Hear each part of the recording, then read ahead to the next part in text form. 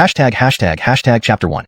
Opening with hundredfold drop rate. Emerson, you wait. A ragged teenager glared icily, gritting his teeth as he growled. Not far from him, a giant saber-toothed tiger, approximately 5 meters long, lay in a pool of blood. Bjorn was a xuanhuan from Earth. He had arrived in this world where everyone cultivated, the xuanhuan continent. With his remarkable aptitude, he reached the third stage of qi condensation at just 16 years old, becoming the pride of the Lu family. Note, xuanhuan continent should be capitalized as it's a proper noun. The word cultivation is more commonly used in this context than cultivated. Also, the phrase this world where everyone cultivated is adjusted for better flow and clarity. Additionally, to maintain consistency in terminology and style, xuanhuan should be replaced with a more natural English term. Here's the refined passage. Bjorn was a transmigrator from Earth. He had arrived in this world where everyone cultivated, the xuanhuan continent.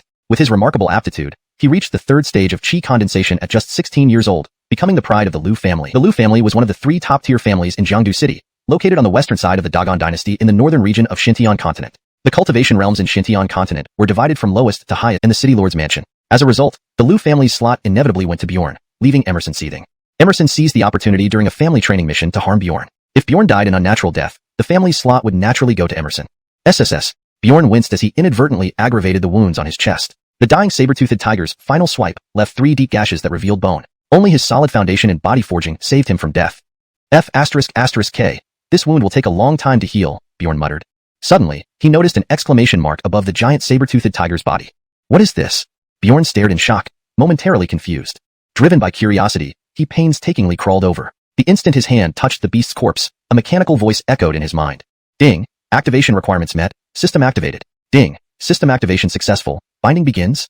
Ding. Binding complete. Dead body detected. Do you wish to reclaim? Hearing this, Bjorn was first stunned, then elated. After 16 years of being a transmigrator, he finally got his own system. Reclaim. Without hesitation, Bjorn willed it mentally. Amounted to 200,000 gold. Combined, the total wealth was 300,000 gold. Even as the Lu family's prize child, Bjorn only received 100 gold monthly. This windfall was unimaginable. Moreover, 1,000 blood chi stones and energy stones could significantly boost his cultivation. Ding. Items placed in system space. Host can retrieve or store them via mental command.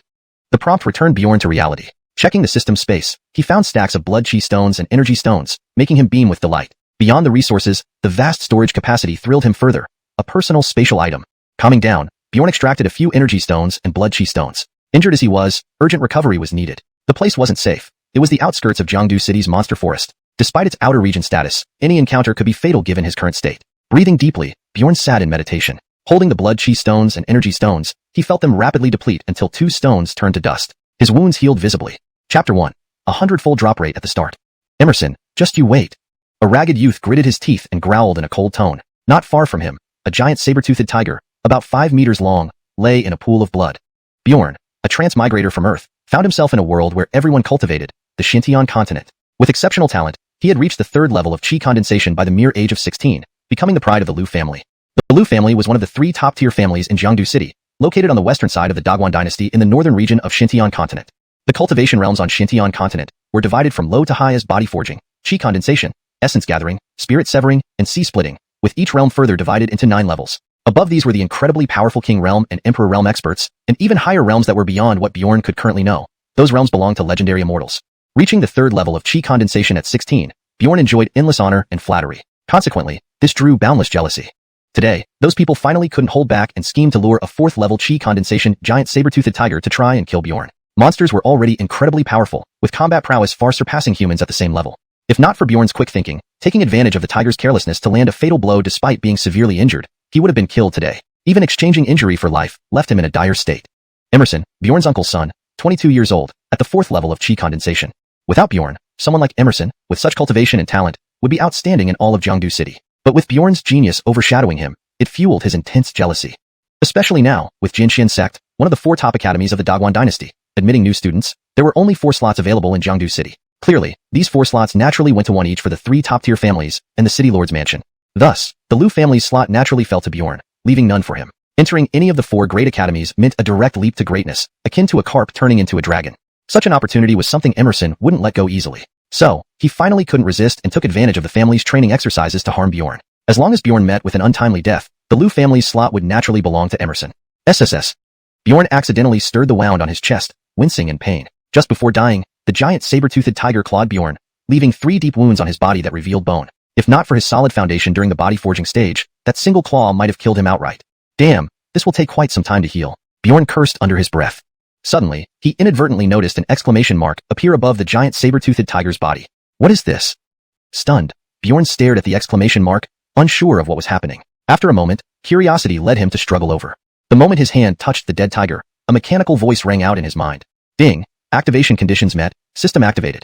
Ding. System activation successful. Binding begins. Ding. Binding complete. Dead body detected for recycling. Host, do you wish to recycle?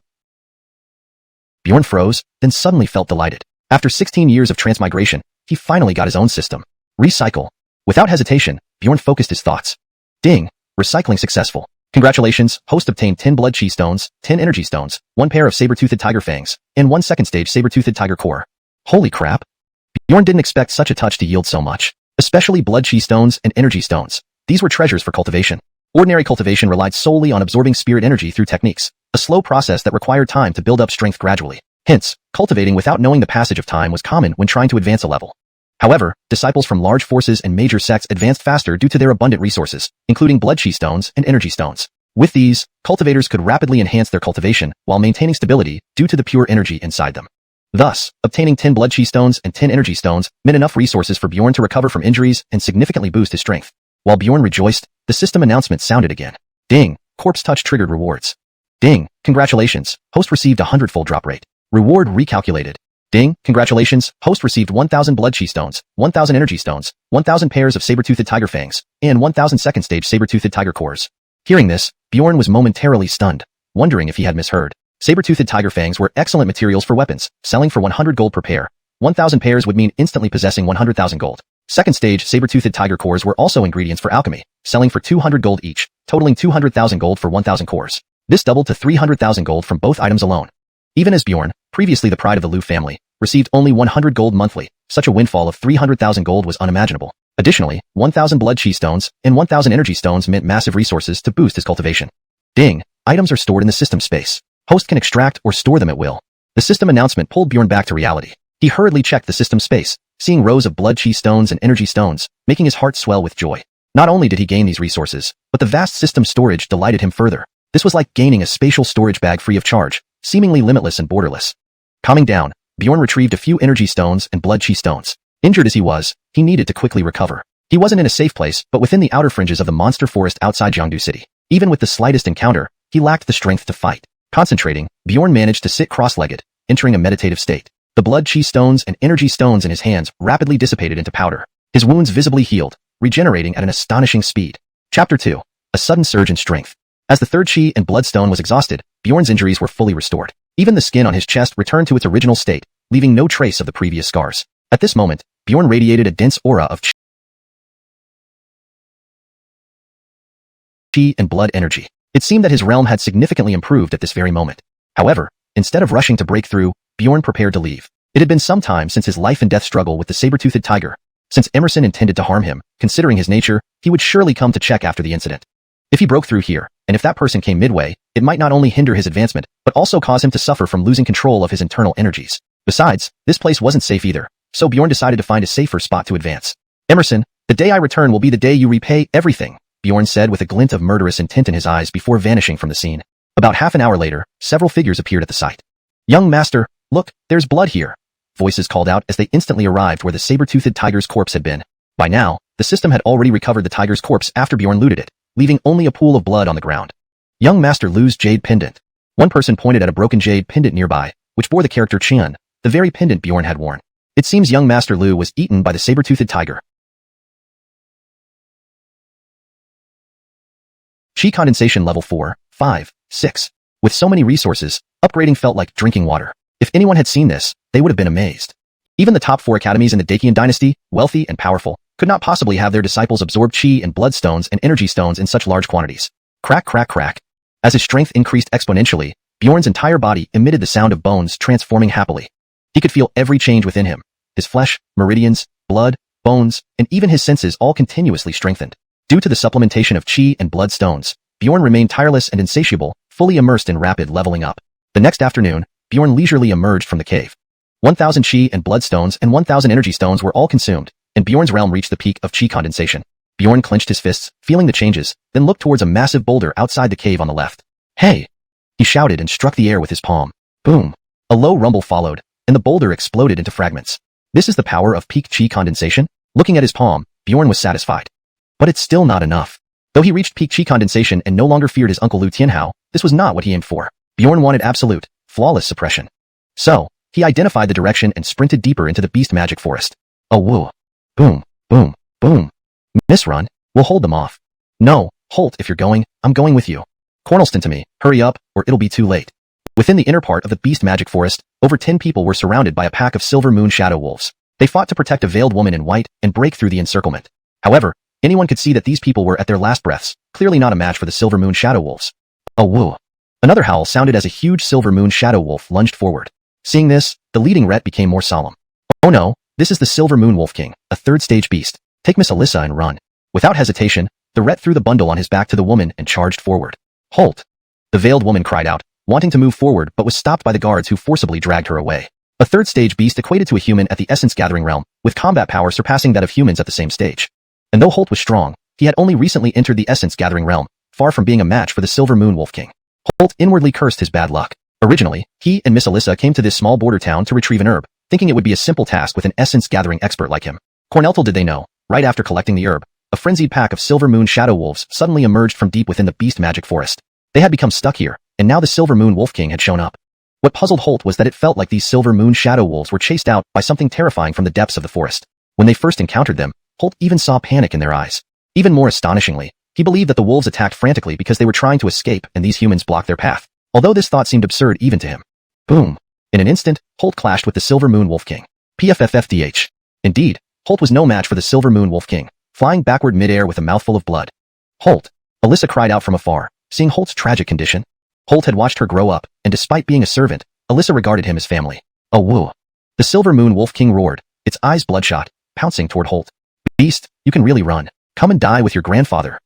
Suddenly, a clear whistle echoed, and a figure flashed like lightning, appearing before everyone's eyes. ####Chapter 3, Triggered Reward.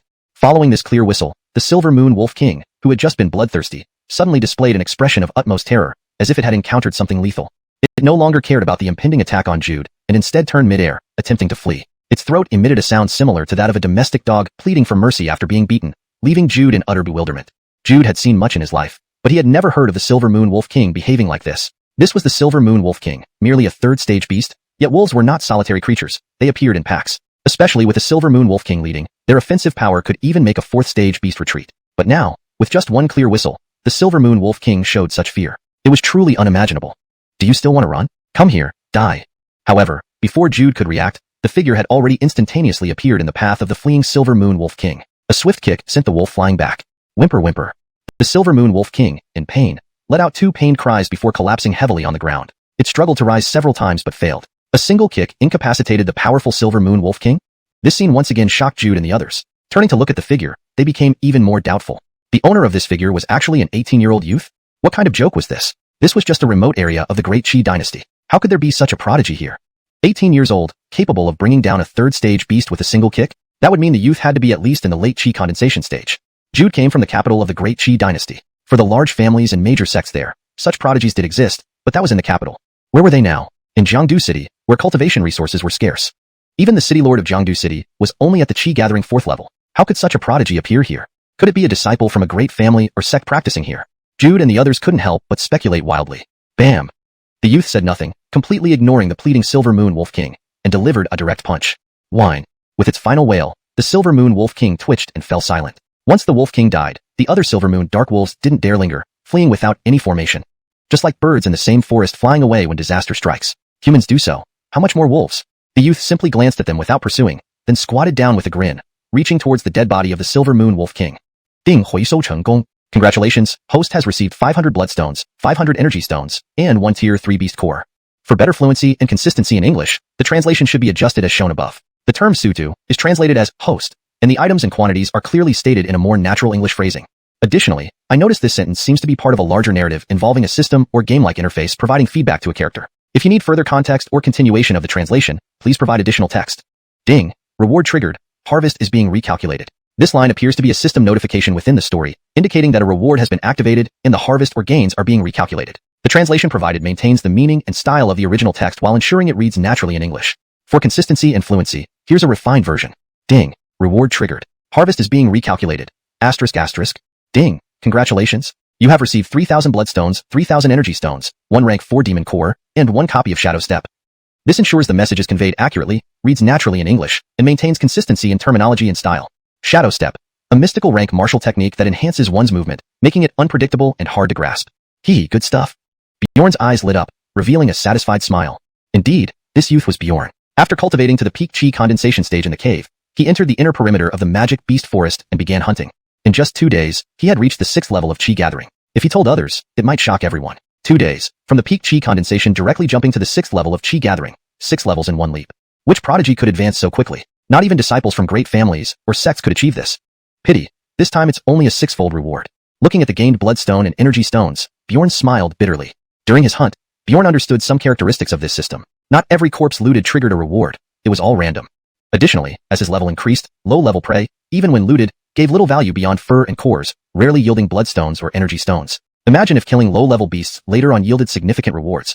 Wouldn't that be too overpowered? He could just grind these low-level beasts for experience indefinitely. Despite this, Bjorn was very content. With higher level kills, he found that the stronger the opponent, the better the loot and the higher the chance of triggering rewards. For example, ordinary dark wolves yielded a few bloodstones, but killing the Silver Moon Wolf King provided a large number of bloodstones and energy stones, as well as a rank Xian technique. On the Xintian continent, techniques are ranked from lowest to highest: common, yellow, Xian, earth, and heaven. Among the various families in Jiangdu City, achieving a yellow grade technique was already difficult. Xian grade techniques were considered clan treasures by many families. Even strong sects and families' ordinary disciples typically cultivated only Xian grade techniques. Earth grade techniques would make even Realm King experts envious. Generally, only powerful sects and families possess such techniques. As for heaven grade techniques, they were exceedingly rare, and even legendary Empyrean realm experts might not possess them. This young swordsman, I am Cornela Winhao. Thank you for saving my life. At this moment, Jude walked over, bowing respectfully to Bjorn. Marybeth also approached under the protection of the guards. Bjorn glanced at them, waving his hand. It was just a coincidental act. No need for formalities, sir. Speaking thus, he was about to leave, not wanting to get entangled with these strangers. Young swordsman, wait. Bjorn lifted his foot, but was stopped by Jude's call, looking at him curiously. Please accept this jade pendant. If you ever come to the Great Chi capital and need help, you can visit our Cornelu family with this jade. I will not hesitate to help. Jude took a jade pendant from Marybeth and respectfully handed it over. To him, saving his life was no small favor, especially since this youth not only saved his life but also Miss Marybeth's. Had he been killed by the Silver Moon Wolf King, she would have been hunted down as well, given the speed of the Wolf King. Great Chi capital? Cornela family? Hearing Jude's words, Bjorn paused, scanning the group once more. A family that could establish itself in the capital must be influential. Moreover, their attire suggested they were not ordinary. All right, then I won't be polite.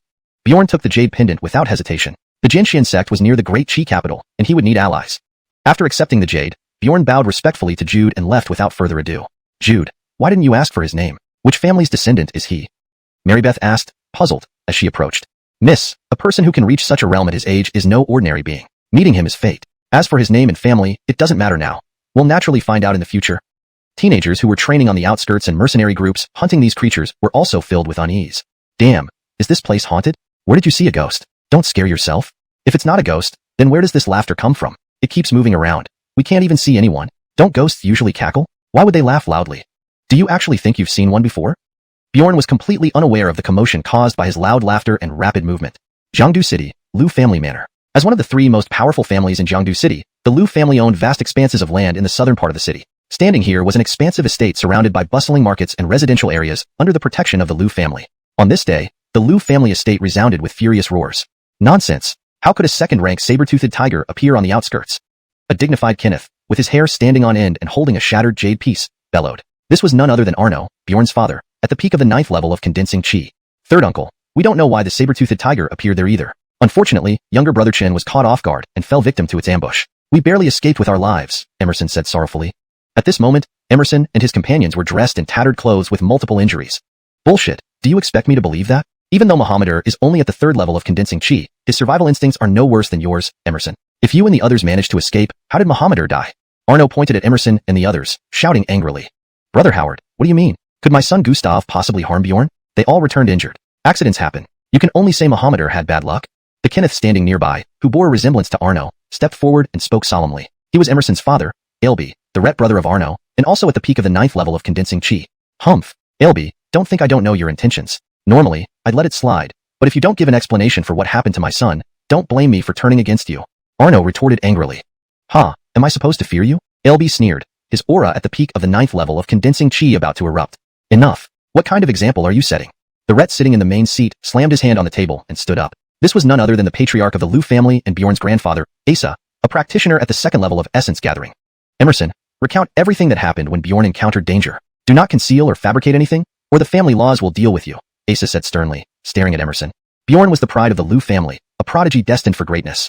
Asa had already decided with Arno that Bjorn would take the slot for Jinxian's sect this time. In the future, Bjorn would surely bring glory to the Lu family. Ever since childhood, Asa had doted on Bjorn. Learning of his death devastated him, and he seemed to have aged years in an instant. He refused to believe that such a brilliant grandson could be killed by a mere second-rank giant saber-toothed tiger.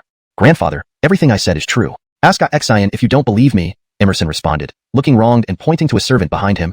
Lord of the house, Master Emerson is telling the truth. The second-rank saber-toothed tiger suddenly appeared right next to young Master Bjorn, leading to his tragic demise. Nonsense. According to your story, you all escaped but still managed to retrieve Mohammedar's jade pendant? Cornels, you won't tell the truth unless I make you, Arno retorted angrily. Facing Emerson directly wasn't wise, so he turned to xuanhuan without hesitation. Are you trying to force a confession? How can the young disciples respect us afterward? Ailbe interjected, blocking Arno's attempt with cold words. Arno and Asa frowned. Managing the family required delicate handling, sometimes forcing them to endure grievances for the greater good. But Arno couldn't stand for his son's death to be swept under the rug. Ailbe, I don't buy your excuses. Roaring, Arno lunged again. Am I afraid of you? Instantly, Ailbe engaged in combat with Arno, their clashes producing explosive booms and fierce winds. Two peak 9th level of condensing chi practitioners battling was a sight to behold. Asterisk boom, boom, boom, asterisk. Within moments, several palm strikes clashed, evenly matched. Brother Howard, you've gone too far. Lou Gustavus, Bjorn's eldest uncle at the peak of the first level of essence gathering, finally spoke. Bam. With a single palm strike, Lou Gustavus pushed the enraged Arno back. Taking advantage of this, Ailbe struck back, sending Arno staggering several steps backward before barely stabilizing. Arno's chest churned, barely suppressing a spurt of blood. Ailbe smirked in disdain while Lou Gustavus remained expressionless. Lou Gustavus, you've done well? Arno gritted his teeth, glaring at him. Due to Bjorn's excellence, Asa had long intended to pass the title of patriarch to Arno and secure the Jinxian sect spot for Bjorn. This decision threatened Lou Gustavus and Ailbe's interests, prompting them to align against the Muhammad household out of jealousy. Chapter 5. A forceful return. Gustavus, you? Asa frowned. Giannis, now that things have come to this point, you no longer need to protect Brother 3. Yes, Bjorn is exceptional, and it's understandable that you wish to give him the position of family head. Even transferring the xuanhuan sect quota to Bjorn can be justified. Lou Gustavus directly interrupted Asa, then glanced at Arno before continuing. However, that was when Bjorn was alive. Now that he's dead, I think it's time we change the person who holds the family head position. As for the xuanhuan sect quota, it should naturally go to Emerson. Bastard. Bjorn's fate is still unknown. Instead of thinking about searching for him, you're already making plans for yourselves? Arno gritted his teeth. Howard is right. We'll discuss this matter later. The most important thing now is to search for Bjorn. Asa nodded in agreement. Search? That was a second-tier giant saber-toothed tiger, one of the top creatures among second-tier beasts. No matter how exceptional Bjorn might be, he's only at the third stage of chi condensation realm. The bloodstains on the ground and the shattered jade pendant are enough to determine that Bjorn has been killed. Why waste effort? Lou Gustavus dismissed the idea with indifference. You, even if so, don't dream of getting the family head position. Arno glared at him angrily. Ha, you have no say in this. Lou Gustavus glanced at Arno with disdain. Dada. At that moment, footsteps sounded from outside the door, and two people walked in. The first one exuded an imposing aura, resembling Lou Gustavus somewhat. This was none other than Lou Gustavus's son, Lou Cornell. The other man wore a Taoist robe, had white hair and youthful features, and held a duster over his arm, exuding an air of transcendence. Let me introduce you. This is Elder Tanner of the inner sect of Tiandao sect, also known as Master Cornell's teacher. What? Hearing Lou Gustavus's introduction, both Asa and Arno were stunned. Tiandao sect may not be as powerful as Xuanhuan sect, but in Jiangdu City, it was among the top sections. Its grandmaster had reached the peak of Yuan Gathering Realm, far surpassing even the city lord. All inner sect rets were at least 5th stage Yuan Gathering Realm or higher. For Lou Cornell to be accepted into the inner sect and receive an ret as his teacher indicated that his strength must have already reached at least the 5th stage of chi condensation realm. Elder Tanner, greetings. Despite their grievances with Lou Gustavus, Asa and Arno respectfully bowed to Elder Tanner, for they could not offend a formidable figure like him. Elder Tanner nodded slightly, finding a seat at the head table, seemingly unimpressed with them. While the Lu family was one of the 3 major families in Jiangdu City, they would pale in comparison to Tiandao sect. To Tiandao sect, destroying such a family would be effortless. Lou Cornell, finish your personal matters quickly and return with me. Yes, master. Lou Cornell responded respectfully, then stood up and looked at Asa and Lou Gustavus. Grandfather, I've joined the inner sect of Tiandao sect today. Can we consider giving the family head position to my father? This? Asa frowned, glancing at Elder Tanner, unsure of what to say. With Bjorn gone, do you really expect Uncle 3 to lead our family to greatness? It all depends on me and Brother 2, doesn't it? Eric Brother makes a good point. Grandfather, once I join Xinjian sect, I wouldn't care much about the family head position. Eric Brother is now in the inner sect. With future strength, why would he care about this small piece of land in Jiangdu City? Giannis, Lou Cornell and Emerson are right. I want the family head position because it's best for the Lu family's future. Howard is clearly unsuitable to inherit the family head position now, Lu Gustavus said with a smile. Do you say he's unsuitable just because you want it? A voice rang out as someone appeared outside the door. A figure emerged into everyone's view. Bjorn. Seeing the newcomer, everyone was shocked. Asa and Lu Gustavus showed signs of relief. Meanwhile, Lu Gustavus and others stared blankly, especially Emerson, whose expression was akin to seeing a ghost, filled with disbelief. You. How can you? I didn't die. Are you disappointed? Looking at Emerson's incredulous face, Bjorn sneered, narrowing his eyes. In the next instant, without any warning, Bjorn moved. How dare you? This sudden move made Lu Tianhao yell in anger. Yet, Bjorn's speed was like lightning. Before they could react, he was already in front of Emerson, striking down on his crown with a palm. Bang! With a dull thud, Emerson's skull was crushed, and he fell straight down, his face frozen in shock. Gustaver! Lu Tianhao finally reacted, rushing forward to grab Emerson's lifeless body. Bastard! You actually killed Gustaver! Lu Tianhao looked at Bjorn with red, furious eyes as his chi condensation peak aura erupted. Foolish! He could scheme against me, so why can't I kill him? Bjorn sneered contemptuously. Die! The pain of losing his son drove Lu Tianhao berserk, charging at Bjorn with overwhelming force. Bjorn glanced at him with disdain. Lu Tianhao, you dare? From Bjorn's return to instantly killing Emerson, everything happened in a blink. For a moment, no one could react. Then Arno saw Lu Tianhao attack Bjorn and yelled in alarm. This all happened too quickly, leaving Arno and Asa momentarily stunned. Clearly, Bjorn's encounter and subsequent revenge were orchestrated by Emerson and his group. Bjorn's return and his desire for retribution were understandable. But earlier, Bjorn was only at the third stage of chi condensation. Although his exceptional abilities allowed him to defeat Emerson, instant killing was impossible. Yet, Emerson had been instantly killed by Bjorn. How could this be possible? Just as Arno and Asa were about to intervene, Bjorn moved again. Suddenly, Bjorn's figure blurred, appearing next to Lu Tianhao's left side in the next second and delivering a palm strike. Bang! Lu Tianhao flew back like a broken kite, slamming into the ground and twitching once before going limp. His left side of the head had been smashed in. Everyone watched in shock. Sigh. One palm killed a man, delivered so decisively, leaving everyone frozen in place. How can this be? Second brother is at the peak of chi condensation realm. Lu Gustavus was visibly terrified. If Emerson's death could be attributed to surprise, Lu Tianhao, a true peak chi condensation realm practitioner, should not have died from a single strike. Scoundrel, they are your kin, yet you murder them in front of us? How could we let you live after such madness? But this only fueled Lu Gustavus's resolve to kill. Humph, old fool, if you want to kill me, be prepared to be killed yourself. Note, in this translation, the structure and tone of the original text are preserved while ensuring natural English flow. The character names are rendered phonetically to maintain their original pronunciation. Chapter 6, A Rich Harvest from the Slaying. As everyone in the Grand Hall watched Bjorn kill two people one after another, all present were shaken to their core. Especially Lu Gustavus. I see you have delved into dark arts, losing your mind. You dared to kill in public. As he spoke, true chi gathered in his palm. As a Yuan gathering realm practitioner, he could already harness surrounding true chi for his own use. Today, I will uphold justice and slay this beast. He declared as true chi burst from his palm towards Bjorn. Bjorn sneered coldly. Being a hypocrite won't save you. When they tried to kill me, why didn't you speak up then? He waved his arm, summoning a green glow that coalesced into a faint light shield before him. Everyone present was shocked at the sight, especially Miguel. True chi forming a shield wasn't difficult. It was within the capability of any Yuan gathering realm expert. But when considering the conversations earlier, Bjorn was only at the third level chi condensation stage when he left the clan. Yet now, his strength had grown considerably, indicating a major stroke of luck. With this thought, Miguel's eyes narrowed slightly. Either recruit this boy to strengthen Heavenly Dao Sect, or eliminate him to prevent future troubles. Just as he was pondering, Lu Gustavus's palm reached a foot away from Bjorn. Boom! Lu Gustavus flew backward, smashing through the thick walls. Pooh! Blood spewed out of Lu Gustavus amidst the rubble. Your power! His sentence was cut short by Bjorn appearing beside him instantly. Without hesitation, Bjorn crushed his skull with a kick. Lu Gustavus, dead. Seeing this, Lu Cornell's eyes widened in rage, lunging toward Lu Gustavus's body. What greeted him was the aftermath of destruction. Dad! He cried, bloodshot eyes glaring at Bjorn. I'll kill you. Cornell, stop!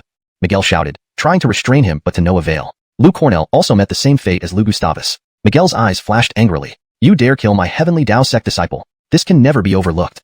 Bjorn wiped his hands, a slight smile on his lips. My apologies, that was exactly what I was thinking. Arrogant brat, come and face your doom. Miguel fumed, enraged by Bjorn's disregard for him. Only killed a few trash and dare to provoke me. Miguel's palm filled with surging true chi, causing the entire hall to tremble. Everyone was astonished by the powerful aura. This person is much stronger than Lu Gustavus.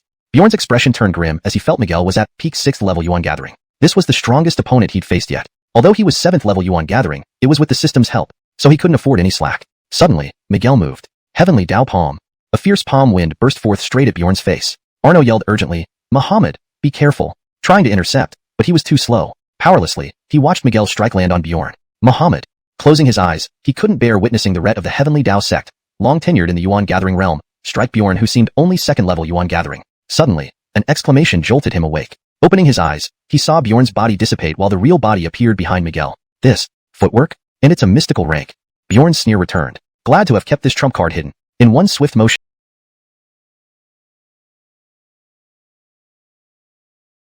he shattered Miguel's head with a punch. Then, slowly landing, he retrieved items from Miguel's body. Ding! Recovery successful. Congratulations, host has obtained 1,000 blood chi stones, 1,000 energy stones, and 200 low-grade yuan crystals. Note: I've adjusted the terminology to ensure consistency and fluency in English, such as using recovery successful instead of huiso chenggong and host instead of suju. Additionally, blood chi stones and yuan crystals are used to maintain the fantastical context of the story. Ding! Reward triggered.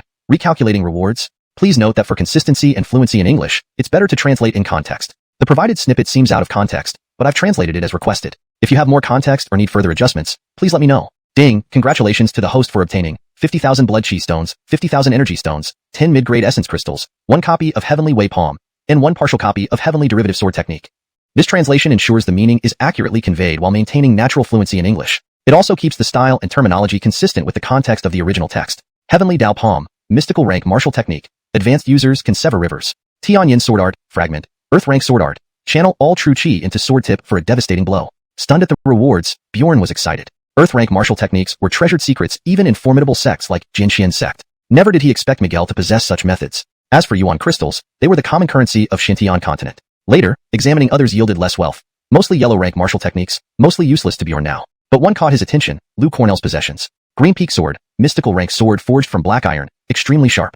Plus, a fragment of a map. System offered no more details, so Bjorn put it into the system space. Next, retrieving resources from Lu Tianhao and Emerson, Bjorn finally rose, looking at Arno and Asa nearby. Both were stunned speechless. Why are you staring at me like that?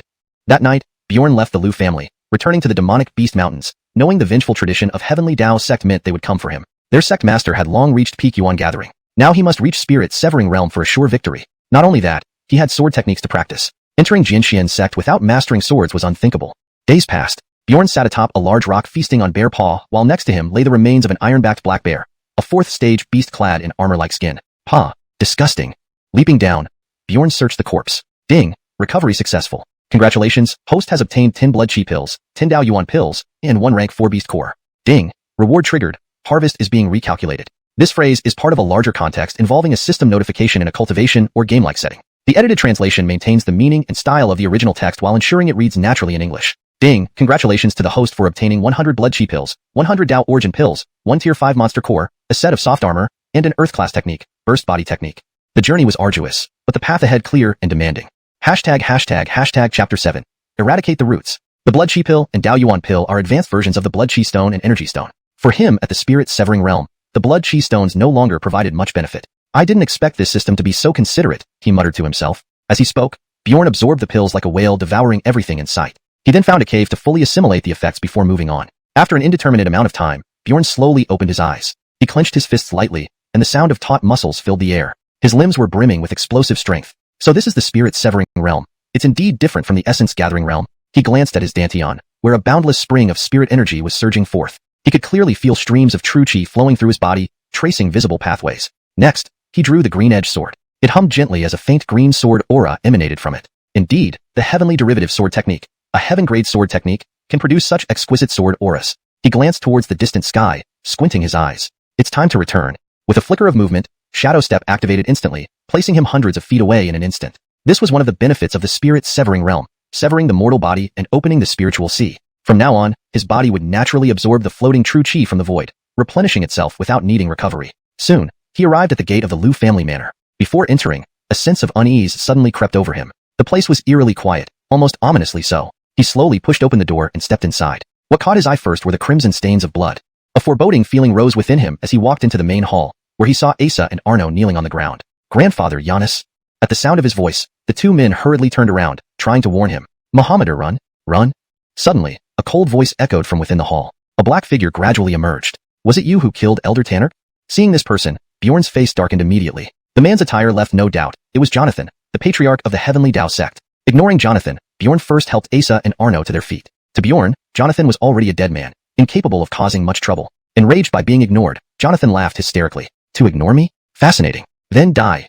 As he spoke, Jonathan's expression changed. A terrifying aura instantly enveloped the entire hall. Asa and Arno looked panicked. Mohammedur, be careful. Before they could finish their warning, a concealed sword beam shot out, aiming directly at Jonathan. Sensing imminent death, Jonathan hastily gathered all his true chi to form a protective shield. But against the sword beam, the thick true chi shield crumbled like paper. Puff. Without hesitation, the sword beam pierced straight into Jonathan's forehead. The peak essence-gathering realm patriarch of the heavenly Tao sect died without understanding what happened. Seeing this, Asa and Arno stared at the corpse, then back at Bjorn, seemingly confirming something. Mohammedur, you. Bjorn smiled faintly, helping them up before walking slowly towards Jonathan's body, reaching out to touch it. Ding, Hui, so successful. Congratulations, host has obtained 50 chi and blood pills, 50 Tao origin pills, and 100 medium-grade essence crystals. Ding, reward triggered. Recalculating rewards.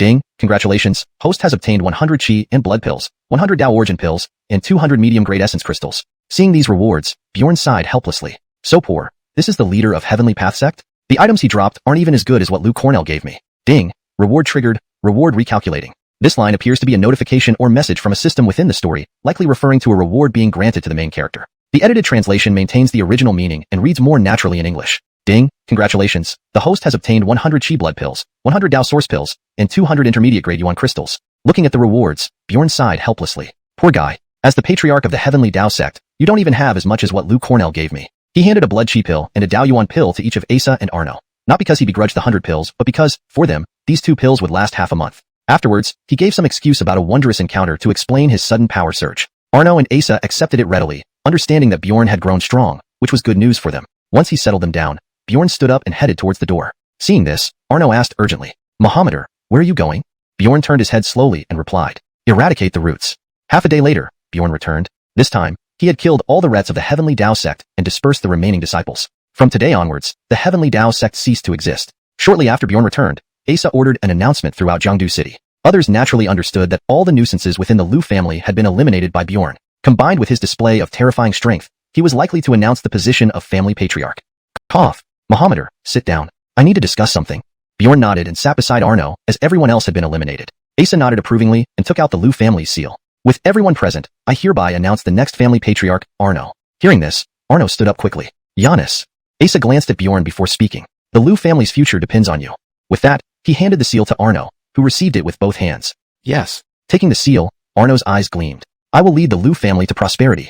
In the blink of an eye, half a month passed. During this time, nothing eventful happened in Jiangdu City. Under the help of the blood chi pills, Bjorn stabilized his strength at the second level of the spirit severing realm. With the heavenly derivative sword technique, he could contend with third-level practitioners of the same realm. One day, a white light streaked across Jiangdu City, and a figure with silver hair and youthful features appeared in the Liu family courtyard. Seeing him, Asa and Arno rushed out to greet him. Welcome, Sword Elder. This was Sword Su, an outer sect red of the Sword Mystic sect. Have you chosen the candidates yet? Asa hurriedly bowed and answered. Yes, they're ready. He then looked at Bjorn. Mohammedur, come greet Sword Elder. Bjorn stepped forward and bowed to Sword Lloyd, who barely glanced at him. Let's go, board the spirit boat. To Sword Su, Jiangdu City was insignificant, and the recommended disciples were merely for appearances. Sword Su waved his hand, and a white light flashed again, teleporting Bjorn and disciples from the other 2 major families into the void. Curious, Bjorn couldn't help but take another look. Just then, an extremely discordant voice sounded from the crowd. Hickeys remain hickeys, never having seen a spirit boat. Hearing this, Bjorn turned his head to see a Carmelo wearing a jade crown and a silver robe. His face was filled with disdain. Silver-robed and jade-crowned, Barton, the genius of the Southern CG family. Bjorn learned more about him after boarding the ship. Barton entered body tempering at 10 and reached the Essence Gathering Realm at 18. He was now at the 8th level of the Essence Gathering Realm, making him a prodigy even within the sect. Bjorn slowly approached him, his gaze cold. So, you are Barton? Chapter 8. Shock, Supreme Sword Intent. I stand by my name and identity. Barton smirked slightly at the corner of his mouth and proudly stood. Seeing this, Bjorn merely glanced over and replied indifferently, Oh, I hope you can pass the entry examination. The entry examination was the final hurdle for entering Haralanzong. It was extremely difficult. Although the sect chose hundreds of disciples annually, only a few dozen ultimately made it into the academy. This highlighted the rigor of the selection process. To Bjorn, an 8th stage Yuan Gathering Realm cultivator was insignificant, like an ant, not even worth paying attention to. As they conversed, Harrell's expression turned serious.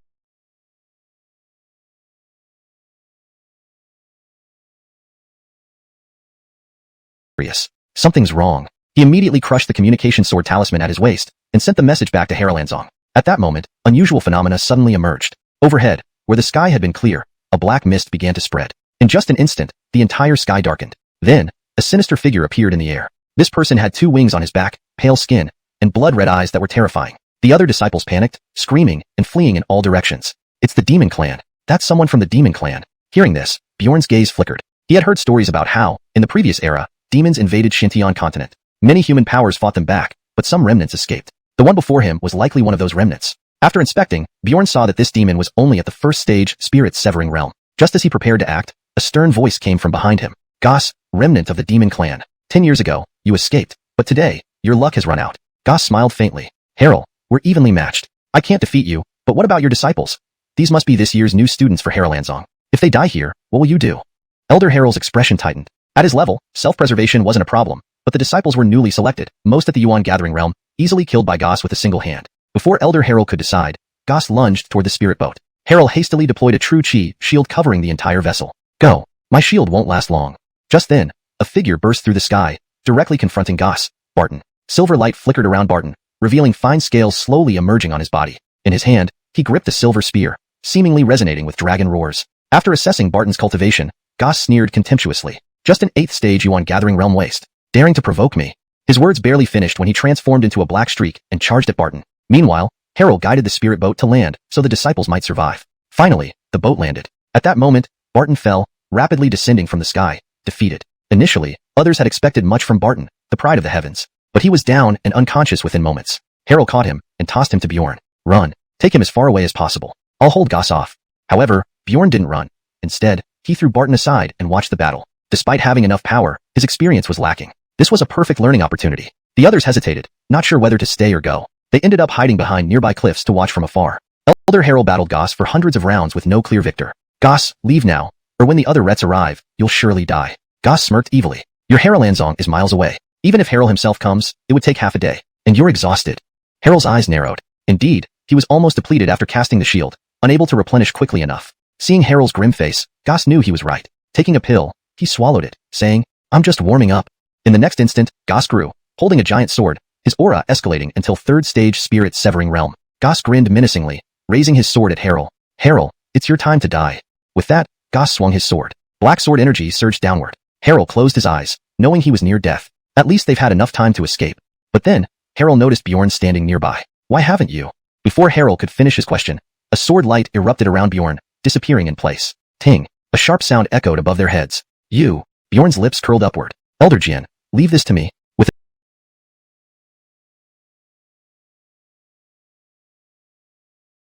a swift turn of his wrist, he thrust and slashed horizontally. A sword beam flashed, cutting a bloody line across Goss's chest. Who are you? Goss's face showed horror. Even Harrell couldn't break his defense. Yet, this Carmelo did, seemingly not even using full strength. Fear crept into Goss's heart. The one who kills you. Bjorn's eyes were cold. As he sheathed his sword, an invisible pressure emanated from him, spreading sharply over 100 meters. In the distance, Harrell sensed this and was astounded. This is Supreme Sword Intent. What is this youth's background? Sword's edge, draw the blade. A dazzling sword beam burst from Bjorn, transforming into pure sword intent, slicing Goss in two. Watching this, Harrell swallowed hard. So fast, completely reactiveless. After this, Bjorn retrieved the items from Goss's corpse. Ding, recovery successful. Congratulations, host received 100 blood chi pills, 100 Dao source pills, 1 demon essence. Ding, reward triggered. Recalculation in progress. Ding, congratulations, host received 100 blood chi pills, 100 Dao source pills, 1 demon essence. Mystic rank body refinement technique. Demon subduing body. Demon subduing body. Evolvable swallowing demons enables evolution. Progress 1/100. Seeing this, Bjorn smiled. His goal was simply to see what the demon's corpse contained, unexpectedly gaining the demon subduing body technique. Profit. He placed the technique in the system space and walked toward Harrell. Elder Jian, are you alright? Harrell sighed. I never understood you fully. Your strength is immense. 3rd stage spirit severing realm. What should we do now? Bjorn smiled, changing the subject. We wait. Help from the sect will arrive soon. Chapter 9. No self, no sword, the foundation of sword heart. Swiftly, Eli recalled all the fleeing disciples. Thankfully, apart from Soul, there were no casualties. Eli led a few individuals to a concealed location in a nearby forest and waited for reinforcements from the sect. An unknown amount of time passed when several auras gradually approached from a distance. Sensing this, Bjorn slowly rose to his feet, ready with his green peak sword, prepared to strike if necessary. At that moment, Eli, who had finished meditating, suddenly stood up, an excited look on his face. It's Denver. We're safe. With these words, he led the disciples out of the thicket. From afar, in midair, Denver and others breathed a sigh of relief upon seeing Eli unharmed. Elder Eli, you have saved us this time. Otherwise, this year's batch of disciples might have faced grave danger. Eli's expression turned slightly awkward at this comment. The one who killed demonic heaven wasn't me, but our newly recruited disciple Bjorn. Oh. Denver's eyes flickered with surprise. A new recruit? But demonic heaven was at the 1st stage of spirit severing realm. If he had become demonized, his strength would have approached the 3rd stage of spirit severing realm. How could a mere newcomer manage that? At that moment, a powerful aura appeared within his perception. Denver slowly lifted his head and looked toward Bjorn standing nearby. A spirit-severing realm disciple. Such power rivals the geniuses on the sword profound Cornelst. Is this truly a new recruit? Eli nodded, confirming it. Hearing this, Denver's gaze deepened. We should return first and report this matter to the Gaylord. If what you say is true, he has indeed achieved great merit. The Gaylord will certainly reward him.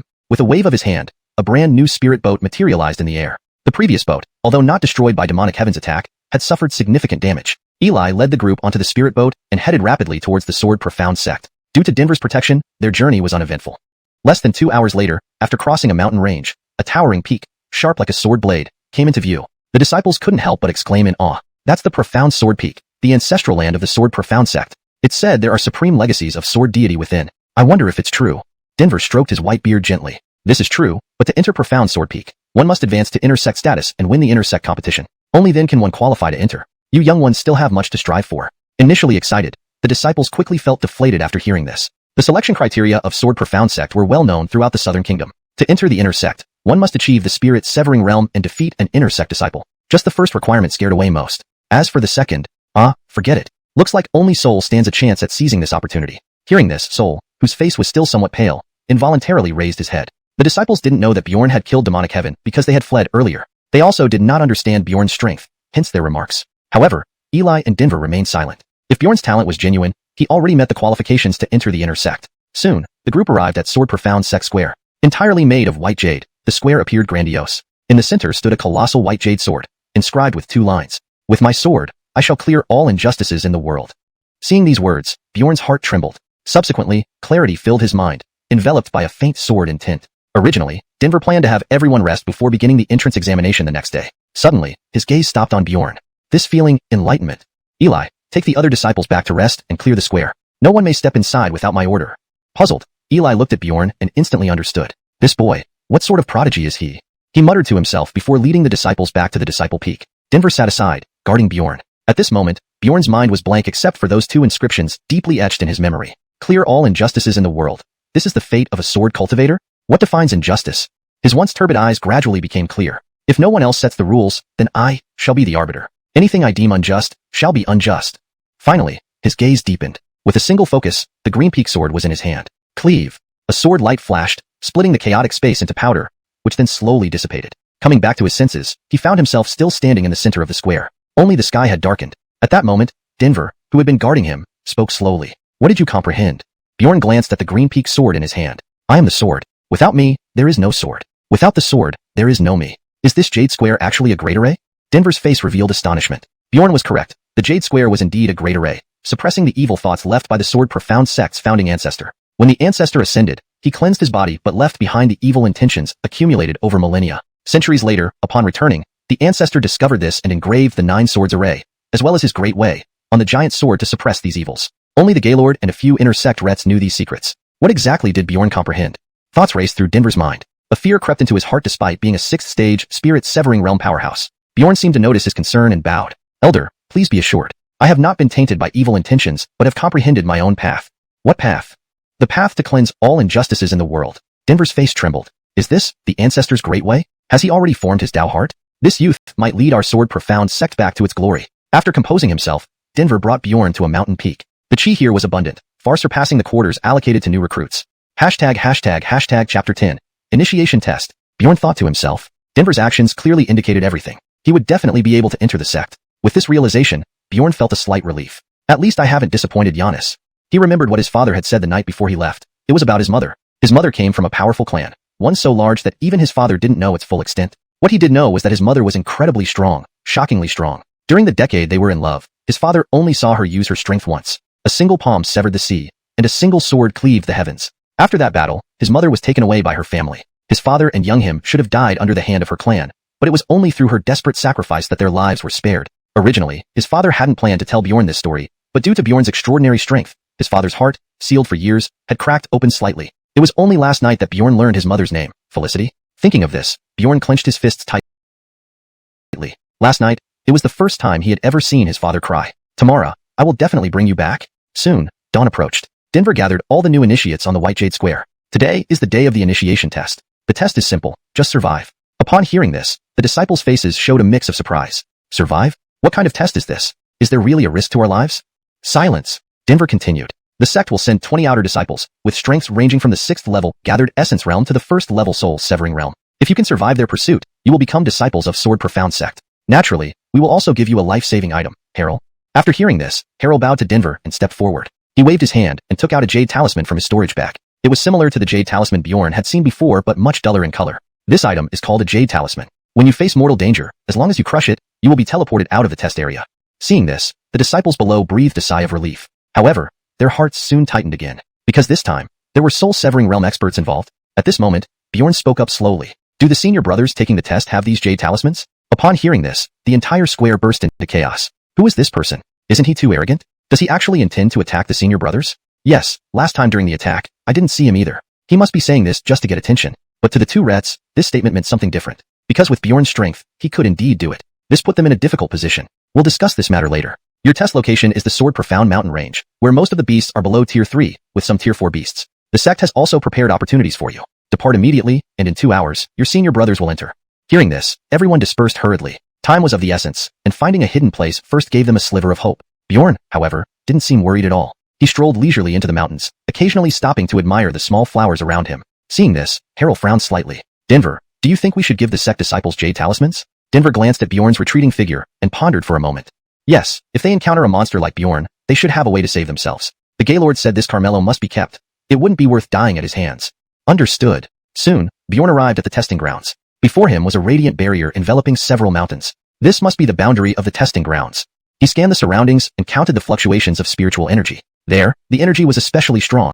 Drawing his green-edged sword, Bjorn knew if anyone else had faced this beast, it might have put up a fight. Unfortunately for the beast, it encountered Bjorn. With a single swing, the crimson-winged fierce tiger was split in half before it could react. He then reached out to the tiger's corpse. Ding! Recovery successful. Congratulations, host obtained 1 blood chi pill, 1 Dao source pill, and 1 tier 4 beast core.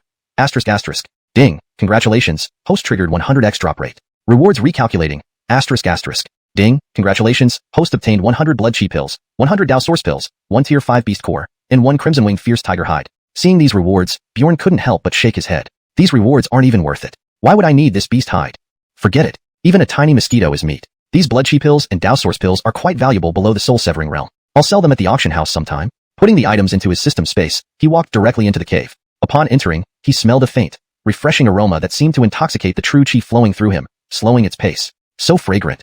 As he walked closer, a faint green glow flickered in the darkness. Though weak, the light was conspicuous in the dim cave. Finally, Bjorn saw the object of this opportunity. A smile spread across his lips. Intriguing, this is a good find. Chapter 11. Treasure.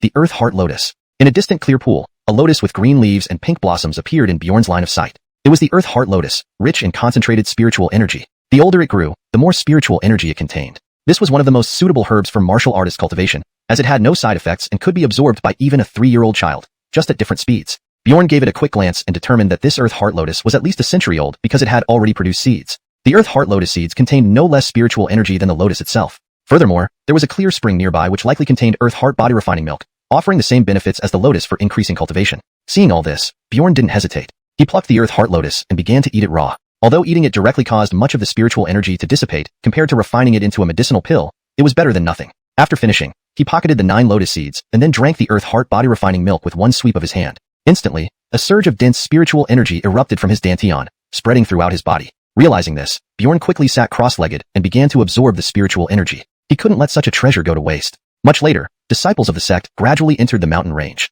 Among them was a 4-person squad speeding towards the cave where Bjorn was located. Senior Brother Farouk, I have confirmed that the Earth Heart Lotus has matured. This place is only open during the freshman assessment and won't be accessible otherwise, so it must still be here. If you take it, you will definitely break through to the spirit severing realm. The Carmelo named Farouk smirked. Good job. After this, I'll reward each of you with a lotus seed. Thank you, Senior Brother Farouk. As they spoke, their speed increased, and after an hour, they arrived at the cave entrance. However, before they even landed, they saw the carcass of a red-winged fierce tiger split in two. Farouk's expression immediately turned grim. What happened? Why is this red-winged fierce tiger dead? I killed it. What are you going to do about it? At that moment, Bjorn emerged from the cave, his eyes cold as he scanned Farouk and his group. Seeing Bjorn come out, Farouk's face darkened. For a moment, he forgot about the tiger carcass on the ground. Where is the Earth Heart Lotus? Farouk demanded coldly. Eaten. Bjorn replied bluntly. What? You ate it? Do you know how much spiritual energy is lost that way? It's an outrageous waste. Upon hearing that Bjorn had eaten the Earth Heart Lotus, Farouk felt as if his heart had been struck by a massive hammer. That was a mystical stage herb, extremely rare even in the Sword Profound sect. He had been watching this Earth Heart Lotus for a long time, and now it was gone, snatched away by Bjorn. Rage surged within him. I want you dead. With those words, Farouk charged at Bjorn. Behind him, the three subordinates looked reluctant. Senior brother Farouk enjoys killing newcomers. Now that this newcomer has consumed the earth heart lotus he had been eyeing, he is unlikely to escape death. If Bjorn had done nothing, Farouk might have spared his life, possibly just crippling him. But now, having taken Farouk's opportunity, it was enough to sentence Bjorn to death. They closed their eyes, unable to bear witnessing Bjorn being cut in half. Bjorn, seeing Farouk charge at him, did not panic. Instead, a faint smile crept across his lips. He had just broken through to the 4th level of the spirit-severing realm and wanted to test his strength against Farouk. Bjorn transformed his fist into a palm, gathering true chi. With a powerful strike, a deafening boom resounded, sending Farouk flying backward like a broken kite. How is this possible? Struggling to stand up, Farouk looked at Bjorn in shock. Who are you? Why are you so strong? Bjorn smiled slightly. I'm just a freshman. As he spoke, he walked slowly towards Farouk. Seeing Bjorn approach, Farouk retreated fearfully, his arms moving awkwardly due to his severe injuries. What are you going to do? Bjorn chuckled. I've heard that you sect disciples enjoy bullying freshmen. I'd like to experience what that feels like. What do you think? Hearing this, Farouk's fear intensified. Desperately, he reached for the jade talisman at his waist but found it missing. Zion, crush my jade talisman quickly.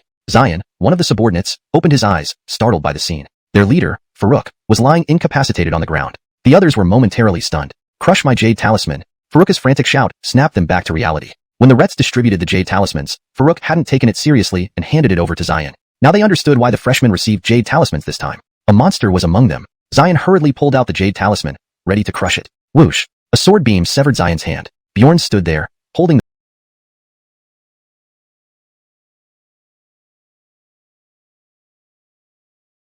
the sword, his expression cold. I didn't say you could leave. Ah! The excruciating pain made Zion scream. Bjorn ignored the other two, who fled. They were weak, likely part of this year's new recruits. Bjorn crouched down, pointing his sword at Farouk's neck. How have you treated the freshmen these past years? Feeling the sting on his neck, Farouk dared not hide anything. If they surrendered their possessions and kept silent, we would allow them to advance. If they were female disciples, we would first rape and then kill them. His voice trembled. I was forced. Grover made me do it. He's 1st level of the spirit-severing realm. If I refused, Before Farouk could finish, Bjorn decapitated him with a swift sword strike. Not bad. Bjorn turned to Zion. Is Grover here this time? Yes. Thanks. Slash. Another strike ended another life. Bjorn searched the bodies for rewards before departing. Such was justice. Much later, a blood-curdling scream caught Bjorn's attention. From the sound, it was Barton. Already at the 8th level of Gathered Essence, Barton's equipment made him a formidable opponent even against 9th level Gathered Essence cultivators. Only someone at the spirit-severing realm could reduce him to this state. Bjorn's eyes gleamed with excitement. Seems like I found who I'm looking for. Chapter 12. Prey or Hunter. Bjorn immediately activated Shadow Step and rushed towards Soul's direction. Finally, after a moment, he saw 2 figures. One of them was indeed Soul, though he looked far more wretched than when they were on the spirit boat. Now, Soul's right arm was broken, his body covered in blood, even bleeding from his 7 orifices, and he was kneeling on one knee. Despite this, he still held his long spear with one hand, glaring angrily at the person before him. Then Bjorn looked at the other person. This person was at the 1st level of the spirit-cutting realm and was almost certainly Grover. If not, he would surely die today. At that moment, Grover had an evil smile on his face. Hand over your spear, and I might spare your life. Hearing this, Soul spat out a mouthful of saliva and shouted, Dream on. As long as the spear exists, so do I. When the spear dies, so do I. Grover couldn't help but laugh out loud. You really are tough. Fine. By killing you, this thing will belong to me too. As soon as these words left Grover's mouth, he appeared in front of Soul. Then you die. Grover slowly stretched out his palm, with true chi swirling fiercely, aiming straight for Soul's head. Seeing the strike coming down, Soul gritted his teeth and slowly closed his eyes. But deep inside, he was unwilling to give up. Who would have thought that I, Soul, wouldn't die student achieve such power? While pondering this, Grover reached for something at his waist. A sword token given by the Ret. He hadn't expected that the item he previously despised would now be his only hope. A genius who had cultivated to the spirit-cutting realm wasn't someone who blindly charged forward. Clearly, Bjorn was far stronger than him. Running away was the smart choice. Snap. The moment Grover touched the token, he crushed it forcefully. Relieved, he laughed wildly. Wait for me. I will remember this debt.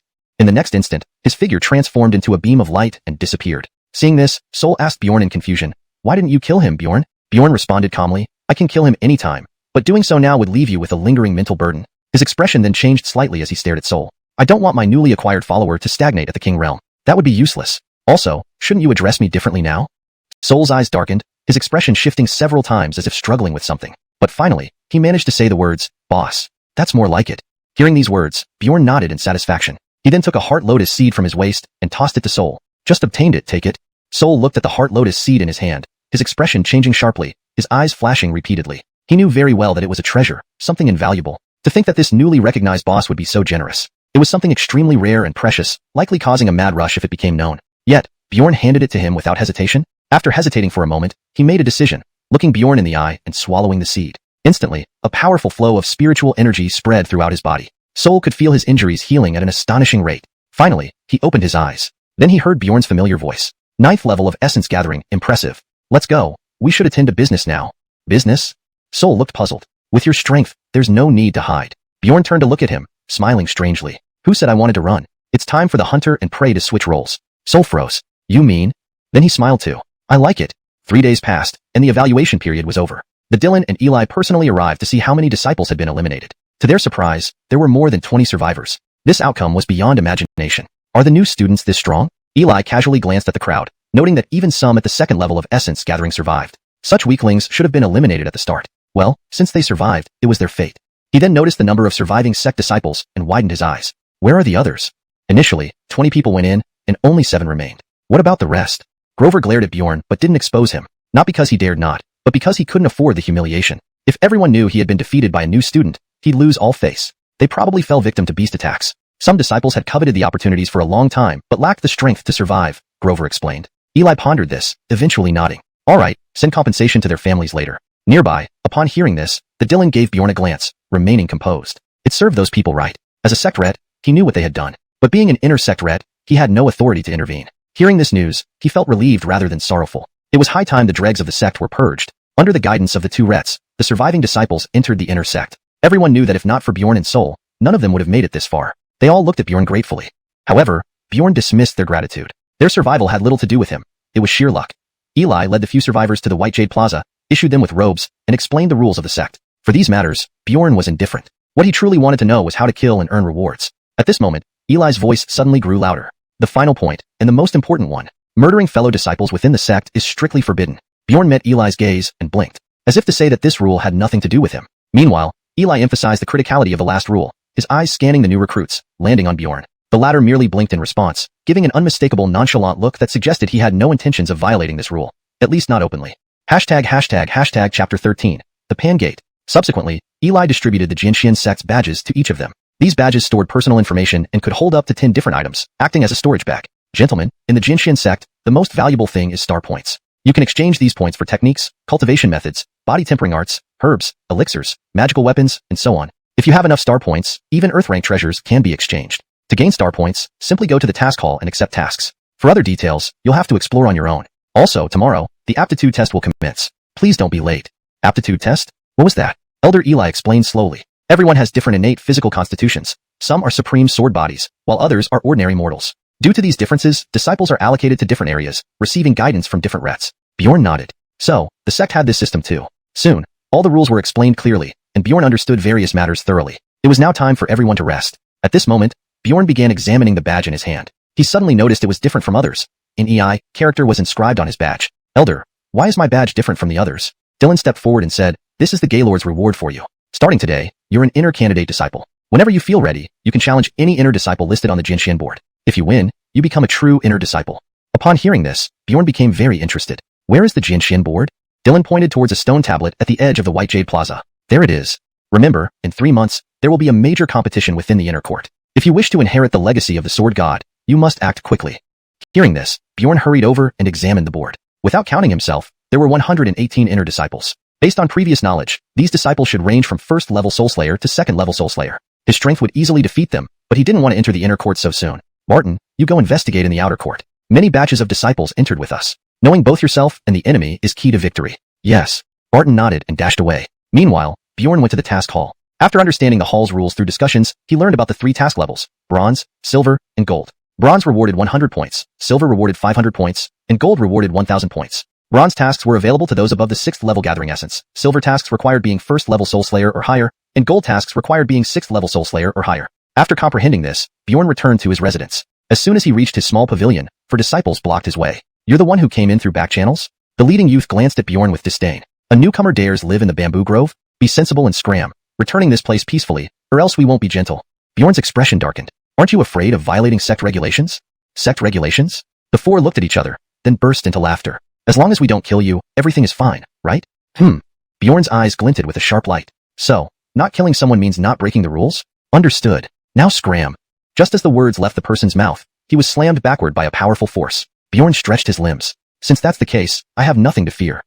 With that, he threw another punch, directly striking the man's dantian. A crisp sound echoed as the dantian shattered under Bjorn's blow. The other three tried to flee but, being merely 7th level gathering essence, they were no match for Bjorn. In moments, their dantians were also destroyed. Bjorn looked regretfully at the 4 crumpled figures on the ground. Pity about the sect rules. Otherwise, this would have been a decent harvest. The 4 groaned loudly. Hearing this, Bjorn sternly said, "Get out if you don't want to die." He walked back into his room, closing the door. The 4 hastily fled without looking back. Once outside the bamboo grove, the leader roared in anger, "Pangate will never forgive you." Bjorn furrowed his brow. Pangate? What is that? Just then, Barton arrived. Elu. Seeing Barton's reddened face, Bjorn waved him off. "If you can't say it, forget it. Get to the point."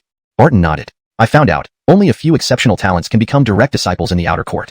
The rest form factions. Currently, there are more than a dozen such groups in the outer court, among which Pangate is the strongest. Its leader, Pierre, is a 4th level soul slayer. The Grover we met earlier is the 3rd in command of Pangate. They likely know what we did and are plotting to eliminate us." Bjorn finally understood why those 4 had come. They were mere cannon fodder sent to probe. "Alright, I understand. Go back. I'll handle this personally." After Barton left, Bjorn took out blood chi pills and Dao source pills from the system space. From his recent battles, he had accumulated several thousand pills and 8 lotus seeds, enough to reach 5th level soul slayer. Without further ado, he swallowed the pills and began refining them. Time passed as dawn approached.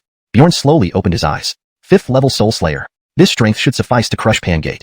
Standing up, he headed for the White Jade Plaza. Elder Eli was already waiting. Other disciples had yet to arrive. Bjorn bowed to the Ret, who snorted lightly. "Did you kill those disciples?" "No need to worry. I'm not here to blame you. If I had intended to accuse you, I would have exposed you earlier. What you did was justified. They deserved it." Scratching his head, Bjorn didn't reply. Chapter 14. The Chaos Bell, shattered? A moment later, Bjorn spoke again. "Elder, what exactly is the aptitude test?" Harold slowly explained.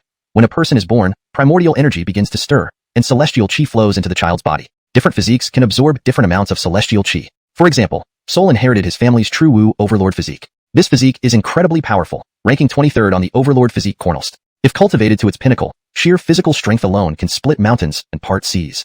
To be honest, I only passed through Jiangdu City on my way here. The sect's primary target was mainly Sol." Hearing this, Bjorn was slightly taken aback. He didn't expect Sol's physique to be so formidable. But what difference did it make? Sol was still under him. At this moment, Harold continued, "Cornel Sol, he inherited a bloodline. So his physique was strong from birth, allowing him to absorb more celestial chi, which is why he's so powerful. As for those with weaker physiques, their talent is limited, and they may never advance beyond the gathered essence realm, or even remain as ordinary people. As for you, I believe your physique should be even stronger than Sol's. I have never seen anyone of your age possess such power."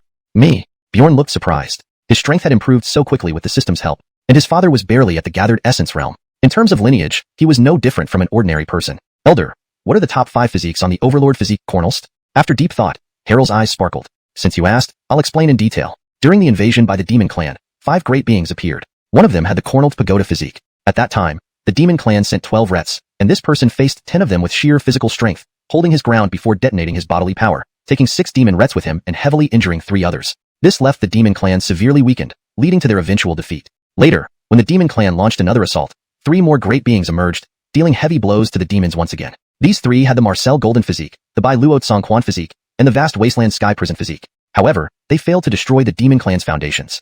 Finally, the Demon Emperor himself arrived, leaving everyone in despair. Then, one last person stepped forward, wielding a 5-foot sword. This individual faced off against the Demon Emperor and his 12 Rets, striking the Demon Emperor with a single blow and slaying all 12 Rets. At this point, Harold became visibly excited, as if reliving the battle. Just one strike was enough to send the entire Demon Clan back to their domain. It's rumored that this person's physique was called the 9 Abyss Demon Subduing Physique. It has never been recorded in the Xintian continent, and seems to be outside the Overlord physique cornlist. Upon hearing this, Bjorn's heart trembled. When he killed Ma Yin, he obtained the Demon Subduing Physique. Could this be related to the 9 Abyss Demon Subduing Physique? However, he quickly dismissed the thought. He had tried using the Demon Subduing Physique before. It was quite weak. Even at equal strength levels, it wasn't as practical as using a true chi shield. By now, it was already daylight, and disciples were gathering one by one. Seeing everyone arrive, Harold nodded. "We're going to the trial hall." Under Harold's lead, they soon arrived at a large hall. Unlike other halls, this one contained only a stone stele and a massive bell. Stopping there, Harold turned to face the group behind him. "This bell is our sect's treasure, the Chaos Bell, reputedly a heaven-class spirit artifact. However, it is damaged now and can only be used to measure aptitude. It will chime according to the quality of the physique. 1 chime for ordinary, 2 for average, 3 for normal, 4 to 7 chimes for qualified, 8 chimes for exceptional. All you need to do is place your hand on the stele, and the bell will chime on its own." Bjorn then stepped forward and asked, "Elder Harold, what if it chimes 9 times? 9 times? Haha." Harold chuckled. "In our sect, we once had a disciple with the 7th ranked Boundless Sea Dragon physique. He's now a renowned figure on the Xintian continent, but only made the bell chime 8 times. You know what that means? Bjorn nodded. 7th-ranked Boundless Sea Dragon Physique barely managed 8 chimes. They would likely not exceed 7. Soon, the disciples began their tests in order. Xuanhuan, 1 chime, ordinary, 不合格. Should be revised to Xuanhuan, 1 chime, common, 不合格. This ensures the translation reads more naturally in English while maintaining accuracy. However, 不合格 is still in Chinese. Since you requested only English, here's the fully translated and edited version. Xuanhuan, 1 chime, common, 不合格. Xuanhuan, 1 chime, common, 不合格. Xuanhuan, 1 chime, common, 不合格. Xuanhuan, 1 chime, common, 不合格. Corrected and fully in English. Xuanhuan, 1 chime, common, 不合格. Xuanhuan, 1 chime, common, 不合格. Xuanhuan, 1 chime, common, 不合格. Xuanhuan, 1 chime, common, 不合格. Final edited version. Xuanhuan, 1 chime, common, failed. This correction ensures it reads naturally and fluently in English. Wang Yin, 3 chimes average, 不合格. For better fluency in English, normal is changed to average, as it fits more naturally in this context. Also, note that 不合格 should be translated to unqualified for consistency and accuracy. Wang Yin, 3 chimes, average, unqualified. Yang Long, 5 chimes, impressive. Upon hearing 5 chimes, this disciple broke into tears of joy. Giannis, Tamara, I finally did it. 5 chimes. 5 chimes. Go cry somewhere else. Don't disturb the others. Seeing him lose composure, Harold hurriedly ushered him aside. Next, Sol. Upon hearing his name, Sol stepped forward and placed his hand on the steel. A majestic bell sound rang out, stopping after 7 chimes. Sol, extraordinary talent, exceptionally gifted, fit for further training under the elder. Last one, Bjorn. Upon hearing his name, Bjorn slowly walked forward and placed his hand on the steel. For a long time, the bell remained silent. Seeing this, others began to laugh. Not even a single chime. Is this person even worse than an ordinary person? Sure. Have you forgotten the scene during the test? He promptly shut up upon realizing his mistake. Suddenly, a cracking sound came from the chaos bell. Crack. In front of everyone's eyes, the chaos bell shattered. Seeing this, even Bjorn was shocked. He hurriedly explained. Elder Jin, I didn't touch anything. It shattered on its own, I swear. Harold's mouth dropped open, and his pupils constricted. He then vanished from sight, heading toward the Xian Peak. At Xian Sword Peak, you say what? The chaos bell shattered? Zhaoruo, the sect master of Jin Xian sect, frowned slightly but showed little surprise. That doesn't make sense. Even during my full force attack at the first level of splitting the sea, the chaos bell didn't suffer any damage. How did it shatter now? Tell me everything in detail. Harold nodded and recounted the entire event without missing any details. Again, it's this Bjorn? Interest flickered in Zhaoruo's eyes. Ever since this kid joined the sect, he's always brought unexpected surprises. For now, let's just set his result at 8 chimes since his strength surpasses Sol's considerably. As for the chaos bell, I'll visit Master Tang in the western regions in a few days to see if it can be repaired. Harold bowed and left the hall. After Harold had gone, Zhaoruo burst into laughter. This kid actually shattered the chaos bell? Chapter 15. Sword Corpse. Harold returned to the trial hall. Because the chaos bell is broken, Bjorn's talent remains unknown. The Gaylord has provisionally set it at 7 rings. Now, those who achieve more than 5 rings can enter the Elder's Peak to be selected by the 7 rats. Can I not go? At this moment, Bjorn spoke up. Upon hearing these words, everyone in the trial hall, including Harold, let out a gasp of shock. Being chosen as a direct disciple by Enret meant access to resources many times greater than that of an ordinary disciple and held much higher status. The present Bjorn actually refused this opportunity directly. Sol hurried over urgently. Every disciple entering the Jianxian sect waits for this moment. Think carefully before you make your decision. Unexpectedly, Bjorn waved his hand dismissively. I cultivate faster on my own. Don't worry about it. With that, he slowly walked toward the exit of the trial hall. Now that he had the system, touching corpses could significantly boost his cultivation. Elder lineage was nothing to him. Moreover, he had already advanced to the 5th level of Zhanling, surpassing some rats. Seeing Bjorn leave, Harold did not think much of it. He knew Bjorn's strength well. Even he couldn't see through Bjorn's capabilities clearly now. Even if the rats accepted him, they wouldn't have much to teach him. Probably no one in the entire sect, except for the Gaylord, could meet his standards. Well, the rest of you, follow me, said Elder Harold with a bitter smile. Soon, the other disciples followed Elder Harold into the Elder's Peak. As expected, Sol, with his exceptional talent, was hotly contested by all the rats. Finally, Sol became a disciple of the Coleman. Bjorn left the sect and arrived at the nearest town, Anyang Town. Located at the foot of the Jianxian sect's mountain, Anyang Town was bustling with activity, boasting auction houses, pill halls, and various other amenities. Bjorn glanced around and walked straight into the auction house. Since he could not kill within the sect, he lacked opportunities to touch corpses, leading to stagnation in his cultivation. It might be better to try his luck here. If lucky, he might find beast corpses or heavenly treasures. As soon as Bjorn entered the auction house, an Retly man greeted him. May I ask, sir, are you here to sell items or purchase? Bjorn pondered for a moment. He still had several beast cores, mostly 4th tier and above, which were useless to him. Both. He then revealed 3 4th tier beast cores and 2 5th tier ones in his hand. These were from monsters he killed during the examination, doubled by the system. Seeing the beast cores, the old man was greatly shaken. 4th tier beast cores represented power comparable to 9th rank yuan gatherers. 5th tier beast cores were highly sought after and rare. Noticing Bjorn's age, just over 20, and his Jianxian sect robe, The old man immediately considered him a direct disciple of Enret. Please come this way, sir. Bjorn was quickly led to a VIP room where a servant brought tea. Sir, please take your time. Jesus has gone to authenticate the beast cores. Please wait a moment. Bjorn nodded. Hold on. Can I have a copy of the auction list? The servant nodded. Before leaving, Jesus had instructed them to agree to any reasonable request from Bjorn. Soon, a list of upcoming auctions appeared before Bjorn. He flipped through it slowly. Initially, it contained common items like yellow-grade spiritual weapons and pills, none of which interested him. As he read further, the quality of items increased. Suddenly, something caught his eye. An unnamed corpse. His eyes lit up. This was exactly what he needed. He checked the description. An unnamed corpse retrieved from the burial god abyss. It has remained uncorrupted for a century, with skin as hard as iron, immune to regular blades, and containing demonic energy. Handle with caution. Bjorn's gaze intensified. On the Xintian continent, there were 4 forbidden zones: Burial Spirit Abyss, Free and Easy Valley, Insu World, and Eternal Land. Burial Spirit Abyss was within the Great Qian Dynasty, Free and Easy Valley in the Great Qin Dynasty, while Insu World and Eternal Land were places of myth, reportedly isolated dimensions with uncertain locations. Jesus returned with a purple gold card. Sir, this is your payment, 39,000 medium-quality yuan crystals. Bjorn took the card and pointed at the corpse on the list. When will this corpse be auctioned? Jesus' expression turned odd upon seeing the corpse. Do you want this corpse, sir?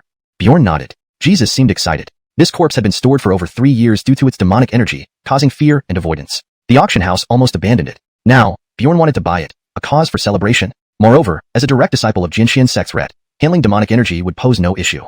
This item has failed multiple auctions. It costs only 200 medium-quality yuan crystals now. Good, I'll take it. After paying, Bjorn received a storage bag containing the corpse as a gift. I see. Bjorn finished his tea and exited the auction house. He found a cave in the mountains, cast a barrier spell, and extracted the corpse. Examining it, Bjorn noted it was tightly wrapped, exuding purple aura interspersed with black clouds. It looked less like murder and more like a ritual sacrifice. He noticed a bump on the corpse's forehead. Bjorn reached out and touched it. Ding! Recovery successful. Congratulations, host has received a reward, 1 Andre sword. Note: for better fluency in English, we can slightly adjust it to ding. Recovery successful. Congratulations, host. You have received a reward, 1 Andre sword. Hearing this, Bjorn shuddered. This is a sword corpse. According to legends, master swordsmiths sometimes fuse their bodies with swords to create exceptionally sharp and mystical blades. Such swords were called sword corpses. He summoned the Andre sword. Instantly, a terrifying wave of demonic energy erupted, shattering the barrier. Not good.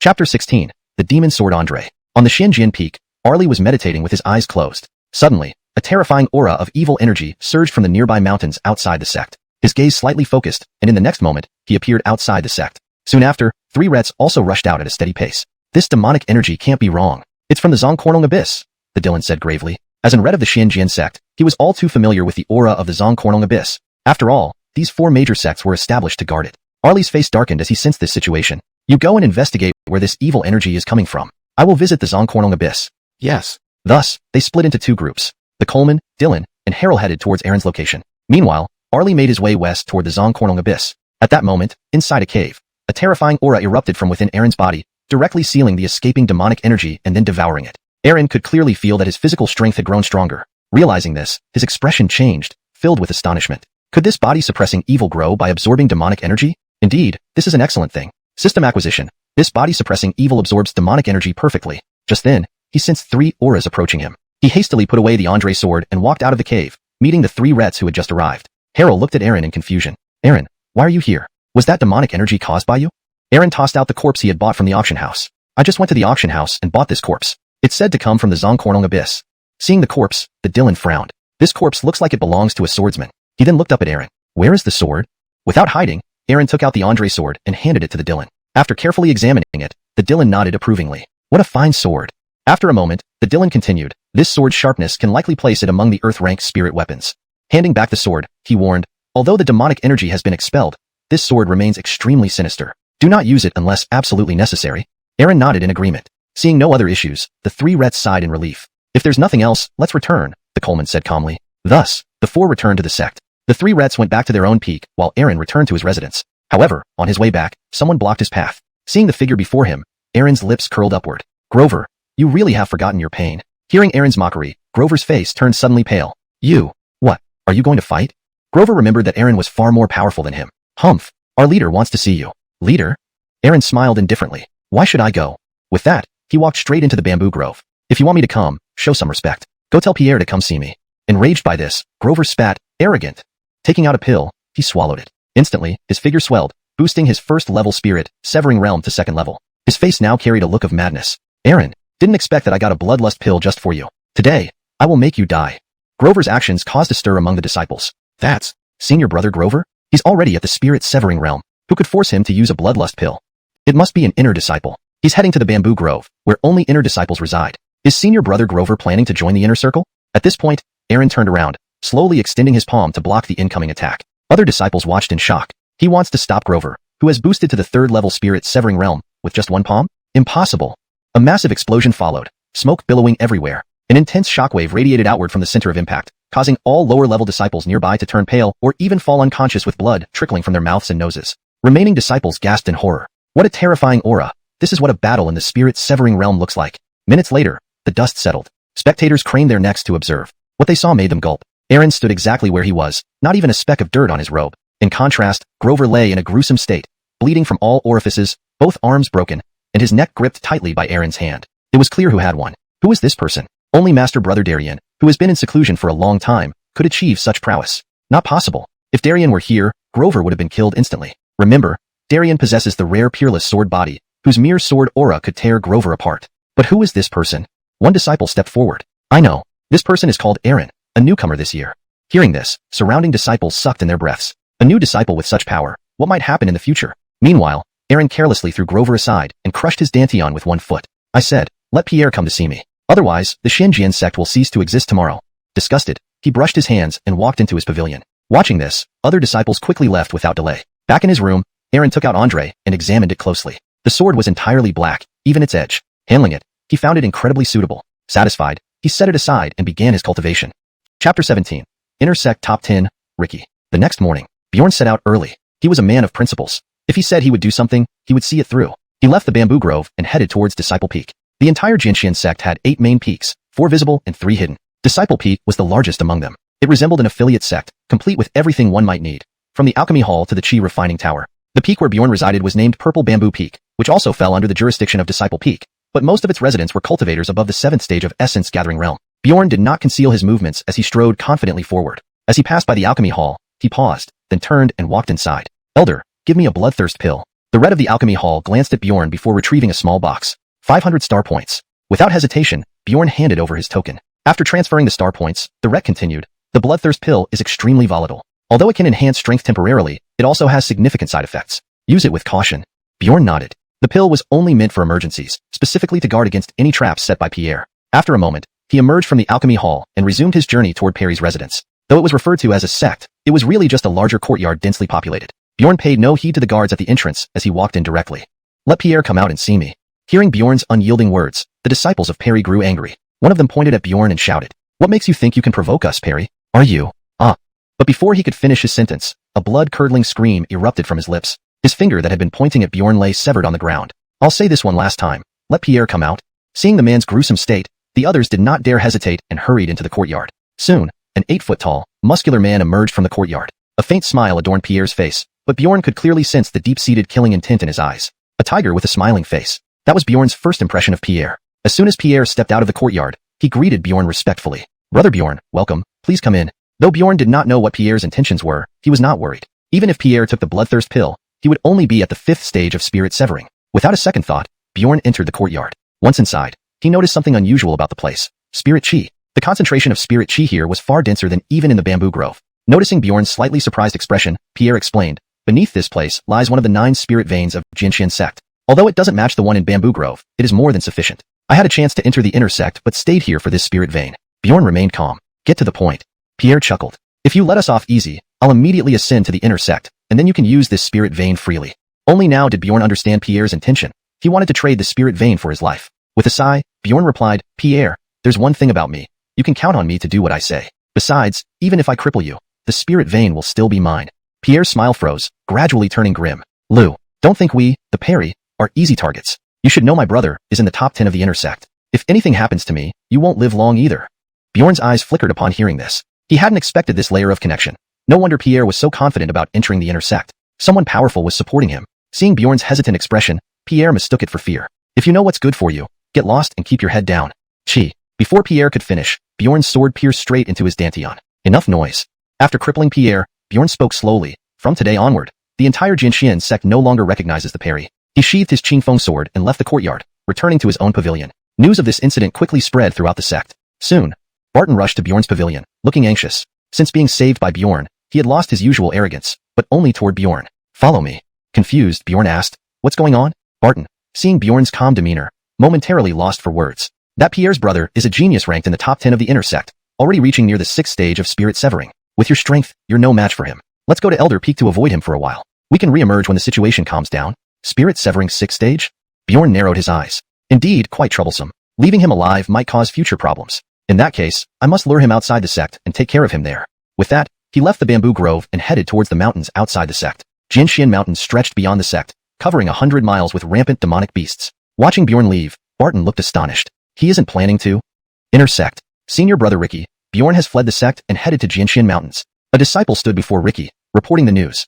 Upon hearing this, Ricky, who was meditating, abruptly opened his eyes, exuding a faint killing intent. He left the sect? Heaven favors me. My brother may have been weak, but he's still family and cannot be humiliated. Saying this, he moved swiftly, chasing after Bjorn. In Xuanhuan Mountains, Bjorn fiddled with a red pill in his hand, the bloodthirst pill he had bought from the alchemy hall. How is such a volatile pill created, capable of enhancing strength so drastically in a short time? Suddenly, a gust of wind whistled past from afar. Bjorn stood up slowly, gazing into the nearby void. He's here. Soon, a muscular man even more imposing than Pierre appeared before Bjorn. Seeing this figure, Bjorn's eyes gleamed with anticipation. A spirit-severing 6th stage corpse. What treasures might it hold? You're Bjorn? Ricky's face was furious as he shouted. Bjorn looked at him as if he were an idiot, knowing and still asking, do you even have a brain? ####Chapter 18. The disciple is willing to die for his sins. Ricky's eyes turned bloodshot with rage when he heard Bjorn taunting him. Boy, you will surely die today. Bjorn's expression was icy cold. That's exactly what I thought. In the next moment, Bjorn immediately activated Dark Shadow Step, his figure vanishing from where it stood. Seeing this, a sneer curled at the corner of Ricky's mouth. You little brat. Earthshaker. Ricky transformed his palm into a fist and struck directly toward the ground. Instantly, cracks spread across the earth, disrupting Bjorn's balance. I've got you now. Seeing Bjorn reappear, Ricky bent his legs slightly, launching himself like an arrow toward Bjorn in a deadly attack. Realizing the situation, Bjorn reacted swiftly, instantly activating the devil-suppressing body technique. Clang. The instant Ricky's fist made contact with Bjorn, a metallic clanging sound erupted. Both figures took 3 steps back. A hint of wariness appeared on Ricky's face. Though Bjorn remained calm outwardly, he felt a twinge of fear internally. His devil-suppressing body had recently absorbed demonic chi, rapidly advancing to match the physical prowess of an 8th stage soul slayer. Yet, even with this, he gained no advantage. Meanwhile, Ricky practiced the Pang family's body tempering technique, the barbaric body, ranking within the top 50 on the tyrant body chart. Not only did Bjorn not gain an advantage, but he also found himself subtly at a disadvantage. This meant that Ricky's body tempering technique was stronger than his. Realizing this, a glint of greed appeared in Ricky's eyes. If he could obtain this body tempering technique, he would surely defeat Darien and enter the Xinjiang Peak to inherit the sword deity's legacy. No wonder Pierre couldn't gain an advantage over you. You are actually at the 5th stage soul slayer. Their intense battle quickly drew attention from other sect disciples. So powerful aura. This must be a battle between soul slayers. Let's go see. Arlie also sensed their auras and was puzzled. Why is that boy fighting Ricky? They shouldn't have any interaction. Forget it. Let's check it out. These two are candidates for the 4-sect competition. Any injuries would be a loss for the sect. In the mountain range, both quickly noticed the surrounding attention. At this moment, Bjorn moved. He condensed a hand and grasped a pitch-black longsword. A bone-chilling cold slowly spread throughout his body, and his pupils suddenly turned black. Bjorn felt something unusual in his body, but he had no time to ask questions because Ricky was already charging at him again. At this point, nearby disciples caught sight of them. Isn't that senior brother Ricky from the inner sect? Why is he fighting someone? Who is the person he's battling? You didn't know? That's Bjorn, this year's freshman. It's rumored that he crippled Pierre earlier. Ricky is likely here to seek revenge for his brother. Who do you think will win? It must be Ricky. Back then, Ricky alone fought 3 4th-tier demon beasts using just his body without falling behind. Now, having received the true teachings from Adelard, his strength has greatly increased. He's already at the 6th stage soul slayer. Though the newcomer isn't weak, that's all there is. What a pity. At this moment, the battlefield heated up. Then, Bjorn did something nobody expected.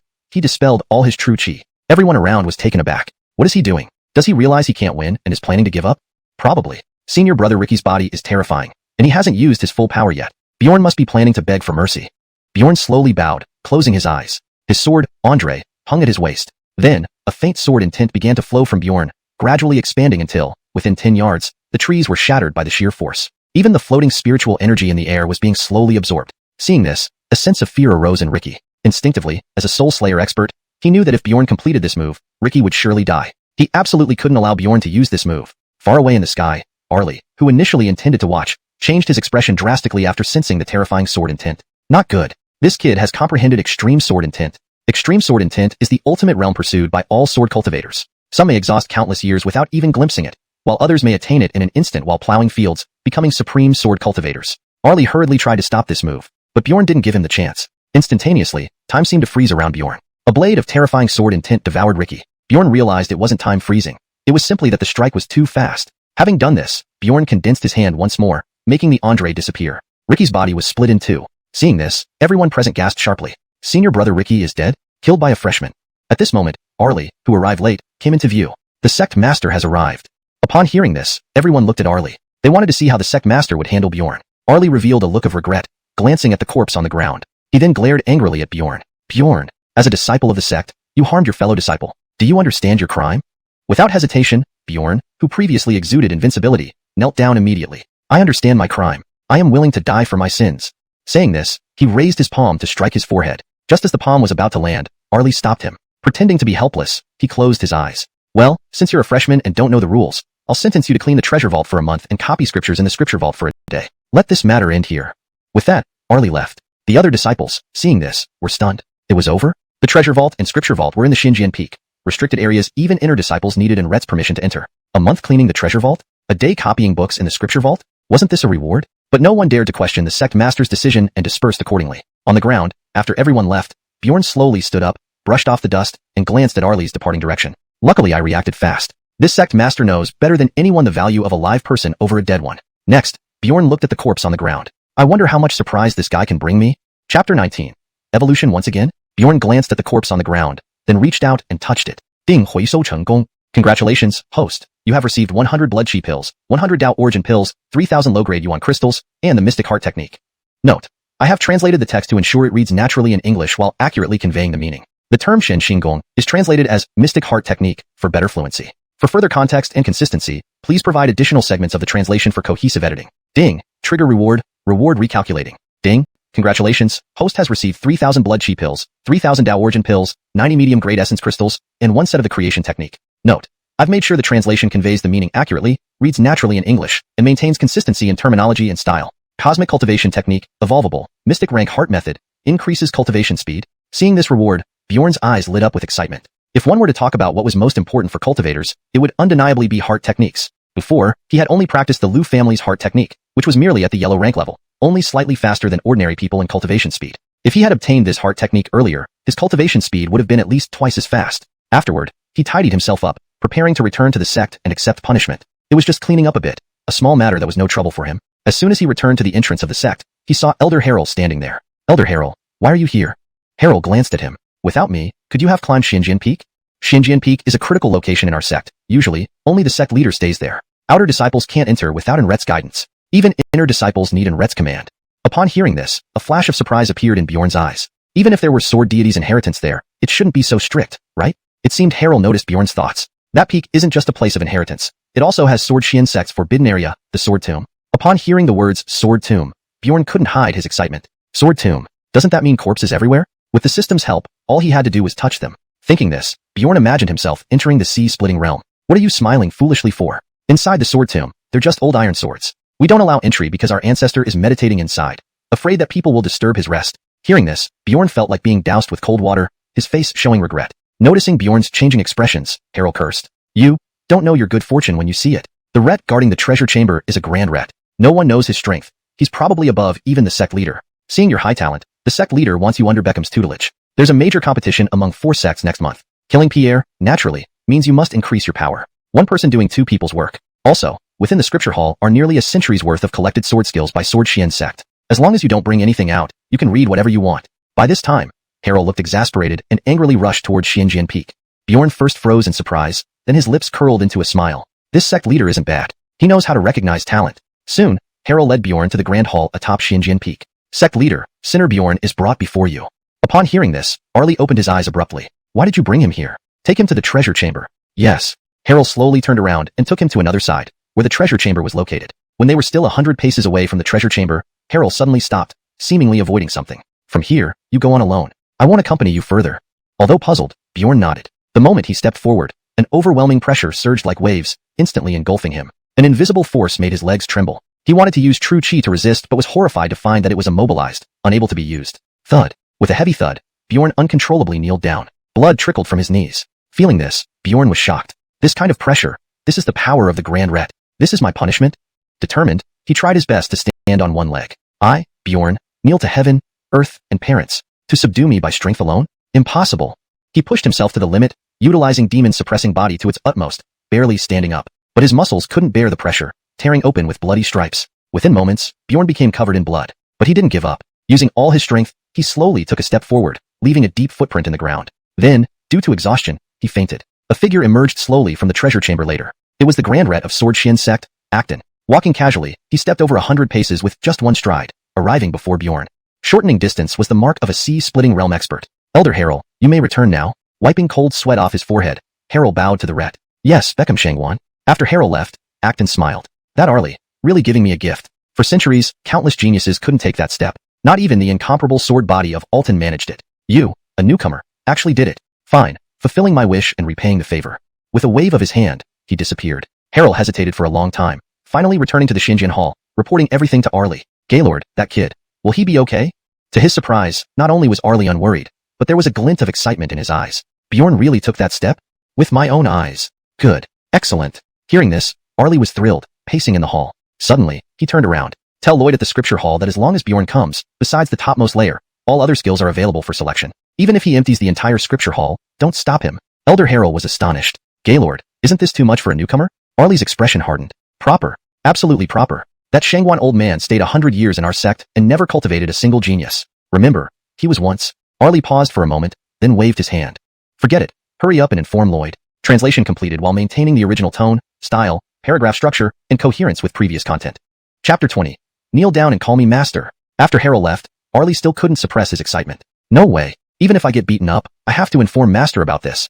Saying so, he hurried toward the sword graveyard. At the back mountain, a forbidden area of the sword profound sect, was the sword graveyard. The area appeared desolate, filled with rusted and broken long swords. Surrounding these swords were wandering sword intentions. Right in the center of the sword intentions, an Retly man with white hair and youthful features sat cross-legged in meditation. Suddenly, he slowly opened his eyes. Why did you come to find me? Arlie approached him and paid his respects deeply. Master, Sword Emperor has accepted a disciple. Upon hearing this, the old man raised his eyelids slightly, revealing a flicker of surprise in his usually calm eyes. Unbelievable. There's actually a disciple who impressed him? Who is that disciple? Arlie didn't dare withhold any information and immediately relayed everything about Aaron. Hearing this, the Ret's gaze shifted subtly. A new student already at the third stage of Spirit Severing Realm, and he killed a remnant of the demon race? Such power certainly isn't ordinary talent. Perhaps his background is not simple.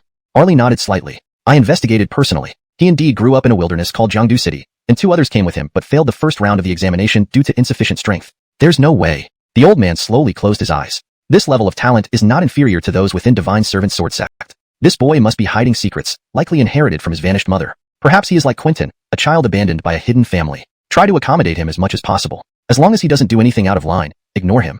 Hearing this, Arlie's expression flickered with hesitation. Not long ago, he crippled 2 direct lineage sons of the Pan family. Pan family? The Ret's gaze shifted slightly again. I don't care. Let his master handle whatever trouble he causes. That ancestor of the Pan family lost an arm to Acton a century ago. They shouldn't dare make a fuss. Now go. I need to prepare for my major breakthrough. Hearing this, Arlie felt a thrill of excitement. Yes, master. Meanwhile, inside the treasure hall, Aaron slowly opened his eyes, realizing he was in a small room. Where am I? He tried to struggle and stand up, but the sharp pain from his entire body made him abandon the idea. Lowering his head gradually, he found himself lying in a wooden bucket. The liquid soaking his body emitted strong medicinal fragrance. Is this a medicinal bath?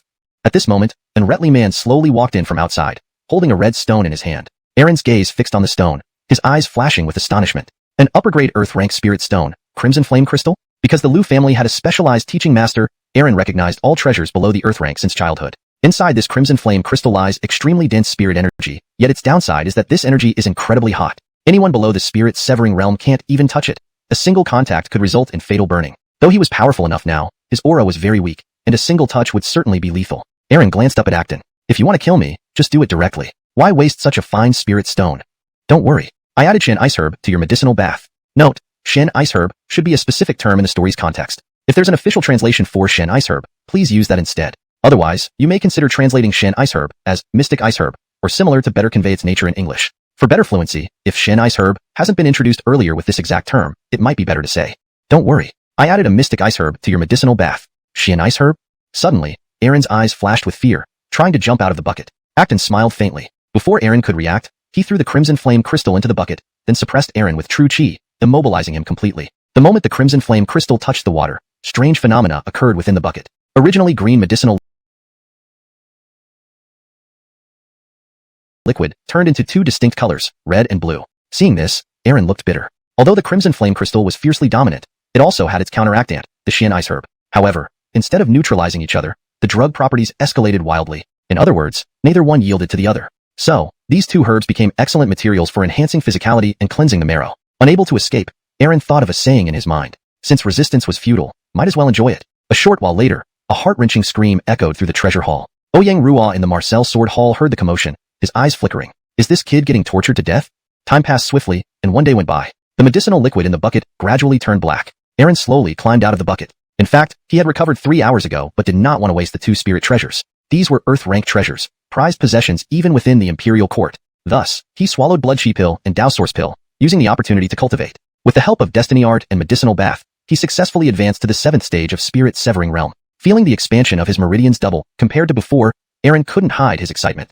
If I meet Ricky now, I can slay him with just one palm. At this moment, Acton walked in. Seeing Aaron out, he appeared surprised. You actually came out this early? Fine, my name is Acton. From today onward, I'm your master.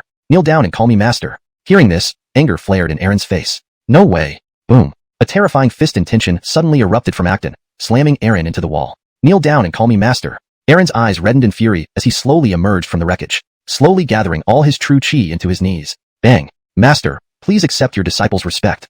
Good, go clean the treasure hall. Yes. Though feeling indignant, Aaron complied. He knew as long as he lived, there would be a chance to exact revenge. There will always be fuel as long as the Green Hills remain.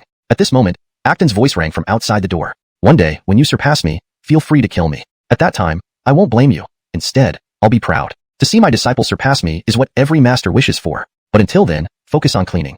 A month flew by quickly. Aaron finally escaped that ghost place. Upon stepping out of the treasure hall, he took a deep breath of fresh air. Just then, Elder Harold slowly approached. Looking at Aaron, he found something slightly different about him, though he couldn't pinpoint what exactly. Follow me. The Sect Lord wants to see you. Chapter 21. Senior Sister Brenna. At the profound sword hall, Arlie glanced at Bjorn, who had washed away all pretenses, and nodded slightly. Your divine radiance is restrained, yet your overbearing aura leaks through. Not bad. If given more time, even I might not be able to see through you. The speaker was casual, but the listener took it seriously. Beside him, Harold's expression turned astonished as he heard this. He was deeply shaken. Could it be that Bjorn had already reached the sea-splitting realm? For their patriarch to say such words. Arlie continued, as previously mentioned, you are to be punished by copying scriptures in the scripture repository. You can proceed there now. Yes. He followed Harold out of the room. Soon, they arrived at the scripture repository. Thanks to Arlie's prior instructions, Lloyd did not make things difficult for Bjorn. Follow me. They walked deep into the scripture repository. Lloyd introduced the place. This is where the foundation of our sword profound sect lies. The first floor houses ordinary level techniques, the second yellow level, the third profound level, and the fourth earth level. Beyond the fifth level, I cannot tell you. These are the relevant rules. I'll take my leave now. Bjorn nodded. After Lloyd left, he began to examine the scripture repository. The entire building had 6 floors. Floors 1 to 4 contained techniques below the earth rank, as Lloyd had described. With a cursory glance, Bjorn felt no interest in any profound rank or lower techniques. His weakest technique was profound rank, and he even possessed fragments of an earth rank sword technique. Though incomplete, they were still powerful. Their only drawback was the long activation time, making them suitable only as trump cards. Thus, his purpose here was to find a new sword technique. He bypassed the first 2 floors and went straight to the third. The second and third floors seemed like a watershed. While the first 2 floors were packed with techniques, the fourth floor was different. Here, the number of techniques drastically reduced to just a few dozen. Curious about the contents of the fourth floor, Bjorn proceeded upstairs. The space was large but sparsely populated. There was only a stone platform holding 3 techniques, all cultivation methods unsuitable for him. He already had the Zao Huagong. Despite not knowing its rank, it shouldn't be below earth rank due to the lessons learned from the demon subduing body. Returning to the third floor, he selected a profound rank body technique called Qian Deng Dragon Shadow. When mastered, it would make his movements unpredictable, like a dragon weaving through clouds. He also chose another profound rank sword technique, Falling Snow Sword Technique, which was easier to activate than the Heavenly Derivative Sword Technique and sufficiently effective for self-defense. After a day of copying the scriptures, he returned the originals to the scripture repository, following regulations. No one was allowed to take techniques out of the repository. When Bjorn exited, he saw Harold leading 4 others toward him. 2 youths looked arrogant, while the other 2 were female cultivators. One wore white, her face veiled, giving off an aloof demeanor, while the other wore green, her eyes sparkling with lively charm, seemingly younger than Bjorn. Seeing Bjorn emerge, Elder Harold said, these 4 will be joining you for the 4 sects contest. Let's head to the profound sword hall to meet the patriarch. Upon hearing this, the 4 looked at Bjorn. The 2 young men showed disdain. They knew the last contestant was from the outer sect. Elder Harold, not anyone can join our team. What if he drags us down? Elder Harold worried less about potential attacks on Bjorn and more about Bjorn retaliating. Given the approaching contest, any mishap would be disastrous. Fortunately, Bjorn remained composed after Acton's guidance, suppressing his killer instinct. No problem. Even if I do become a burden, I won't need you to save me. The 2 intersect disciples couldn't argue further. Good to know, they said, albeit reluctantly. Suddenly, the girl in green approached, her dress fluttering like a swaying lotus. I'm Brenna, your senior sister in the inner sect. Call me senior sister. Smiling politely, Bjorn addressed her as requested. Hearing this, Brenna's eyes narrowed into crescent moons. She tiptoed and patted Bjorn's head. Now, that's a good junior brother. Turning to the two youths, Brenna's expression hardened. From now on, he's my junior brother. Anyone who dares say otherwise will be beaten senseless. She shook her small fist for emphasis. Surprisingly, the two lowered their heads, silent. Surprised, Bjorn noted something unusual about this senior sister. Xuanhuan, don't fool around. We have important matters, came a cold voice from the woman in white. Brenna pouted. Got it. Come on, little junior brother. Elder Harrell led them to the profound sword hall, where Arlie sat surrounded by the 7 rets. Seeing the 5 arrive, everyone smiled approvingly. Arlie stood solemnly. In 3 days, the 4 sects contest begins. Last time, under senior brother Darien, we won the championship. This time, since he's unavailable, you must uphold this honor. After a pause, Arlie looked at Bjorn. Bjorn, you will lead this team. Just promise me one thing. Bring them back safely, understood? Though surprised, Bjorn bowed respectfully. Understood, master. The 2 young men's faces darkened. They immediately knelt. Patriarch, please reconsider. This outsider is unfit for such responsibility. We suggest senior sister Nellie lead the team. Chapter 21. Senior sister Brenna. At the Mystic Sword Hall, Arlie glanced at Bjorn, who had washed away all traces of ordinariness, and nodded slightly. Your divine radiance is restrained, yet your overbearing aura leaks out. Not bad. If given more time, I might not be able to see through you. The speaker was casual, but the listener took it to heart. Beside him, Harrell's expression turned alarmed as he heard this. Internally shocked, he wondered if Bjorn had already reached the sea-cleaving realm, for only such a feat would make the patriarch say that. At this point, Arlie continued, as mentioned before, you are to be punished by copying scriptures in the scripture repository. Go now. Yes. He followed Harrell out of the room. Soon, they arrived at the scripture repository. Because Patriarch Arlie had given prior instructions, Lloyd did not make things difficult for Bjorn. Follow me, said Lloyd. They walked straight into the scripture repository. Lloyd introduced, this place holds the foundation of our sword mystic sect. The first level contains ordinary grade techniques, the second yellow grade, the third mystic grade, and the fourth earth grade. Beyond the 5th level, I cannot disclose. These are the relevant rules. I will leave now. Bjorn nodded. After Lloyd left, he began to examine the scripture repository. The entire scripture repository had 6 levels. The first 4 levels, as Lloyd had mentioned, contained techniques below the earth grade. He casually glanced over them. Now, he naturally had no interest in techniques below the mystic grade since the weakest technique he owned was mystic grade, even possessing an earth grade sword technique. Although it was just a fragment, it was still quite powerful. Its only weakness was the long casting time, making it suitable only as a trump card. Therefore, his main goal was to find a sword technique. He directly skipped the first 2 levels and headed straight for the third. The second and third levels seemed to mark a divide. While the first 2 levels were filled with techniques, starting from the 4th level, the number drastically decreased to only a few dozen. Curious about how many there were on the 4th level, Bjorn proceeded upwards. The space was large, but the contents were sparse, his first impression of this level. There was only one stone platform holding 3 techniques. Unfortunately, these were all cultivation methods, not suited for him since he already possessed the creation technique, which was likely no less than earth grade based on previous experiences. Thus, Bjorn returned to the 3rd level and selected the mystic grade body technique, Thousand Lantern Dragon Shadow. When perfected, this technique allowed him to move like a dragon, evading predictability. Next, he chose another mystic grade sword technique, Falling Snow Sword Technique. This was much easier to use compared to Heavenly Derivative Sword Technique and was sufficient for self-defense at his current strength. A day later, he brought out the copied scriptures while leaving the originals in the scripture repository as per regulations. Nobody was allowed to take techniques out of the scripture repository. Upon exiting, Bjorn saw Harrell bringing 4 others. 2 of them were youths who held their heads high, exuding arrogance, while the other 2 were female cultivators. One wore a white dress and a light veil, giving off a distant and cold vibe, while the other wore a green dress, her eyes sparkling with liveliness and agility, looking younger than Bjorn. Just then, Elder Harrell saw Bjorn come out. Good timing. These 4 are your fellow participants in the 4 sects competition. You can join us to meet the Patriarch at the Mystic Sword Hall. Upon hearing this, the 4 looked at Bjorn, the 2 youths revealing disdainful expressions, knowing that the last contestant came from the outer sect. Elder Harrell, not everyone can join us. What if they become a burden? Asked one youth. Elder Harrell anxiously looked at Bjorn, fearing he might retaliate during this critical time when the competition was about to start. Fortunately, Bjorn didn't disappoint. After being taught by Acton, he had learned to suppress his violent tendencies. It's fine. Even if I lag behind, I don't need you to save me. The 2 intersect disciples couldn't continue mocking him. Just as well, they responded. Then, the girl in green smiled and approached Bjorn, her dress fluttering gracefully. I'm Brenna, your senior sister in the intersect. Call me senior sister. Seeing the playful senior sister, Bjorn smiled respectfully, addressing her as such. Brenna's eyes lit up in delight. She tiptoed and patted Bjorn's head. That's a good little junior brother. Turning to the 2 youths, she said sternly, this is my little junior brother. Anyone who dares criticize him will face my wrath. She raised her delicate fists to emphasize her point. To Bjorn's surprise, the 2 lowered their heads in silence upon hearing her words. Observing this, Bjorn noted that his senior sister held some unusual influence. Curson, stop fooling around. We have important matters to attend to, interjected the woman in white, her voice icy. Brenna reluctantly pouted. I know. Come along, little junior brother, she added. Elder Harrell then led the 5 to the Mystic Sword Hall. Arlie sat atop the dais, flanked by the 7 rets. Seeing the group enter, they all wore expressions of approval. Arlie stood up, his expression serious. In 3 days, the 4-sex competition begins. Last time, under senior brother Darian's leadership, we secured the championship. This time, he's unavailable, so the honor falls on you to defend it. After a pause, Arlie looked at Bjorn. Bjorn, you will lead this team. All I ask is that you ensure their safe return. Understand? Despite his surprise, Bjorn bowed respectfully. I understand. Hearing this, the 2 youths' faces changed abruptly. They fell to their knees. Patriarch, please reconsider. How can an outer sect ant lead such a crucial mission? We suggest senior sister Nellie as captain. Chapter 22. Stronger than the ancestor? Seeing the 2 people on the ground, Arlie remained composed. Do you have any objections to my arrangements? Upon hearing this, the hearts of both individuals leapt into their throats. Disciple dares not. Then get up quickly. I have important matters to discuss. Hearing this, the 2 had no choice but to comply. However, they continued to shoot hostile glances at Bjorn. At this moment, Brenna, who was beside Bjorn, leaned over and whispered into his ear. Corneltal Jr. brother, you're quite capable. Getting the Gaylord to defend you like this, how did you manage it? Teach me, okay? Cough. At this point, Arlie cleared her throat and glanced at Brenna, who immediately stopped her actions. Only then did Arlie speak. The 4-sect grand competition this time will take place at xuanhuan sect in the central region. The journey is over 10,000 miles long and fraught with danger. Be sure to proceed cautiously. If you encounter difficulties, prioritize your own safety, understand? Yes. Arlie glanced at the elder patriarch, intending to ask him to lead the group. Just then, a deep voice came from outside the hall. Gaylord, I wish to lead this delegation.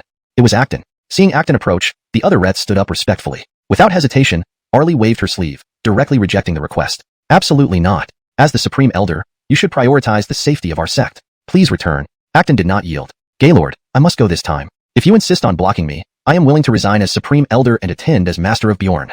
What? With these words, the entire hall fell into a stunned silence. Apart from Arlie, everyone else froze in surprise. They never expected Bjorn to be Acton's disciple. Even Sword Marcel's sect's former chief disciple, Darian, failed Acton's tests. This made the hatred of the 2 youths towards Bjorn even stronger, as they too had tried to become disciples under Acton but were ejected for lacking sufficient talent. But why? Why could this waste from the outer sect enter the ranks of the Supreme Master? The atmosphere in the hall had plummeted to an icy cold point. Even the 7 Rets dared not breathe loudly. Finally, Arlie broke the deadlock. Supreme Master, why do you insist so much? It's just a promise. Acton sighed. But this has become a hard knot for me. If I don't go, I will stagnate forever. This threshold has held me back for decades. Therefore, I must go. Hearing this, Arlie knew Acton's mind was set, and she couldn't stop him. Fine, you lead the team this time, but you must promise me one thing, come back alive. This isn't unnecessary. Acton looked at Bjorn. My newly accepted disciple hasn't yet learned my true teachings. How can I die at that person's hands? Even if I die, I must pass down my legacy. Arlie found this reasoning sound. Very well, let's settle it this way. Brenna, Nellie, you 2 explain the matters concerning other sects to Bjorn. Supreme Master, we'll talk more in the rear hall. Everyone understood that Arlie was dismissing them and left accordingly. Bjorn glanced at Acton's retreating back. He felt his master was anything but ordinary. Corneltal Jr. brother, let's go. Brenna called out to Bjorn, who was still standing there in shock. Bjorn hurriedly followed her. After descending the mountain, Bjorn eagerly asked Brenna, Senior sister, do you know anything about my master? Brenna thought for a moment before shaking her head. Not really, but I heard from my master that Supreme Elder was once severely injured and was saved by the Ancestor, thus staying in the sect as Supreme Elder. He's said to be very strong, perhaps even stronger than the Ancestor. Bjorn's eyes flickered slightly. Stronger than the Ancestral Master? Could he be a King Realm practitioner? King Realm, a level that Bjorn hadn't dared to imagine. It was rumored that practitioners at this level could shrink distances to inches, travel thousands of miles a day, and destroy cities with a single hand gesture. Looks like I need to touch more corpses to surpass that old guy. Beside him, Brenna noticed Bjorn mumbling to himself, looking puzzled. What are you saying? Nothing. Let's discuss the others in the sect instead. All right. Brenna agreed and turned to look at the woman in white. Senior Sister Nellie, please give Bjorn a detailed explanation. Although I participated last time, I never even got on stage. Nellie nodded slightly and began explaining in her cool tone. The Great Qin dynasty is divided into 3 continents, each continent divided into 5 regions. The venue for the 4-sect grand competition, Qin sect, is located in the central region of the western continent. The other 2 sects are Piao sect and Theo sect. Piao sect's current chief, Ida, is likely already at the 7th level of spirit cutting realm.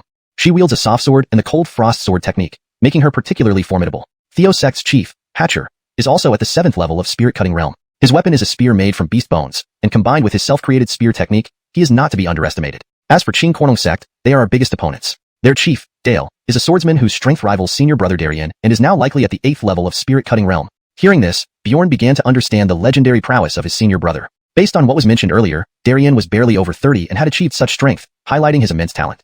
Bjorn continued questioning, Senior Sister Nellie, if you face Dale, how much chance would you have?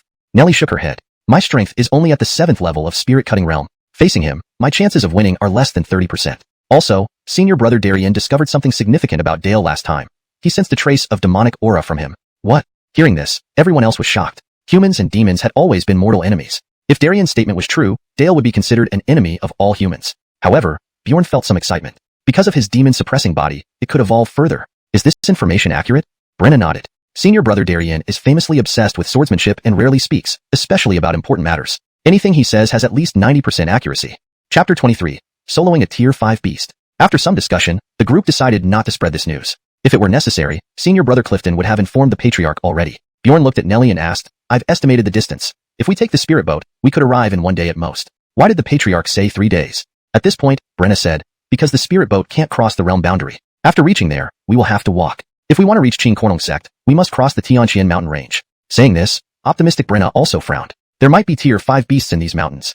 Upon hearing this, Bjorn's eyes lit up. Tier 5 beast. That's good stuff. Treasure all over. If I could touch it, perhaps something valuable could drop. Seeing Bjorn's drooling face, Brenna patted him gently. Bjorn, are you okay? Xinjian Hall, rear chamber. Arlie and Acton stood on opposite sides, both with serious expressions. Grandmaster, no outsiders here. Tell me frankly, how confident are you? 40%.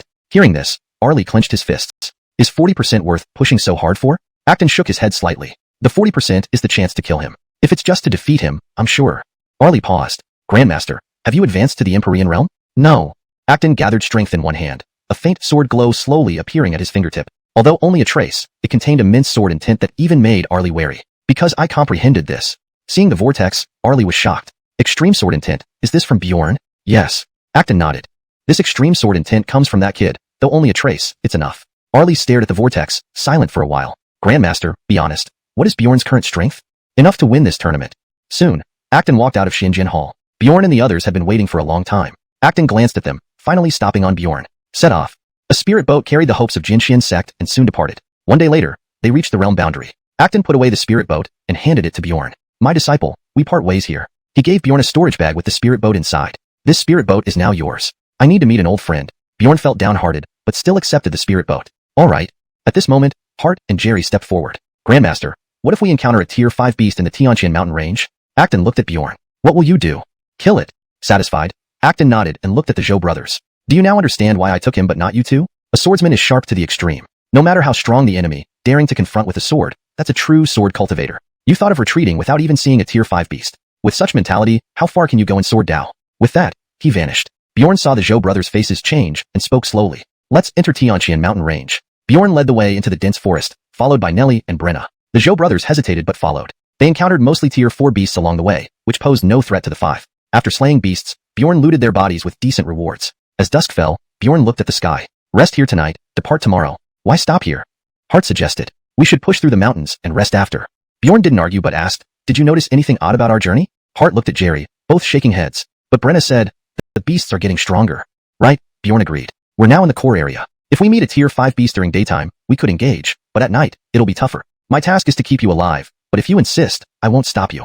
The Zhou brothers stayed. That night, everyone rested while Bjorn kept watch, emitting his aura to deter low-tier beasts. Suddenly, a roar came from the forest. Unperturbed, Bjorn rose, ready for action. Then he disappeared. Nellie, who had closed her eyes, followed silently. Moments later, they saw a purple beast in the forest, a Tier 5 beast, the Netherworld poison python. Bjorn stood calmly before it with a sword. Alarmed, Nellie wondered if Bjorn intended to solo the beast. But this was a Tier 5 beast, as powerful as a 9th-rank spirit-severing expert. Even they 5 together might not prevail. Last time, if not for the Elder's intervention, even Clifton would have fallen. I must help him.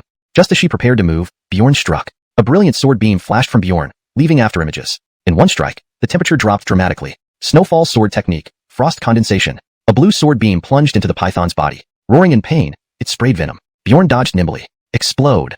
At Bjorn's shout, the python stiffened as ice spread from its wound. Bjorn bowed slightly, closing his eyes. Extreme sword, draws word technique. With a sharp sound, the python collapsed. Stunned, Nellie returned quietly to camp. Meanwhile, Bjorn glanced briefly where she had been, the battle having just concluded. Chapter 24. Elder Qingling. Ding, Hui so successful. Congratulations to the host for obtaining 1,000 blood chi pills, 1,000 Dao origin pills, a rank 5 beast core, and a pair of nether python eyes. Ding. Reward triggered. Rewards are being recalculated. Ding. Congratulations to the host for obtaining 8,000 blood chi pills, 8,000 Dao origin pills, a rank 6 beast core, and a set of nether eyes. Nether eyes. Earth-ranked eye technique, capable of seeing through all illusions and causing intense mental interference. As soon as the system's voice finished, Bjorn felt a sharp pain in his eyes. This was followed by a strong dizziness rushing into his brain. Unable to withstand it, Bjorn clasped his head with both hands, his forehead veins bulging until he fainted. After an unknown period of time, Bjorn felt a cool sensation spread from his mouth throughout his body. Instantly, warmth permeated his limbs. Slowly, Bjorn opened his eyes. Cornelthal Jr. brother, you're awake? Brenna's familiar voice sounded beside him. Bjorn slowly got up, finding himself back at the campsite. That feeling just now? Hart snorted angrily. Sister G prepared the creation pill for the big competition. Now it's been wasted on you. A useless person like you. Creation pill? Bjorn paused, looking at Brenna. Are you an alchemist?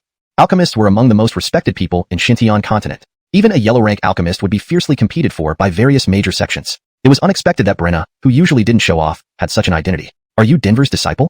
Among the 7 rets of Jinshin sect, only Denver was relatively weak. However, he held the position of ret because of his Shen-rank alchemist status. A Shen-rank alchemist would even be treated as an honored guest in the palace of Dakian dynasty.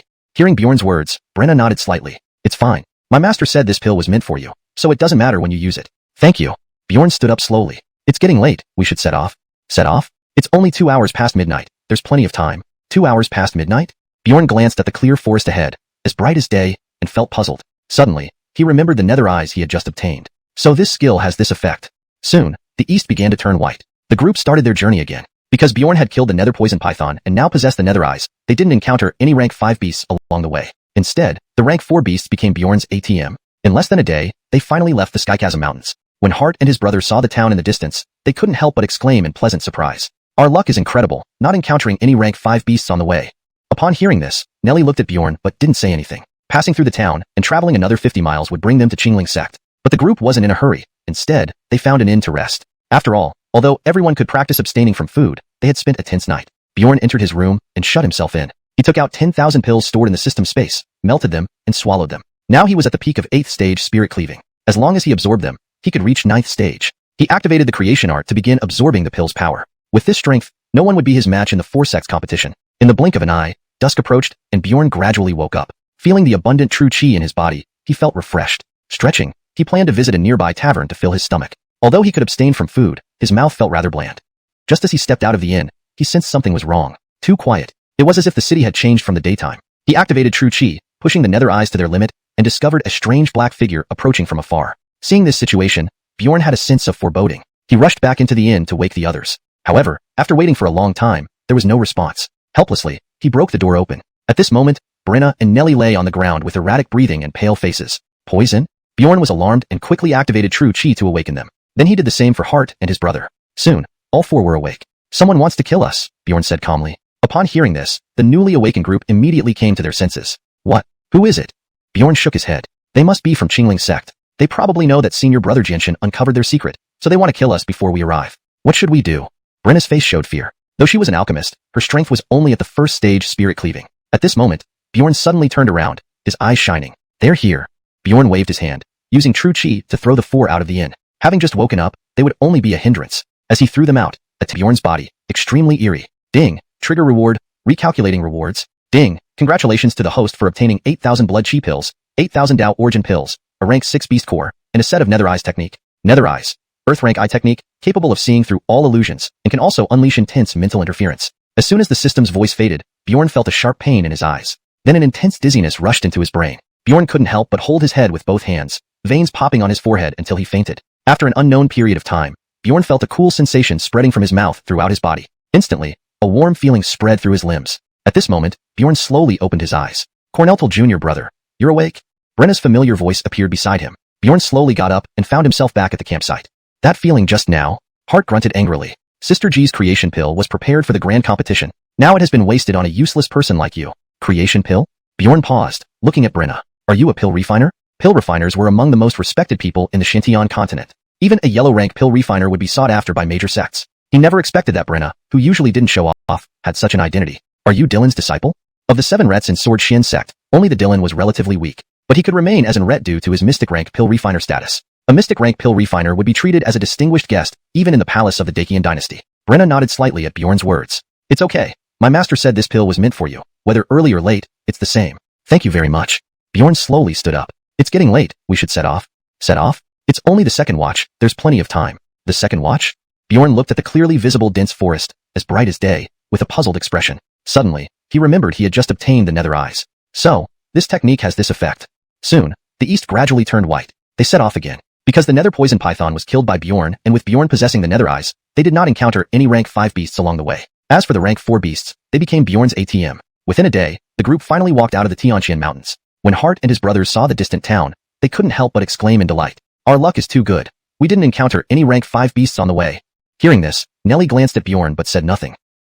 Passing through the town, another 50 miles would take them to Qingling sect. However, the group wasn't in a hurry and found an inn to rest. After all, though they could endure without food, they had spent a night on high alert. Bjorn entered his room and locked himself in. He took out 10,000 pills from the system space, refined them, and swallowed them. Now, he was at the peak of the 8th level of spirit/realm. Absorbing these would allow him to reach the 9th level. He ran the creation skill to begin absorbing. With such power, he would have no rivals in the 4 sects grand competition. Soon, it was dusk. Bjorn also woke up. Feeling the abundant true chi within his body, he felt refreshed. Stretching, he prepared to head to a nearby tavern to fill his stomach. Though he could endure without food now, his mouth felt very bland.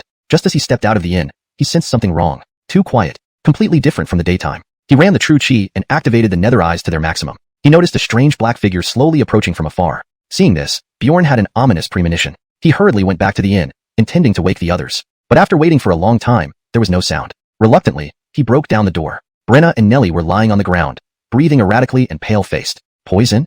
Bjorn was greatly alarmed, quickly running true chi to awaken the two. Then he went to Hart's room and did the same. Soon, the 4 regained consciousness. Someone wants to assassinate us. Bjorn spoke calmly. Hearing this, the newly awakened group immediately focused. What? Who? Bjorn shook his head. Most likely someone from Qingling sect. They probably know that senior brother Darien discovered their secret and want to kill us before we arrive. What do we do?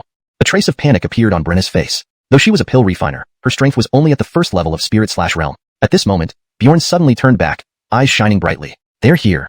Bjorn waved his hand, sending the 4 flying out of the inn with a burst of true chi. Just as they woke up, they would only be a hindrance here. At the same moment, a terrifying blade light sliced the entire inn in half. A terrifying aura erupted. Go ahead, leave this person to me. Bjorn looked back at the group, speaking coldly. But, Brenna wanted to say something but was stopped by Nelly. Trust him, we are only a burden to him now. Brenna, though worried, knew Nelly was right and hurriedly left. Meanwhile, Hart and his brothers were already miles away. Just then, the figure arrived in front of Bjorn. You're quite loyal and righteous. Hearing this, Bjorn remained calm instead of panicking. Pretense won't work on me, tell me, which Qingling sect red are you? Hearing this, the black figure's body shuddered and instantly flew into a rage. Noisy. Saying so, the black figure swung a huge knife towards Bjorn's face, clearly intending to kill. But Bjorn remained unperturbed. With a slight thought, Andre appeared in his hand, an icy feeling instantly enveloping him. Clang. At the critical moment, Bjorn held Andre horizontally to block the blade. Feeling the demonic aura from the blade, Andre trembled slightly, a sense of excitement emanating from its body. Indeed, it's a demon clan member. Bjorn's lips curled slightly. Just when he was worrying about how to evolve the demon-suppressing body, someone delivered themselves. Saying so, he directly activated the demon-suppressing body. After absorbing more demonic aura, the demon-suppressing body underwent a drastic change. Black patterns flashed across Bjorn's body, extremely sinister. Chapter 25. Absorption, Burial Spirit Abyss Map. Looking at Bjorn before him, Nicholas felt a deep sense of fear, because he sensed an unprecedented pressure from Bjorn. This kind of pressure seemed to be inherent. At this moment, he had already begun to entertain thoughts of retreat. Shock blade technique.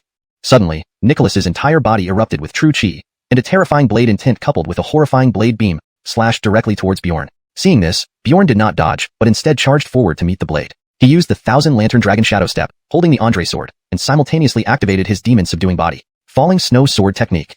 Ding! A blade and a sword collided in an instant. A terrifying explosion shattered all the houses around them. Bjorn then shifted his form, transforming his fist into a palm and attacked again. Heavenly Dao Palm. Boom! A sharp palm wind whistled past, leaving a palm print directly on Nicholas. The latter spat out a mouthful of blood and flew back violently. Seeing this, Bjorn had no intention of giving him a chance. The Andre was sheathed, and sword intent surged forth. The extremity of swords, draw sword technique, terror-inducing sword intent condensed, sword beams spread out, and then converged into a single point, exploding instantly towards Nicholas. Boom! Just then, a strange phenomenon occurred. From where Nicholas had fallen, a powerful surge of demonic energy erupted. A massive figure slowly emerged from it. Indeed, it's a demon race. Bjorn's lips curled upward. But, that's all it is. In the next instant, his figure vanished, and an extremely terrifying sword beam slashed through Nicholas. After doing this, Bjorn was about to sheathe the Andre. But suddenly, the Andre slipped out of his hand and pierced into the demon corpse. Within moments, the Andre absorbed the entire corpse into a dried husk. After absorption, the Andre emitted continuous sword cries, and its pitch-black blade gradually developed a fine red pattern. Seeing this, Bjorn slightly moved his mind and retrieved the Andre. He then examined the dried corpse before him. Congratulations, host obtained 1,000 mid-grade essence crystals, 1 green spirit herb manual, and a fragment of the burial spirit abyss map. Reward triggered, recalculation in progress. Congratulations, host obtained 50 high-grade essence crystals, 1 complete burial spirit abyss map, and 1 alchemy cannon. Alchemy cannon. An overview of alchemy techniques, containing all recipes below the earth rank. Seeing this, Bjorn's eyes lit up. The alchemy cannon was written by the Alchemy Emperor and was every alchemist's dream. It not only included the Alchemy Emperor's insights into alchemy, but also contained formulas collected over many years. For alchemists, these formulas were paramount. Thinking about this, Bjorn couldn't help but feel excited. As long as he followed this alchemy canon for cultivation, becoming an alchemist would just be a matter of time. Moments later, he regained his composure and looked at the Burial Spirit Abyss map. Since this Nicholas had the map fragment on him, he must have been to the Burial Spirit Abyss. This demon before him was likely released during that time. Thinking about this, a spark flashed in Bjorn's eyes. If I can clear out the demons in the Burial Spirit Abyss, how much stronger will my demon-subduing body become? Just imagining it made his whole body tremble. After a long while, he put away the map. These were merely speculations. Although the Burial Spirit Abyss contained many remnants of demons, most of their strength were Sea-Cleaving Realm or even King Realm. With his current strength, even with the Andre, Bjorn was not a match for them. Well, it's not too late to go there when I reach the King Realm.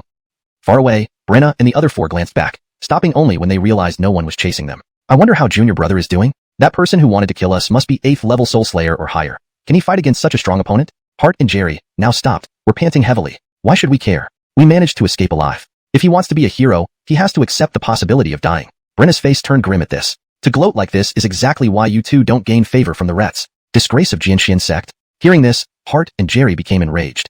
Brenna, we only tolerate you because you're Denver's disciple. Don't get carried away. Without our senior brother here, you wouldn't even qualify for the competition. At that moment, a sword shadow flashed past the two. Nellie held her sword in one hand, her gaze icy cold as she stared at them. Seeing this, Hart and Jerry immediately shut up, not daring to speak another word. Then, a terrifying aura approached from afar. The four immediately reacted, preparing to attack. Suddenly, Brenna exclaimed excitedly, "It's Bjorn." As an alchemist, Brenna's strength might not be high, but her divine soul power far exceeded others. She immediately recognized Bjorn. Upon hearing this, the others breathed a sigh of relief. Soon, Bjorn slowly landed. "Are you all okay?"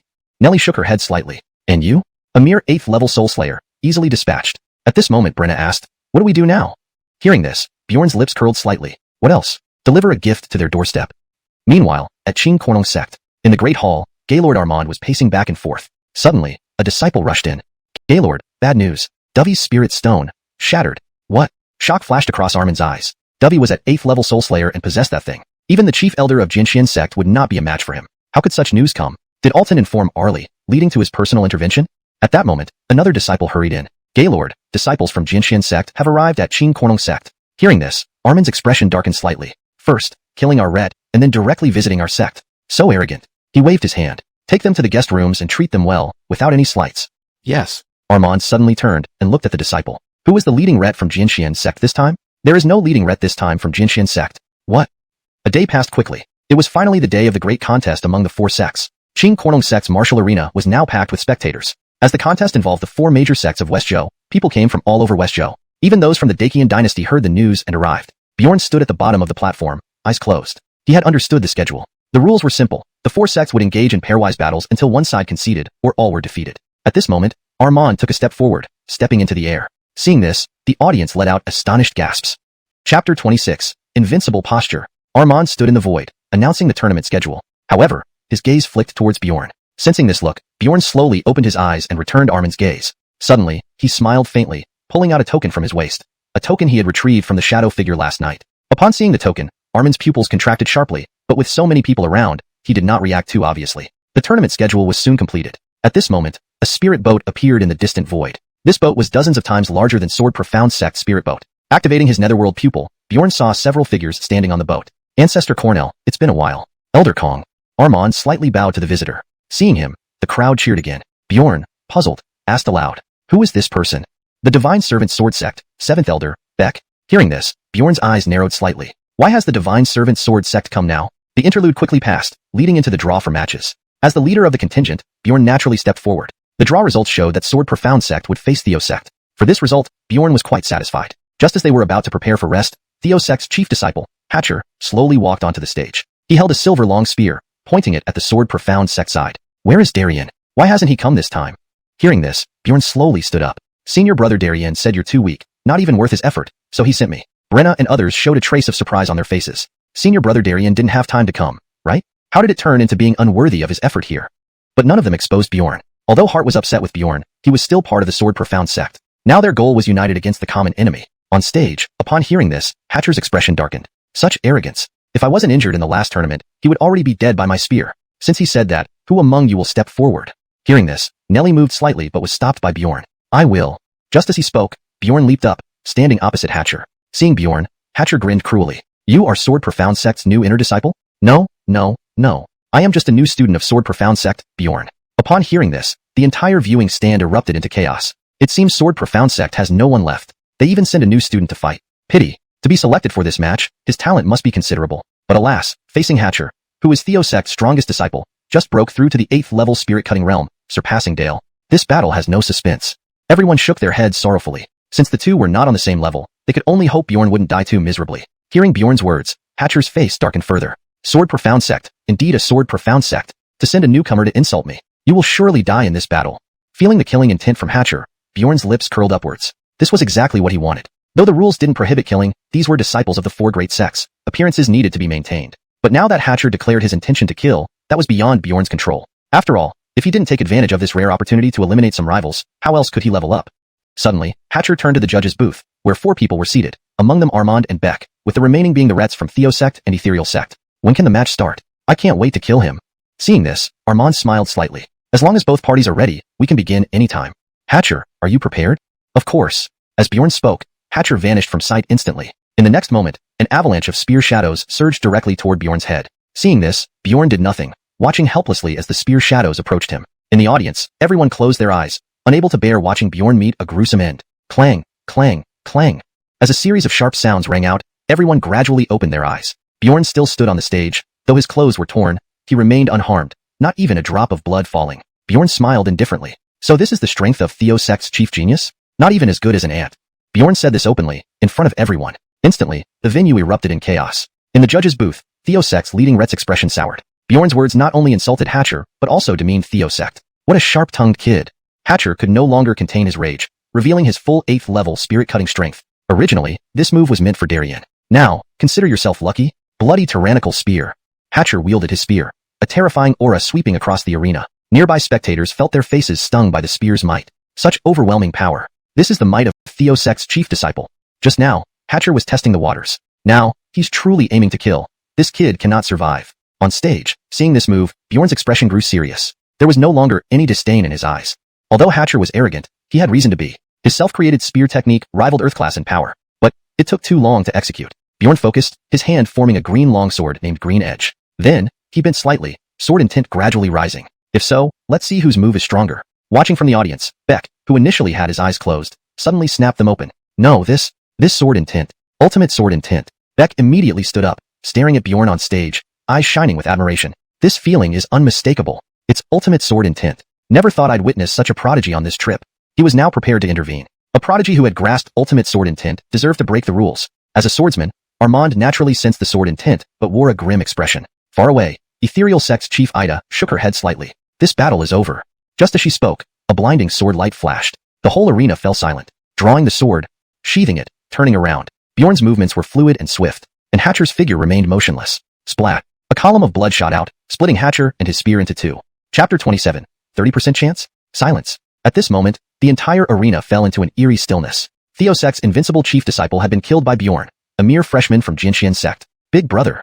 In the Theo Sect seats, everyone rose to their feet, fury blazing in their eyes as they saw their senior brother's grim fate. One of them ignored others' advice and immediately stepped onto the stage. Without waiting for Bjorn to react, he lunged at him with a spear. Bjorn remained calm. He extended his hand and grabbed the sharp spear. Then, he channeled true chi into his arm, releasing it outward. A thunderous sound erupted, shattering the spear and hurling the disciple back with a terrifying force. Adhering to the principle of cutting off the grass by its roots, Bjorn instantly vanished. He then stomped on the disciple's chest mid-air and plummeted downwards with incredible speed. Boom! A deafening explosion resounded, creating a massive hole in the stage. The disciple's chest bore a gaping bloodstained hole. Bjorn emerged from the hole, shrugging nonchalantly. Did you all see that? He tried to kill me first. I was acting in self-defense.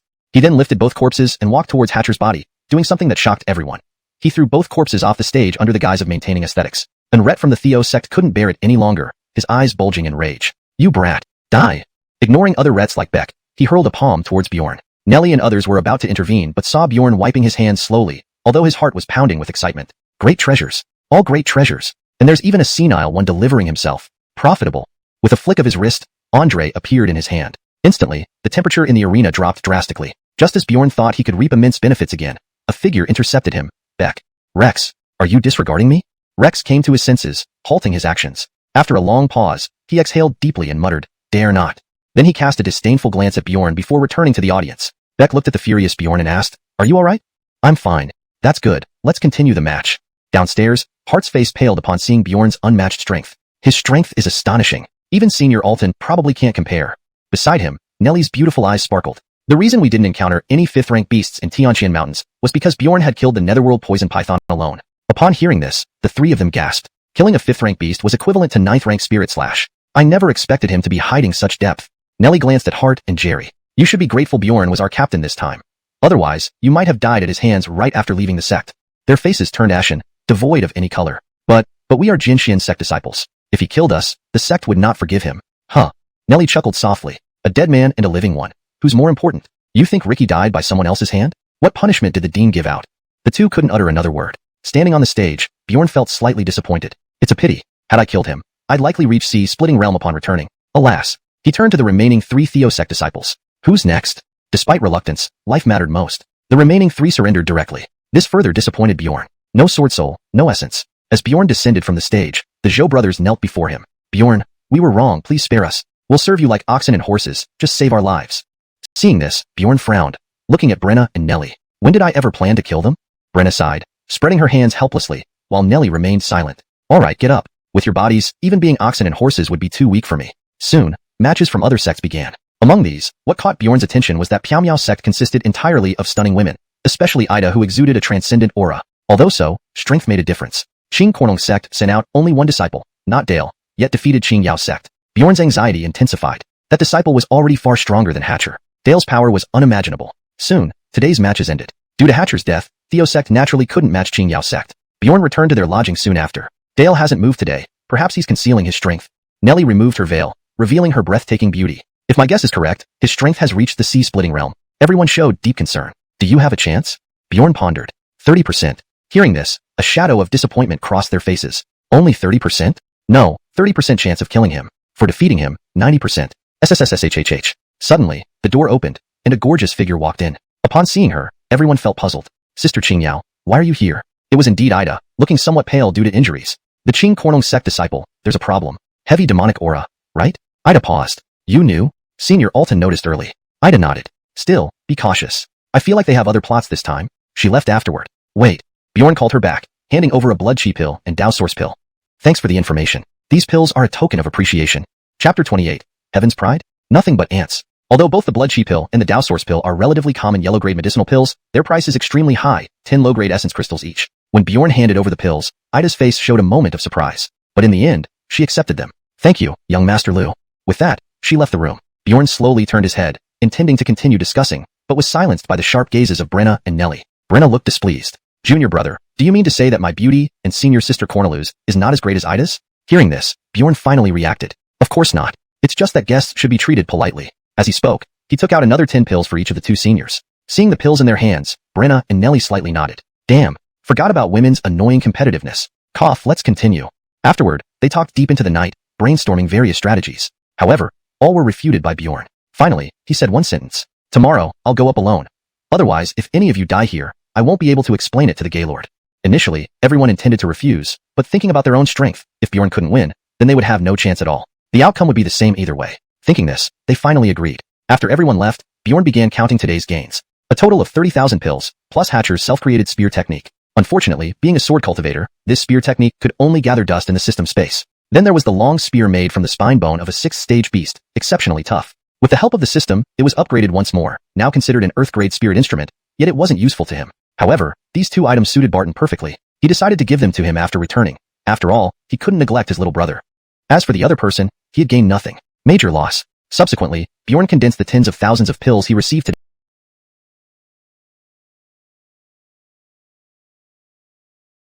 today and swallowed them. Soon, dawn broke. Bjorn and company arrived at the arena. Now only 2 people remained on the judge's bench. Yesterday's Rex had already left with Theo sect's disciples. Though the Rets of Qing Yao sect hadn't left, they didn't sit in the judges' seats. At this moment, Armand slowly spoke with a smile. Today, the final begins. We are all disciples of the 4 major sects, so please hold back some. Otherwise, as happened yesterday, casualties will result in losses for everyone. Upon hearing this, Bjorn glanced at Armand with a sneer. What a hypocrite.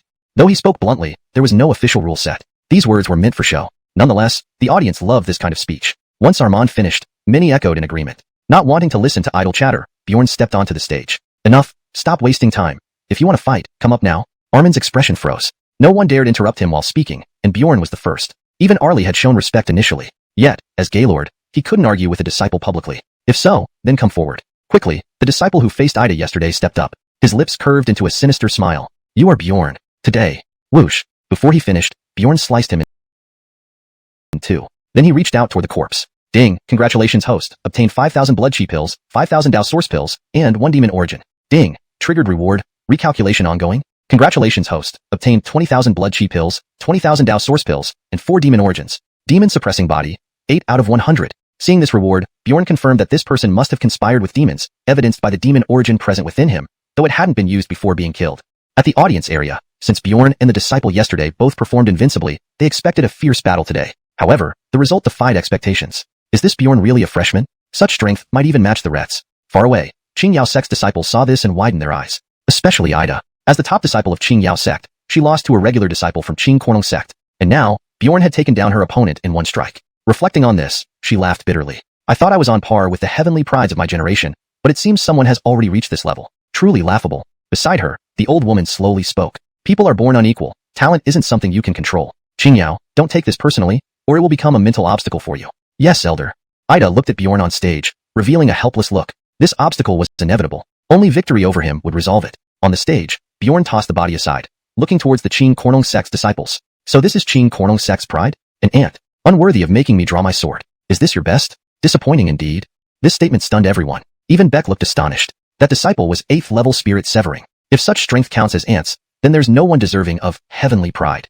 Down below, Dale smirked. A provocation? Want me to step up? Boring, you go. He looked at the gloomy-faced disciple beside him. If you defeat him, I'll share 2 origins with you. Hearing this, the disciple's breathing quickened. Then, he immediately rushed onto the stage and attacked Bjorn with his sword before Bjorn could react. Bjorn, however, easily dodged using Thousand Lantern Dragon Shadow, grasping the Qingfeng sword with one hand and unleashing the falling snow sword technique directly toward the attacker's head.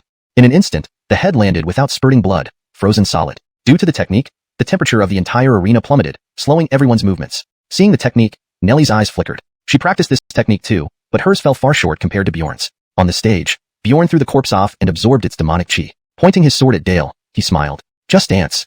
But Dale still refused to act, sending fellow disciples instead. Seeing this, the audience sighed inwardly. Most Qing Kornung sect disciples are already defeated. Why doesn't Dale come forward? At this rate, they'll all be killed. Hashtag chapter 29. Hell suppressing body. Bjorn, seeing that Dale still did not step onto the stage, looked puzzled. What is this person thinking? Why would he let his fellow disciples come to die? With such strength, he wouldn't even be able to exhaust him, right? Could he be trying to gauge my abilities? Bjorn raised his head and glanced at Armand on the stage. After all, as an red of the Qingyun sect, he couldn't just watch his sect's disciple die, could he? But Bjorn was wrong. At this moment, Armand's face remained calm, as if the one dying wasn't from his sect. Never mind. Bjorn let out a breath of turbid air. This was fine.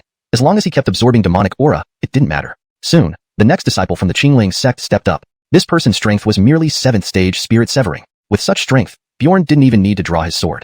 Just one palm strike, and he killed him on the stage. Again, Bjorn threw the corpse down and absorbed the demonic aura from within him. At this moment, something began to change in Bjorn's body. Demon suppressing body. 10 out of 100. Demon suppressing body evolving. Evolution complete. Hell suppressing body. Suddenly, Bjorn knelt down on the platform, emitting a faint black mist from his body. The audience, witnessing this scene, gasped in shock. What is this black gas? Why is it so eerie? Could it be demonic energy? No wonder this boy is such a monster. He's practicing demon arts. Everyone in the spectator stands stood up, their eyes cold. A demon race member. Must be eliminated. At this point, Beck in the referee's stand noticed the situation. His brows furrowed slightly. The black mist emanating from Bjorn was indeed demonic energy, but not the primal source. Still, anything related to demons must be eradicated. He sighed inwardly. Such a pity for a prodigy to be destroyed by the demon race. Beck slowly stood up and looked towards the arena. This battle is paused momentarily. Saying this, he walked through the air toward Bjorn, who had already fallen unconscious and was completely unaware of his surroundings. But Bjorn could feel the changes happening inside his body. Black veins encircled his entire body, enveloping every bone before converging at his heart. His originally red heart gradually turned black. Meanwhile, the black mist expanded his meridians until they were 5 times their original size before stopping. In a daze, he saw a figure slowly approaching him. Meanwhile, what had been clear skies suddenly darkened, and black clouds swirled above Bjorn's head, with occasional thunder rumbles. Beck, noticing this, was startled. Is this lightning calamity? How can this be? Isn't the heavenly phenomenon only triggered upon advancing to Emperor Realm? This boy is just at the spirit severing stage. Suddenly, Beck noticed the black veins on Bjorn's body and understood. No, it's a sage body. The lightning calamity triggered by sage body evolution? He looked at the audience stands and thought to himself. Only top 20 innate constitutions from the tyrant body chart can evolve and trigger lightning calamity. I don't know what level this sage body is, but if it's top 10 from the chart, everyone here will die. If it's in the top 3, the Qingling sect will collapse instantly. Looking at Bjorn, still unconscious, Beck was shaken. Who is this boy? He then hurriedly shouted at the audience. Everyone, retreat 10 miles away immediately. Upon hearing this, everyone rushed to flee without hesitation. Nellie and others stared dumbfounded at Bjorn on the stage. After a moment, Nellie clenched her lips. Let's leave too. When Brenna heard this, she wanted to say something but was interrupted. We have to trust Bjorn. He'll be fine. Let's go. Brenna hesitated but followed. Soon, everyone had retreated far from the Qingling sect territory, watching the gathering black clouds. The old woman from Piaomiao sect narrowed her eyes. The mightiest divine lightning comes from the ninth heaven. I wonder what kind of lightning this boy will bring. Beck's expression tightened. With his strength, attracting a lightning calamity shows immense talent. What matters is whether he can withstand it. Far away, Dale watched the lightning, unperturbed. Didn't expect someone like him to still exist. Worth spending so much demonic origin essence, though I wonder if he can survive the lightning calamity. At this moment, a bolt of lightning struck the Qingling sect, waking Bjorn up from his stupor. He looked around and found no one else there. Raising his head, his expression tightened. Just now, he finally understood the origins of the demon-suppressing body. It was the sole constitution beyond the tyrant body chart, the nether demon-suppressing body. But achieving full mastery is extremely difficult. First, there was the terrifying lightning calamity. This lightning calamity was comparable to early king realm power, and with his current strength, he couldn't resist it. Additionally, it required absorbing nearly 1,000 units of demonic origin essence. The current hell-suppressing body was merely 1/10,000th of its full potential, but even this is enough. He swallowed all the previously obtained pills at once. Then, focusing his mind, the inked jade sword appeared in his hand, unleashing a terrifying aura. He then activated Thousand Lantern Dragon Shadow and shot upwards into the sky. The old woman focused her gaze. That aura rivals second rank C-splitting. He was just 9th stage spirit severing. What does he plan? Beck, looking at Bjorn, his pupils constricted. Is he planning to use the lightning calamity to forge his body and advance to C-splitting realm in one go? This revelation silenced the crowd. To advance to C-splitting realm, one must first rid their body of impurities, transforming themselves into spiritual energy. By purifying oneself and becoming a spirit root, one could resonate with the ambient spirit energy in the void, enabling them to walk through the air. The more thoroughly one purges impurities, the more spirit roots form, enhancing the strength to reach C-splitting realm. In the universe, nothing forged bodies better than lightning calamities. Triggered by heaven, lightning calamities were manifestations of heavenly law. Using lightning calamity to forge the body equates to heavenly empowerment.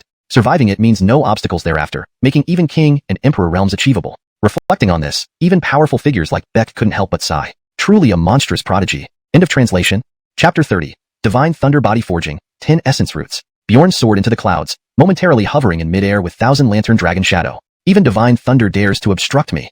With a wave of his hand, the black jade was in his grasp, and he roared toward the heavens as the netherworld demon body erupted. His clothes instantly turned to dust under this terrifying physical power, revealing his body covered in black patterns. At that moment, the clouds seemed to have heard Bjorn's provocation, sending down 3 streaks of crimson lightning in an instant, aiming to shatter him. Far away, the Retly woman's expression changed dramatically upon seeing these 3 streaks of red lightning. Red sky corner lightning. 3 at once too. Such a monstrous prodigy has never been seen across the entire Xintian continent. At this time, Ida was dumbfounded. Teacher, what makes this red sky divine corner lightning different? The Retly woman kept her gaze locked on Bjorn battling the thunder in midair before speaking slowly. Corner lightning calamity is divided into 5 ranks: white sky, azure sky, red sky, purple sky, and the legendary gold sky. Different levels come with different powers of lightning calamity. Back then, when the Jeremiah ascended to the sovereign realm, he only faced 7 azure sky lightning bolts. Now, this youth begins with 3 red sky bolts. Clearly, his talent surpasses even the Jeremiah's. Above the Jeremiah once fought his nemesis from the South Sea and cleaved mountains and severed seas with just 2 strikes.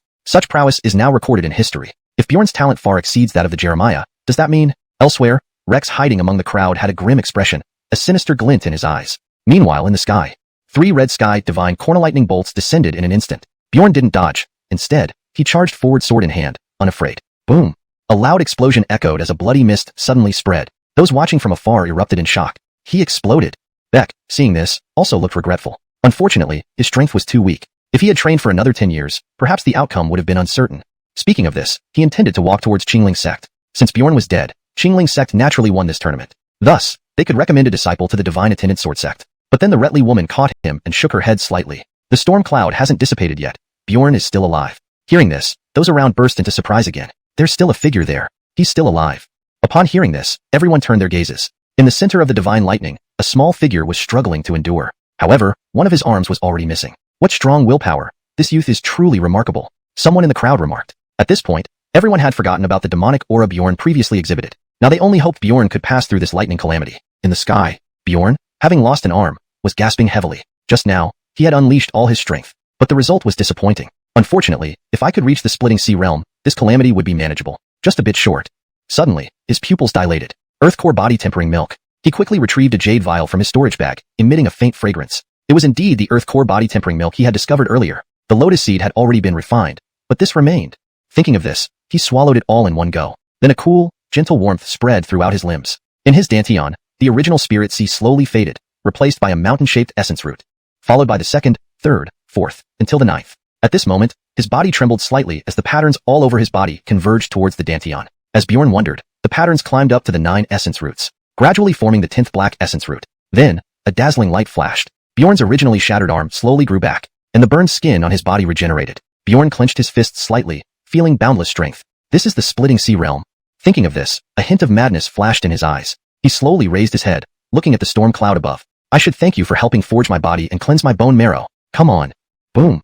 Suddenly, 3 more red sky bolts fell directly toward Bjorn's head. But the newly promoted Bjorn to the splitting sea realm wasn't afraid. Cornered before, he didn't dodge. Instead, he met the thunder head-on. Simultaneously, terrifying sword intent surrounded Bjorn, allowing the storm cloud to strike his body. Ultimate sword. Shooting star. The second form of the heavenly derivative sword art, shooting star. Previously, he couldn't use this move due to insufficient strength, but now he finally had the capability. A sword beam pierced through the divine lightning, striking the storm cloud. One strike split the sky open. After Bjorn's sword landed, the storm cloud slowly dissipated. Seeing this, a smile appeared on his lips. Cheating heaven, not so tough after all.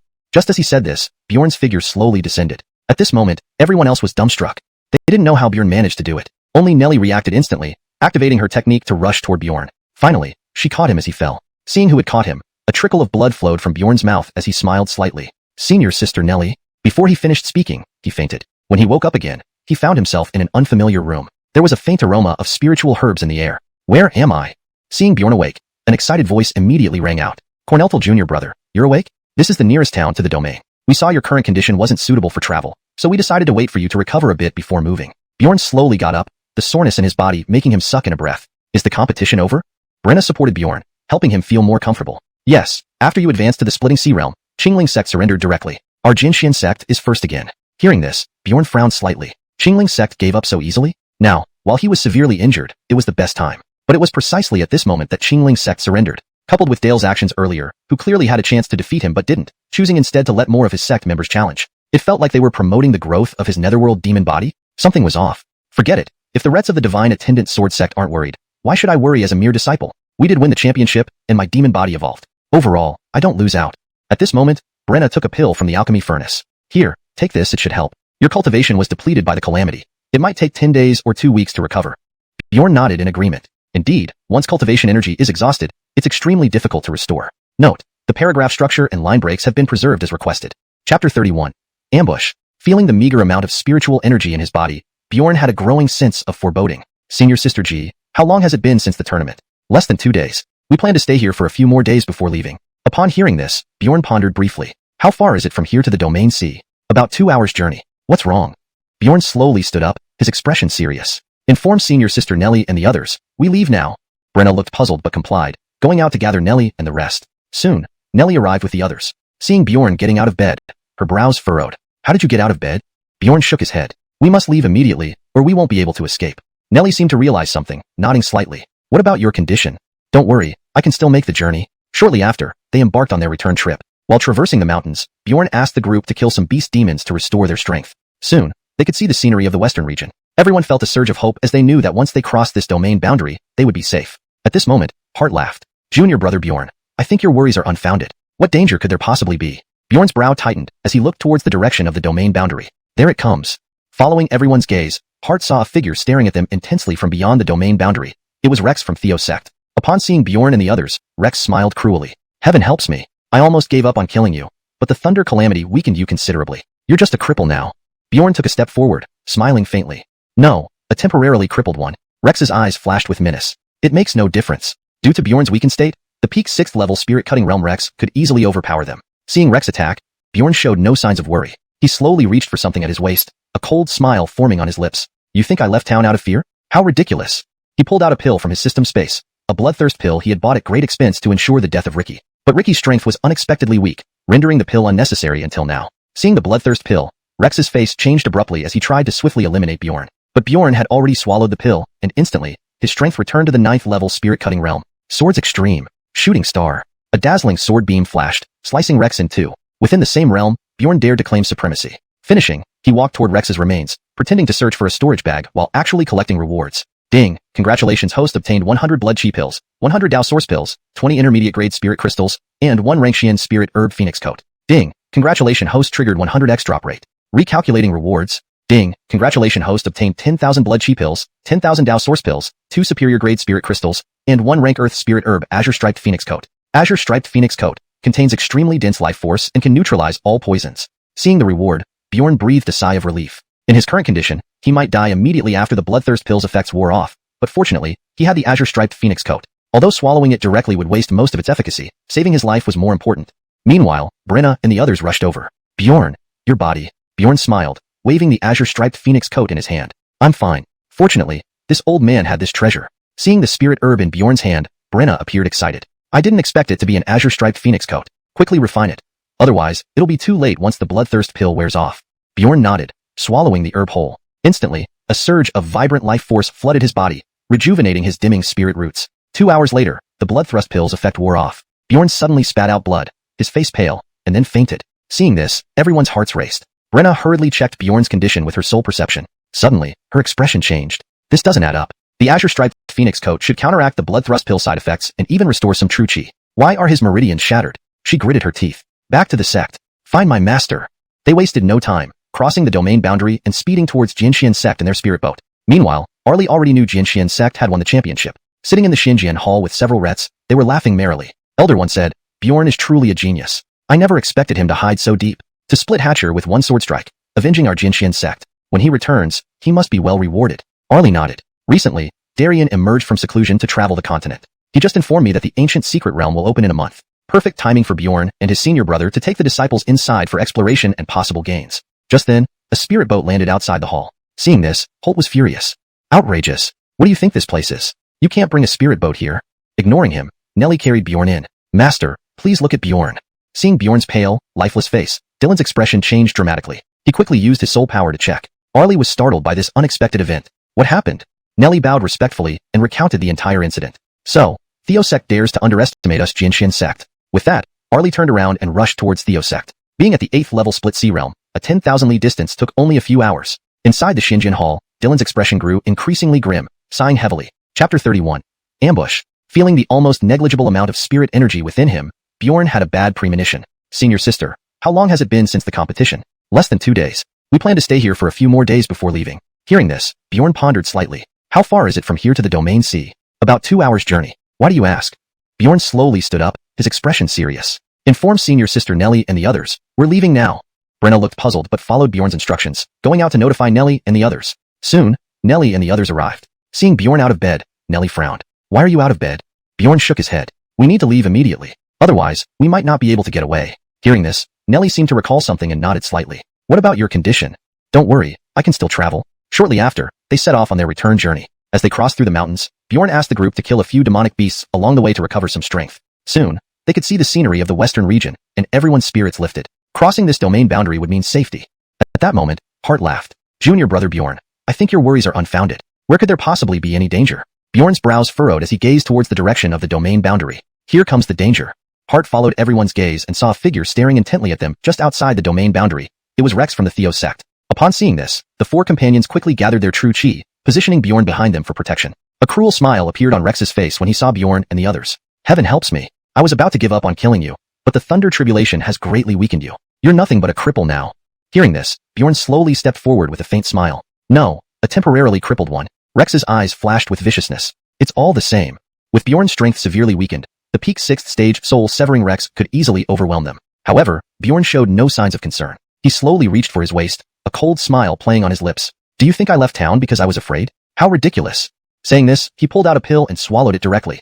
The bloodthirst pill he had kept in his system space for a long time. He had bought it at great expense to ensure he could kill Ricky, but unexpectedly, Ricky's strength was weak, so he didn't need it until now. Seeing the bloodthirst pill, Rex's face changed abruptly as he tried to attack Bjorn swiftly. But Bjorn had already ingested the pill, and instantly, his strength returned to the 9th stage soul-severing realm. Ultimate sword skill, blazing sword beam. A dazzling sword beam suddenly flashed, slicing Rex into 2 halves. Within the same realm, Bjorn dared to call himself unbeatable. Finishing this, he immediately walked towards Rex's corpse, pretending to search for a storage bag. In reality, it was for the rewards. Ding! Congratulations host. You have received 100 blood chi pills, 100 Dao origin pills, 20 intermediate yuan crystals, and 1 phoenix garment spirit grass. Ding, congratulations host. You have triggered a 100-fold reward rate. Recalculating rewards. Ding, congratulations host. You have received 10,000 blood chi pills, 10,000 Dao origin pills, 2 superior yuan crystals, and 1 green patterned phoenix garment. Green patterned phoenix garment contains extremely dense life force, can counteract all poisons. Seeing this reward, Bjorn breathed a sigh of relief. Given his current state, once the bloodthirst pills effects wore off, he might die from internal injuries. But fortunately, he had the green patterned phoenix garment. Although swallowing it like this would lose most of its efficacy, saving his life was paramount. At this moment, Brenna and the others rushed over. Bjorn, your condition? Bjorn smiled, waving the green patterned phoenix garment in his hand. I'm fine. Fortunately, this old man had this treasure. Seeing the spirit grass in Bjorn's hand, Brenna's face lit up. Unbelievable, it's a green patterned phoenix garment. Hurry and refine it.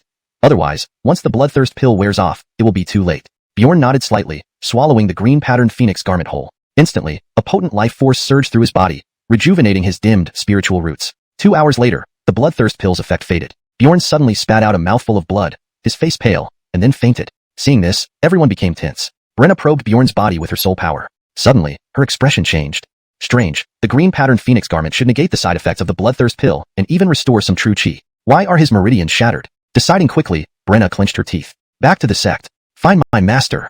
Without delay, they hurried through the domain boundary, retrieved a spirit boat, and rushed toward the Jinxian sect. Meanwhile, Arlie had learned about Jinxian sect's victory. He was sitting with several Rets in the mystical sword hall, chatting. The senior Ret said, Bjorn is truly an outstanding talent. Didn't expect him to hide his strength so deeply. Splitting Hatcher with one strike and avenging our Jinxian sect. Once he returns, we must reward him. Arlie nodded in agreement. A few days ago, Darian came out of seclusion, planning to travel across the continent. Just received news that the primal ancient secret realm will open in a month. Perfect timing for Bjorn and his Ret brother to lead the disciples inside. They may gain much. Just then, a spirit boat slowly approached the hall. Seeing this, Holt grew angry. Ridiculous. Do you know where you are? A spirit boat cannot enter here. Nellie ignored him and brought Bjorn over. Master, please check on Bjorn. Seeing Bjorn's pale and lifeless face, the second Ret's expression turned grave. He rushed over and probed Bjorn's body with soul power. Arlie was also startled by this sudden turn of events. What happened? Nellie bowed and recounted the entire incident. Theo sect. They dare to underestimate our Jinxian sect? Arlie turned around and headed straight for the Theo sect. He was now at the 8th stage sea-cleaving realm, and covering thousands of miles would only take a few hours. In the mystical sword hall, the second Ret's expression grew increasingly grim, sighing inwardly. Chapter 32. Bjorn near death. This boy, his true chi was already depleted, yet he still took the bloodthirst pill. That pill absorbed nearly all of his vital energy. It's a miracle he's even alive now. Dylan spoke slowly. Fortunately, the green patterned phoenix robe helped him hold on to his last breath. Desiree, take Bjorn to the Divine Concealment Peak. Yes. The Divine Concealment Peak is one of the 4 manifest and 3 concealed peaks. It is hidden within a secret grand array that ordinary people cannot enter. The peak is covered in spiritual herbs, including some of the earth-class variety. Soon, Desiree and Dylan arrived at the Divine Concealment Peak with Bjorn. Upon arrival, Dylan placed Bjorn's body into a medicinal pool. Desiree, go fetch 2 leaves from the Bodhi ancient tree. Desiree was slightly taken aback by this request. The Bodhi ancient tree was considered one of the sect's greatest treasures, producing only 1 leaf every 30 years. Since Jinxian sect was established, it had only produced 5 leaves. To save Bjorn, they were taking 2 leaves. Quickly, Desiree fetched the Bodhi leaves and dropped them into the medicinal pool. Then Dylan added countless spiritual herbs. After a moment, he exhaled deeply. I've put practically all my treasures in there. Whether he wakes up depends on his fate. Let's leave and check back in a few days. As soon as they left, a green light flashed in the pool, sending intense waves of life force into Bjorn's body, gradually restoring his complexion to a healthy pink hue. A long time later, at Xuanhuan sect. Inside the main hall of Xuanhuan sect, Sect Master Thorn was pacing anxiously. Why did Rex insist on provoking Jinxian sect? Arlie is notoriously protective of his disciples. What are we going to do? Just then, a figure appeared swiftly from the distant void. It's over. They're here to attack. He straightened his robes and rushed out to greet the visitor. Sect Master Zhao, what brings you here? Arlie's expression was icy. You know why. With that, he summoned a silver sword with one hand. Seeing the sword, Thorn tensed. Bringing out the Zhanlin's sword meant he was genuinely angry. Thorn cleared his throat. Sect Master Zhao, we really don't know about what Rex did. How about we sit down for a drink before discussing this? Arlie waved his hand, and a silver glow severed Xuanhuan sect's gate in half. Shocked, Thorn's expression changed. Arlie, do you think we fear you? Then let's fight. Arlie replied coldly. But you'd better have Barnaby come out first, otherwise, you can't stop me. Barnaby was Xuanhuan sect's founding patriarch, currently in a near-death state. If he came out now, it would mean his end. Without him, the entire Xuanhuan sect would cease to exist. Thorn's expression darkened. Arlie, this is indeed our fault, but your top disciple also killed our chief disciple. Let's call it even, shall we? Arlie considered this for a moment, then relaxed slightly. Fine, but I need to borrow the 8 Extremes Cauldron. Absolutely not.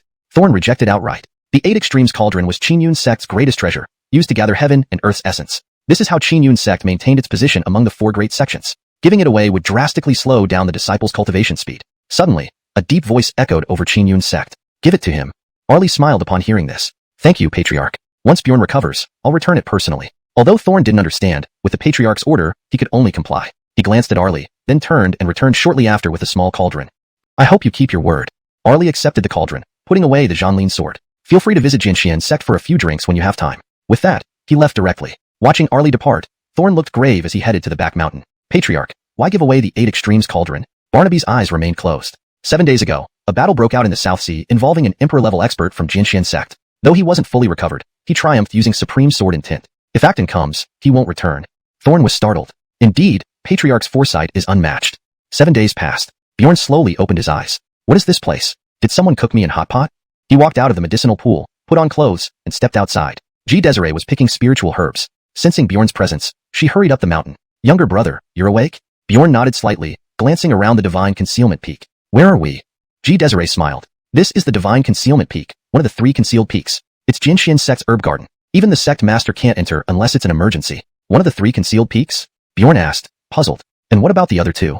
Desiree shook her head. I only know one is Elder Four's Divine Crow Peak. Legend has it, a divine crow appeared here eons ago, leading countless battles but ultimately vanishing. There's a cave left behind on the back mountain, but that's all I know. Bjorn pondered for a moment. Can you take me out first? Desiree looked at Bjorn, still somewhat worried. But your body. Bjorn smiled calmly. Although my true chi hasn't recovered, I should be fine. My physical strength alone is equivalent to an 8th rank spirit formation realm cultivator. Alright then. With Desiree leading the way, they quickly exited the Divine Concealment Peak. Bjorn didn't hesitate and headed straight for the treasure hall. After inspecting the area and finding no sign of Acton, he sighed and returned to his purple bamboo peak residence. Walking into his courtyard, he saw someone in his room. Surprised, he approached cautiously. It was xuanhuan, meditating in his room. Feeling someone, xuanhuan instantly woke up and relaxed upon seeing Bjorn. Chapter 33. Unable to withstand a single finger? How did you end up here? Bjorn asked. Are you alright? Soul's eyes lit up with joy upon seeing Bjorn uninjured. I suppose so, but the spiritual energy inside me hasn't started moving yet. It might take a long time. Instead, why are you here? Bjorn looked at his body and gave a bitter smile. Soul's face fell slightly. That day when you were carried back, many disciples saw the situation. The remaining members of Perry then joined forces to try and seize this purple bamboo grove. Reluctantly, I had to stay here. Hearing this, warmth spread through Bjorn's heart. Though this kid was cocky, he was still decent. With that thought in mind, Bjorn retrieved the Dragon Bone Spear and Hatcher's unique spear technique from the system space. Here, these belong to you now. I can't use them. Soul's expression froze as he accepted the spear and the techniques. Feeling the chill from the weapon, Soul was moved. What a powerful aura. What domineering spear techniques. Where did you get these? Bjorn smiled faintly. Hatcher, the chief disciple of Theo sect, boasted in front of me before I killed him. These were his weapons and techniques. Since I can't use them, I brought them back for you. Hearing this, warmth spread through Soul's heart once more. At this moment, a sound came from outside the door. Bjorn turned around to find Pierre standing there. To his surprise, Pierre had recovered his spirit severing realm cultivation and even improved. Seeing this, Bjorn's eyes flickered. He actually managed to restore his spirit see, quite interesting. Upon spotting Bjorn, Pierre showed a look of astonishment, which quickly vanished. I didn't expect you to be still alive. Well, it gives me the chance to exact revenge. Hearing this, Bjorn smiled faintly. Fine, I'll wait for you right here, come over. Pierre felt uneasy looking at Bjorn's smile and hesitated to approach. Unexpectedly, Bjorn walked towards him. Now, Bjorn's expression was full of disdain. I'm just standing here, why don't you attack? Hearing this, Pierre faltered. His subordinate slowly spoke. Boss, the rumors are true. There is no true chi emanating from him. He must be trying to scare you. Pierre observed Bjorn and found it to be true. He grew confident. So it's all an act. With that said, he charged directly at Bjorn. Just as his fist was about to reach Bjorn's brow, Bjorn moved. He stretched out one finger and effortlessly blocked Pierre's powerful punch. Everyone was stunned by this sight. What kind of power? Just a single finger. After all, Pierre was now at the 4th level of the spirit severing realm and possessed his family's body strengthening technique, making him nearly as strong as a 5th level fighter. But his all-out attack was easily deflected by Bjorn's finger. Pierre's face paled upon witnessing this. His lips curled into a grimace. This has to be false. It's all false. Suddenly, he lashed out at his subordinates. Madness shone on his face as he ran away like a madman. This was unexpected to Bjorn. He only intended to teach Pierre a lesson, but never thought the latter would be terrified into insanity. Behind him, Soul looked at Bjorn seriously. How powerful have you become, Bjorn? Bjorn pondered for a while and smiled, saying nothing. He feared startling Soul. Though under the Beckham's guidance, Soul had already reached the 4th level of the spirit severing realm, it was better not to tell him for the sake of his Taoist heart. Forget it, if you really want to know, ask your senior sister. She understands. You mean senior sister Nellie? Soul's face revealed a hint of frustration. That's virtually impossible. Senior sister Nellie never speaks to men. As if on cue, Nellie appeared and glanced at Soul coldly before turning to Bjorn, her gaze softening. Junior brother, the patriarch wishes to see you. Thank you, senior sister. Nellie nodded. No problem. If you encounter any issues within the sect, you may visit me on the first peak. Yes. With that, Nellie left, casting another glance at Sol. Wow, boss, senior sister said 31 words to you. That's more than she spoke all last year. How did you manage? Bjorn smiled. Obviously, it's because of my charm. Soon, Bjorn arrived at the Mystic Sword Hall. Since Bjorn led the disciples to victory, he was granted free access to the Xinjian Peak. Although it wasn't particularly useful, it moved Bjorn greatly since it meant he could freely enter and exit the treasure chamber without repercussions from his master. Bjorn entered the hall and bowed to Arlie. Patriarch, you summoned me. Arlie nodded and produced a small tripod cauldron before everyone present. The Rets gasped in shock. What had their patriarch done to the Theo sect? Arlie handed the tripod to Bjorn. This artifact is Theo sect's most treasured possession. I borrowed it for you. You may use it freely until your strength is fully restored. Its function is simple. It gathers surrounding spiritual energy, limited only to you. With this, Arlie gave Bjorn a meaningful look. You understand what needs to be done? Both sly foxes, Bjorn knew exactly what to do. Report to Patriarch. My residence lacks sufficient spiritual energy. Could I borrow the sect's refining tower? Please grant permission, Patriarch. The refining tower was the place in the Sword Mystic sect where spiritual energy was most abundant due to a spiritual vein beneath it. It was typically used by inner disciples. Without hesitation, Arlie waved a hand. Use it. Freely. Starting today, the refining tower will be open to all disciples for a month. The Rets felt ashamed hearing this. Thank you, Patriarch. Bjorn then turned to Nellie, Brenna, Hart, and others behind him. Notify the disciples to head to the refining tower. And with that, he rushed toward the refining tower. Chapter 34. The Ancient Wilderness Secret Realm. Soon, Bjorn arrived at the refining chi tower. This was his first time entering it since joining the sect. Standing at the base of the tower, he looked down. To facilitate better absorption of chi, the tower was inverted, its peak pointing downward. The lower one went, the denser the chi became. Before long, all the inner disciples had gathered. Barton was among them. As an apprentice of the Beckham, he naturally had the qualifications. As the owner of the 8 Wastelands Cauldron, Bjorn naturally entered first and soon reached the lowest level where there were 4 rooms, one each for Barton, Nellie, Brenna, and himself. With the operation of the 8 Wastelands Cauldron, the entire tower's chi surged. Everyone began to meditate intently. A month passed quickly. Exiting the refining chi tower slowly, Bjorn felt his 9 spirit meridians had become more abundant after absorbing a month's worth of chi. However, the black spirit meridian showed no changes. His strength stabilized at first level of C-splitting. With his 10 spirit roots at first level of C-splitting, he could now take on an average 3rd level C-splitter. This black spirit root shows no movement. It likely needs to absorb demonic chi to recover, he mused. He noticed a barely visible crack above the many spirit roots. What is this? He channeled true chi to investigate, but nothing happened. Forget it, as long as it doesn't hinder my cultivation. Bjorn had only taken a few steps when Dylan approached him with an odd expression. Bjorn, the Gaylord wants to see you. All right. They soon arrived at the Xinjian Hall. Arlie sat on the dais, scrutinizing Bjorn, while various Rets sat around and disciples stood on either side. Indeed, C-splitting realm, you turned misfortune into fortune. How many spirit roots did you cultivate? Pondering his words, Bjorn replied, Gaylord, I have cultivated 9 spirit roots. The hall fell silent. Arlie stepped forward, examining Bjorn closely, her shock turning to excitement. 9 spirit roots. Such abundant power, even denser than Benedict initially. Excellent. Heaven blesses our sword profound sect. Her eyes blazed as she looked at Bjorn. From today onward, you are our holy son. Holy son? Bjorn wondered internally. What is that? Seemingly perceiving his confusion, Arlie explained. The holy son is the most talented disciple in the sect. Once chosen, they can command the entire sword profound sect, even me, and all resources will be poured into you. Within 10 years, you can reach the king realm. Bjorn frowned. 10 years? That's too long. He planned to reach the king realm within a year. Moreover, receiving all sect resources might not be faster than scavenging corpses. Thus, bowing politely, he declined apologetically. I must respectfully decline, Gaylord. Dead silence returned. Bjorn actually refused to be holy son. Something everyone fought for, he dismissed so easily? Arlie looked surprised. Bjorn, do you know what this means? Bjorn nodded firmly. Gaylord, you should know I won't stay in Westjo for long. I have my own goals. But if the Sword Profound sect ever faces trouble, I'll lend a hand. Arlie paused, realizing Bjorn's talent made him suitable for grander places like Divine Servant Sword Sect, not just small Sword Profound sect. Sigh, as you wish. Since you say so, I won't force you. Returning to her seat, she continued, we've gathered for the ancient wilderness secret realm. It's rumored to be a small space left from the ancient human-demon war, full of opportunities, remains of kings or even emperors, supreme legacies, treasures, and sharp spiritual weapons. But these chances come with calamities. The realm contains residual demonic chi, so ensure your safety. If outmatched, retreat immediately, understood? Hearing this, Bjorn's face changed. Emperor remains. That would be extraordinary. Excitement welled up. He must go to this ancient wilderness secret realm. Arlie glanced at Bjorn. You'll lead 10 disciples. Protect them well. Bjorn nodded but worried. If we face emergencies, how can I alone protect so many? Arlie waved reassuringly. Relax, your senior brother is scouting ahead and will join you. Senior brother? Darien? Bjorn bowed, having intended to act alone but unable to refuse now. Shortly, they boarded a spirit boat heading westward in Westjo. Protected by the Gaylord's enchantment, ordinary attackers couldn't breach it. 3 days later, they reached the western deserts, vast and barren except for scattered travelers. Brenna explained, the ancient battle between humans and demons destroyed this land's vitality. It used to be fertile, with palaces and cities. Now, it's desert. Sighing, Bjorn agreed. Great beings' battles bring disaster to ordinary people. Beyond a mountain peak, a towering gate appeared before them, eliciting gulps from all aboard. This gate was truly bizarre. Translation completed, ensuring all guidelines were followed carefully. Please provide further text if needed. Chapter 35, Tribulation Injury. A gate resembling a black hole stood towering at the far end. Inside it seemed to be an eerie force drawing everyone's attention. Around the gate, dark beams flickered mesmerizingly. At this moment, a figure slowly ascended. Bjorn's brows furrowed slightly upon noticing this. That person directly stepped onto the spirit boat, staring straight at Bjorn. Are you Bjorn?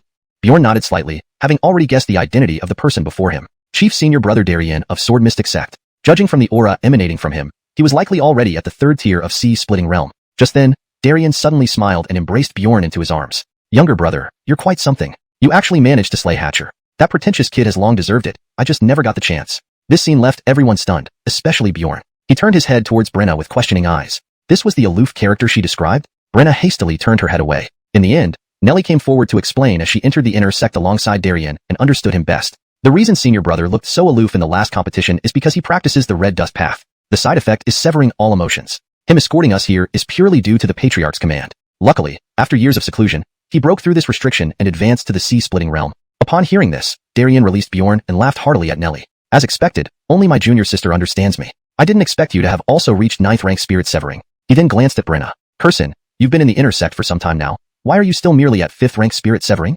Hearing this, Brenna's face reddened slightly, dodging eye contact. Ah, since I'm an alchemist, isn't it enough to have powerful divine soul? My master is only at 2nd rank spirit severing. Nonsense. Darien's expression changed. Dylan's divine soul strength has likely surpassed the king realm, able to sense even the slightest changes within a few miles. As an alchemist, you must have the capability to protect yourself. After we return, you need more training. Seeing this scene, Bjorn finally understood why Brenna said Darien was cold. But it also showed Darien was indeed a qualified senior brother. Then Darien looked at the many disciples behind him, stopping at Barton. Are you this year's newcomer?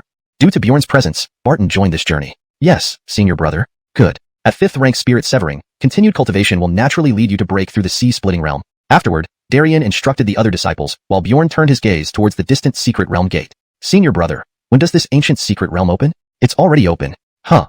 Hearing this, Bjorn was puzzled. Shouldn't we enter? I saw other sect disciples go in just now. Darien shook his head. Even though the ancient secret realm has opened multiple times, its landscape changes every time.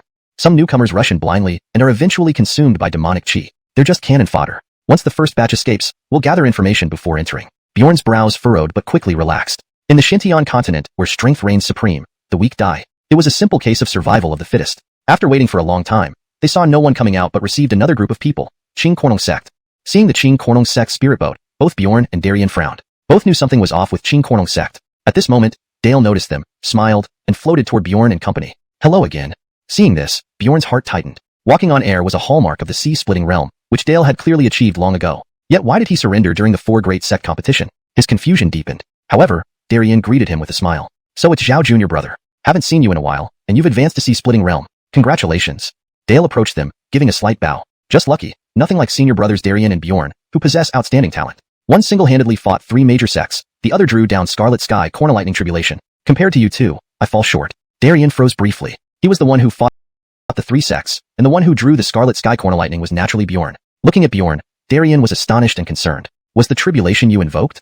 Bjorn nodded. Ignoring Dale, Darien immediately sent True Essence into Bjorn's body for examination. Upon discovering the crack in his spiritual root, his pupils contracted sharply. We'll need more time here. We won't delay your Qing Kornung sect. Recognizing this as a dismissal, Dale left without comment. Then Darien pulled Bjorn aside. After entering the secret realm, don't fully mobilize True Essence, understood? Why?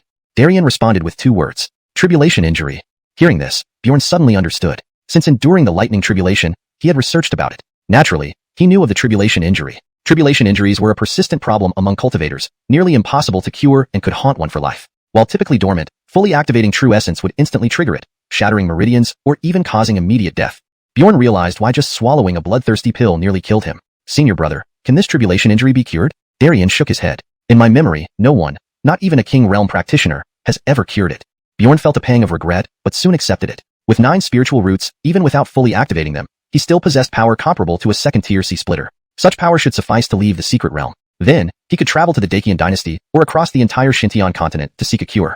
Just as they talked, figures began fleeing from the gate in panic. They're here. Chapter 36. Coincidence? Seeing someone emerge, Darien quickly leaped down, and Bjorn and the others followed closely behind. Darien walked up to the disciple who had escaped and asked softly, "What's the situation inside?" The escaping disciple was still visibly shaken. Demonic aura. It's all demonic aura. Everyone's dead. Everyone's dead. As he spoke, he suddenly spat out a mouthful of black gas and died. Bjorn's expression turned grim at this sight. With a slight mental command, a pitch-black sword blade shot out of his hand and pierced straight toward the black gas. The moment the sword touched the black gas, it instantly dissipated into nothingness. Bjorn felt a chill pass through his body, as if his physical form had grown stronger. Meanwhile, the red patterns on Muyu became even more solid. Seeing this, Bjorn's heart stirred slightly. Can it absorb both simultaneously? At this moment, Darien slowly stood up and looked at Bjorn. Junior brother, I'm afraid we can't enter this time. This person must have only entered recently, merely wandering around the periphery, yet already triggered such dense demonic aura. It's likely that everything inside has been corrupted by the demonic aura. Hearing this, Bjorn was startled. This wouldn't do. If he didn't go in, how would this sword and the Jinyu demon body evolve? His face tightened as he handed over Muyu. At this point, I can't hide it anymore. This sword is one I obtained from an auction, originating from the funeral spirit abyss. Its greatest function is to absorb demonic aura. Because of this, I must enter the ancient secret realm. According to Senior Brother, the demonic aura has already spread to the periphery, meaning it will only be a matter of time before it comes out. Now, this problem can only be resolved by me. Hearing Bjorn's words, Darien took the Muyu sword. Indeed, upon touching it, he felt a chilling cold, and a dense wave of demonic aura rushed towards him. He then returned it to Bjorn. When Bjorn took back the sword, Darien noticed no abnormalities and believed him. All right, you'll enter with me. The other disciples will return the same way to inform the master and elders, asking them to bring reinforcements. Nellie, as the strongest among the remaining group, agreed directly. She knew they would only be a hindrance if they entered. Yes. After responding, she immediately led the remaining disciples back along the original path. Once everyone had left, Darien turned to Bjorn. Stay close once we're inside. Otherwise, if demonic aura enters your body, I can't protect you. Bjorn smiled faintly. With his evolved Jinyu demon body, he was now a bane to demonic aura. It would be fortunate if the demonic aura ran away upon seeing him. After preparing for a short while, the two entered the gate. The moment they stepped in, a pungent stench hit their nostrils. Inside the secret realm, the sky was extremely dark, displaying an eerie purple hue. Under the glow of purple light, the surroundings looked incredibly sinister. Suddenly, their feet felt a sticky sensation, as if walking through a swamp. Looking down, they were shocked. Streams of blood flowed like creeks toward the depths of the secret realm, surrounded by mountains of corpses. Frowning, Darien spoke first. These people must have entered earlier, but didn't even get far into the secret realm before dying here. Suddenly, his gaze flickered. Wait, if they're all dead, what killed them? Just as he finished speaking, figures began slowly approaching from a distance. These individuals were enveloped in black mist, their eyes dull and lifeless, their hands covered in blood. Bjorn narrowed his eyes, activating his Yamen pupil. He could clearly see a hint of crimson light flashing in the eyes of these people. Demonic corpses. There were dozens of them at least. Without hesitation, Bjorn raised Muyu and charged forward. Their strength was weak, the strongest not exceeding the first level of the soul-slaying realm. One slash from Bjorn cleaved them all in half. Simultaneously, Muyu emitted a resonant hum, absorbing all the demonic aura completely. The abundance of demonic aura caused a thumb-thick red pattern to extend along Muyu's blade. The sword intent radiating from Muyu increased several times over. Seeing Muyu's transformation, Darien couldn't help but exclaim, this sword actually advanced on its own. Could it be a heavenly rank spiritual weapon? Bjorn waved his hand, retracting Muyu. The red pattern near the hilt had opened up, revealing a blood-red pupil inside. This blood-red eye was fixed intently on Bjorn, causing a shiver to run down his spine. What is this thing? He hurriedly stored Muyu, and took a deep breath. He could feel that while his Jinyu demon body had strengthened, the improvement was minimal. It was probably due to the weakness of these enemies. Continuing deeper into the secret realm, they soon reached a mountaintop with a clear view for miles around. Bjorn activated his Yamen pupil and gazed into the distance. His brows furrowed deeply. This scene seemed familiar. From the system space, he retrieved a map previously taken from Lou Cornell. With the system's assistance, this damaged map had been restored to its original state. Comparing the map with the current scene, he confirmed this map depicted the area they were in. At this moment, Darien saw the map and moved closer. Where did you get this map?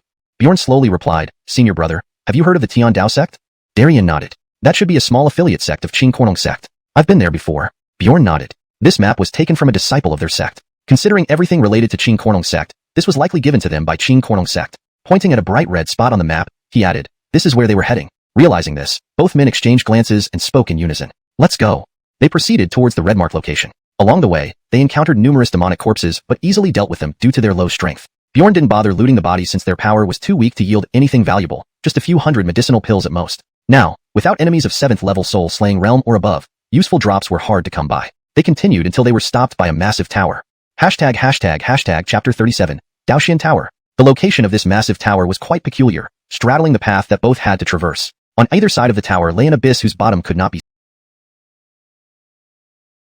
seen, making it resemble a bridge. Although they could walk through the air, the surroundings were filled with demonic aura, which prevented them from replenishing their spiritual energy. Of course, for Bjorn, the existence of demonic essence roots meant that there was no difference between here and the outside world. He could still circulate the xuanhuan art to compensate for any depletion of power within him. Moreover, since demonic aura was far more potent than spiritual energy, his recovery speed was even faster than outside. Darien looked at the black tower before him, then turned to Bjorn. What now? Bjorn smiled lightly. Since there's no other way, we might as well go in. Agreed. After a brief exchange, the two pushed open the door and walked inside. As soon as they entered, the previously wide-open door slammed shut instantly. The scene that had been faintly lit moments ago plunged into complete darkness. At the same time, Bjorn lost all perception of Darien. Alarmed, he activated his yamming pupil to search for Darien's figure but found nothing. It was as if he had vanished into thin air. My senior brother is stronger than me. He should be fine, he murmured and began to walk cautiously inside the tower. With the help of his yamming pupil, Bjorn could see the interior clearly. Around him were 9 dragon-coiled stone pillars, though under the influence of the demonic aura, these pillars were now eroded. Judging by the construction, this did not appear to be the work of demons but rather something built by humans. After checking his surroundings for anything unusual and finding none, he continued towards the second floor.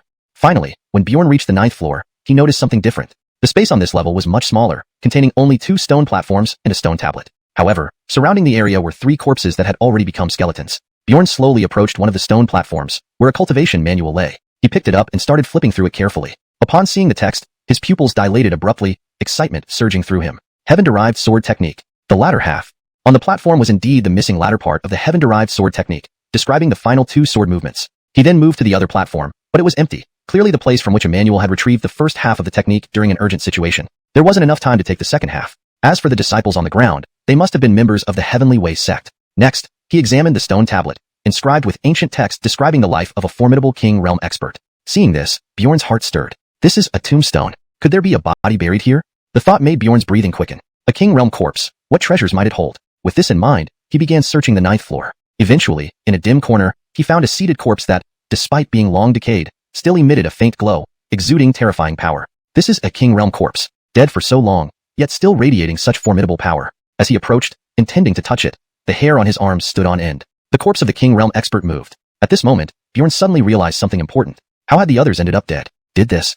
Suddenly, he hurriedly activated Thousand Lantern Dragon Shadow to retreat backwards. But even so, a fearsome sword beam slashed across his chest, leaving a deep wound. Bjorn slowly lifted his head and saw the skeletal remains of the King Realm expert standing upright, its eye sockets glowing with pulsating red light. King Realm demonic corpse. No, after so many years, its strength is only at the 4th tier C-splitting realm. With the aid of Andre and the prison suppression demon body, victory isn't impossible. After some contemplation, Bjorn decided to try his luck. The allure of a King Realm corpse was simply too great. He slowly drew out Andre and simultaneously activated the prison suppression demon body, lunging forward. Since the King Realm corpse was animated by demonic aura, it responded instinctively. Additionally, the dual suppression from Andre and the demon body weakened the demonic aura considerably. Bjorn's strike cut directly into the skull of the demonic corpse. Boom! A powerful counterforce sent Bjorn flying back, slamming him into the wall. After a while, Bjorn got back to his feet. No good. The King Realm corpse's defenses are too strong. I need to target the demonic aura instead. Without delay, Andre slipped from his grasp and shot directly into the corpse's eye socket at lightning speed. The blade began to tremble strangely. Eventually, the demonic corpse slowly fell, and Andre hovered in the air. The blood-red pupil on its hilt stared fixedly at Bjorn, vibrating incessantly, almost as if it were laughing. Bjorn couldn't believe he'd be laughed at by his own weapon. Suddenly, a message rang out in his mind. Upon hearing it, Bjorn felt a jolt. You mean there's another opportunity below? Andre stabbed into the ground, slicing down with a golden flash. The ground started to crack, forming a large hole before Bjorn's eyes. Peering down, he saw an entirely new space below. However, he didn't rush down but instead went back to the King Realm corpse. Ancestor, don't blame your descendant for my rudeness. You attacked me first, so it's only fair I take some interest. As he spoke, he touched the corpse. Ding! Recycling successful. Congratulations, host has obtained 10,000 blood chi pills, 10,000 Dao origin pills, and an incomplete Daoxian tower. Asterisk asterisk. Ding! Triggered reward recalculating rewards. Ding! Congratulations, host has obtained 100,000 blood chi pills, 10,000 Dao origin pills, and a complete Daoxian tower. Daoxian tower, a high-grade earth-tier magical artifact, treasure trove of a King Realm expert, capable of suppressing cultivators below the sea-splitting realm. Immediately thereafter, a message appeared in his mind. The Daoxian tower beneath his feet started to vibrate and clear itself of impurities, emanating a radiant golden glow. Bjorn hadn't expected this decaying black tower to be such a treasure. Meanwhile, he also spotted Darien within the tower. He was lounging in a medicinal pool amidst a garden of spirit herbs, looking incredibly relaxed. Seeing this, Bjorn felt veins throbbing on his forehead. Here he was, engaged in a life-or-death battle, while his senior brother enjoyed himself. Because he was now the master of the Daoxian tower, he could appear anywhere within it. With a thought, he materialized next to Darien. Senior brother, feeling comfortable? Chapter 38. It's you? Alton was startled by the words. Upon seeing that it was Bjorn who had arrived, he instantly relaxed. Ah, it's you, junior brother. I just fell into here after entering the gate. Honestly, this place is full of treasures. Bjorn nodded. I know, but we should be on our way now. Hearing this, a trace of regret flashed across Alton's face. Still, he climbed out of the medicinal pool and walked toward the deepest part of the tower. Finally, the two emerged from the top of the tower. Alton glanced back at the tower on the ground. What a pity, so many spirit herbs. Bjorn smiled slightly and raised his hand. The giant tower that was originally hundreds of feet tall suddenly shrank, finally transforming into a necklace no bigger than a finger. Take them if you're worried. Seeing this, shock flickered in Alton's eyes. Junior brother, how did you do that? With my life. After leaving the Black Tower, the two sped up again, eventually reaching their destination. That's Dale?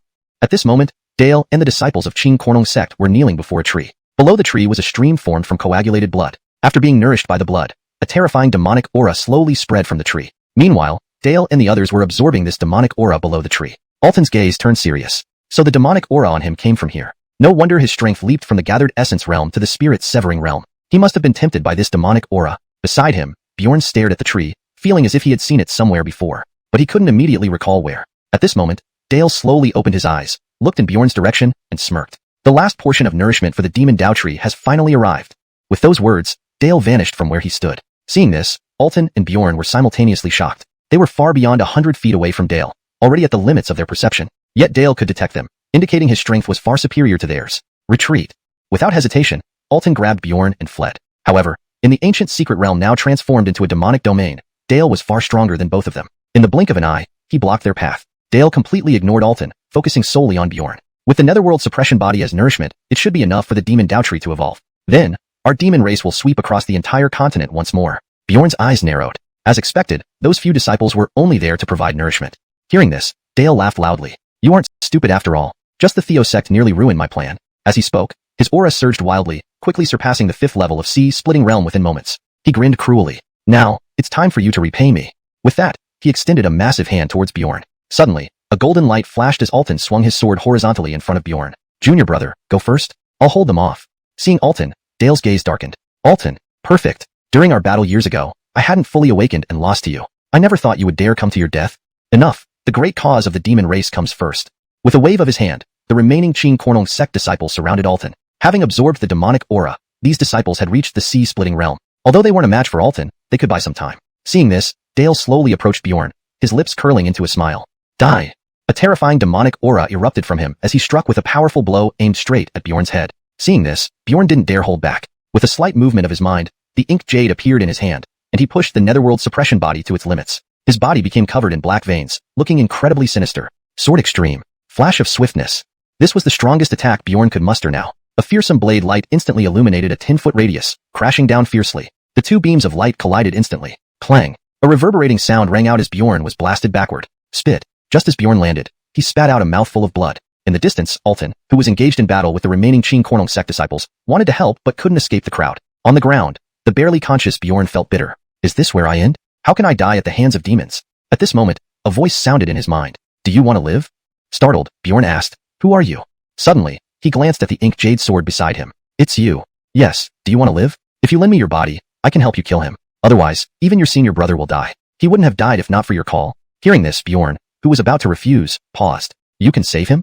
And I can help you obtain that tree. Hearing this, Bjorn looked at the distant demon Dao tree. The tree emitted dozens of powerful demonic auras. Obtaining it would allow his netherworld suppression body to advance further. He asked, What's the condition? I need to borrow your body to do something, then I'll return it to you. Deal. With no other options, Bjorn could only trust the ink jade. Otherwise, he and Alton would die here. Dale slowly walked towards Bjorn, preparing to deliver the final blow. Suddenly, a pitch-black demonic aura flowed out of the ink jade, then directly entered Bjorn's body. Dale looked puzzled. This sword has something peculiar. Suddenly, the severely injured Bjorn stood up and slowly floated into the air, wearing a strange smile. It's been a long time since I felt such a dense demonic aura. At this moment, Bjorn slowly opened his eyes. One red and one purple pupil gazed terrifyingly. Then, a pair of crimson wings slowly unfurled from behind Bjorn. Seeing this, Dale's pupils constricted sharply. Crimson wings. Demon Elder. Who are you?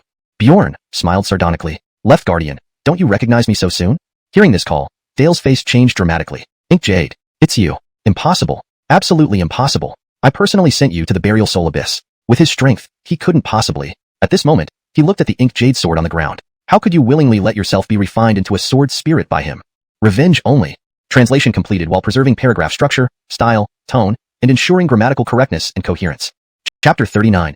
Ultimate Tempering. Andre, the supreme elder of the demon clan, was an outsider who surpassed other demons in thought and wisdom. When he proposed coexistence with the human race on Xintian continent, the benevolent humans agreed. But the demon clans betrayed him, severely wounding Andre and casting him into the tombing spirit abyss, leaving his fate uncertain. The betrayal sparked a war between demons and humans, making Andre the catalyst. However, Andre did not die but harbored deep resentment, which led him to make a pact with a human master swordsmith. Andre transformed himself into a sword while the master acted as the guide, forging an unparalleled blade. Now staring at Dale, Bjorn, now revealed as Andre, his eyes gleamed maniacally. I never thought you'd still be alive. Perfect timing for me to exact my revenge. With that, Andre summoned the Andre sword with one hand, bolstered by absorbed demonic energy, enhancing his power exponentially. His aura soared, breaking through Bjorn's physical limits, reaching the 6th level of soul severing. Meanwhile, Darien finished off the remaining Qin sect disciples and rushed over. Seeing Bjorn's crazed figure, he was stunned. Is this still the little junior brother I knew?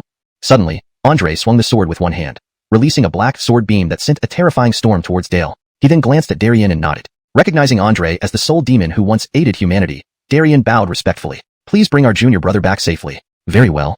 Andre replied tersely, immediately attacking Dale again. The entire confrontation happened in the blink of an eye. Dale was gravely injured from the initial strike. Wiping blood from his lips, he roared, revealing his true form. Two towering demons stood face to face. Andre, this boy's body is human. It will surely wither here amidst demonic energy. Join forces with me and welcome the return of the Demon Emperor. Andre smiled faintly. This battle tilts in my favor. Have you heard of the demonic spirit root? What? Hearing demonic spirit root, Dale's face changed drastically. It was a rare core born from dark arts, absorbing demonic energy 100 times faster than ordinary demons. Even the former Demon Emperor needed immense cultivation to forge an incomplete demonic spirit root, yet it propelled the demonic race to prosperity. Hearing it again now left Dale horrified. Who exactly is he? Andre laughed calmly, delivering a blow that cleaved Dale in two. A burst of demonic energy fled from Dale's body, only to be halted by Andre's sword. Worthless. Andre slowly turned, uprooting the dark Dao tree with one hand and swallowing it whole. An intense demonic force struggled within him, but it was quickly suppressed and condensed into a small tree hanging above his demonic spirit root, continuously feeding it energy. Shaking his head, Andre muttered, this boy got lucky. He proceeded deeper into the ancient mystic realm, where the powerful tombing spirit abyss had been split long ago. Half remained on Xintian continent, while the other vanished. Andre sought something in that missing half. Soon, he reached a cliff overlooking an abyss. Without hesitation, he leapt down. At the bottom stood a grand door. Placing the Dao Xin pagoda into a slot, the door creaked open, revealing a heavy, ancient atmosphere. Inside was a simple hall containing a black box and a furnace. Upon seeing the box, Andre trembled uncontrollably. Extracting the Andre sword, he thrust it into the box. Boom! A thick purple demonic aura erupted, wrapping around the Andre sword. Andre then cast the sword into the furnace. Under the blazing flames, Andre's expression twisted, filled with fervent anticipation. The true Andre sword is coming. 7 days passed. During this time, Arlie dispatched all Reths to search for Bjorn but found nothing. Finally, as the ancient mystic realm closed, they discovered Bjorn near death at the cliff's base. Though extremely weak, he was still breathing. Darien sighed in relief but didn't mention Andre, respecting the secret of his junior brother. After some time, Bjorn woke up in the familiar medicinal pool, feeling disoriented. He breathed out heavily, looking puzzled before checking his hands. Confirming he was in control, he sighed in relief. During the events in the ancient mystic realm, though Andre controlled his body, Bjorn observed everything. Summoning the Andre sword, he noted its increased weight and deeper color, especially the prominent red patterns now enveloping the blade. It must have come from that furnace's flames, extremely rare and fierce. Inspecting his hell-suppressing body, he felt profound changes nearing a breakthrough point. The absorption of demonic energy has reached its limit. The experience had profoundly altered him, pushing him closer to the next level. Chapter 40. Awakening, Departure. Bjorn slowly stepped out of the medicinal pool and walked directly out of the mountain gate of Shenin Peak. Since Brenna had previously explained the restrictions here to him, he could now enter and leave at will. He did not go anywhere else but headed straight for the scripture hall. At this moment, Lloyd seemed to have anticipated his arrival and smiled faintly. During this visit, you can freely browse through the scriptures in the scripture hall. Upon hearing these words, Bjorn's brows slightly furrowed, but he said nothing. He entered the scripture hall and made his way directly to the top floor. The room was filled with dust, untouched by human presence for a long time. Bjorn picked up a scripture randomly and started reading, learning about the past battles between humans and demons. This would last for a month. After 1 month, Bjorn emerged from the scripture hall. Finally, he understood Andre's identity and the reason behind his defection from the demon race to join humanity. In his place, he too would have done the same. After devoting all his efforts to serve the demon race, he nearly died at the hands of his own people. It was eerily similar to his past situation within the Lu family. With the help of the system, he cleansed the rebellious individuals within the Lu family. Meanwhile, Andre sacrificed himself to subdue the remaining demons. In a way, both were fighting for justice, which might be why Andre recognized him as his master. After that battle, Bjorn had new ideas. With his current strength, Sword Profound Sect could no longer satisfy his needs. Through that battle, he also realized the gap between himself and true powerhouses. Moreover, with the trauma lingering in his body, he needed to find a way to cure it. Otherwise, it would be impossible to talk about eliminating the demons or righting the wrongs of the world.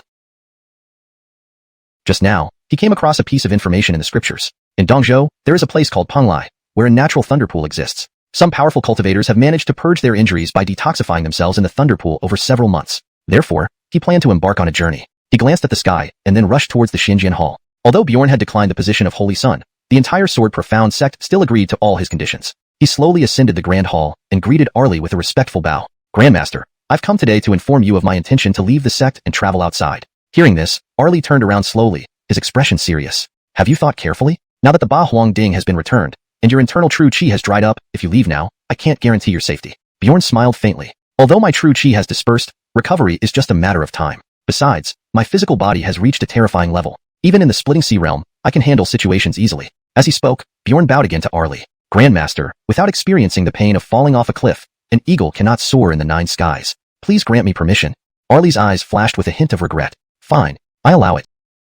But remember, if you encounter difficulties, the Sword Profound sect will always be your home, and you're welcome back anytime. With that, he tossed a ring to Bjorn. This item was given to me by Driscoll before he left. Knowing your talent, he knew you wouldn't stay contentedly in the sect. He asked me to give this to you when you decide to leave. Inside this storage ring are explanations of Driscoll's lifelong cultivation techniques and some celestial treasures. Take it.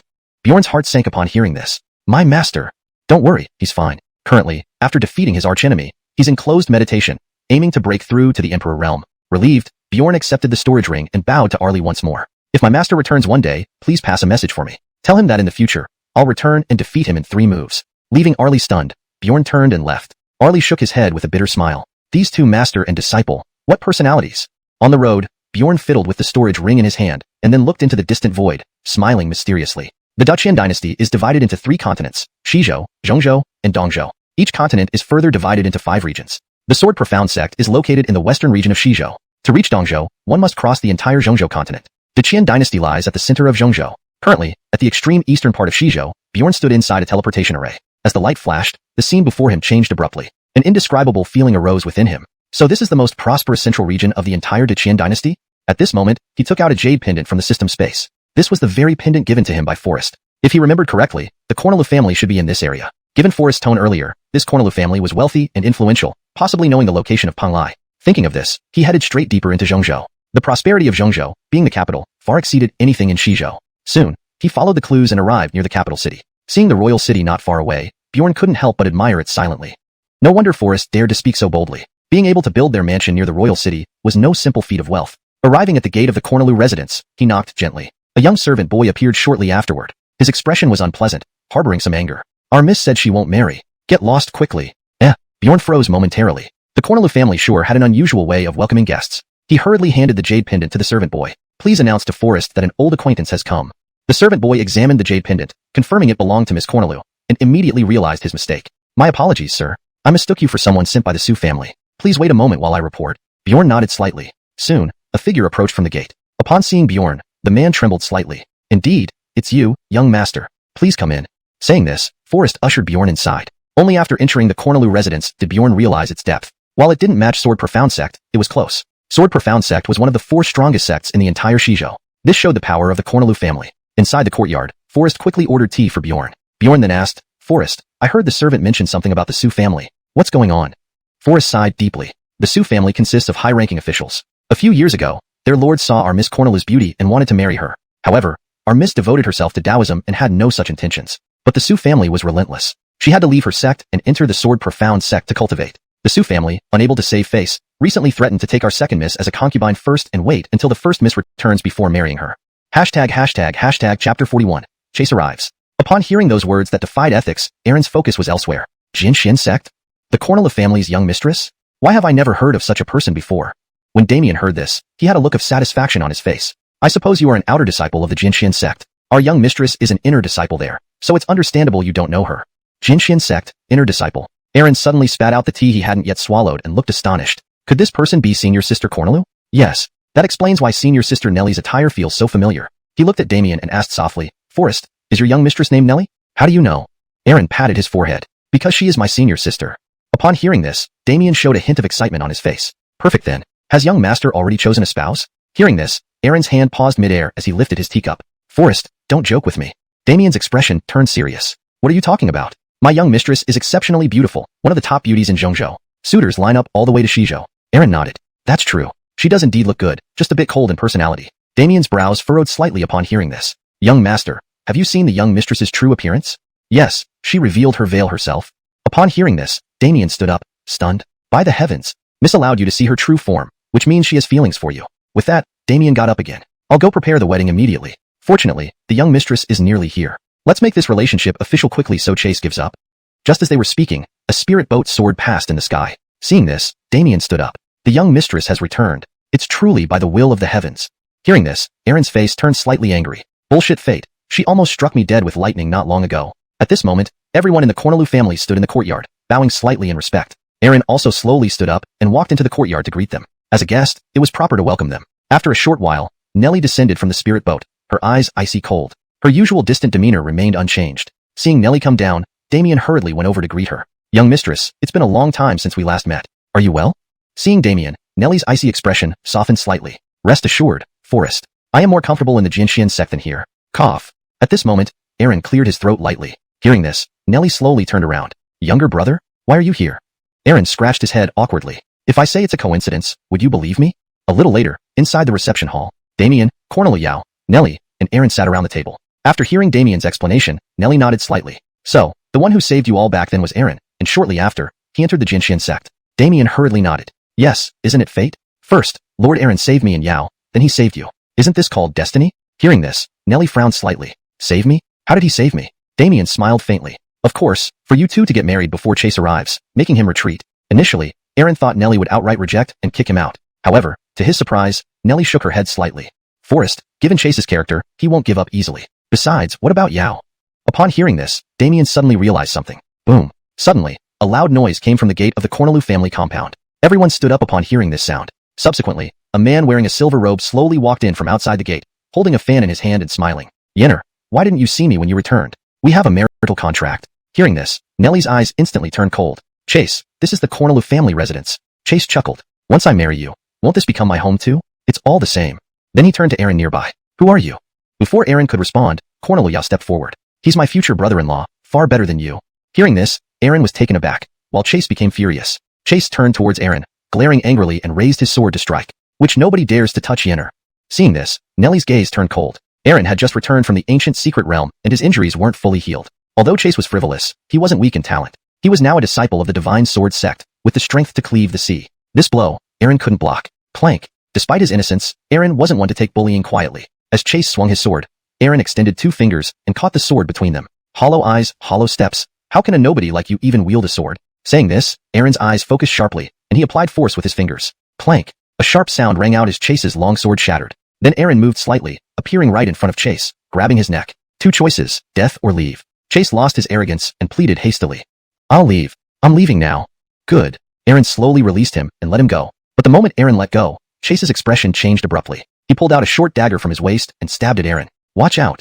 Nellie urgently shouted a warning, but it was too late. The dagger pierced through Aaron's clothes. Seeing this, Chase laughed maliciously. This dagger is forged from hundreds of poisons. Even a Cleave Sea realm expert would die instantly upon contact. Want to fight me? You're still too young. Hearing this, Nellie rushed forward to open Aaron's shirt to examine the wound. However, this scene looked different to Chase. Senior sister, stop looking. This nobody used all his strength just to pierce my clothes. Corner lightning failed to kill me once. Hearing this, Nellie finally reacted. Seeing the strange looks on her sister and Damien's faces, she felt her cheeks heat up and retreated slowly. Hashtag chapter 42. Suppress and kill Chase. Chase's pupils constricted when he saw that Bjorn seemed unharmed. Impossible. You must be faking it. Bjorn smiled and slowly walked toward him. Bjorn, don't. He is the legitimate son of the Su family. If you kill him now, the Su family and the Divine Sword Attendant sect will retaliate endlessly. Nellie knew Bjorn's character well and hurriedly reminded him. Upon hearing this, Bjorn shook his head with a bitter smile. This girl was good in every way except for overthinking everything. But Chase perceived this as fear from Bjorn's side. Slowly standing up, he sneered. You better watch out. Don't let me find your family. Otherwise. Chi. Before he could finish his sentence, Bjorn's fist had already pierced through his chest. Annoying.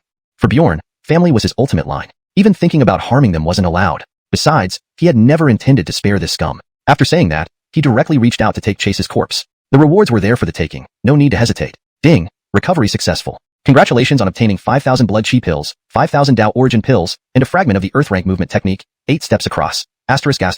Ding. Bonus reward triggered. Recalculating harvest. ***. Congratulations on obtaining 10,000 blood chi pills, 10,000 Dao origin pills, and the complete Earth rank movement technique, 8 steps across. 8 steps across. An Earth rank movement technique. Each step stronger than the last. Seeing these rewards, Bjorn couldn't help but curl his lips, clearly unsatisfied. Trash remains trash. Even their rewards are mediocre. At this point, he slowly turned around and gave a slight bow to Nellie and others. This is my doing alone. Staying here is inappropriate for me now. I shall take my leave. With that, he picked up the corpse from the ground and headed towards the door. Without any true chi in his body, Bjorn could only walk away. On the street, people took in the sight of Bjorn holding the corpse. Everyone gasped. Is this Chase? Who is this person who dared to harm someone from the Su family? Good killing. This guy deserved it. We should run quickly. Once General Su finds out about this, he'll be furious and may involve us. Hearing this, everyone nodded and hurriedly went home. Despite having almost no true chi left, Bjorn's speed was still far beyond ordinary humans, and he soon left the city. Just then, a slender figure followed closely behind him. Bjorn, wait. Hearing the call, Bjorn slowly turned around. Sister-in-law, didn't I say I would take full responsibility? Why did you come out? Nellie's expression turned serious. Chase died at our Cornelu family residence. No matter what, we cannot escape blame. I've already informed the sect. In 2 days, the Gaylord will arrive here with reinforcements. For now, we just need to stay hidden. What about Uncle Cornelu and Maisie? Bjorn asked. Nellie shook her head. My father has been informed and is on his way back. With him here, even the current emperor must think twice. Hearing this, Bjorn's heart sank. Uncle Cornelu's position is imperial tutor to the crown prince. Meanwhile, at the Su family residence. What? My son was killed on the spot by the Cornelu family? Colin clenched his fists tightly, bloodshot eyes brimming with rage. What a deceitful Cornelu Ching, daring to harm my son. Bring soldiers and surround the Cornelu family residence. Not even a mosquito can get out. Colin ordered his guards. Hearing this, one of his guards hesitated slightly. General, the new emperor has just ascended the throne, and Cornelu Ching's identity. Colin's eyes filled with murderous intent. I've made great contributions to the dynasty. Now my son is dead at the hands of my own people. The new emperor? Just an inexperienced kid. With the military under my command, whoever sits on that throne is my decision. Yes, General. The guard hurried off without hesitation. Then, Colin turned to another guard. Contact Elder Gustav of the Divine Sword Attendant sect. A day passed. Storm clouds gathered over the capital city. That night, Bjorn and Nellie hid in the mountains. Chase's corpse had long since been fed to demonic beasts. Bjorn sat in a cave, deep in thought. This isn't right. With his son dead, General Su shouldn't remain so calm. Suddenly, Bjorn felt a sinking feeling. This General Su might be playing a bigger game. Hearing this, Nellie's expression darkened. Are you saying he's planning a rebellion? Precisely. Bjorn nodded. But alone, he wouldn't dare. There must be someone else backing him. Almost simultaneously, they both said, Divine Sword Attendant sect. It seems so. Realizing this, Bjorn rushed out of the cave. Despite the slow restoration of his true chi, the pills had restored some of his strength. Where are you going? Bjorn slowly turned to Nellie, his gaze low. If he doesn't fear the emperor, do you think he'd fear your father? Realizing this, Nellie hastily followed him. They arrived at the Cornelu family residence shortly after. The street was deserted, but the Cornelu family gate stood open, anticipating Bjorn's arrival. Bjorn walked straight into the Cornelu residence without hesitation. Nellie took a deep breath and followed. She knew they were walking into danger, but staying with Bjorn wasn't bad, especially compared to Chase. Inside the Cornelu family hall, Colin sat on the main seat with a black-robed Rhett beside him. All the Cornelu family members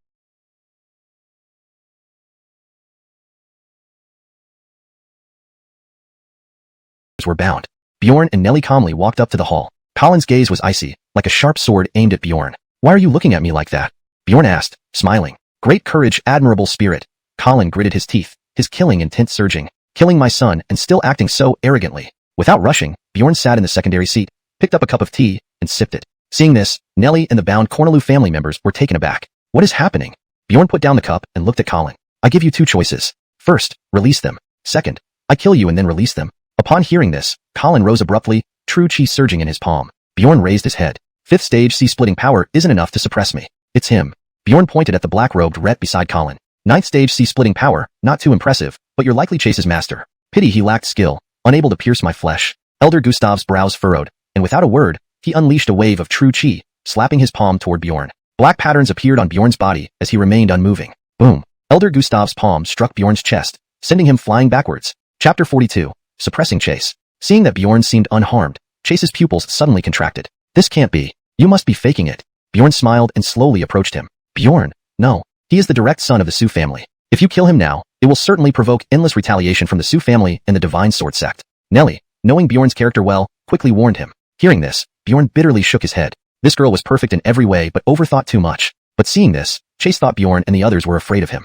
So he slowly stood up, looking disdainful. Just wait. Don't let me find your family. Or else. Swish. Before he could finish speaking, Bjorn's fist had already pierced through his chest. Annoying. For Bjorn, family was his absolute limit. Not even a thought about them was allowed. Besides, he had never intended to let this scum off easily. After saying this, he directly reached for Chase's corpse. This reward was delivered right to his door. He'd be a fool not to take it. Ding, Huiso Chunggong, congratulations on obtaining 5,000 Chi blood pills, 5,000 Dao origin pills, and a fragment of the Earth rank movement technique, 8 steps across. Ding, triggered reward. Rewards are being recalculated. Congratulations on obtaining 10,000 Chi blood pills, 10,000 Dao origin pills, and the complete version of the Earth rank movement technique, 8 steps across. 8 steps across. an Earth rank movement technique, each step stronger than the last. Seeing these rewards, Bjorn couldn't help but curl his lips in dissatisfaction. Waste of time. Even the loot is mediocre. At this moment, he slowly turned around and gave a slight bow to Nelly and the others. This matter was entirely my doing. Staying here is inappropriate now. I'll take my leave. Saying this, he picked up the corpse on the ground and headed toward the door. With no true chi in his body, Bjorn could only walk away. On the street, everyone saw Bjorn holding the corpse and gasped. Is that Chase? Who is this man? To dare lay a hand on a member of the Su family? Well done. That guy deserved it. Let's get out of here quickly. Once General Su finds out, he'll be enraged, and we might be implicated. Hearing this, everyone hurriedly nodded and rushed into their homes. Though Bjorn had almost no true chi left, his speed far exceeded that of ordinary people. He soon left the city. At this moment, a silhouette pursued him closely. Bjorn, wait. Hearing the call, Bjorn slowly turned around. Elder sister, didn't I say this is all on me? Why did you come out? Nelly's expression turned serious. Chase died in the Cornelu family home. No matter what, our family is implicated. I've already informed the sect. In 2 days, the patriarch will bring people here. We just need to stay hidden for now. What about Uncle Cornelu and Maisie? Bjorn asked. Nelly shook her head. My father has also been informed and is on his way back. With him here, even the emperor would think twice. Upon hearing this, Bjorn paused. Uncle's identity is imperial tutor of the crown prince. Meanwhile, at the Su residence. What did you say? My son was suppressed and killed by the Cornelu family? Colin clenched his fists tightly, eyes full of bloodshot anger. So, you dare attack my son, Cornelu Ching? Bring soldiers. Surround the Cornelu family home. Not even a fly gets out. The guard hesitated. General, the new emperor has just ascended, and Cornelu Ching's identity. Hearing this, killing intent surged in Colin's eyes. I've contributed immensely to the kingdom. Now my son is dead at the hands of one of our own. New emperor? Just a mere child. With military power in my hands, whoever sits on the dragon throne is my choice. Yes. The guard dared not hesitate and immediately went out. Then Colin looked at another guard. Send a message to Elder Gustav of the Divine Sword Sect. A day passed. Storm clouds gathered over the entire capital. That night, Bjorn and Nelly had hidden in the mountains. As for Chase's corpse, it had long since been fed to beasts. Bjorn sat in the cave, deep in thought. Something's wrong. By rights, with his son dead, General Su should have taken action by now. Suddenly, Bjorn felt a heavy heart. General Su is playing a big game. Nelly's gaze darkened as well. You mean, he wants to rebel? Indeed. Bjorn nodded slightly. But he wouldn't dare do this alone. There must be someone behind him. Suddenly, both Bjorn and Nelly said in unison, Divine Sword Sect. It must be so. Thinking of this, Bjorn hurriedly headed outside the cave. That night, despite his slow recovery of true chi, with the help of medicinal pills, he managed to regain some strength. Where are you going? Bjorn slowly turned around, looking at Nelly with solemn eyes. He fears neither the emperor nor your father. What makes you think he would fear you? Realizing this, Nelly hurried after him. They soon arrived at the Cornelu family home. The streets were empty, and the Cornelu family gates were open, as if expecting Bjorn. Bjorn walked into the Cornelu family home without hesitation. Nelly took a deep breath and followed inside. She knew that entering this time, they might not come out alive. But staying with Bjorn wasn't bad either. He was far better than Chase. In the Cornelu family hall, Colin sat proudly, flanked by a black-robed ret. All members of the Cornelu family were bound. Bjorn and Nelly slowly entered the hall, showing no fear. Seeing them, Colin's gaze turned cold like daggers piercing Bjorn. Why are you still here? Quite courageous, Colin said through gritted teeth, his eyes filled with killing intent. Killed my son and still act so boldly. Bjorn leisurely sat down and sipped tea from the table. Seeing this, Nelly and the bound Cornelu family members were stunned. What was happening? Bjorn set down his tea and looked at Colin. I give you 2 choices, release them or I kill you, and then release them. Hearing this, Colin leaped up, true chi surging in his palm. Seeing this, Bjorn raised his head slowly. Sea cleaving realm 5th level. Not enough to suppress me, but him. Bjorn looked at the black-robed ret beside Colin. Sea cleaving 9th level. Though not outstanding, quite impressive. You must be Chase's master. A pity he failed to pierce even my flesh. Elder Gustav frowned, unleashing true chi, striking Bjorn with a powerful palm. Black patterns appeared on Bjorn's body, but he did not move. Boom. Elder Gustav's palm struck Bjorn's chest, sending him flying backward. Chapter 43. Draw your sword. Seeing this, Nelly was about to step forward when she suddenly heard a frivolous voice from the ruins. Having lived so long, you have barely reached the 9th level of splitting the sea. If you don't die today, I will personally climb the Divine Attendant Sword Sect and kill you on the platform. Bjorn emerged slowly from the ruins as he spoke. At this moment, blood dripped from his mouth and nose, and his face was pale. Elder Gustav sneered contemptuously at this sight. Whether I die or not today is unknown, but you are destined to die here along with these Cornelu family members. With that, he condensed his focus into one hand, summoning a sharp sword. Then, Elder Gustav's entire body surged with true chi as he unleashed his full power. Upon seeing this, Bjorn took out the ring that Arlie had left him before he left. Old man, if you don't come soon, I'm really going to die. Don't be anxious. There are still some vermin outside. Although they aren't very strong, there are many of them.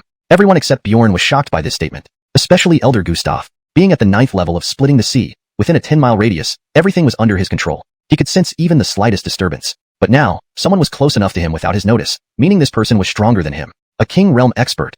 At this moment, a figure in white slowly walked in from the door. This person had star-like eyes and a gentle face like jade. Seeing Acton's appearance, Bjorn's expression stiffened. Why do you look younger every day? Acton retorted impatiently. Back then, my meridians were blocked, and my true chi didn't flow properly, causing me to age. This is my true appearance. As for you, how did you discover me? Bjorn shrugged. When we were in the treasure chamber, I figured out all the freckles on your body. That crimson flame crystal and black ice grass were taken from the treasure chamber, weren't they? Hearing this, Acton found himself unable to explain. He only cast his gaze onto Elder Gustav. You are in Ret of the Divine Attendant Sword Sect? Elder Gustav's forehead was drenched in cold sweat, and he nodded respectfully. Go back and tell Du Gulao that soon. I will pay a visit to learn his unique sword techniques. Upon hearing this, Elder Gustav hastily kowtowed in thanks. I will surely convey this message to the sect leader. After saying this, he turned and fled without looking back, leaving only Colin, who looked terrified. Looking at Elder Gustav's departure, fear crept into Colin's eyes. Senior, Acton remained calm, narrowing his eyes. An intense aura spread across the entire hall instantly, and when everyone regained their senses, Colin and all the warriors had collapsed on the ground. After completing this act, Acton glanced at Bjorn. Stay here and wait for me. I'll go to the Divine Attendant Sword Sect first. As soon as he finished speaking, he disappeared. At this time, Nellie had already rescued all the Cornelu family members. She looked toward the door. Bjorn, is this truly Beckham? Bjorn nodded, his eyes twinkling. With his strength, it might take a year to deal with him, so we must wait a bit longer. Soon, the entire Cornelu family was cleaned up. Sitting in the main seat, Cornelu Ching looked at Bjorn. Bjorn, thank you for saving us. Without you, the whole dynasty would have been plunged into peril. Bjorn quickly waved his hands. Uncle Cornelu, you don't need to praise me. This incident was also caused by me. If I hadn't executed Chase, things wouldn't have escalated to this point. Cornelu Ching shook his head. A rebellion cannot happen spontaneously. It must have been planned for a long time. Rest assured, I will report this matter to the Emperor. Seeing this, Bjorn didn't refuse. His grandfather and father always thought about reviving the Liu family. Now that he had achieved great merit, it fulfilled their wishes. Thank you, uncle. Suddenly, Cornelu Ching changed the subject. Bjorn, are you married? What do you think of our Nellie? Hearing this, Bjorn quickly stood up and gave a slight bow. Uncle, to be honest, I have many responsibilities yet to fulfill. Until I accomplish them, I can't consider personal matters. Besides, I come from a small clan in the wilderness. I don't deserve Sister Cornelu. Please understand my position. Behind him, Nellie's face flickered with disappointment, which Cornelu Ching noticed. But he could do nothing. Not only because he wasn't a match for Bjorn, but forcing him to stay might not be beneficial either. Thinking this, Cornelu Ching could only sigh slightly. Let's drop this topic. Tomorrow, I will inform the Emperor and send rewards to the Liu family. Thank you, Uncle Cornelu. That night, Bjorn left the Liu family alone. Although he knew it was cruel, it was better than holding someone hostage. Not to mention, he still had no solution to his tribulation injuries. Moreover, he had to find his mother, whose clan he had never heard of. But if his father's words were true, his mother's strength was at least in the imperial realm, a distant goal. He had to take risks alone and could not involve anyone else. This path was destined to be lonely. In the Cornelu family's courtyard, Nellie stood on the roof, watching Bjorn's solitary figure. Tears streamed down her cheeks. At this moment, Cornelu Ching walked over to her. Chinger, what Bjorn said is true. His burdens are heavy, and you may not bear them. Nellie wiped away her tears, still staring at the direction Bjorn had left. That's only because I'm not strong enough. If I were strong enough, I could shoulder them. With that, she returned to her room and focused on cultivation. On the rooftop, Cornelu Ching shook his head helplessly. These young people nowadays. Meanwhile, at the Divine Attendant Sword Sect, in the rear mountain, Acton sat waiting atop a mountain, seemingly expecting someone. A long time later, a figure slowly approached from the foot of the mountain. Seeing Acton, this person seemed slightly helpless. Brother, is this necessary? Yes. Acton's eyes remained calm, but revealed a hint of anger. Is this how you managed the Divine Attendant Sword Sect after I handed it over to you? Xuanhuan sighed. Brother, I am busy cultivating and can't always monitor the sect's activities. Elder Gustav was just a regular outer sect ret. Hearing this, Acton slowly stood up. Draw your sword. I want to see how much your cultivation has improved over these years. Humph, isn't this just a lesson? Why the pretense? Saying this, Xuanhuan's gaze hardened as a piercing aura burst forth. Seeing this, Acton's fighting spirit surged. They hadn't met in 100 years, and now it was beginning like this. A moment later, Xuanhuan fell from the rear mountain into the distance. This translation aims to preserve the tone and style of the original text while ensuring fluency and coherence in English. Chapter 44. Surrender or Die. In the central continent, amidst the Gaoshu Mountains, Acton was now looking at Bjorn with a serious expression. I have a general understanding of your predicament. I've also heard some news about this tribulation wound. First is the Leichi Pond in the eastern continent, which contains celestial lightning. This is formed by the heavens and earth, immensely terrifying. However, the senior back then was at an Emperor Realm cultivation level and only summoned the 5 thunders of the Azure Heavens, hence he could succeed. This is the first location. The second place is the Xiangyao Valley, one of the 4 forbidden zones of the Great Qin dynasty. Legend has it that there's a heaven-tier spirit grass inside, capable of revitalizing dead flesh and bones. The endless vitality within might be able to repair your Dao wound. 2 months from now, this Xiangyao Valley will open. I'll wait for you there. Upon hearing these words, Bjorn nodded slightly. In that case, I'll head to the eastern continent's Penglai Leichi Pond first. If it doesn't work, I'll go to Xiangyao Valley. Having said this, Bjorn bowed to Acton and then headed east. Because his true chi was scarce now, merely a tenth of what it was at its peak. So he planned to go to the capital city's beast taming pavilion first to buy a demon beast for traveling. With the amount of money on him now, he probably surpassed even Jianxian sect's resources. Soon, Bjorn arrived before the entrance of a beast-taming pavilion. Above the main door hung a red plaque inscribed with 3 gilded characters, Beast Taming Pavilion. Seeing Bjorn's silhouette, Enret hurriedly came out to welcome him. Sir, are you here to choose a demon beast for travel? Bjorn nodded upon hearing this. Please come right in, sir. The Ret warmly led Bjorn into the hall, then began scrutinizing him up and down. He found that Bjorn's strength was merely at the 5th stage of soul severing. Though this made him a genius in the western continent, it was somewhat weak in the capital city. The Ret took out a book and handed it to Bjorn. Sir, all these are 3rd stage demon beasts, which should be most suitable for you at this moment. Would you like to take a look? Hearing this, Bjorn frowned slightly. 3rd stage demon beasts were not weak, but compared to 4th or 5th stage ones, their speed was much slower. Do you have any 5th stage demon beasts? I'm in a hurry. At this, someone in the hall burst out laughing sarcastically. With your skinny build, you want a 5th stage demon beast? You're not here to buy a beast. You're here to feed one. The crowd erupted into laughter. At this moment, the shopkeeper looked embarrassed. Sir, although this gentleman's words are harsh, they're truthful. Based on your strength, taming a 5th stage demon beast would be challenging. Should anything go wrong, we'd find it hard to handle. Bjorn remained calm and looked at the person who had spoken. This person's strength was at the 8th stage of soul severing, with no weak talent. However, after a glance, Bjorn merely scoffed. If I tame this beast, what then? Bjorn asked slowly. If you can tame a 5th stage demon beast, I'll give you my arm as an apology. The Carmelo answered full of disdain. Fine, let's agree to that. Bjorn then looked at the shopkeeper. Take me there. Seeing the wager established, the shopkeeper sighed and reluctantly showed Bjorn to the 5th stage demon beast area. Others, wanting to watch the spectacle, followed along. Soon, they arrived at a beast enclosure. The shopkeeper turned around and looked at Bjorn. Sir, if you change your mind now, it's still not too late. The Carmelo who bet against Bjorn laughed. Yes, what the shopkeeper says is correct. If you change your mind now, it's better than losing your life. Bjorn stayed composed. Open the door. Helplessly, the shopkeeper complied. As soon as the door opened, loud roars filled the air. Everyone except the shopkeeper and Bjorn took a step back, terrified. Even the Carmelo who spoke arrogantly earlier retreated. Seeing this, Bjorn smiled faintly. What, can't you handle it? Blocked by Bjorn's words, the Carmelo blushed and steadied himself. It's just the wind. Bjorn chuckled and walked into the room with the shopkeeper. Indeed, as the shopkeeper mentioned, these were all 5th stage demon beasts. Currently, the beasts inside glared fiercely, showing their teeth as they noticed the newcomers. However, Bjorn showed no fear and started picking. Shopkeeper, do you have a purple gold cloud leopard here? The shopkeeper shook his head. That beast is too fast. Over 10 skilled hands dispatched by the branch couldn't capture it. Slightly disappointed, Bjorn suddenly focused on a purple lion resting at the end. It lay motionless despite sensing their presence, suggesting either it was too weak to sense them or confident enough to consider them unworthy opponents. Clearly, it was the latter. Didn't expect there'd be a bloodthirsty mad cornylon here. That one will do. Bjorn pointed directly at the purple lion, eyes brightening. The shopkeeper's face showed shock. Sir, though this bloodthirsty mad cornylon is only in its juvenile phase, it is genuinely a 5th stage peak demon beast, just a step away from the 6th stage. Bjorn smiled. It runs the fastest among them. That one will do. Open the door. I'm in a hurry. The shopkeeper helplessly unlocked the cage door, having warned everything he needed to. Then he stepped back, shielding the onlookers. If anyone died during the taming process at the beast taming pavilion, it was considered deserved. But if the onlookers were hurt, compensation would be required. Bjorn slowly entered the cage. The netherworld magic body slowly activated, unleashing terrifying pressure. The bloodthirsty mad cornylon immediately woke up, staring at Bjorn cautiously. But Bjorn remained calm, walking steadily toward the lion. Surrender, or die. Choose. Understanding Bjorn due to the beast's developed intelligence, it instantly knelt and licked Bjorn's clothes. Bjorn smiled approvingly. Well done. You know your place. Following me will never disappoint you. The onlookers were stunned. It was that simple? Riding the bloodthirsty mad cornylon, Bjorn exited the gate and looked at the Carmelo. Will you cut off your own arm, or shall I? The Carmelo backed away, pale-faced. Impossible. That's a 5th stage peak demon beast. Impossible to tame with your strength. Looking at the shopkeeper, he accused. You must have colluded to trap me. Bjorn shook his head slightly. If you had a shred of dignity, perhaps I'd respect you enough to let you go. But since you acted like this, don't blame me. Translation note. Names like Acton and Bjorn are kept in pinyin as per instructions.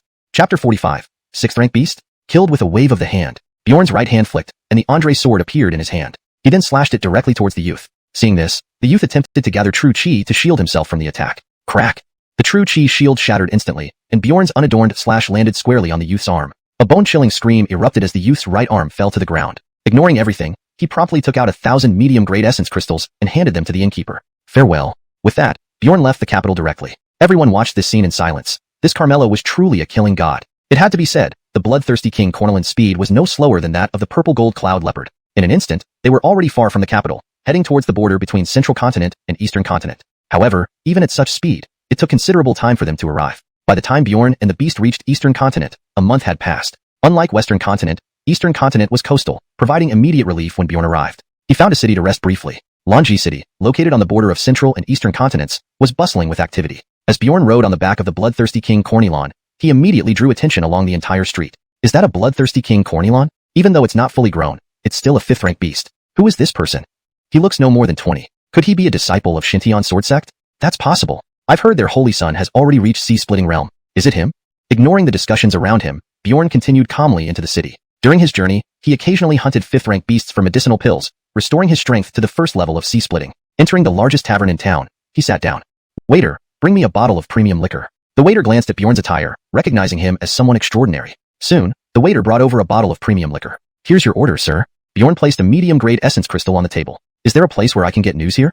The waiter, stunned by the crystal, regained composure only after being called again. The easiest place for information is Tianji Pavilion, the waiter replied. Tianji Pavilion? Bjorn frowned slightly, unfamiliar with the place but intrigued by its name. He handed the crystal to the waiter and left. Following the directions, he soon arrived at Tianji Pavilion, empty except for a Carmelo around his age. Upon seeing Bjorn, the Carmelo gestured for him to sit, as if they were old friends. What would you like to inquire about, sir? I want to know how to reach Penglai, Bjorn replied directly. The Carmelo smiled. Penglai, the mythical land where immortals reside. It is said to be in the heavens. In the heavens? Bjorn furrowed his brow. Could it be a paradise? How can it be in the sky? The Carmelo chuckled. I don't know the details, but the divinations indicate as much. Bjorn nodded, contemplating the words. After a while, he bowed. Thank you. Turning to leave, Bjorn was halted by the Carmelo. Swords can protect or kill. Be cautious, sir. Hearing these cryptic words, Bjorn felt puzzled but nodded. Leaving the city, he reached a nearby mountain range teeming with 4th and 5th rank beasts. Eyes lighting up, he saw an opportunity. Under the system's assistance, these beasts turned into pills stored in his satchel. Suddenly, a terrifying roar caught his attention. 6th rank beast? Bjorn headed toward the roar but encountered a group of 5 swordsmen in white robes hiding. They seemed to be aiming for the same target. Assessing their strength, none exceeded the 1st level of sea-splitting. Facing a 6th rank beast would be challenging for them. After consideration, Bjorn decided to follow them, waiting for them to tire out the beast before striking. The roar grew louder. The 5 swordsmen charged, but their skills were inadequate. Within moments, all 5 were killed by the beast. Sighing, Bjorn shook his head. These disciples have no combat experience. I'll handle it myself. Having recovered most of his strength from the pills, Bjorn held the Andre sword and activated his netherworld tyrant body, pushing his strength to the limit. Speed was essential. Since the ancient abyss secret realm, his netherworld tyrant body had absorbed vast amounts of demonic aura, granting him physical strength equivalent to the 3rd level of sea-splitting. Boom! One punch shattered the 6th rank beast's head. Bjorn sheathed his sword, feeling the body. I wonder what rewards this will bring. Ding! Recovery successful. Congratulations, host has received 10,000 blood chi pills, 10,000 Dao source pills, 1 6th rank beast core. Ding! Reward triggered. Recalculating harvest. Ding! Congratulations, host has received 100,000 blood chi pills, 100,000 Dao source pills, 1 7th rank beast core. Despite the generous reward, Bjorn frowned slightly. While impressive, it wasn't enough for his current needs, as each level required tens of thousands of pills. His strength hadn't improved due to injury. As Bjorn pondered, a figure rushed toward him with a look of anger. Damn! All 5 junior brothers' soul stones shattered. Who could have done this? Daring to harm my Xuanhuan sword sect disciples. Chapter 46. Chief of the Mystical Sky Sword Sect. At this moment, Bjorn glanced at the 5 corpses on the ground and frowned slightly. After some deliberation, he still reached out to touch them. After all, they will just feed beasts if left here. Might as well give me some benefits before they die. With these words, he touched the nearest corpse. Each time he did so, a gleam flashed in Bjorn's eyes. Good stuff. All good stuff. Bjorn couldn't hide his excitement. Just from the first 4 bodies, he had already gained quite a few treasures. Mystic stage sword techniques, mystic stage spirit weapons, and countless medicinal pills. Next, he looked at the corpse of the sea-cleaving realm practitioner. Back when Andre controlled his body, he could only drool over Dale's corpse lying on the ground. That was a sea-cleaving realm powerhouse, someone he'd never dared to touch before. Thinking about it, his eyes turned fiery as he reached out again. Ding! Huiso successful. Congratulations, host has obtained 10,000 blood chi pills, 10,000 Dao essence pills, and a mystic stage palm technique. Explosive palm. Corrected Huiso Chunggong to Huiso successful for better fluency, and made minor adjustments for natural reading flow. Ding! Triggered reward. Recalculating harvest. Ding! Congratulations, host has obtained 200,000 blood chi pills, 200,000 Dao essence pills, an earth stage palm technique. Burst flame palm. Earth stage palm technique. Burst flame palm. Extremely powerful and scorching hot, with additional continuous burning effects. Seeing this palm technique, excitement flared in Bjorn's eyes. Since he couldn't advance in true chi cultivation, he had to rely on his physical strength. This new earth stage palm technique would significantly enhance his power. Too wonderful. Just then, a sound of something slicing through the air came from afar. When the person saw Bjorn's hand on the body of a fellow sect member, fury erupted within him. What are you doing? Bjorn tried to explain, but placing his hand on the body made any explanation futile. Deciding against it, he figured it was better to strike first and talk later. As he was distracted, the man's move had already reached him. Whoosh! A piercing sound echoed as a blade of light flashed right before Bjorn's eyes. Seeing this, Bjorn felt a chill down his spine. This person's strength wasn't weaker than Darian's at all. He suddenly recalled the conversation he overheard earlier. Could this person be the chief of the mystical sky sword sect?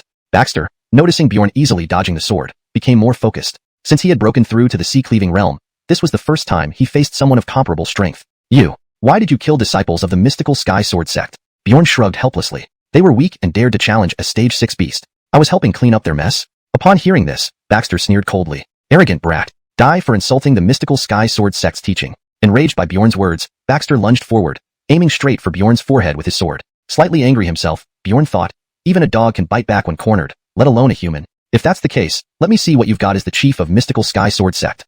As he said this, Bjorn summoned Andre in one hand, then channeled the energy of 8 spiritual roots, causing true chi to surge within him. 2 different sword intents clashed fiercely in the forest, reducing everything within 100 paces to pieces. Seeing the sword intent, Baxter's eyes darkened. A sword cultivator. What a disgrace.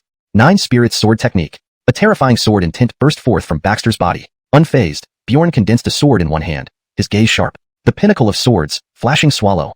In the next instant, Bjorn vanished from where he stood. A dazzling sword beam shattered Baxter's attack and continued charging towards him. Hold. Suddenly, a furious shout sounded from afar, followed by a terrifying aura. A true chi-congealed sword appeared in front of Baxter, blocking the incoming strike. Ding! When Bjorn's sword beam hit the congealed sword, a deafening sound resonated throughout the mountain range. Birds and beasts took flight in alarm. Noticing the slowly dissipating sword, Bjorn's expression turned serious. A King Realm expert. So, there was backup. Speaking, he slowly activated the netherworld eyes and looked into the distance. Unret in green robes was approaching them. It was the sect leader of the mystical sky sword sect, Benji. Gaylord. Seeing this person, Baxter's face showed surprise. Benji nodded at Bjorn. Meeting again, Bjorn. Bjorn. Baxter's eyes widened as he looked at Bjorn. You are the Western Continent's Bjorn? Confused, Bjorn raised an eyebrow. Have we met? Benji smiled gently. At the grand contest of the 4 sects, I was also there, seated among the audience. It's understandable you don't recognize me. I am the Gaylord of mystical sky sword sect, Benji. Hearing this, Bjorn hastily paid respect to the Ret. Sector leader Chiao, my apologies. Hearing this, Baxter narrowed his eyes, his anger not subsiding. Sector leader, this brat killed our fellow disciples. Benji shook his head, looking at the 5 corpses on the ground regretfully. Their injuries were inflicted by the beast. Also, Bjorn held back against you. Otherwise, you'd likely have died in the first round with your strength. Realizing the truth, Baxter's heart trembled. He remembered Bjorn's previous attack, which crushed his strongest strike effortlessly. This was even when Bjorn didn't use full strength. Baxter's face showed gloom. Being a sword cultivator of the same age and facing such results, he found it hard to accept. Benji felt compassion towards him. I hope you can steady your Dao heart. This Carmelo has already left a shadow over all sword cultivators in the Western continent. Turning to Bjorn, he asked, what brings you to the Eastern continent this time, friend Bjorn? Unsure of Benji's level, Bjorn responded ambiguously. I heard that Penglai in the Eastern continent is like a paradise, full of opportunities. So I came to seek my luck. On the way, I encountered a stage 6 beast and killed it as a side matter. Baxter's expression flickered. Just a side matter? For you, killing a stage 6 beast is just a side matter? Benji looked puzzled. It's tens of thousands of miles away from the Western continent. How did you come? Bjorn chuckled and produced a bead, casually tossing it aside. Instantly, the bloodthirsty mad Cornelon appeared before them. Throughout the journey, Bjorn fed it plenty of pills, now nearly reaching the 6th stage. I wrote him here. Chapter 47. A mirage broken with a flick. Benji and the others looked at the docile bloodthirsty frenzied Cornelon, shock evident on their faces. The bloodthirsty frenzied Cornelon was among the top tier of 6th rank beasts. Although this one in front of them was only at the peak of 5th rank, it could still fight on par with ordinary 6th rank beasts. Such a powerful beast turned out to be Bjorn's mount. Seeing this, Baxter felt even more disheartened. His mount was merely a 5th rank beast. Now, not only was his strength inferior to Bjorn's, but even his mount was far surpassed by Bjorn's. Realizing this, Baxter couldn't help feeling uneasy. Benji noticed this, and his eyelids twitched slightly. He didn't dare ask any further. Corneltal friend, would you like to visit our Xintian sword sect? There is an Ret within the sect who has witnessed news about Penglai Island. Perhaps after meeting him, you might change your mind. Initially, Bjorn had planned to decline as time was running short for him. But when he heard that an Ret from Xintian sword sect had sought out Penglai, he immediately agreed. After all, this was the first time he had heard news of Penglai since he began his journey. But why did he need to change his mind? As for Adamar, whether he spoke or not made no difference. In heaven? How vast is the sky? Headmaster Chiao, I must go to Penglai. Hearing these words, Benji nodded and instructed Baxter to tidy up the bodies before they returned to the sect together. Xintian sword sect was the strongest sect in East Zhou. Unlike West Zhou, East Zhou had always been peaceful, with its people living contentedly. Even tales of demon races were few here. Soon, the 3 arrived at Xintian sword sect. This place was different from Jinshin sect, as Xintian sword sect was located in a town. Benji brought Bjorn into the main hall. He then said to Baxter, go fetch your master. Yes. Shortly afterward, another Retly man hurriedly arrived. Upon seeing Bjorn, his expression tightened. You are Bjorn? That's correct. Bjorn remained unperturbed. Seeing this, the Apollo asked, are you the one going to Penglai? Yes. The Apollo sneered. Penglai isn't a place for just anyone to go. Upon hearing this, Bjorn's eyes narrowed. If the Ret can go, why can't I? This response caused the entire atmosphere in the hall to become intensely suppressed. The Apollo suddenly laughed, a mad look on his face. Penglai Fairyland. What a wonderful Penglai Fairyland. It's nothing but empty talk. Seeing this, Benji's expression stiffened as he looked at Baxter. Take your master back first. Yes. Witnessing the Apollo's transformation, Bjorn was puzzled. Headmaster, what's going on? Benji shook his head. I don't know either. 3 years ago, the Apollo suddenly wanted to find Penglai and left. When he returned, he had lost all his cultivation and became like this. So, Penglai is likely not a paradise but a perilous place. Upon hearing this, Bjorn's gaze darkened. A perilous place? With his current stalled strength and unresolved tribulations, his situation wasn't much better than a perilous place. Headmaster, I have made up my mind. Thank you for your warning. With that, Bjorn bowed and left, continuing his journey. Witnessing this, Benji was helpless. He really didn't want to see Bjorn end up like the Apollo. In no time, another 10 days passed. Bjorn finally reached the easternmost part of East Joe. But there was no trace of Penglai here, only boundless ocean. According to local residents, this sea was called the Dead Sea, where no one had ever returned alive. Is Penglai Island on the surface of the sea? He quickly dismissed this idea. Based on the Apollo's reaction, he had indeed been to Penglai. Since locals claimed no one had ever returned from the Dead Sea, it contradicted the reality. After searching for a long time, Bjorn found no news about Penglai. He settled down in a nearby town inn for the night. Lying in bed, he pondered Adamar's words. At that moment, noise came from outside. Looking out, he saw all the townspeople rushing in one direction. Seeing this, Bjorn's brow furrowed. He grabbed someone to inquire. Senior, what are you all doing? The person looked anxious. The sacrifice is about to begin. Leaving just that sentence, he hurried away. Hearing this, Bjorn frowned. Something felt off about this town. When he entered, he thought it was a coastal town relying on the sea. However, he didn't detect any fishy smell. How did the residents survive? Perhaps, this sacrifice holds the key. The Apollo's condition might be related to this. He used Chindang Yulongyin to follow everyone to a mountain peak. Surrounded by countless figures, they all looked toward the same direction. On the mountain top, everyone knelt, praying fervently. When he arrived, he had come through the mountain top. There was only a barren area with a dry well. Dry well? Could it be? Bjorn waited until everyone left before heading towards the mountain top. Slowly approaching the dry well, he peered inside. Darkness and silence greeted him. Inside the well water floated a bright moon. Seeing this, Bjorn suddenly woke up. The moon reflected on the water, indicating this was an inverted image of the sky beneath the water. With that realization, Bjorn leaped into the well. As he submerged, the expected coldness never came. Instead, a faint sense of death surrounded him. Quickly, he activated Yuming pupil to observe the scene. When he understood what was happening, he was startled. Now he knew why the Apollo had gone mad. Before his eyes were all those he had killed. Hatcher, Ricky, Dale, and many others. They walked slowly toward Bjorn with eerie smiles. Seeing this, Bjorn's eyes narrowed. He again activated Yuming pupil. Suddenly, the illusory scene vanished, replaced by a vibrant force of life. Observing this, Bjorn's breathing quickened. Is this Penglai Island? Just as he was about to step forward, he paused, suspicion rising. No, something's wrong. He slowly drew out Andre and swung at a nearby boulder. The sword glow penetrated through the rock and slowly faded away. As I thought, it's another illusion, one even Yuming pupil can't detect. But if you think this can stop me, you underestimate me. Looking at Andre in his hand, the red pupil on the hilt flickered slightly. Chapter 48. Thunder Tempering. Instantly, a faint wisp of demonic aura slowly emanated out. This illusory array was undoubtedly deliberately set up by someone. It was simply meant to test him. However, comparing the test and the demonic aura, which was more significant, was obvious at first glance. Sure enough, the moment the demonic aura spread out, the scene before Bjorn changed again. The rich life force gradually dissipated, replaced by an aura of killing intent. At this moment, the figure of an Retly man in white robes appeared slowly before him. Are you one of the demon clan?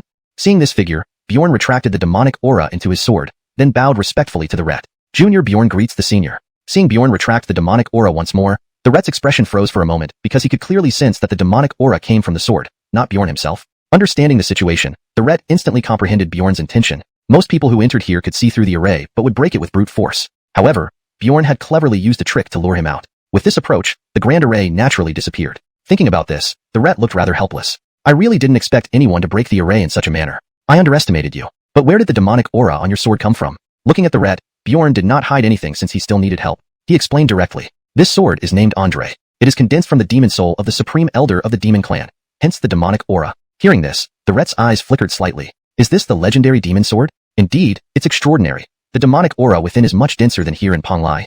Bjorn was surprised this time. Senior, isn't it said that there are no remnants of the demon clan in East Continent? The Ret smiled slightly. Remnants of the demon clan cling like a bone spur. How can they possibly overlook the East Continent? It's just that the sealing power here is too strong, preventing them from entering. A hint of shock flashed in Bjorn's eyes. Is there another grand array existing here? Shaking his head slightly, the Ret replied, it's not just one. Penglai itself is a grand array, and I am its guardian. Never mind. I see there's lingering thunder calamity power in your body, so you're likely here for the thunder pool. Follow me. Bjorn's eyes gleamed upon hearing this. Can this calamity injury finally be cured? Seeing the hopeful look in Bjorn's eyes, the Ret slowly said, not to dampen your spirits, but the thunder pool cannot heal your thunder calamity. It can only temporarily suppress it. If you wish to cure your calamity injury, you need to find 3 treasures. One is heavenly fire, the second is the origin of wood, and the third is a top 10 body technique on the dominant body chart. Hearing this, Bjorn felt very puzzled. He knew about the dominant body since his own constitution was now the hell-suppressing demon body, ranking above those on the chart. There was no worry on this point. But the other two, heavenly fire, origin of wood, what are these? Hearing this, the Ret paused his steps, looking surprised. You truly don't know? Bjorn shook his head slightly. Show me your sword. Bjorn nodded and drew out Andre. The Ret glanced at the red patterns on the sword and softly remarked, this is heavenly fire. It falls from the sky and rises from the earth, burning intensely and enduring across countless eras. This fire should be ranked 19th on the heavenly fire list as true young flame. Looking at your calamity injury, if not for this thing, you probably wouldn't have made it here. Bjorn's heart stirred upon hearing this. Initially, Andre went to the abyss precisely for this fire. The Ret continued, but this alone might not be enough for you to have persisted this far. Presumably, you encountered other opportunities. As for the origin of wood, I do not know its whereabouts and can only rely on you to find it. With that, the Ret resumed walking forward. Soon after, Bjorn noticed the distant sky turning dim, with lightning flashes appearing faintly. This is the thunder pool? The Ret nodded slightly. I need to guard the array entrance. Go ahead on your own. Bjorn bowed respectfully. Thank you, Senior, for enlightening me, but Junior still has one question. Go ahead. Why do people in the town outside come to worship?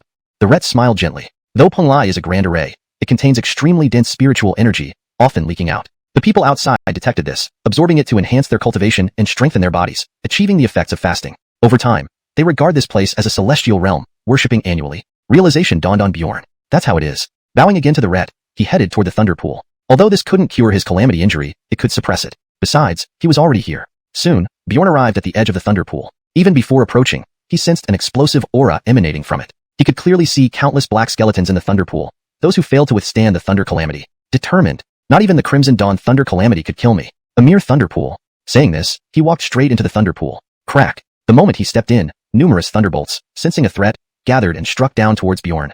Instantly, bloody marks appeared all over Bjorn's body. Seeing this, he gritted his teeth, determination in his eyes. Only this much power. Pathetic. Keep coming. As if hearing Bjorn, more thunder gathered, continuously striking him without end. In a short while, Bjorn was drenched in blood. In the next instant, unable to hold on any longer, he urgently activated the hell-suppressing demon body to block the incoming thunder. Indeed, under the effect of the hell-suppressing demon body, the power of the thunder diminished. Bjorn seized this opportunity to recover. Once his body recovered, he disbanded the hell-suppressing demon body and again endured the thunder with his flesh, repeating this process continuously. In the blink of an eye, 10 days passed. Bjorn remained amidst the thunder, yet when the thunder struck his body now, it left no marks. From a distance, the Ret's lips curled into a smile. This kid, taking this opportunity to continually temper his body, truly greedy. Now, his physical strength must have reached an incredibly terrifying level. At this moment, in the thunder pool, Bjorn slowly opened his eyes. No good, the power is still too weak, insufficient to temper the body. He stood up slowly and ventured deeper into the thunder pool. Sensing the movement, the Ret rushed to his feet in alarm. No good. Chapter 49. Deep within the thunder pool. At this moment, Bjorn was slowly walking deeper into the thunder pool. After what seemed like a long time, he finally reached the end. There, a thick wall blocked his path. The wall was carved with intricate runes that faintly glowed. For some inexplicable reason, Bjorn slowly extended his hand toward the wall. Instantly, an icy, bone-chilling sensation spread throughout his body. This feeling demonic aura. This sensation was none other than demonic energy, which, even under the full power of his suppression demon body, still exuded such formidable energy. What on earth was sealed behind this? Just then, the Ret hurried over. Stop, he shouted and walked directly into the thunder pool.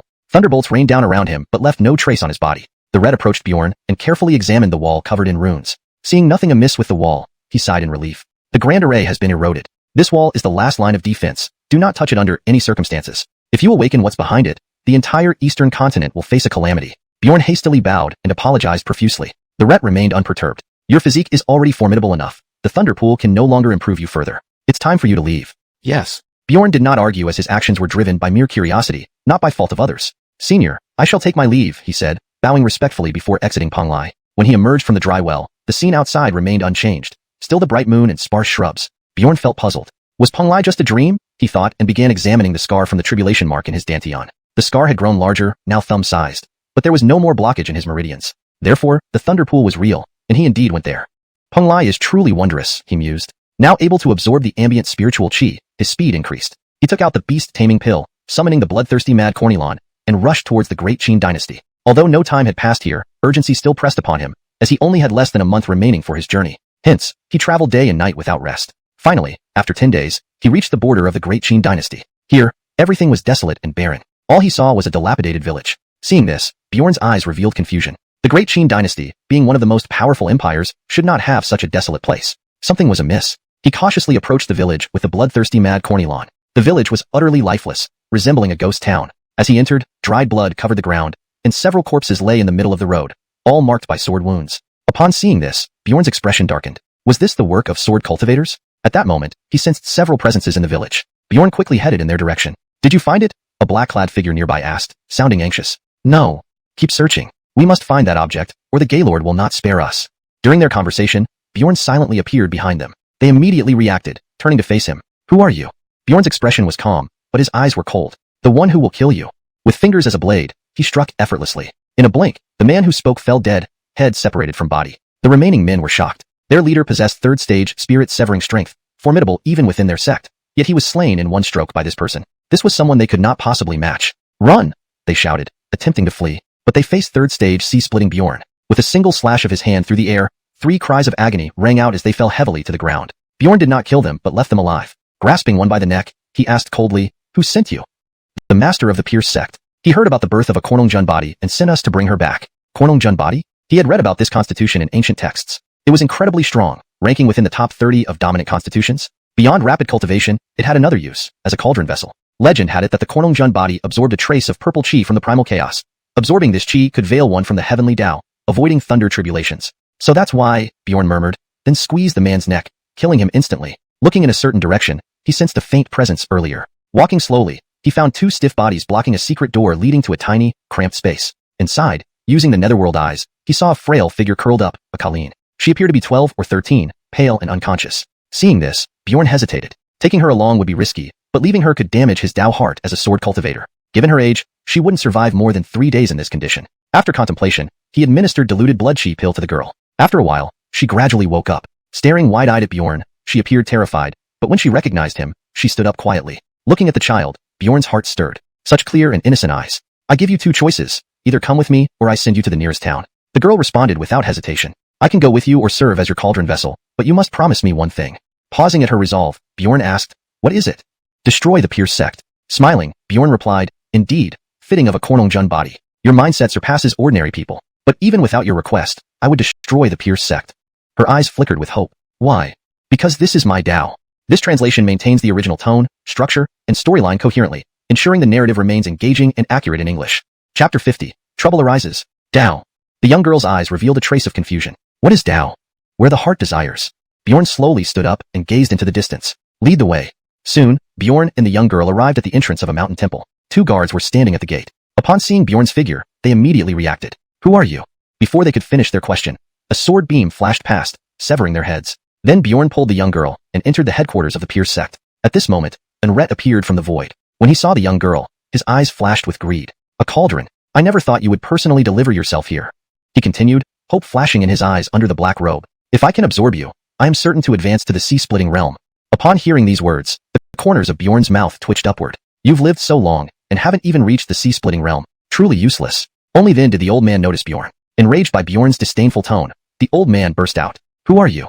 Sword Marcel sect, Bjorn. With that, Bjorn summoned a green sword into his hand with one swift motion. Without waiting for the old man to react, he slashed him in 2 with a single sword strike. Throughout this time, he had not used even a bit of true chi. Witnessing this, the surrounding disciples trembled with fear. The sect leader was at the 9th level of spirit, severing yet was slain in one stroke by this youth before them. Such power must belong to a disciple of a first-rate sect. Thinking this, other disciples fled in all directions, not daring to linger. Bjorn moved slightly, unleashing the 8 steps of domination. In just a blink, he obliterated the entire Pierce sect, leaving no survivors.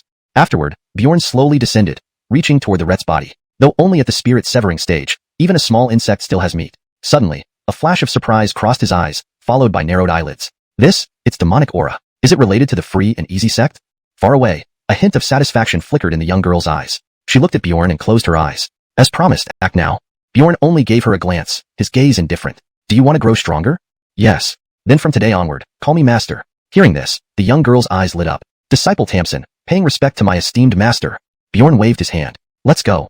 At this moment, Tamsin took Bjorn's hand and walked down the mountain path. Meanwhile, within the free and easy sect, Unret suddenly opened his eyes. This was Brandon, the patriarch of the free and easy sect. The Pierce sect has encountered trouble. Pierce is dead. Ahmed. At this call, Unret in a black robe slowly approached. Patriarch, what are your orders? Trace the token. Investigate. Our master has already recovered much of his strength. Once the free and easy valley opens again, the sacrifice will allow for complete recovery, marking the day when our demon clan can emerge. 10 days later, Bjorn finally reached a town near the free and easy valley. Since the valley had yet to open, he decided to stay. During these 10 days, he imparted the creation technique to Tamsin and gifted her the green sword, along with several elixirs. To his astonishment, Tamsin advanced from Condensation Realm directly to Essence Gathering Realm within those 10 days under the influence of the creation technique. Even Bjorn, who had the system, was surprised by such speed. Did I take on a monster? That night, Tamsin continued to meditate cross-legged. Meanwhile, Bjorn retrieved a token, examining it closely. Inscribed on the token were the 3 characters for free and easy sect. A faint demonic aura emitted from it, weak but unmistakable to Bjorn, who knew it all too well. Free and easy sect, free and easy valley, what connection lies between them? Could it be that the free and easy sect, like the blue spirit sect, has been infiltrated by remnants of the demon clan? Suddenly, Bjorn's gaze sharpened. He sensed several figures approaching from a distance. Looking at the token in his hand, he felt a sense of unease and discarded it immediately. He hastily awakened Tamsin and fled rapidly. But the pursuers closely followed. 3 at 3rd level C-splitting, 5 at 1st level C-splitting, and the rest all at the 9th level spirit severing or above. And there's an even more terrifying presence. Sensing these auras, Bjorn was greatly alarmed. The free and easy sect indeed had problems. He sensed the same demonic aura from these figures as he had from Dale. Sure enough, they've been compromised. Because he was carrying Tamsin, Bjorn couldn't run as fast. Not good, both of us won't get away like this. He gradually stopped, taking off the ring Acton had given him and handing it to Tamsin. You take Kenna and flee as far as possible. This ring will protect you. Then he summoned the bloodthirsty mad Cornelon. With Kenna, go as far as you can. This ring will ensure your safety. Hearing this, the bloodthirsty mad Cornelon nodded slightly. Thanks to Bjorn's elixirs, the bloodthirsty mad Cornelon had advanced to a 6th-tier beast. Ordinary sea-splitters could not catch up. Just then, several dozen figures converged upon Bjorn. Among them was Ahmed, who was emitting a formidable demonic aura. Was it you who killed that old fool Pierce? Bjorn responded with a faint smile. Pierce? Who's that? Pretending to realize something, he added. You must mean that old fellow from the Pierce sect. He didn't even have time to speak before I struck him down. Hearing this, Ahmed's eyes narrowed. At 1st level C-splitting, such strength would count you among the prodigies in my free and easy sect. It's unfortunate. Suddenly, Bjorn burst out laughing. It's unfortunate because I discovered your collaboration with the demon clan, isn't it? Ahmed's expression darkened. Kill him.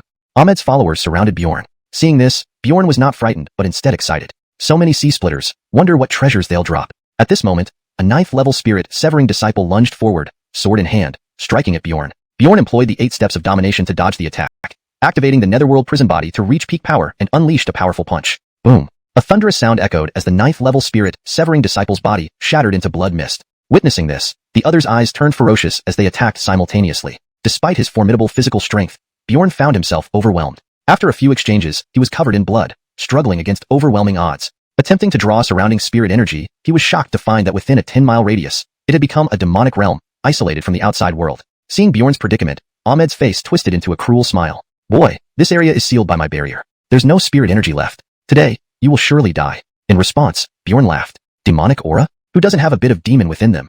Chapter 51. Refusing the offer, accepting punishment. Bjorn slowly stood up, wiping the blood from the corner of his mouth. He closed his eyes and focused on the demonic spirit root within him. Since this spirit root had formed, he hadn't used it until now. Just as black mist began to emit from Bjorn's body, all demonic aura within a 10-mile radius was instantly absorbed by him. His strength skyrocketed, finally stabilizing at the 4th level sea-cleaving realm. Suddenly, Bjorn slowly opened his eyes, revealing one purple and one red iris that exuded an eerie glow. He then concentrated, and the Andre sword came into his hand. Ahmed's face showed shock upon seeing this, followed quickly by a look of madness. So you are one of us. Truly, heaven favors our demon race. Join our free and easy sect, and in no more than 5 years, you will definitely advance to the king realm. And that alchemical cauldron, she will belong to you too. What do you think? Go to hell with your cauldron. Bjorn slightly raised his lips, a red flash passing through his eyes. Extreme sword art. Soaring swallow. Bjorn's body moved slightly, disappearing from everyone's sight in the next instant. The crowd was stunned. At this moment, someone felt a chill at the nape of their neck. By the time they reached up to feel, they were already decapitated. In mere moments, Bjorn had slaughtered 9 people, leaving only Ahmed and another 3rd-level sea-cleaving disciple. Seeing this, Ahmed's face flashed with fury. Refusing the offer, accepting punishment. Ahmed concentrated, emitting terrifying demonic aura, and a black palm imprint slowly condensed. Crush him. Ahmed roared, launching the palm imprint toward Bjorn's head. Bjorn, however, advanced rather than retreated. He executed 8 steps in succession, each heavy step resonating in the air. Extreme sword art, drawing sword technique. Bjorn's entire body radiated with sword intent, focusing on a single point. A terrifying aura erupted from the Andre and sliced through instantly. The sword beam collided with the palm imprint, generating shockwaves. Boom! A loud explosion sounded. Both the sword beam and the palm imprint detonated simultaneously, sending Bjorn flying back and crashing into the ground. Ahmed also staggered backward for several dozen steps. Good boy, you have such power. If I can't subdue you, you'll surely become an obstacle to Lord's rebirth someday. Ahmed steadied himself again and lunged toward Bjorn. The remaining disciple condensed his boxing intent and attacked Bjorn as well. On the ground, Bjorn spat out a mouthful of blood, his breath ragged. The previous strike had consumed most of his demonic aura. Restoring it would be nearly impossible. Suddenly, the Andre slipped from his hand. Black demonic aura flowed directly into Bjorn's body, helping him stand up once more. A powerful demonic aura began flowing from his dantian into the Andre, originating from the demonic tree. As the demonic aura poured in, the Andre's demonic aura became even stronger, its red glow intensifying. Then, a shadowy figure rose from the Andre and coalesced into a massive dark form, its true self. Judgment. A cold voice emerged from the Andre, extending a massive hand toward Ahmed and the disciple. Upon seeing the dark figure, Ahmed felt his demonic aura falter as if terrified or fleeing. Who is this person? Before Ahmed could finish speaking, a palm landed on him, crushing him into bloody pieces. The remaining disciple died instantly as well. The shadow withdrew and merged back into the sword. The deepest part of Free and Easy Valley has something that can heal your calamity injury and enhance your hell-suppressing demon body. Leaving these words, the Andre fell silent, as if avoiding something. Bjorn stared blankly at the bodies before him, his breathing becoming rapid. Treasures. All treasures. Ding Hui Sou Cheng Gong. Congratulations, host has obtained 5,000 blood chi pills, 5,000 Dao origin pills, 1 map of Tranquil Valley, 1 fragment of the Peerless Seal, and 1 demon race essence. I've made the following changes to ensure fluency and natural reading in English. Gongxi Suju Huodera is simplified to congratulations, host has obtained, to make it more concise and fluent. Xiaoyalgu is translated as Tranquil Valley, maintaining consistency with common translations of fictional place names. Wusongyin Tanpin Yibu is rendered as 1 fragment of the Peerless Seal, for clarity. Mozu Yan Yi Mei is translated as 1 demon race essence, to maintain the mystical tone of the original text. Ding, trigger reward, harvest is being recalculated. To ensure the translation reads naturally and fluently in English, it would be better to phrase it as, ding, reward triggered. Recalculating harvest. Ding, congratulations to the host for obtaining 30,000 blood chi pills, 30,000 Dao essence pills, 1 copy of the Free and Easy Valley map, and the Sea Suppressing Seal. Note, for a more natural flow in English, ding could be translated as chime, or notification sound, but I kept it as ding to maintain consistency with game-like or app-like notification sounds. Unrivaled Seal, Earth Rank Palm Technique, consists of 3 forms. Sea Calming, Mountain Moving, Earth Shaking. When mastered, it can sever the void with a palm strike. Afterwards, he searched the surrounding bodies, gathering hundreds of thousands of chi blood pills and Dao source pills, along with some profound-grade spiritual treasures. These items were useless to him, but beneficial to Tamsin. Suddenly, a golden light flashed above them, causing the demonic domain to collapse. 2 figures appeared before him, Acton and Tamsin. Noticing Ahmed's prowess below, Acton frowned but remained silent. Tamsin rushed to Bjorn, examining his injuries closely. I'm fine, just used up some spirit energy, Bjorn said, then looked at Acton. Master. Acton furrowed his brow. What happened? Why is there such dense demonic aura here? Why did the Free and Easy sect chase after you? Bjorn explained the situation. After listening, Acton's expression darkened. You mean the demon race has infiltrated major dynastic sects? This is indeed a serious matter. Free and Easy Valley may not be safe. I need to consult the Rets about this. Then Acton turned to Bjorn. We still have some time before reaching Free and Easy Valley. Let me take you to an old friend to recover. Hearing this, Bjorn was taken aback. This old man has friends? Soon, under Acton's lead, they arrived at a sect. Bjorn watched in amazement as a beautiful woman emerged from the sect gates. No way they aren't. Corneltal's sister, I'll leave my disciple and great-grandchild to you. The woman nodded. Rest assured, elder brother. Acton nodded, then looked at Bjorn. She is your aunt, Angel. Don't cause trouble, understood? Bjorn reluctantly nodded. Seeing this, Acton finally nodded. I need to meet some old friends to inquire about Free and Easy Valley. With that, Acton left. Angel gazed at Bjorn with a warm smile. Follow me. They soon arrived at a spirit spring. This is Sacred Yao Sect Spirit Spring, filled with dense spirit energy. You'll recuperate here for the next few days. Angel then looked at Tamsin, her eyes flashing. So she's a Xuanhuan body. Translation note. In translating this chapter, I've maintained the original tone and structure while ensuring fluency in English. Names and terms like Andre, Free and Easy Valley, Angel, and Xuanhuan Body are kept consistent with their earlier appearances to ensure continuity. Chapter 52. Lecture. Amei's eyes showed a hint of surprise. She then extended her hand towards Tamsin and carefully examined her. Although you have passed the optimal age for cultivation, fortunately, you possess the spirit equal body. From now on, stay by my side to cultivate. Hearing this, Bjorn's gaze flickered. This is for the best, because his strength is still weak, and there are many things he needs to do. Now that Kenna can stay in the Holy Yao sect, it's naturally the best option. The master ant before him seemed to be above the king realm. Being able to receive guidance from such a powerful person wasn't an opportunity everyone could get. However, what surprised him was that Tamsin rejected without a second thought. No, I want to stay by my master's side. Hearing this, Amei's didn't get angry. Instead, she smiled. You're currently too weak to assist your master, and more likely, you would be a burden to him. If you cultivate under me, within 2 years, you will surely reach the Splitting Sea realm. Then, you will have the power to help him. What do you think? Hearing this, Tamsin's face showed some hesitation. In that moment earlier, if she hadn't been there, her master could probably have escaped alone. Will I be able to help my master then? Amei's nodded upon hearing this. Yes. Alright, I agree. Upon hearing this, Bjorn also felt relieved. If he took her with him, besides the dangers, her cultivation improvement would be slow. Here, with Master Ant's guidance, it wouldn't be bad at all. Afterward, Amei's left with Tamsin, leaving Bjorn alone to recover. 3 days passed in a blink. Bjorn slowly opened his eyes and exhaled a breath. During these 3 days, he had consumed all the elixirs he had obtained, and now he was only 1 step away from the 3rd level of Splitting Sea realm. It's been a long time since I felt such a surge in power. As soon as the Tranquil Valley opens and I get the item Andre mentioned, I can take the next step. At this moment, he heard the sound of water. Bjorn looked puzzled and turned towards the direction. Their eyes met. Lecture. A shrill scream echoed through the entire back mountain of the Holy Yao sect. Inside the grand hall, Amei's face showed an imperceptible smile, and this smile was noticed by Tamsin. My master should be fine, right? Amei stood up slowly. He should be. At this moment, in the back mountain, Bjorn's face turned red instantly, then he quickly put on his clothes and walked out of the spirit pool. Miss, this is all a misunderstanding. A misunderstanding. Meanwhile, Juliana was also dressed, holding a soft sword in her hand, her face blushing red even to her ears. Speak. Where do you come from, Lecture? Why did you appear in the Holy Yao sect's spirit pool? Bjorn hurriedly explained. This was arranged by my master aunt. I really didn't know. Why don't you ask her?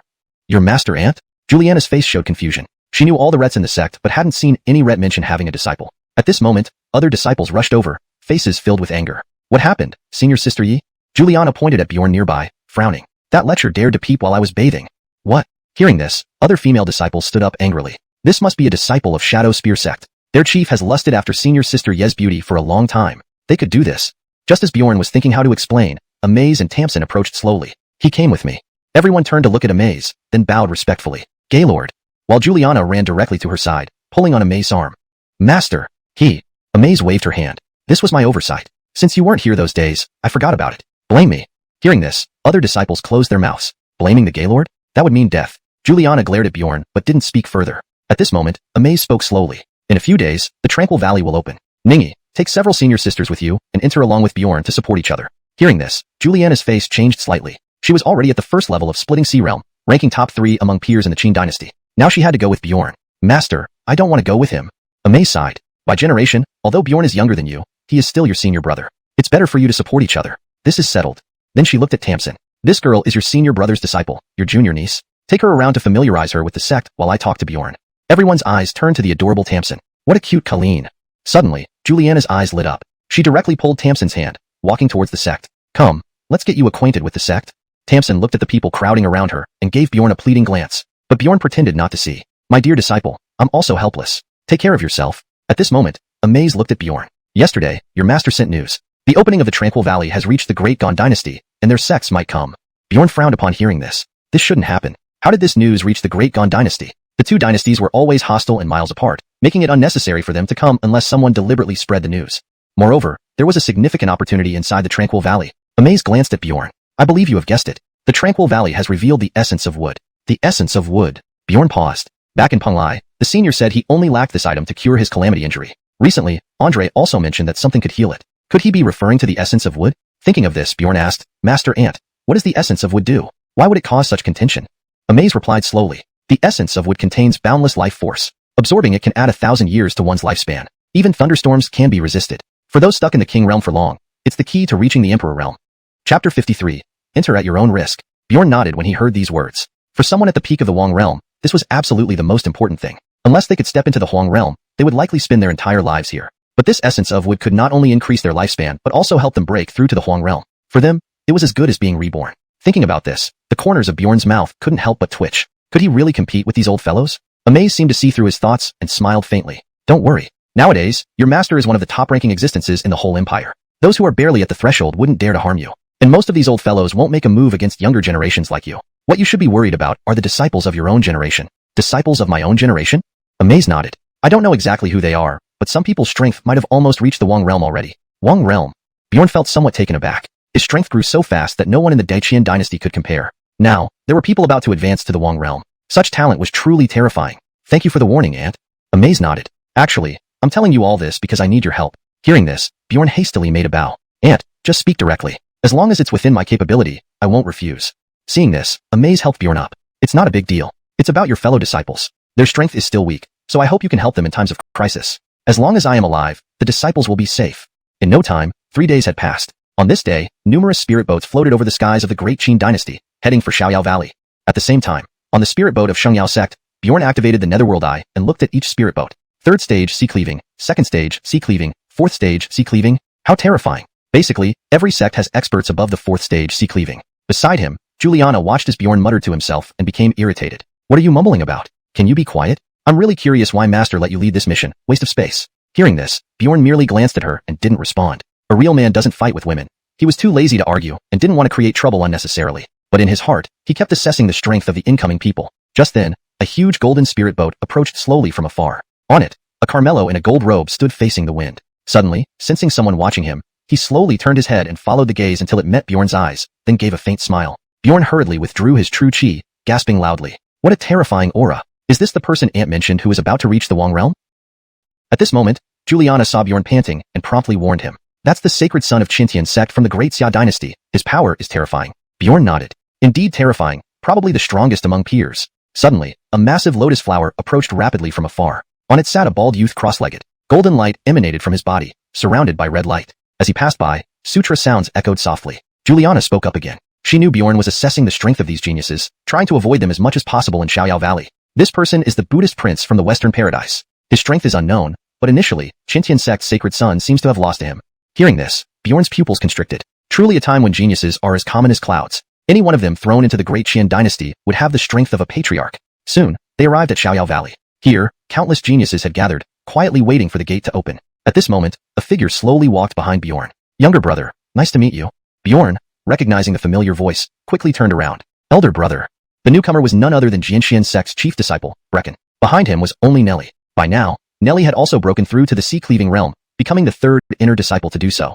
Seeing Nelly, Bjorn showed a slight awkwardness. They hadn't seen each other since their last parting. Meeting again felt somewhat uncomfortable. Senior sister Nelly. Nelly merely nodded slightly, and then shifted her gaze to Juliana and others. Juliana also looked at Nelly. Both women exchanged looks of surprise before looking elsewhere. Seeing this, Brecken whispered to Bjorn.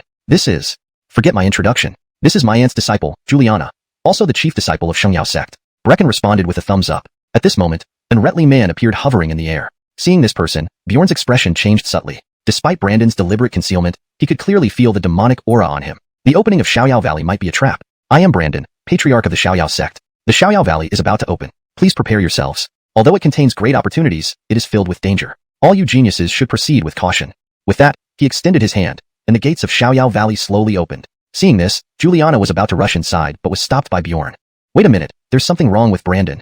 Though Juliana disliked Bjorn, as the leader of the mission, she had no choice but to stop and watch others enter. At this point, quite a few people still remained, including the sacred son and the Buddhist prince. It looks like they've noticed something. Brandon, seeing that Bjorn and others weren't moving, urged them on. Everyone, the Xiaoyao Valley has opened. If we're late, the opportunities may be snatched away. Amit Ba, the Buddhist prince recited a sutra, remaining silent. At this moment, Bjorn stepped forward. Entering is one thing, but coming out is not guaranteed. Hearing this, Brandon's expression changed suddenly as he looked at Bjorn. Bjorn was fearless and stared back. What, am I wrong? The sacred son laughed. Brother speaks well. Entering is easy, but surviving isn't guaranteed, especially since it's one of the 4 forbidden lands. Better to be cautious. He gave a slight bow to Bjorn. I'm Songku, sacred son of Qintian sect. May I ask for your name, brother? Bjorn smiled faintly. Jinxian sect, Bjorn. Songku nodded. Originally, brother Lu, my apologies. Hearing this, Bjorn's expression changed. Have you heard of my story?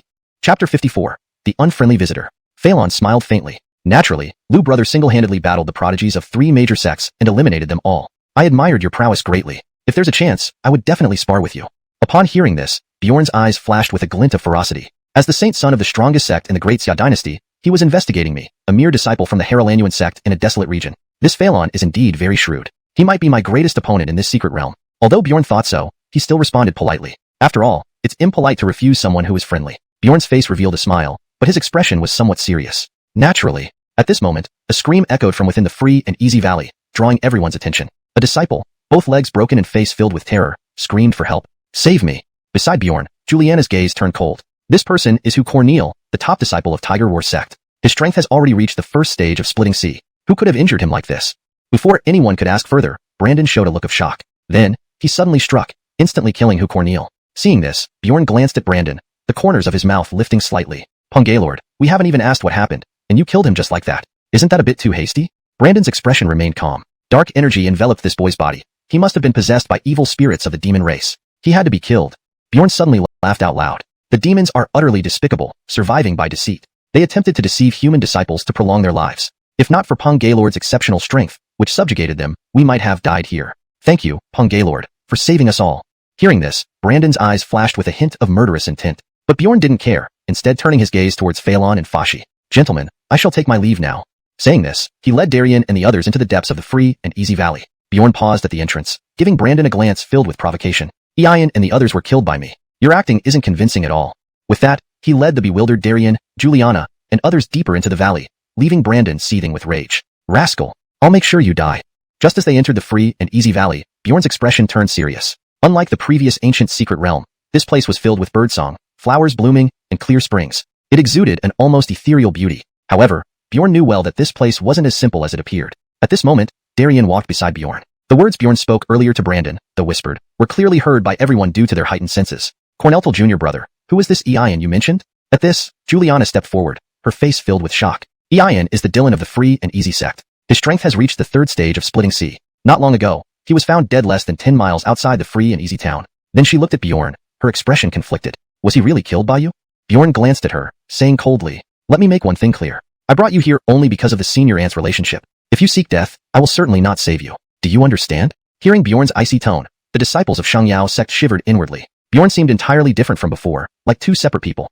But Nelly and Darien were used to it. They knew everything Bjorn had gone through, each time on the brink of death. Adding 7 burdens now, anyone would speak similarly. At this point, Bjorn pulled out a map from his waist, precisely the map of the free and easy valley he had obtained from Ian. Seeing this map, the disciples of xuanhuan sect who previously doubted Bjorn were shocked. Only the Rets of the free and easy sect had the right to possess such a map. Clearly, Ian had indeed been killed by Bjorn. Thinking of this, Juliana and others took in a sharp breath, starting to change their perception of this sudden senior brother. To cross the 2 chasms ahead, and then the great river will lead us to the center of the free and easy valley. However, given Brandon's demeanor, this journey won't be peaceful. Saying this, Bjorn looked at Darien. Senior brother, senior sister, if we encounter insurmountable obstacles, you take the other disciples away first. I'll go alone. Darien did not argue. He knew Bjorn had a hidden ace, an imperial ancestor of the demon race. Fine. After setting the plan, Bjorn looked at Juliana. If you don't want to die, follow closely behind me. If any of you are possessed by dark energy, I'll be the first to eliminate you. Hearing this, Juliana and the others paled, nodding silently. Now, they regretted coming to the free and easy valley. Soon, 2 terrifying auras approached, those of Phelan and Fashi. Brother Lu, may we travel together? Bjorn glanced at them, his expression unchanged. Although both were powerful, this was the free and easy valley, where Andre accompanied him. Who would win was yet unknown. There's no need. Some of the xuanhuan sect disciples felt discontented. Phelan is an outstanding figure, incredibly strong. Having him with us would significantly increase our strength. Bjorn looked at the one who spoke. If you wish to follow them, I won't stop you. Surprisingly, a few actually left the group, heading towards Phelan. Phelan, can we follow you? Phelan smiled. Of course, please do. Soon, 3 more disciples from xuanhuan sect left the group to follow Phelan. Seeing this, Bjorn looked at the remaining disciples. What about you? Juliana gritted her teeth. We'll follow senior brother Bjorn. Bjorn smiled slightly. You'll thank yourselves for making this decision. Not long after, they arrived at a grand hall where countless cultivators were scrambling over a mystical grade martial technique. Mystical grade sword technique. Got it. Upon seeing this, Nelly's eyes gleamed. A high-grade mystical sword technique. If we can bring it back to the sect, it will undoubtedly enhance the sect's power. Bjorn nodded. Though Haralanuan sect was full of sword practitioners, being in a remote area meant limited resources. The sect only had a few mystical grade sword techniques, with no earth grade ones. Facing this situation, Bjorn's expression turned serious. Go ahead, I'll retrieve that sword technique. In an instant, Bjorn disappeared from sight. Moments later, blood-red rays streaked out of the hall. Shortly after, Bjorn reappeared, his white robe spotless, holding a mystical grade sword technique in hand. Seeing this, Juliana gazed into the hall now filled with corpses and bloodstains. Senior brother, was this too cruel? Note, the name Ian should be corrected to the proper pinyin form, Ahmed. Similarly, ensure names like Darien are consistent. Adjustments in context will maintain fluidity. Chapter 55. What is cruelty? Cruelty? Bjorn's lips curled slightly upward. Back when senior brother Darien and I entered the primal secret realm, that was what we called cruelty. Corpses littered the land, limbs scattered everywhere, rivers of blood flowing. The demon race doesn't show mercy to anyone. Ants should have the awareness of ants. They must be prepared to die once they step into here. Having said this, Bjorn placed his sword seal at his waist and continued walking ahead. Hearing Bjorn's words, Juliana's face instantly turned pale. Seeing this, Nelly slowly walked over. Bjorn's experiences far exceed what you can imagine. If he had shown a hint of weakness, he would have been the one to die. This is the path of cultivators, to walk on the edge of life and death. Speaking thus, Nelly followed closely behind Bjorn. Others might not know, but she was fully aware of everything Bjorn had gone through. Persecuted by his own clan, then slaughtering his clansmen. Challenged by other sects, he killed them with a single sword strike. As long as he kills enough enemies, there won't be any left. Soon, they arrived at the foot of the first mountain range. By this time, Bjorn had already slain countless geniuses and seized supreme treasures. With the help of the system, he gained many benefits. However, since these people were only at the soul-severing realm, aside from medicinal pills, there was hardly anything useful. Looking at the towering mountain before him, Bjorn instantly activated his netherworld pupil. 1, 2, 3, remnants of the demon race? So all the opportunities before were just a ruse. Bjorn's hand condensed, and the Inku sword appeared in his hand. Darien and Nelly immediately became alert upon seeing this. They knew that Bjorn only revealed the Inku when he faced equally powerful opponents, meaning that this place was extremely dangerous. Bjorn waved his hand, and a beast control pearl appeared in his hand, along with the bloodthirsty manic xuanhuan. Senior brother, protect yourselves well. There are remnants of the demon race ahead. Darien nodded, drawing his longsword and concentrating. Seeing the massive bloodthirsty manic xuanhuan, Juliana and others were filled with shock. A 6th-stage beast, the bloodthirsty manic xuanhuan. From its strength, it seems still immature. Is this senior brother's mount? That's equivalent to a sea-splitting realm expert. No, looking at its luxuriant fur, even a third-layer sea-splitting expert might not be its match. Then they looked at Bjorn. What is this senior brother's origin? The reason the bloodthirsty manic xuanhuan could advance was because Bjorn casually fed it blood chi pills and Dao source pills in his spare time. Although these pills had minimal effect on him, for the bloodthirsty manic xuanhuan, they were enormous opportunities. Hence, despite being immature, it was already a 6th-stage beast. If it matured, its power might rival a 7th stage. At this moment, Bjorn exuded a terrifying aura and slowly approached the mountain. Along the way, corpses lay everywhere, including sea-splitting experts. Seeing this, adhering to the principle of not wasting resources, Bjorn tearfully went through them. Soon, he reached halfway up the mountain. Suddenly, hundreds of figures appeared before Bjorn, emitting intense demonic aura. Seeing this, Bjorn's eyes narrowed. All sea-splitting realm, looks like the demon race's appetite has grown bigger. But he did not retreat. Instead, his lips curled into a smile. With so much demonic aura, I will take it all. Boom. Below, Darien suddenly looked up at the mountainside. A demonic aura several times stronger than in the primal secret realm erupted suddenly.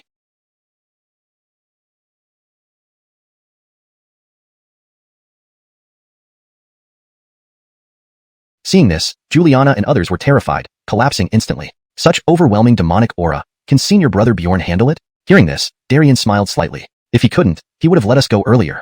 Feeling suffocated, Juliana's eyes were full of confusion. Is senior brother actually this strong? After a while, Bjorn descended the mountain, dragging 3 corpses. These were the 3 who left with the heiress. Bjorn tossed them on the ground indifferently. Take them. I specially left their bodies intact. Seeing the 3 corpses, the Xiangyao sect disciples only glanced at them without further comment. They were numb by now. Juliana stored the 3 bodies in her storage bag, preparing to bring them back for proper burial. Senior brother, how did they die? Demonic aura infiltrated their bodies.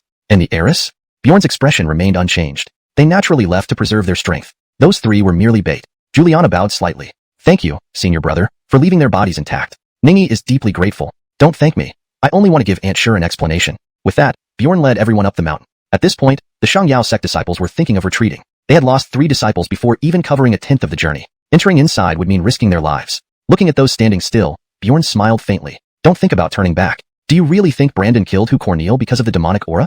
Hearing this, Juliana slowly raised her head, disbelief in her eyes. You mean? Bjorn nodded. He wanted all of us to die here as sacrificial offerings. He's the one from the demon race. Hearing this, Juliana collapsed. Will we really die here?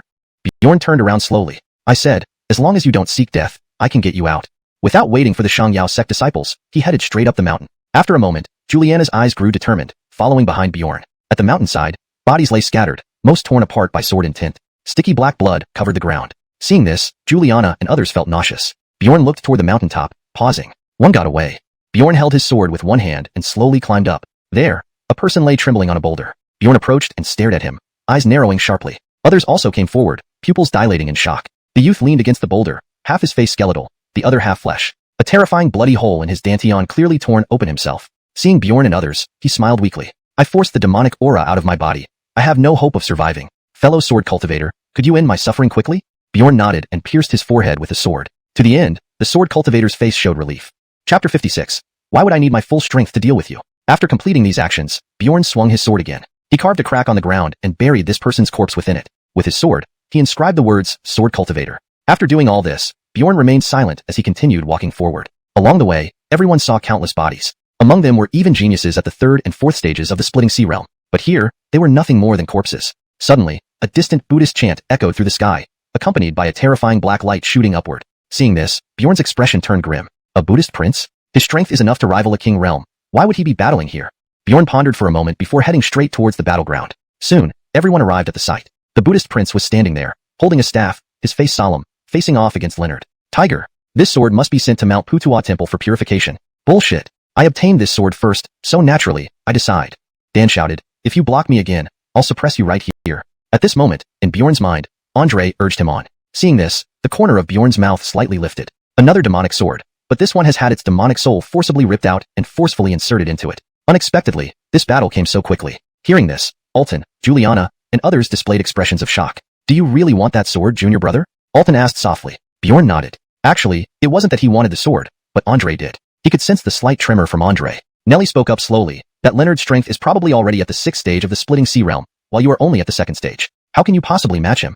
Upon hearing this, Bjorn stood up, his body bursting with true chi. Back then, I was injured and couldn't unleash my full power. Now, after undergoing the baptism of the lightning pool, my injuries have been suppressed. My true strength can now be unleashed. As he spoke, his 9 spiritual roots emitted light simultaneously, instantly radiating an awe-inspiring aura. This aura made everyone present pause and become motionless. Even Alton's face showed astonishment. This level of power rivals Master's strength. This is Junior Brother's true strength now. Juliana also trembled. She had only felt such an aura from her master before, and now Bjorn possessed it too. This must be the true strength of her senior brother. Feeling the surging energy, Bjorn took a deep breath. This is my current greatest combat strength. Speaking, Bjorn gradually withdrew his cultivation. To deal with him, it's still overkill.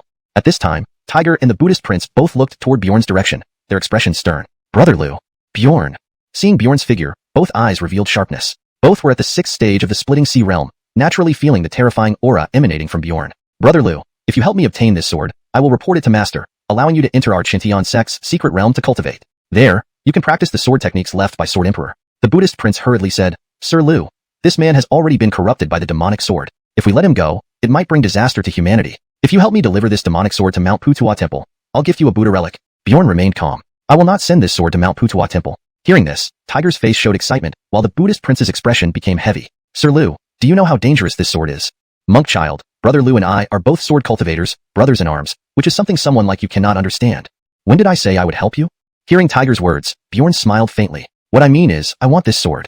Juliana was stunned upon hearing this. The Xintian secret realm was a closely guarded secret of the Xintian sect, rumored to house the legacy of the Sword Emperor. And the Sword Emperor was the ret brother of their master, thus the Xintian sect and Xingyao sect had some historical ties. That was also why the younger sisters were willing to follow Tiger earlier. And the Buddha relic was even more enticing. According to legend, it was refined by the first Buddha of Mount Putua Temple, protecting against misfortune. Obtaining this relic meant being spared from heavenly thunderbolt attacks. Even a king realm powerhouse had once sought a Buddha relic, offering countless tempting conditions but was still refused. Now, both offered such treasures in exchange. Yet, Bjorn rejected it for a demonic sword. Probably, only Alton understood Bjorn's choice. Knowing Bjorn's nature, who always despised demon tribes, his willingness to choose the demonic sword over such temptations indicated its significance in enhancing his strength. At this moment, Bjorn moved. Slowly pulling out Andre, he looked at Tiger. I give you 2 choices. 1. Hand over the sword, and I spare your life. 2. I kill you and take the sword. Tiger burst into laughter. A mere 2nd stage, Splitting Sea cultivator dares to speak to me like this. Don't you think just because I call you Brother Lu, you're something special? Bjorn shook his head slightly. There isn't a 3rd choice here. Bjorn's gaze intensified as a terrifying aura spread from him, weaker than before. Why would I need my 9 spiritual roots to deal with you? Prison hell magic body. Explode. Thud. Thud. A dull heartbeat sound began to rise, filling everyone's hearts with unease. A black pattern spread across Bjorn's body instantly, his pupils turning ink black. From afar, the Buddhist prince's expression changed dramatically. Sir Lu, you?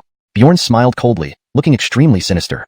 Buddhist prince, you needn't hide any longer. When I first saw you, I sensed a faint demonic aura from you. You're not an ordinary person either, are you? The Buddhist prince was startled, hastily clutching his prayer beads and chanting mantras. Others were astonished beyond measure. The Western Paradise's Mount Putua Temple was always considered a righteous force dedicated to exorcising demons. As the holy prince of Mount Putua Temple, how could he have demonic aura on him? However, the Buddhist prince's demeanor faltered, the golden Sanskrit script on his body turning black, and then his entire body. His originally gold-red Kasaya robe suddenly transformed into a black-red one. Seeing this, Bjorn pointed his sword at him. If you don't want to die, stay still and wait until I finish dealing with Tiger, then I'll come back to slay you. Chapter 57 Suppression. Xintian Holy Sun. Hearing these words, Eben hurriedly retrieved the previous Immortal Lotus. Lu Benefactor, I will suppress him with all my strength. Please hurry. Bjorn nodded and looked at Tiger, who was losing his sanity. If he were in his prime, it might be more troublesome to handle him. Now, he is nothing but a mad dog. Saying this, he channeled all his true chi, slowly walking toward Tiger. He held a sword in his right hand and transformed his left hand into a palm. See suppressing seal. Instantly, a palm seal slowly appeared from the void. A massive black hand absorbed all the surrounding spiritual energy, radiating terrifying waves. Far away, Juliana, seeing this palm seal, initially doubted Bjorn for killing Ahmed. Now, she finally confirmed it. Because this peerless seal was an untransmitted secret of the Free and Easy sect. Even the sect rets could only learn one seal. And now, Bjorn had just performed it. From afar, Tiger sensed this palm seal, revealing a sinister expression. He raised his demonic sword and slashed at the palm seal floating in the air. Humph! Suppress?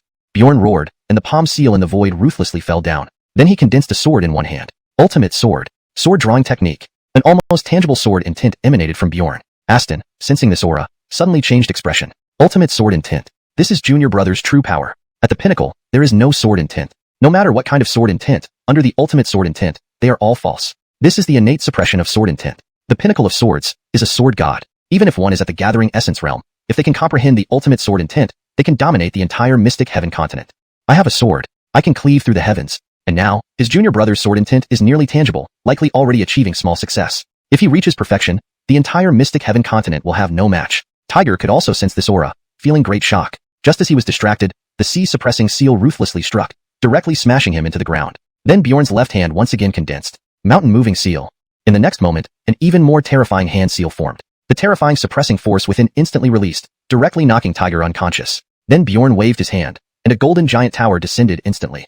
Only to hear a cry of pain. Tiger's aura then permanently disappeared. Having done this, Bjorn slowly put away the Daoxian tower. Earth-shaking seal. Not only did Bjorn not stop, but he formed another palm and slapped it towards Eben. Suddenly, Eben's figure changed. He was enveloped in black mist, his eyes pitch black, clearly possessed by demons. Eben raised his hand, roaring angrily, shattering the earth-shaking seal. His figure instantly flew backward. Tiger couldn't withstand the first two seals, and even with demonic aura support, Eben barely blocked it. Seeing the gasping Eben on the ground, Bjorn threw Andre straight into his Danteon. Seeing this, Juliana exclaimed, "Senior brother, stop."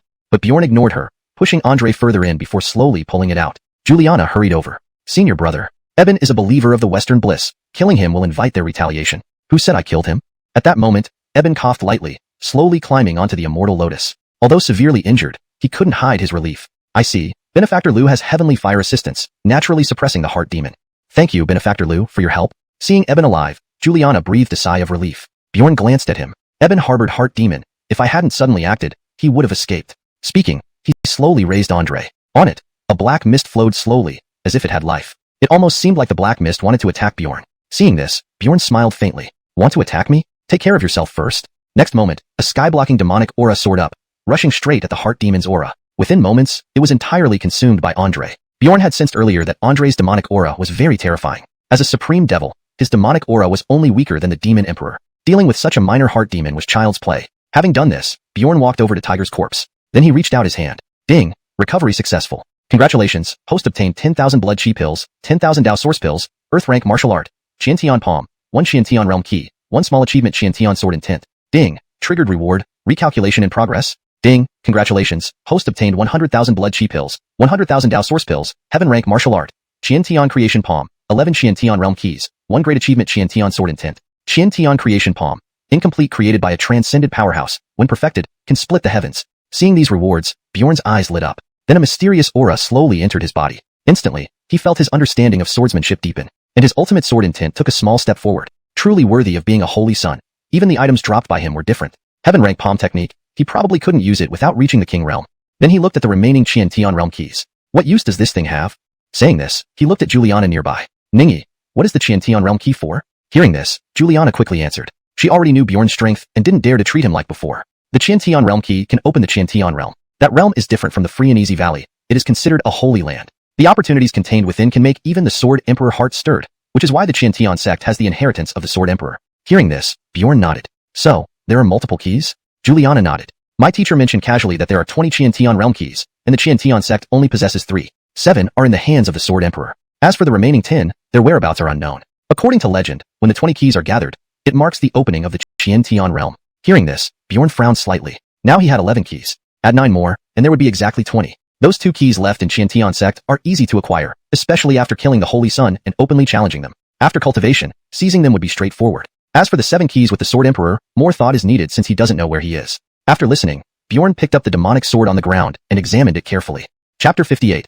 Transient Cornelf Sword Intent. Just as he was observing, a wisp of demonic aura suddenly emanated from the demonic sword. That aura surged through his body, directly penetrating into his Danteon with the intent to possess him. Upon seeing this, Bjorn's lips curled slightly upward. "I have the demonic Dao tree in my Danteon. It'll make for excellent nourishment for you." Indeed, the moment the demonic aura entered Bjorn's body and before it could act, it felt a terrifying force swallowing it whole. Actually, it's the demonic Dao tree. Who exactly is this boy? However, even before he finished speaking, he was completely devoured by the demonic Dao tree. The use of the demonic Dao tree was something Andre had recently informed him about. His hell-suppressing devil body was already at the threshold. Further absorption of demonic aura would be wasteful. This demonic Dao tree, however, could store the demonic aura until the time came for his hell-suppressing devil body to evolve, allowing for subsequent absorption. The demonic Dao tree had already absorbed over 200 demonic essence energies. Seeing this situation, Bjorn casually tossed away the sword in his hand. It was just an ordinary earth rank long sword that had been eroded by demonic energy for so long that it wasn't even comparable to common weapons anymore. Seeing Bjorn discard the sword, Juliana's eyes flashed. "Senior brother, what are you doing?"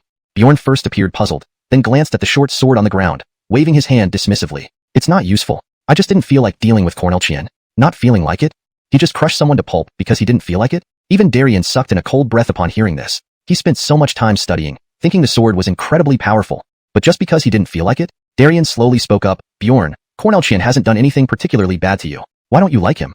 Bjorn pondered for a moment after hearing this. If I really need a reason, it's because he made my junior sisters face certain death, which makes it hard for me to explain. That's right, Bjorn continued, looking toward the distant mountains. Let's continue our journey. Master should already be deep within the mystic realm.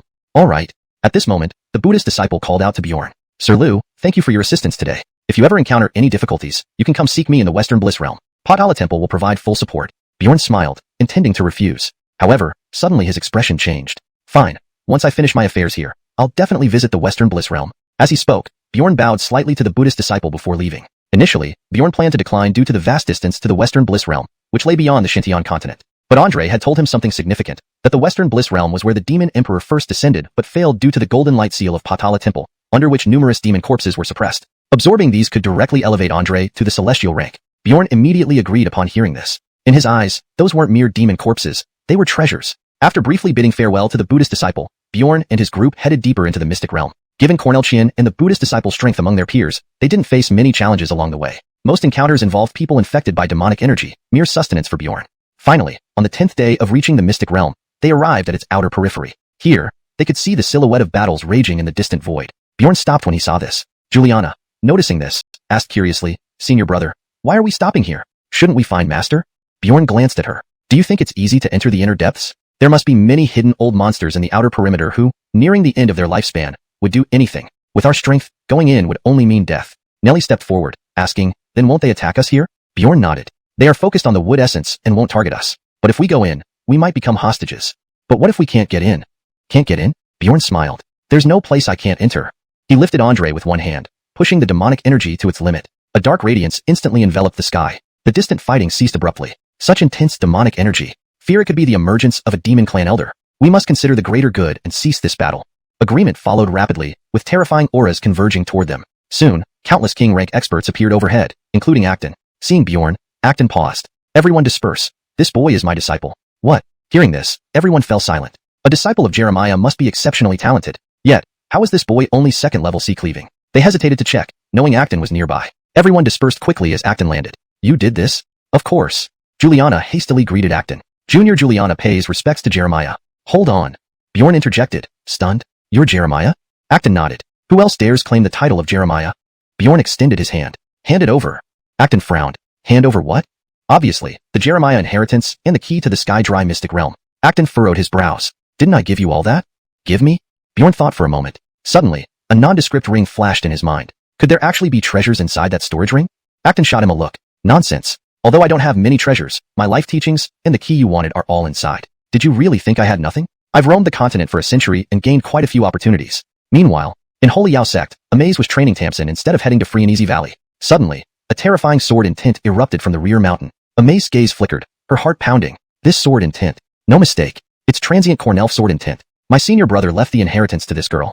Chapter 59. The Origin of Wood. In the Free and Easy Valley, as Bjorn and Acton were chatting, a dull sound suddenly came from underground. Hearing this, Acton's expression tightened slightly. It's here. What is here? Bjorn couldn't help but ask in confusion. Just as he finished speaking, the sound of bubbling water echoed. Hearing this, a look of confusion appeared on Bjorn's face. He slowly looked into the distance and saw a blood-red stream, as thick as a barrel, slowly surging towards the center. Seeing this, Bjorn's eyes narrowed. Absolutely can't let this thing touch this grand array. Acton believed firmly in his words. He acted swiftly, a golden sword appearing in his hand, then struck with terrifying force. A blade of light soared skyward like a bolt of thunder, slashing directly at the blood-red stream on the ground. But the stream, much like a stubborn parasite, climbed upward along the path carved by the sword's glow. Seeing this, Bjorn's eyes flickered. Not good. He took a step forward and instantly activated the earth-shaking seal. A palm print descended shockingly, intending to carve out a deep pit in the stream's path to divert it. Suddenly, a deeper sound resonated from afar, as if something was about to burst through the earth. The blood-red stream seemed to respond to this call, speeding up its flow. Under everyone's watchful gaze, the blood-red stream surged into the source of the muffled noise. At that moment, strange phenomena abruptly appeared. The ground began to crack, terrifying black patterns slowly rising from beneath. Haha, welcoming my master. Brandon appeared from nowhere, kneeling before the grand array. Seeing this, everyone's expressions froze. Brandon, you have conspired with demons and framed our human prodigies. Brandon revealed a sinister smile upon hearing these words.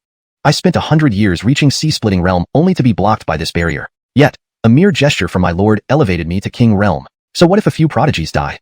Compared to my king realm status, their deaths are worthwhile. Humph. Acton's face darkened. The Xintian continent actually bred scum like you. Worthless creatures, squandering the efforts of those who fought to the death. As he spoke, Acton struck out with shocking force, a palm aimed at Brandon. Seeing this, not only did Brandon show no fear, but his expression twisted into a horrifying smile. You cannot kill me in front of my lord. Saying this, he committed suicide right there on the Grand Array. Everyone stood still in shock. They had thought Brandon would resist, but instead, he died. At this moment, the demon path tree inside Bjorn quivered. Seeing this, Bjorn frowned slightly. Something wasn't right. Then, a terrifying light erupted from the Grand Array, engulfing everyone. Below the array, an overwhelming demonic aura surged into Brandon's body. Everyone watched as Brandon's body started pulsating, finally reshaping into human form again. Such formidable aura, Bjorn murmured, his expression serious. At this moment, the mashi in his hand vibrated, revealing a faint trace of excitement. So that's it, and red of the demon clan. The origin of wood is within him. He glanced at Acton and whispered a few words in his ear. Hearing this, Acton wore a puzzled look. Are you sure? Bjorn nodded. Acton then turned his gaze toward Brandon. If so, I will only have to slay him. At this point, several Retly figures, seeing the demons, quickly fled. If they left now, they might live for a few more years. But being infected by demonic energy meant certain death. Even with Jeremiah present, trying to seize anything was hopeless. Soon, all the old people in the secret realm left one by one, leaving only Acton, Bjorn, and a few others. Seeing this, Acton couldn't help but curse under his breath. They're all ingrates, coming when there's profit and leaving when there isn't. After all the trouble I went through inviting them personally, turning to Bjorn, he continued, take them out first. I will slay him and bring it back. Bjorn shook his head slightly. Take them out, this is mine. Hearing this, everyone was stunned. Brandon's strength now rivaled Emperor Realm. Even Acton found it challenging to deal with him. And yet, Bjorn said such words. Corneltal Jr. brother, with senior Jeremiah here, there's no need to take unnecessary risks, Clifton warned urgently. Nellie also chimed in. Bjorn, you can't possibly handle him. Leave it to the Supreme. Bjorn slowly opened his eyes. Killing him will greatly enhance my strength. Besides, I have a way to deal with him. Amidst the debate, Acton unexpectedly agreed. Very well, leave him to you. With that, he gestured for the others to follow. Let's go out. But, Juliana wanted to protest but was interrupted by Acton and led away. Seeing this, Bjorn felt relieved. In the distance, Brandon, observing Bjorn standing alone, let out a long howl. Truly, heaven is aiding me. Now even Acton has abandoned you. Today, I shall make you pay in blood. Bjorn's lips curled into a faint smile. Do you not wonder why they left? Speaking, Bjorn focused and conjured a black tree in his hand. As soon as the demon path tree appeared, the demonic aura in the entire free and easy valley surged toward it as if finding an outlet. Even the demonic aura surrounding Brandon flowed toward the demon path tree. His power started to weaken, eventually stopping at the first level of King Realm. Brandon's expression turned shocked. Demon path tree. This is our demon clan's sacred tree. How could it be in your hands? You should ask your left guardian about that. Just as Bjorn spoke, the netherworld demon body erupted suddenly. Previously, I hid my demonic aura to conceal my strength. Now that it's just you and me, there's no need for hiding. Netherworld demon body. Erupt. Instantly, Bjorn's genuine chi dissipated, replaced by an extremely dense demonic aura, even surpassing Brandon's. Seeing this, Brandon's expression filled with astonishment. How is this possible? A mere human, how can you possess such terrifying demonic aura? Suddenly, his gaze fell on the sword in Bjorn's hand, Mashi. Feeling this aura, Brandon's eyes widened in shock. Impossible. Absolutely impossible. How can you still be alive? The consciousness of Mashi gradually entered Bjorn's body, then a slight smirk appeared on his face. By now, Bjorn's strength had reached the peak of sea-splitting realm. I love seeing you guys' shocked faces, because killing you becomes even more enjoyable. Chapter 60. Success. Outside the tranquil valley, Nellie was pacing back and forth outside the valley, a look of worry on her face. Seeing this, Darian hurried to offer words of comfort. Junior sister, you don't need to be too anxious. Given Bjorn's strength, nothing untoward should happen. He had personally witnessed the supreme elder of the demon clan rescuing Bjorn. Despite not being at full strength, he was still capable of saving Bjorn. Upon hearing this, the concern in Nellie's eyes did not diminish. Although Bjorn could slay Cornel Chinyan, who was at the 6th stage of sea-cleaving realm, Brandon possessed the strength of a king realm. How could her junior brother possibly bridge such an insurmountable gap? Nellie slowly raised her head, looking towards Acton, who was resting with his eyes closed. Supreme Elder, are you so confident leaving junior brother alone? Upon hearing this, Acton slightly opened his eyes. Worried? But if we were there, it would only affect him. As his senior sister, you should understand his character. Sometimes certain things can only be accomplished if we leave him alone. If he can defeat Brandon, I will be proud of him. If he dies by Brandon's hand, blame can only lie on his lack of skill and my ineffective teaching. At that time, even if I perish, I will destroy the 4 secret realms. Hearing this, Nellie was taken aback. She knew Bjorn had many secrets within him, but could they really save him?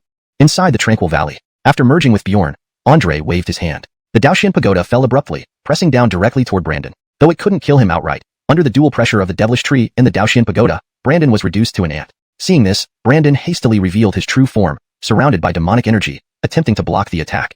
However, Andre wouldn't give him that chance. Beckham, It's time for you to join Left Guardian. Don't worry. I'll send you 7 and that old man to meet each other soon. As soon as the words left his mouth, Andre severed his head with one strike, then crushed it in one hand. Boy, this time I consumed quite a bit of power and might need to sleep for a while. Handle the aftermath yourself.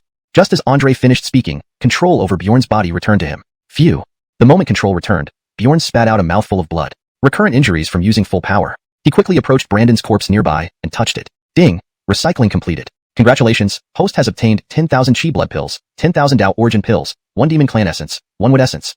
I didn't expect such a powerful person wouldn't trigger a double reward. How unlucky. But thankfully, there is the wood essence. In Bjorn's palm, a green mist emitted waves of vitality force. Under the illumination of this vitality force, the battle-damaged ground around him suddenly glowed with green light. In Bjorn's astonished gaze, countless plants sprouted from the ground almost instantaneously. Within moments, a vibrant expanse emerged within a 10-mile radius around Bjorn. Seeing this, Bjorn couldn't help but draw in a deep breath. Finally, the burning sensation from his internal injuries brought him back to reality. The immediate priority is healing these recurrent injuries. With that, he opened his mouth and swallowed the wood essence whole. Then, he activated the creation technique, beginning to absorb its power. Instantly, an overwhelming force of vitality spread through his entire body. Elsewhere, above Andre, red flames sensing something began to slowly flow towards Bjorn. When the flames touched Bjorn's skin, he felt no burning sensation but rather a warm heat gradually gathering at his injury sites.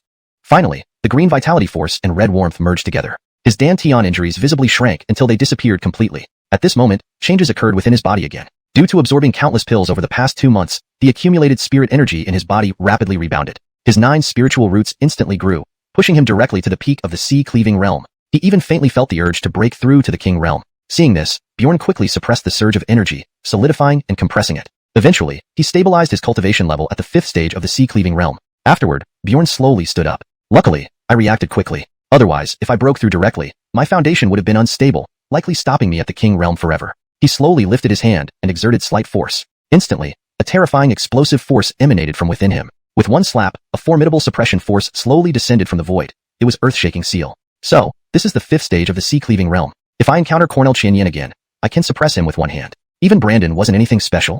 Bjorn stretched his body, then took out the demon core obtained earlier. Since it was absorbed by the devilish tree, it hadn't been directly refined. This is what Senior Andre said would allow my physical evolution. Indeed, it's much denser than the previous demon clan essence. Saying this, he activated the imprisonment devil body and absorbed it. At the moment the demon core was absorbed, a cracking sound echoed beside him. Hearing this, Bjorn felt excited, because his stalled imprisonment devil body finally crossed the threshold. Boom!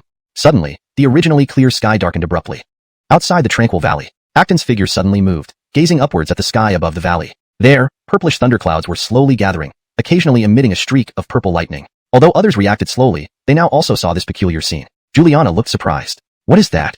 Nellie's eyes twinkled with joy. Purple heaven thunder. Bjorn succeeded. She suddenly remembered when Bjorn had endured the crimson heaven thunder, nearly dying. Now, faced with purple heaven thunder, could he endure? While she was worrying, the clouds in the sky gradually dissipated, vanishing without a trace in an instant. Good boy. He really made it. Acton showed a hint of excitement on his face. Soon after, Bjorn's figure emerged from the tranquil valley. Seeing Acton, he gave a slight bow. Master, mission accomplished. Acton nodded slightly. Excellent. With your current strength, you are unmatched among peers in this dynasty. You bear a semblance of my younger self. Hearing this, Bjorn smirked but remained silent. Noticing everyone gathered, Acton said, well, let's head to Sage Yao sect. Though we lost some people, it was their own fault, not ours. Chapter 61. The Floating Pagoda Ancient Clan. Inside the Holy Yao sect. Upon hearing Bjorn's report, Amaze didn't say much. She knew that the path of cultivation was one where life and death were unpredictable. If one sought opportunities, they must also be prepared to face death. Amaze glanced at Juliana and asked softly, did you gain anything from this trip? Juliana, upon hearing the question, looked at Bjorn briefly before pulling out 7 manuals from her storage bag, 2 of which were Earth-rank heart methods, while the rest were top-grade mystic sword techniques. Seeing these gains, Amaze nodded approvingly. Not bad. It seems like you have gained some. Hearing this, a faint blush spread across Juliana's fair face. These were all taken from other geniuses by senior brother Liu, she said modestly. In response, Amaze nodded. The weak are preyed upon by the strong. Abilities decide everything. Those who can obtain these manuals are the ones with the ability. There is nothing wrong with what he did. At this point, Acton glanced at Darien. How about your gains? Darien gave a helpless smile. Most of the manuals on the way were taken by junior brother Liu. There were about a dozen or so, all of mystic rank, including 3 earth ranks. Acton nodded upon hearing this. That boy still has some conscience after all, and hasn't forgotten his roots due to wealth or beauty. Hearing this, Darien cast a glance at Nellie but said no more. As the senior brother of the two, he naturally could see the tension between them. However, Nellie's expression remained unchanged. This made Darien breathe a sigh of relief. He then looked towards Bjorn. Junior brother Liu, will you return to the Jinxian sect with us or continue your travels across the continent? Bjorn pondered for a moment. I plan to travel across the land, searching for my mother as well. Where is your mother? Darien inquired further. Bjorn shook his head. I don't know where my mother is. All I know is her name, Felicity. Upon hearing Felicity, Acton and Amaze simultaneously turned their gaze to Bjorn, eyes flashing with insight. You are a descendant of the Floating Pagoda ancient clan. Their expressions revealed a sudden realization. No wonder your talent is so terrifying. It turns out you have the bloodline of the Floating Pagoda ancient clan within you. Upon hearing this, Bjorn shook his head and sighed, revealing his true identity. Yet, excitement stirred within him. It seemed that these two might know information regarding the Floating Pagoda ancient clan. With this thought, he knelt down directly. Master Ant, please tell me about the Floating Pagoda ancient clan. Amaze looked at Acton questioningly. Seeing this, Acton sighed helplessly. Fine, you will eventually find out anyway. Bjorn learned that his region was not the entirety of the Xintian continent, merely its northern domain. To the south of the South Sea lay another continent, ruled by three major families, the Dantai, the xuanhuan, and the Floating Pagoda. Acton and Amaze had crossed the sea originally. Acton then warned Bjorn that he should not let the Floating Pagoda ancient clan discover him before reaching the sovereign realm. They placed great importance on blood purity and would not tolerate impure lineage such as his, likely attempting to intercept and kill him. Grateful for this information, Bjorn thanked his master and left the Holy Yao sect, heading toward the South Sea. His original intention was to visit the Xintian secret realm first, but now, having received news about his mother, how could he not be excited? Soon, he arrived at Jiangdu City. Looking at his family's estate that he hadn't visited for a long time, his heart stirred. Adjusting his stance, he hurried straight toward the Liu residence. Shortly thereafter, Bjorn slowly landed in the hall of the Liu household.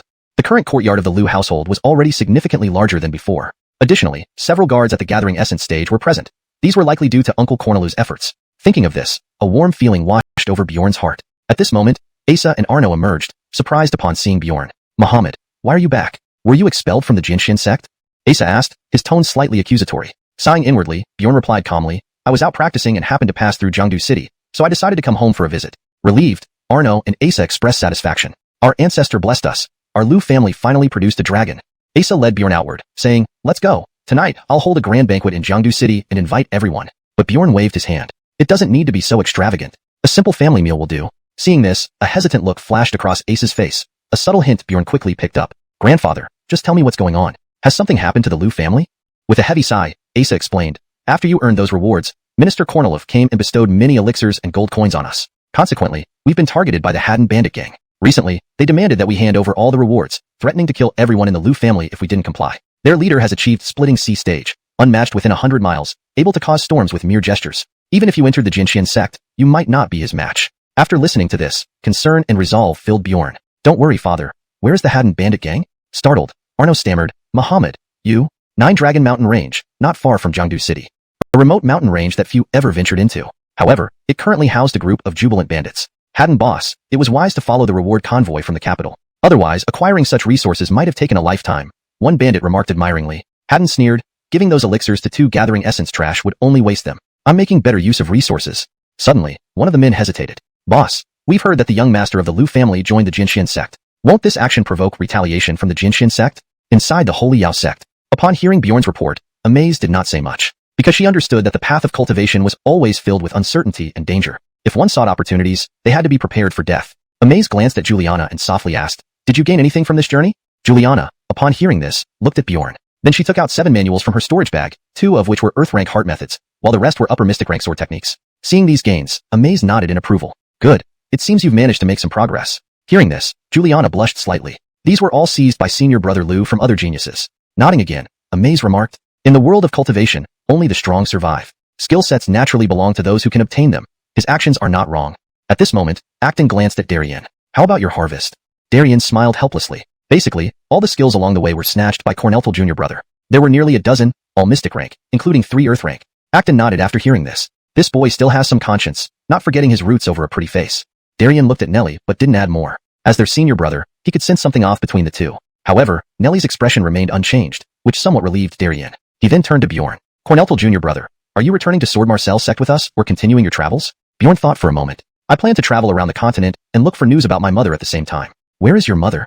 Darien asked. However, Bjorn shook his head. I don't know where she is. I only know her name is Felicity. At the sound of Felicity, both Acton and Amaze exchanged glances, their eyes shining with sudden realization. You are a descendant of the Floating Pagoda ancient clan. Given the context and to ensure it reads naturally in English, Floating Pagoda ancient clan is more appropriate and maintains consistency in terminology and style. They simultaneously revealed a trace of understanding. No wonder your talent is so extraordinary. It turns out you have the bloodline of the Float 2 ancient clan within you. Note, the character 2 is part of a name or term and should be kept as is when directly translating. However, for better readability in English, it can be romanized to 2.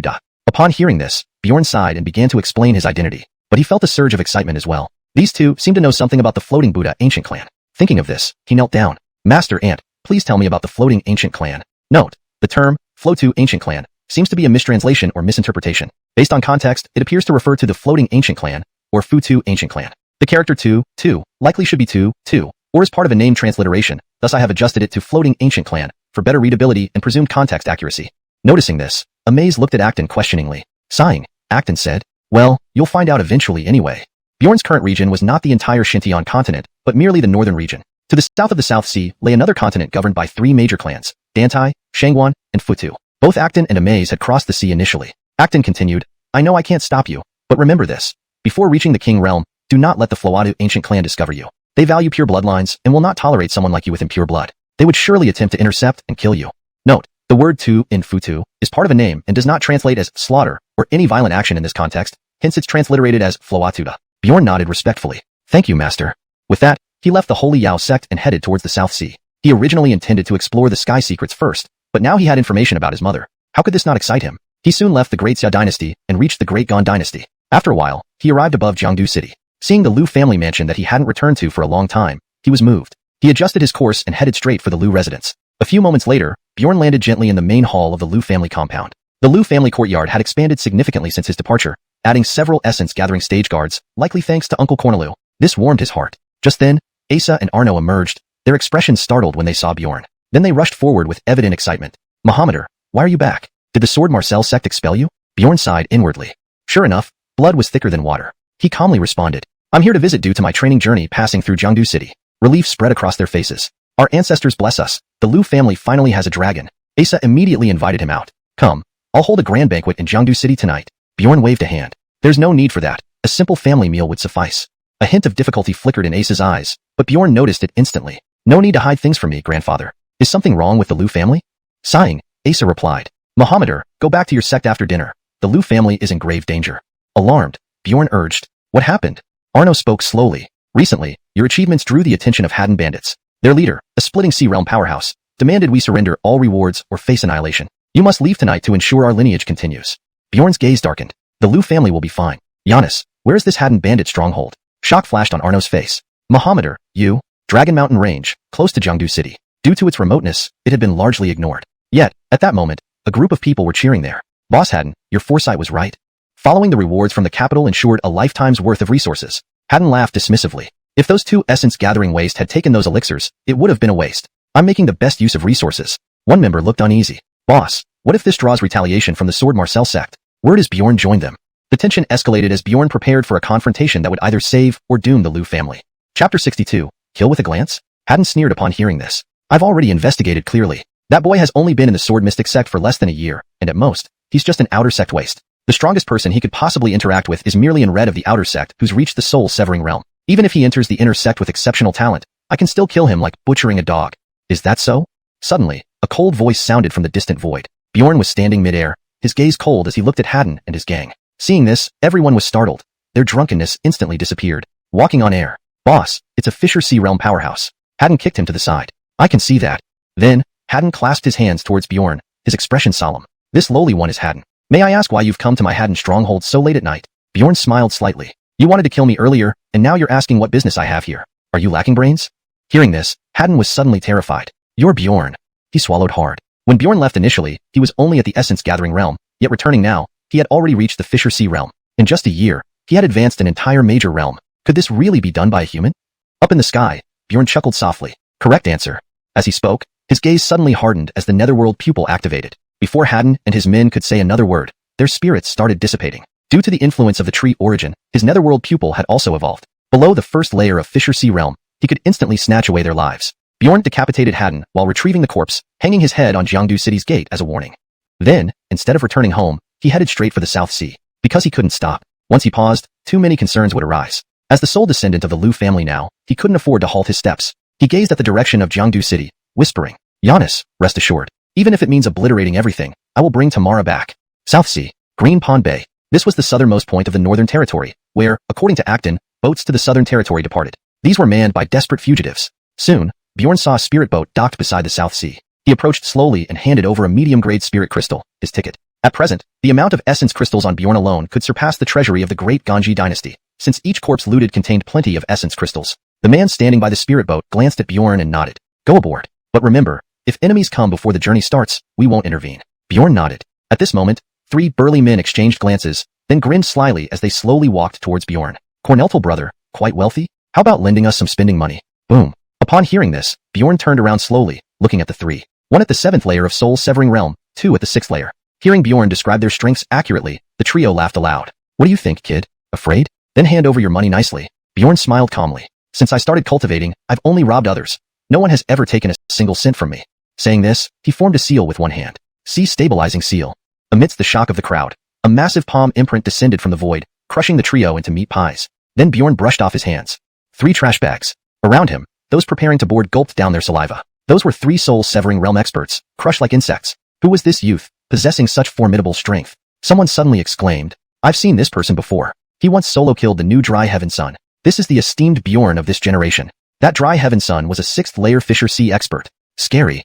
Hearing this, others quickly distanced themselves from Bjorn, afraid of accidentally offending him and ending up killed. Smiling slightly, Bjorn achieved his goal. By intimidating others, no one would dare trouble him. Indeed, after boarding, though the ship was crowded, no one dared approach him, all giving him wide berth. Just when Bjorn thought the journey would proceed without incident, a figure walked over. Instantly, a pungent mix of alcohol and body odor assaulted his nose. Wrinkling his brow, he looked at the unkempt old man before him. Who are you? The old man chuckled, showing his yellowed teeth. Just an old man. If you like, you can call me Daryl. Friend Jr. is heading to the Southern Territory, surely for the 7 Slaughter Relic Site? 7 Slaughter Relic Site? Bjorn revealed a hint of confusion. Daryl, seeing Bjorn's genuine bewilderment, chuckled. Looks like it's your first trip to the Southern Territory. Let me explain, but... Looking at his empty wine flask, the old man hesitated. Seeing this, Bjorn immediately pulled out a medium-grade essence crystal and tossed it to Daryl, a reward for the information. The old man took the crystal, swapped it for the best liquor on board, then sipped it contentedly. The 7 Slaughter Relic Site is where the 7 Slaughter sect perished. At least half the people on this boat are here for that. Although the sect vanished, its treasured 7 Slaughter sword disappeared as well. According to rumors, the 7 Slaughter sword is a low-rank heavenly sword, exceptionally sharp and able to sever hair with a breath. Bjorn's brows furrowed. Since he had given Green Saber to Eloise, he needed a good longsword. As for Andre, its demonic aura was too terrifying. Revealing it might make him the target of everyone. The 7 Slaughter sword sounds decent indeed. Just then, a Kenneth strolled over. Ahead is the corner lightning zone. If anyone gets caught in the lightning storm and disintegrates, I won't be responsible. Bjorn glanced forward. Dark clouds were approaching. Daryl quickly retreated into the cabin. Brother, hide yourself. The lightning is fierce. Even Fisher Sea experts die upon contact. Ignoring this, Bjorn kept drinking. Boom. Corner lightning abruptly struck, startling everyone. Chapter 63. The allure of that palm. Just as everyone thought Bjorn would die in this hellish thunderstorm, they saw him slowly stand up and walk through the air into the void. Upon seeing this, their faces were filled with astonishment. Among them were no shortage of ocean-splitting realm powerhouses. What is he trying to do? Is he throwing away his life? This thunder has killed many ocean-splitting realm powerhouses. Why bother about him? He's just a young punk. Alas, another person will perish under the thunder. They chose to take spirit boats precisely to avoid this lightning. Yet now, Bjorn was courting death. Suddenly, a few people's pupils constricted sharply. My god, this guy's physical body is incredibly powerful. It might be a famous constitution from the tyrant body Cornelst. At that moment, high in the sky, Bjorn tightly gripped a blue lightning bolt in his hand. His face revealed a hint of puzzlement. This feeling, it's exactly like what I encountered in the thunder pool. Is it an illusion? He looked at the black tribulation cloud in the sky, pondered for a while, and then slowly moved upward. Seeing this, the people on the spirit boat nearly popped their eyes out. What is he trying to do? Ignacio glanced over, thinking deeply. Suddenly, his face showed shock. Is this kid after the thunder essence? SSSHH. Initially, there were even Monarch Realm powerhouses who attempted to seize the thunder essence just like him, only to be struck dead by a Crimson Dawn-class lightning bolt. Such a scene was about to repeat itself again. Sure enough, at this moment, a red tribulation cloud slowly condensed in the void. Everyone lowered their heads, not daring to look again. Even Monarch Realm bodies couldn't withstand this lightning tribulation. How could this mere ocean-splitting realm youth possibly endure it? In the sky, Bjorn raised one hand, reaching straight toward the tribulation cloud. Then, he caught a deep blue lightning bolt in his hand. This is the thunder essence? How disappointing. With these words, Bjorn actually opened his mouth wide and swallowed it whole. Instantly, a numbing sensation spread throughout his body. Then, nothing happened. After doing all this, Bjorn looked back at the red tribulation cloud. It's you again. You nearly did me in last time. Trying the same trick once more? As he spoke, the tribulation cloud began to slowly dissipate. On the spirit boat, others looked at this situation enviously. Can't believe this kid had such luck. The Crimson Dawn Thunder Tribulation actually let him off. Is he a blessed child? No way. What is he doing? Why is he charging towards the tribulation cloud again? Does he want to stop the Thunder Tribulation? SSSHH. Everyone gasped again. In less than a moment, Bjorn had shocked them several times due to his unconventional actions. At this point, the Crimson Dawn Tribulation Cloud seemed to grow angry and unleashed 3 beams of Crimson Dawn lightning directly down at Bjorn. Seeing this, Bjorn clenched one hand and held the 3 lightning bolts tightly in his right hand, while extending his left hand into the Tribulation Cloud. With a sudden yank, a red lightning essence was forcibly pulled out. Feeling the numbness transmitted through his hand, Bjorn shook his head slightly. Pity it isn't a purple lightning essence. On the spirit boat, everyone froze as their worldview began to crumble. Amazing. He still wanted the purple Dawn Divine Corner Lightning essence. Someone dared to test the thunder's power, but he was instantly turned into powder by the lightning as soon as he stepped out. Witnessing this, everyone abandoned any thoughts of stepping outside. At this moment, a blinding sunlight pierced through the void, signaling the end of the thunder domain. Bjorn returned to his seat and resumed drinking wine. Now, the others looked at him with a different gaze, as if he were a monster. At this time, the drunkard walked slowly next to Bjorn, showing much more respect than before. Corneltal friend, I have a map of the 7 kill ruins. If you don't mind, I can give it to you. Bjorn slowly raised his head. There's no reward without effort. Speak your terms. Ignacio chuckled awkwardly. In the 7 kill sect ruins, there is an item belonging to an old friend, named Green Mist Mirror. It's only a mystic rank item, which you probably won't value. So, fine. Bjorn didn't refuse, as he only needed the 7 kill sword. Soon, a dark line appeared on the horizon, indicating the southern domain of Black Heaven continent. After a long time, the spirit boat finally stopped, and the passengers quickly dispersed. Within moments, only Bjorn and the drunkard remained. Corneltal friend, shall we go straight away or rest first? Bjorn pondered for a bit. Let's not rush. That thing hasn't been taken by anyone for so long. It won't be found in a short time. We've been through many upheavals. I need some rest. Okay. Since witnessing Bjorn's strength, the drunkard had been completely obedient. No one else in the entire Black Heaven continent could catch Crimson Dawn Thunder Tribulation by hand. The two found an inn and settled in. Actually, Bjorn wasn't very tired. He needed to absorb the Crimson Dawn Corner Lightning essence.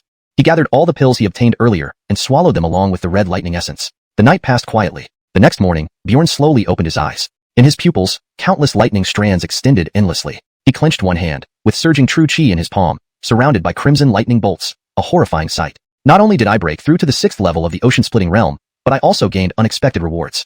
He slowly walked out of the room, heading towards nearby mountains. Hearing the noise, the drunkard followed silently behind Bjorn. After searching for a long time, Bjorn focused on a 6th-tier beast, a sword rhinoceros horn dragon. Its defense was astonishing. Even an ordinary 5th-level ocean-splitting realm powerhouse might not penetrate its defenses. However, Bjorn simply raised one hand and slapped the beast. Boom. A casual palm instantly reduced the sword rhinoceros horn dragon to dust. Seeing this, the drunkard stood dumbfounded. Damn, could a human produce such a palm? One slap to crush the sword rhinoceros horn dragon? Even Bjorn was surprised, because with the beast turning to dust, he couldn't loot its treasures. Looks like this move shouldn't be used casually. Behind him, the drunkard nodded in agreement.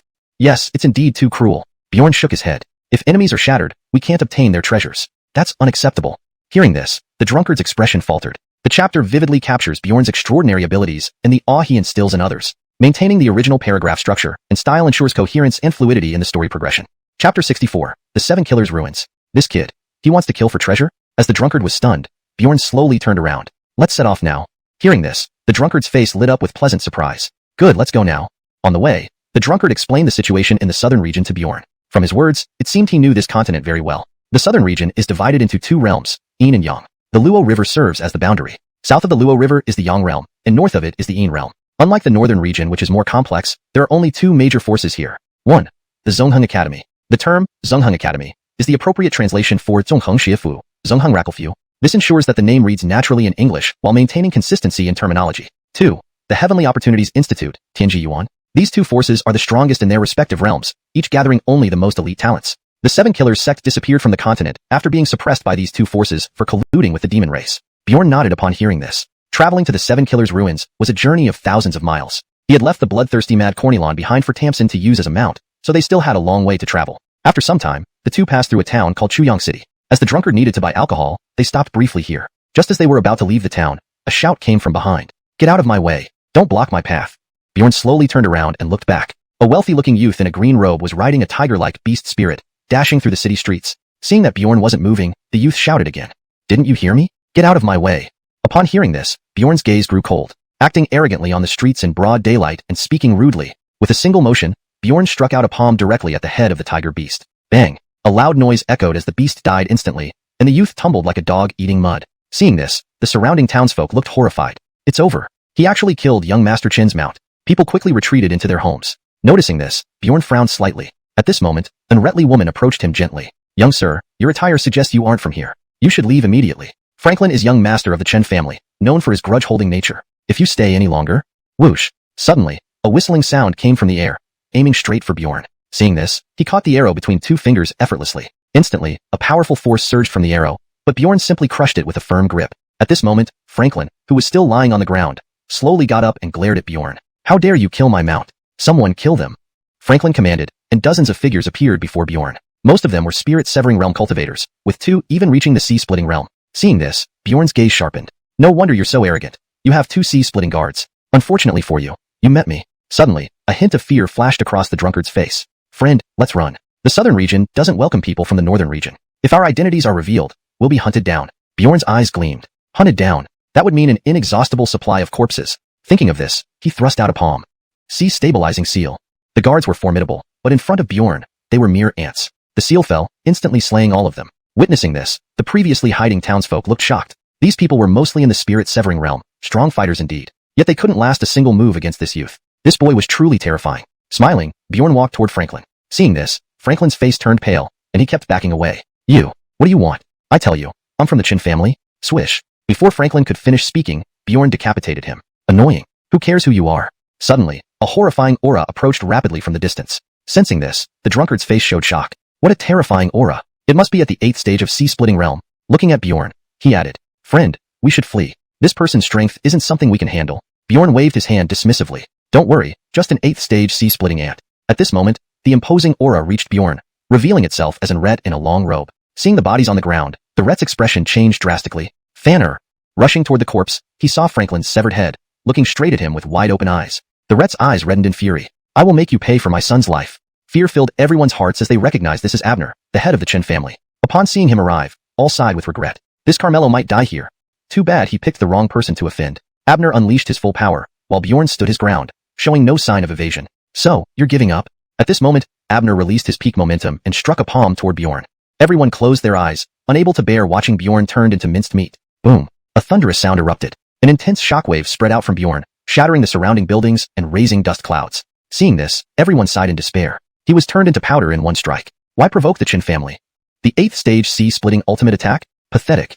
Just when everyone thought Bjorn was doomed, a white figure slowly emerged from the ruins. Not only was he unharmed, but not a speck of dust was on his clothes. Abner looked astonished. How could this be? How did he remain unscathed? This palm technique was personally taught to him by the clan's patriarch, incredibly powerful. Once, he used this very technique to heavily injure a 6th-rank beast spirit. Yet, Bjorn remained completely fine. Is his physical body stronger than a beast spirit? At this moment, Bjorn raised his right palm calmly. Sea stabilizing seal. An immense suppressing force descended upon Abner from the sky. Attempting to block it, Abner found himself utterly ineffective. Just as he was about to be flattened into a pulp, a furious voice sounded from afar. "Stop, you insolent brat." Chapter 65. The Qian Tian Zhao Hua Palm. In the distant void, a streak of sword light flashed and instantly shattered Bjorn's sea-suppressing seal. Upon seeing this, Abner hurriedly looked behind him. When he identified the figure in the void, a flicker of joy appeared in his eyes. Ancestor. With that, he rushed toward the ancestor's direction. Those watching from below were stunned upon hearing these words. Killian, the Chen family's ancestor, had been in seclusion for many years, already reaching the 9th level of sea cleaving at that time. Now, having emerged from seclusion, it was likely he had stepped into the king realm. Such strength would be insurmountable even for someone as gifted as Bjorn. Seeing the figure, the drunkard quickly fled the city. "My young friend, don't blame me. This mess is yours. I can't die here with you." He hurried toward the outskirts of the city. Bjorn knew the drunkard had fled, but showed no change in expression. After all, they were merely passing acquaintances. At this moment, his focus was entirely on Killian, a King Realm powerhouse. Suddenly, a smile crept across his lips. He wondered how long a King Realm expert could withstand him. Killian also gazed at Bjorn. "Young friend, for my sake, please spare my Chin family. After all, Franklin has already perished by your hand." Hearing this, Bjorn smiled. The respect of a King Realm expert is indeed impressive. However, your standing doesn't mean much to me. Killian's face turned icy. Since entering the King Realm, this was the first time he'd faced such an audacious challenge, especially from an inexperienced youth. "You insolent brat." Bjorn smirked disdainfully. "Those who once called me arrogant are now visiting their ancestors." With this, he pointed a finger sword at Killian. "Make your move, or you won't have any chance." Hearing this, Abner froze in shock. What was this kid talking about? With only 6th level sea cleaving power, how dared he provoke the ancestor? Meanwhile, Killian's face darkened ominously. "Today, you will die." As he spoke, he raised his hand, and his long sword sang softly, emitting an overwhelmingly powerful aura. 9-path sword art. Slash. Without retreating, Bjorn surged forward, his fingertip weaving with sword intent. Well done. Sword's ultimate. Sky-piercing beam. This was the final strike of the heavenly derivative sword art he had acquired. A crimson streak of sword light descended from the void like a lightning bolt, shattering Killian's attack. Seeing this, both Killian and Abner were taken aback, while others stared in disbelief at Bjorn. He had gained the upper hand with the first strike. Who is this person? Could he be a prodigy from the Longitudinal Academy? All eyes were filled with alarm. Realizing this was no easy opponent, Killian frowned deeply. Before he could think of how to propose a ceasefire, an intimidating aura began to rise from Bjorn. Qian Tian Zao Hua Palm. A terrifying palm imprint slowly condensed in the void. Feeling this aura, Killian's face turned pale. A heaven-grade technique. Who is he? Friend, let's talk this over. Elder Cornell of the Longitudinal Academy and I are old acquaintances? Boom. As Killian spoke, Bjorn struck with one hand, crushing both Killian and Abner into bloody pulp. Noisy pests. Saying this, Bjorn approached the bodies and searched them. Ding, congratulations host. You've received 10,000 blood chi pills, 10,000 Dao source pills, a lower earth grade sword art, 9-path sword art, an intra-level 9-path sword intent, and a Longitudinal Academy token. Ding. Bonus rewards recalculating. Ding, congratulations host. You've received 500,000 blood chi pills, 500,000 Dao source pills, a lower heaven grade sword art, 3 Cornell sword art, a partially completed 9-path sword intent, and a Longitudinal Academy token. The 3 Cornell sword art is a lower heaven grade sword art capable of producing endless sword shadows. When perfected, it can cleave open the heavens. Seeing the rewards, Bjorn's eyes lit up with excitement. He felt a noticeable improvement in his sword intent, faster than through cultivation alone. Standing up, he formed a finger sword and unleashed a terrifying sword beam towards the Chen family compound. 3 Cornell sword art. Instantly, countless sword shadows erupted, reducing the entire compound to ruins. His current strength allowed him to wield heaven-grade techniques effectively. Afterwards, Bjorn retrieved the few remaining storage bags and left. His next goal was the 7th rank 7-kill sword. Soon after, those hiding nearby came out. Seeing the corpses, they expressed gratitude. The Chun family has finally received their retribution. Thank you, kind sir. Time passed. One day later, Bjorn was deep in the mountains. Despite acquiring numerous blood chi pills and Dao source pills, they were insufficient for his advancement. At his current rate, he'd need millions more. This troubled him. Then he remembered something. Earlier, he had obtained a manual for alchemy. Although untested, he was now a skilled alchemist. Could he condense the effects of these pills into one? With this thought, he took out the Andre sword. After healing his tribulation injuries, he had established a connection with true young flame. With effort, he extracted a thread of flame and concentrated it in his hand. Though lacking a crucible, he could use the heavenly fire, requiring exceptional control. After numerous attempts, Bjorn finally succeeded, exhaling in relief. Alchemy is indeed challenging. No wonder senior sister Brenna holds such high status in the inner sect. He threw dozens of pills into the fiery crucible. Initially, his lack of control turned the pills into slag. But with persistence and abundant supplies, he eventually condensed the essence of thousands of pills into one. Without hesitation, Bjorn swallowed the pill whole. Chapter 66. Ancient Clan Members. The moment the pill entered his body, a warm current slowly spread through him. Unlike the previous forced condensation, this pill had been refined by heavenly fire and was clearly more potent than the forced condensation. The efficacy had definitely reached a level where 1 + 1 is greater than 2. After all, it had undergone refinement by the heavenly fire. Feeling this, Bjorn did not waste any time and immediately condensed the remaining pills. In total, there were 20 pills. Without hesitation, he swallowed them all at once and began to refine them. A short while later, Bjorn slowly stood up. Although the medicinal effect is extremely strong, the increase in strength is not significant. To speed up cultivation, either I need to kill people or evolve my creation technique. At present, his creation technique was still at the first level, with no signs of changing. Perhaps after evolving, it would help accelerate his cultivation. At that moment, a sudden explosion echoed from afar. Bjorn instantly raised his head, activating the netherworld pupil. He saw 2 figures fighting a peak 6th rank beast. Both were only at the 6th level sea-cleaving realm, completely outmatched by the beast. Initially, Bjorn didn't intend to intervene, but when he looked closely, he noticed that both figures wore jade tokens with the characters Futu inscribed on them. Seeing this, a flicker of shock crossed Bjorn's eyes. These are members of the Futu ancient clan. Without a second thought, he rushed towards them. This was the first time he encountered members of the Futu ancient clan. He thought he would have to search for a while, but never expected to meet them here. He had a premonition that his chance to meet his mother was near. In the distance, a man and a woman were retreating under the pressure of the 6th rank beast. Behind them was a steep cliff. Brother, are we about to die? The girl asked, tears streaming down her face as she looked at the boy protecting her. Hearing this, the boy's expression hardened. Nuar, I'll draw the beast away and you run. No. Cornelston, this is your only chance to escape. I've already shattered the token, so our family should arrive soon. Avenge me then. Saying this, the boy wielded his silver spear and charged at the beast, drawing its attention. Seeing this, the boy urgently turned to the girl. Run. Realizing this, the girl wiped her tears and fled. Despite the boy's decent skills, he was slightly overpowered by the beast. Within a few moves, he was suppressed. As the beast opened its mouth to swallow him, a palm imprint appeared in midair, crushing the beast on the spot. Stunned, the siblings watched this unexpected turn of events. Clearly, it wasn't an action of their sect. At that moment, Bjorn descended from the air, walking over to the beast and casually touching it. Then, he turned to look at the siblings. Futu ancient clan members? Henry and Piper nodded. And you are? Bjorn didn't reveal his identity. Just a wandering cultivator. Why are you here? Hearing this, the siblings lowered their heads. We escaped from the academy, planning to try our luck at the 7-kill ruins. But we encountered this beast. Bjorn frowned. You're students from Longzhong Academy? They nodded again. Senior, where are you headed? Senior? Bjorn suddenly realized they likely mistook him for an ancient expert. After reaching the king realm, one's appearance changes. I'm also heading to the 7-kill ruins to find the 7-kill sword. Hearing this, excitement flashed across their faces. Could Senior join us? Our clanrets will arrive soon, and it would be good to have company. However, Bjorn refused. Acton had warned him before leaving to avoid contact with the Futu ancient clan until reaching the King realm. Otherwise, he might be in danger. He wanted to ask about his mother, but feared exposing his identity. After much deliberation, Bjorn seemed to make up his mind. Do you know anything about Felipe?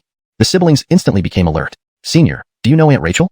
Bjorn's heart raced with joy. His mother was indeed from the Futu ancient clan. Seizing the opportunity, he said, we met a few times decades ago, but I haven't seen her since. They showed no suspicion. Aunt Rachel left the clan due to a quarrel, but fortunately, she has returned. 2 months from now, she will marry Enret from the Tianji Academy, and Senior can see her then. What? Marry? Bjorn's eyes flashed with murderous intent. How dare someone taint my mother? Thinking of this, his hands clenched tightly. Tianji Academy, huh? After exchanging a few words, Bjorn left. He needed to reach the King realm within 2 months to have a winning chance. 7-kill ruins. Ignacio had told him it gathered many elites and ruthless individuals from the northern domain. There, it would become his slaughterhouse. Only by killing more could his strength grow faster. 2 days passed quickly. Following his memory, Bjorn finally arrived at the 7-kill ruins. It was merely ruins with broken walls and crumbling structures. People stood outside the ruins, searching for something. They were only at the soul-severing realm, naturally not qualified to enter deeper inside. Bjorn directly used the 8 steps of traversing and headed toward the core. Treasures like the 7-kill sword would not appear in the outskirts. Note, Zhonghong is translated as traversing to better fit the context and flow in English.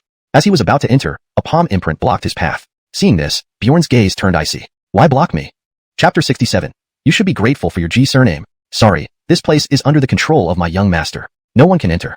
The Kenneth spoke calmly. Bjorn glanced at him. He was at the 7th level of sea-cleaving realm, quite formidable. However, the worst decision he made was blocking Bjorn at this moment. Bjorn punched forward with explosive force, shattering the palm print in front of him. Then, with a focused hand gesture, he instantly activated the heavenly creation palm. A terrifying aura surged down from the void. I don't care who your young master is. Whoever dares to obstruct me will be eliminated. Suppress. Boom. Under Bjorn's roar, the heavenly creation palm descended and crushed the man into a bloody pulp. Bjorn reached out toward the corpse and then hurried deeper inside. Just then, another figure appeared before him. It was a youth dressed in a golden robe. He was fanning himself with a feather fan, a smile on his face. Interesting, someone actually dared to attack our clan G. Clan G? Bjorn recalled that Barton belonged to a branch of some major family. Could this be Barton's main lineage? The youth in the golden robe looked at Bjorn, put away his fan, and remained composed. Kill him.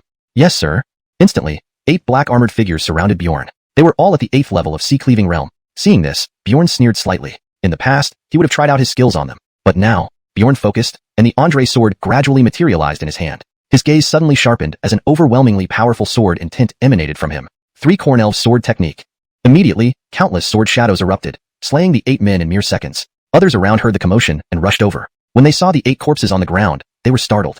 Brother Liu is truly formidable, able to kill the 8 demon warriors of Clan G with just one move. What terrifying aura! Even Anatole might not be a match for him. How could that be? Anatole is a King realm expert. Although he is strong, he is still only at the sea-cleaving realm. Bjorn first gathered the 8 bodies together, then walked slowly toward the golden-robed youth, a smile on his face. You should be grateful you are of Clan G, otherwise, your fate would be worse than theirs. With that, Bjorn left. The golden-robed youth wiped the cold sweat from his face. He is only at the 7th level of sea-cleaving realm. Why is he so terrifying? Could he be from one of those 3 families? His back was drenched in cold sweat. Seeing this, others grew more suspicious about Bjorn's identity. Who is he? This doesn't make sense. That aura was here just now. Why did it suddenly disappear? This area was dozens of miles outside the 7 Killings ruins. Now, Bjorn hovered over a mountain range. Earlier, when he used his sword technique, a surge of sword intent had flashed through the area. But after searching within 10 miles, he found no trace of anyone. Something isn't right. He raised the Andre sword again, activating the 3 Cornell sword technique. Instantly, he sensed a faint sword intent. Bjorn focused and hurled the Andre sword, pinning the source of the sword intent to the ground. Trying to hide. He moved toward the pinned object. Upon seeing what it was, he frowned. Why does this thing emit such dense sword intent? Before him was a stone steel, pinned to the ground by the Andre sword. Not penetrated, but suppressed by sword intent. The sword emitted heavenly fire and demonic aura, enough to suppress even heaven-grade treasures. Curious, Bjorn touched the steel. Suddenly, streams of information flooded his mind, followed by a powerful suction force that pulled him in. The intense pull rendered him unconscious. After an indeterminate time, he slowly opened his eyes. Where am I? All around was darkness, emitting a heavy concentration of demonic aura. Using his netherworld eyes, he finally saw clearly. He was surrounded by vast demonic aura, and countless bodies lay on the ground. So this is what happened. Heavenly Secrets Academy. How cruel. Bjorn clenched his fists, his pupils filled with bloodshot veins. He retrieved the demon Dao tree and absorbed all the demonic aura, then approached the bodies. From the memories he absorbed, he understood everything. It wasn't that 7 Killings sect colluded with the demon race. It was Heavenly Secrets Academy's doing. The demonic aura within 7 Killings sect originated from there. The person who colluded with the demons, Luo Quan. sought the seven-killing sword because its killing intent was the nemesis of demonic aura. He looked at the bodies. This was the sect leader of seven-killing sect, who brought the remaining disciples here during the crisis but was eventually discovered and killed by Xuanhuan. These people, at most at the 9th level of Sea-Cleaving Realm, couldn't wield the seven-killing sword. If they were stronger, perhaps they wouldn't have met such a fate. Sighing, Bjorn touched the bodies gently. These lives shouldn't go to waste. I will treat the seven-killing sword properly. With that, he looked toward a nearby sword platform where a sword floated, emitting a sharp, murderous aura. A sword that has comprehended sword intent? Quite unexpected. As he reached out, a sharp sword cheese sliced through his clothes just before touching it, a warning. Smirking, Bjorn said, "Not planning to come with me?" Instantly, an overwhelming sword intent burst from him, countering the sword's resistance. With the peak sword intent unleashed, the seven-killing sharpness diminished significantly. Bjorn grabbed the sword again, but it still resisted. Boom. Suddenly, the space vanished, and the sword's steel shattered. A wave of sword intent shot upward from the seven-killing sword. Realizing the situation, Bjorn hastily put away the demon Dao tree and tried to flee. But it was too late. ##### Chapter 68. Sword name, Qisha. The overwhelming sword intent of the Qisha sword instantly drew all cultivators within 100 miles. Seeing this, Bjorn hurriedly unleashed his ultimate sword intent to suppress it. Bjorn initially planned to leave, but then he had a thought. With so many people here, if I kill them all, wouldn't that be quite profitable? Even if things turned against him, there was still Senior Andre. As long as he threw himself out, their attention would naturally be diverted. Soon, the first group arrived in front of Bjorn. When they saw the long sword in his hand, greed flashed in their eyes. Filled with murderous aura and brimming with sword intent, it's undoubtedly the Qisha sword. Boy, hand over the Qisha sword, and you may leave unharmed. Otherwise, I will have no choice but to kill you and take it. Bjorn shook his head slightly upon hearing this. This person was merely at the 8th level Sea-Splitting Realm and didn't even qualify to fight him. Bjorn stood unmoved. The man, seeing Bjorn's nonchalance, looked puzzled. Why don't you run? I'm waiting for someone. Who are you waiting for? For someone to come to their death. Hearing this, the man's face darkened. He finally realized that Bjorn hadn't taken him seriously at all. In the distance, those below the 5th level Sea-Splitting Realm knew they stood no chance, so they watched from the sidelines. Look, that person is Esmond from the Heavenly Strategy Academy. His strength is at the 8th level Sea-Splitting Realm, and with his pair of Earth-class hammers, he can match a 9th level Sea-Splitting Realm opponent. He's in trouble. He's a genius from the Heavenly Strategy Academy. Looks like he'll have to hand over the Qisha sword. As they spoke, Esmond made his move. Everyone clenched their fists as they watched. He's going to get the Qisha sword. Boom.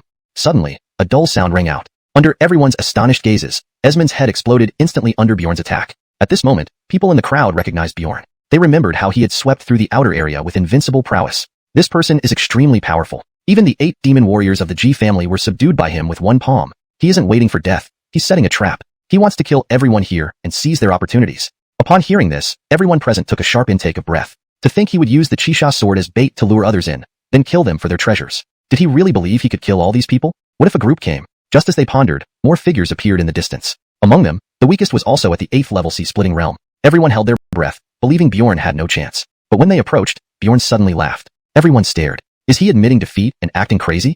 As they talked, a palm imprint suddenly descended, crushing everyone into a pile of flesh. After searching through their belongings, Bjorn stood up. Seeing this, everyone felt fear. Was this person truly only at the 7th level Sea-Splitting Realm? On the outskirts, those intending to snatch the sword stopped dead in their tracks, not daring to step forward. Bjorn frowned. There were many 9th level Sea-Splitting Realm and 1st or 2nd level Sovereign Realm cultivators around. Yet, why did none dare to approach? These few aren't enough for me to advance to the 8th level Sea-Splitting Realm. Thinking about this, Bjorn moved slightly. If you don't make a move soon, I'll leave. Hearing this, everyone tensed. If Bjorn left, the Qisha sword would truly be his. But if they stepped out, what if they were killed? At this moment, a Sovereign Realm expert slowly walked towards Bjorn. Both Bjorn and those around him were startled. Finally, someone dared to challenge him. Bjorn sized up the newcomer, a 1st level Sovereign Realm. Though not as strong as Killian, he was formidable in this area. Forget it. After killing him, no one else will dare step forward. I might as well finish him off and leave. Just as he prepared to strike, a voice echoed from afar. Hold your hand. Everyone looked up. In the distant sky, a giant bird flapped its wings, carrying 3 figures on its back. Bjorn's expression turned serious. A tier 7 demonic beast, the Corner-Lightning Swift Falcon. Its owner must be a 3rd level Sovereign Realm or higher. Such power would be a fierce battle. Suddenly, someone cried out in shock. The Corner-Lightning Swift Falcon. It belongs to the Futu Ancient Clan. Why are they here? Is it also for the Qisha sword? Bjorn's expression faltered. The Futu Ancient Clan? No way. He narrowed his eyes, activating his netherworld pupil. Sure enough, Shauna and Sergio were beckoning to him. Senior, we've come to save you.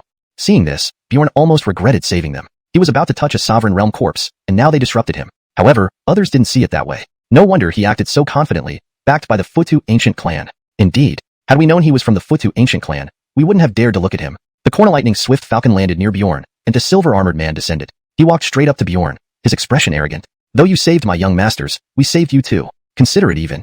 Bjorn laughed, unoffended. So, your young masters are worth a Sovereign Realm expert. The silver-armored man's face changed. You. Sergio stepped forward, his expression cold. Step down. The silver-armored man bowed respectfully to Sergio before reluctantly stepping aside. Apologies for the spectacle. He then pulled out a jade pendant with Futu engraved on it, handing it to Bjorn. One day, should you need help, present this token at the Futu ancient clan. Anything within our power, we will not refuse. Bjorn's eyes glinted. Anything at all? I, Sergio, swear by my life. Bjorn smiled. I'll keep it. One day, I shall visit. Translation provided based on the given content, ensuring accurate representation while maintaining the original tone and style. Chapter 69. All of you come at me. When Henry saw Bjorn accept the token, he immediately felt a weight lift off his shoulders. Debts of gratitude were hard to repay. Senior, may we meet again when fate permits. Hearing this, Bjorn smiled and nodded slightly. Don't worry, we definitely will meet again. Upon hearing this, a look of puzzlement crossed Henry's face before he turned to leave. The silver-armored man shot a glance at Bjorn. You'd best never let me see you again, or else you're dead for sure. To this, Bjorn merely offered a composed smile. After Futu ancient clan had come forward, no one dared lay a finger on Bjorn anymore. Now that Bjorn held the Futu token, any attack on him would be tantamount to opposing the Futu ancient clan. No one was foolish enough to court death. Bjorn casually flung the corpse aside, his expression tinged with helplessness. Forget it, let's call it quits here.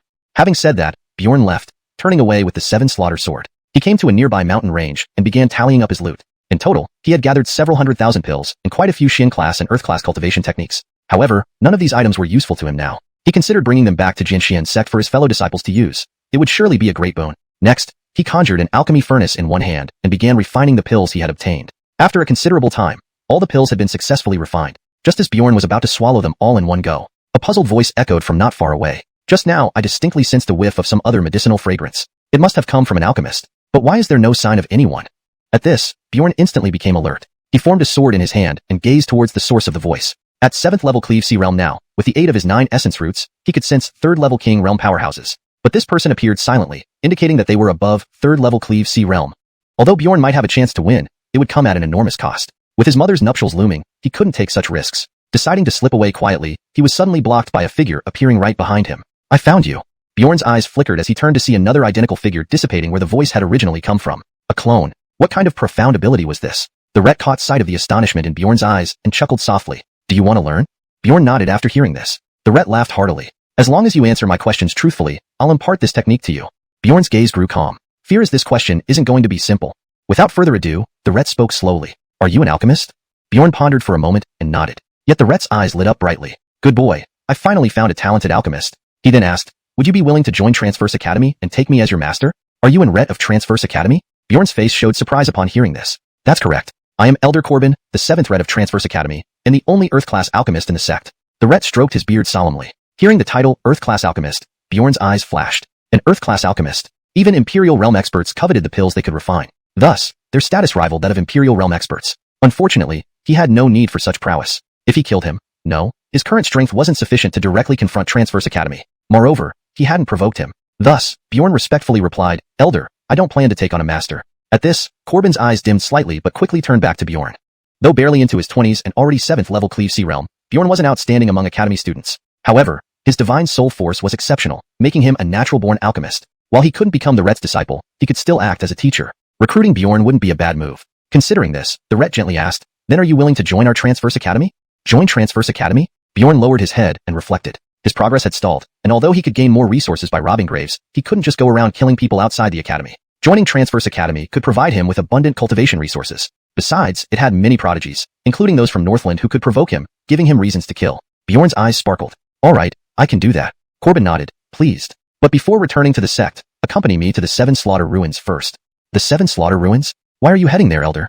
Corbin's expression tightened. It's rumored that the 7 Slaughter Sword has appeared, but the one who claimed it is unknown. As your master, I need to investigate. If it falls into the hands of Heavenly Opportunity Institute's ambitious wolves, it could cause chaos. We must slay whoever got it. Bjorn bowed. Elder, I've met the one who seized the sword. He's an extraordinary powerhouse from Northland. There's no way he's from Heavenly Opportunity Institute. Really? Corbin looked skeptical. How could someone at 8th level Cleave Sea know this? Because I'm also from Northland.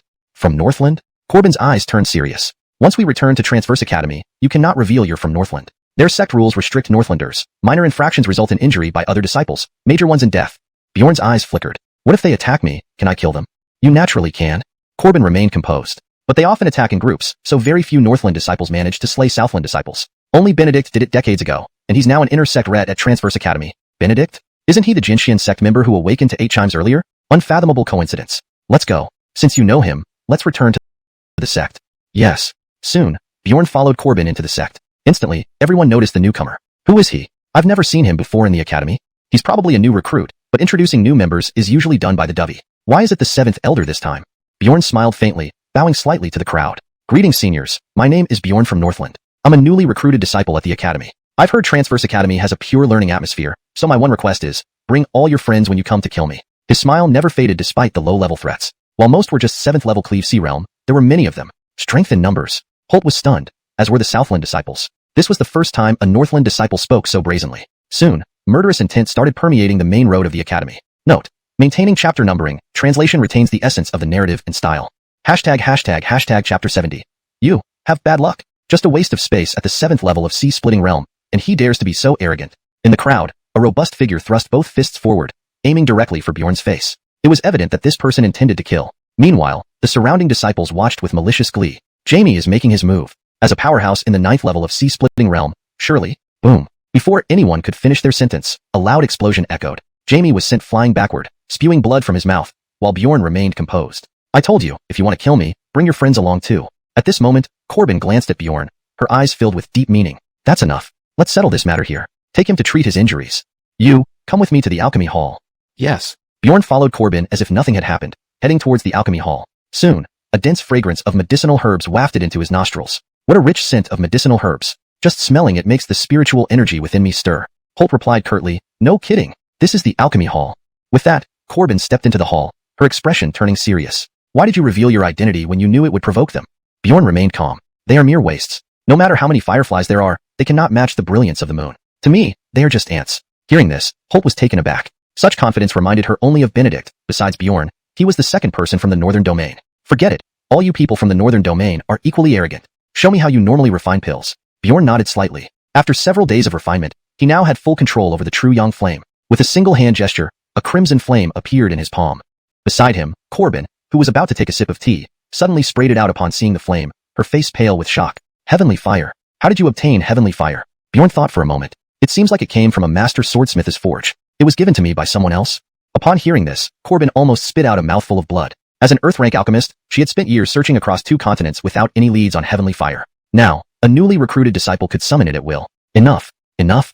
Corbin seemed to resign herself to fate. Can only say I have bad luck. Go get the alchemy cauldron. The alchemy cauldron? Bjorn looked puzzled. Do you need an alchemy cauldron to refine pills? Not just Bjorn. Even Corbin frowned. What did I just take in as a disciple? Not knowing what an alchemy cauldron is, she couldn't help but ask, then how do you normally refine pills? Bjorn's eyes narrowed, and he made a slight movement with his palm. The true young flame slowly condensed into the shape of an alchemy cauldron. Cornelk this. Seeing this, Corbin's eyes widened, and she felt a rush of blood surge up her throat. She hurriedly channeled her true chi to suppress it. Cauldron control technique. You've already mastered the cauldron control technique without obtaining a cauldron. Saying this, Corbin's voice became somber. This must be talent. I've spent hundreds of years immersed in alchemy, yet my accomplishments are less than a newly initiated disciple. Is this my destiny? Seeing this, Bjorn quickly moved beside Corbin. Holt, are you alright? Corbin shook her head. No worries, just a little overwhelmed. I'll be fine after a short rest. Relieved, Bjorn sighed. He had come to the xuanhuan Academy for cultivation resources. If anything happened to Corbin, his trip would be a huge loss. Edit. Bjorn instantly felt relieved. He had come to the xuanhuan Academy for cultivation resources. If anything happened to Corbin, his trip would be a huge loss. Note: I made some adjustments for better fluency and naturalness in English, while maintaining the original meaning. I also corrected Zhonghong to Zhangheng, as it seems to be a proper noun, name of academy. Let me know if you have different preference for the transliteration. After a long pause, Corbin finally regained her composure. Although these weren't her achievements, Bjorn was now her disciple, and this gave her some solace. Bjorn, go back and rest. I still need to meet with the Chancellor. She then took out a storage bag from her waist and handed it to Bjorn. Here, take this. I know you came to the Academy for cultivation resources, so consider this a welcome gift. Bjorn's eyes lit up as soon as he saw the storage bag. He could smell the dense fragrance of medicinal herbs, indicating at least Xin-grade pills. Thank you, Holt. Bjorn took the pills and walked towards the rear of the Grand Hall. Moments later, he stopped and examined the storage bag. Inside were several high-grade Xin pills, and one even more potent pill emitting a thicker aura of spiritual energy. It must be Earth-grade. Additionally, there was an alchemy cauldron. Seeing these items, Bjorn's eyes gleamed. These were rare commodities even in the open market. These pills could attract even Imperial Realm experts. The spiritual energy contained within was enough to cultivate a sea-splitting realm powerhouse from scratch. Thinking of this, a flash of murderous intent crossed Bjorn's eyes. If I can fully absorb these, even if I don't reach the King Realm, it won't be far off. Then, I'll be one step closer to rescuing my mother. Without hesitation, he swallowed the pills whole. At this moment, Corbin, who was en route, suddenly furrowed her brow. Her face turned pale with fear. Oh no! Earth-grade pills contain extremely dense spiritual energy, which even Imperial Realm experts wouldn't dare to swallow directly. They would dilute it and combine it with other auxiliary pills to absorb it completely. If Bjorn swallowed it directly, he might burst and die instantly. Hope that kid didn't swallow them directly. Meanwhile, back with Bjorn. As soon as he swallowed the pills, a powerful surge of spiritual energy flooded his entire body. His 9 spiritual roots activated fully, absorbing the terrifying influx of energy. For a brief moment, Bjorn became the conduit for this intense spiritual energy. Just then, Corbin rushed in, intending to intervene. However, after checking his condition, she paused. Not right. Why isn't this kid bursting? If it were anyone else, they would have exploded already. She extended her divine soul and observed Bjorn's body. Due to his intense absorption, his body was in a void state, allowing others to clearly see inside. These are 9 spiritual roots. Realizing this, Corbin rubbed her eyes and peered into Bjorn's body again. Indeed, 9 spiritual roots. No wonder this kid is so monstrous. He has a 9 spiritual root body.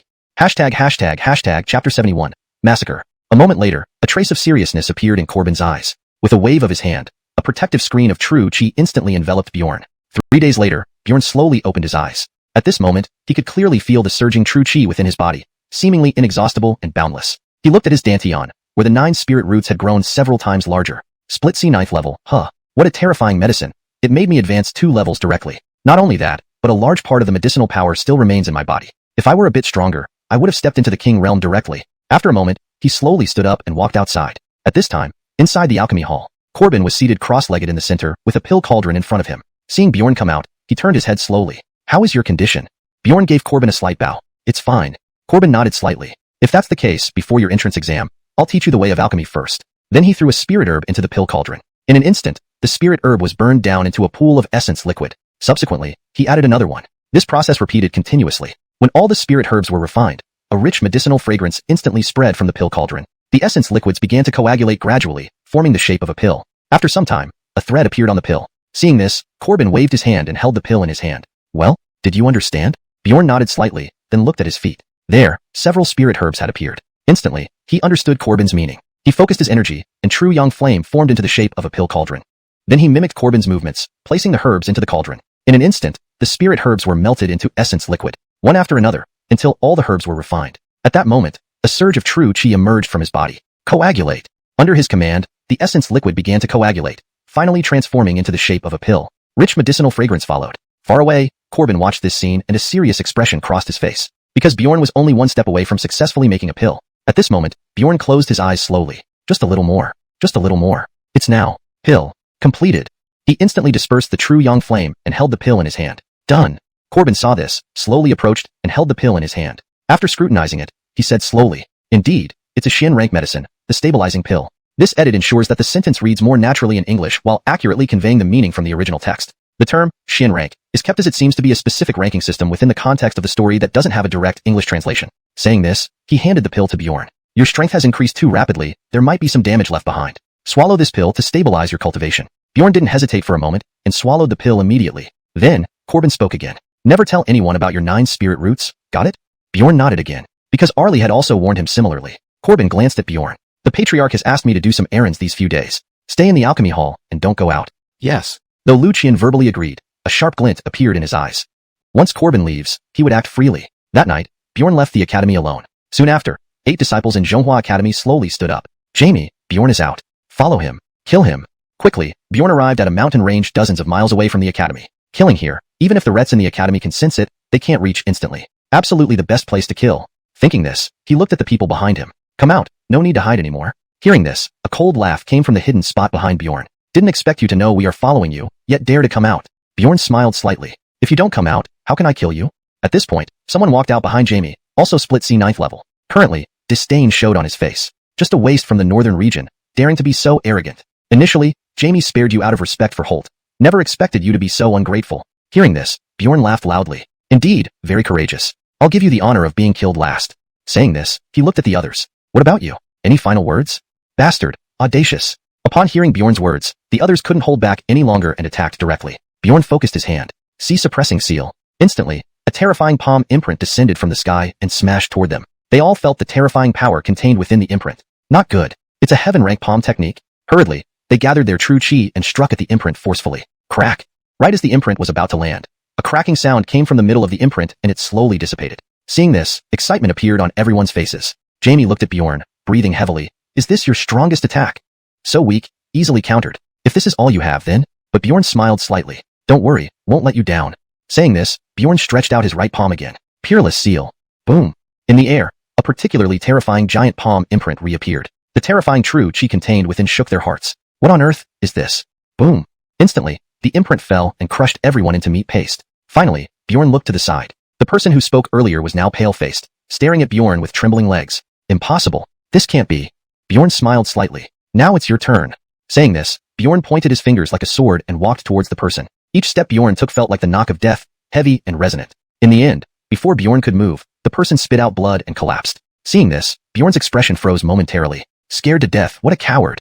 At this moment, several strong auras emanated from the distant void. Seeing this, Bjorn hurriedly touched the bodies. By the time he finished, those figures already stood before Bjorn. What happened? Why did you harm fellow disciples? Bjorn's expression remained unchanged. Because they saw I'm from the northern region, so they wanted to kill me. But their skills were not good enough. They died at my hands. Hearing this, one of them frowned. You are from the northern region? Chapter 72. Within a month, I will kill you. The Ret looked at Bjorn and spoke slowly. Bjorn nodded slightly. The Ret continued to ask, which dynasty are you from? The Qian dynasty, Western regions, Sword Profound sect. Upon hearing this, the Ret's body trembled slightly, his gaze faltering. You truly come from Sword Profound sect? Bjorn retrieved a token from his storage bag and handed it to the Ret. When the Ret saw the token, his hands were actually trembling. Then, he took out an identical token in front of Bjorn. Seeing this, Bjorn's eyes gleamed with a sharp light. You are Senior Benedict. Indeed. Benedict then looked at the corpse on the ground. What happened here? Bjorn recounted everything that had occurred before. After listening, Benedict nodded. So, due to insufficient strength, they were killed by you. Indeed, it cannot be blamed on you. Let's return to the sect first. Soon, both returned to the sect. The next day was the academy evaluation. Since dozens of people entered the sect with Bjorn, they all had to undergo a unified evaluation today. At this moment, Bjorn stood calmly in line. Last night, news of 8 people being killed by Bjorn had already spread throughout the academy. All disciples looked at Bjorn with shock. How terrifying this disciple from the northern domain is, capable of killing Senior Jamie and others. But that guy won't live long either. Senior Jamie is the direct descendant of the World Zhu family. I heard Senior Jamie's older brother was in seclusion in the inner court, and just came out of seclusion this morning. This Bjorn might die soon. As they were talking, a roar erupted from afar. Wretch, I will have you dead. Bjorn slowly raised his head and looked toward the distant void. There, a figure was rapidly approaching him. A second-level king realm? If it were earlier, it might take some effort, but now? Bjorn's right hand slowly rose, his expression calm. The other disciples saw this and sneered. Bjorn, it's better if you kneel and beg for mercy. Senior brother Gerald might still leave your body intact. Bjorn glanced at him, instantly locking onto him with a faint killing intent. Annoying. Bjorn's pupils suddenly shone with purple light. A beam of violet shot out, piercing directly into the person's brow center. In the next moment, blood flowed from the 7 orifices of that person, lifeless immediately. Seeing this, the other disciples hastily covered their mouths, afraid to invite such calamity upon themselves. From afar, an Ret was about to intervene but was stopped by Benedict. Just a little squabble among disciples, no need to interfere. At this point, Gerald's punch was already in front of Bjorn. Unparalleled seal. Bjorn waved his large hand, and a palm imprint instantly descended, subduing Gerald. However, as a king realm practitioner, Gerald fiercely resisted and shattered the unparalleled seal. Seeing this, surrounding disciples exclaimed in surprise. Gerald thought this unparalleled seal was Bjorn's strongest move and shouted angrily, "Use your best move." Seeing this, Bjorn smiled slightly. As you wish. He lifted his right hand again. And what will you do against this palm? In the void above, an even more terrifying palm imprint slowly formed, the sky creation palm of Tiqian. Feeling this palm imprint, everyone present was alarmed. Even Benedict, a 9th-level king realm practitioner, paused. Good boy, to be able to use a heaven-class palm technique at splitting sea realm. Other Ret's expressions also changed. Heaven-class techniques are few and far between in the academy. Didn't expect this child to have such good fortune. There was a hint of greed in his eyes. If Benedict weren't there, he would have taken action to seize Bjorn. Above the void, the palm imprint thundered. On the ground, Gerald sensed this power, shocked. Before he could react, Bjorn's palm descended. Boom. A deafening sound erupted, splitting the ground apart. Gerald lay heavily injured, unable to rise. Seeing this, Bjorn stepped forward, using 8-step agility to swiftly reach Gerald. Is this the strength of inner court disciples? Utterly disappointing. Saying this, he stomped down, shattering Gerald's skull. He then reached out and touched his body. Ding! Congratulations to the host for obtaining 10,000 blood chi pills, 10,000 Dao origin pills, 1 heaven class fist technique, savage fist, and 1 earth class alchemy formula. Essence condensing pill. Ding! Reward triggered successfully, recalculation ongoing. Ding! Congratulations to the host for obtaining 1 million blood chi pills, 1 million Dao origin pills, 1 heaven class fist technique, 8 wastes fist, and 1 earth class alchemy formula. Yen Shin pill. 8 wastes fist, heaven class fist technique, extremely powerful. Upon mastery, it can break armies and sweep across the 8 wastes. Yen Shin pill. Earth class alchemy formula. Consuming this pill greatly increases the probability of promotion. At this time, within the inner court, an Ret moved with shock. Adelard of the academy. Merely a barbarian from the northern domain dares attack my disciple. Die. Seeing this, Bjorn's gaze focused. He knew this person sought revenge for Gerald. Facing this, Bjorn clenched his fist. Perfect timing. Let's test the power of 8 Wastes Fist. Instantly, Bjorn activated Hell-suppressing body and pushed his blood chi to its peak. Then, he unleashed a punch. 8 Wastes Fist. Immediately, a terrifying fist wind erupted from the square. A powerful energy burst from Bjorn's fist. From afar, Benedict saw this and was stunned. Another heaven-class fist technique? Did this kid plunder the resources of the 3 ancient clans? Boom. Bjorn's punch struck Adelard directly, creating a tremor. Both were thrown back. Bjorn's clothes were slightly disheveled, but he remained standing in the middle of the square. Adelard, however, flew back several hundred meters before stabilizing. This scene left all disciples watching in shock. What kind of monster is this? To face off with Adelard without changing expression. Keep in mind, Adelard is a 6th-level King Realm powerhouse, ranked within the top 5 in the academy. Bjorn is truly terrifying. But at this moment, Bjorn thought to himself, if I could advance to the King Realm, this old man would surely meet his end. Unfortunately, far away, seeing himself defeated by a newcomer, Adelard's face turned a dark red. If I don't kill you, I swear I'm not human. Bjorn slowly raised his head, wiping a drop of blood from the corner of his mouth, then smiled slightly. Those words echo my thoughts. Within a month, I will kill you. Chapter 73. Heaven cannot measure. Seeing the situation before him, Benedict smiled slightly. Dovey, this is merely a minor squabble among disciples. Why get so worked up? When I ascended to the position of elder, didn't I step over the bodies of 3 elders? Hearing these words, Dovey turned to look at Benedict, then angrily snorted and walked away. In Xuanhuan Academy, strength was always paramount. If you were strong enough, you could even seize the position of chancellor. Clearly, Benedict was defending Bjorn. Seeing this, Dovey's expression darkened. But his strength couldn't match Benedict's, so he had no choice but to retreat for now. Lucky you. Don't let me catch you next time.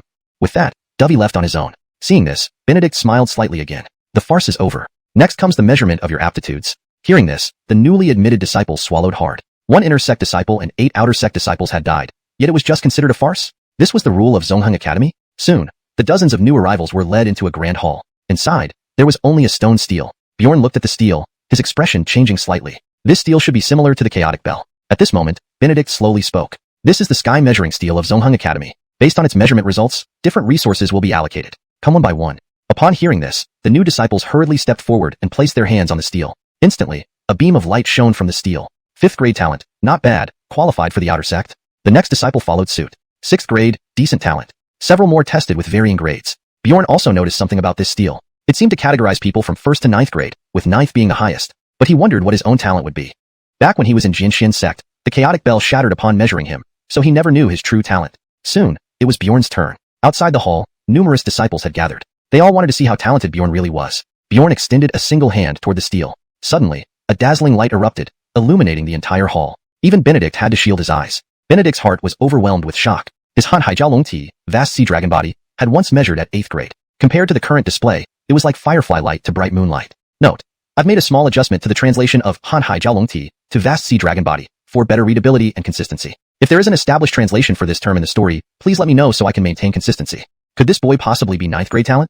Meanwhile, as Bjorn touched the stele, an enigmatic aura rushed into his body. A vast memory filled his mind. What is this? He vaguely saw a figure sitting cross-legged in nothingness. Suddenly, the figure opened its blood-red eyes and stared intently at Bjorn. For some reason, Bjorn felt like he had seen this person before. He shook his head, and the scene returned to reality. But what greeted him was unexpected. The stele had crumbled into powder. He glanced at Benedict. Elder, what happened? Benedict said solemnly, the sky measuring stele wouldn't break even if the heavenly Tao itself appeared. Under such circumstances, there can only be one result. Heaven dares not measure. Your talent is too extraordinary, even causing the heavenly Tao to hesitate and dare not measure. Sigh. Outside the hall, the disciples heard this news and simultaneously sucked in a breath of cold air. No wonder Bjorn could consecutively defeat those people. His talent was truly terrifying. If even the heavenly Tao hesitates, how can they compete? Bjorn frowned. Still cannot be measured? What a pity. I thought this sky measuring stele might be useful, but it ended up being like the chaotic bell. Chaotic bell? Hearing this, a faint unease crept into Benedict's heart. Bjorn, the chaotic bell? It broke? Bjorn pointed to the destroyed stele. Just like this thing. Hearing this, Benedict fell silent. The chaotic bell and the sky measuring stele were the only instruments in the southern and northern regions for measuring talent, both now ruined by Bjorn. Perhaps this was their destiny. After a long pause, Benedict nodded. All right, your talents have been measured. Bjorn, you may enter the inner court directly. Outside the hall, no one dared to speak. Though they competed fiercely for the sole spot in the inner court each year, none dared face Bjorn. None of them could match him. Soon, they left the hall. Bjorn returned to the alchemy hall because Holt had granted him that privilege. Including Bjorn, there were only 4 alchemists in the entire Xuanhuan Academy. The other 2 were traveling and practicing in various parts of the continent. Holt was out on business. Thus, Bjorn was alone in the entire alchemy hall. Sitting in the center, he searched through the hall, finally gathering all the ingredients needed for the ancient pill. Phew. A pill that increases the chances of advancement. Quite good indeed. With this, Bjorn concentrated, forming a cauldron with true young flame. He then began refining the pill according to previous steps. 3 days passed quickly. Corbin had returned to the sect. Upon seeing Bjorn diligently refining pills, a look of satisfaction crossed his face. To have such diligence and yet not be my direct disciple is truly a pity. He then slowly approached Bjorn. Suddenly, Bjorn, who was refining, opened his eyes wide. Harden. Bjorn waved his hand, dispelling the true young flame, and tightly held the pill in his hand. Feeling the warmth in his palm, he smiled slightly. Success. Only then did he notice Holt standing beside him. Holt, you've returned? Holt nodded and looked at the pill in Bjorn's hand. Seeing the green patterns on it, he was startled. Green-colored pill patterns. It's actually green-colored pill patterns. Upon closer inspection, his expression changed drastically. A rank earth pill with green-colored patterns. Corbin held the pill, bitterness showing in his eyes. I, Corbin, have immersed myself in alchemy for decades, yet I am outmatched by a newly admitted disciple. How foolish of me to even consider taking him as a disciple. Saying this, he bowed to Bjorn. Chapter 74. Advancing to the Sovereign Realm. Slaying you is Cornel butchering a dog. Now, your alchemy skills surpass mine, so you are truly my senior. Hearing this, Bjorn hurriedly took a step back. For an old man with one foot in the grave to call him senior was something that would unsettle anyone. He stepped back half a pace and then rushed toward the academy's exit. Well, I have some business to attend to, so I'll be going now. Goodbye. With that, Bjorn used his eightfold steps technique to swiftly leave the sect. He had important matters to deal with. First, slaying Adelard, and second, rescuing his mother. The prerequisite for both tasks was reaching the Sovereign Realm. Though his current strength was sufficient to kill Adelard, he would need to reveal his ultimate techniques. These were last resort life-saving moves, which he could not casually use. Only after reaching a secluded cave did Bjorn finally stop. His strength was already adequate. All he needed to do was ingest the acquired pills and then take the Yin Shen pill to enter the Sovereign Realm. Then, he could head straight for the floating pagoda ancient clan. Thinking of this, a sharp gleam appeared in Bjorn's eyes. Tamara, wait for me. He immediately absorbed the Cornel Blood pill and Dao Origin pill he had obtained earlier. Then, he began cultivating by channeling the xuanhuan skill. Due to the existing spiritual energy within his body, as he circulated the skill, it gradually spread through his entire being, and his power slowly increased. Meanwhile, inside the inner courtyard of the academy, a disciple stood before Adelard, seemingly reporting something. Is what you say true? Upon hearing the report, Adelard suddenly stood up. Bjorn has indeed left the academy to cultivate?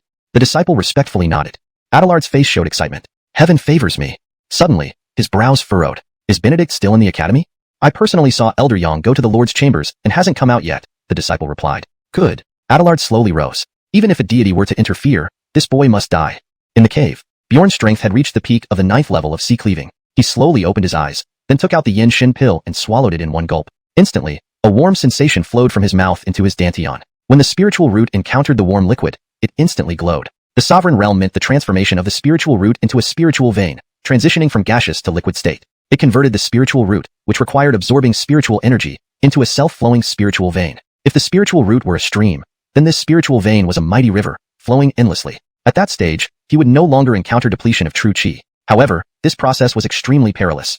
Any mistake could destroy his spiritual root, leading to severe consequences, from losing all cultivation to immediate death. But with the Yin Shen pill and the essence of wood, Bjorn had 100% confidence in advancing successfully. At this moment, a dazzling light appeared on the spiritual root, gradually melting away. This indicated the fullness of the spiritual root. Next came the transformation into a spiritual vein. Seeing this, Bjorn felt a hint of excitement. I can sense a continuous flow of spiritual energy rushing to my dantian.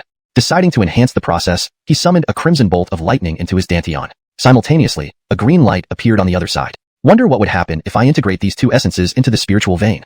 Just as he prepared to condense the essences into the spiritual liquid, a wave of resistance surged from the Cornel lightning essence. Bjorn growled, trying to escape. Condense now?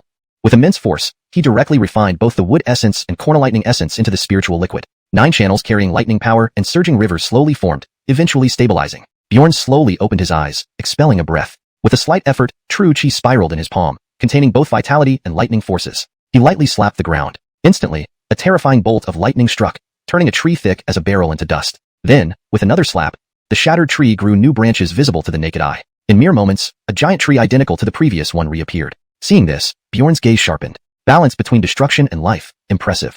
Suddenly, Bjorn's eyes flickered. He raised his head, looking afar. Finally, a bit later than expected. Bjorn, you will surely die today. Adelard's voice echoed before his figure appeared. Bjorn smiled calmly. Indeed, your group uses the same mind. Since you've come, leave your life behind. With that, Bjorn condensed true qi in his palm. Finally, Adelard's form revealed itself. Sensing Bjorn's strength had reached the Sovereign Realm, he was shocked. Remembering Bjorn's renowned talent, he realized how true it was. A prodigy indeed, but provoking the wrong person means death. Next time, remember to steer clear of me. Bjorn smiled coldly. Dying soon, slaughtering you is like butchering a dog. He condensed his true qi once more. Qian Tian Zao Hua Palm. Above Adelard's head, a massive handprint appeared, crackling with thunder. Seeing this, Adelard smirked. Boy, the same trick won't work twice. He summoned all his true chi and attempted to shatter Bjorn's palm. Observing this, Bjorn's smile widened. Forgot to mention, I added something extra to the palm print. Adelard's heart sank upon hearing this. What? He was now close to the palm print. The lightning power emanating from it made his true chi stagnate. Corna lightning essence.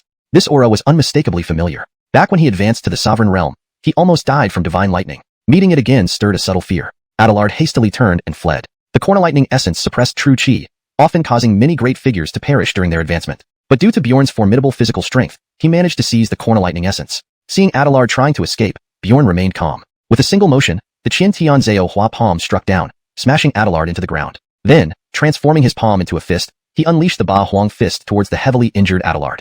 Chapter 75. The Ancient Buddha Realm. Adelard felt the terrifying aura and struggled to his feet, attempting to flee into the distance. However, in his heavily wounded state, how could he be a match for Bjorn? Boom. A tremendous explosion resounded as Bjorn's punch pierced straight through Adelard. He then lightly brushed his hands, shaking off the dust. Old man, I said I would kill you within a month. As he spoke, he reached out towards the corpse before him. Ding. Congratulations. Host has obtained a partial map of the wilderness region, a lower-grade Earth-class cultivation method, dragon formation technique, and a demon core. Ding. Reward claimed successfully. Recalculating rewards. Ding. Congratulations. Host has obtained a complete map of the wilderness region, an upper-grade Earth-class cultivation method, dragon formation profound heaven technique, and a demon nucleus. Dragon formation profound heaven technique.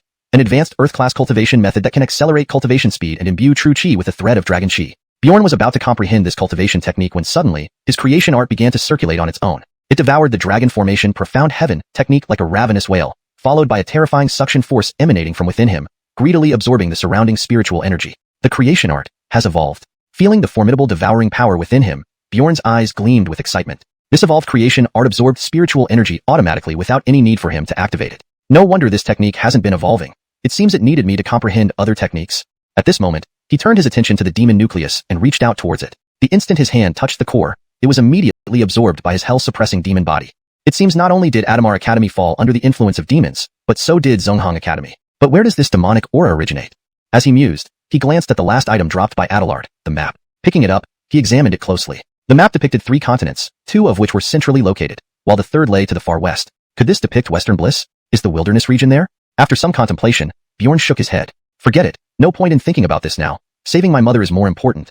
With that, he sped southward. Earlier, he had heard that the 3 great families resided near Qinshi Mountain at the southernmost part of South Territory. These were 3 secluded families harboring imperial realm cultivators. Their strength might even surpass Xuanhuan Academy. However, since the rest of the 3 great families seldom ventured out, no one knew the full extent of their power. Only when their children came of age did they occasionally venture out to explore. After traveling for some time, Bjorn reached Qinshi Mountain. At the base of the mountain lay a town named Qinshi Town. Bjorn was currently within this town. Trying to find the 3 great ancient clans, he asked passers-by, but each person avoided him out of fear, which left him perplexed. Even reclusive families should have some traceable information. Just then, his gaze landed on a familiar figure, Daryl. He was conversing with 2 people who kept pouring him drinks. I'm telling you, Bjorn's strength is unparalleled. Back in the city, he fought against 3 members of a noble family and even killed their rat. Interrupting mid-sentence, Bjorn approached him. Daryl, long time no see? Startled by Bjorn's appearance, Daryl paused. You're still alive? Bjorn frowned at this response. What's going on? Looking around cautiously, Daryl led Bjorn away from the tavern. Did you offend someone from the ancient Buddha clan? Bjorn's confusion grew. While he did intend to find them, he hadn't yet come into contact with the ancient Buddha clan, so how could he have offended anyone? Suddenly, a figure flashed in his mind. The silver-armored man from the 7 Kill Ruins. Could it be him? Daryl took a sip of wine, looking at Bjorn with piercing eyes. I risked my life to bring you this news. Shouldn't you show some appreciation? Bjorn smiled and pulled out a high-grade spirit crystal. Do you know where the ancient Buddha clan is? If you tell me, this will be yours. Daryl glanced at the crystal in Bjorn's hand, pondering for a moment before finally deciding. He nodded and took the crystal. Let's go. I'll take you there. You? Bjorn's expression tightened. He felt something was off about Daryl, but couldn't pinpoint what it was. Soon, Bjorn followed Daryl to the cliff face at the foot of Qinshi Mountain. Daryl raised his head and gazed at the mountain, as if reminiscing. Forget it, he muttered, turning to Bjorn. Take out your Buddha token. Bjorn's pupils narrowed. How do you know I have a Buddha token? Daryl rolled his eyes. Back at the 7 Kill Ruins, didn't everyone see the young master of the ancient Buddha clan give you the token? Bjorn thought about it. Indeed, that seemed right. He handed over the Buddha token, watching intently as Daryl concentrated. 2 characters from the token spun up and imprinted themselves into the cliff wall. Suddenly, the cliff wall trembled, emitting a light that sucked both men inside. When they regained consciousness, they found themselves in another world. Bjorn's eyes widened. So, the ancient Buddha clan exists in a separate space. Do the other 2 families also reside in similar realms? Daryl nodded. This is the ancient Buddha realm. Each of the 3 families resides in their own space, only venturing out when necessary, as the spiritual energy here far exceeds that outside. Bjorn observed the surroundings. Indeed, the spiritual energy was several times richer than the external world. Just then, two figures approached from afar, attacking them without hesitation. Seeing this, Bjorn's lips curled into a smirk. I intended to try diplomacy first, but it looks like it's unnecessary now. Pulling Daryl behind him, he unleashed the dry heaven creation palm. Chapter 76, Come and Fight. The two men hadn't even reached Bjorn when they were instantly slapped away by a palm. Bjorn followed up, ready to deliver the finishing blow. At that moment, the drunkard stopped him. Absolutely do not kill them here. Otherwise, you won't make it alive to the entrance of the Futu ancient clan. Upon hearing this, the corner of Bjorn's mouth curled upward slightly. Then we'll see about their skills. As he spoke, Bjorn delivered another powerful punch, directly striking down both individuals. He then reached out toward their bodies. After completing all this, Bjorn landed on the ground. By this time, the drunkard's expression had turned grave. Bjorn, if you encounter a Royal Realm expert, what are your chances? Bjorn pondered for a moment. 70%, but killing one might be a bit difficult. Ignacio nodded slightly. That's acceptable. At this moment, several dozen figures rushed over from a distance. Leading them was the silver-armored man who had been targeting Bjorn earlier. His face was now extremely grim. I didn't expect you to actually dare come, and even dare kill people of the Futu ancient clan. Hearing this, Bjorn stepped forward. Enough blabbering. I've never liked you. Come and fight. Saying so, Bjorn summoned the 7-kill sword into his hand with a single gesture and swung it at the silver-armored man. Seeing Bjorn's strength, a flicker of shock appeared in the silver-armored man's eyes. He had advanced from the 8th rank of C, splitting to the King Realm in just a few days. This boy's talent is no less impressive than the elite of the Futu ancient clan. But this shock quickly dissipated. The silver-armored man looked back at his companions and slowly spoke. You may not intervene in this battle. Sir Battle, but... Ander's face tightened. Silence. I say what goes here. The man dared not say more and stood behind Ander. Holding his silver spear, Ander charged straight at Bjorn. Chaos Spear Technique. First form. Overwhelming Moon. Instantly, a barrage of spear shadows burst forth from Ander, enveloping the sky. A formidable spear intent surged towards Bjorn. Seeing this, Bjorn's gaze hardened. A tremor rang out from the 7-kill sword in his hand as a sharp, lethal aura rapidly spread. Feeling this presence, Ander's pupils constricted slightly. Is this the legendary 7-kill sword said to dominate slaughter? Truly living up to its reputation. I wonder how it compares to my Chaos Spear. At this point, Bjorn had also brought his strength to its peak. The 9 spirit veins within him erupted with true chi. Bjorn could clearly sense that although Ander was not much stronger than Adelard in terms of power, he posed a far greater threat, multiple times that of Adelard. But only compared to Adelard. 3 Cornell Sword Technique. Suddenly, countless sword shadows appeared in midair, each accompanied by electric arcs. Explode! Bjorn roared and attacked Ander. Instantly, countless sword and spear shadows clashed, creating sharp tremors. Then Bjorn's right hand tightened as the sea calming seal was cast. Seeing this, Ander quickly retreated, narrowly avoiding the palm strike. Good boy. Indeed impressive, managing to match me at full strength. Match you? Hearing this, Bjorn laughed. Just your wishful thinking.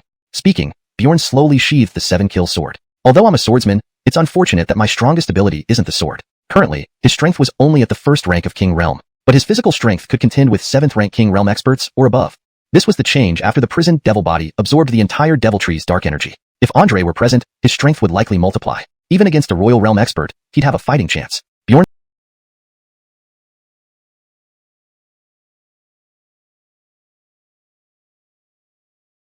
slowly put away the 7-kill sword and looked coldly at Ander. His fists clenched slightly as he approached. Seeing this, Ander lunged again, thrusting his spear at Bjorn. Clank! At the moment his Chaos Spear touched Bjorn's body, a clear metallic sound rang out. What? Shock flashed across Ander's eyes. The Chaos Spear, being a heavenly grade long spear, could pierce through the top 20 body arts on the Tyrant body ranking. Yet now, it failed to even leave a mark on Bjorn. As he was stunned, an immense force came from his grip. Bjorn had caught the spear with one hand and yanked hard. The supposedly unbreakable Chaos Spear showed a crack. Seeing this, shock filled the faces of Ander's companions. The spear was made from celestial meteoric iron. How could it break so easily? Snap. Just as everyone thought, the loud snap confirmed that the Chaos Spear had snapped in half. Seeing this, fear crept onto Ander's face. Attack. Quickly. Kill him.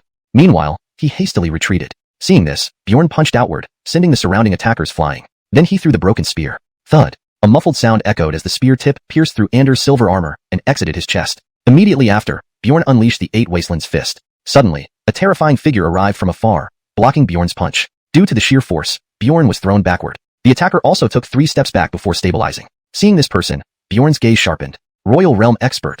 The Royal Realm Expert's face also showed surprise. Although he had acted too hastily without using full strength, the power was enough to match a 9th rank King Realm Expert. Who exactly is this youth? And why does he harbor such resentment towards the Futu ancient clan? Bjorn steadied himself with a firm grip on the ground. The young ones have called in the Rets? Royal Realm Expert, let's fight then. With his words, black markings instantly appeared on his body, spreading throughout. Instantly, a vast demonic aura surged in the Futu ancient world. Inside a distant palace, a Kenneth abruptly stood up, radiating golden light. Such a strong demonic aura. Is the sealed thing trying to escape? With that, he vanished from the spot. Outside on the plain, Bjorn's pair of purple eyes fixed intensely on the Royal Realm Expert. Feeling the demonic aura emanating from Bjorn, The Royal Realm expert did not dare relax. Who are you? Hearing this, Bjorn suddenly laughed aloud. The Futu ancient clan truly has short memory. Do you remember the Northern Domain Lu family? Upon hearing this, the Royal Realm expert's gaze sharpened sharply. You're Cornelers. Before he finished speaking, Ander laughed loudly from the ground. So, you're that illegitimate spawn. No wonder you look like neither man nor ghost. Upon hearing this, Bjorn's figure instantly vanished. Chapter 77. The Zhongheng Sword Intent, the Drunken Sword Marcel. Ah! In the next moment, a heart-wrenching scream tore from Ander's mouth. A bloody hole had been stomped into his chest by Bjorn. Noisy thing. Did you really think he could save you just because he's here? As he spoke, Bjorn stepped on Ander's corpse and turned to look at the nearby Empyrean expert. It's your turn. Seeing this situation, the Empyrean expert's expression showed a hint of hesitation. Are you Bjorn? Hearing this, Bjorn's face revealed a peculiar look. Do you know me? My name is Eamon. By seniority, I should be your uncle. I was present when we came to fetch your mother. Hearing uncle, Bjorn's eyes flashed with surprise. But as soon as the next words were spoken, his gaze instantly turned cold. You're the one who took my mother away. Without hesitation, Bjorn unleashed the Eight Wastes Fist and Qiantian Zao Hua Palm, forcing Eamon to retreat continuously. Bjorn, listen to me. We had no choice that time. What an unavoidable reason. Bjorn laughed out loud. So this is the might of the Futu ancient clan. Just because of some reason, you separated me from my mother for 18 years. Suddenly, Bjorn's expression turned fierce. Today, either I die, or I send you all to your deaths. With that, Bjorn threw another punch. Seeing this, Eamon's face showed a trace of helplessness. No matter how Bjorn attacked, he did not retaliate. Instead, his face even showed a hint of satisfaction. For now, Bjorn's strength far surpassed that of the same generation's elites in the Futu ancient clan. Worthless spawn. You dare provoke our Futu ancient clan? Overestimating yourself. Hearing this voice, Eamon's expression suddenly changed. Bjorn, go first. I'll talk about your mother later. At this moment, a Kenneth in a golden robe appeared before Bjorn. Coming to the Futu ancient realm, killing members of our clan, and you still expect to leave alive? Dream on. Clan leader. Eamon quickly blocked Bjorn. Clan leader, what Bjorn did today was provoked by Ander first. Don't blame him. The Kenneth in the golden robe glanced at Bjorn, then at Eamon. Seems like you value this kid. Speaking, the man condensed his hand, and Bjorn's neck felt as if it were being gripped, choking him instantly. Seeing this, Bjorn knew it was time to reveal his trump card. With all his strength, he condensed his hand, summoning a black long sword. As soon as the Andre appeared, the entire light of the Futu ancient realm dimmed. Then, a terrifying aura from Andre entered Bjorn's body. In an instant, his 9 spirit veins transformed, the once luminous flow turning black, exuding demonic energy. Bjorn's strength gradually climbed until it stabilized at 9th rank king. Though Andre was still sleeping, Bjorn's divine soul and physical body could withstand this demonic aura. Phew. Bjorn exhaled a puff of black mist, his eyes flashing with dark red light. This is the power of 9th rank king. He looked at the nearby golden-robed man. Good, once I kill you, the entire Futu ancient clan will be leaderless, allowing me to slaughter them at will. Speaking, he slowly raised his right hand, gripping Andre tightly. Seeing this, both Eamon and the golden-robed man showed solemn expressions. Indeed, this aura matches the demonic aura under the Grand Array. Stepping forward, the golden-robed man grasped the golden spear in his hand. Seeing Bjorn succumb to demonic influence, Eamon also condensed a sharp weapon in his hand. Bjorn, we can discuss other matters, but colluding with the demon race is a dead end. Hearing this, the corner of Bjorn's mouth lifted slightly. Do you know, the moment you took my mother away, I was already on a dead end. Raising his sword at both of them, he said. Today, let me see the true strength of the Futu ancient clan's dual Empyreans. Cough boy, you forgot about me. Suddenly, a cough sounded behind Bjorn. Inaccio's voice drifted over. Seeing this, Bjorn's eyes showed confusion. You didn't run away? Inaccio shook his head and drank from his flask. Can't help it, bound by a promise. Putting down the gourd, the drunkard walked forward slowly. A terrifying aura erupted from within him. His weathered skin gradually became smooth and lustrous, shaking his head as he walked. That old fool Acton sure knows how to pick disciples. Then, the drunkard's gaze sharpened as he condensed a long sword in his hand. This long sword displayed no aura. It was just an ordinary weapon. Yet, a formidable sword intent immediately spread across the entire Futu ancient realm. Feeling this sword intent, the golden-robed man's face darkened. The all-dominating sword intent, drunken sword Marcel, didn't think you're still alive. Inacio smiled slightly. Benito, if you're still alive, why would I want to die? Drunken sword Marcel? All-dominating sword intent? Hearing their conversation, Bjorn was momentarily stunned. Old drunkard, you? The drunken sword Marcel smiled. Former headmaster of the all-dominating academy, also Acton's senior brother. Bjorn understood. When Acton mentioned battling in the South Sea, was it to fight the drunken sword Marcel? But wasn't it said that he won? Why did the old drunkard seem unaffected? The drunken sword Marcel seemed to understand Bjorn's thoughts. Forget it, that guy Acton. If I wanted to win, even 10 of him wouldn't stand a chance. Then, he looked at the present Benito, smiling. Back then, you couldn't take one strike from me. Wonder how strong you are now. Hearing his weakness exposed, Benito's face changed dramatically. Back then it was only due to my carelessness. Another battle. All right. The drunken sword Marcel condensed his hand, filling the Futu ancient realm with all-dominating sword intent. He took a swig from the gourd at his waist, spitting it onto the long sword in his hand. Condense. Seeing this, Benito's expression changed dramatically. He had lost to this very strike before. He raised his spear and swept it horizontally. Dragon roar 9 heavens. Clang. In a blink, both figures stood still, locked in place. Ah! In the next moment, a heart-wrenching scream erupted from Anders' mouth. His chest had already been stomped into a bloody hole by Bjorn. Noisy thing. Did you really think he could save you just because he is here? As he spoke, Bjorn stepped over the corpse of Ander and looked at the surrounding Empyrean experts. Your turn. The Empyrean expert's eyes flickered with confusion as he saw the situation unfold. You are Bjorn?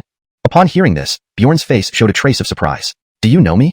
I am named Aemon. If we go by lineage, I should be your uncle. I was present when I went to meet your mother. Hearing the word uncle, Bjorn's eyes flashed with astonishment. However, when he heard the next sentence, his gaze instantly turned cold. So it was you who took my mother away. Without hesitation, Bjorn unleashed the 8 desolate fist and heavenly creation palm, forcing Aemon to continuously retreat. Bjorn, listen to me. There was an unavoidable reason that time. What an unavoidable reason. Bjorn laughed out loud. So this is the might of the Futu ancient clan. Just because of a reason, you separated me from my mother for 18 years. Suddenly, Bjorn's expression became ferocious. Today, either I die, or I send you all on your way personally. Saying so, Bjorn threw another punch. Seeing this, Aemon's face revealed a hint of helplessness. No matter how Bjorn attacked, he did not retaliate. Instead, a look of satisfaction appeared on his face, because Bjorn's strength now far surpassed that of any peer in the Futu ancient clan. Humph, a mere spawn. To dare provoke our Futu ancient clan, utterly deluded. Aemon's expression suddenly changed upon hearing this voice. Bjorn, you go first. I will talk about your mother later. Humph. At that moment, a Kenneth in golden robes suddenly appeared before Bjorn. Coming to the Futu ancient realm, killing people of the Futu ancient clan, and still wanting to walk out alive? Pure fantasy. Clan leader. Aemon quickly stepped in front of Bjorn as he saw the man appear. Clan leader, what Bjorn did today was because Ander provoked him first. He cannot be blamed. The Kenneth in gold glanced at Bjorn, then at Aemon. It seems you hold this boy in high regard. Speaking, the man raised his hand. Instantly, Bjorn felt as if someone had grabbed his neck, a suffocating sensation spreading through his body. Seeing this, Bjorn knew it was time to reveal his trump card. Mustering all his strength, he raised his hand. A dark longsword appeared in his hand. The moment Andre appeared, the entire Futu ancient realm seemed to darken. Then, a terrifying demonic aura rushed into Bjorn's body from Andre. In an instant, the 9 spirit veins inside his body transformed. The originally shimmering light instantly turned black, emitting demonic energy. And Bjorn's strength gradually climbed until it stopped at the 9th rank king realm. Although Andre was still sleeping, the current Bjorn, whether in spirit or flesh, could withstand this demonic energy. Phew. Bjorn exhaled a black mist, his eyes gleaming with a dark red light. This is the power of the 9th rank king realm. Looking at the nearby golden-robed man, Bjorn said, very well, once I kill you, the entire Futu ancient clan will be leaderless, and I can slaughter them at will. He slowly extended his right hand and gripped Andre tightly. Both Aemon and the golden-robed man saw this and their faces showed grave concern. Indeed, this aura matches the demonic aura beneath the grand array. As the golden-robed man took a step forward, he clutched his hand, and a golden spear appeared in his grip. Aemon also focused his strength, producing a sharp weapon in his hand. Bjorn, we can discuss anything else, but collaborating with demons is a path of no return. Bjorn's lips curled upward slightly. Do you know, the moment you took my mother away, I already embarked on that path of no return. With that, he pointed his sword at both of them. Today, let me see just how strong the 2 Empyreans of the Futu ancient clan truly are. Cough, kid. You forgot about me. Suddenly, a cough came from behind Bjorn. The voice of the drunkard echoed. Seeing this, Bjorn showed a trace of confusion. You didn't run away? Ignacio shook his head and took a sip of wine. Couldn't, duty-bound. Ignacio set down the gourd and walked forward slowly. A terrifying aura burst forth from his body. Then, the appearance of the drunkard began to change. His previously dry, rough, cracked skin slowly turned smooth and lustrous. He kept walking while shaking his head. That old fool Acton really knows how to pick disciples. Then the drunkard's gaze sharpened as he raised his hand. A long sword appeared in his hand, showing no sign of true chi. It was merely an ordinary weapon. Yet, in an instant, a sharp sword intent pervaded the entire Futu ancient realm. Feeling this sword intent, the face of the golden-robed man turned grim. The Zhongheng sword intent, the drunken sword Marcel. I didn't expect you to still be alive. Correction. The Zhongheng sword intent, the drunken sword Marcel. I didn't think you were still alive. To ensure the translation reads more naturally in English. The Zhongheng sword intent, the drunken sword Marcel. I didn't think you were still alive. Further improvement for fluency and context. The all-pervading sword intent, the drunken sword Marcel. I didn't think you were still alive. For consistency and clarity, all-pervading is used to translate Zhongheng in this context, as it better conveys the meaning of pervasive or all-encompassing sword intent. Ignacio smiled slightly. Benito, if you're still alive, how could I bear to die? Drunken sword Marcel? The Zhongheng sword intent? Note, for a more natural and fluent reading, it's better to translate Zhongheng Jianyi as all-encompassing sword intent or transcendent sword intent. So the sentence would read, Drunken sword Marcel? The all-encompassing sword intent? Hearing this dialogue, Bjorn was momentarily stunned. Old drunkard, you? The drunken sword Marcel smiled gently. Former Chancellor of the Zhongheng Academy, and also Acton's senior brother. Should be edited to, former Chancellor of the Zhongheng Academy and Acton's senior brother. Or better yet, for clarity and fluency, former Chancellor of the Zhongheng Academy and Acton's senior brother. I made these changes to ensure the sentence reads more naturally in English and maintains consistency and style. Bjorn was enlightened. Back then, when Acton mentioned going to the South Sea, was it for a battle with the drunken sword Marcel? But wasn't it said he won? Why was the old drunkard unaffected? It seemed the drunken sword Marcel understood Bjorn's thoughts. Forget it with that guy acting. If I wanted to win, even 10 of him wouldn't stand a chance. Then, looking at Benito, he smiled faintly. Back then, you couldn't block my single strike. How is your strength now? Hearing his old history exposed, Benito's face changed abruptly. Back then, it was just because I was careless. Let's fight again. Fine. As the drunken sword Marcel concentrated, the Zhongheng sword intent instantly filled the entire Futu ancient realm. He took out the gourd from his waist, gulped down some alcohol, and spat it onto the long sword in his hand. Edited for fluency and natural English reading. As the drunken sword Marcel focused, the Zhongheng sword intent instantly permeated the entire Futu ancient realm. He pulled out the gourd from his waist, took a large swig of liquor, and spat it onto the long sword in his hand. One concentration. Seeing this, Benito's face turned pale instantly. Back then, he had been defeated by this very move. Raising his spear, he swung it horizontally. Dragon roars across 9 heavens. Clang. In a blink, both figures stood motionless, back where they started. Chapter 78. The Marcel Golden Body. In the next instant, Cristobal's eyes showed shock before he slowly fell to the ground. How is this possible? I wield an unrivaled celestial weapon from the ancient Futu clan. How could it be defeated by a mere mundane weapon? Hearing this, Broderick took another sip of wine. No matter what I hold, you are no match for me. Because I am the sword, and the sword is me. Without the sword, there is no me. Without me, there is no sword. Then Broderick turned his gaze toward Lu Muhammad. Boy, if you leave now, you have a 1 in 1,000 chance. If that old immortal of the ancient Futu clan is still alive. Brigham, your words remain as poisonous as ever. A grave voice interjected from deep within the Futu clan. Upon hearing this voice, Broderick's face revealed a hint of helplessness. Truly, what we fear comes to pass. He looked at Lu Muhammad again. I'll buy you time. You must leave immediately, understand? At this moment, on the ground, Cristobal's expression darkened. Too late to escape. Today, our ancient ancestor has appeared. You will all die here. He turned his gaze to Dexter. What are you standing there for? Kill him quickly. Hearing this, a trace of hesitation flashed across Dexter's eyes, but he finally nodded. Lu Muhammad, since you have allied with the demon race, this battle between us cannot be avoided. Only then did Lu Muhammad react, turning to look at Dexter. Very well. As he spoke, a terrifying sword intent erupted from within Lu Muhammad. The sound of sword and dragon cries rose and fell continuously. The moment Dexter sensed this sword intent, his heart sank. What is happening? Why does my sword not respond? Ultimate sword technique. Dazzling swallow. At that moment, Lu Muhammad's sword was already in front of him. Chi, a single strike, and Dexter's body crumpled to the ground. Lu Muhammad slowly turned to look at Dexter. I forgot to tell you. I fear no sword cultivator the most. I'll come back for your life once I rescue my mother. With that, he slowly approached Cristobal. It was you who ordered my mother's capture, right? Cristobal smiled cruelly upon hearing these words. That's right. What can you do to me? Suddenly, his face turned shocked. A pitch-black longsword stood vertically from his chest. So, your life is mine.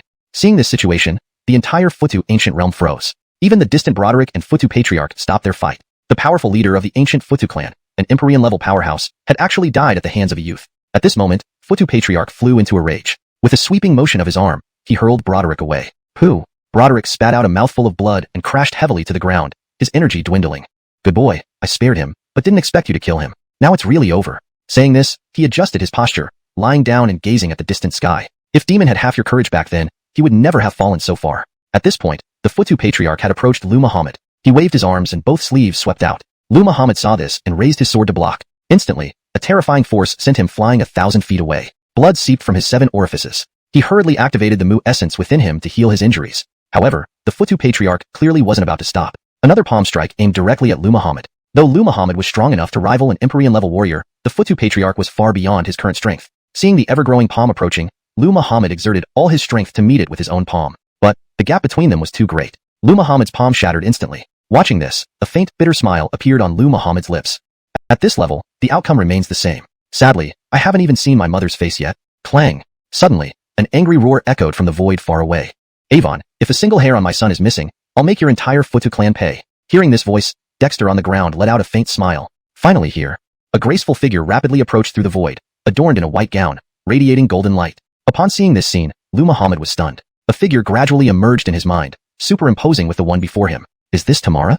On the ground, Broderick instantly stood up upon hearing this voice, shaking off his earlier lethargy. His eyes were filled with excitement. She's here. The sole inheritor of the Futu ancient clan. Fubalai arrived in front of Lu Muhammad, gently supporting him and holding him in her arms, her eyes slightly red. Muhammader, you've surely suffered much over the years. Lu Muhammad managed a slight smile. Not at all. Hearing this, Fubalai nodded slightly, then she turned her gaze to Dexter on the ground. Come here. Dexter looked helpless. Sis, I'm still injured. Fubalai's eyes were cold as she glanced at him. Dexter froze. Don't worry, Muhammader is in my hands. Turning to Avon, Fubalai asked calmly, was that your move just now? Fubalai, don't forget whose blood flows through your veins. Avon's expression turned grim. This boy conspired with the demons. He deserves to die. Fubalai's eyes grew darker, emitting a faint golden glow. My son, even if he falls into darkness, it is my place to discipline him. Never yours. She moved slightly. I give you 2 choices. 1, fight me. 2, I destroy your Futu clan. Avon's face twisted. Fubalai, will you truly push things this far? Fubalai remained indifferent, but a terrifying vital force emanated from her, enveloping her in a faint golden glow. Seeing this, Dexter's eyes gleamed with excitement. Good lad, watch closely. This is the top-ranked Marcel Golden Body of the invincible Cornelst. Back then, although pressured by the clan, your mother chose to return because the clan needed her to suppress the demon race. Otherwise, if the thing beneath the earth were to emerge, the entire continent would be destroyed. Hearing this, Lu Muhammad nodded slightly. Earlier, while using the suppression magic body, he had felt it, the terrifying demonic aura hidden beneath the Futu ancient realm. But before he could investigate further, Avon interfered. ####Chapter 79. Monster. At the same moment, above the void, Eric gazed at Kate's golden figure, his face revealing a trace of hesitation. Eventually, he conceded. Why don't we do this? I'll allow you to pass on your Marcel Golden Body to him. How does that sound? Upon hearing this, Kate's expression remained unchanged. Whether you permit it or not, it makes no difference to me. It seems you have no intention of making a choice. Fine, then let me choose for you. As she spoke, Kate's figure instantly vanished from her original position. The next moment, she appeared directly in front of Eric. Seeing this, Eric grew furious. Stubborn and unyielding. What does having the Marcel Golden Body matter when I remain the patriarch of the entire Futu ancient clan? Today, I shall discipline you on behalf of our ancestors. Bright Pagoda, arise. Just as Eric spoke, a colossal tower shuddered in the distance and slowly rose into the air, directly descending toward Kate. Seeing this, Bjorn's eyes flashed with sharpness, and his expression turned grave. Mom. Hearing this, Kate turned to smile at Bjorn without any intention to dodge. Suddenly, Kate roared, freeze. In an instant, the bright pagoda that was about to attack her stopped abruptly in midair. Seeing this, Eric's complexion changed drastically. He realized in horror that the bright pagoda, which had been under his control, was now disconnected from him. Abruptly, Eric lifted his gaze toward Kate. It's you. How did you manage to do this? Kate smiled slightly. I merely told the ancestors of all your misdeeds. Stagnation means self-destruction. Now, the bright pagoda is in my hands, making me the ruler of the Futu ancient clan. Hereby, I announce that the Futu ancient clan reemerges into the world and will no longer hide. Eric's face twisted with displeasure upon hearing this. Do you understand the consequences of this action? Kate's expression remained calm. All consequences, I shall bear alone. At this moment, members of the Futu ancient clan, seeing the tremors of the bright pagoda, all stepped out. They glanced at the fallen Benito on the ground, startled. The clan leader, dead? Then they looked at the confrontation between Eric and Kate in the sky. What was happening? Boom, boom. At that moment, a muffled sound echoed from below. Upon hearing it, everyone present froze in shock. But Bjorn's face lit up with surprise. That thing, finally emerging? Nutrient source. Trouble. That thing is breaking through the formation. Kate's expression also tightened. Futu ancient clan, form the array. Absolutely cannot let that thing escape. She then looked at Eric. This isn't over yet. Members of the Futu ancient clan erupted in terrifying true chi, forming a formidable barrier. Boom. Just then, a deafening explosion erupted. The ground cracked open, and a massive hand slowly emerged. Immediately after, a huge head followed, its eyes blood red. I've finally come out. Futu ancient clan. Today marks your end. Seeing this, Kate's expression hardened. She looked toward Eamon. Take Muhammad away. Eamon nodded slightly, intending to take Bjorn away. But Bjorn flashed forward, appearing before the demon rat. Witnessing this, Kate's gaze trembled. Muhammad, it's dangerous. Come back quickly. Bjorn slowly turned around. Don't worry. Even if something happens, it won't be to me. Earlier, with the help of the wood origin, Bjorn's strength had fully recovered, encased in demonic aura, coupled with the demon Dao tree and the hell-suppressing devil body. He was now the greatest bane of the demon race, capable of battling even the demon sovereign. Seeing this, Kate's eyes revealed a hint of gravity. The aura around Muhammad isn't just demonic energy but carries other elements. Could he have a way to deal with this demon rat? At this point, the demon rat completely emerged from underground. Seeing Bjorn enveloped in demonic energy, he howled to the heavens. As expected of my demon race's disciple, to break into the Futu ancient clan alone and release me. When our demon race conquers the Xintian continent, I will praise you highly before the demon emperor. Hearing this, Bjorn smiled slightly. Old fool, you've been suppressed too long. Open your dog eyes and see who I really am. The demon rat, Gwillem, stared at Bjorn. Such pure demonic energy, undoubtedly a core member of the demon race. Yet, suddenly, his gaze fixed on the black jade sword in Bjorn's hand. Seeing the sword, his face turned deathly pale. Impossible. You're dead. This can't be. Bjorn laughed heartily. There are many things you couldn't fathom. With that, Bjorn condensed a single hand, summoning an ancient tree covered in demonic energy, none other than the demon Dao tree. When Wooly saw the demon Dao tree, his body quaked instantly. How did you get the demon Dao tree? Wasn't it guarded by the left guardian? Bjorn smiled slightly. Rest assured, you'll meet him soon enough. He then summoned the demon Dao tree and set it aside. Next, he grasped the black jade sword. A slight thought activated the hell-suppressing devil body. Under the suppression of the demon Dao tree, Wooly's peak royal realm power was reduced to less than 5th level royal realm. Seeing this, Bjorn's eyes gleamed with a killing intent. You deserve to die. He extended his right hand, unleashing the heavenly creation palm. Without hesitation, he released the 8 steps, instantly appearing before Wooly. Feeling the killing intent from Bjorn, Wooly hastily unleashed his true form, launching a devastating attack towards Bjorn, because he knew that only by killing Bjorn and seizing the demon Dao tree could he survive. Sea of demonic blood. Opening his mouth wide, a torrent of black light condensed from demonic energy descended onto Bjorn. From afar, Kate's heart trembled suddenly. Muhammad.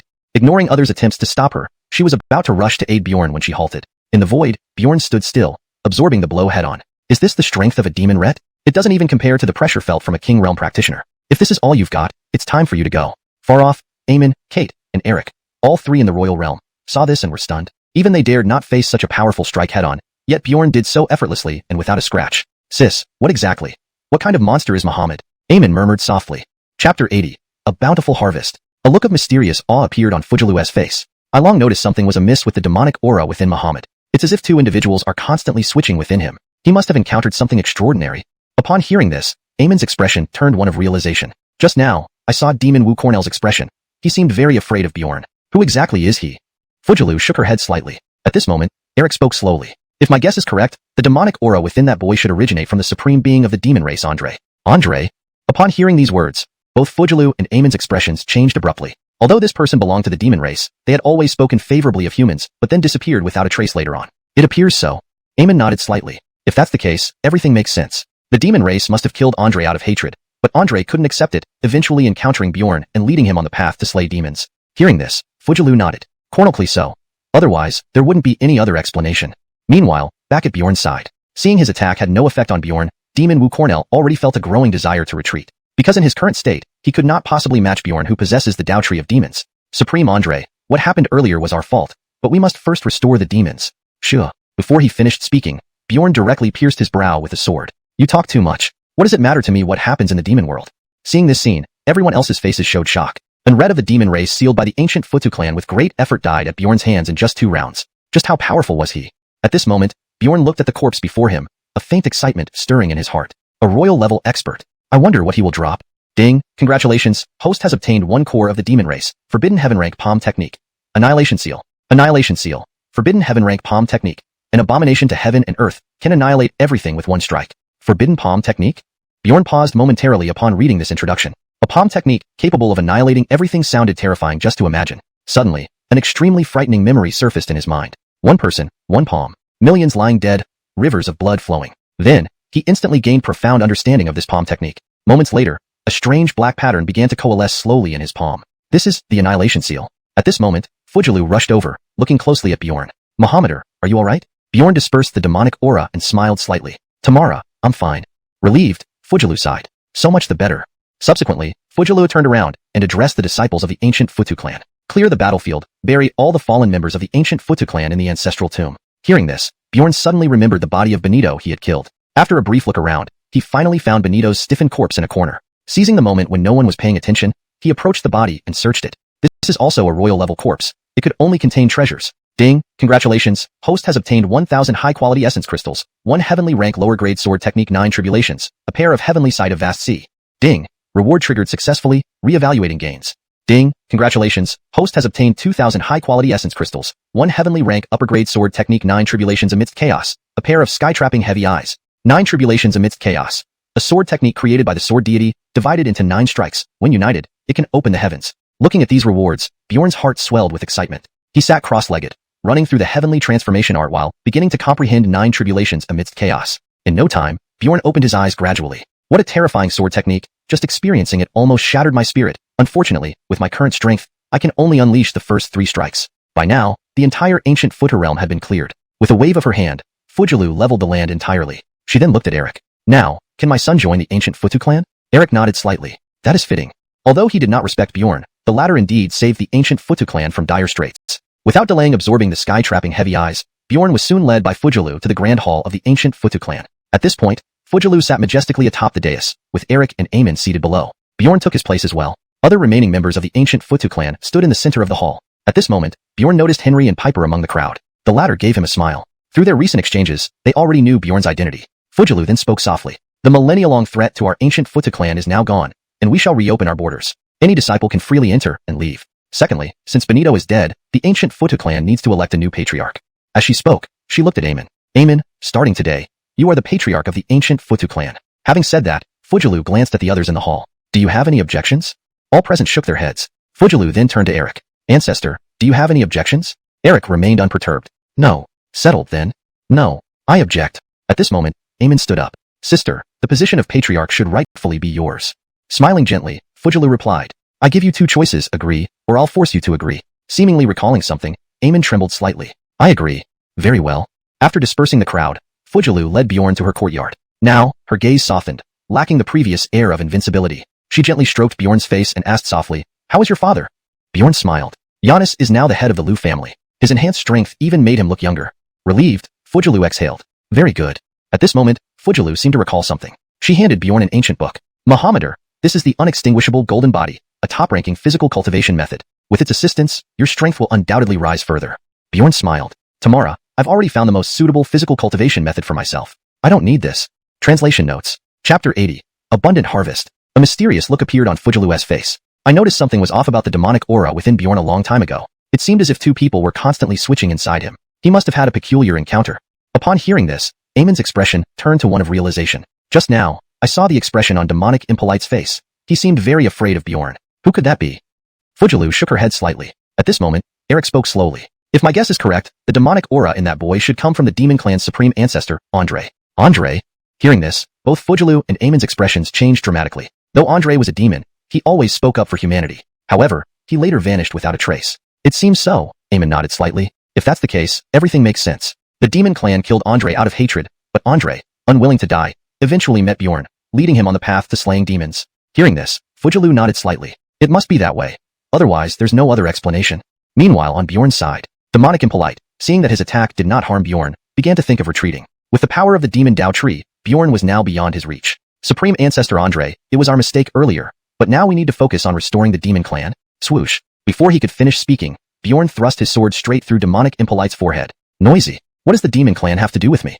Seeing this scene, everyone else was stunned. The demon elder sealed by the ancient Futu clan had been killed by Bjorn in just 2 moves. How powerful must he be? Bjorn looked at the corpse before him, a hint of excitement rising in his heart. A sovereign realm expert. Wonder what loot can be obtained. Ding. Congratulations host for obtaining a demon core, forbidden heaven rank palm technique. Annihilation seal. Annihilation seal. Forbidden heaven rank palm technique, forbidden by the heavens. 1 palm strike can annihilate everything. Forbidden palm technique? Bjorn paused upon reading the description. A palm technique capable of annihilating everything was terrifying even to imagine.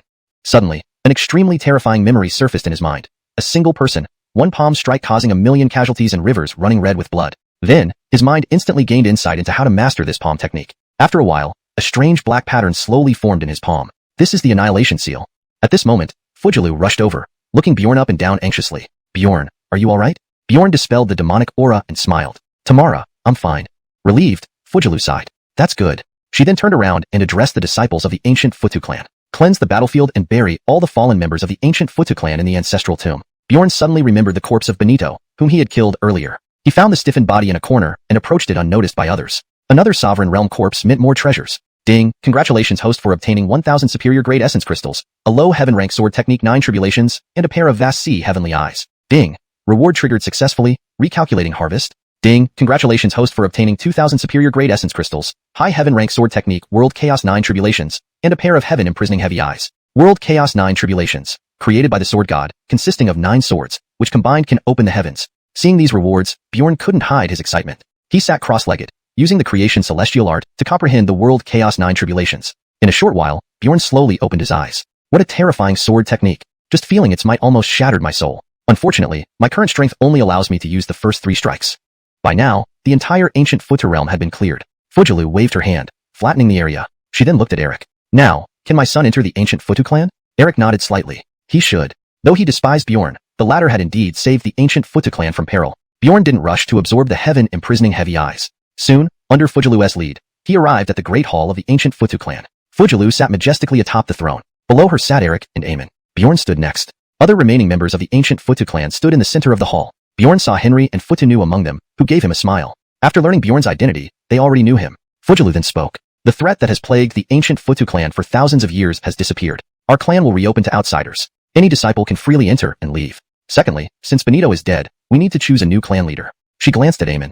Eamon, starting today, you are the leader of the ancient Futu clan. She then looked at everyone in the hall. Do you have any objections? Everyone shook their heads. Fujilu then turned to Eric. Ancestor, Do you object? Eric remained expressionless. No. Then it's settled. Not done. I object. Eamon stood up. Sister, you should take the position of clan leader. Fujilu smiled. I give you two choices, agree, or I force you to agree. Eamon shivered, recalling something. I agree. That's good. Fujilu dismissed everyone and took Bjorn to her private courtyard. Her eyes softened, and she gently stroked his face. How is your father? Bjorn smiled. Giannis is now the head of the Lu family. His strength increased, and he even looks younger. Fujilu sighed in relief. That's good.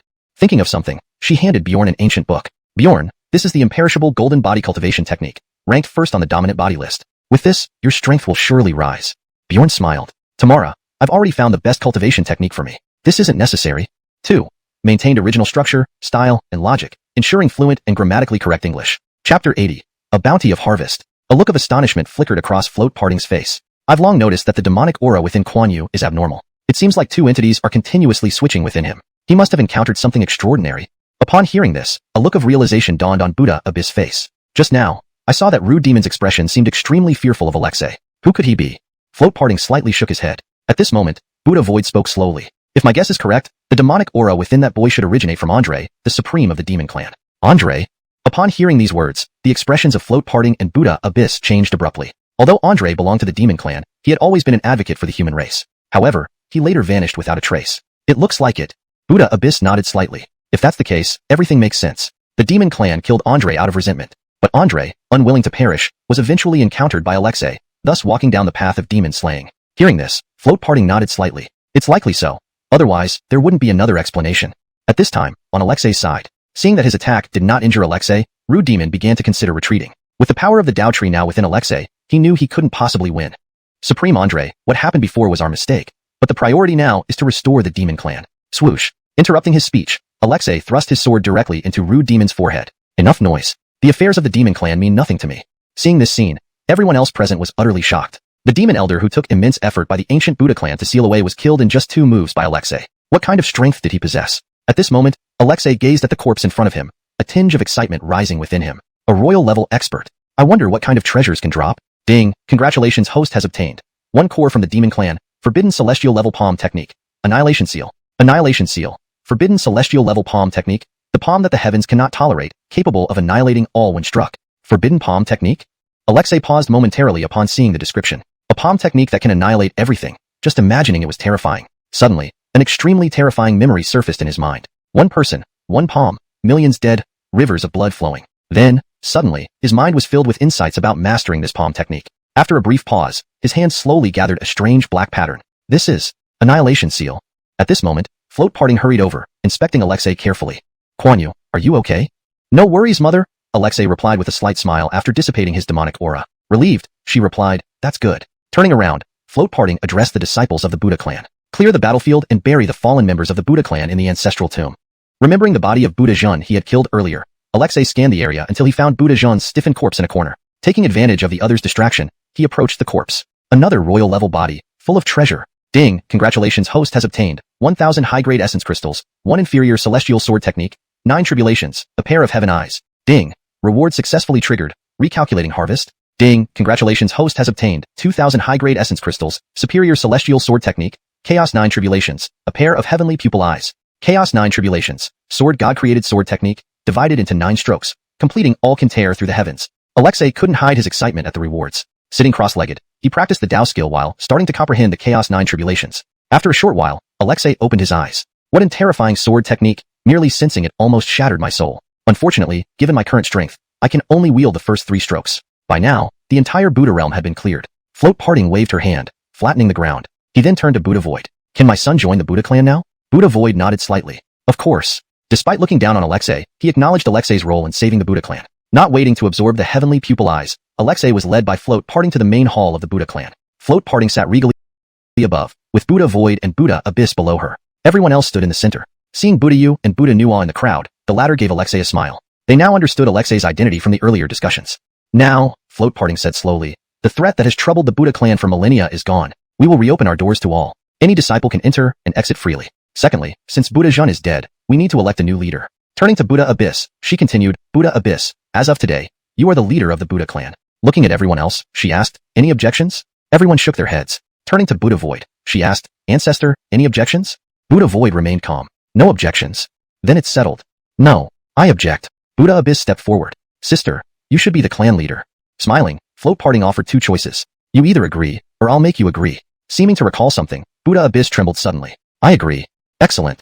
Float Parting dismissed everyone and brought Alexei to her private courtyard. Her gaze softened, all previous arrogance fading. Gently stroking Alexei's face, she asked softly, how is your father doing? He's now the head of the Lu family, and due to increased strength, he looks even younger, Alexei replied with a smile. Relieved, she replied, that's great. Thinking of something, she handed Alexei an ancient book. This is the unextinguishable golden body technique, the top-ranking method for physical refinement. If you practice this, your strength will surely rise another level. Tamara, I've already found the most suitable physical refinement technique for myself, so I don't need this, Alexei replied with a smile. Chapter 81. The repeating eyes converge, the eightfold stupa appears. Hearing this, Felicity's eyes revealed a trace of astonishment. She truly hadn't expected that Bjorn would refuse the top-ranked body tempering technique on the tyrant body Cornelst. Mohammedan, have you thought this through? This is the top-ranked body tempering technique on the tyrant body Cornelst. Bjorn remained resolute in his refusal. Tamara, my body tempering technique is unique in the world, transcending anything on the tyrant body Cornelst. Transcending the tyrant body Cornelst. Suddenly, Felicity seemed to recall something, and her face turned to one of shock. Could your body technique be the netherworld devil-suppressing body? Bjorn just smiled upon hearing this, without replying. But this smile said everything. Seeing this, Felicity laughed. No wonder you carry such demonic aura. Indeed, you are the son of Felicity. Come, tell me about your experiences. All right. Subsequently, Bjorn recounted all his experiences to his mother. Of course, he concealed the system. He explained it as a stroke of luck. Felicity did not doubt him after hearing his story. I never thought you endured so much pain searching for me. It's my fault. I shouldn't have abandoned you. Felicity's eyes were slightly red as she hugged Bjorn tightly. At this moment, Bjorn's body trembled slightly. This hug, he had waited for 18 years. But finally, he achieved it. Tamara, how did you end up with the elder from Adamar Academy? Upon hearing this, Felicity's expression instantly turned cold. When I was brought back, I had already reached the peak of King Realm. To prevent me from advancing to Emperor Realm, Benito confined my cultivation and imprisoned me in the eightfold stupa. It was then that Benito and Adamar Academy struck a deal. However, he underestimated me. The spiritual energy inside the eightfold stupa was extremely dense, over 100 times more than outside. So, in 3 years, I broke through King Realm and used the eightfold stupa as a medium to inform my ancestors. From that point onward, I gained the recognition of the eightfold stupa, but I didn't act rashly and continued cultivating. Later, I sensed your aura and broke free. Upon hearing this, Bjorn's eyes flashed coldly. Adamar Academy, collaborating with demons, they must die. Bjorn slowly stood up. Tamara, I feel a breakthrough looming. I wish to enter close seclusion for some time. Fine. Felicity led Bjorn into the eightfold stupa. This place has the most concentrated spiritual energy within the entire ancient stupa clan, making it the best location for seclusion. You can focus here undisturbed. Alright. After watching his mother leave the stupa, Bjorn planned to absorb the repeating eyes. First, though, he extracted the demon core to be absorbed by the imprisoning hell body. Bjorn could clearly feel that the imprisoning hell body was nearing its limit, requiring only 2 more demon cores for evolution. At that point, his physique would undergo a transformative change. Thinking of this, his heart stirred with excitement. However, the immediate priority was to absorb the heaven-imprisoning repeating eyes. Let's see just how powerful this treasure from an Emperor Realm expert is. He took out the heaven-imprisoning repeating eyes and directly refined them. Boom, boom. As he refined, his eyes gradually transformed. A faint dark golden light flowed from his eyes, and in an instant, his original netherworld eyes were absorbed by the heaven-imprisoning repeating eyes. After evolving, the netherworld eyes grew form inside. 8 figures were engraved on the wall, emitting the previous silver glow. Reaching out to touch the wall. Ding! Congratulations, host obtains high-rank heaven-level skill, one part of the eightfold stupa. Eightfold stupa, the strongest body skill of the ancient stupa clan, transforming the user into 8 different forms for independent combat. Whistle. Upon hearing this, Bjorn sucked in a breath sharply, because on the wall, there lay a corpse imprint.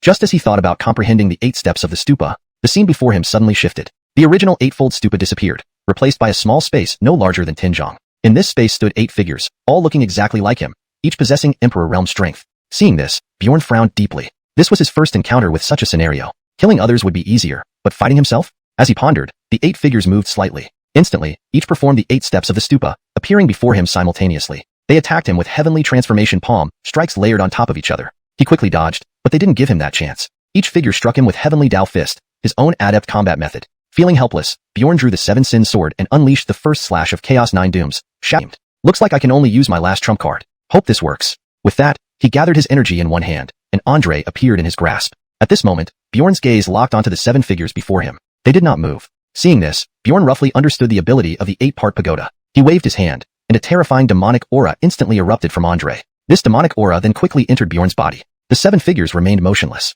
Seeing this, a slight smile crept onto Bjorn's lips. Indeed, the grade of Andre is above the 8-part pagoda, thus it cannot be replicated. As for other cultivation techniques, they are either of the same grade or slightly weaker. With the demonic aura enhancing his strength, Bjorn had reached the Emperor Realm. At this strength, Even if these 7 were powerful, they stood no chance. Bjorn casually unleashed a sword strike. The 7 figures were instantly sent flying and then dissipated. At this moment, Bjorn's vision blurred, and he found himself inside the pagoda tower. At the same time, he looked at his arms. Each arm bore 4 marks. This was the 8-part pagoda. I'll ask Tamara about this 8-part pagoda later. Saying this, Bjorn left the pagoda tower and came outside. He soon arrived at his mother's courtyard. Felicity was seated there cross-legged, meditating. At this moment, sensing Bjorn's presence, she slowly opened her eyes. Mohammedur, your strength has increased again? Bjorn nodded slightly. Tamara, have you heard of the 8-part pagoda? 8-part pagoda. Hearing this, Felicity's eyes flashed with light. How did you come to know of this? Bjorn did not answer but slowly raised his hand. These marks I discovered on the walls of the pagoda tower. If my strength hadn't improved, I'd likely be dead because of it. Seeing this, Felicity quickly dispersed her protective shield to cut off all external sensations. Then, she said seriously, Mohammedur, remember this. Do not mention the 8-part pagoda in front of anyone, understand? Despite the doubts in Bjorn's heart, he still nodded. Seeing this, Felicity let out a sigh of relief. The 8-part pagoda was created by the founding ancestor of the ancient Buddha race. He has already ascended to immortality. It is rumored that this 8-part pagoda may hold the key to entering the Marcel realm. If those long-secluded old monsters get their hands on it, it will surely incite their covetousness. Hearing this, Bjorn also realized the importance of this artifact. On the Xintian continent, all cultivators' ultimate goal is to ascend to the legendary Marcel realm. As for whether this Marcel realm truly exists remains unknown. Ever since the invasion of the demon race, there have been no reports of ascension on the Xintian continent. Over time, it has become just a legend. Tamara, are there really immortals in this world? Upon hearing this, Felicity's eyes flickered. Perhaps, but I've never seen one, nor do I wish to. She then looked at Bjorn. After resolving the Heavenly Destiny Academy issue, we will return to the Lu family together, and not leave again. All right. Bjorn gently nodded. Tamara, when are we leaving? Now. Meanwhile, within the Heavenly Destiny Academy, unlike the Xuanhuan Academy, the entire institution was shrouded in darkness, enveloped by a dense demonic aura and dim light. In the main hall of the Heavenly Destiny Academy, Academy Dean Brian looked gravely at a Kenneth standing nearby. Benicio, what should we do now? Hearing this, panic spread across Benicio's face. Dean, Seeing this response, Brian's expression darkened. That Felicity is already heading towards the Heavenly Destiny Academy with Bjorn. Think carefully about how you're going to pass her test. If your actions affect the Master's plan, I will kill you myself. Terrified, Benicio nodded. Yes. Just as they spoke, 2 breaking air sounds were heard from outside. It was Bjorn and Felicity. At this moment, both wore icy expressions. Felicity called out calmly. Brian, step out. Hearing this, Brian slowly stood up and glanced at Benicio. Elder Song, don't blame me. Everything is for the sake of the Master. Benicio showed a look of fear. Dean, considering all the years I've served the Academy, please spare me. Before he could finish, Brian's eyes flashed with a black light. He killed Benicio with a single palm strike and dragged the body out. Seeing the 2 figures hovering in midair, Brian smiled slightly. Felicity, nice to see you. Felicity's expression remained unchanged. I believe you know why I'm here. Brian nodded. He then tossed Benicio's corpse aside. This was done by Elder Benicio. I knew nothing about it. Seeing Benicio's body on the ground, anger flashed in Felicity's eyes. What do you mean? At this point, Bjorn interjected. Tamara, let's put this matter to rest. Brian smiled upon hearing Bjorn's words. Indeed, this young brother is more straightforward. The agreement with Buddha Jun was made by Benicio. Now that I've killed him for you, we should be friends instead. Bjorn smiled faintly and started walking towards Brian. As such, we should talk about our matters. Our matters? Brian's expression stiffened as he watched Bjorn approach, trying to recall any memory of him, but he couldn't find any trace of Bjorn in his mind. Confused, he asked, have we met before? Bjorn smiled, slowly drawing the 7 slaughter sword. We haven't met, but it has. Chapter 83. News from the Wasteland. Brian's expression froze when he saw the 7-kill sword in Bjorn's hand. He felt as if he had seen this sword somewhere before. Suddenly, his face turned to one of shock. This sword is the one from the 7-kill sect back then? Bjorn nodded slightly upon hearing this. You know very well what you have done. As he spoke, Bjorn held the sword in one hand and pointed it towards Brian. I give you 2 choices, kneel and kowtow or die. Hearing this, Brian's eyes showed a hint of shock. Then he looked in the direction of Felicity, as if pondering something. But Bjorn wouldn't give him the chance to think. Wasting time. The 9 Doomsday Swords, first sword. A faint sword in tint gradually permeated the entire Heavenly Dao Academy. Some disciples, sensing this aura, rushed over. When they saw Bjorn and others, they started talking among themselves. Isn't that the dean? Who are those 2 people? I heard that Elder Benicio has a matrimonial agreement with the Fudo ancient clan. Are they here to fulfill the arrangement? How can that be possible? Look at the ground. Everyone followed the voice and saw Elder Benicio's lifeless body. What happened here? Why did Elder Benicio die in the academy? Probably the Fudo ancient clan believed Elder Song didn't match their standards, so they came to kill him. Upon hearing this, everyone was filled with a hint of fear. The Fudo ancient clan really doesn't follow reason. What is he doing? At this moment, some disciples noticed Bjorn attacking, with terror on their faces. He actually wants to attack the dean. The dean is an imperial realm powerhouse. Unexpectedly, something shocking happened next. Bjorn slashed Brian's head off with one stroke. The whole process took only a moment. Some disciples hadn't even reacted yet. That person actually killed the dean in one strike. Who exactly is he? What a terrifying person. His strength is at least on par with the dean. At this point, Felicity looked at Bjorn, her eyebrows slightly furrowed. Mohammedan, you and this Brian. Bjorn didn't hide anything and recounted everything that had happened in the 7-kill sect. After listening, a murderous intent surfaced in Felicity's eyes. Who would have thought it was like this? Back then, the 7-kill sect was an affiliate of our Fudo ancient clan. But because of collusion with the demon race, they were wiped out by various forces. I never expected it to just be false accusations planted by the Heavenly Tao Academy. Felicity slowly turned her head and looked at Bjorn. At this moment, Bjorn was staring intently at the 2 corpses on the ground. Without touching them, he frowned deeply. This isn't right. According to logic, the demon race wouldn't allow such slaughter without resistance. But there's no commotion now, truly strange. After waiting for a while, nothing happened. At this point, he frowned deeper. Could I be wrong? Forget it, let's take what we need first. Saying that, he reached for the bodies. Although both had decent strength, compared to Fudojin and Imowu Cornell, they paled in comparison. Thus, not much valuable loot was obtained. However, another item dropped from them made Bjorn more certain of his suspicions. A wasteland map. Previously, when killing the Dovey, a map had been revealed. Bjorn had glanced at it briefly. It wasn't located in any known area of Xintian continent. This meant there was a hidden region on Xintian continent, and all the people tainted by demonic aura were related to this place. Thinking about this, Bjorn looked at Felicity. Tamara, we should leave first. There's something important I must ask you. Noticing the gravity in Bjorn's tone, Felicity nodded and left with him. Seeing this, the other disciples hurried over. They looked at the bodies on the ground, their faces pale. It's true. That youth killed the dean with 1 strike. Such terrifying talent. In the void above, Felicity looked at Bjorn. Mohammedan, what do you want to say? Bjorn handed the newly obtained map to Felicity. Tamara, do you know where this location is? Felicity glanced at it and shook her head. Since the Fudo ancient clan hasn't appeared for a long time, we've only heard bits and pieces about events on the continent. This matter might be better understood by Daylon. The old drunkard? Felicity nodded slightly. Daylon became famous thousands of years ago. He might know something about these secrets. Hearing this, Bjorn propped his chin with his fingers, contemplating the truthfulness of the information. After a while, he took a deep breath. In that case, I'll seek him out. Tamara, please wait for me in the clan. With that, Felicity nodded. If you encounter insurmountable difficulties, the Fudo ancient clan will do everything to help you. All right. Bjorn swiftly parted ways with his mother and headed directly toward the small tavern. Indeed, Daylon had returned to being a drunk, conning free drinks in the tavern. Seeing this, Bjorn walked up directly. Old drunkard, I have something to ask you. Daylon waved his hand. Bring wine first, then ask your questions. Fine. Without hesitation, Bjorn looked at a waiter. Waiter, bring out your most expensive wine. Yes, sir. Soon, the waiter brought a jar of wine. Sir, enjoy. Daylon glanced at the wine on the table and nodded. In appreciation of your sincerity, I won't refuse. Tell me, what do you want? Hearing this, Bjorn slowly began. I want to know where the wasteland is. Instantly, Daylon's face changed, spitting out the wine he had just drank. No way, I won't accept this deal. A trace of fear flashed across Daylon's face. Just go back home. You found your mother. Reunite with your family early. Saying this, Daylon left the tavern. Seeing this, Bjorn hurried after him. Why? Why can't the wasteland be inquired about? A pained expression crossed Daylon's face. Because it is the burial ground of all cultivators. Cornelston, to my advice, this place is beyond your grasp. The burial ground of all cultivators? Is this guidance? Thinking about this, Bjorn's heart stirred. If so, then I'll find it myself. Saying this, he turned and left. Watching Bjorn walk away, Daylon's face revealed a conflicted expression. AI, never mind.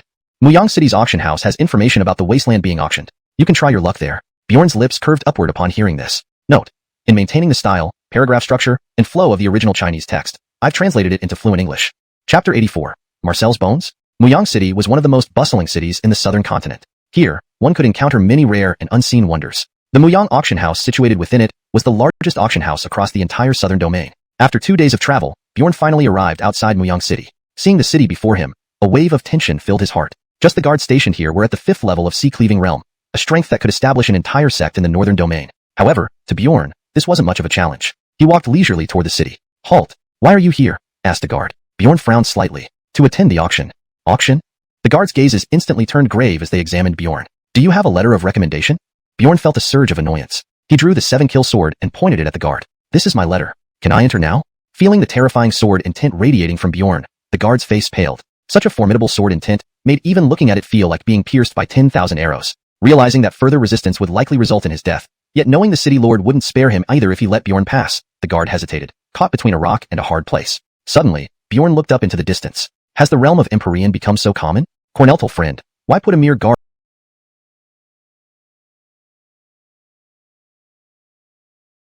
in such a difficult position? A Kenneth appeared out of nowhere nearby. Despite his smiling face, Bjorn could clearly detect the killing intent in his eyes. Bjorn remained unperturbed. Who are you? I am Emil, the city lord of Muyang. Upon hearing this, Bjorn smiled. Perfect. With one hand, he condensed his true chi, interweaving it with crimson lightning and dragon roars. Putting the guard through difficulties won't do, but challenging a city lord should be fine.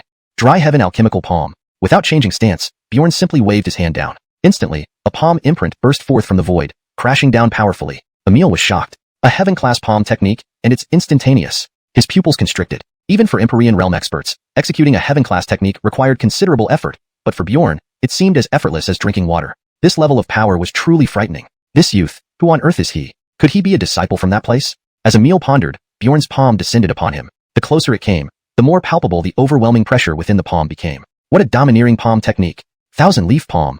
Reacting without hesitation, Emil struck back with the palm, emitting a sudden burst of green light. With a thunderous roar, the entrance of Muyang City almost crumbled into dust, and Emil was hurled into the ground under the shockwave. The guard nearby froze at this scene. The city lord possessed Empyrean-level cultivation. His strength ranked among the top 20 on the continent. Yet he was defeated by a single palm from the Carmelo. Who could this youth possibly be? Bjorn transformed his palm into a fist. Can I enter now? The guard hurriedly nodded. Even if the city lord couldn't kill him now, Bjorn definitely could. He knew enough not to risk his life. Smiling, Bjorn dissipated his true chi and gently patted the guard's shoulder before entering the city as if nothing had happened. People on the street who witnessed the event kept their distance, fearing that Bjorn might unleash another devastating strike on them. Back where the impact occurred, Emil emerged from the ground, gazing intently at Bjorn's retreating figure. The guard apologized, but Emil waved him off. It's not your fault. Such strength in coming here. It must be because of the wastelands. I will deal with him there. Meanwhile, at the Conan auction house, Bjorn stood before its grand entrance. Four guards stood by the door, each at King Realm. Seeing Bjorn approach, they were about to intervene when an Retli voice called out from inside, "Let him in." Perplexed by the situation, Bjorn entered nonetheless. The auction house was vast, divided into 4 sections.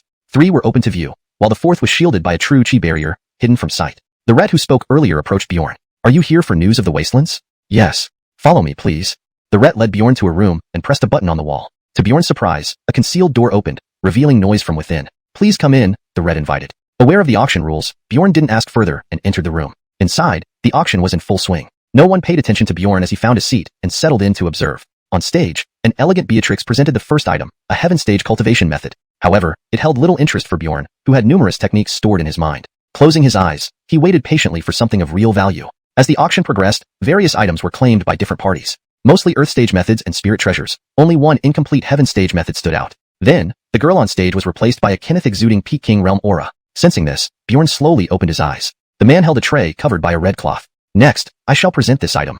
Instantly, excitement rippled through the crowd. When the organizer suddenly changes mid-auction, it signals an extraordinary item. Without delay, the man unveiled the red cloth, revealing a severed arm. Murmurs of disappointment spread through the audience. "Just a severed arm. Haven't all of us killed people?" The man smiled. "This relic comes from the wastelands and carries power so fearsome that even our chairman was stunned. Bringing it out nearly cost him his life. Our chairman is an Empyrean peak expert. What kind of item can instill fear in someone of that caliber?" Everyone gasped. An item powerful enough to terrify an Empyrean peak. Could it be the bones of an immortal? Chapter 85. Seizure. Bjorn's eyes flashed with surprise as he looked at the skeleton. At this moment, a layer of black shell enveloped the skeleton. On the surface of the shell was a terrifying pattern, which appeared to be some kind of magical array. Due to the heavenly prison-heavy eyes, Bjorn could clearly see the scene beneath the skeleton. Under the black shell lay an eerily translucent arm, looking extremely bizarre. At this moment, the host on stage slowly spoke up. "The price of this item is different from other items, with a base price of 1,000 high-grade yuan crystals. Gentlemen, you may start bidding now." Upon hearing this news, those seated in the audience initially hesitated, for they couldn't tell what was inside this thing. The introduction was entirely based on the host's words. Moreover, 1,000 high-grade yuan crystals were nearly all the wealth that a king realm powerhouse would have. At this point, Bjorn raised his hand directly. 2,000 high-grade yuan crystals. Hearing Bjorn's bid, everyone turned their heads to look at him with astonished expressions. Who exactly is this person? To raise the bid by double just like that? Is he perhaps a disciple of some major family? Perhaps someone of such wealth might be from one of those reclusive families. A white-robed Ret sitting in front suddenly frowned, narrowing his eyes slightly. He planned to wait until no one wanted to take this object before placing his bid and securing it at the lowest possible price. But now, Bjorn had disrupted his plans. He slowly turned his head, glanced at Bjorn, and saw that Bjorn was merely a 5th-tier King Realm cultivator. With a disdainful expression, he thought that while anyone could have the means to get it, they wouldn't necessarily be able to leave alive with it. At the front row, a Carmelo dressed in emerald gold robes spoke slowly. "I offer 4,000 high-grade yuan crystals." Everyone drew in a sharp breath upon hearing this. They then turned to look at the Carmelo, only to have shock fill their faces when they noticed the emerald gold robes he wore. Could it be the young master of the xuanhuan family, Antony? That's not right. The woman beside him in red seems to be the miss of the Dantai family, Sydney. I heard the two clans have already allied through marriage. Bjorn also turned his head to look at the duo, his gaze focusing intently. So these are people from the xuanhuan and Danai families. Thinking about this, a smile crept up on the corner of his mouth. "I offer 5,000 high-grade yuan crystals." If there was anything Bjorn didn't lack, it was yuan crystals. Now, any corpses he could touch were all above the King Realm level. His current stockpile included almost a few million pills and hundreds of thousands of high-grade yuan crystals. Even if all the southern domain noble families combined, they wouldn't surpass him. Saying that he could rival a nation in terms of wealth was even an understatement. Upon hearing Bjorn's words, Antony and Sydney both turned their gazes toward Bjorn simultaneously. Bjorn returned their gaze with a slight upward curve on his lips. Seeing this, anger surged in Antony's eyes. Youngster, do you plan to challenge the xuanhuan and Dantai families? Hearing this, not only did Bjorn show no fear, instead, disdain flickered across his face. You two cowardly waste families aren't even worthy of becoming my opponents. How dare you challenge me, you two King Realm scraps? Upon hearing this, Antony stood up, intending to charge towards Bjorn but was held back by Sydney. My lord, this is Conan auction territory. Even Gerard has to give a bit of leeway to the Reds here. No one can start a fight here. Antony calmed down after hearing this and slowly sat back down. However, his face remained icy cold. Boy, you will regret this. Bjorn's smile widened. Many people in the entire southern domain have asked me to wait, but none of them ended up with desirable outcomes. Whistle. Everyone was taken aback by Bjorn's openly threatening words, because he was the only person who dared to threaten the three major families of the southern domain. When an Emperor Realm expert once threatened a younger generation member of the xuanhuan family, within 3 days, that person's head was hung atop Qinchi Mountain. Thinking of this, everyone shook their heads. What a pity. This Carmelo probably won't be leaving Conan City alive. Ignoring others' gazes, Bjorn continued to speak directly to them, claiming to be disciples of the three major families. Yet the combined wealth of your two families isn't as much as mine. Your two families are nothing special either. Upon hearing this, anger again flashed on Antony's face but was promptly halted by Sydney. Don't forget our goal. Acton finally quieted down, only casting a glare at Bjorn. You wait and see. With no one else adding bids, Bjorn naturally won the item. Soon, it was time for today's final item, the map leading to the wasteland. The host announced a starting bid of 10,000 high-grade yuan crystals. Given its value, Bjorn thought for a while and decided not to make a move, allowing Antony to win the bid. After all, he intended to seize it anyway and didn't want to spend unnecessary money. Soon enough, the auction ended. After taking possession of the skeleton, Bjorn walked directly out to the outskirts of Conan City. Then, he found a quiet place and sat down because he knew those people would come looking for him. Sure enough, shortly thereafter, Antony led several Emperor Realm experts rushing towards him, followed by many King Realm experts, who were merely spectators. Sensing their auras, Bjorn slowly raised his head, his brows furrowing slightly. Their strength was inferior to Futu Abyss, which made him somewhat disappointed. Since he wouldn't obtain substantial rewards, he muttered, annoying. I have to go through some lousy storerooms. But giving these low-level heaven rank techniques, weapons, etc., to my father and others would still be useful. At this moment, Antony and Sydney arrived in front of Bjorn with their followers. Antony's face twisted in a hideous grin. You were quite arrogant just now. Why aren't you running away now? Bjorn smiled faintly. Why should I run from 2 King Realms and 3 Emperor Realms of scraps? Moreover, I need the map to the wasteland. Antony blinked, bursting into laughter. That's a big joke. A King Realm trying to slay an Emperor Realm. Who gave you such courage? Bjorn condensed his palm, and Chi Sha's sword appeared instantly in his hand. Naturally, the sword in my hand. Then, he looked at the two behind Antony. Move, or you won't have the chance to attack again. Upon hearing this, astonishment briefly showed on the 3 Emperor Realm experts' faces, followed by furious rage. A King Realm actually dared to mock them. Chapter 86. The Might of the Eightfold Buddhapotala. One of them was the white-robed Ret from before. He glanced at the 2 Empyrean Realm powerhouses behind him. Senior Mitchell, Senior Briggs, there's no need for you to intervene. I can slay this boy alone. Upon hearing these words, Mitchell and Briggs nodded slightly. Then we'll leave it to you, Taoist Edmund. As he spoke, Edmund drew his long sword and looked in Bjorn's direction. Boy, today is your day to die. Don't blame me. Wait. Suddenly, Bjorn stopped Edmund. Hearing this, Edmund's face showed a moment of surprise, then twisted into a cruel smile. So, are you afraid? Bjorn smiled indifferently. Don't misunderstand. I mean to say that all present here are trash. Ridiculous. If he comes alone and I kill him, how do I prevent others from escaping? Upon hearing Bjorn's words, everyone present was astonished. They couldn't imagine how a mere King Realm could dare speak thus to 3 Empyreans. Everyone, let me help you. Suddenly, a terrifying aura approached from afar. It was none other than Emil, the City Lord of Muyang. Seeing the City Lord come personally, onlookers were startled. The City Lord actually came. What has this boy provoked? Looks like he's doomed. We had hoped to gain some benefits, but now that seems impossible. Others nodded as well. This battle needed no comparison. It was over before it began. Bjorn thought the same. Seeing Emil approaching, Bjorn's eyes gleamed with hidden excitement. He already started imagining the rewards from soon scavenging the dead bodies. Mitchell and the others saw Emil and smiled slightly. City Lord Emil. Emil gave a slight bow. Gentlemen, this boy's strength is exceptionally fierce. I suffered a significant loss earlier against him. Please don't underestimate him.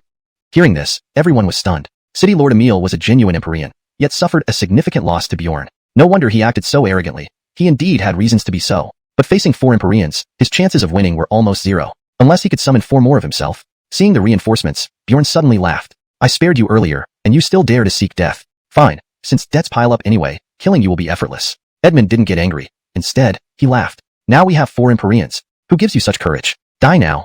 Bjorn remained unperturbed. Who said I'm alone? As he spoke, he waved his arm. The 8 lines on his arm abruptly solidified, and 8 of the 9 spiritual roots in his dantian vanished instantly. Then, 8 figures appeared beside Bjorn. Their strength was identical to his own. Seeing this, even Bjorn felt a bit surprised. He hadn't expected the eightfold Buddhapotala to be used this way. These 9 spiritual roots seemed perfectly matched to the eightfold Buddhapotala, 1 root per avatar, leaving 1 extra. Thus, his strength was only slightly weakened, but in return, he gained 8 powerful helpers. These 8 avatars were in perfect sync with him, boosting their collective power. Adding the Cornalightning origin and Wood origin, one palm brought destruction, the other, life. Even the old man Dennis wouldn't stand a chance now. At this moment, Mitchell and Briggs fled with their young masters upon seeing the 8 figures. Mitchell's face revealed shock. Damn it, I should have realized it sooner. Only someone from the ancient Putua clan can possess such power and demeanor. Upon hearing this, Gongsun, Cornell, and Sydney were equally startled. Though they belonged to 3 major families, the Putua clan's strength far surpassed theirs. Dennis alone could take on both families' forefathers, not to mention Putua Bie, who cultivated the perfect Marcel golden body. Without their families having Byakuya celestial spring body and desolate prison sky body, they would barely be worthy to stand alongside the Putua clan. Realizing this, Gongsun Cornell's eyes widened in shock. Elder, how did you recognize the boy as being from the Putua clan? Briggs's face turned pale with dread. That boy just used the forbidden technique of the Putua clan, the eightfold Buddhapotala. While unknown to many, those who know understand its grade exceeds the heaven tier. Initially, the ancestor of the Putua clan used this technique to fight multiple demon rats, suppressing 3 of them. This deterred the demon emperor, securing the peace of the southern region. Gongsun Cornell's face went white. What do we do now? Mitchell's expression darkened ominously. The best case is we surrender our belongings. Perhaps, given the same lineage, he might spare us. And the worst? Mitchell's face changed but remained silent. And Rhett from the Danai family spoke up. The worst case is the demise of our 2 clans. Both Gongsun Cornell and Sydney paled. Is there nothing we can do? Mitchell's face showed resignation. With your unique physiques and dual cultivation methods, perhaps in a century, you might withstand the Putua clan. But now? Just then, 4 figures rushed to their side. With expressionless faces, they stood before Gongsun Cornell and Sydney. You 2, escape quickly. Inform the ancestors. There might be hope for survival. Gongsun Cornell's pupils narrowed. Agreed. Just as they tried to flee, Bjorn's 4 avatars moved swiftly, unleashing 7 killing swords, bursting with supreme sword intent. The 2 Rets were shocked. It's supreme sword intent. A sage has emerged from the Putua clan. Immediately, 4 terrifying sword beams killed them and charged toward Gongsun Cornell and Sydney. All within moments. Witnessing this, everyone in the distance was horrified. They finally understood why the 4 ancients chose to flee. Panicked, spectators fled, fearing Bjorn would next target them. Meanwhile, Bjorn sat on the ground, observing the battlefield. His eyes flashed. Not bad, those 4 have been dealt with. This translation maintains the original tone, structure, and style while ensuring fluency and coherence in English. Chapter 87.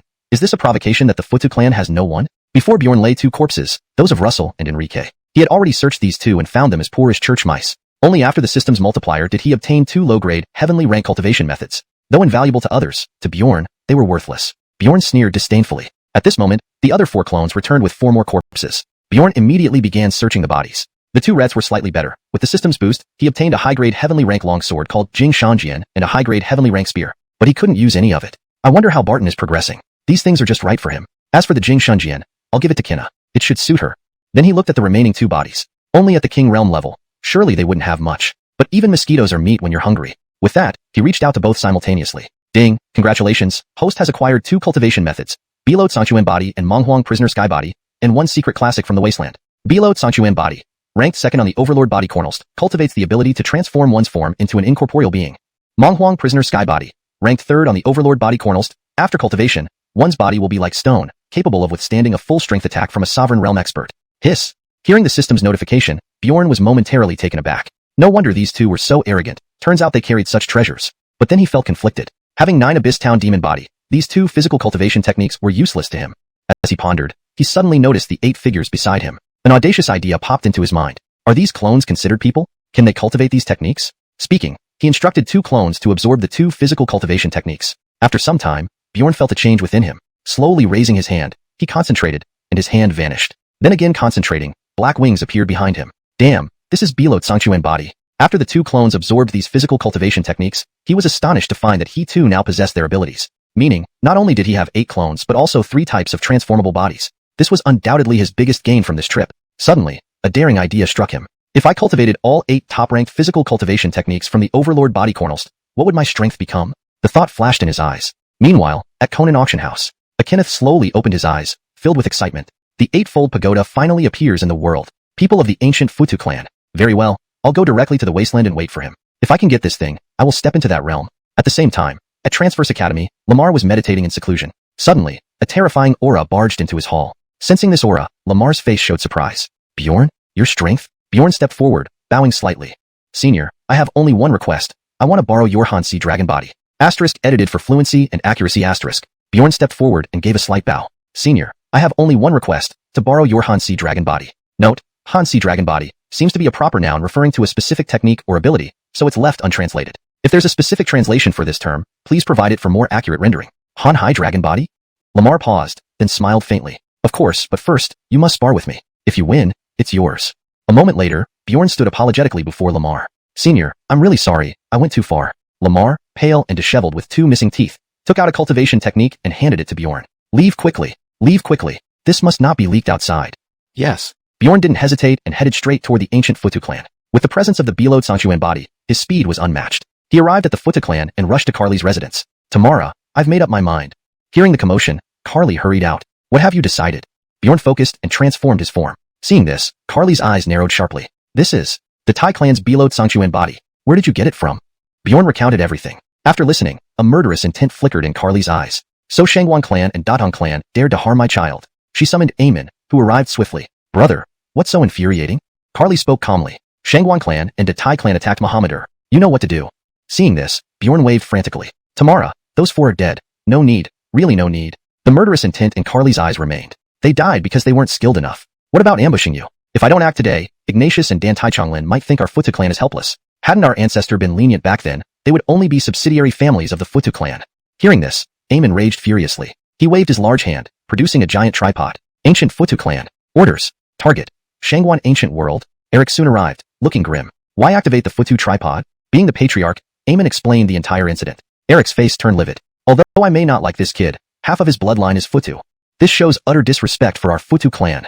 Saying this, he waved his hand, causing the space around to ripple. A crack appeared in the void. He summoned a battle spear, shaking the entire Futu world. Bjorn stared dumbfounded. No wonder Mother is so protective. It's innate. Carly whispered into Bjorn's ear. If the Red insisted on battling, I might not have been his match. Back then, he fought 7-peak Sovereign Realm expert solo, unyielding, known as the greatest of Xintian. Bjorn's mouth twitched. This Futu clan truly harbors numerous talents. At this moment, at the Xuanhuan clan hall, Patriarch Dan Taichonglin and Ignatius's faces darkened upon sensing the soul monuments of Antony and Dan Taijin shattered. How dare someone attack our descendants? They wish for death. Investigate. If found, I'll personally deal with them.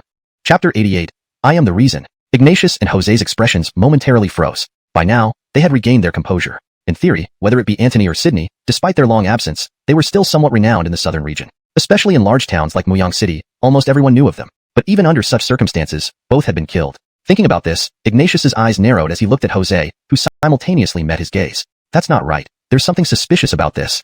Jose suddenly stood up. That person is after the Bairuluo spring body and the vast wilderness imprisoned sky body. As he said this, Jose waved his hand grandly. Everyone, set out immediately to find any news about the Bairuluo spring body. Act first and report later if you find anything. Better to wrongfully kill 10,000 than to let one escape. Upon hearing this, all members of the Dantai ancient clan responded affirmatively and started moving towards the gate. Since today was the betrothal day between the Dantai and Xuanhuan ancient clans, Jose had brought all the clan members over. Ignatius also hurriedly gave orders upon hearing this. These 2 body tempering techniques were vital to the family's foundations. Losing 2 younger generations was painful but bearable. However, if these techniques leaked, the consequences would be unimaginable. Crack. At that moment, a tremendous sound of shattering echoed. Upon hearing it, Ignatius's face abruptly changed. The protective clan formation is shattered. A peak Imperial Realm powerhouse is attacking. Upon hearing this, Jose's expression also shifted. There were only a handful of peak Imperial Realm powerhouses on the entire continent who dared to act so boldly. At that moment, a majestic voice came from outside the Great Hall.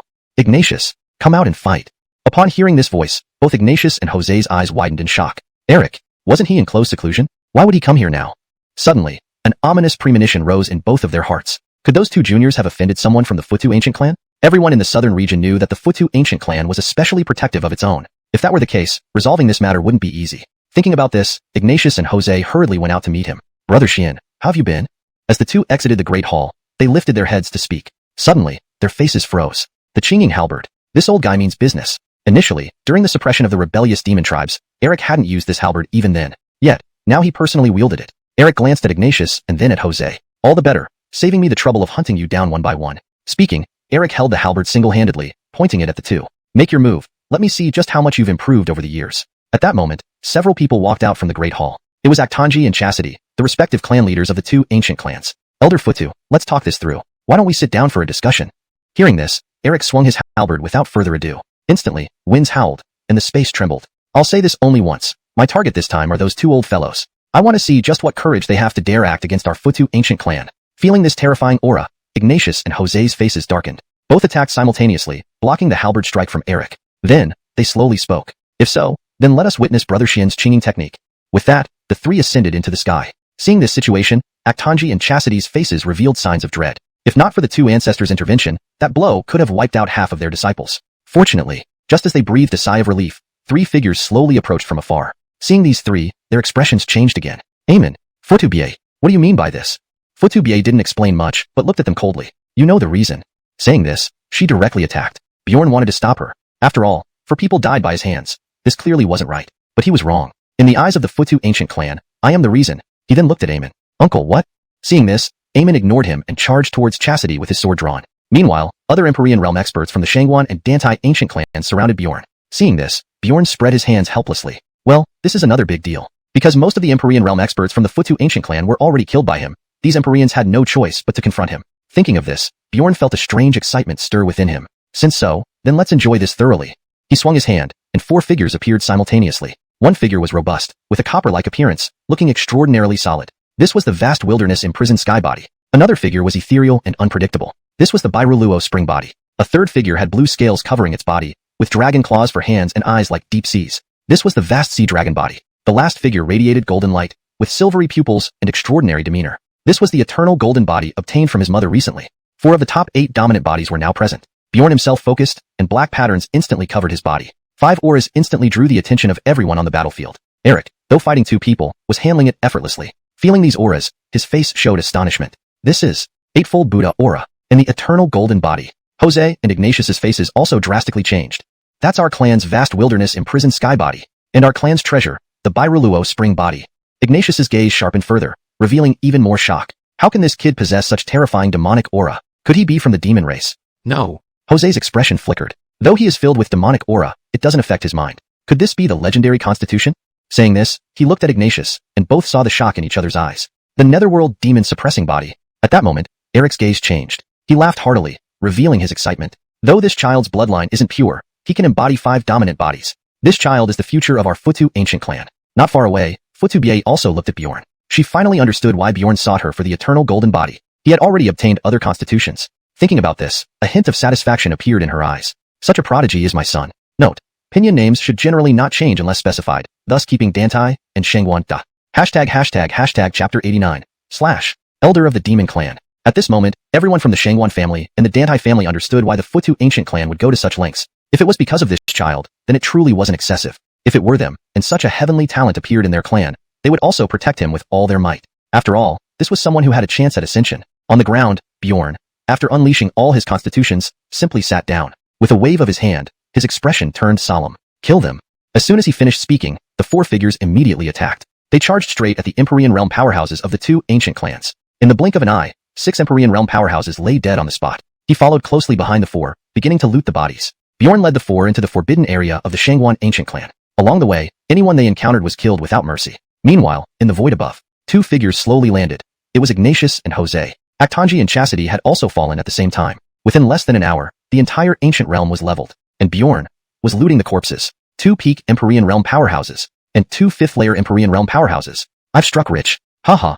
By now, Bjorn had obtained 7 high-grade heaven-rank spiritual artifacts, along with countless elixirs and cultivation techniques. Unfortunately, the drop rate wasn't very high, so he didn't obtain the 4th, 5th, 6th, or 8th constitutions on the Tyrant body rankings. Otherwise, his strength would have skyrocketed hundreds of times over. This time, he had profited immensely. Soon, he returned to his mother's side. At this moment, Eric slowly descended from the void. Though his appearance was slightly disheveled, his aura remained steady, clearly uninjured. He was staring intently at Bjorn, his eyes revealing a hint of peculiarity. Seeing this, Nixon hurriedly blocked Bjorn. What do you want?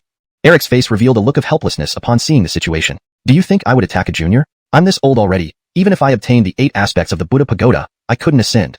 He then looked at Bjorn. Where did you find the 8 aspects of the Buddha Pagoda? Of course, from the Futu Tower. The 8 aspects are inscribed on the walls, which I accidentally discovered. Hearing this, Bjorn did not hide the truth. He was confident enough that even Eric was no match for him. The 5 tyrant bodies did not elevate his realm, but they completely transformed his constitution. Now, just his physical body alone possessed peak Empyrean realm strength. If the imprisoning devil body evolved further, he could achieve marcellity through his physical form. Eric sighed deeply upon hearing this. So that's it. I've been sitting on the Futu Tower for nearly 1,000 years, always revering it as a treasure, never thinking of destroying it. Who knew the path to ascension was within it? He sighed again. Well, my days are numbered anyway. Today, I've removed 2 major threats to the Futu Ancient Clan. After this, the Futu Ancient Clan will be the premier clan of the entire continent. I can face the ancestors with pride. Upon hearing this, the Futu Ancient Clan members felt a touch of melancholy. Although Eric was somewhat rigid, without him, the Futu Ancient Clan would not have reached its current glory. Patriarch. Nixon was about to speak when suddenly the light in the entire ancient realm dimmed slightly. A trembling sound rose up from underground. Seeing this, Eric showed a look of confusion. The people of the 2 ancient clans are dead. Is the hidden demon clan below breaking through the formation? Boom. A loud explosion sounded from underground, followed by 2 massive figures emerging instantly. Others showed shock at this development. Only Bjorn's eyes flashed with intense light. They're here. The opportunity for evolution. 2 black figures burst out from underground, causing the entire ancient realm to tremble. Eric waved his hand, ready to speak, but was interrupted by Bjorn. Go out first. Leave these 2 to me. Hearing this, Eric showed a puzzled look. Boy, can you handle it? Bjorn's lips curled slightly. Do you know why I possess demonic aura? Everyone shook their heads in response. Seeing this, Bjorn laughed heartily. Because it needs to devour the essence of the demon clan to evolve. Speaking, Bjorn let out a long howl. His body instantly grew larger, black wings sprouted from his back, and his eyes turned pitch black. At this moment, Bjorn's form resembled that of a demon, if not more so. The terrifying aura emanating from his body made even Eric wary. This is peak Empyrean realm blood energy. Seeing this, Eric did not hesitate, directly leading the others of the Futu Ancient Clan away. Soon, the entire Futu Ancient Clan withdrew from the ancient realm. At this moment, Nixon's face showed worry. Patriarch, Bjorn only has a king realm strength. How can he possibly be a match for 2 peak Empyrean realm demons? Eric looked helpless. This boy has been hiding his strength. His body is at peak Empyrean realm. Even if I faced him now, my chances of winning wouldn't exceed 1 in 10. We'd only be a hindrance if we stayed. Upon hearing this, everyone present shivered slightly. Peak Empyrean realm body? Has anyone in the Xintian continent ever achieved this level of physical power? Could he be trying to achieve martiality through his physical form? In the ancient realm, the 2 demon elders moved slightly. When they saw Bjorn, their eyes lit up with joy. Devil Spirit Pulse. You must be the surviving member of the demon race from back then. Truly blessed is our demon race. Before he could finish speaking, Bjorn, wielding the ink jade, slashed him in half. Nice thought. The other demon turned to flee upon seeing the sudden change. Great demon emperor, save me. But clearly, his strength was no match for Bjorn. Another slash, and he too was cut in half. Then, Bjorn reached out to loot the 2 corpses. Ding, congratulations, host. Obtained. Chaos Body Constitution, Prohibited Sword Technique. Sword opens Heavenly Gate. 2 Demon Core, 1 Desolate Order. Chaos Body. 4th on the Tyrant Body rankings, can transform the body into chaos and create space when perfected. Prohibited Sword Technique. Sword opens Heavenly Gate.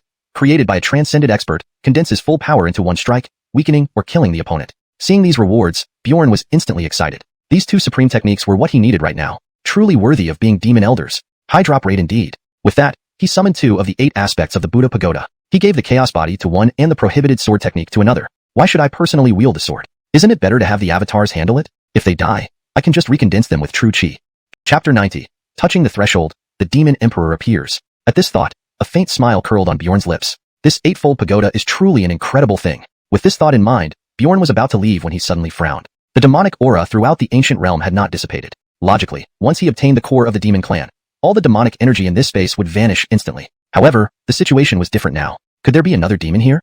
At this thought, Bjorn released his other 6 Dao avatars to investigate deeper into the ancient realm while he absorbed the 2 demon cores himself. After some time, a strange sensation emanated from Bjorn's body. A terrifying wave of life force power suddenly surged through him. Bjorn could clearly feel his physical form advancing further. This enhancement came from the simultaneous evolution of the Chaos Body and the Hell-suppressing Devil Body. Now, his physique had surpassed the Imperial realm. This feeling is truly mysterious. It seems like I've developed an inexplicable connection with the universe. Suddenly, his eyes flashed as his dispatched avatars had found the source of the demonic energy. Seeing this, Bjorn waved his hand, directly creating a crack before stepping into it. In the next moment, he appeared dozens of miles away. Witnessing this, his gaze shifted. Is this the ability of the Chaos Body? If my strength hadn't been slightly weaker, this might indeed be the strongest body cultivation technique. Shaking his head, he knew all supreme bodies had their drawbacks, so he couldn't say much. He soon arrived at the source of the demonic energy within a forbidden area of the Xuanhuan clan. A large array was inscribed on the ground, identical to the one he had seen in Xiaoyao Valley.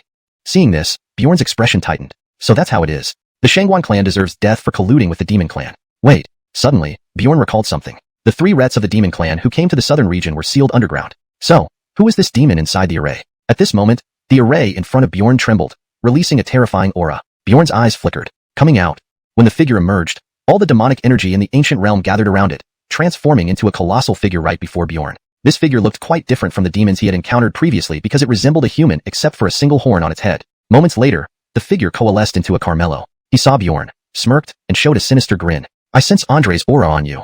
Hearing this, Bjorn's brows furrowed. Since the last battle, Andre had fallen into a deep slumber. Suddenly, a tremor emanated from the Andre sword in his hand, followed by a slow release of demonic energy, none other than Andre's true form. Andre quietly stared at the man before him. After a long pause, he finally spoke. Yael, it's been a long time. The Carmelo's lips curved upwards. Andre, if my memory serves correctly, we haven't met for several thousand years, right?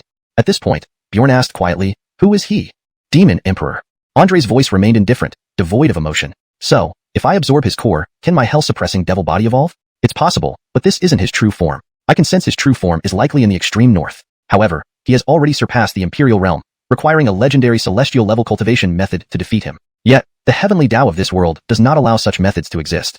Upon hearing this, Bjorn's eyes lit up. Not allowing such methods? Aren't those forbidden techniques? Turning to his avatar, he said, try striking him with a sword. Immediately, the avatar wielded the 7-kill sword and lunged forward. Instantly, the entire ancient realm shook as heaven and earth resonated. Seeing this, Andre's eyes widened in shock. That's actually a celestial-level sword technique. Where did you obtain it? Bjorn waved his hand. Let's discuss this outside. With these words, Andre returned to the sword, and Bjorn slashed through the void, retrieving his avatars and stepping inside. Outside, Felicity and others anxiously waited. Suddenly, a terrifying sword light soared skyward, shattering the entire ancient realm's barrier, piercing straight into the heavens. Everyone's hearts skipped a beat. Is Bjorn safe? Crack. In the next instant, the barriers surrounding Qinshi Mountain shattered and dispersed into the clouds. Felicity's eyes widened in shock. The Xuanhuan ancient realm is destroyed. What about the group inside? Just then, from not too far away, Bjorn slowly walked over. Since he wasn't yet proficient in traversing the void, he had opened the exit 100 miles away. Tamara, I'm here. Relief washed over Felicity upon hearing his voice. Are you alright? Bjorn glanced at the mark on his arm that had vanished and nodded lightly. I'm fine. Subsequently, Bjorn and company returned to the Futu ancient clan. Bjorn resumed his cultivation within the pagoda, digesting the vast amount of gains he— ###Chapter 91. Astonishing Thunder Tribulation. The thunderclouds seemed to have heard Bjorn's words. In an instant, they expanded several times their original size. Observing this situation from a distance, Yusef and others displayed expressions of shock. What is he doing? The tribulation clouds arise according to the laws of heaven and earth and are controlled by the heavenly Tao. If he behaves like this, the heavenly Tao will certainly not spare him. Perhaps it will even sever his chance for ascension. Upon hearing these words, Felicity's eyes also revealed a hint of worry. In the void, Bjorn saw this and his face turned cold. If that's the case, then I can't be blamed. Suddenly, the thunderclouds, which had expanded several times, trembled slightly, and 3 more massive golden lightning bolts fell, thicker than before. The thunder power contained within them was far more terrifying than all previous ones combined. Seeing this, Yusef and the others were left standing in disbelief. This situation had exceeded their expectations. They had never seen such a formidable thunder tribulation. This kid has angered the heavenly Tao. 9 Heavens Divine Corner Lightning is something that has never been recorded on the Xintian continent. Bjorn will undoubtedly leave a heavy mark on the history of the Xintian continent. After saying this, he slowly looked behind him. The 9 Heavens Thunder Tribulation is the strongest. Since this kid didn't die, his future path will undoubtedly lead to rapid advancement. Hurry and take him to recover. As he said this, Felicity was about to rush over. Suddenly, 3 more lightning bolts descended from the void. Seeing this, Yusef's pupils constricted. Why? How could this happen? Even those who defy the heavenly Tao only face the 9 heavens. Why is there still more for Bjorn? Suddenly, he recalled a statement from an ancient period by a great ascending being. Only one who transcends the 6 paths, unaccepted by heaven and unrestrained by earth, can break the taboo of the heavenly Tao. What kind of identity does Bjorn have to infuriate the heavenly Tao to such an extent? In the void, Bjorn saw this and felt his anger swell further.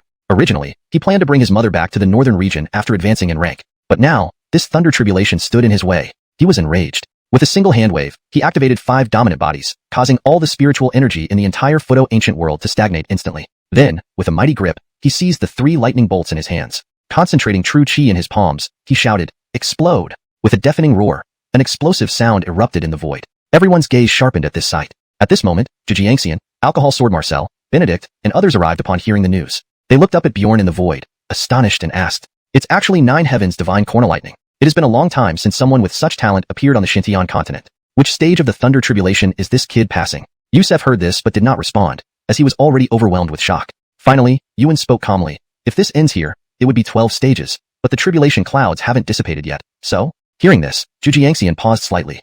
12 stages? Are you kidding me? At this point, Yusef slowly answered, indeed, 12 stages. A gasp echoed through the air. 12 stages of 9 Heavens Divine Corner Lightning, and it wasn't over yet. Was this kid defying heaven? Suddenly, in the void, the tribulation clouds were formed. Instantly, 6 lightning bolts as thick as mountains descended simultaneously, aimed directly at Bjorn's head. Seeing this, Yusef's face turned pale. Quickly retreat. Hearing this, everyone hastily fled. A thunderous boom shook the entire Futo ancient world, shattering it to pieces. The lightning shot upwards into the sky. Seeing this, Yusef did not show any signs of regret. Anyway, the rebirth of the Futo ancient clan was imminent, making this world obsolete. Now, his concern was Bjorn. Felicity's eyes also showed deep worry. I told you not to push your luck. Another loud boom sounded. A golden figure climbed out of the ruins. It was the Marcel Golden Body. Its function was to block the strongest attack of any powerful adversary, rendering it ineffective. Just this trait was enough to secure the top spot on the dominant body cornerstone. Bjorn soared into the sky, facing the lightning head-on. Reaching out with one hand, he thrust it directly into the thunderclouds. Since you don't want me to leave, you'll stay with me.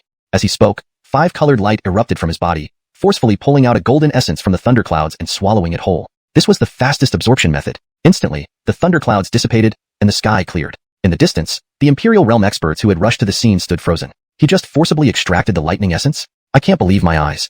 No, I saw it too. He swallowed it. That's the 9 Heavens Divine Corner-Lightning Essence, containing terrifying thunder power. Even true Marcels wouldn't dare to confront it directly, and he swallowed it. At this moment, Bjorn exhaled slowly. Despite looking somewhat disheveled, he had no injuries. Looking at the crowd, he waved his hand.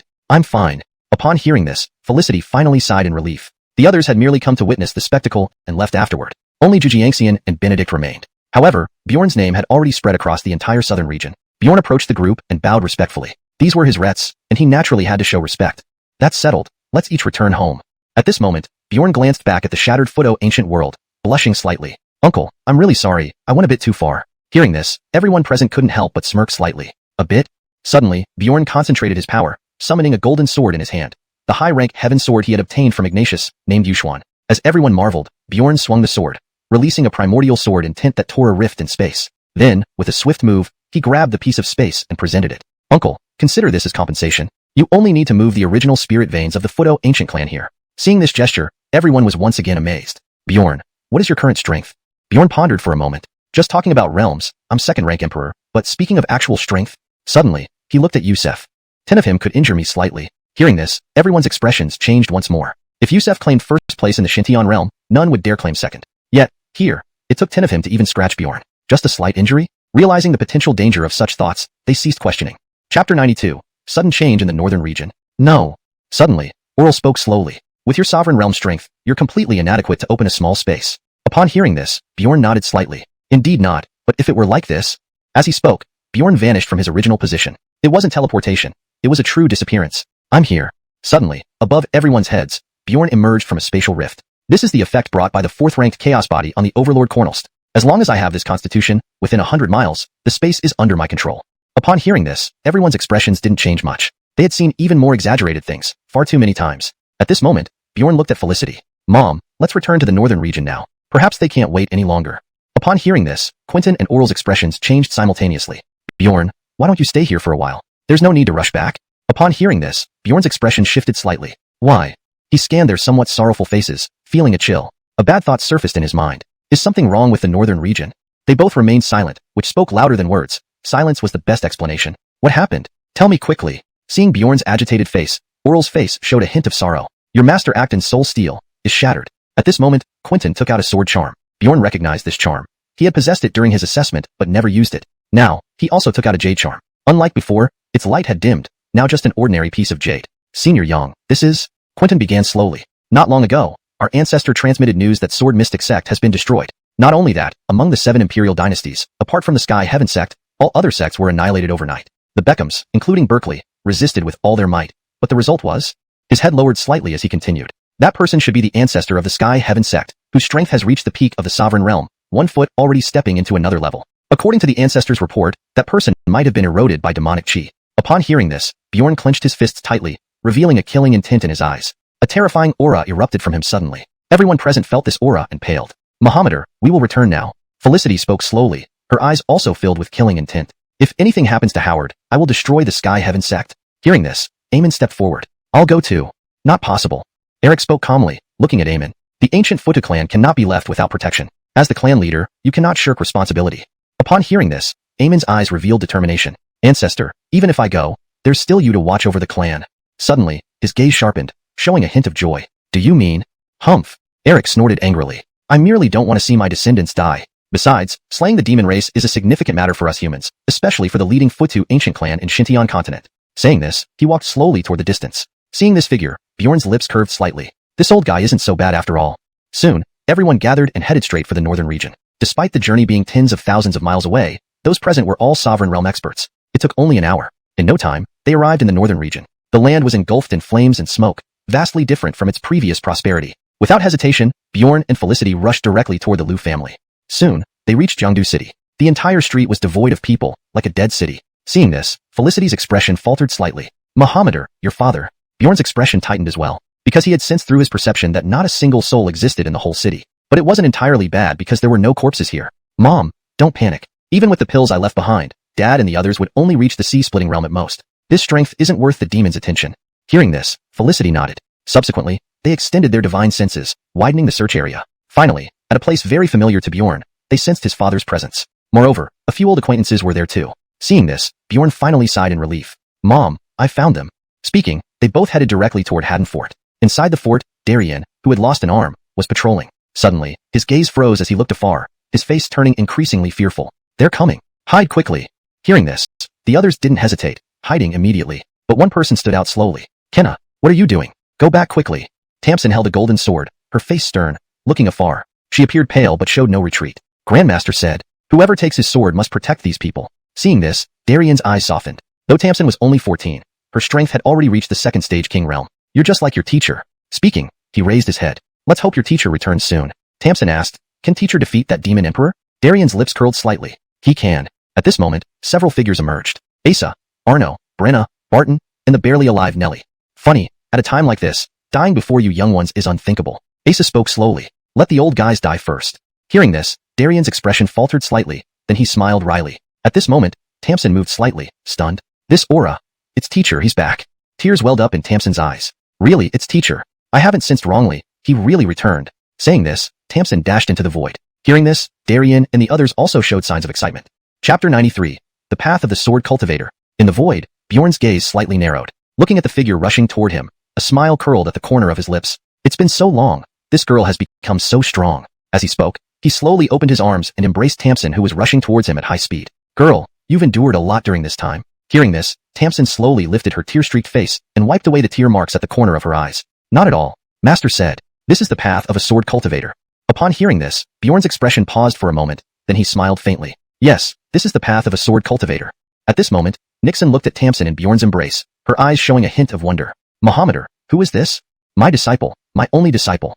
Hearing this, Nixon's eyes softened. I never thought I would become a grandmother already. As she spoke, she looked at Tamsin and took out a ring from her storage bag. Girl, come here to grandma. Tamsin glanced at Bjorn, then slowly walked over to Nixon. Nixon then put the ring on her finger. Seeing this, Bjorn slowly said, Tamara, let's go down quickly. Giannis and the others must be waiting anxiously. Okay. Soon, the two slowly landed. When Arno saw Nixon's figure, his expression froze momentarily. You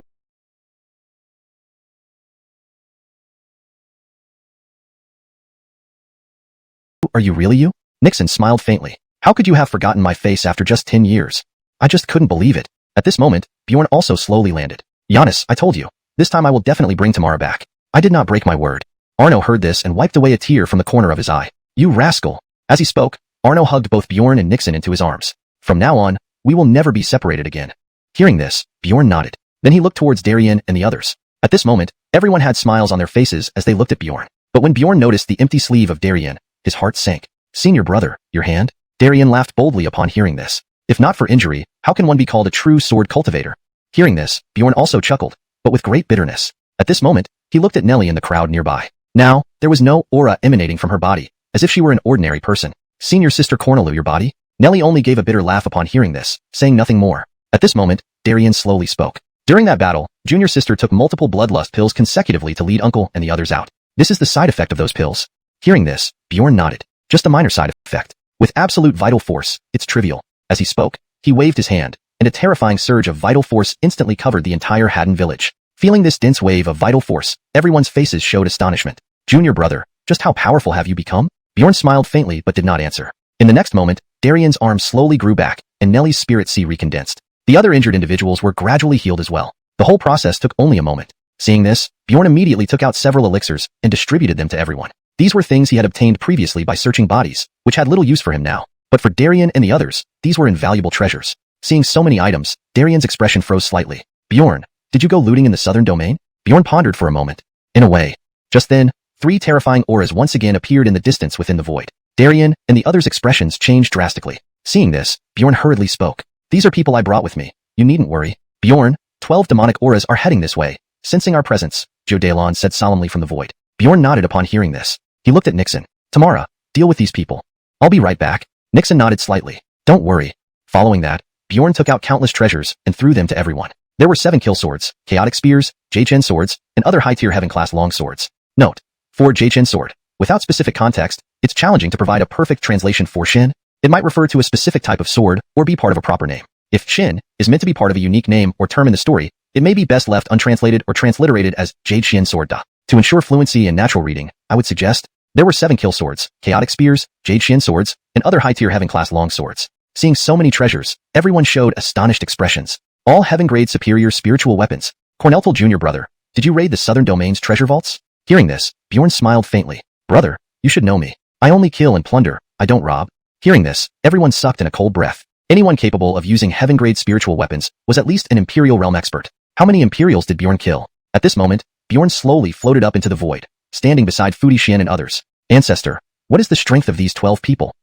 Fudi Xian's expression tightened, and he slowly spoke. They're all peak Imperial realms, and a few are familiar figures. The 3 auras you killed earlier are among them too. Upon hearing this, Bjorn's expression tightened. Damn, can demons still utilize garbage? At this moment, he looked at Benedict nearby. Elder, your strength is slightly weaker. Go protect the disciples of Sword Marcel sect below. Hearing this, although Benedict was helpless, he could only nod. Because Bjorn was speaking the truth. Being up here would only add trouble. In the void, Bjorn looked at the 12 figures approaching him. Ancestor, how do we divide them?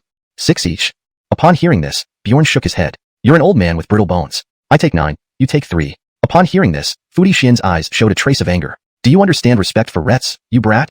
Bjorn didn't respond. Instead, he waved his hand, and 8 figures suddenly appeared beside him. One of the bodies he previously killed had been refined by him. Now, these 8 avatars all mastered techniques like Heaven-Cleaving Gate and Annihilation Seal. Currently, only one of these avatars was slightly weaker. Less talking, more action. Let's get started. Bjorn's true imprisonment demon body erupted, charging directly at the strongest of the group. It was Lucian, a half-step Marcel. At this moment, seeing Bjorn's figure, Lucian showed a sinister smile. Bjorn, you finally returned. I will make you pay for my grand disciple's life. Upon hearing this, Bjorn smiled calmly. Rubbish plus rubbish is still rubbish. As he spoke, Bjorn concentrated his energy in his palm, surging with true chi mixed with golden lightning. Heaven-creating palm. Boom. A loud explosion erupted, causing the entire void to tremble. Chapter 94. Annihilation Seal. Rise. In the void above, a palm print that blotted out the sky abruptly condensed. Lucian, seeing this, sneered with disdain. An ant trying to shake a tree. Ridiculous. Saying this, Lucian curled his fingers, transforming his fist into a claw. Break apart for me. Crack. At the moment Lucian's claw touched the palm imprint, Tracy instantly crumbled like earth before it. Bjorn observed this and pondered slightly. His strength is indeed impressive, shattering my palm so easily. A slight smile crept up on Bjorn's lips as he felt a sudden surge of energy within him. Instantly, a terrifying aura erupted from him, spreading outward from his center. On the ground, people like Darien felt this aura and were startled. When Bjorn left, his strength was no different from theirs. But now, he could battle such a formidable opponent. Realizing this, they all smiled helplessly. This is his true power? Far away, Arno's face revealed a hint of worry. Camila, will Muhammad be alright? Upon hearing this, Carly looked at Bjorn in the void, her eyes flickering. In Xintian continent, anyone can run into trouble, except Bjorn. His power has transcended beyond Xintian. Hearing this, Arno was taken aback. What do you mean?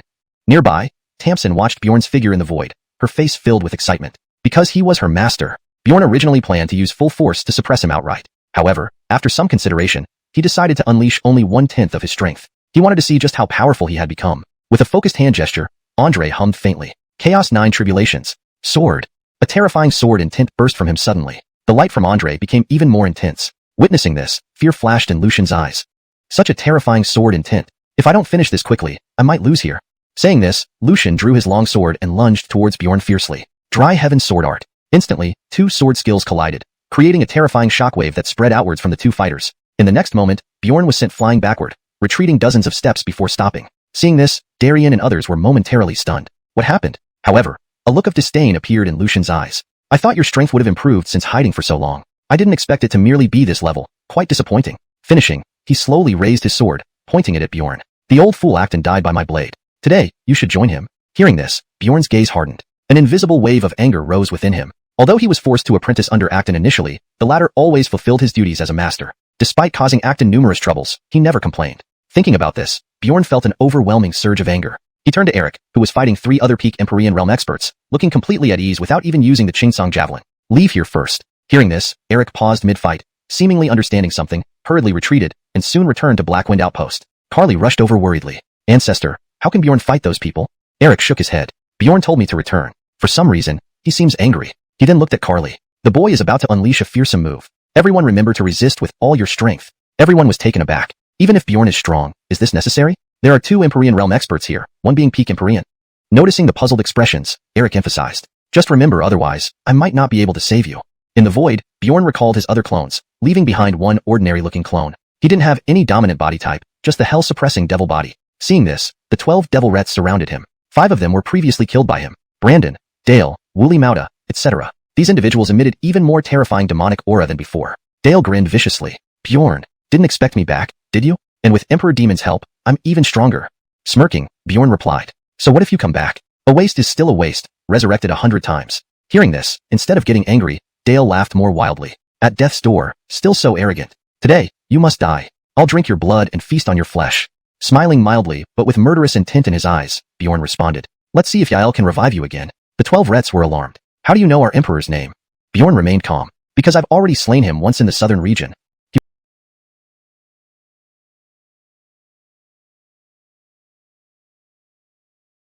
roared. Annihilation seal, rise. Boom. Suddenly, a rumbling echoed in the void. People gradually looked up. Apart from a dimming sky, nothing seemed amiss. Dale relaxed slightly. Just a bluff. Let's attack together and kill him. At this moment, Bjorn's clone began disintegrating, while the sky darkened further. Lucian maintained a serious expression. Don't be careless. That clone isn't weaker than us. Its disintegration indicates a fatal blow. Be on guard. Lucian, as the Beckham, was naturally more composed. After waiting for a while, apart from the dimming sky, nothing else occurred. In Blackwind Outpost, Carly asked, confused. Ancestor, do you feel anything? Eric nodded. Though I can't pinpoint it, my heartbeat quickens to the point of palpitation. It's suffocating.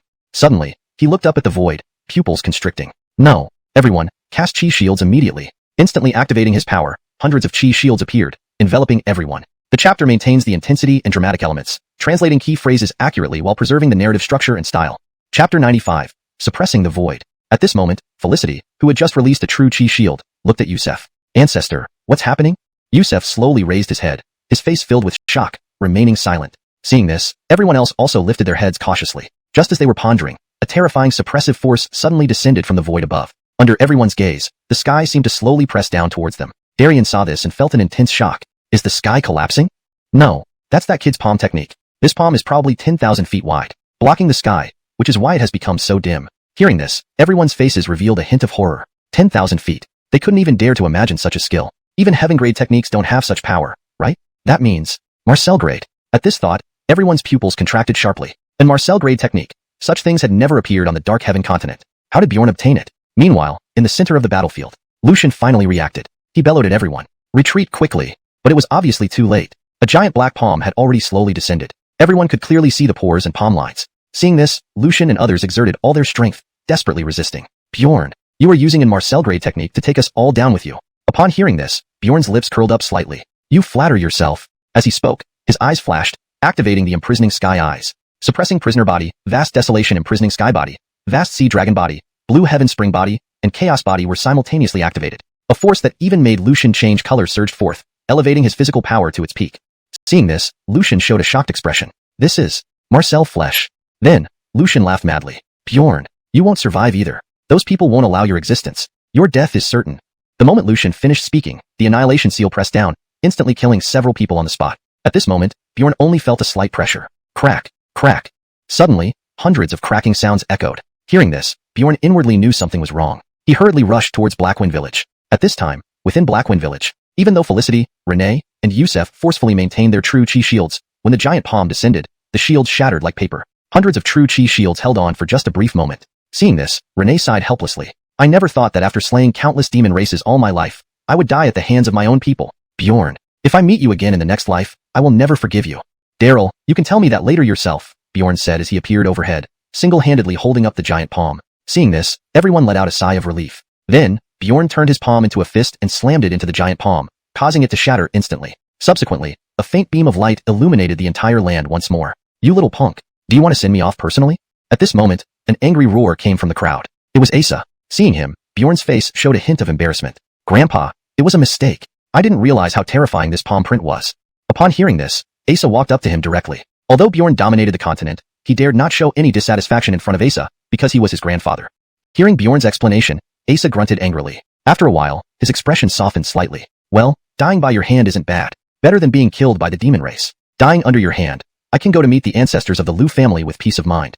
Upon hearing this, everyone felt ashamed. Then, everyone's faces relaxed. Because the various rets of the demon race had been suppressed and killed, the Dark Heaven continent entered a brief period of peace. At this moment, Bjorn seemed to think of something and rushed off into the distance. Yusef and Renee followed closely behind. Bjorn arrived at where the 12 individuals had previously been. Now, except for a large pit on the ground, nothing remained. Seeing this, Bjorn stroked his chin, revealing a puzzled look. Why are there no corpses? Although this palm is powerful, it was driven by physical strength. It should have left bodies.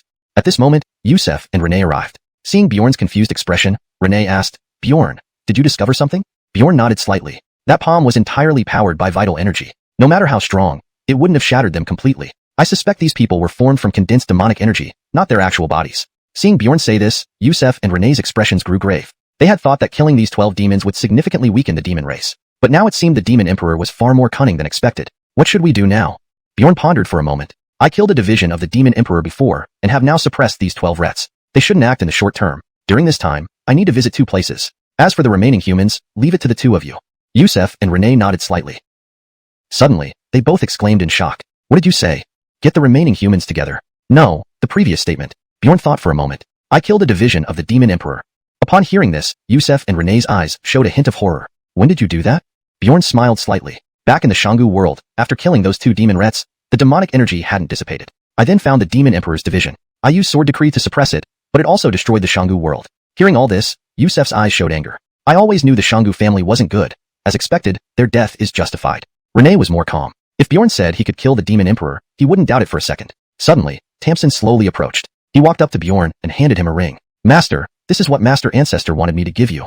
Seeing the ring, Bjorn's heart stirred. Looking inside, he suddenly smiled. Inside was a detailed explanation of Acton's lifetime cultivation, as well as countless techniques he had collected throughout his life. Although it was no longer useful to him, please ensure that if you have further text or any specific parts you'd like translated or revised, you inform me accordingly.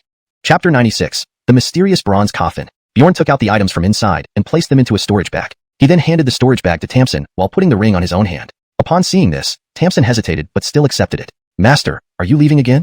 Hearing this, Bjorn looked at Tamsin and smiled slightly. This time I'll be back quickly. With that, Bjorn retrieved the Earth rank and Heaven rank sword techniques he had obtained earlier and handed them to Tamsin. He pointed towards the oral not far away. If you encounter any problems in your cultivation during this time, just talk to him. Alright.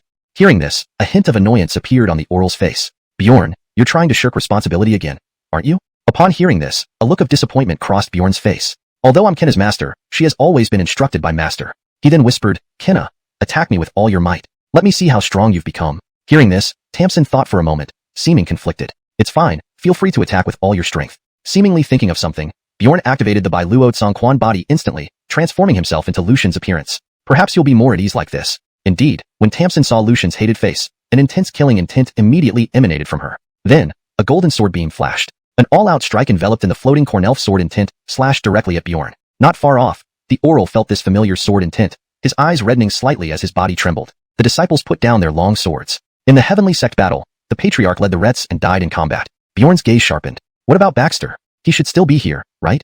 The senior disciple also died in that battle, without a trace left behind. Bjorn's expression darkened upon hearing this. At this moment, a figure slowly walked over from afar. Seeing this, the disciples changed expressions. Apollo. Hearing this, Bjorn turned sharply toward the person.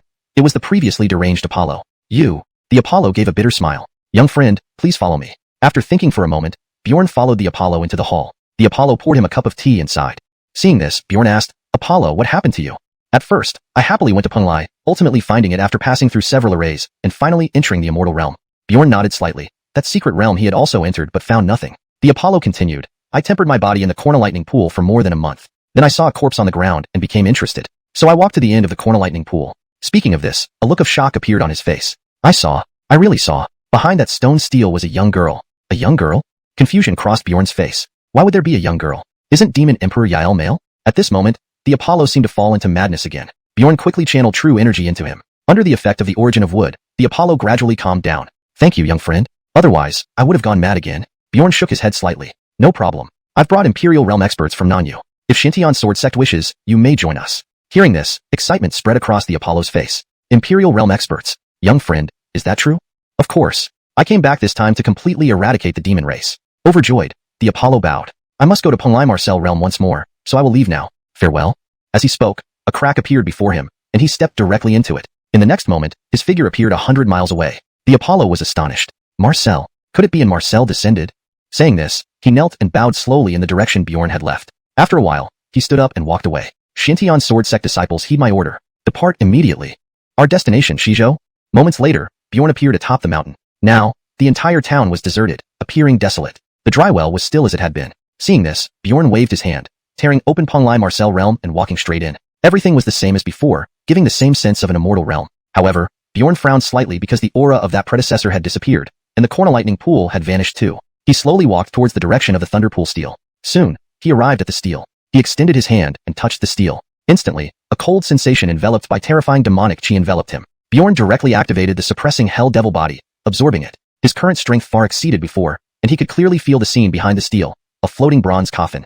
Hashtag chapter 97, probing the depths. Just then, a black-clothed Carmelo, who seemed to have appeared out of nowhere, suddenly attacked. A faint black mist enveloped his entire body. The mist seemed to possess an incredibly strong corrosive power, capable of melting through even space itself. At that moment, a soft chant echoed. The black mist surged instantly, ultimately forming into a black-robed youth. This person had bloodshot eyes and was exuding an eerie, sinister aura. Who are you? The black-clothed Carmelo asked, staring at Bjorn with a raspy voice. Who I am is not important. What's important is why you're here, Bjorn replied slowly, his eyes narrowing involuntarily. He knew he was in trouble. This person was no ordinary adversary. Sure enough, the black-clothed Carmelo let out a cold snort, then spoke in a chilling tone. You dare to intrude here? You're asking for death.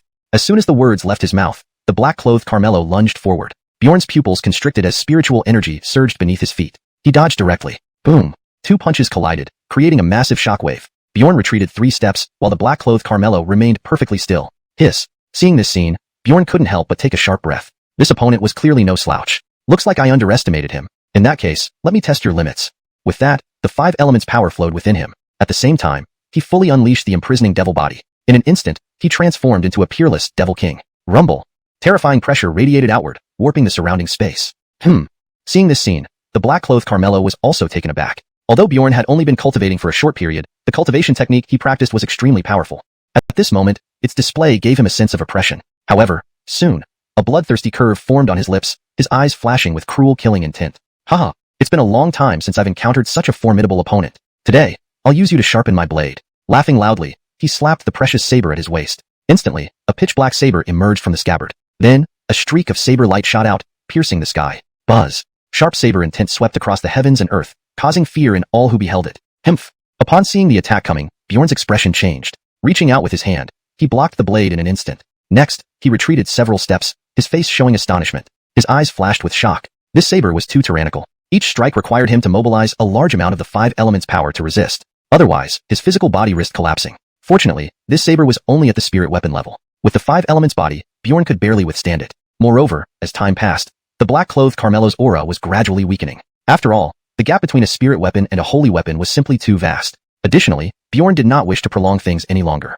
Wish. A brilliant glow erupted from his fingertips. Next, his 5 fingers bent into a claw. Dragon seizing hand. Roaring, he grabbed the black-clothed Carmelo. Then, with a sudden surge of strength, he hurled the opponent away. Bang! The black-clothed Carmelo crashed violently against a stone steel, blood seeping from his nose and mouth. Clearly, he was severely injured. Bjorn took advantage of the situation, stepping closer to the black-clothed Carmelo. What are you exactly? He asked sternly. I am the leader of the 10,000 demon sect. Do you dare injure me without fearing our retribution? The black-clothed Carmelo said coldly, though his body was trembling continuously. So you're from the demon sect. No wonder you're filled with violent energy. In that case, die. Bjorn said without hesitation upon hearing this. Next, his fist clenched and struck down. Bang! A punch force descended, shattering the black-clothed Carmelo's head before he could react. Bjorn quickly approached the body. Ding! Congratulations, host obtained 1,000 high-grade essence crystals. Hearing this meager reward, Bjorn's face showed disdain. His gaze shifted towards another palace. Shoo! In the next moment, he leaped towards another statue. The statue was vividly lifelike. At this moment, Bjorn's eyes gleamed with a sharp light. Following a roar, Ayu! A golden rock's cry rang out. Then, the shadow of a massive golden-winged rock blocking half the sky condensed. He reached out with one claw, grabbing the statue. The statue emitted a piercing wail. In the next second, it shattered. Seeing this, Bjorn's eyes revealed joy. Indeed, treasures were left here. Thinking of this, he prepared to examine further. However, a voice came from afar. Boy, put down the treasure immediately or suffer endless torment. Bjorn turned around and saw a black-robed ret standing in the air, staring at him icily. Behind him stood several more black-robed figures, equally arrogant. Ignoring them, Bjorn understood they had come for revenge. Furthermore, this black-clothed ret possessed considerable strength. But to Bjorn, it meant nothing. Slowly, he said, since you've come seeking me, there's no need for you to leave. Coldness permeated his voice. His palm waved, and a crystal-clear orb shimmered in the sky. He shouted again, "Starfall!" As soon as the words fell, the entire sky darkened. Vast energy surged through the heavens. Crack! Countless stars converged into a rushing river of stars, descending from above. The faces of the 10,000 demon sect disciples changed. Roar! The black-robed Ret roared in anger. His body rapidly expanded at that moment. Crack! A series of bone-cracking sounds echoed as his body grew several zhang tall, solid as steel and iron. Roar! He let out a long howl, arms waving. One fist met the onslaught. The fiery punch was fierce. Boom! They collided with a muffled sound. The Ret from the 10,000 demon sect was forced back. Yet, Bjorn remained steadfast. A look of disdain filled his eyes. Such mediocrity dared to challenge him? He spat out. Trash! Without delay, his right fist swung down once more. PFTCH. A sound of a blade piercing flesh followed. The next moment, the black-robed Ret widened his eyes and slowly knelt to the ground. Chapter 98.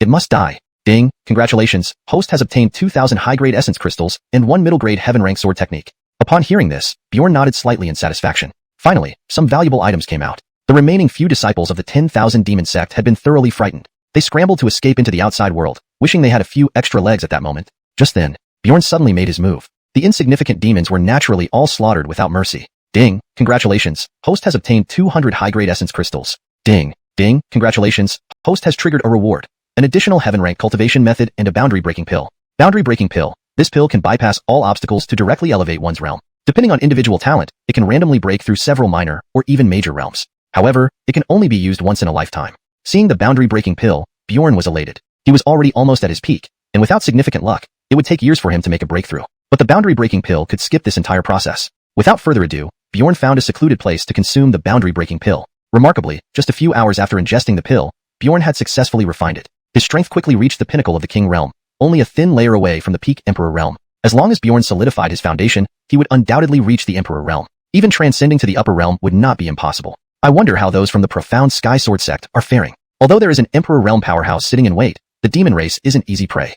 With that thought, Bjorn tore through space to go investigate. At the battlefront against the demon race, numerous human experts, along with countless humans, launched devastating attacks on the demons. They seemed to have the demons cornered. With an emperor realm powerhouse overseeing operations, the human side was making swift progress, cutting down demons like fallen leaves in autumn. But just when everyone thought they had the demons boxed in, a terrifying aura began spreading from afar. Clearly, the demon elites were getting restless. A towering figure dressed in blood red appeared on the battlefield, wreaking havoc like a war god. Surrounded by demonic flames, he seemed almost otherworldly. No one could stand against him. Every strike carried formidable power. Though not an Emperor Realm expert, he was an extremely powerful King Realm warrior, nearing the boundary of Emperor. This sudden change surprised even the human Emperor Realm powerhouse. Within a short time, the front line had narrowed to within 100 miles. That was partly because the demon leader had yet to participate. Otherwise, even this Emperor Realm powerhouse might struggle to hold back the tide. Hee, you human mongrels, where do you think you'll run now? Amrit laughed loudly, leaping towards a human cultivator. His opponent's face turned pale. Amrit was terrifying beyond belief. Boom. Before the human could react, Amrit struck with a single punch. Instantly, the human's chest caved in, exploding under the force. Blood splattered everywhere, shocking everyone. After all, the victim was at least a spirit-severing realm cultivator, not weak in the human realm. Yet, he was KO'd by a single punch, demonstrating just how terrifying Amrit truly was. Amrit continued his charge, lunging towards another human. Die! The human wielded a long saber, striking forcefully. Clang! The impact sent the human flying backward while Amrit smirked mockingly. Then, he flashed forward again, preparing to attack. Stop! Suddenly, a clear voice echoed. A man appeared on the battlefield, his eyes filled with killing intent. The surrounding demons dared not approach. This man was none other than Bjorn, who had torn through space to arrive. Upon seeing Bjorn, Amrit's eyes flickered with apprehension. Although Bjorn was only at the King Realm, he felt more dangerous than the human Emperor Realm powerhouse. Bjorn stared at Amrit with amusement. I was worried I had nothing to practice on, but here you are, delivered right to me. Hearing this, Amrit realized Bjorn was treating him as a punching bag. Being considered a King Realm punching bag would normally invite ridicule. But these words from Bjorn carried weight. The previously terrified humans regained their fighting spirit upon seeing Bjorn. Boy, what did you say? Amrit growled at Bjorn angrily, despite his instincts warning him not to provoke Bjorn. But now that Bjorn had challenged him first, backing down would mean admitting fear of a mere human. Without further ado, Bjorn attacked. Whoosh! Blazing flames erupted like a radiant sun, enveloping the sky in an instant. The heat was so intense it ignited the void, suffocating the surroundings. Witnessing this spectacle, spectators' pupils constricted. Especially the human Emperor Realm expert was astounded. Bjorn's displayed power exceeded expectations, too strong. Amrit was shocked. Both were peak King Realm, yet Bjorn seemed far superior. Given that the demon race's physique and talents surpassed the humans, this was alarming. That was why, though Amrit was only a peak King Realm, he could make even Emperor Realm experts uneasy. This gave Amrit confidence, believing he could sweep the human army aside. However, since Bjorn suddenly emerged and dealt that strike, Amrit doubted if perhaps he was the human and Bjorn the demon, but Bjorn wouldn't give Amrit time to ponder. He needed combat to stabilize his new realm. Since he gained strength through a pill, his foundation wasn't stable. If he didn't solidify it now, future advancement would be near impossible. In other words, Amrit must die today. Die!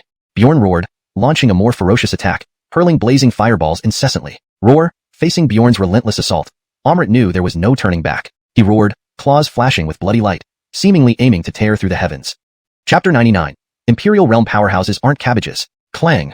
The deafening sound of collision sent shivers down everyone's spine. Amrit's body was immediately knocked back. This Amrit's physical body is quite resilient. No wonder in the same realm, demons absolutely overwhelm humans, Bjorn remarked after his successive attacks, inwardly amazed. Amrit was even more surprised. He had peak king realm cultivation, theoretically possessing defenses comparable to a newly minted Imperial Realm human powerhouse. Yet, Bjorn's series of strikes had directly injured him. Though Amrit appeared unbothered on the surface, if Bjorn continued his relentless assault, he would surely be overwhelmed. Bjorn, clearly realizing this, pressed his advantage without giving Amrit any respite, aiming to finish it off swiftly. But Amrit didn't dare fight anymore. He was genuinely scared. Continuing like this, he'd be killed for sure. So, Amrit shouted, "Retreat!"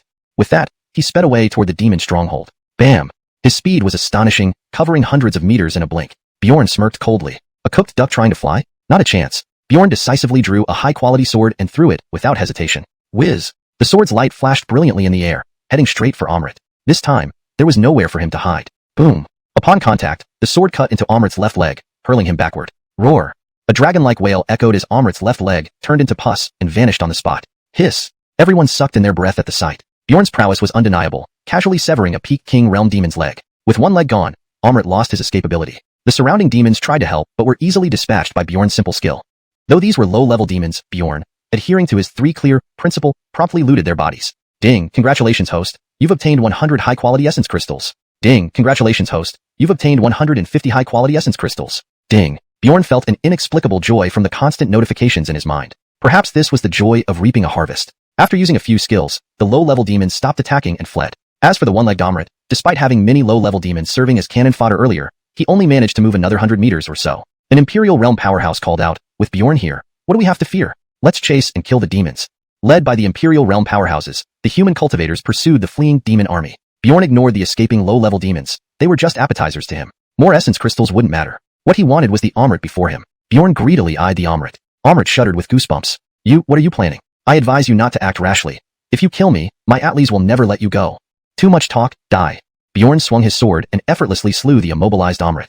Ding! Congratulations, host. You've obtained 50,000 high-quality essence crystals, 1,000 celestial healing pills, and 100 imperial pills. Celestial healing pill. This world's top healing medicine, perfect for rapid recovery of injuries. Imperial pill. Developed by a bored alchemist from the upper world. If the user is below the Imperial Realm, it boosts them to the Imperial Realm temporarily for half an hour, followed by extreme weakness and potential regression. Imperial pill. Especially upon seeing the description of the Imperial pill, Bjorn was stunned. He never imagined it came from the upper world. But then again, if this were developed here, the Imperial Realm might already be overcrowded. As Bjorn studied the rewards, the human Imperial Realm powerhouses led the pursuit of the demons. Most demons were merely at the gather cheese stage, with few at the spirit severing stage, let alone sea cleaving. Therefore, the humans easily hunted them down. One sea cleaving human powerhouse crushed several low-level demons' heads with a single palm strike. Then, kicking out, bang! The struck demon flew over 10 meters, spitting blood. In an instant, the demons were utterly routed, while the humans' morale soared. The demons only thought of running, cursing their lack of extra legs. The humans pursued relentlessly, determined to eliminate every last demon. Suddenly, roar!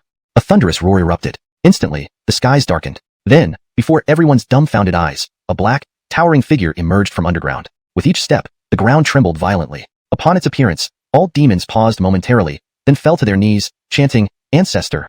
Yes. The atlee responded coolly. Behind him appeared 4 more formidable demons. The face of the human Imperial Realm powerhouse paled. Not only was the atlee more powerful than him, but the 4 ret demons also exuded strength equal to his. He had assumed the Amrit was the demon's final card, unaware there were 5 Imperial Realm powerhouses among them. Now, facing 5 Imperial Realm powerhouses, bolstered by demonic heritage, the human forces stood no chance. Unless they had 10 or more Imperial Realm powerhouses, victory would be impossible. But Imperial Realm powerhouses weren't cabbages. They couldn't simply be found in such numbers. Chapter 100. Truly a master. Bjorn had also noticed the sudden appearance of the old ancestor of the demon race, along with 4 formidable demon rats. Any one of these 5 was far stronger than the Amrit they had previously dealt with. If it were anyone else in this situation, they would have felt hopeless. However, Bjorn was contemplating a different matter. What treasures might he obtain if he managed to defeat these 5 supreme demons? The Irving, seeing Bjorn's hesitation, mistakenly thought that Bjorn had run out of options. Is this the end? We can't even destroy the demons today. Could it be we'll fall to them instead? The atlee merely glanced around and assessed the strength of the humans present. One emperor realm, several king realms, and a couple dozen sea-splitting realms. The rest, numbering in the thousands, are mere ants below the sea-splitting realm. With such power, you dare to think of destroying my demon race? Dream on. The Atli roared loudly. One of the Emperor Realm demon rats behind him swiftly attacked a human King Realm warrior, taking him completely by surprise. Thump! A burst of scarlet liquid spurted from the King Realm warrior's neck, followed by his body collapsing lifelessly to the ground. Hiss! The remaining humans couldn't help but gasp in shock. That was a King Realm warrior who just fell so easily. Meanwhile, the other three Emperor Realm demon rats began their brutal massacre of the humans. With a King Realm warrior being instantly killed, the less powerful humans immediately panicked. Although they wanted to resist, the vast disparity in strength made their resistance futile. They were nothing more than fish on a chopping block for the demon rats. Seeing the chaos, the Irving angrily fought back against the demon rat, hoping to buy time for the survival of the human race. As long as there were survivors, there was always hope.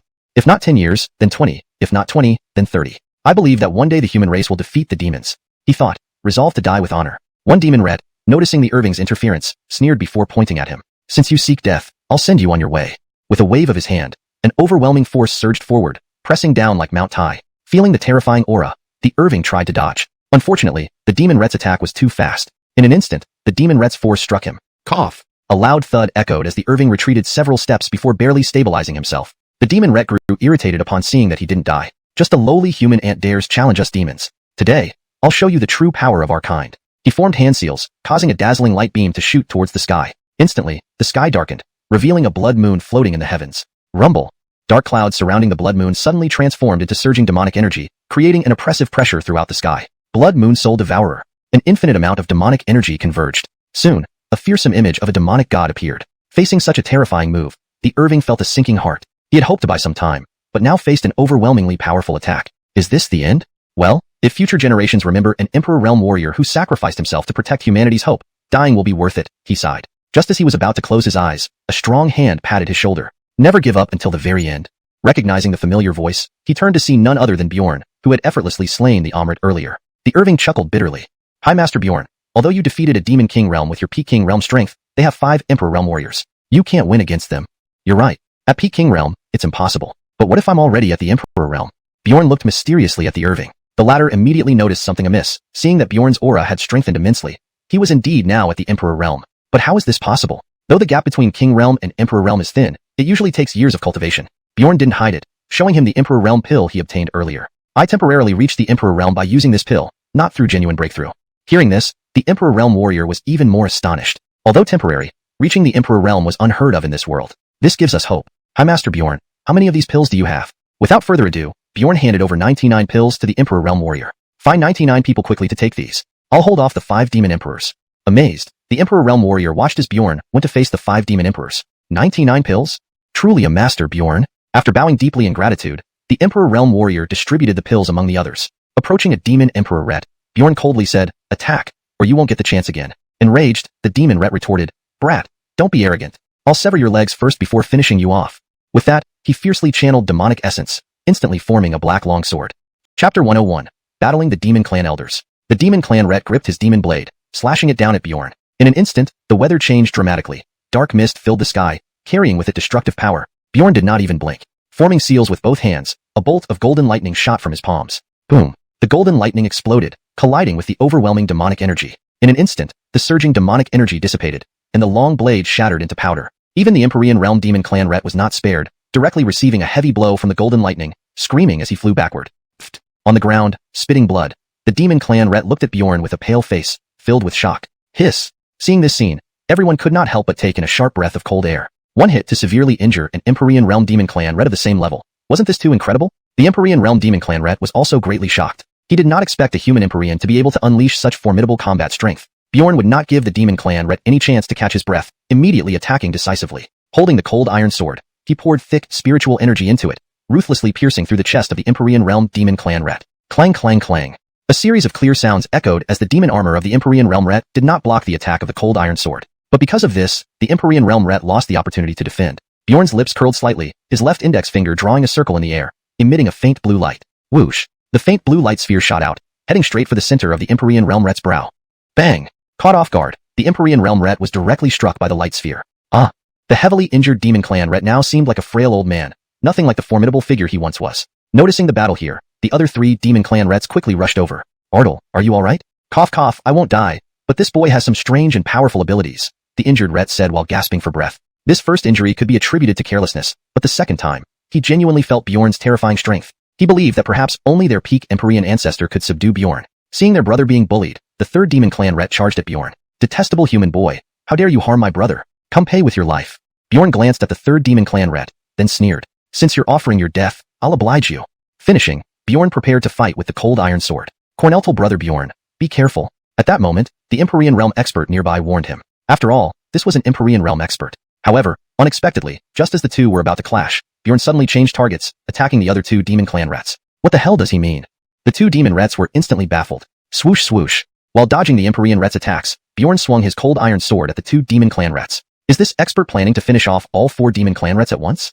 The Empyrean realm expert who had distributed pills looked astonished towards Bjorn, and those who received the pills did not waste time, immediately meditating on the spot to absorb the medicinal power. Human cultivators who did not get the pills were not idle either. They protected them vigilantly, preventing the demons from taking advantage and ambushing. Seeing Bjorn boldly charge at them, the demon clan's eldest and second rats were enraged. It was obvious that they were being ignored. Detestable. If this ret doesn't grind your bones into dust today, I swear I will not live.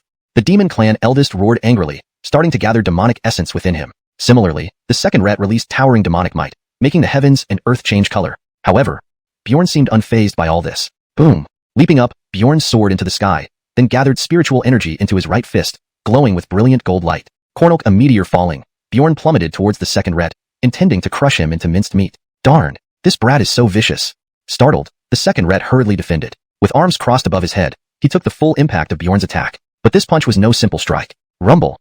A thunderous sound echoed, followed by the sight of the second rat being punched back hundreds of meters, landing heavily and looking thoroughly disheveled. At this point, the demon clan eldest finished his preparation. Boy, take this! With his roar, a dark red flame suddenly burst from his hand. The fire flashed, glaring as brightly as the sun. Then, the eldest tossed the flaming ball towards Bjorn. Whistle! The fiery mass tore through space, rushing toward Bjorn. Bjorn merely glanced at it and coldly remarked, just a strand of netherworld ghost flame wants to kill me? Immediately after speaking, Bjorn formed seals, intoning, Ice River Charm. Gush gush! An ice wall composed of water rapidly solidified in front of Bjorn. Boom boom boom. In the next second, the fiery mass hit the ice wall, causing a surge of flames, yet the ice wall remained unscathed. The demon clan eldest stared wide-eyed. So did the second rat. They never expected Bjorn to handle them so effortlessly. Before they could recover, Bjorn acted again. Ice Spirit Frost Star Sword. Bjorn shouted fiercely. In an instant, he wielded the cold iron sword, his body becoming a blur. Swish swish swish. A dense series of tearing sounds echoed. Before the demon rats could react, they were already riddled with injuries. Amazing. If only I could learn that sword technique too. The Empyrean realm expert marveled with admiration. At this moment, the demon third rat, having been thrown aside, crept behind Bjorn to prepare an ambush. But this didn't escape Bjorn's eyes. He noticed immediately. Get lost. Turning around, Bjorn slashed down with his sword. Clank. The ear-piercing clash forced the third rat to retreat in pain. Bjorn did not pursue but continued attacking the second rat. By now, the second rat was utterly terrified. Help! Help! Elder brother, please come and help me. Struggling desperately, the second rat could not match Bjorn. In just a few exchanges, his face was swollen from blows. Enraged, the demon eldest bellowed, "You damned brat! How dare you touch my brother? I'll do everything to fight you." Chapter 102. The Ancestor Strikes. Hmph, if you want to fight to the death, you'll have to get through me first. Bjorn sneered and swung his cold iron sword fiercely. Swish! A silver-white sword beam slashed toward the demon clan's Apollo with a sharp whistling sound. Seeing this, the demon clan's Apollo hastily defended himself. Thud. Unfortunately, it was too late. A bloody gash appeared on his waist. Hiss. Though the Apollo had reacted quickly, dodging the vital areas, an ugly scar remained. Damn it! The demon clan's Apollo gritted his teeth in obvious anger. He hadn't expected Bjorn, at such a young age, to possess such formidable strength, far beyond his expectations. Brat, I will devour you alive. The demon clan's Apollo pounced at Bjorn maniacally, engulfed in thick, black mist. Whoosh! A pitch-black dagger appeared in the hand of the demon clan's Apollo, ruthlessly aiming for Bjorn's throat. Clang! Bjorn deflected the dagger effortlessly with a sweeping strike. He then lightly tapped the ground with his toes, twisted his body sharply, and instantly circled around to the side of the demon clan's Apollo, slashing his left shoulder. Ding! A resounding metallic clang echoed across the sky as the demon clan's Apollo hurriedly blocked with his weapon. However, Bjorn's sword contained terrifying spiritual energy and an ice-cold attribute. As a result, this single strike directly sent the demon clan's Apollo reeling back over 10 meters before he could stabilize himself. This guy is too powerful. Brother, let's combine forces and take him down. The Dylan of the demon clan suggested, now fearful after witnessing Bjorn's frightening combat prowess. The third and fourth elders made similar suggestions. Alright. The demon clan's Apollo took a deep breath and immediately agreed. Buzz. In the next moment, the four demon elders channeled their power together, apparently preparing some kind of combined attack. It seemed that they would need more time to unleash their full power. Bjorn, of course, wouldn't give them that time. Exploiting an opponent's weakness was his personal motto. But just as Bjorn prepared to interrupt the four rats casting, The previously cowed demon army once again charged towards him without hesitation, clearly intending to delay him. Bjorn met them head-on, felling swathes of demons with each move. Ding, congratulations, host has obtained 500 superior-grade essence crystals and a low-grade earth-rank knife technique. Ding, congratulations, host has obtained 1,200 superior-grade essence crystals, a low-grade heaven-rank cultivation technique, and 100 low-grade healing pills. Ding. While looting corpses was delightful, Bjorn didn't forget his primary goal. Almost forgot about the four of you. Die. Bjorn roared, unleashing his fiercest attack against the truly charging four demon elders. Whoosh whoosh whoosh. Sharp gusts tore through the air, producing shrill whistles. Damn it. Attack. Feeling the impending danger, the four demon elders ceased channeling their powers. They each drew a weapon and rushed towards Bjorn, facing the fierce wind. Clang, clang, clang. Then, both sides collided, engaging in a fierce battle. Despite being at roughly the same realm as these four demon elders, Bjorn still managed to perfectly suppress all four of them. This made the faces of the four who had been planning to unite become extremely grim, staring at Bjorn as if they had seen a ghost. How could this human be so monstrous? Not only could he face them outnumbered, but also overpower them, as if they were the ones from the human race. How could they possibly play along? Spurt. Just as everyone was astonished, a jet of crimson liquid sprayed out from the right shoulder of the demon clan's Apollo, splattering onto the ground in a horrifying sight. Bjorn cleaved through the Apollo's weapon and slashed across his chest, leaving a deep, bone-deep wound. Had it not been for the armor, he might have been bisected. Thump. Wounded heavily, the demon clan's Apollo finally couldn't hold on, kneeling on one knee. He looked up at Bjorn with eyes full of resentment. For a mighty demon elder to be defeated by a mere, lowly human, it was unbelievable. What infuriated him even more was that he had lost to this trash. You've lost. Today, you'll be sacrificed as my flag bearer. Bjorn narrowed his eyes, a cold smirk forming on his lips, raising his sword to kill the demon clan's Apollo. But just then, something unexpected happened. There was a loud bang, and behind the demon clan's Apollo came a dull sound. Bjorn quickly retreated, while his previous position now lay at the bottom of a pit over 10 meters wide and nearly 100 meters deep. So, you did decide to make a move? Bjorn watched the demon clan's ancestor, who had remained inactive throughout, with caution. If there was anyone in this battle worth Bjorn's attention, it was this unengaged Arrigo. Seeing the ancestor intervene, the four demon elders immediately bowed respectfully and thanked him. Thank you, ancestor, for your help. Ancestor, this human is very strange. Please deal with him, ancestor. Yes, ancestor, this human is incredibly peculiar. Just now, when he fought 4-on-1, I suspected he was part demon. Ignoring the chatter, the Arrigo roared. Quiet. The four demon elders immediately shut up. Boy, you're quite interesting. You're worthy of my efforts. The Arrigo chuckled sinisterly. In the next second, the Arrigo teleported right in front of Bjorn, about 100 meters away. Bjorn, however, smiled. You are the only one here worthy of my utmost attention. Bjorn wasn't arrogant. He gathered all his mental strength, standing ready. Heh, I hope you can still be this arrogant later on. The Arrigo laughed coldly, disappearing in a flash. When he reappeared, he was already behind Bjorn, punching towards his head. The aura surrounding his fist stretched half a meter high, making the air explode wherever it passed. But Bjorn had already moved away, appearing behind the Arrigo and slicing his back. Crack! With a clear breaking sound, a shallow yet visible cut appeared on the Arrigo's back. Though he couldn't dodge it, compared to the earlier demon elders, the Arrigo was significantly stronger. If it were those demon elders, their flesh would likely be split open, revealing white bones beneath. Furious at being ambushed, the Arrigo turned and threw another punch. This time, he expended more power to enhance his punch, making it much more powerful than before. Bang! The shockwave from the collision between the punch force and sword light spread violently. Then, both of them flew backward simultaneously. The Arrigo retreated over 7 meters before stabilizing. By now, his face was flushed red, and his breathing was uneven. On the other hand, Bjorn only backed up 2 to 3 meters, his expression normal as if nothing had happened. Clearly, Bjorn seemed to be a notch above the Arrigo. Chapter 103. Bluff. The 4 Ret Demon Clan Rets were so shocked they could not speak. Though they wanted to help their ancestor, the memory of being handled like ants by Bjorn stopped them in their tracks. Fortunately, as the saying goes, 4 heads are better than 1. And the senior Red of the Demon Clan quickly thought of a good plan. Got it. Even if we can't beat that human kid with cheats, we can ambush those human armies, he said. They can't all have cheats, right?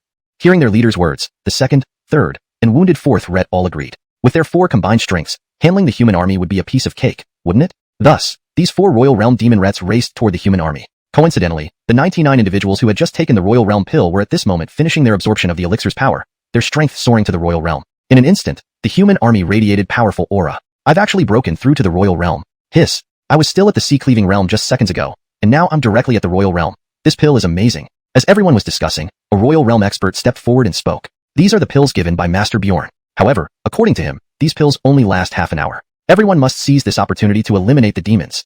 Everyone first bowed in gratitude toward Bjorn before looking fiercely at the demon army. At this very moment, the 4 demon Rets approached. Brother, something's not right. Why has the human army's aura suddenly become so powerful? Yeah, and they all seem to be at the Royal Realm level. While their individual strength is weaker than ours, their numbers are significant. The 4 demon Rets stared at the 100 Royal Realm humans in front of them, unsure whether to advance or retreat. Meanwhile, Bjorn was locked in intense combat with the Arrigo. Despite the Arrigo's relentless attacks, Bjorn remained composed, occasionally counterattacking. Damn! The Arrigo found himself increasingly disadvantaged. He had expected to completely overpower Bjorn, but hadn't anticipated his formidable strength. Boom. Poot. Suddenly, massive explosions from afar drew their attention. Bjorn saw that the sounds came from the clash between the 4 demon rets and the human army. Though the 4 demon rets working together were formidable, the human army had 100 Royal Realm experts on their side. The demon rets found themselves in a tough situation, but Bjorn simply glanced at the scene and continued fighting the Arrigo. Breathing heavily and glaring at Bjorn, the Arrigo said, "Oomph, we've lost today.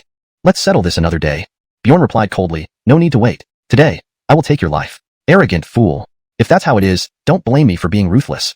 The Arrigo snorted, an icy killing intent flared in his eyes. His demonic aura swirled wildly, becoming denser over time. Bjorn frowned. What is this old man planning? The Arrigo slowly raised his right arm and pointed at Bjorn. The winds howled and clouds gathered. Boom. The essence energy rushed towards the Arrigo, cloaking his entire body in dark, sinister energy. This terrified the surrounding demon soldiers. Run. The Ancestor is using his ultimate skill. Save yourselves. Help me, I don't want to die. Roar. The demon army fell into chaos. Haha, this is my newly researched ultimate technique, the demonic aura palm. The Arrigo roared skyward, sounding immensely powerful. However, Bjorn sensed that despite the appearance, the Arrigo's aura was weakening. This move was likely nothing more than a secret demon technique designed to intimidate. Demonic aura palm. The Arrigo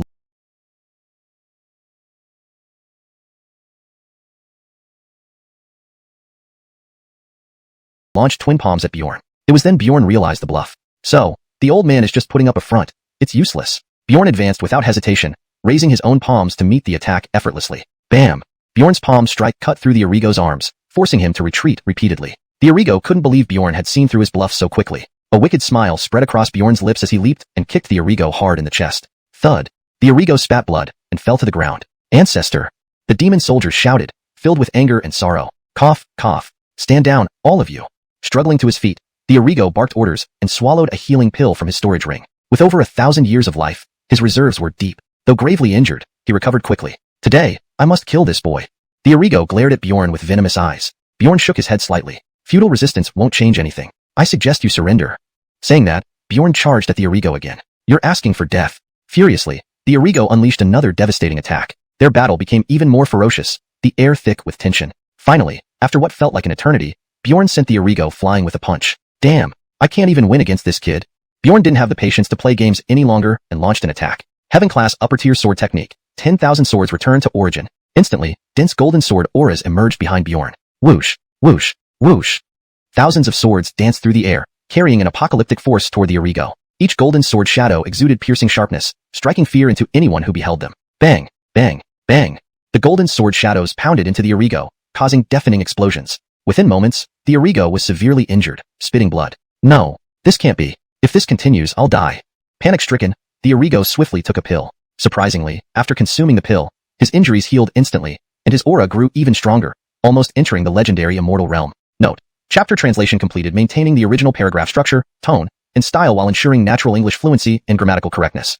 Chapter 104. Slaying the 4 Apollos of the Demon Clan. Bjorn couldn't help but frown. The Atli had taken just one pill, and his strength surged to a level that was half a step into Marcellity. It was clear that this pill must be similar to his imperial boundary pill, belonging to the higher realm. Bjorn had obtained that by relying on the system. How could this Atli obtain such an item from the higher realm? As he pondered, the Atli rejoined the battlefield. Ha ha ha, boy. Now let's have another 300 rounds.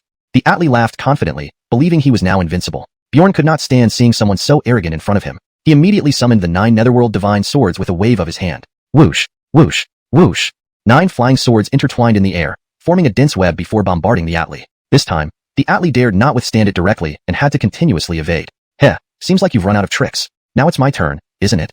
The Atli snorted coldly, then began to prepare for an attack. Dragon Claw of Darkness. Suddenly, the Atli lunged at Bjorn. At the same time, a thick black mist enveloped his body, forming a massive black claw aimed at Bjorn. Bjorn didn't dare meet it head-on and quickly dodged. The agile Bjorn infuriated the Atli to no end. Wah, if you have any skills, don't run. Hiding around doesn't make you a true warrior. Bjorn ignored him, continuing to dodge while looking for opportunities to strike. Swoosh. Suddenly, Bjorn found an opening, swiftly closed in on the Atli, and thrust his sword towards the Atli's head. It was a simple sword technique, seemingly ordinary yet containing a lethal threat. The Atli reacted incredibly fast and barely managed to sidestep in time. Bjorn's sword missed, and the Atli seized the opportunity to counterattack. But Bjorn's retaliation was unusually sharp, relentlessly attacking the Atli.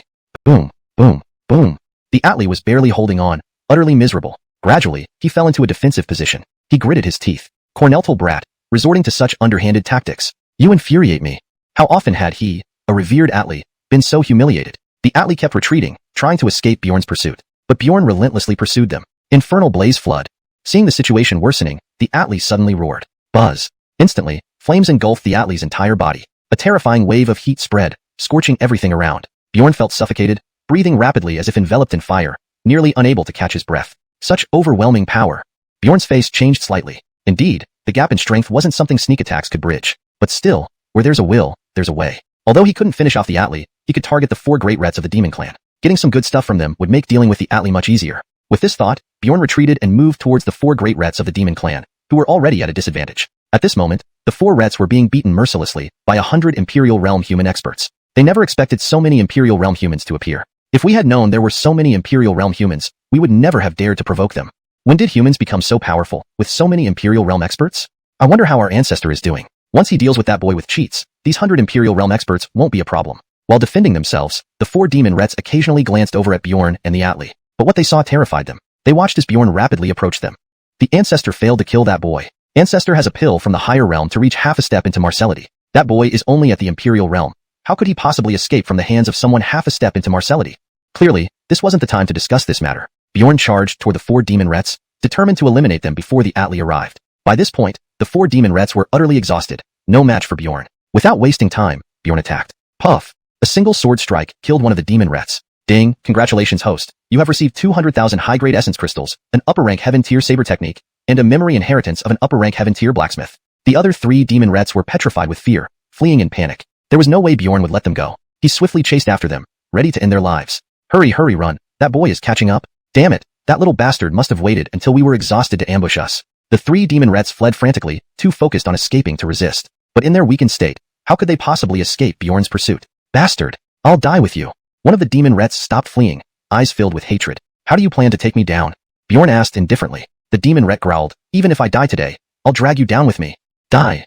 With that, the demon ret prepared to self-destruct. However, Bjorn was ready. He instantly used the void sword technique, neutralizing him before he could explode. Ding, congratulations host. You have received 200,000 high-grade essence crystals, a memory inheritance of an upper-rank heaven-tier alchemist, and a heaven-tier treasure sword. Bjorn's icy gaze swept over the remaining 2 demon rets as he slowly approached them. Damn!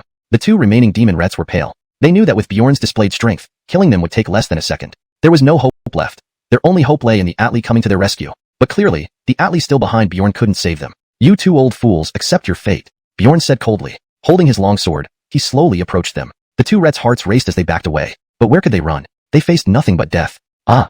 At that moment, one of the demon rets suddenly roared to the heavens. Bang! His body erupted with blood-red aura, swelling several times in size, becoming horrifying and fearsome. His once frail form now towered like a mountain. Note: maintained paragraph structure and line breaks consistent with the original text.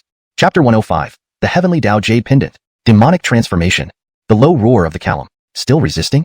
Bjorn sneered, showing no fear at all. Whoosh! The demon elder's fist smashed fiercely towards Bjorn's chest. Scram!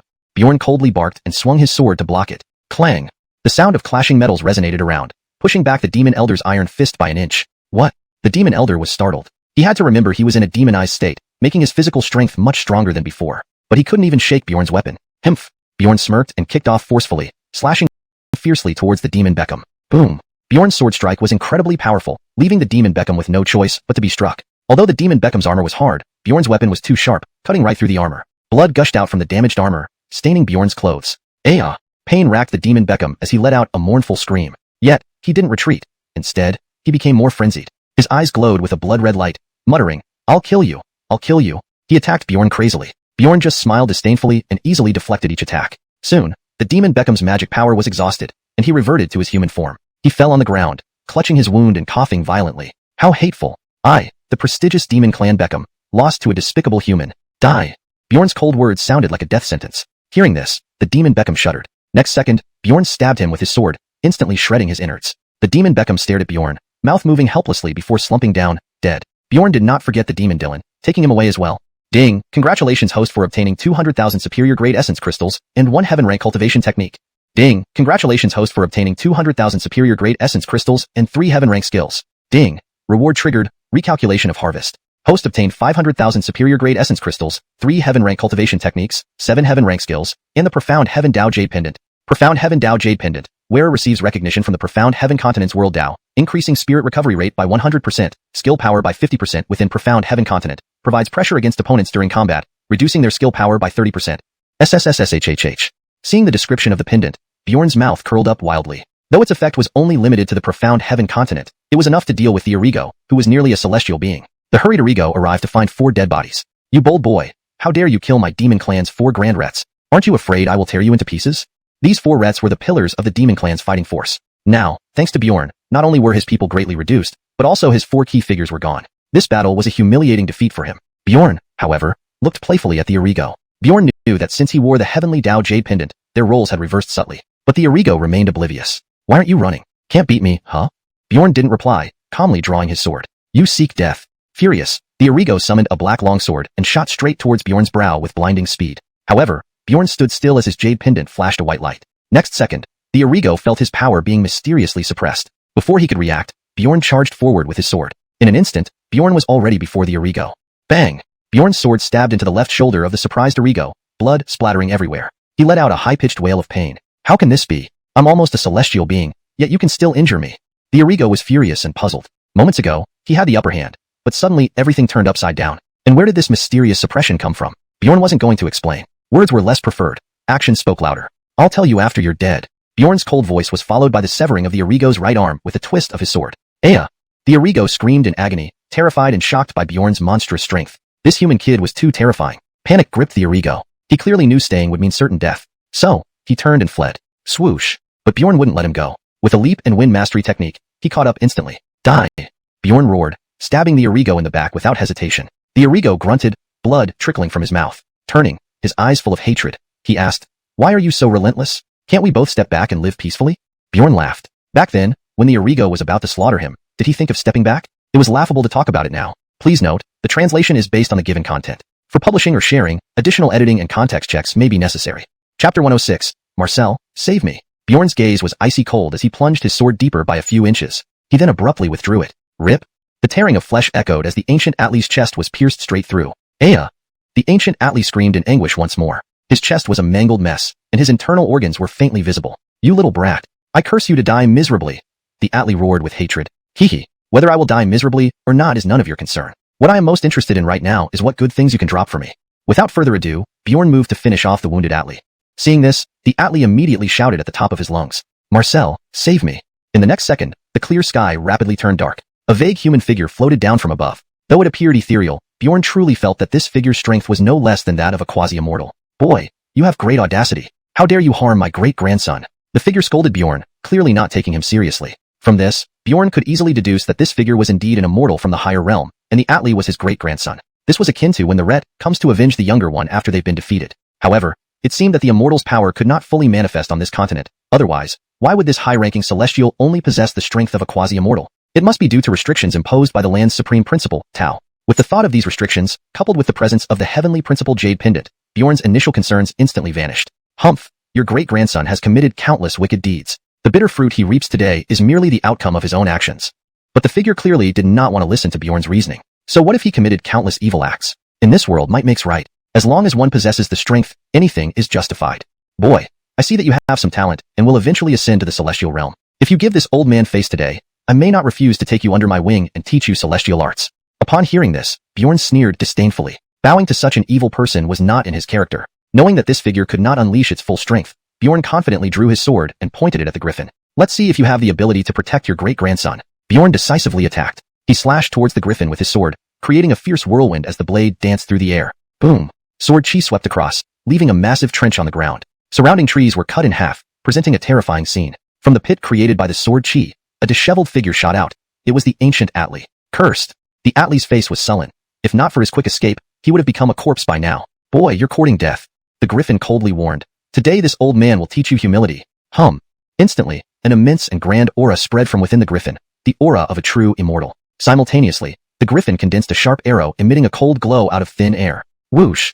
In the next moment, the arrow streaked towards Bjorn's forehead with a piercing whistle. Bang! The arrow collided with Bjorn's sword, instantly bursting into dazzling sparks that scattered everywhere. Bjorn stepped back, using the powerful counterforce to absorb the impact, and landed steadily on his feet. HM? You are quite something, actually managing to withstand this old man's attack. The griffin looked at Bjorn with surprise. Although its strength was suppressed by the supreme principle of this world, it was not to be underestimated. Bjorn could easily parry his attack, which showed how formidable his strength and talent were. Even in the celestial realm, it would be hard to find a genius that matched him. Ignoring the griffin's thoughts, Bjorn summoned his soul power and called forth his sword spirit, slashing at the griffin. Seeing this, the griffin shook its head disdainfully. Just a petty trick. Finishing his words, the griffin reached out, and a ghostly white saber appeared in his hand, radiating a chilling aura. It was extremely sharp, with a shimmering light along its edge. Bjorn raised an eyebrow in surprise. Judging from the weapon, it was at least a celestial artifact, though the quality remained unknown. However, it was undoubtedly better than the myriad heavenly artifacts he had in his possession. Thus, Bjorn was even more determined to defeat this griffin and loot its remains. Swiftly, Bjorn charged at the griffin, his arm trembling slightly as sword chi surged like a raging river, endlessly flowing towards the griffin. The griffin remained indifferent, a mocking smile playing on its lips. Then it flicked its wrist, the ghostly white weapon drawing a brilliant flash of white light, illuminating the entire night. Clang, clang, clang. The two weapons clashed, producing a ringing metallic sound that reverberated in the sky. Bang! Suddenly, both Bjorn and the griffin were pushed back several meters. Clearly, even being suppressed by the supreme principle, the griffin with a celestial artifact was not comparable to the Atli. But Bjorn was not afraid. He still had the heavenly principle jade pendant, giving him the advantage in a prolonged battle. Bjorn continued charging forward with his sword. Clank, clank, clank. Both moved swiftly, turning into blurs of shadows in the darkness, entangled in combat, with each clash producing thunderous booms. As he attacked, Bjorn observed the opponent's attack pattern, seeking opportunities. However, the griffin's moves were highly sophisticated, making it difficult for Bjorn to find an opening. Bjorn thought quickly and came up with a plan. If the opponent didn't use full strength, it wouldn't be easy to win. Therefore, he would force the opponent to use all its strength. Slash, slash, slash. Next, Bjorn gripped his sword tightly and wildly swung it. Instantly, his sword became a dense curtain of light enveloping the griffin, overwhelming it with countless sword chi. This move undeniably placed the opponent in a precarious position. However, the griffin did not panic. Snap, snap. The griffin suddenly reached out toward Bjorn. Instantly, a silver chain emerged from the void. The chain writhed like a dragon in the griffin's hands, whistling fiercely as it swept towards Bjorn. In a blink, the chain rushed close to Bjorn. Clank, clank, clank. Bjorn kept defending with his sword, but under the ferocious power of the chain, many of his sword chi were shattered. Reluctantly, Bjorn had to temporarily abandon his assault. Chapter 107. Equal measure. Taking the opportunity, the griffin lunged forward abruptly, aiming a punch at Bjorn's chest. But this was all a feigned vulnerability orchestrated by Bjorn. By the time the griffin realized it, Bjorn had swiftly launched a surprise attack on him. Poof! Caught off guard, the griffin recoiled from the blow and landed heavily on the ground. Ah, damn you, to dare mock and ret! The griffin roared in rage. Bjorn grinned. Haha, what? Are you losing your temper? The griffin glared coldly at Bjorn. Don't be too smug. You do have some talent, but you're still too young. Bjorn didn't respond immediately. The griffin's face burned with fury. Do you think these tricks will help you win against me? I'll tell you this ret is one of the three major forces in the Marcel realm, the Beckham of the Taishu Palace. You're nothing but an ant in the lower realm, he said, puffing out his chest arrogantly. Bjorn chuckled and shook his head. No matter how noble the griffin's identity was, it wouldn't change the fact that he had been toyed with. Seeming to realize this, the griffin angrily launched an attack on Bjorn. This was exactly what Bjorn wanted, and they immediately engaged in fierce combat. Clang! Ting ting ting. Swords, palms, and finger strikes clashed violently, creating a cacophony of sounds. Both were formidable cultivators, and such a level of combat was beyond the reach of ordinary people, who would surely be caught in the crossfire and perish. Bjorn and the griffin fought fiercely, evenly matched. Eventually, however, Bjorn began to gain a slight upper hand, gradually overwhelming the griffin. Corneltal beast! Die at my hands! The griffin raged helplessly. Bjorn played with him as if he were a puppet, tormenting him continuously. Gradually, the griffin became enraged and felt more and more frustrated as Bjorn toyed with him. Damn little beast, I'll fight you to the death!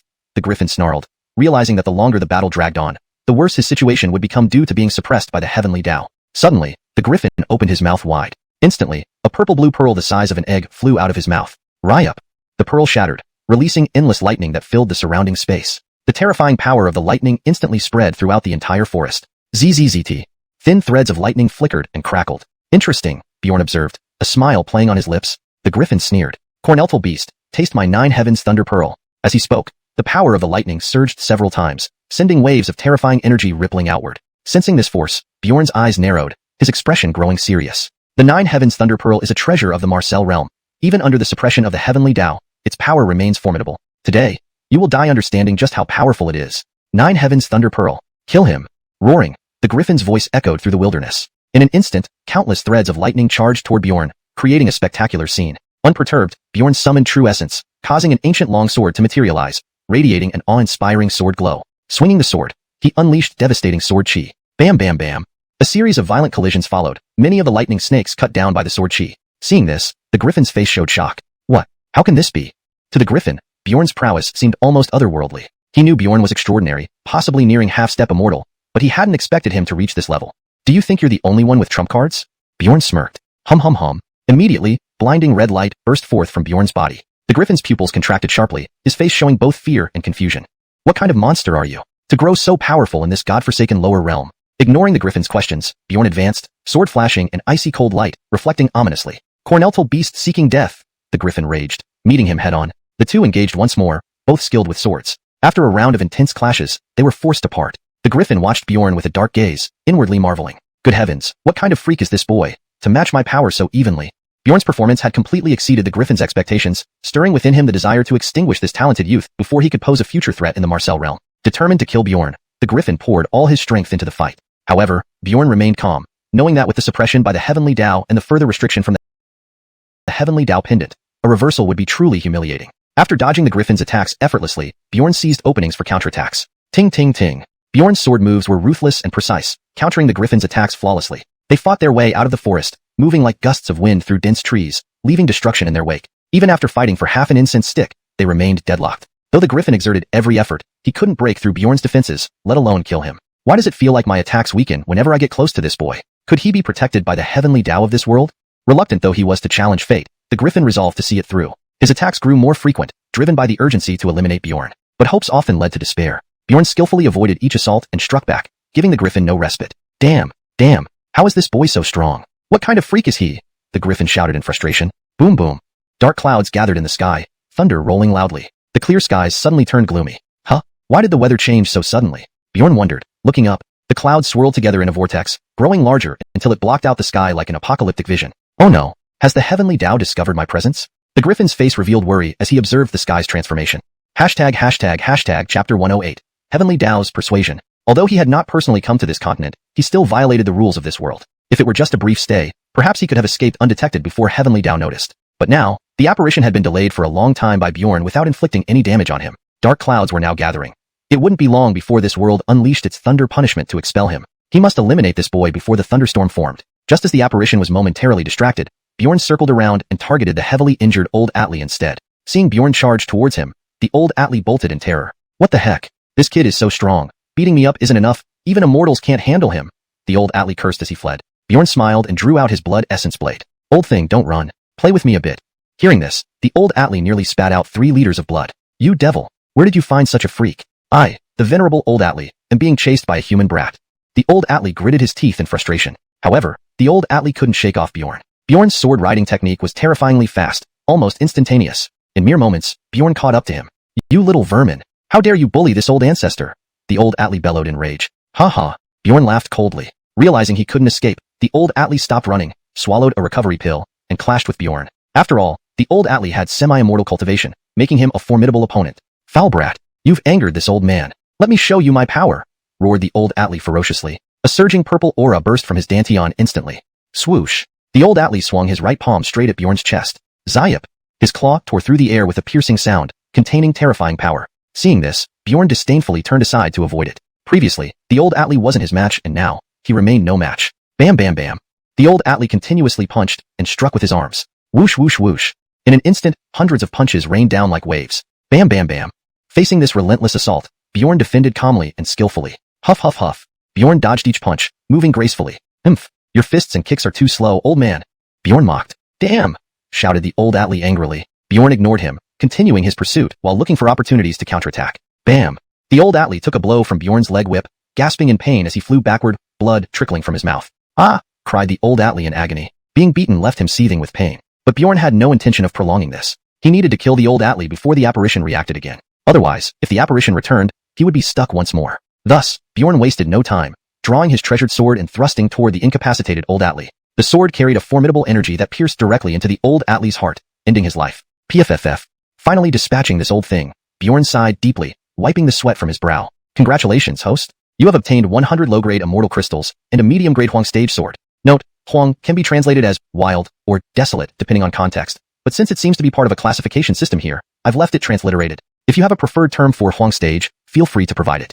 Marcel crystals? Wasteland rank? Seeing these unfamiliar terms, Bjorn guessed that these were likely items from the Marcel realm. After all, the highest realm in this world was the Emperor's stage, and the old Atli had reached half-step Marcel with the help of medicinal pills, which already put him outside the scope of this world's beings. It made sense that he would have items from the Marcel realm. However, before Bjorn could thoroughly investigate, the shadow figure charged at him in a fit of rage. Bjorn barely managed to dodge, narrowly avoiding the attack. Phew, almost forgot about that shadow. Bjorn sighed in relief. Although he had just slain the old Atli, the shadow figure was still a real challenge. It was an actual immortal's avatar from the higher realms. While Bjorn could toy with it, killing it outright wasn't something he could guarantee right away. Boy, I will never let you off. I will grind your bones to dust. The shadow figure roared furiously. Ignoring its threats, Bjorn quickly turned to leave, not wanting to get entangled by the shadow figure again. Wanna run? Not a chance. The shadow figure yelled, its eyes bloodshot and dark mist swirling around it. Then, the shadow vanished, seemingly using some method to escape into the void. Huh? Where did it go? Bjorn frowned, scanning his surroundings but finding no trace of the shadow. Suddenly, a sinister laugh echoed out. Haha, boy, you've fallen for my trap. A massive pressure descended upon Bjorn instantly. However, instead of panicking, he wore an amused expression. In the next moment, Bjorn flashed over 100 meters away. Above where the shadow had been, thunder rumbled ominously. The shadow, sensing something amiss, looked up just in time to see the persuasive lightning gathered by the heavenly Tao hanging directly above it, ready to strike. This was exactly what Bjorn had planned. On his own, he wasn't sure when he could finish off the shadow, but with the heavenly Tao's persuasive lightning, it would be much easier. With a deafening roar, a blinding bolt of lightning shot down from the sky, targeting the shadow. Despite its attempts to evade, the shadow couldn't outrun the lightning. Boom! The thunderbolt struck the shadow fiercely, enveloping it in smoke. Ah! The shadow's form became even more ethereal, nearly dissipating with each strike. But Bjorn didn't want it to die too quickly. He had plans for it. He stood outside the range of the thunderclouds, observing the shadow's state closely, determined to ensure the shadow didn't escape its fate. Looking at these unfamiliar terms, Bjorn guessed they were things from the Marcel realm. After all, the limit of this world was Emperor realm, and the old Atli had only reached half-step immortal with potions. Being from the Marcel realm made sense. Before Bjorn could study further, the apparition charged at him furiously. He narrowly avoided the attack. Bjorn breathed a sigh of relief. Apparition tried to dodge, but couldn't outrun the lightning. Boom! With a deafening roar, the lightning struck the apparition fiercely, causing it to smoke. Ah! The apparition became more ethereal, seemingly on the verge of dissipating entirely with a few more strikes. But this didn't align with Bjorn's plans. If the apparition died by lightning, how would he loot it? Bjorn waited patiently outside the thundercloud range, eyeing the apparition closely, knowing it could withstand a few more hits. Since Heavenly Tao was willing to assist, Bjorn certainly wouldn't refuse this favor. He stood firm, determined to see the apparition weaken sufficiently before acting. Chapter 109 Ascension to the Marcel Realm. Several thunderbolts fell, and now the ethereal figure was almost invisible. It seemed like one more thunderbolt would be enough to snuff out this wraith-like existence. Only at this moment did the figure think of returning to the Marcel Realm for safety. Immediately, the figure took out an unknown talisman and started chanting something under its breath. Though Bjorn couldn't understand what it was doing, he certainly wasn't going to let the bird fly away from his mouth. Without a second thought, Bjorn lunged forward with his sword pointed at the figure. Boom! In an instant, Bjorn leaped up, swinging his sword down at the figure. Startled, the figure immediately urged the talisman in its hand, which transformed into a dazzling white light enveloping it. Bam!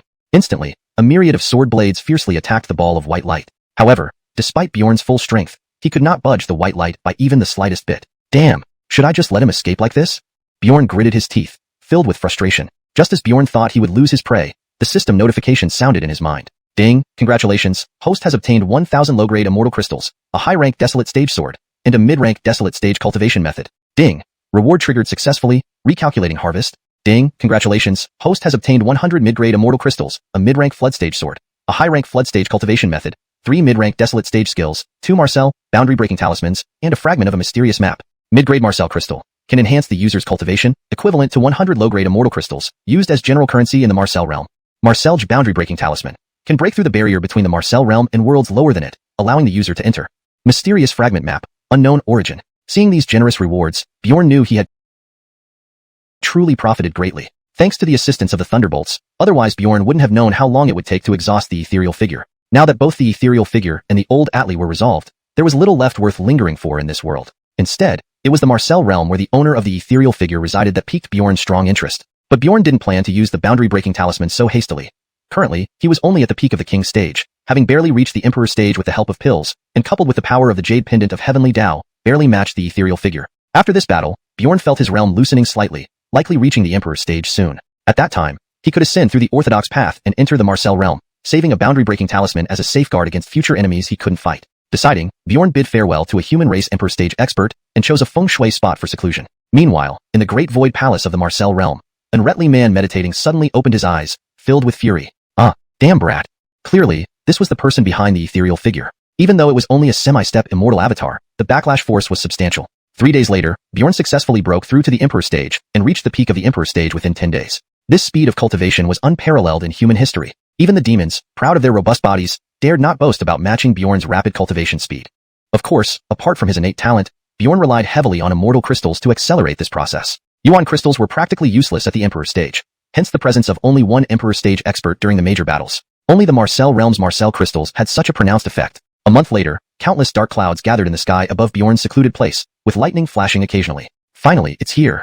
Looking at the concentrated thunderbolts, Bjorn wore a delighted smile. He had waited for a whole month for the Ascension thunderbolts. As long as he survived this thunderstorm, Bjorn would naturally step into the Marcel realm. Boom! With a deafening blast, a bowl-thick golden thunderbolt struck downward. Bjorn formed a blade with his fingers and slashed at the approaching lightning. In a single exchange, the golden thunderbolt was cleanly cut from head to tail. Bjorn smirked disdainfully. He had prepared thoroughly for a month, and this lightning's power was weaker than the attacks from the ethereal figure, thus presenting no difficulty in blocking it. Following the 9th thunderbolt, Bjorn was enveloped in a blinding white light. When Bjorn opened his eyes again, he found himself at the edge of an unknown forest. Though he didn't know where he was, Bjorn knew this was undoubtedly the Marcel realm. The energy flowing through the air was not the primordial chi he was familiar with. Coincidentally, a woodcutter passed by, and after questioning, Bjorn learned some basic knowledge about the Marcel realm. From lowest to highest, the realms in the Marcel realm are Quasi-Marcel, True Marcel, Earth Marcel, Heaven Marcel, Golden Marcel, Profound Marcel, Greater Profound Marcel, and Greater Golden Marcel. Currently, the strongest few in the Marcel realm have been stuck at the Greater Golden Marcel stage for thousands of years, unable to advance beyond this stage. The Beckham of the Great Void Palace was also at the Greater Golden Marcel level. Those who transcend from lower planes typically start at the lowest rank of Quasi-Marcel. Bjorn casually handed over a low-grade immortal crystal as payment after his questions. Seeing the immortal crystal, the woodcutter thanked Bjorn profusely. It seems these immortal crystals aren't available to everyone. As Bjorn pondered where to go, he heard cries of agony nearby. Bjorn wanted to investigate, but was stopped by the woodcutter who had benefited from him. Don't go. Do you want to risk your life? I just saw. There is a group of Quasi-Marcel beasts attacking. What can a newly ascended like you do?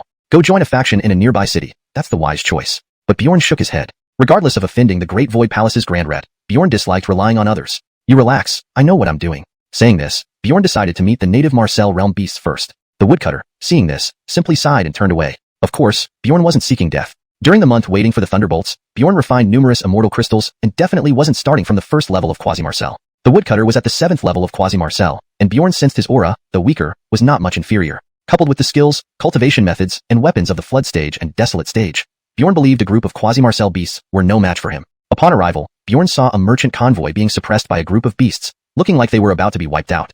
Chapter 110, 1 against 5. Land and people unfamiliar, Bjorn was worried about not having anyone to guide him into the city when he saw such a good opportunity. He immediately took decisive action. A wolf magic beast sensed his presence and instantly counterattacked toward Bjorn. Bjorn quickly dodged. The wolf's speed was exceptionally fast, even testing Bjorn's reflexes. The wolf's claws were razor sharp, and had it not been for Bjorn's timely reaction, he would have surely been injured. Monstrous beast, prepare to die. Taking advantage of the wolf's brief pause, Bjorn seized the moment and swung his sword at its head. This wolf's strength was clearly formidable. Even under Bjorn's full strength strike, it managed to resist forcefully. Roaring loudly, the wolf reared up on its hind legs, then leaped toward Bjorn.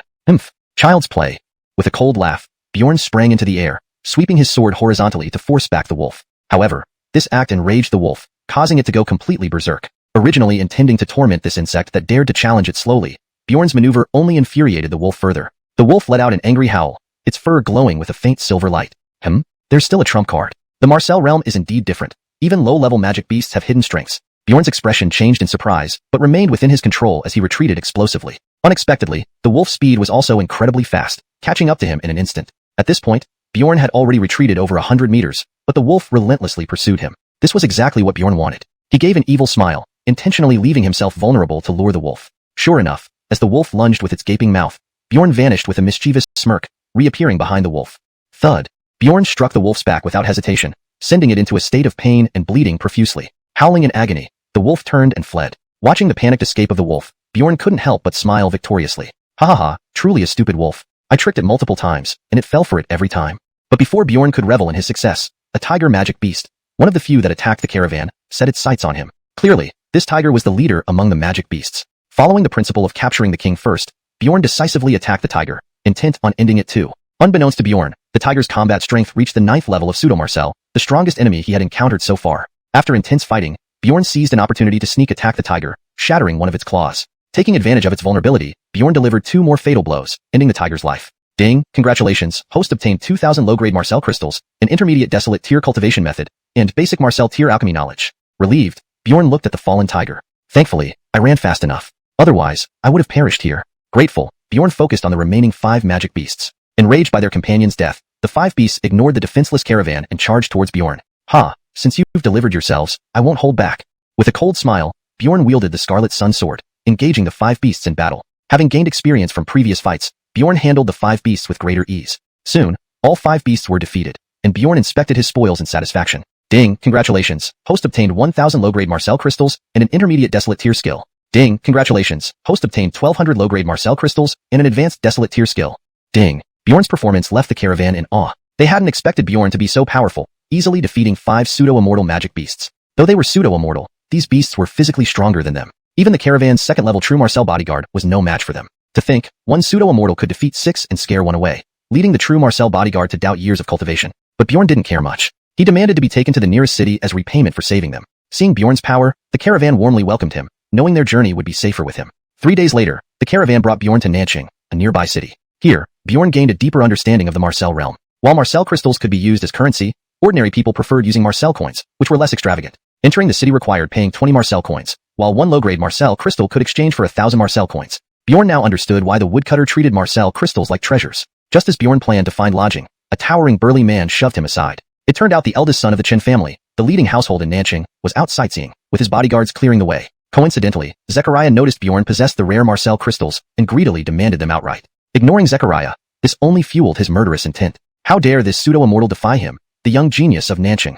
Zechariah challenged Bjorn to a life-or-death duel. This time, Bjorn did not refuse. Since someone was offering valuable goods, why not take them? Signing the death pact with Zechariah, Bjorn faced off against him. Boy, I advise you to hand over the Marcel crystals. Otherwise, Zechariah sneered.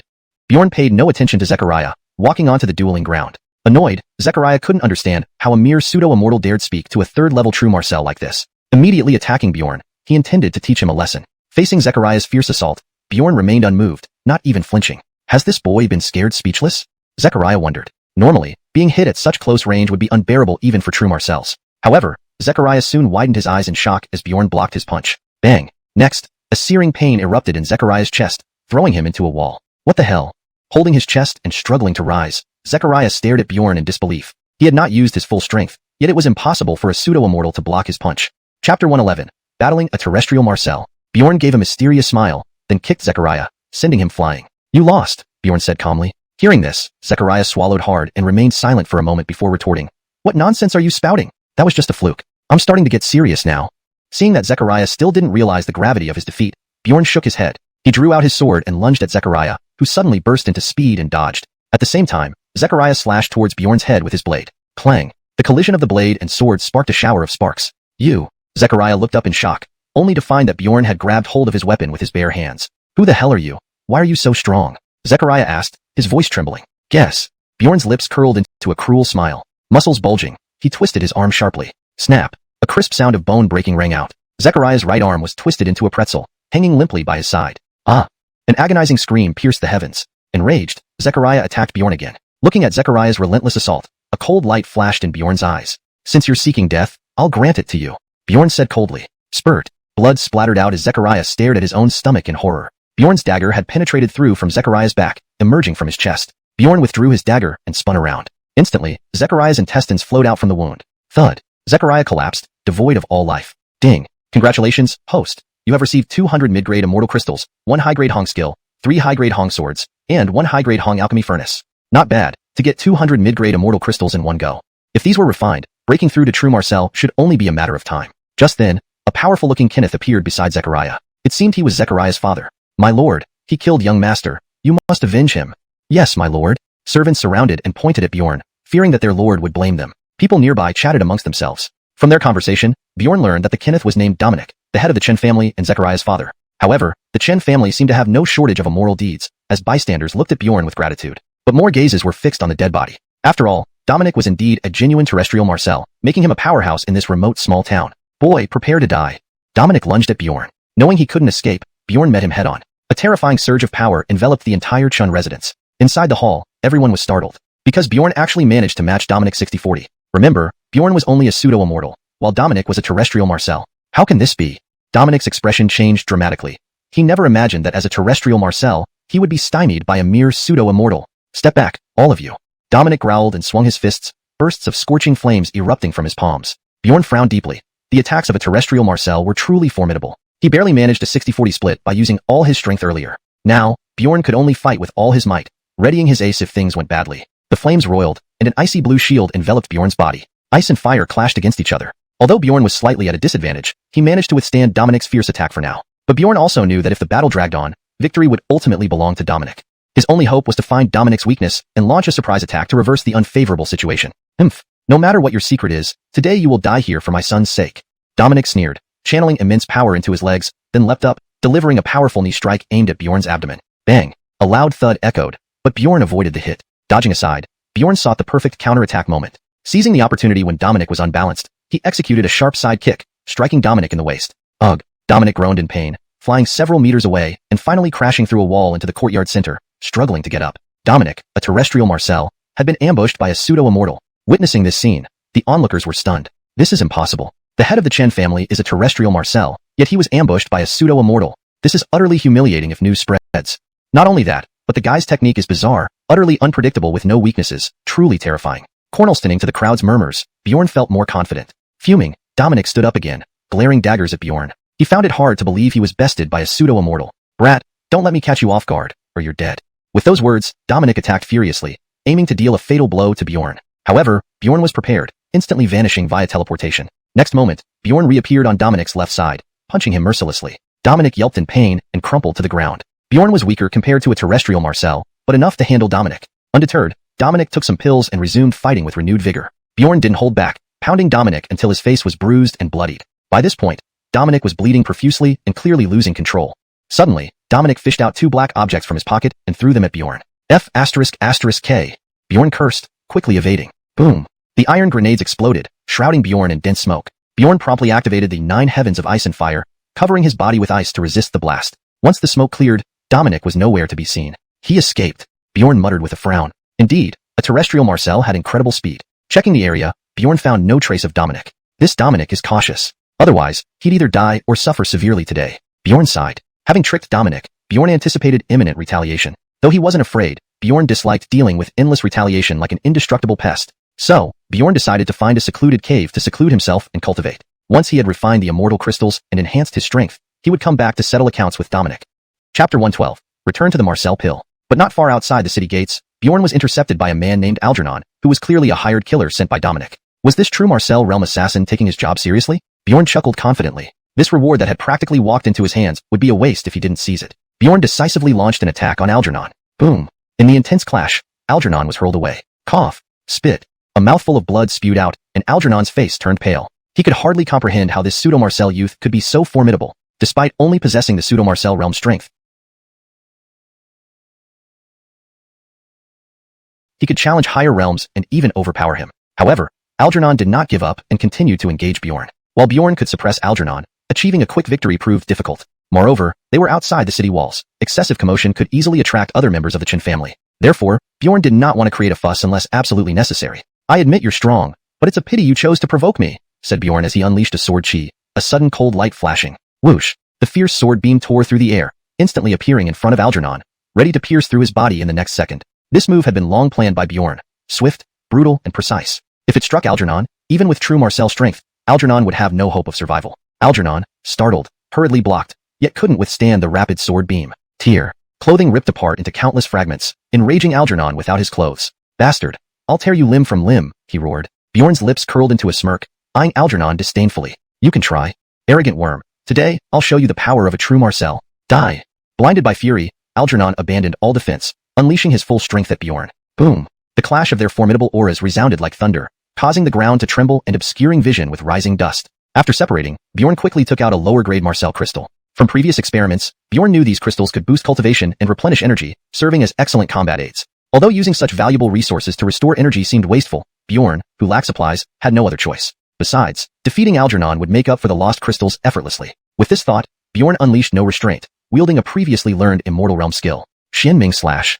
Swish. Brilliant sword light sliced across the sky, sharp wind tearing through surrounding leaves. At full power, the Xianming slashes might increase twofold. At this moment, the earth seemed to crumble, and Algernon's face turned deathly pale. He marveled at the unbelievable intensity of Bjorn's attack, which rivaled a true Marcel's capabilities. More astonishingly, a pseudo-Marcel using a flood-level skill, a feat even the Chen family patriarch possessed only a few of. But now wasn't the time to dwell on that. Desperately invoking internal immortal chi, Algernon formed a shield around himself. Unfortunately, it was futile. The shield shattered instantly under the Xianming slash, forcing Algernon to retreat several meters. Before he could catch his breath, Bjorn struck again, continuously slashing with the Xianming sword, releasing torrents of sword beams. Bang! Sword chi rained down, shattering Algernon's defenses. Realizing defense was futile, Algernon switched to offense, engaging Bjorn. It must be admitted that Algernon, as a true Marcel, was indeed formidable. Had it not been for Bjorn's advantages in techniques and skills, this confrontation wouldn't be so easily managed. Despite Bjorn's dominance, a quick victory remained elusive. However, Bjorn's continuous absorption of immortal chi gradually put Algernon at a disadvantage. This presented a rare opportunity for Bjorn. Knowing he couldn't win, Algernon decided to retreat. But how could Bjorn let him go? Eventually catching up, Bjorn refused to release his grip. Outmatched in speed, Algernon was captured. Corneltal bastard, I'll fight to the death. Algernon shouted fiercely, throwing both fists towards Bjorn's chest. If hit, Bjorn would surely die, but he anticipated this. Dodging, Bjorn moved in close and thrust his sword forward. Ah! Algernon screamed in pain as his right arm was crippled. Damn it! He cried, fleeing immediately, but Bjorn wouldn't let him escape easily. Leaping up, Bjorn stepped on Algernon's shoulders and swung his sword downwards with both hands. Pound!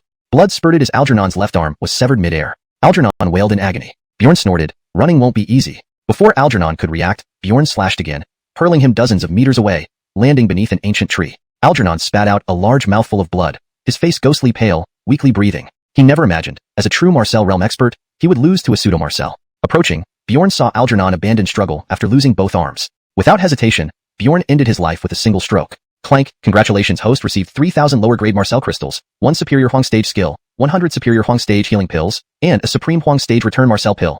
Looking at the rewards, Bjorn nodded in satisfaction. It was as if he got exactly what he needed. Although he wouldn't mind using a few Marcel crystals as return Marcel pills, it was better to save where he could, and having medicinal pills to use was certainly more convenient. However, just as Bjorn was about to leave, 2 men with sinister looks blocked his path again. These 2 were named Carlton and Carlton, who usually made a living by robbing passing merchants and vendors. Clearly, they had their eyes on Bjorn. In their view, although Bjorn had eliminated the true Marcel realm Dust Inc., he must have been severely injured as well. Since the 2 of them were also newly entered the true Marcel realm, they were even more confident in their strategy to attack Bjorn while he was vulnerable. Superior Huang stage healing pill, exclusive to the Marcel realm, consuming it can accelerate injury recovery. Effectiveness of lower realm healing pills reduced by -90%.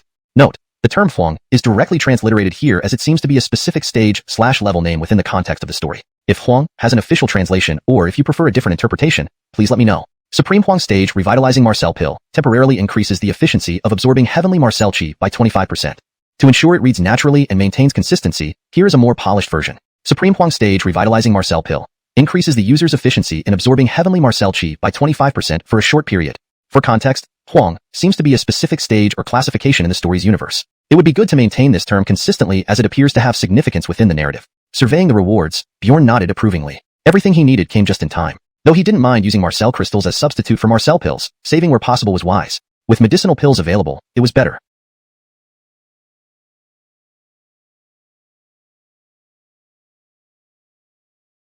Just as Bjorn prepared to leave, 2 men with menacing looks blocked his path. Named Carlton and Carlton, they usually rob passing merchants and peddlers. They had clearly set their sights on Bjorn. In their view, despite killing Algernon, Bjorn was likely heavily injured. As they were also newly entered into the true Marcel realm, they were even more confident in exploiting his weakened state for a deadly robbery. Chapter 112. Return to Marcel Elixir. Just outside the city, not far from the gates, Bjorn was intercepted by a man named Algernon. It was evident that Dominic had hired him as an assassin. But were true Marcel assassins this serious? Bjorn chuckled confidently.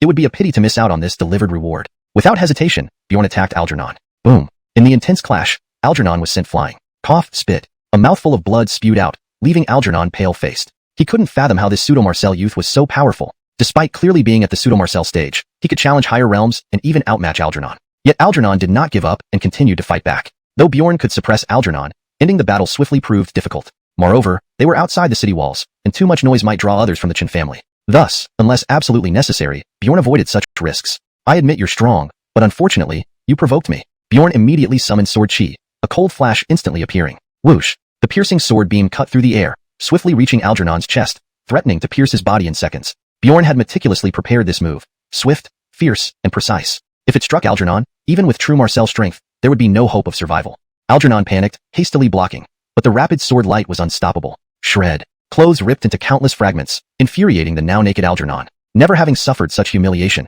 he roared, "Bastard! I'll tear you apart." Bjorn smirked contemptuously, looking down at Algernon. "Try it, arrogant insect. Today you'll witness the might of a true Marcel. Die."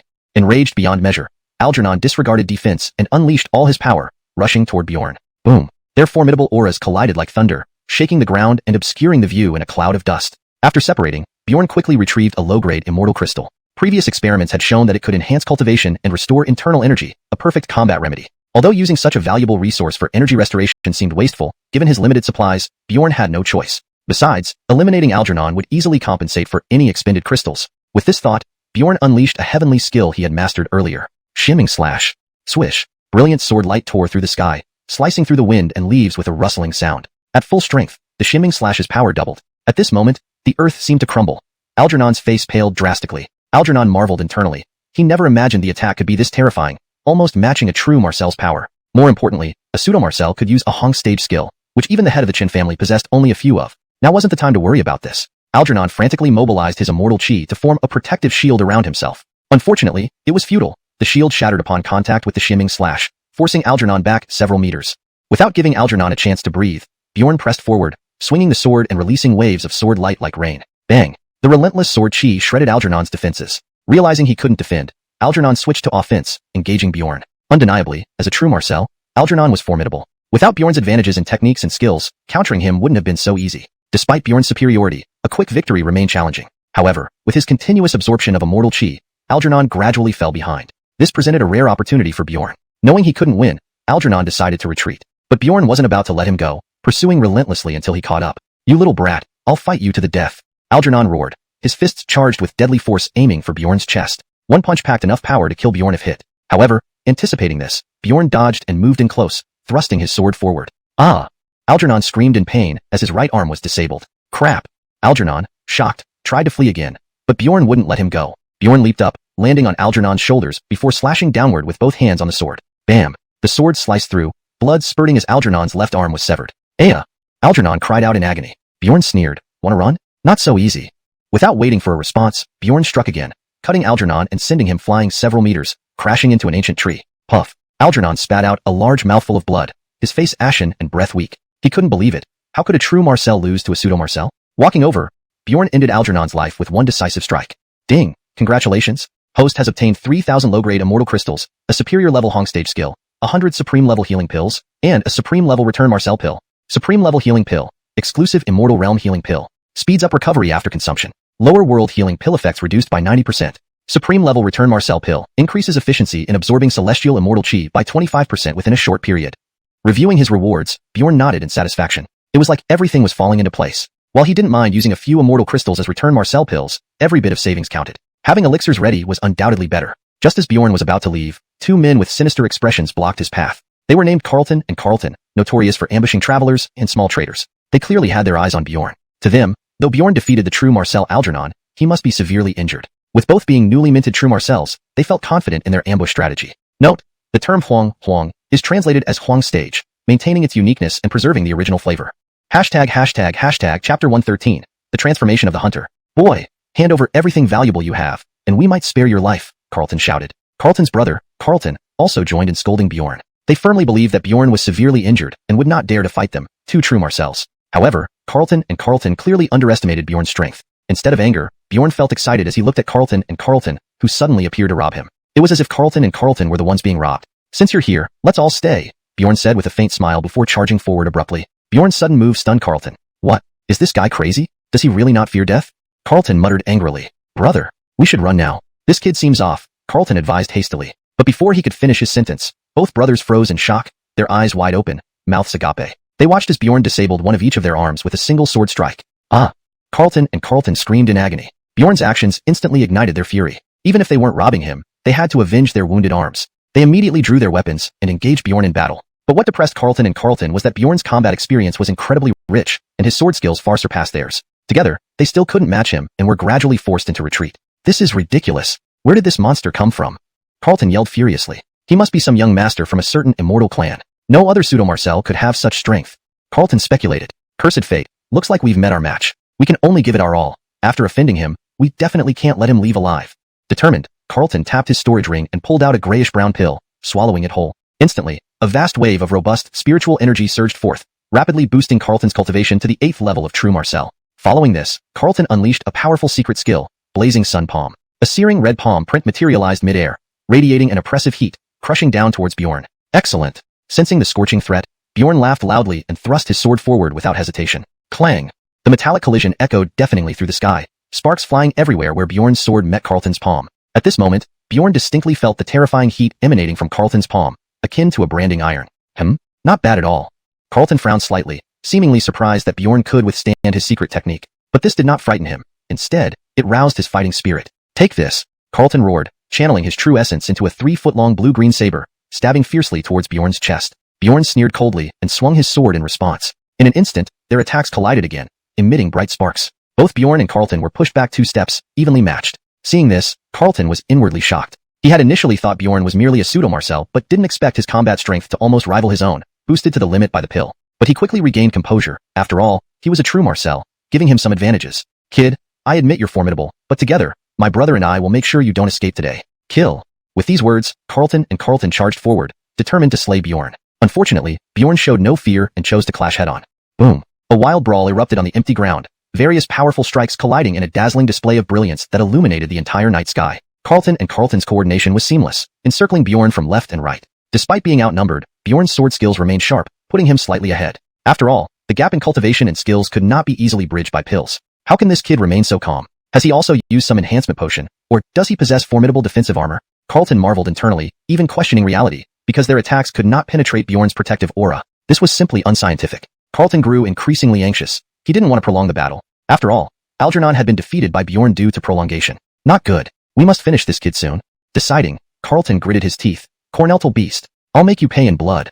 Carlton bellowed and immediately unleashed his strongest move, blazing heaven fire. But Bjorn didn't flinch. He continued swinging his sword. Bang! A fierce collision reverberated through the night sky, showers of sparks flying, wave upon wave of force rippling out. Alas, no matter what means Carlton employed, Bjorn always turned danger into safety. As the battle progressed, the brothers grew more uneasy. Ultimately, they were not professional killers, merely highwaymen relying on brute force for survival. An ordinary pseudo-Marcel would have been taken care of long ago by the 2 brothers. However, facing Bjorn was like confronting a relentless cockroach who grew stronger with every blow, showing no signs of fatigue or defeat. Cursed be this kid. How can his recovery be so monstrous? I just inflicted some damage, and the next moment, he's back to normal.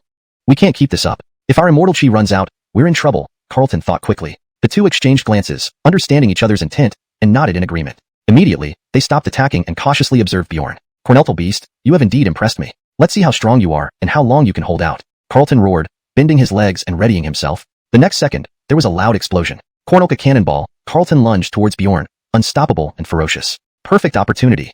A mischievous gleam flickered in Carlton's eyes. Seizing the chance when Bjorn dodged Carlton's attack, he pounced from the side. Raging tiger claw. With a roar, Carlton's palms swelled and shimmered with blinding white light. Blazing heaven fire. Meanwhile, Carlton snarled, wielding an axe and rushing from the opposite direction. The coordination between Carlton was flawless, clearly not their first time working together. Bjorn knew that if he didn't resolve the threat of Carlton first, Carlton would seize any opportunity to ambush him. Chapter 114. Taking down the Hua brothers. Bjorn's figure flickered as he swiftly dodged Carlton, simultaneously slashing his long sword towards Carlton. Humph! Carlton sneered and, with a peculiar step pattern, evaded the attack bizarrely. But Bjorn had anticipated this move of Carlton's. Flaming heaven. Suddenly, Carlton sensed imminent danger and immediately retreated. Unfortunately, it was still half a beat too late for Carlton. A sharp crack sounded followed by a tearing pain from his blood-soaked wrist. Carlton couldn't help but cry out in agony. Brother! Carlton shouted in anguish. Taking advantage of Carlton's injury, Bjorn rapidly advanced. Damn!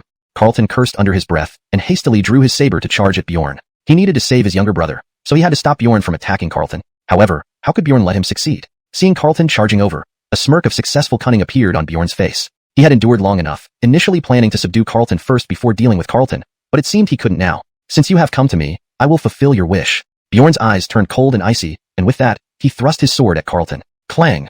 Bjorn's strike was overwhelmingly powerful. Carlton could hardly resist it, feeling a numbing sensation in his palms and an excruciating pain in his arms. So fast. Carlton's pupils dilated. Bjorn's sword was too fast, astonishingly swift, almost giving him no time to react. He finally understood why Bjorn dared to face them single-handedly. Because Bjorn's strength was genuinely formidable, far surpassing ordinary people, even stronger than many late-stage true Marcels. Brother! Be careful! Carlton yelled through the pain. Carlton turned around just in time to see Bjorn's sword coming at him again, causing his heart to skip a beat. At this moment, Bjorn was only 1 foot away from him. Carlton fell back in retreat to narrowly avoid it. Bjorn didn't give Carlton any time to react, immediately attacking once more. Damn! Carlton cursed again, desperately raising his saber to block amidst his panic. Clang! Sparks flew as their weapons clashed, illuminating Bjorn's cold gaze. Simultaneously, Bjorn narrowed his eyes, a cruel curve forming on his lips. Then, with a low growl, he applied more force, releasing a powerful wave from his sword that instantly shattered Carlton's right hand bones, making his saber fly out of his grasp. Ah! Carlton screamed, clutching his injured right arm and falling back. Bjorn swiftly caught up, delivering a brutal kick. Bang! A dull sound echoed. Carlton's body violently trembled before crashing heavily to the ground. Brother, are you alright?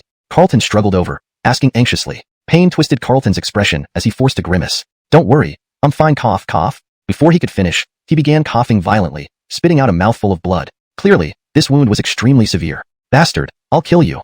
Seeing his brother hurt, Carlton snapped, his eyes red with fury. Yet, they never reflected on their actions. If they had restrained their greedy desires from the start, things wouldn't have ended up like this. Bjorn watched Carlton charge at him and shook his head. Foolish. With disdain, he spat out these 3 words before sweeping his sword sideways. Swoosh. The sword cut through the air, emitting a piercing whistle, reaching Carlton in an instant. Watch out. Sensing the terrifying sharpness of the sword, Carlton's hair stood on end as he punched toward Bjorn's sword with his left fist. Thwack. Though Carlton blocked the blade with his fist, his left shoulder was still slashed. Ah!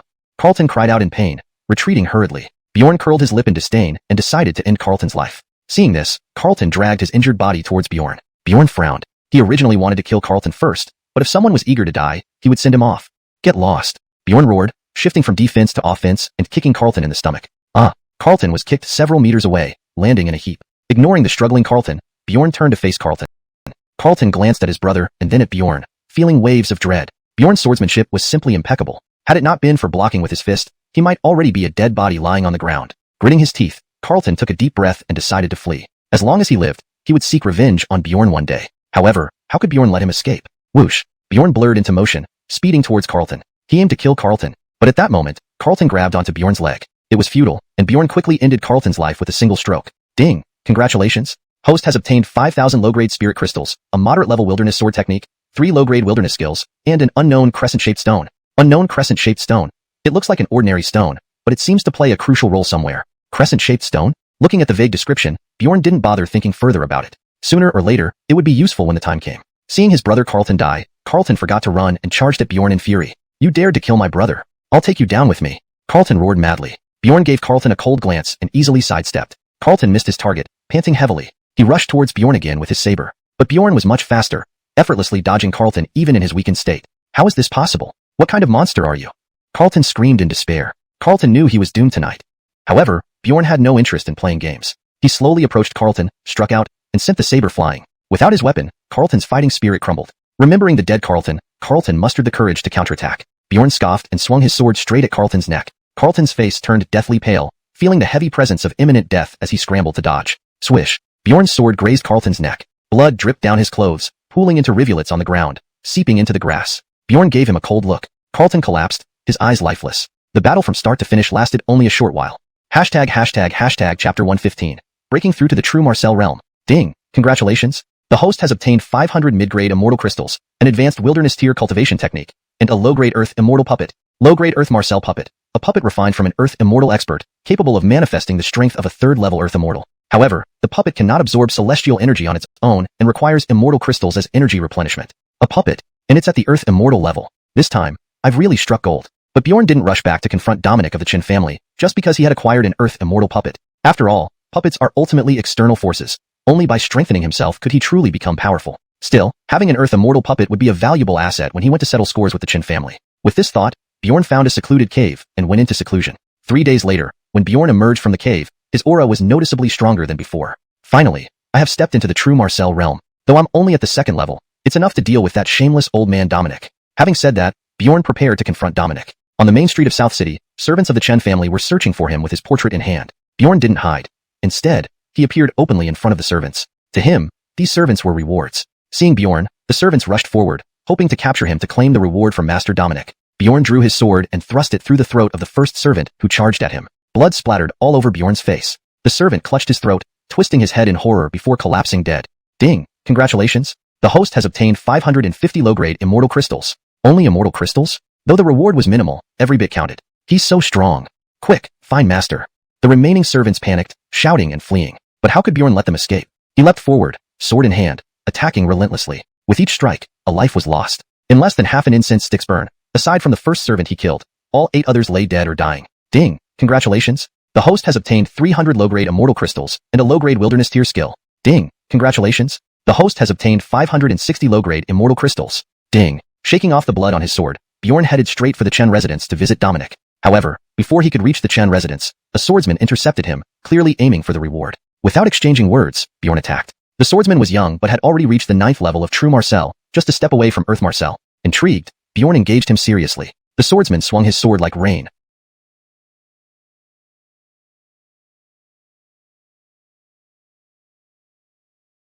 While Bjorn countered with fierce strikes. Clang! As their swords collided, sparks flew, both men stepping back 3 paces. The swordsman was slightly taken aback, inwardly admiring such formidable power. He quickly regained composure and lunged forward again. Bjorn met him head-on, his swordplay sharp and intense. The clash of swordsmen drew spectators. Who is this kid, daring to challenge our famous South City swordsman? It seems he's the one the Chen family master wants. Upon recognizing Bjorn, the crowd dispersed rapidly. The duel continued, with the swordsman growing more uneasy as he realized Bjorn wasn't using full strength. Even so, Bjorn's attacks remained lethal, leaving the swordsman struggling to defend.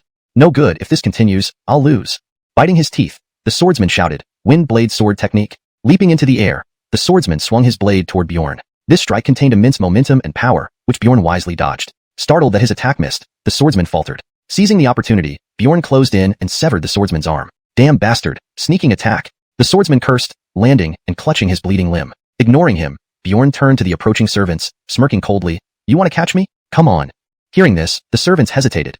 They were no match for Bjorn. Bjorn leaped, slicing through the air. The swordsman, sensing impending doom, attempted a final desperate attack, but couldn't withstand Bjorn's superior strength. No. The long sword pierced the swordsman's chest, and he fell slowly to the ground. Ding! Congratulations! The host has obtained 800 mid-grade immortal crystals, an advanced wilderness tier sword technique, and a high-grade wilderness tier treasure sword. After dispatching the swordsman, Bjorn turned his gaze to the remaining servants. Seeing Bjorn's menacing presence, they trembled in fear, pleading for mercy. Don't kill us, we know we're wrong. Spare us, please. Please. Ignoring their cries, Bjorn moved towards the Chen residence without hesitation. Meanwhile, Dominic had received word of Bjorn's appearance and rushed over with the group. You've got some guts coming here to challenge the Chen family master. Antoine will handle you. Antoine brandished his saber, accelerating towards Bjorn, seemingly eager to decapitate him. Bjorn coldly snorted and deflected the strike with his sword. Clang! The sound of clashing weapons reverberated, sending shockwaves. Antoine stumbled backward, nearly falling. You actually blocked me? Your strength has increased? Antoine's eyes widened in disbelief. His previous attack, though not fully powered, should have overwhelmed a second-level true Marcel. Bjorn didn't waste time on words and immediately clashed with Antoine. Clank, clank, clank. Weapons collided incessantly. Although Antoine held an advantage, he couldn't defeat Bjorn. Darn it, die. Bjorn shrugged and slashed toward Antoine with his sword. Chapter 116. Humiliating Antoine and Brendanmer. Antoine hurriedly dodged while roaring in fury. You little bastard, just you wait. I'll tear you to pieces. Antoine then charged at Bjorn with mad fervor. Looking at Antoine, Bjorn shook his head with a smile, then suddenly extended his left hand to grab the long sword in Antoine's hand. Crack! Bjorn's left hand was like iron, instantly shattering Antoine's sword. He then formed a fist with his right hand and struck hard into Antoine's abdomen. Bang! A muffled sound emitted from within Antoine. He spat out white foam, his body curling up on the ground, twitching uncontrollably. Bjorn walked towards Antoine, lifting his foot to step on his neck. Antoine immediately broke free and attacked Bjorn rapidly. Bjorn quickly dodged, simultaneously kicking out. Bang! The kick hit Antoine squarely in the chest, sending him flying backward, blood trickling from the corner of his mouth. I told you, you'd be defeated. Bjorn sneered, wearing an amused expression. Hearing this, Antoine flew into a rage and struggled to his feet. Brat! Even if it costs me my life today, I will kill you, he roared in fury, lunging forward again. Bjorn remained where he stood, watching Antoine coolly with a mocking smile. Bang! In the blink of an eye, they exchanged hundreds of intense blows, leaving Antoine battered and bruised. And Bjorn? He remained calm as ever, as if nothing had happened, looking rather peculiar. How can this be? Antoine's eyes widened in horror. Bjorn glanced at him indifferently and coldly remarked, thinking of killing me? You're not qualified. With those words, Bjorn suddenly appeared before Antoine, striking a palm against his head. Don't! Sensing danger, Antoine twisted his body urgently to evade the lethal blow. However, his speed was too slow. Pierce! The palm struck Antoine's back. Crack! The sound of shattering bones rang out clearly, causing Antoine to shudder, vomiting a large mouthful of blood. No! You can't kill me. I'm from the Cornell family. You can't kill me. Antoine screamed in agony, utterly terrified, unable to fathom how Bjorn could have become so powerful. Without replying, Bjorn expressionlessly drew his dagger and said coldly, no one can stop me when I decide to kill. Slash. His dagger ruthlessly pierced Antoine's throat. Gurgle. Antoine's face turned beet red, his breath gradually ceasing. Ding, congratulations host. You have obtained 500 medium-grade immortal crystals, 1 high-grade wilderness skill, 100 intermediate-grade healing pills, and a memory inheritance of a wilderness alchemist. Bjorn withdrew his dagger and kicked over Antoine's corpse. Seeing this, Dominic was enraged, and another person beside him lunged forward. Damn it! You actually killed Brother Cornell. Watch me, Brendanmer, take you down. Brendanmer raged furiously, brandishing a sharp blade straight at Bjorn. Bjorn glanced at him and sneered, another volunteer for defeat. You insolent dog. Brendanmer, furious and humiliated, raised his sword and rushed at Bjorn. Boom! Brendanmer launched a fierce attack, while Bjorn deftly observed his weaknesses during the evasion. Soon enough, Brendanmer exposed a flaw and was punched square in the chest by Bjorn, flying backward. Cough, cough, cough. Brindenmer panted heavily, staring at Bjorn with terror. Bjorn's single punch had sent him flying, leaving him utterly astonished. What did you cultivate to gain such formidable power? Brindenmer swallowed hard, fear gnawing at his heart. Bjorn narrowed his eyes and calmly replied, You are unworthy of knowing. I advise you to surrender. Otherwise, our Zhao family will never let you go, Brindenmer threatened. Bjorn snorted and moved to annihilate Brindenmer decisively. I'll fight to the death with you. Seeing this, Brindenmer clenched his teeth and charged once more, battling Bjorn intensely. Though Bjorn's realm was slightly lower than Brindenmer's, his martial technique gave him a temporary edge. But soon, things took a turn. Bjorn smirked coldly, slapping a palm onto Brindenmer's forehead. Buzz. Brindenmer hastily defended himself, narrowly avoiding the fatal blow. Seeing Bjorn's sudden might, Dominic ordered his men to ambush him. Bjorn released his immortal puppet, overwhelming the servants effortlessly. Meanwhile, the battle between Bjorn and Brindenmer continued. Brindenmer grew increasingly anxious, realizing he was completely at a disadvantage. If he didn't end Bjorn soon, he would surely meet a gruesome fate here. Whoosh! Brindenmer suddenly dropped his weapon and fell to the ground on his knees. Spare me. I was wrong. Please spare my life. Brindenmer cried repeatedly. Bjorn had no intention of letting him off. Realizing his predicament, Brindenmer decided to fight to the bitter end. Bang! Bjorn struck Brindenmer's chest with another palm. PFFF. Brindenmer spat out a mouthful of blood. His eyes filled with venomous hate. If I can't live, neither will you. Roaring, Brindenmer lunged at Bjorn. Bang! Bjorn reacted swiftly, kicking Brindenmer in the chest, sending him flying over 10 meters away. Pathetic. Bjorn sneered disdainfully. Bastard. Watch me get you. Brindenmer yelled in frustration. Ignoring him, Bjorn moved to strike again. Brindenmer's face changed drastically, terrified and fleeing in panic. But Bjorn wouldn't allow him to escape. Quickly catching up, Bjorn impaled Brindenmer's shoulder with his sword. A piercing scream echoed around them. Bastard! Brindenmer's face contorted in pain, his eyes dark with hatred. Giving Brindenmer no chance, Bjorn kicked him hard. Brindenmer crashed heavily into the ground, stirring up dust. I'll fight you to the death. Enraged, Brindenmer charged at Bjorn once more. Slap! Bjorn slapped Brindenmer across the face. The pain made Brindenmer question everything. But Bjorn didn't give him time for self-reflection, pressing his attack. Forcing himself to fight for survival, Brindenmer faced Bjorn, only to have a sword slash through his arm. Puff! Brindenmer's arm gushed blood profusely. Letting out a cry, he retreated into a corner. Terrified, he stared at Bjorn, his heart overwhelmed with dread. He couldn't understand how Bjorn's physical strength was so terrifying. Bjorn approached slowly, radiating deadly intent. Watching Bjorn draw nearer, Brindenmer trembled uncontrollably, unable to resist. Just as Bjorn prepared to end his life, Brindenmer pulled out a dagger decisively. Die, you bastard. Note: this translation maintains the original tone and structure while ensuring fluency and coherence in English. Chapter 117. Slain Dominic. Bjorn had clearly anticipated the move, as he abruptly leaned back, narrowly evading Brendan's attack. Just when Brendan thought his plan had succeeded and was gloating, Bjorn swept his right leg across. Brendan hurriedly blocked it, but his entire arm instantly dislocated with a crack. His limp arm hung down, and he lost control, crashing to the ground hard. Bjorn pressed his advantage, straddling Brendan's stomach and pummeling him ruthlessly with his right fist. A series of heavy thuds echoed throughout the area. Soon, Brendan's nose caved in, blood trickled from the corners of his mouth, and he lay there looking utterly defeated. He lay on the ground, wailing continuously, his body convulsing uncontrollably until he finally perished. Ding! Congratulations, host. You have obtained 700 mid-grade immortal crystals and 2 advanced Huang stage techniques. Note: for better fluency, Huang stage could be translated as desolate rank or similar depending on context. Without more information on the grading system in your text, I provided a direct translation. For improved fluency. Ding! Congratulations, host. You have obtained 700 mid-grade immortal crystals and 2 advanced desolate rank techniques. Seeing this, Dominic and the others were all taken aback. They couldn't believe that Brendan, who was almost an Earth Marcel, could be so easily crushed by Bjorn without putting up any significant resistance. Are you human or ghost? You went from a pseudo-immortal to a true immortal in just a few days. Dominic was shocked beyond measure, frozen in place, his voice filled with fear. Bjorn snorted coldly but didn't respond, advancing straight toward Dominic. Dominic's expression changed dramatically. He saw icy intent in Bjorn's eyes. Realizing he couldn't escape, Dominic decisively drew his weapon and engaged Bjorn in battle. Dominic was very powerful, having cultivated upper-grade Huang stage techniques. He also possessed several upper-grade Huang stage skills, each sword strike unleashing an exceedingly formidable power, sharp as a blade. Unfortunately for him, he faced Bjorn. Hiss! A piercing sound rang out, leaving a red mark on Dominic's shoulder. His eyes widened in disbelief, unable to fathom how Bjorn, who could barely match him before, now had the upper hand. Bjorn continued his sword attacks, and despite Dominic's frantic defense, he was slashed again. Aya!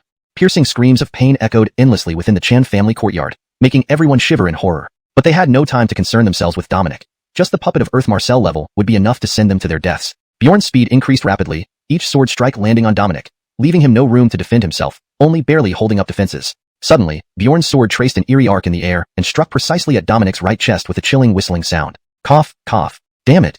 Dominic spat out a mouthful of blood, staggered a few steps, nearly falling over. Bjorn mercilessly swung his sword again, aiming to finish him off. Dominic's pupils constricted. Reacting instinctively, he immediately resisted. However, the situation remained overwhelmingly in Bjorn's favor. Dominic swallowed a pill, boosting his strength to peak Earth Marcel level, merely half a step away from Heaven Marcel. With a fierce look on his face, veins bulging slightly, Dominic growled, "Boy, prepare to die." Upon seeing this, Bjorn chose not to confront him head-on but observed, intending to find Dominic's fatal weakness before finishing him off. Biting his lip, Dominic charged again, his palms reaching out with lightning speed towards Bjorn's neck. Bjorn dodged sideways, counterattacking. With his left hand gripping Dominic's wrist, he applied force, breaking a finger bone with a snap. Crack! The sharp cracking sound reached everyone's ears, causing Dominic's face to change drastically, beads of cold sweat forming on his forehead from the pain. Before Dominic could recover, Bjorn closed in on him, his right hand in a claw shape, aiming for his neck. Eyes wide open, Dominic's heart raced in terror, struggling with all his might to move his neck aside. Seeing his attack dodged, Bjorn did not falter but pressed on with the dragon grabbing hand technique. The pressure was terrifying, grabbing Dominic by the throat and lifting him into the air. Bjorn's left hand smacked Dominic downwards with great force. With a loud thud, Dominic hit the floor heavily, visibly severely injured. Bjorn didn't let up, raising his sword once more and swinging down fiercely. Dominic struggled to get up, glaring hatefully at Bjorn, then turned and fled. "Stay here." Just as Dominic took a step, a tremendous force hit him, followed by excruciating pain on his back. Bjorn approached Dominic step by step. Filled with rage, Dominic charged at Bjorn again, fighting with renewed vigor due to the effects of the pill. They exchanged blows furiously. However, soon, a loud bang. Bjorn kicked Dominic flying away. Cough, cough. Dominic began to cough violently, feeling as if his bones were disintegrating, writhing in agony. Bjorn stepped forward with his sword raised. Reluctantly, Dominic lunged at Bjorn again, clashing swords fiercely once more. After another intense battle, Dominic ultimately succumbed to defeat. Covered in blood, dressed in tatters, riddled with wounds, even with several broken ribs, he lay gasping for breath, entirely stripped of his fighting capability. "Why is your power so strong?" Dominic's face was full of resentment. He couldn't understand why Bjorn, just a novice true Marcel, could exhibit combat prowess far exceeding his peak Earth Marcel state by many times. Bjorn gave a half smile but said nothing. Revealing his trump card was something he wouldn't do. A wave of regret rose in Dominic's heart. If not for his impetuous thirst for vengeance, he wouldn't have provoked Bjorn, nor would he have ended up in this miserable state. But there were no ifs in this world. Dominic stood up, preparing for one last stand. He burned his blood and chi to unleash his peak combat power, engaging Bjorn in chaotic combat. Bam!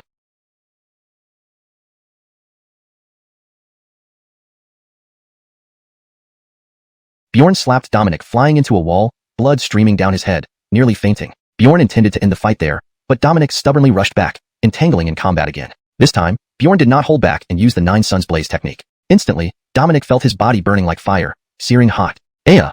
Accompanied by a soul-wrenching scream, Dominic's entire arm was severed by Bjorn. Bjorn smirked coldly, stepping closer with his sword raised. "Why can't I beat him? Why?"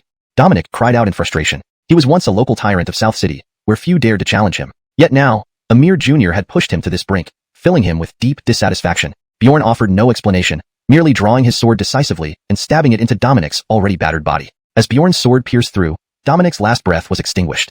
#### Chapter 118. Uninvited guests. Ding. Congratulations. The host has obtained 1,500 medium-grade immortal crystals, an advanced Hong-level cultivation technique, and a memory inheritance of a Hong-level array master. Hong-level array master memory inheritance. The lifetime insights of a Hong-level array master. After receiving this inheritance, the host will be able to easily break through Hong-level and lower arrays as easily as eating or drinking water. Array master memory inheritance? Just as Bjorn was pondering the use of the array master memory inheritance, the Earth Marcel level puppet finished off the rest of the servants. Adhering to the principle of not wasting anything, Bjorn thoroughly searched each of them. Ding. Congratulations. The host has obtained 500 low-grade immortal crystals and a wasteland-level low-grade cultivation technique. Ding. However, at that moment, two unfriendly men appeared in the courtyard. "Kid, did you kill all these people in the yard?" One of the men looked at Bjorn. Although he had a rough idea, he still asked for confirmation. Bjorn glanced at the two men and noticed that both were at the Earth Marcel level, slightly stronger than Dominic. Since the Chin family had already been wiped out by him, these must be people from the Cornell and Zhao families. Realizing there was no point in negotiating, Bjorn didn't waste any words and charged forward with his sword. Seeing Bjorn's direct approach, the two men did not hold back either and rushed towards him. They were Davon and Brendan, subordinates responsible for security. Now that their charges were dead, if they couldn't capture Bjorn and report back, they would never have peace again. Thinking of this, Davon and Brendan aimed directly at Bjorn's vital points. Bjorn met their attacks head-on without showing any weakness. The three of them fought fiercely, evenly matched. Suddenly, Bjorn caught sight of Dominic's corpse beside him. An idea struck him. Bjorn smirked and, taking advantage of the duo's momentary distraction, suddenly drew his sword and slashed across their chests. Dark red blood sprayed out. This infuriated Brendan and Davon, who froze momentarily in shock. "Damn it! This brat tricked us. Hurry up and kill him. We need to go back and report, or else we'll never have peace." Meanwhile, Bjorn instructed the Earth Marcel puppet to engage Davon while he focused on Brendan. Clank! Brendan used a long saber to clash with Bjorn's sword, sparks flying. Damn it! When did this kid become so strong? Brendan grew increasingly alarmed and even thought about fleeing. But considering the consequences of returning empty-handed, he decided to face Bjorn once more. On the other side, the Earth Marcel puppet and Davon were also fighting fiercely, neither gaining the upper hand. Bjorn thrust his sword, which Brynden quickly dodged. Bjorn then kicked backward with his left foot, shifted right, and attacked again. Brynden could only react hastily. But just as he swung his long saber to block, Bjorn's sword took an unexpected turn. With a swift pull, Bjorn dragged Brynden closer and thrust his sword towards Brynden's throat. Seeing this, Brynden was terrified and hastily released his saber, retreating several steps. Bjorn's sword missed but grazed Brynden's neck, drawing a shallow but bleeding cut. Ah, damn you for injuring me. Watch out. Enraged, Brynden pulled out his saber and slashed at Bjorn. Bjorn showed no fear and countered with his sword. Clang. Their weapons clashed, and neither gave ground. Gradually, Brynden started losing the advantage, his face flushed with effort, beads of sweat covering his forehead. By contrast, Bjorn remained composed and steady. How can this kid still be so calm? What is happening? Brynden clenched his teeth, anxiety clouding his eyes. He felt that if this fight continued, he would surely be overwhelmed by Bjorn. Brynden tried to disengage from the fight. Unfortunately, Bjorn wasn't going to let him escape that easily. You damned brat, I'll chop you into pieces. Brynden lost all patience and roared. Bjorn sneered, his sword flashing toward Brynden's right arm. Startled, Brynden raised his long saber to block. Unfortunately, he underestimated Bjorn's strength. With a sharp crack, Brynden's arm dislocated, and the long saber clattered to the ground. At the same time, Bjorn's sword slashed viciously at Brynden's shoulder. Brynden barely managed to dodge, but Bjorn pressed forward, turning his blade and striking at Brynden's left shoulder. PFFF. Brynden couldn't resist. A horrific gash opened up on his left shoulder, blood gushing out as he screamed in agony. Oi, my arm. It hurts. Brynden clutched his injured shoulder, writhing in pain on the ground. Bjorn then placed his sword at Brynden's throat. Seeing this, Brynden trembled in terror. Spare me, please. Spare my life. I'm wrong. I'm just a servant. Don't kill me. Ignoring him, Bjorn prepared to finish Brynden off. Refusing to give up, Brynden swallowed a pill that boosted his strength, veins bulging. If you won't let me live, I'll take you down with me. With this, Brynden lunged at Bjorn. For over 10 exchanges, the fight ended with Bjorn slightly at a disadvantage. Bam! Brynden was thrown back, landing heavily on the ground, pale as paper. Seeing Brynden grievously injured, Bjorn laughed menacingly and moved to deliver the finishing blow. Suddenly, Brynden whipped out a dagger. Bjorn retreated, and Brynden pursued with the dagger.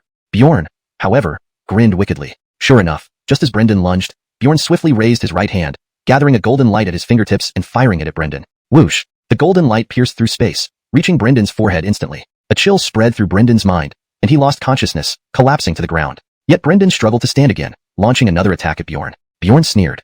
In the next instant, a series of cracking sounds filled the air.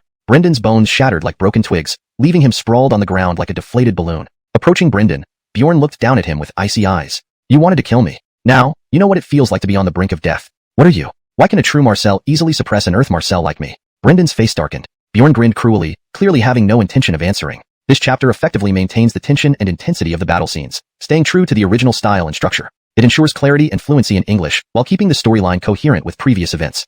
Chapter 119. Can't win, so pop a pill? Brynden, seething with anger, rushed at Bjorn, planning to take him down in a last-ditch effort. Bjorn, quick as lightning, grabbed Brynden by the collar and hurled him far away. Boom! Brynden crashed through the wall, lying amidst the rubble, momentarily unable to get up. Bjorn coldly snorted and walked forward, lifting him up before delivering a punch to his abdomen. Ugh! Brynden spat out a mouthful of blood, his face pale as he lay on the ground, barely alive. Bjorn looked at him coldly, ready to finish him off. Brynden swallowed hard, staring at Bjorn. Don't kill me. I am from the Zhao family, one of the most powerful families in Xuanhuan Kingdom, with countless Earth Marcels and true Marcels everywhere. If you let me go, I can help cover this up for you. How about that? Bjorn sneered disdainfully. Regardless of whether Brynden would keep his promise, the Zhao family's influence in Xuanhuan Kingdom was vast. It was only a matter of time before they discovered Brynden's involvement. Was it even necessary for Bjorn to clean up after himself? Besides, Earth Marcels had many valuable items. Releasing him wasn't in Bjorn's nature. With that thought, Bjorn ended Brynden's life with a single slap. Ding! Congratulations, host has obtained 1,200 medium-grade immortal crystals, 3 upper-grade Huang stage cultivation methods, 6 upper-grade Huang stage skills, and 3 Huang stage swords. Note, the term Huang stage might be better clarified or named for smoother reading in English. If Huang refers to a specific cultivation realm or stage, it should be consistently translated as such. Here it seems to refer to a cultivation level, so a more fluent translation might be something like wasteland stage, depending on the context of the story. After dealing with Brynden, Bjorn glanced over at his puppet, which was now at a disadvantage. After all, it was just a lower-grade Earth Marcel puppet. Despite having superior defense compared to its peers, it couldn't fight against higher ranks. To prevent his puppet from being destroyed, Bjorn decisively retracted it. Upon seeing the puppet withdrawn and Brynden nowhere to be seen, Davon immediately guessed that Brynden had been taken care of by Bjorn. Damn it! How did this brat finish Brynden so quickly? Davon prepared himself, watching Bjorn intently. The battle between the two was imminent. Bjorn took the initiative, striking with his sword at incredible speed, leaving Davon unprepared. However, Davon, being an Earth Marcel, had rich combat experience and quickly found a way to respond. Child's play. Davon roared, flicking his wrist to reveal an iron ring, which he slammed into the ground. Bang! The The ground trembled violently, and a dark, foul-smelling hole suddenly appeared, as if the gates of hell had opened. Bjorn remained unfazed. "Brat, I know you have some talent, but today I will destroy you with my own hands," Davon said coldly, feeling more humiliated than ever. A mere youth had almost defeated him, and he could not tolerate this failure. Leaping towards Bjorn, Davon began the intense battle. Though Davon was indeed stronger than Brendan, he was still within Bjorn's ability to defeat. Unfazed, Bjorn fought back fiercely. Despite Davon's prowess, Bjorn's exquisite swordsmanship and quick reflexes allowed him to barely hold his ground, creating a stalemate. "Your strength surprises me, brat." Davon paused his attack, glaring at Bjorn. "You talk too much," Bjorn replied coolly. Enraged, Davon suppressed his anger.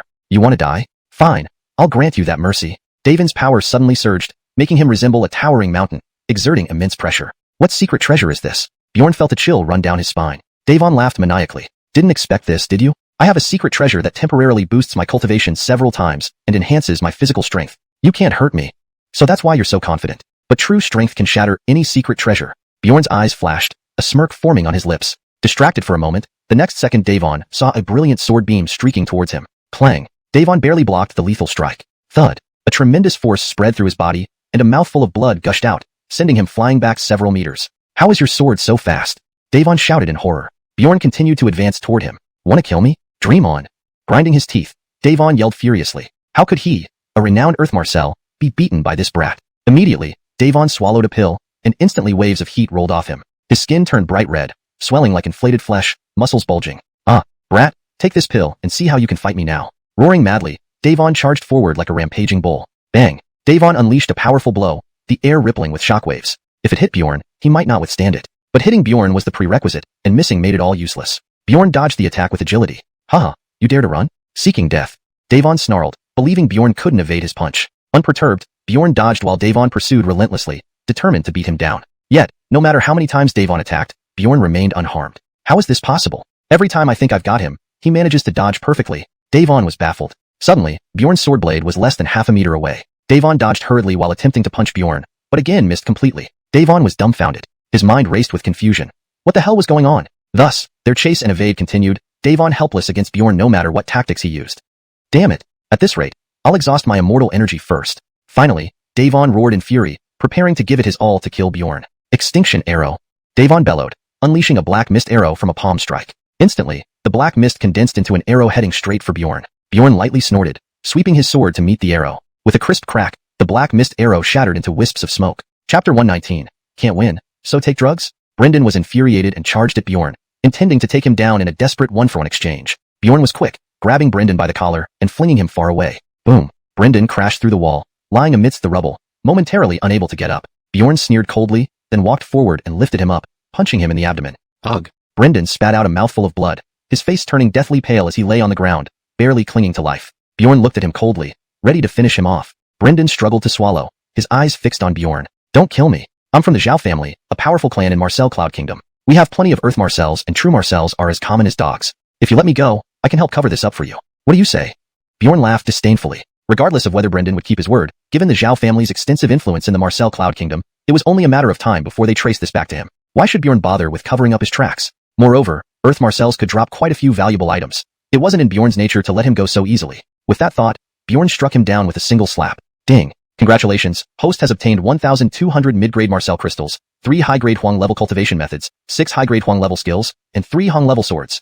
Having finished the fight, Bjorn turned his attention to the puppet, which was now at a disadvantage. After all, it was just a low-grade Earth Marcel puppet. Even with superior defense compared to its peers, it couldn't bridge the gap in levels. To prevent the puppet from being destroyed, Bjorn promptly recalled it. Davon noticed the puppet's disappearance and immediately guessed that Brendan had been taken care of by Bjorn. Damn, how did this kid manage to finish Brendan so quickly? Davon braced himself, eyeing Bjorn warily. The battle between them was imminent. Bjorn launched the first attack, thrusting his sword with incredible speed, catching Davon off guard. However, as a seasoned Earth Marcel, Davon quickly found a way to counter. Just cheap tricks.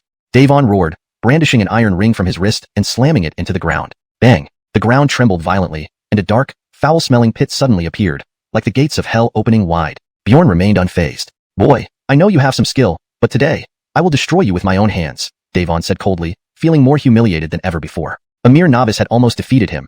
It was a defeat he couldn't tolerate. Davon leaped toward Bjorn. Bjorn frowned slightly. Davon was indeed stronger than Brendan, but not unbeatable. Without hesitation, Bjorn met his attack head-on, clashing fiercely with Davon. Though Davon was formidable, Bjorn's precise swordplay and agility allowed him to barely hold his ground. They were locked in a deadlock. "Your strength surprises me," Davon stopped attacking, his gaze cold on Bjorn. Bjorn glanced at him calmly. You talk too much. Enraged, Davon suppressed his anger. You want to die? Fine. I'll grant you a merciful end. With those words, Davon's cultivation level surged dramatically, making him feel like an immovable mountain, radiating overwhelming pressure. What secret treasure is this? Bjorn felt a chill run down his spine. Davon laughed maniacally. Didn't expect this, boy? I possess a secret treasure that can temporarily boost my cultivation several times over. Not only that, it also strengthens my body immensely. You stand no chance of hurting me. So, that's why you're so arrogant. Relying on a secret treasure won't save you against true strength. Bjorn's eyes flickered for a moment, then a smile tugged at the corner of his mouth. Caught off guard, Davon saw a dazzling blade of light charging towards him. Clang! Davon hurriedly deflected the deadly strike. Thud! A massive force coursed through his body, causing him to spit out a mouthful of blood as he flew backwards several meters. Damn it! How can your sword be so fast? Davon screamed in terror. Bjorn continued to close in on him. Want to kill me? Dream on. Davon snarled. As a respected Earth Marcel, he refused to be defeated by a rookie like Bjorn. Without delay, Davon popped a bottle of pills into his mouth. Instantly, heat waves surged from Davon's body, his skin turning bright red and swelling like a balloon, his muscles bulging prominently. Boy, after taking these pills, see what you've got left to fight me with. Davon roared like a madman, charging forward like a raging bull. Bang! Davon unleashed a powerful punch, shaking the air with immense power. This blow, if it hit Bjorn, might not be survivable. But that was assuming he could hit Bjorn at all. Missing meant nothing, no matter how powerful the attack. In the next moment, Bjorn swiftly dodged Davon's assault. Trying to escape? You're asking for it. Davon grinned wickedly, believing Bjorn couldn't dodge his powerful blows. Bjorn remained calm, effortlessly evading while Davon pursued relentlessly, determined not to stop until Bjorn was brought down. Despite repeated attacks, Bjorn remained unscathed. How is this possible? Every time I feel I can hit him, yet he always manages to dodge. Davon wondered, baffled. Suddenly, Bjorn lunged with his sword, the blade within half a meter of Davon. Davon dodged hastily, retaliating with a heavy punch. Again, his efforts were in vain, failing to even touch Bjorn. Stunned, Davon could only think one thing. What the hell is going on? Thus, the chase continued, with Davon using every trick in the book but still unable to land a hit on Bjorn. Damn it! If this keeps up, I'll run out of Marcel energy first. Furious, Davon decided to unleash his full power to finish Bjorn off. Extinction arrow. Davon roared, striking out with his palm. Instantly, a black mist formed in the void, rapidly condensing into a lethal arrow aimed at Bjorn. Bjorn lightly grunted, sweeping his sword to deflect the arrow. Snap! The black mist arrow shattered into wisps of smoke. Note: for consistency, terms such as high-grade xuanhuan level should ideally be consistent with any established translations used in the rest of the work. Please verify the correct terminology based on the source material or previous chapters. ##### Chapter 120. Waylon's Visit. What? Davon's eyes bulged in disbelief. His pride and joy, the annihilation arrow, had just been countered so effortlessly. Shaking his head in disbelief, Davon glared at Bjorn with an expression that fluctuated between anger and shock. The annihilation arrow was an extremely precious skill of the Hong rank, capable of cutting down anyone who stood in its path. But it seemed insufficient against this boy. Taking a deep breath, Davon retrieved another pill and swallowed it. A strength-enhancing pill. Strength, so much strength. Boy, let's see how you dodge this time. Davon shouted excitedly, his hands moving swiftly to form two massive iron hammers. Boom! The giant iron hammers descended from the sky like meteors, exploding with a deafening sound that made the entire chamber tremble. Die, boy! Davon snarled savagely, charging at Bjorn like a bloodthirsty beast. A burst of sparks erupted within the chamber, blindingly bright. As the sparks slowly dissipated, they revealed a figure in disarray. One man had matted hair, scorched skin, tattered clothes, and a trickle of blood seeping from the corner of his mouth, clearly suffering severe injuries. This was Davon. The other man remained unscathed, as if nothing had happened. This was clearly Bjorn. A faint golden glow enveloped Bjorn, protecting him entirely. That attack, though powerful, had caused him no harm. You! Davon lifted his head with great difficulty, staring at Bjorn in shock. He never imagined Bjorn could be so terrifying, enduring several of his attacks without a scratch. It was too inconceivable. Bjorn sneered, walking up to Davon and raising his hand to deliver a harsh slap. Smack! The sharp sound of the slap left Davon seeing stars, his teeth clattering and some falling out. Still unwilling to concede, Davon took another pill, further enhancing his strength. Gritting his teeth, he gripped the iron hammer tightly and roared, "Boy, I'll crush you." Without waiting for a response, Davon darted toward Bjorn like a lightning bolt, lifting the hammer high above his head and swinging it down. Bjorn coldly sniffed, extending his right hand with his index and middle fingers together, and swiftly caught the hammer's head. Clang! The hammer stopped dead in its tracks, immovable despite Davon's efforts. Damn! Davon's heart sank. He knew he had encountered a formidable opponent today. Yet, he did not give up, continuing to channel power into the hammer in a desperate attempt to pull it back. However, the more he channeled his divine chi, the more dangerous his situation became. Bjorn's finger strength was even greater, and a powerful force surged through his arm, nearly crippling it. Bjorn's lips curled into a mocking smile. With a firm squeeze, there was a crisp crack, and the hammer shattered instantly, fragments flying everywhere. Aya! Excruciating pain surged through Davon's body, causing him to scream in agony. To alleviate the pain, Davon hastily swallowed another pill. Watching Davon's suicidal behavior, Bjorn feared the side effects of the drugs would kill him before he did. Deciding to end it quickly to prevent such an accident, Bjorn prepared to finish Davon off. Despite his weakened state from the drug side effects, Davon continued to launch relentless attacks, but he couldn't even touch a single strand of Bjorn's hair. Bjorn easily dodged each of Davon's attacks. Then, seizing the iron hammer, he broke it effortlessly, tossing it aside. With both hands transformed into fists, he pummeled Davon mercilessly, each blow echoing loudly. Davon, already weakened by the side effects of the drugs, could not withstand Bjorn's fierce assault. Within minutes,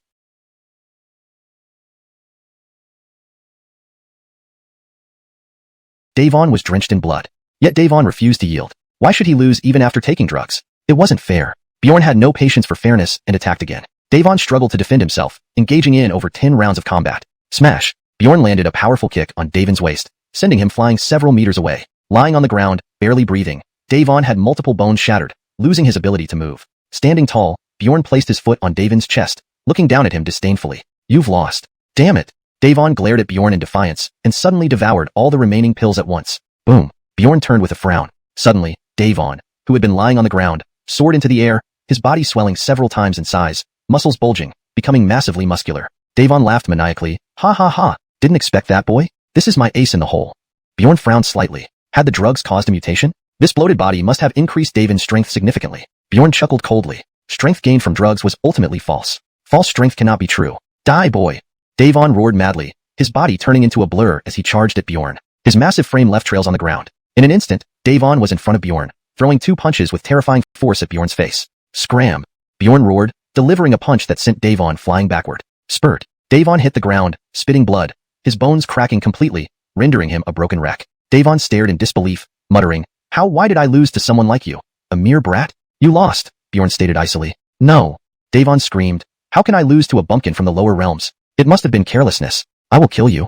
Ignoring his babbling, Bjorn delivered the final blow, killing Davon. Ding! Congratulations host for obtaining 1,500 medium-grade spirit crystals, 1 Hong rank cultivation technique, 5 Hong rank weapons, and 10 berserk pills. Note: I've translated Shanjing as spirit crystals to maintain consistency with common terminology in English translations of similar works. The term Hong rank is kept as is due to it likely being a specific ranking within the story's universe. Berserk pill reduces pain by 80%, increases strength by 50%, reduces rationality by 20%.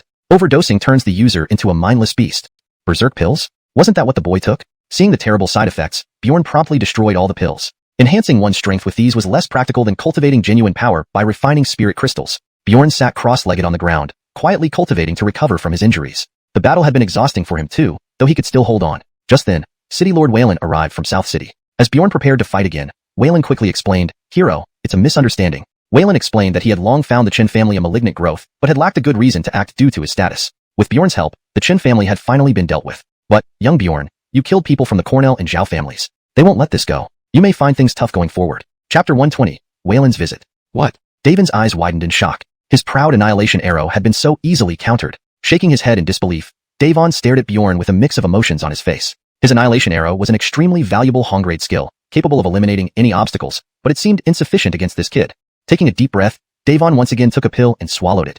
It was an enhancement pill. Strength, so much strength. Kid, let's see how you can dodge this time. Excitedly shouting, Davon swung his hands, condensing 2 massive iron hammers. Bang! The enormous hammers fell from the sky like meteorites, causing a deafening explosion. The entire chamber trembled. Die, kid! Davon roared menacingly, lunging at Bjorn like a bloodthirsty beast. A burst of sparks lit up the chamber, blinding bright. As the sparks slowly faded, a battered figure emerged. One man was disheveled, covered in soot and scorched black, his clothes tattered, blood trickling from the corner of his mouth. Clear signs of severe injury. It was Davon. The other man was unscathed, as if nothing had happened. Clearly, this was Bjorn. He was enveloped in a faint golden light, which had completely protected him. Despite the powerful attack, he hadn't suffered any harm. Davon struggled to lift his head, looking at Bjorn in astonishment. He never imagined Bjorn could be so terrifying, enduring several of his attacks without a scratch. It was incomprehensible. Bjorn sneered and walked over to Davon. Raising his hand, he slapped Davon hard. Smack! Davon saw stars and felt a few teeth fly out. Still Bufuchi, unwilling to admit defeat, Davon took another pill, enhancing his power further. Clutching his teeth, he gripped the iron hammer tightly, roaring, Kid, I'm going to crush you. Without waiting for a response, Davon dashed at Bjorn like lightning, raising the hammer high above his head to strike down. Bjorn snorted coldly, extending his right hand and clamping the hammer's head between his index and middle fingers. Ding! The hammer froze midair, immobile no matter how hard Davon tried.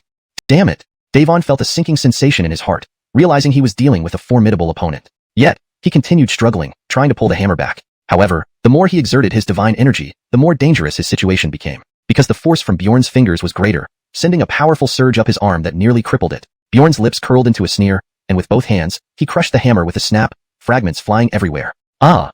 Severe pain shot through Davon's body, making him scream. To alleviate the pain, Davon hastily took another pill. Watching this suicidal behavior, Bjorn feared Davon would die from the side effects before he could finish him off. To prevent such accidents, Bjorn decided to end the fight quickly. After recovering slightly, Davon attacked Bjorn with all his might, but he couldn't even touch him. Bjorn effortlessly dodged every attack, grabbed the hammer, broke it effortlessly, and started pummeling Davon mercilessly with punches that resounded loudly. Already weakened by the drug side effects, Davon couldn't withstand Bjorn's fierce attacks. Within minutes, Davon was covered in blood. Yet, he still refused to give up. Why couldn't he win despite taking drugs? This wasn't fair. Bjorn had no time for fairness and launched a decisive attack. Davon fought back desperately, exchanging a dozen blows with Bjorn. Smash! Bjorn delivered a sweeping kick to Davon's waist, sending him flying several meters away. Lying on the ground, gasping for breath, Davon's bones were shattered in multiple places, leaving him immobilized. Bjorn stood up, placing a foot on Davon's chest, looking down at him. You've lost. Damn you.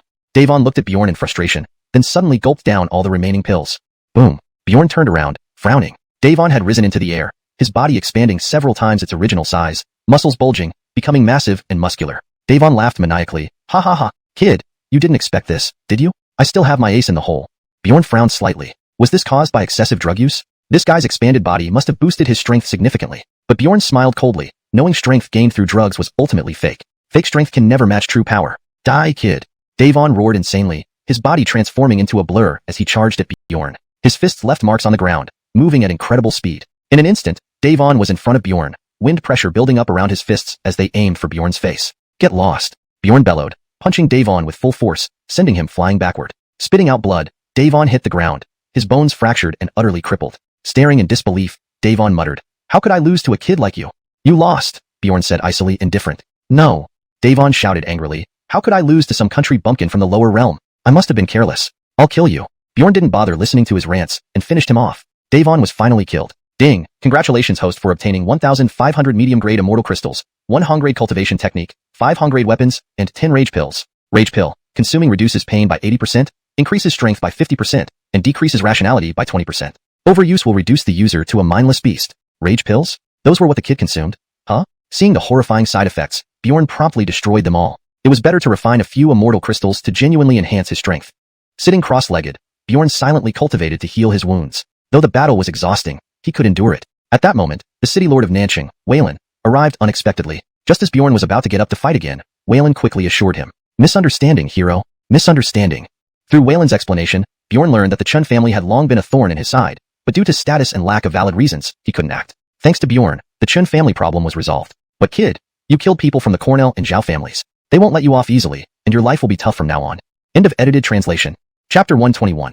Is this even human? Bjorn, however, was unruffled. Although the Cornell and Zhao families were indeed powerful, it didn't mean that Bjorn would foolishly wait for them to come and deal with him here. Given time, he absolutely had the capability to engage the Cornell and Zhao families in a decisive battle. He could even overthrow these two families, erasing them from Xuanhuan Kingdom's history. Moreover, the strength of these two families also meant they could provide a vast amount of valuable resources to Bjorn. Opportunity and risk coexisted for a reason. Right, Carmelo Bjorn? I heard that in the western Xuanhuan Mountains, a secret realm of a mystical Marcel has appeared. If you can gain advantages from there, you might be able to wage war against the Cornell and Zhao families. Secret realm? Got it. Many thanks, City Lord Nangong. After a brief chat, Bjorn bade farewell to Yush and set off for the Xuanhuan Mountains as suggested by Yush. After several days of travel, Bjorn reached the Xuanhuan Mountains. However, the outer regions of the mountains were being guarded by some force. Clearly, this secret realm attracted not only Bjorn but also other local powers. But Bjorn was not the least bit worried. During his journey, he had not been idle either. Whenever he had free time, he refined the mid-grade immortal crystals he had previously acquired. Now Bjorn had stepped into the half-step Earth Marcel realm, and even if he met an opponent at the Heavenly Marcel stage, he could still put up a fight. Thinking this, Bjorn walked towards the Xuanhuan Mountains openly and confidently. As expected, a true Marcel attendant blocked his way. Be sensible and scram now. This isn't a place for riffraff like you. Bjorn spared no words and slapped him hard. The attendant was immediately sent flying, dazed and bewildered, his head buzzing as if it might explode. He rubbed his numb cheek, looking at Bjorn with suspicion. For that instant, he felt the threat of death. If his reaction had been slower, he would have been squashed into paste. You're courting death. The attendant seethed with rage. How dare a mere nobody, an unknown youth, humiliate him, a respected true Marcel. Without another word, he swung his sword toward Bjorn's neck. However, Bjorn did not even glance at it and effortlessly dodged the deadly strike. Slap. Another slap sent the attendant tumbling to the ground, dizzy and confused. You dare hit me. Covering his swollen face, the attendant gritted his teeth. You're dead meat. I'm Cornell family's guard, and you'll definitely die for this. Whoosh. He drew his sword and stabbed at Bjorn again. Bjorn caught the blade and then swung his right arm, hurling the attendant away. Cough. Struggling to get back on his feet, the attendant stared at Bjorn with eyes full of hate. Bjorn shook his head, tossing the sword aside casually, saying, overestimating your strength. Humph, you die. Seeing the guard charge at him once more, Bjorn kicked him in the abdomen, crushing his internal organs and causing him to nearly faint from pain. Without hesitation, Bjorn delivered the finishing blow. Ding, congratulations host. You have obtained 200 mid-grade immortal crystals. Seeing only immortal crystals drop, Bjorn glanced disdainfully at the guard's corpse. At this moment, 2 more guards rushed over, apparently alerted by the commotion. However, just 2 true Marcel guards meant nothing to Bjorn. Boy, how dare you kill someone from the Cornell family? Bjorn wasted no words, raising his sword to attack. The 2 Cornell family guards, startled by Bjorn's initiative, laughed coldly. Boy, since you seek death, we'll send you straight to the underworld. Both guards had reached the true Marcel stage. Together, they could easily defeat a true Marcel, and even if Bjorn exceeded their level, they believed they could delay long enough for reinforcements to arrive. Of course, this was all fantasy. Boom. A series of explosions resounded as the 3 clashed fiercely. Spitting blood, the 2 guards staggered backward. They looked down at their chests, which now bore clearly visible holes. How is this possible? He's clearly only a true Marcel, yet he defeated us in one move. Their faces twisted with shock as they stared at Bjorn. Bjorn merely shook his head. Though currently a true Marcel, his combat power could rival even early-stage heavenly Marcels. Moreover, his most terrifying asset wasn't just his cultivation level. Bjorn possessed a variety of skills and secret techniques that even peak heavenly Marcels couldn't handle. Bang bang. 2 thuds sounded as the 2 corpses slammed heavily onto the ground. Ding, congratulations host. You have obtained 200 mid-grade immortal crystals and a low-grade desolate class cultivation method. Ding, congratulations host. You have obtained 300 mid-grade immortal crystals and a desolate class skill. Just as Bjorn finished killing the 2, another person with several guards charged over. Bjorn glanced at the Kenneth leading the group. He was an Earth Marcel, likely the captain of the guards. Bjorn decisively headed for the captain. Arrogant fool. The guard captain, seeing Bjorn not retreat, sneered, preparing to dodge the attack. Unfortunately, Bjorn did not play by the rules, closing the distance and unleashing a heavy punch. What? The guard captain's face turned pale as he hurriedly activated a divine ability to defend. Yet Bjorn's punch shattered his defenses, sending him flying. Phew, how did this kid do that? The guard captain could not believe it. Bjorn gave him no chance to ponder, swiftly closing in for another punch. Desperately, the captain blocked with his immortal artifact. Crack. With the sound of bone breaking, the captain's arm was violently snapped. Ah! The captain screamed in agony. Bjorn showed no mercy, raining punches on his body. Each punch was accompanied by the crack of bones breaking and gushing blood. In moments, the Earth Marcel guard captain was barely alive. Spare me, the captain begged. Bjorn ignored him. Seeing this, the captain decided to fight one last time. Die, you bastard! The captain roared madly, his immortal aura surging as he swung his sword at Bjorn's forehead. Ding! Sparks flew. The sword was now clamped between Bjorn's 2 fingers. The captain stood dumbfounded. Is this even human? Chapter 122. Half-Step Celestial Marcel. The defiant captain of the guards continued to muster all his strength. Clang. A metallic clashing sound rang out. The captain felt a brutish force surge through his body, causing him to tremble violently, with his organs churning. Bang. Ultimately unable to endure, the captain's mouth oozed a trace of redness as he spat out a mouthful of blood. He realized he had met his match and immediately fell to his knees, pleading pitifully. Spare me, young master. We've erred. You're a magnanimous person, please spare our lives. Bjorn raised an eyebrow, not planning on letting them off. Just then, the guards took the opportunity to ambush Bjorn from behind. Seeing this, the captain's heart filled with joy. No matter how powerful Bjorn was, several true Marcels attacking together should be enough to put him in check. But in the next moment, Bjorn swept his sword. In an instant, the few Cornell family guards who had attempted to sneak up on Bjorn were decapitated. Ding! Congratulations host for obtaining 200 mid-grade immortal crystals and 1 desolate tier cultivation technique. Ding! The captain watched in shock, realizing just how formidable Bjorn was. Not only did he knock down a ground Marcel like himself in a few blows, but also killed so many true Marcel guards in one move. Was Bjorn really just at the half-step ground Marcel realm? Or could it be some ancient monster bored stiff, pretending to be weak to toy with everyone? While the ground Marcel guards' mind raced with speculations, Bjorn had already targeted him. Clearly, he would be the next victim. To avoid death, the ground Marcel guard consumed a rage pill and fought back. However, he quickly found himself as weak as an ant compared to Bjorn. Even with the rage pill, he was no match. Don't kill me. I can tell you a big secret, he shouted desperately.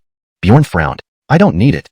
Seeing Bjorn's resolve, the captain had no choice but to make a final stand. But Bjorn didn't give him any chance. Within 10 moves, Bjorn ended the battle. Approaching the ground Marcel captain, Bjorn prepared to finish him off. With a grim smile, the captain knew he couldn't escape this time. He closed his eyes in resignation. Bjorn gave him a cold glance, about to deliver the finishing blow when another group of guards arrived, clearly not from the Cornell family. Led by a half-step celestial Marcel man, surrounded by half-step ground Marcel guards, the leader mocked, "The Cornell family is a disgrace, your captain being thrashed by a street thug. How fitting that your once top-ranked family now relinquishes its position." Clearly, these were the Zhao family mentioned by Yush. Hearing this, the Cornell family captain fumed. What do you know? This kid is incredibly powerful. This comment drew attention from the Zhao family captain. Oh, just a half-step ground Marcel? Could be a strong one, he replied sarcastically. Seems to me, It's not about how strong the kid is, but how worthless your Cornell family must be to lose to such. Enough. Furious yet powerless to refute, the Cornell captain tried to retort but found a sword piercing his chest instead, delivered by none other than Bjorn. Ding! Congratulations, host, for obtaining 1,200 mid-grade immortal crystals, a flood-tier cultivation technique, and 3 flood-tier skills. Bjorn didn't leave right away. He turned his attention to the Zhao family guards. Since they were already enemies, why not take them too? Moreover, a half-step Celestial Marcel was the strongest opponent Bjorn had faced. If captured, he might yield valuable rewards. Noticing Bjorn's intent, the Darius was taken aback. How dare a mere half-step ground Marcel aim for him? Intrigued, he considered the possibilities. Defeating a ground Marcel suggested Bjorn's potential, possibly harboring treasures or advanced techniques. Seizing these could elevate his status within the Zhao family. Eager to claim his future, the Darius halted his guards. He wouldn't let others snatch what could be his. Seeing this, Bjorn shook his head. Who was the hunter and who the prey seemed lost on this Darius. Without further ado, Bjorn lunged toward him. Since you want to die, I'll grant you that, sneered the Darius, raising his weapon in response. As they clashed, Bjorn discovered his opponent's defensive prowess. Yet, before absolute strength, even the best defense crumbled. Soon, the Darius recognized Bjorn's exceptional combat skills, far beyond a half-step ground Marcel, and grew more fearful. Without warning, Bjorn swung again. With a swish, the Darius's chest armor split open. Wide-eyed and incredulous, he marveled at how a half-step ground Marcel could penetrate his defenses. Before he could react, Bjorn's blade impaled his shoulder. Shocked and clutching his injury, he retreated several steps. The remaining Zhao guards fled in panic, discarding their weapons. Bjorn wouldn't let them escape. Dispatching puppet guards, he ordered, "Chase them." Left alone with the injured Darius, both assessed their situation. Knowing escape was futile, the Darius pondered his strategy. Despite the significant gap in strength, perhaps desperation could offer a glimmer of hope, he thought, as the duel between them resumed. Chapter 123. Another fragmented map. Although the Zach spoke with confidence, he had no certainty. Yet, with no other choice at hand, he could only gamble. Bjorn, seeing the unusual determination in the captain's eyes, knew immediately that the captain was preparing for a last stand. He launched his attack before the captain could react. Seeing Bjorn take the initiative, the captain inwardly cursed and hurriedly raised his saber to block. Clang! The sound of metal clashing filled the air. The captain felt a searing pain in his palm, his entire arm tingling from the impact. Bjorn was far stronger than he anticipated. Initially, the captain believed Bjorn had merely lucked into reaching half-step Earth Marcel, but he was wrong. This man was clearly a hidden genius, capable of fighting across ranks, almost crushing opponents. The captain's mind faltered, revealing a fatal opening. Swish! Bjorn seized the opportunity, his spirit-severing sword flashing like an afterimage. Thud! A warm spray of blood erupted from the captain's arm. Damn it! How can this kid be so powerful? One small mistake nearly cost me my life. The captain's face contorted with fear. If he hadn't retreated just in time, his head would have been severed. Though he narrowly escaped death, his injuries were severe, causing him immense pain. You damned brat! How dare you injure me? Today I'll flay you alive. The captain growled through clenched teeth. He knew he couldn't lose momentum before Bjorn or risk certain doom. Unfortunately, his plans were foiled again. Bjorn vanished from sight and reappeared right in front of the captain, startling him. He instinctively defended himself. Bang! Fists collided, sending a powerful shockwave crashing into the captain, who grunted as he stumbled several meters back. How dare you ambush me? Despicable scoundrel! The captain snarled furiously at Bjorn. His response was another relentless attack. Forced to parry once more, the captain knew Bjorn cared little about fair play. Only effective moves mattered. Despite his frustration, the captain had to do everything possible to resist. After several exchanges, the captain was gradually overpowered, now covered in wounds, his clothes torn into shreds. Finally, unable to endure any longer, the captain shouted, "Stop!" Bjorn, however, not only didn't stop but intensified his attacks, pushing the captain further into despair. Realizing there was no way out, the captain popped a berserker pill for a final desperate struggle. Explode! With a roar, the captain's inner energy exploded within him, creating a deafening boom. The resulting shockwave shredded the surrounding air, unleashing chaotic winds. Yet, Bjorn remained unscathed. Now, the captain looked completely different. His body charred black, emitting a revolting stench. Bjorn raised an eyebrow, a hint of amusement playing on his lips. This fool did look quite amusing after taking the pill. Brat, prepare to pay the price! The captain sneered, dashing toward Bjorn with lightning speed. Teasish! A dying man's thrashing, Bjorn scoffed, his aura suddenly condensing as if merging with the universe itself. The captain unleashed 2 heavy blows in quick succession. All in vain. Bjorn effortlessly dodged and countered with a palm strike, sending the captain flying. How is this possible? I gave it everything, yet I can't even break through this kid's defense. To the captain, Bjorn now seemed like an insurmountable mountain. Narrowly, I thought you might be a bit stronger. It seems I overestimated you, Bjorn remarked coldly, making the captain's mood plummet further. Bjorn's strength exceeded all expectations, leaving the captain utterly powerless. What do you want? Don't forget I'm from the Zhao family. If you kill me, they won't let you off easily. The captain gritted his teeth. Bjorn offered no verbal reply but instead demonstrated his intent with swift action. His sword flashed toward the captain. The captain's face paled as he barely evaded the blade and retaliated with a ruthless kick. Ding! Bjorn deflected the kick and followed up with a powerful strike to the captain's chest. Aya! The sound of bones breaking echoed. Bjorn crippled the captain's right arm, nearly causing him to faint from agony. Undeterred, Bjorn landed several more strikes. The captain, battered and bruised, finally realized that even with the pill, he wasn't a match for Bjorn. With each punch, Bjorn displayed unmatched ferocity. No matter how the captain struggled, he was continuously beaten down. Within seconds, the captain lay motionless, completely incapacitated. Seeing the captain fall unconscious, Bjorn sneered again. Then, drawing his dagger, he ended the captain's life. Ding, congratulations, host has obtained 2,000 medium-quality Marcel crystals, a high-grade cosmic technique, and a mysterious fragmented map. Another fragmented map? Noticing the new map fragment, Bjorn retrieved the previous one, attempting to piece them together. Unfortunately, the fragments didn't seem to connect, suggesting the map was split into numerous parts. Typically, the more complex something is, the rarer the treasure hidden behind it. Intrigued by what lay ahead, Bjorn was now fully invested in uncovering the map's secrets. Realizing collecting all fragments wouldn't happen overnight, Bjorn recalled dispatching the Earth Marcel puppet to chase the remaining Zhao family guards. By the time he arrived, he saw only the scattered bodies of Zhao family guards, while the puppet stood still, covered in wounds. The scene was grim but clear, Bjorn's resolve unwavering, and the path ahead, fraught with intrigue. Chapter 124, Celestial Puppet. Judging by the look of the Earth Marcel puppet, it would likely fall apart if faced with a slightly powerful Earth Marcel. Unfortunately, Bjorn wasn't skilled in puppet making. Otherwise, he would have refined Zhao family's captain into a puppet. After dismissing these unrealistic fantasies, Bjorn began to search the bodies of the Zhao family guards one by one. Ding! Congratulations to the host for obtaining 200 mid-grade spirit crystals and a desolate level cultivation technique. Note, Shenjing is translated as spirit crystals to maintain consistency and fluency in English. Ding! Congratulations to the host for obtaining 300 mid-grade spirit crystals. Note, I've replaced Shenjing with spirit crystals to ensure the terminology is consistent and reads naturally in English. Ding! Reward successfully triggered. Recalculating harvest. Congratulations to the host for obtaining 300 high-grade spirit crystals, 3 superior cosmic level cultivation techniques, 5 superior cosmic level skills, and 1 inferior celestial level puppet. Note, I replaced Shenjing with spirit crystals to maintain consistency and ensure it reads naturally in English. Inferior celestial level puppet. A puppet created from an apex Earth Marcel expert, using rare materials which allowed its strength to break through to the 3rd level of celestial Marcel. A celestial level puppet. Seeing this treasure, Bjorn finally felt a sense of achievement. After all, up until now, even though he had defeated many opponents, they only dropped insignificant items. Even the mysterious map fragments, while valuable, were not immediately useful and thus couldn't be considered substantial gains. With the acquisition of the celestial puppet, Bjorn happily continued deeper into the Marcel Cloud Mountains. This time, however, he encountered a bear-like magical beast that appeared to possess peak Earth Marcel strength. With the natural advantages of magical beasts, even a typical celestial Marcel might not be able to subdue it. The bear-like magical beast lunged at Bjorn, roaring ferociously, its paws tearing through the air as it approached with menacing momentum. However, Bjorn remained expressionless, brandishing a silver-white war sword as he rushed towards the bear-like magical beast. Bang! A muffled sound followed as the bear's head collided with its body, producing a deafening noise. Spurt! Blood spewed out. The bear-like magical beast was seriously injured and immediately went into a berserk rage, charging at Bjorn. Unruffled, Bjorn nimbly dodged the magical beast's attacks, skillfully avoiding and looking for an opportunity. In one swift motion, he turned and slashed off one of the beast's hind legs. The pain only enraged the bear-like magical beast further, attacking frenziedly while letting out furious roars. Bjorn glanced at it coldly and said indifferently, "You dare challenge me? I'll butcher you tonight."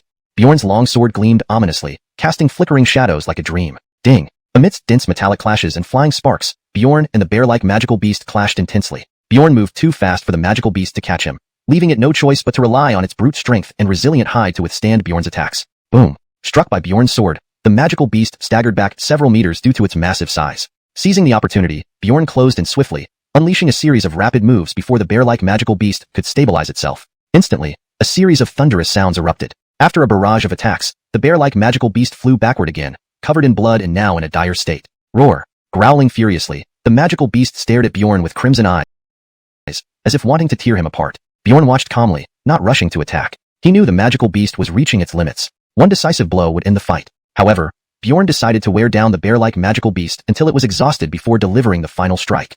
Roar! The magical beast attacked again recklessly. Bjorn frowned, evading while observing and seeking the best moment to strike. Finally, the bear-like magical beast's movement slowed noticeably, revealing its exhaustion. Bjorn acted instantly. His sword left his hand, turning into a streak of light. With a whistling sound, Bjorn rapidly closed in on the magical beast, thrusting his sword straight into it. Spurt! A stream of bright red blood sprayed out as the sword pierced through the thick hide, impaling the creature completely. After claiming the rewards from the beast, Bjorn continued advancing deeper. Soon, he encountered a tiger-like magical beast, which seemed even more ferocious than the previous bear. Without hesitation, it charged directly at Bjorn. Bjorn smiled, clenching his right fist tightly and smashing it into the tiger-like magical beast, causing it to spew blood and fly backward. Next, he quickly dealt with another leopard-like magical beast. Thus, Bjorn advanced unimpeded, soon reaching deep within the mountains without encountering any dangers. This made Bjorn puzzled. Logically, the deeper one went, the higher the danger should be. Was his luck simply bad? At that moment, a large group appeared ahead. They were clearly members of the Cornell and Zhao families, surrounding a massive rock, the secret realm entrance.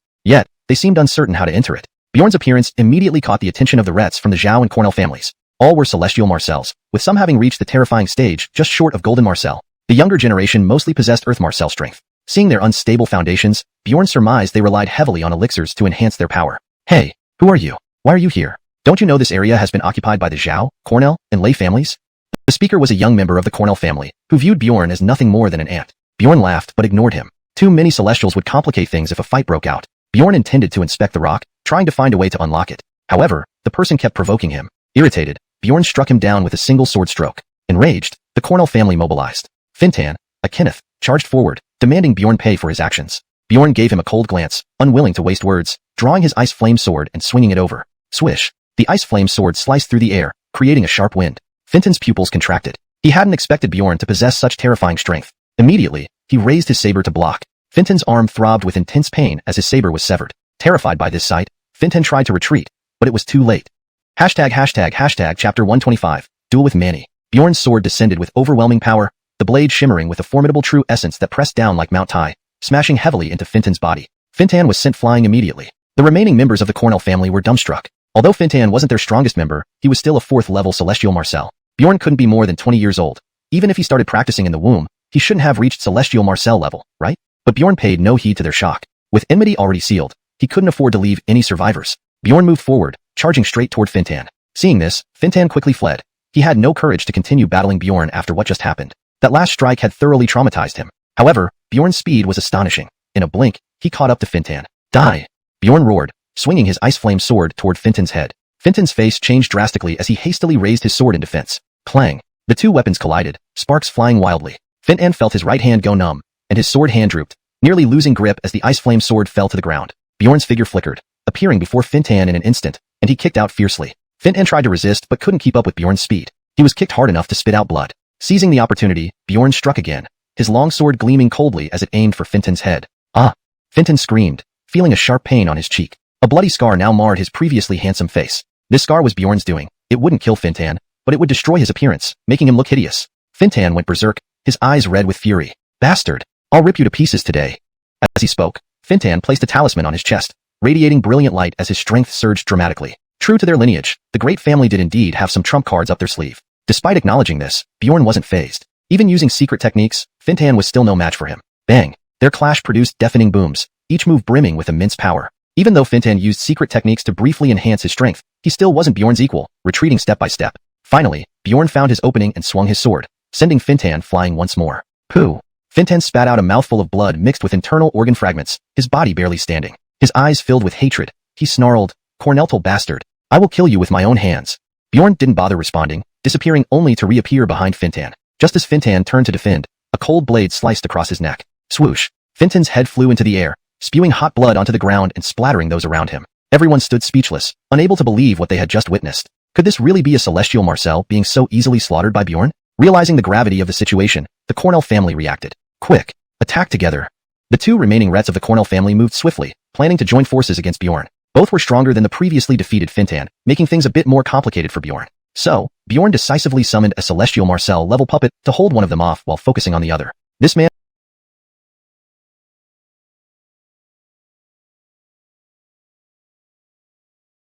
was named Manny, nearing peak Celestial Marcel strength. Bjorn remained unperturbed, as if Manny were nothing significant. Feeling Bjorn's disdain, Manny roared angrily, "You dare underestimate me! I'll tear your mouth apart!" He launched an attack, striking with both fists and feet, each punch accompanied by roaring winds, terrifying to behold. Bang! Bjorn evaded using ethereal footwork, then took advantage of the gap to kick Manny to the ground. Before Manny could rise, another slap sent him sprawling again. Bjorn effortlessly dodged each of Manny's attacks, effectively treating him like a toy. Soon, Manny was battered and bruised, his clothes torn, his body covered in welts. Rage overwhelmed him, and he bellowed, "Damn you! You dare torment me like this? I'll make you wish you were dead." Bjorn merely sneered, seizing an opening to stomp hard on Manny's shoulder. Crack! The sound of bone breaking filled the air. Manny let out a piercing scream. His arm bent at a 90-degree angle, clearly snapped in two. Painfully prostrate, Manny quickly ingested pills, entering a frenzied state as black mist erupted from his body. The rest of the Cornell family scattered in fear, avoiding the toxic mist. Unperturbed, Bjorn observed the scene, noting the Cornell family's suspicious actions. They appeared to be chanting over a talisman, likely summoning help from their clan. Bjorn frowned, realizing the Cornell family wasn't completely foolish. Currently, Bjorn only possessed half-step Earth Marcel power, sufficient for dealing with a few Celestial Marcels. If they called for Golden Marcels or stronger, it would complicate matters. Thus, Bjorn summoned a battle-worn Earth Marcel puppet to intercept the Cornell family. Meanwhile, the Zhao family, who were already at odds with the Cornell family, watched passively. The Lei family, judging by their lack of action, seemed indifferent to the Cornell family's fate. While Bjorn analyzed the situation, Manny attacked once more. This time, his strikes were several times fiercer, almost reaching Golden Marcel power. Bjorn swiftly dodged, then delivered a heavy punch to Manny's stomach, sending him flying back. Not giving Manny a chance to recover, Bjorn darted forward and landed another punch to his abdomen. Crack. This time, Manny's internal organs ruptured. Aya! Manny shrieked in agony, collapsing limply. Uncle Manny! The Cornell family cried out in anguish. Despite his injuries, Manny rose again, challenging Bjorn. Sadly, he was no match for Bjorn in this state. In just 3 or 4 moves, he was forced to retreat. But Manny refused to give up, continuing to ingest potions before launching another attack. This time, he learned from his previous mistake. He feigned an opening, luring Bjorn closer. Sure enough, Bjorn fell for it, aiming a palm strike. As it was about to hit, Manny leapt away, sneering, I knew you were up to no good. Ha! Think you can outsmart me? Not a chance. I'm a Celestial Marcel expert. What do I have to fear from your petty tricks? Translation continues where the original text left off, maintaining tone and structure. Chapter 126, The Evil Plan. Bjorn was not overly surprised, as if everything had been within his expectations. In the next second, Bjorn responded. Whoosh! With that, Bjorn vanished from his spot. The next moment, he appeared in front of Manny. Boom! The moment they made contact, Bjorn punched Manny's chest with immense force. Manny flew backward as if struck by a cannonball, crashing several meters away. This single punch broke several of Manny's ribs. A series of blood-spitting sounds erupted as blood poured from Manny's nose and mouth, his body convulsing violently. He looked up at Bjorn, fear visible in his eyes, muttering, How can you be this strong? Bjorn ignored his question and slowly walked up to Manny, looking down at him coldly. Didn't you say you would tear me into pieces? Why are you backing down now? Hee hee, I admit you're much stronger than before, but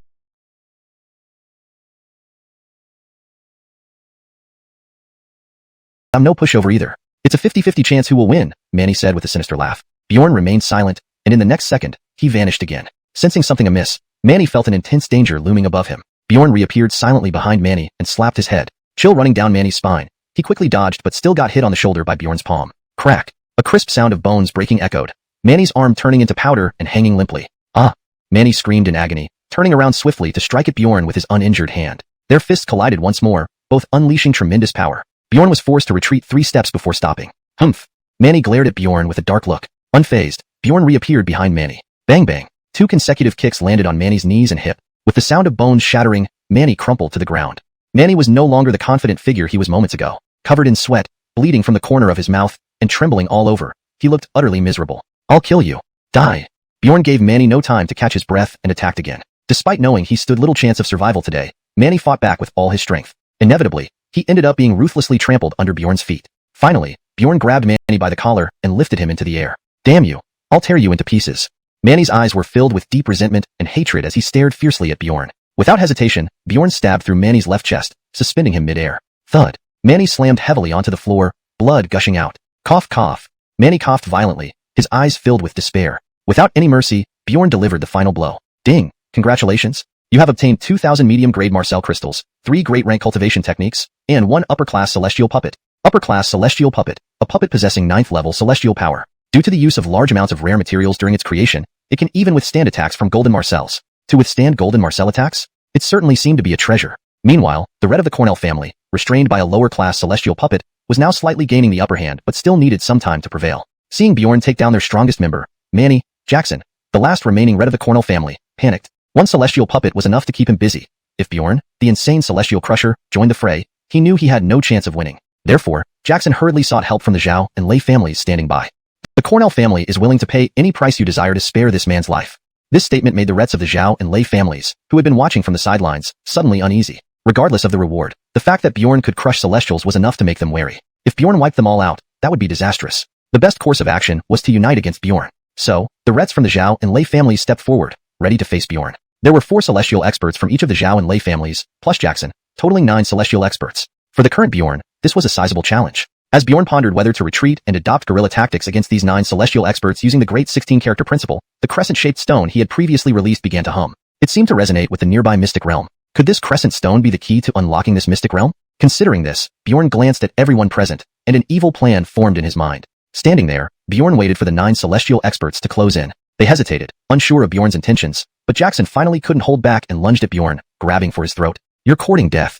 Bjorn's eyes narrowed, and he emitted a blinding silver light like a small sun, making it impossible to look directly at him. Bang! Bjorn's right fist smashed into Manny's face, distorting it, breaking his nose, and knocking out a tooth. Another sweeping kick from Bjorn sent Manny flying several meters, crashing to the ground. Spurts of blood flew from Manny's mouth as he lay on the ground, barely alive. Seeing Bjorn's terrifying combat prowess, the other 8 didn't dare hesitate and rushed forward to surround him.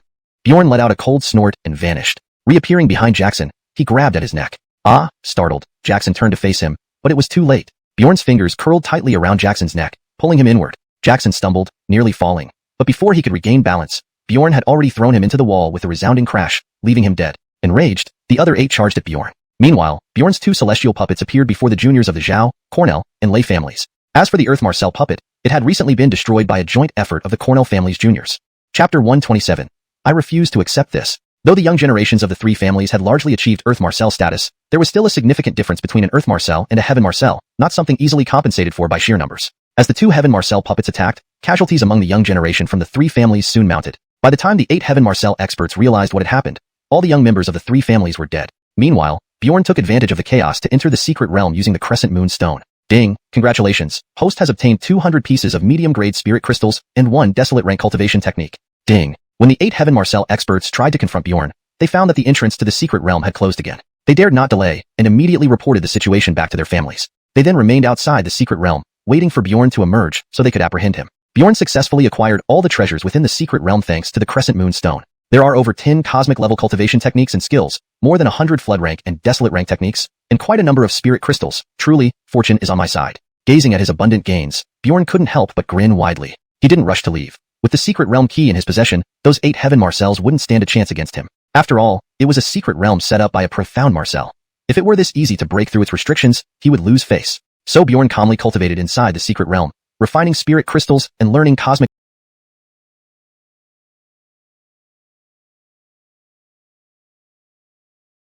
level techniques and skills when bored. Although there were plenty of cosmic level weapons, there was no one for him to practice with. Despite having 2 Heaven Marcel puppets as sparring partners, as Bjorn refined more spirit crystals, these 2 puppets became increasingly less challenging. Half a month passed swiftly, and Bjorn advanced to the peak of the Earth Marcel realm within the secret realm, just 1 step away from becoming a Heaven Marcel. Truly dull, said Bjorn as he sheathed the sword he had used to subdue the high-level Heaven Marcel puppet, clearly uninterested. Even though he was still at the peak of Earth Marcel, Bjorn could now easily overwhelm Heaven Marcels, and even Golden Marcels. It's time to see what's happening outside. Half a month without sunlight almost drove me crazy. Bjorn took out the Crescent Moon Stone and opened the secret realm's entrance. As the gates opened, the people from the 3 families who had been lying in wait immediately rushed forward. While they knew Bjorn might have obtained the inheritance from the secret realm, how much stronger could he possibly become in just half a month? This time, they had gathered Golden Marcel experts from their families, totaling over a dozen Golden Marcels, enough to level Cloud Realm country or shake it to its core. Young man, did you kill over a dozen of our Cornell family's descendants? Watch me, Jackson, take you down.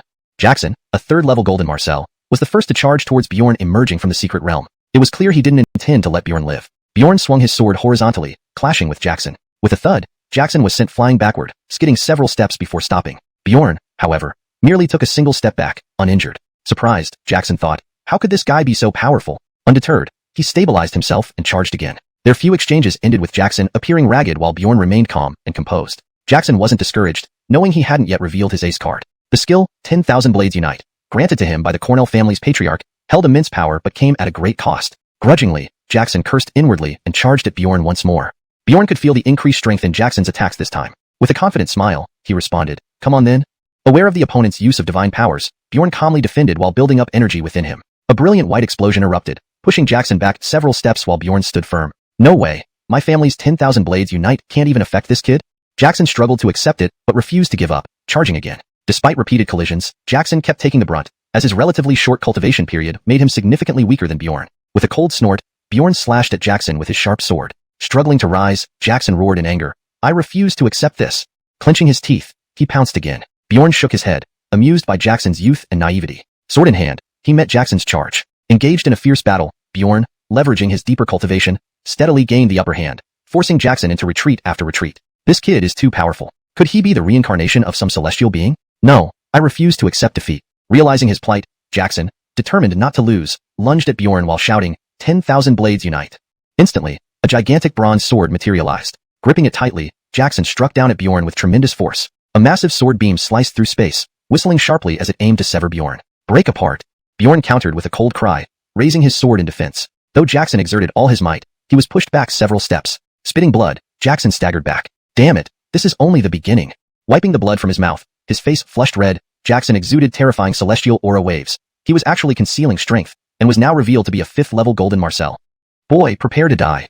Roaring, Jackson's huge bronze sword gleamed menacingly. Bjorn sneered disdainfully, holding his sword firmly and advancing fearlessly. Clang. The two engaged in fierce combat. At this moment, Jackson went all out, completely abandoning defense to strike Bjorn. However, despite all his efforts, Jackson found it impossible to land a blow on Bjorn, who stood like an immovable tower, impervious to any assault. Gradually, fear enveloped Jackson as he felt he was fighting a monster, utterly overpowered. It's over, Bjorn declared coldly, striking Bjorn, sending him flying backward. His chest bones collapsed, smashing him into an ancient tree. Guh!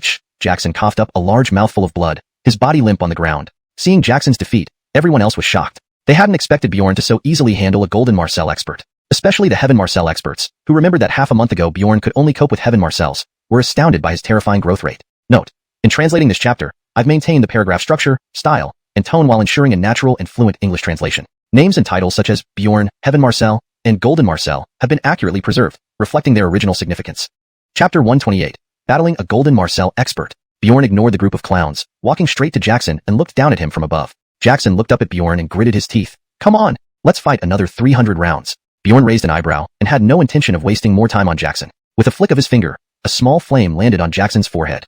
Jackson immediately screamed in agony. A moment later, Jackson's body trembled uncontrollably before he died completely. Ding! Congratulations, host obtained 1000 superior quality Marcel crystals, 1 cosmic level cultivation technique, 100 cosmic level healing pills, 500 cosmic level recovery pills. Seeing Jackson dead, another golden Marcel expert of the Cornell family couldn't stand it any longer. Brat, don't be arrogant. Wait till your grandpa Sinclair teaches you a lesson. And your grandpa Ade will also give you a lesson. Sinclair and Ade charged at Bjorn, looking like they were about to tear him apart. These two golden Marcels were far stronger than Jackson. However, Bjorn remained expressionless, and with a casual swing of his sword, he easily repelled both Ade and Sinclair. Seeing this, Sinclair and Ade immediately launched another assault. Bjorn sneered, waved his arm, and a cold blade of sword energy flew out.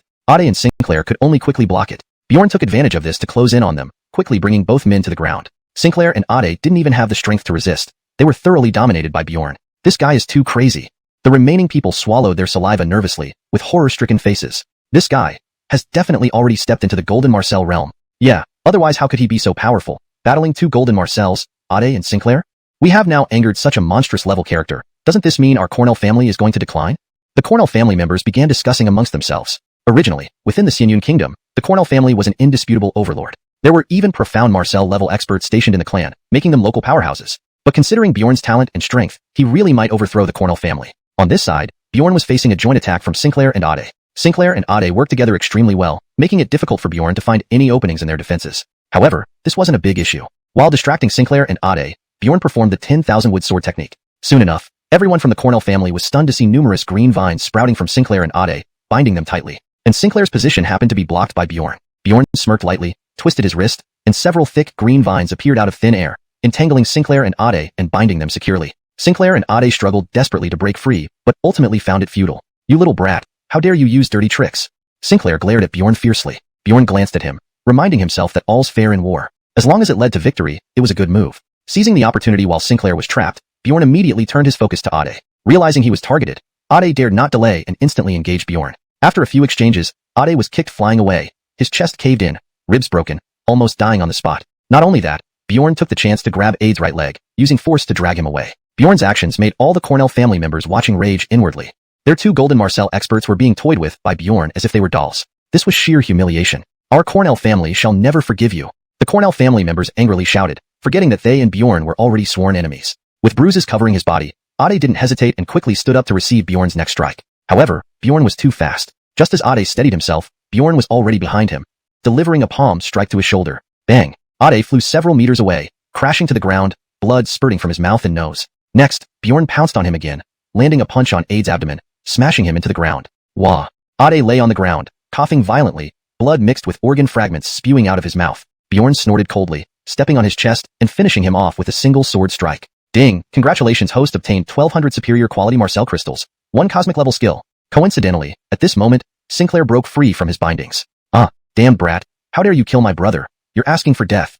Enraged, Sinclair rushed towards Bjorn, eyes red as if dripping with blood. However, halfway through, he suddenly felt a chill on his neck. Sinclair was taken aback and turned around sharply to see a long sword pressed against his neck. Stiffened in place, Sinclair hesitated for a second before decisively breaking free and charging directly at Bjorn. Die, brat. Go down there and apologize and make amends to the Cornell family. Sinclair roared and struck a heavy blow to Bjorn's back, intending to severely injure him. However, in the next moment, his pupils contracted abruptly, because Bjorn didn't dodge or deflect, allowing Sinclair's palm to land on him. Crack. The sound of bones breaking rang clearly. Despite the surge of internal chi turmoil inside Bjorn's body, he remained unharmed. How is this possible? Sinclair was terrified and momentarily frozen in place. Bjorn, however, revealed a cold smile. Coldly grinning, Bjorn slapped Sinclair, sending him flying. Simultaneously, he condensed a purple light in his left hand, seeming ready to unleash a devastating attack. Seeing this, Sinclair immediately put up his defenses. However, to Bjorn, such defenses were flimsier than paper. Bjorn's palm struck Sinclair's chest, unleashing a violent force that shattered his entire skeleton, damaged his organs, causing blood to ooze out from all 7 orifices, extinguishing his life force. Ding! Congratulations, host obtained 1200 superior quality Marcel crystals, 3 cosmic level swords, 1 high-grade golden Marcel puppet. High-grade golden Marcel puppet. A puppet with 9th level golden Marcel strength, crafted from special materials. Even when facing ordinary profound Marcels, it can still battle them. No. Seeing their 2 golden Marcel experts brutally killed, the Cornell family members let out anguished cries. Driven by fury, they all rushed forward. Bjorn gave them a quick glance. 7 celestial Marcels, 3 golden Marcels. Bjorn promptly sent out 2 celestial Marcel puppets to hold off the 7 celestial Marcels, while he faced the 3 golden Marcels alone. Cashin, Conley, and Huey swiftly attacked, aiming directly at Bjorn's vital points. Bjorn was not one to be polite either, striking their weapons with his sword. Clang. Sparks flew everywhere. Bjorn frowned slightly. These 3 had exceptionally durable weapons that managed to withstand his blade. These 3 wielded cosmic-level magical treasures, which were quite impressive. Boy, you're finished. Huey snarled, wielding a silver spear and charging at Bjorn with the confidence of having him cornered. Hashtag chapter 129. A thunderstorm cloud. Huey thrust his spear. The spear glowed, transforming into a sky full of cold stars heading straight for Bjorn. Bjorn's eyes gleamed with sharp light as he leaped and swept out a whip kick. Bang! A terrifying scene unfolded. The silver spear shattered instantly. Huey staggered back several steps, barely regaining his balance. His tiger mouth cracked open, fresh blood gushing out. This little brat. Huey gritted his teeth and spoke through clenched teeth. This kid's physical strength is incredibly powerful. It doesn't match that of a mere half Marcel. Upon hearing Huey's words, Cashin and Conley's hearts sank. But now was not the time for second thoughts. Huey immediately led the charge straight at Bjorn, while the other 2 followed closely behind. The trio moved incredibly fast, and in an instant, they were upon him. Scram! Bjorn had no trace of fear. He roared loudly, his body radiating golden yellow light. Boom! He kicked out, tearing through the air with a sharp, screeching sound. The onlookers were shocked to see Huey, Cashin, and Conley all flying backward, crashing into and shattering trees that had stood for decades. They couldn't even withstand one move from Bjorn? How was this possible? These 3, although not as formidable as transcendent Marcels, were certainly more than what a half Marcel could handle. Did Bjorn hide his true strength? Before they could figure out Bjorn's true capabilities, Huey and his brothers attacked again, this time adopting a triangular formation for their assault. 3 fierce killing intents erupted from their spears, aiming respectively at Bjorn's chest, abdomen, and head. Bang! One strike like this would be enough to kill any ordinary half Marcel multiple times over. Unfortunately, such threats meant nothing to Bjorn. Bjorn sneered, swinging his fists violently, each punch landing on a spear tip, producing sparks and deafening clanging sounds. Within a few short seconds, Bjorn exchanged over 100 hard hits with the Cornell brothers, actually taking the upper hand. How strong this little brat's physique is. We mustn't give him any breathing room, or we're all dead. The faces of the Cornell brothers shifted slightly as they exchanged looks, making an immediate decision to intensify their attack. The 3 brothers attacked together, their spears cutting through the air like lightning, piercing Bjorn's shoulder instantly. The other 2 simultaneously used secret techniques, preparing to deliver devastating blows to Bjorn's ribs. They planned to take advantage of this moment to finish him off completely. Seeing this, Bjorn quickly adjusted his tactics. With a swift grab, Bjorn caught the spear and pulled with all his might. Zing! The spear was torn out by Bjorn's raw strength. Next, Bjorn's left arm swung out, striking Huey's chest, sending him flying backward. Cough! Huey clutched his chest, spitting out blood from the corner of his mouth. It should end here, Bjorn said coolly, then dashed forward, reaching Huey in the blink of an eye. No! No! Huey's pupils constricted violently. Trying to evade was futile. Bjorn slapped his dantian, directly destroying all his cultivation. Then, a single sword stroke ended Huey's life. Ding! Congratulations, host has obtained 1,500 superior immortal crystals, 1 cosmic level cultivation method, 3 cosmic level skills, and 1 lower level cosmic rank corner lightning cloud. Lower level cosmic rank corner lightning cloud. Using this on a target can summon a cloud of thunder as strong as the most powerful one experienced during a great Empyrean Marcel's transcendence. It will either slay them or severely cripple them. What a find. Even if the Cornell family had a great Empyrean Marcel, he could now face them in battle. If he couldn't defeat them, he could still use the corner lightning cloud to seriously mess with them. However, this wasn't the time to dwell on it. He needed to deal with the remaining Conley and Cashin first. Conley and Cashin, seeing Huey killed, charged at Bjorn furiously, determined to eliminate him. You're asking for death. Seeing this, Bjorn's eyebrows twitched, revealing a cold and ruthless expression. He stepped forward, disappearing from his original spot. In the next second, he was already close to Conley, his palm lightly landing on Conley's shoulder blade. Crack! The sound of bones breaking rang out. Conley screamed, collapsing to his knees. Bjorn then stomped on Conley's back. Seeing this, Cashin immediately rushed to help. Let go, you damn brat. Cashin snarled viciously, red veins popping out on his forehead. He clenched his fists, his entire body shaking with rage. He couldn't hold back any longer and charged at Bjorn recklessly. Bjorn sneered, looking up at Cashin mockingly. Do you think you deserve it? With that, Bjorn kicked Conley in the face, causing him to vomit white foam and lose consciousness. You're the one seeking death. Cashin roared angrily, his eyes nearly blazing with fire, wanting nothing more than to devour Bjorn alive. You are the one seeking death. Bjorn sighed and suddenly lunged at Cashin. Whoosh! He punched out, like a dragon emerging from the sea, violent martial chi surging around him. You dare hurt me, our Cornell family won't let you go unpunished. Seeing this, Cashin, terrified, quickly gathered his martial chi, punching back. The two clashed with a deep thud. The next moment, Cashin felt a sweet taste in his throat and spat out blood. His body flew backward, falling to the ground. Despite struggling to get up, he dared not approach Bjorn again. During the exchange, Bjorn merely swayed, while Cashin suffered serious injuries. Conley, seeing this, tried to rush over to save Cashin. Bjorn snorted coldly. His wrist flicked, fingers bending, and a brilliant sword beam shot toward Conley. This scared Conley witless, his face changing rapidly. Whoosh! Next, the sword beam pierced Conley's throat. Conley's eyes widened in disbelief, staring at Bjorn with intense regret, before slowly falling to the ground. Ding! Congratulations, host has obtained 1,800 superior immortal crystals. In an instant, only Bjorn remained standing, with Cashin barely alive. Wah! Die! You bastard! Cashin howled, limping toward Bjorn. His eyes were bloodshot, emitting an overwhelming aura of malice, resembling a crazed demon. Clearly pushed to the limit, he disregarded everything as he charged at Bjorn. But Bjorn simply ignored him. Bending his legs, Bjorn sprang forward. In an instant, he appeared beside Cashin, delivering two resounding slaps. The crisp sound of the slap echoed, knocking Cashin flat on the ground. Realizing Cashin had reached his limit, Bjorn decisively ended him. With Cashin dead, all the golden marcels of the Cornell family were now eliminated. Chapter 130. Slaying golden marcels. Cornell butchering pigs and dogs. The people from the Zhao and Lei families, witnessing this scene, decided to unite. They had 8 golden marcels and 18 heavenly marcels between them. Even if Bjorn had 2 heavenly marcel puppets, they believed that with all-out effort, victory was still within reach. But when Bjorn summoned a 9th level golden marcel puppet effortlessly the next second, everyone's faces turned pale. Bjorn flashed a wicked smile. Who wants to go first? A 4th level golden marcel from the Zhao family couldn't bear the humiliation and immediately stepped forward. Don't be arrogant, boy. Don't think you're invincible just because you have a golden marcel puppet. I, Magnus, will take you on. Without even glancing at the charging Magnus, Bjorn simply ignored him. Bang! The next moment, Magnus, a 4th level golden marcel, was sent flying and slammed into the stone wall. How could this be possible? Everyone else was horrified, stepping back several paces, their faces filled with fear. Although Bjorn was only half step away from being a heavenly marcel, he possessed the power to defeat golden marcels in one move. Who would believe this if not seen with their own eyes? Forget a half-step heavenly marcel. Even a half-step golden marcel couldn't defeat a golden marcel in one move, right? Yet the fact before their eyes left no room for doubt. Since no one dares to step forward, come at me all together. Bjorn stood with his hands behind his back, speaking coldly. His eyes were filled with an air of supreme dominance, like a proud emperor looking down upon all creation, not regarding them as worth his notice. Hearing Bjorn's words, the Zhao and Lei families couldn't hold themselves back any longer. They originally held supreme status in Marcel Cloud Kingdom. Mentioning their identities, even the royal family of Marcel Cloud would have to show respect. Yet now, these so-called strong men were being thoroughly dominated by some upstart, an unbearable humiliation. Seeing their hesitation, Bjorn dispatched golden marcel and heavenly marcel puppets to slaughter the heavenly marcels of the two families. He himself charged straight for the 8 golden marcels. Kill him! Kill this boy!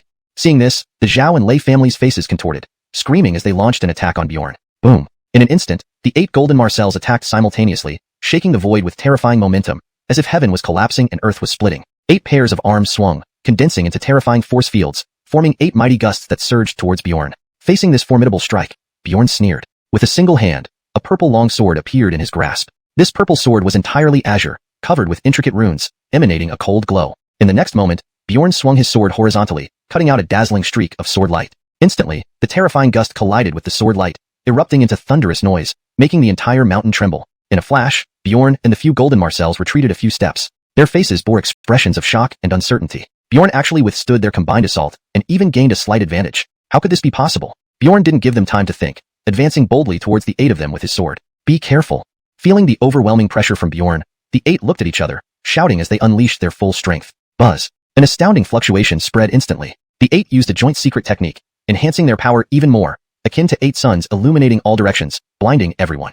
Bjorn gazed coldly, his eyes deep as the sea. Bang! Finally, a dull explosion sounded throughout the area, dust billowing and obscuring everyone's view. Only after a while did the dust slowly settle, revealing the aftermath. The outcome chilled everyone's hearts. Damn it! He's still alive?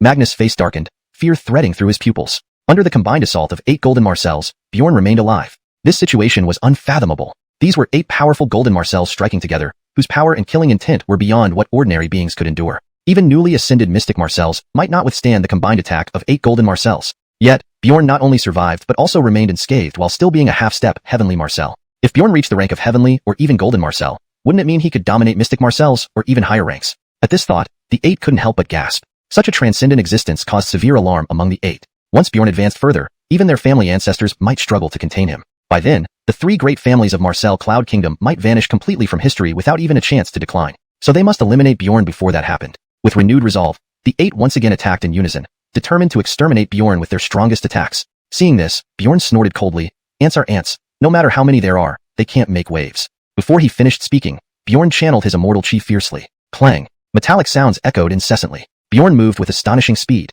each punch landing on a Golden Marcel's chest, sending them flying. Not only that, but Bjorn's body radiated savage strength, each attack carrying immense destructive power. Despite their prowess, the 8 struggled against Bjorn's relentless assault. One Golden Marcel spewed blood from being struck in the chest, nearly displacing his organs. It was pure physical combat. Bjorn's martial prowess far surpassed typical Golden Marcel levels. The 8's eyes turned red. Roaring in rage, wishing to tear Bjorn limb from limb. Each punch carried the force of a storm. These 8 Golden Marcels were no match for him. However, their numerical advantage prevented Bjorn from eliminating them all at once. But it made no difference to Bjorn. As long as they couldn't get close, he had ways to wear them down. Moments passed. Ah! A blood-curdling scream erupted as Bjorn stomped on a Golden Marcel's head, crushing it to mush. Now only 7 Golden Marcels remained. Damn it! Don't scatter. We'll surely be picked off one by one.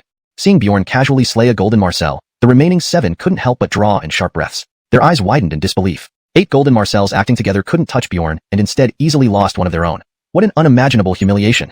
Chapter 131. Disguise Mask. Bjorn glanced at the remaining 7 Golden Marcels and flashed a smile. In the next moment, his figure flickered, and he appeared beside one of the Golden Marcels in an instant. Boom! Bjorn swung his iron sword with frenzied slashes. Another Golden Marcel couldn't react in time and was instantly split into 2 by Bjorn's sword. Blood splattered all over Bjorn, but he paid no heed as he continued his attacks on the other Golden Marcels. All this happened in just a dozen breaths, leaving only 6 Golden Marcels out of the original 7. Yet Bjorn's breathing remained steady, as if killing Golden Marcels was as easy as squashing ants. This scene left the 6 Golden Marcels dumbstruck and speechless. But Bjorn wouldn't give them any time to catch their breath and immediately launched another attack with his iron sword. Every slash from Bjorn landed precisely on the Golden Marcels, forcing them to retreat while spitting blood. In the blink of an eye, all 6 Golden Marcels were injured to varying degrees. Their hearts surged with waves of shock. They had always thought they had overestimated Bjorn, but they never expected that his true strength far surpassed their imagination. Bjorn's physical strength, agility, and martial techniques could rival those of an Imperial Marcel level existence. For a half-step Celestial Marcel to match an Imperial Marcel was truly an extraordinary feat. However, now was not the time for awe. Bjorn's sword cut through the air, slashing fiercely towards a Golden Marcel. The Golden Marcel's expression changed as he immediately summoned a defensive immortal artifact and activated the inscribed formation. Boom! A transparent barrier suddenly appeared, enveloping the Golden Marcel. This was the Golden Marcel's defensive immortal artifact, unbreakable and capable of withstanding most attacks. Yet, in the next second, the barrier shattered upon impact, and the long sword left a gruesome wound on the Golden Marcel's chest. The Golden Marcel spat out a large mouthful of blood and fell back hundreds of feet in a sorry state. Bjorn pursued relentlessly, his sword flashing like a streak of light, cutting down upon the Golden Marcel. Unable to dodge in time, the Golden Marcel's head was severed from his body. Blood gushed out, and white bones were exposed. The scene was horrifying. At this moment, the remaining 5 Golden Marcels felt a chill run down their spines. Bjorn's strength was terrifying. They didn't dare to oppose him. But what could they do? Run? Could they possibly escape from someone who could rival an Imperial Marcel? Suddenly, Bjorn dashed forward with his long sword, blocking the path of one of the Golden Marcels. That Golden Marcel's face stiffened in terror. What are you going to do? Without saying a word, Bjorn attacked directly. The Golden Marcel had no choice but to fight for his life, using secret techniques to boost his combat power. But he was only at the peak of the 2nd stage Golden Marcel realm. Even with the secret technique boosting him to 5th stage Golden Marcel, it wasn't enough. Bjorn beheaded the Golden Marcel with a single stroke. He then kicked away the corpse and moved on to the next Golden Marcel. That Golden Marcel was already terrified, and seeing Bjorn target him, he was even more frightened. At this point, he disregarded his dignity and pleaded for mercy. "Spare my life. I am willing to submit to you." Ignoring him, Bjorn raised his blade to strike. The Golden Marcel narrowly avoided the fatal blow, but lost his left arm at the shoulder. With the loss of his arm, the Golden Marcel's combat ability plummeted, and he died under Bjorn's iron sword within moments.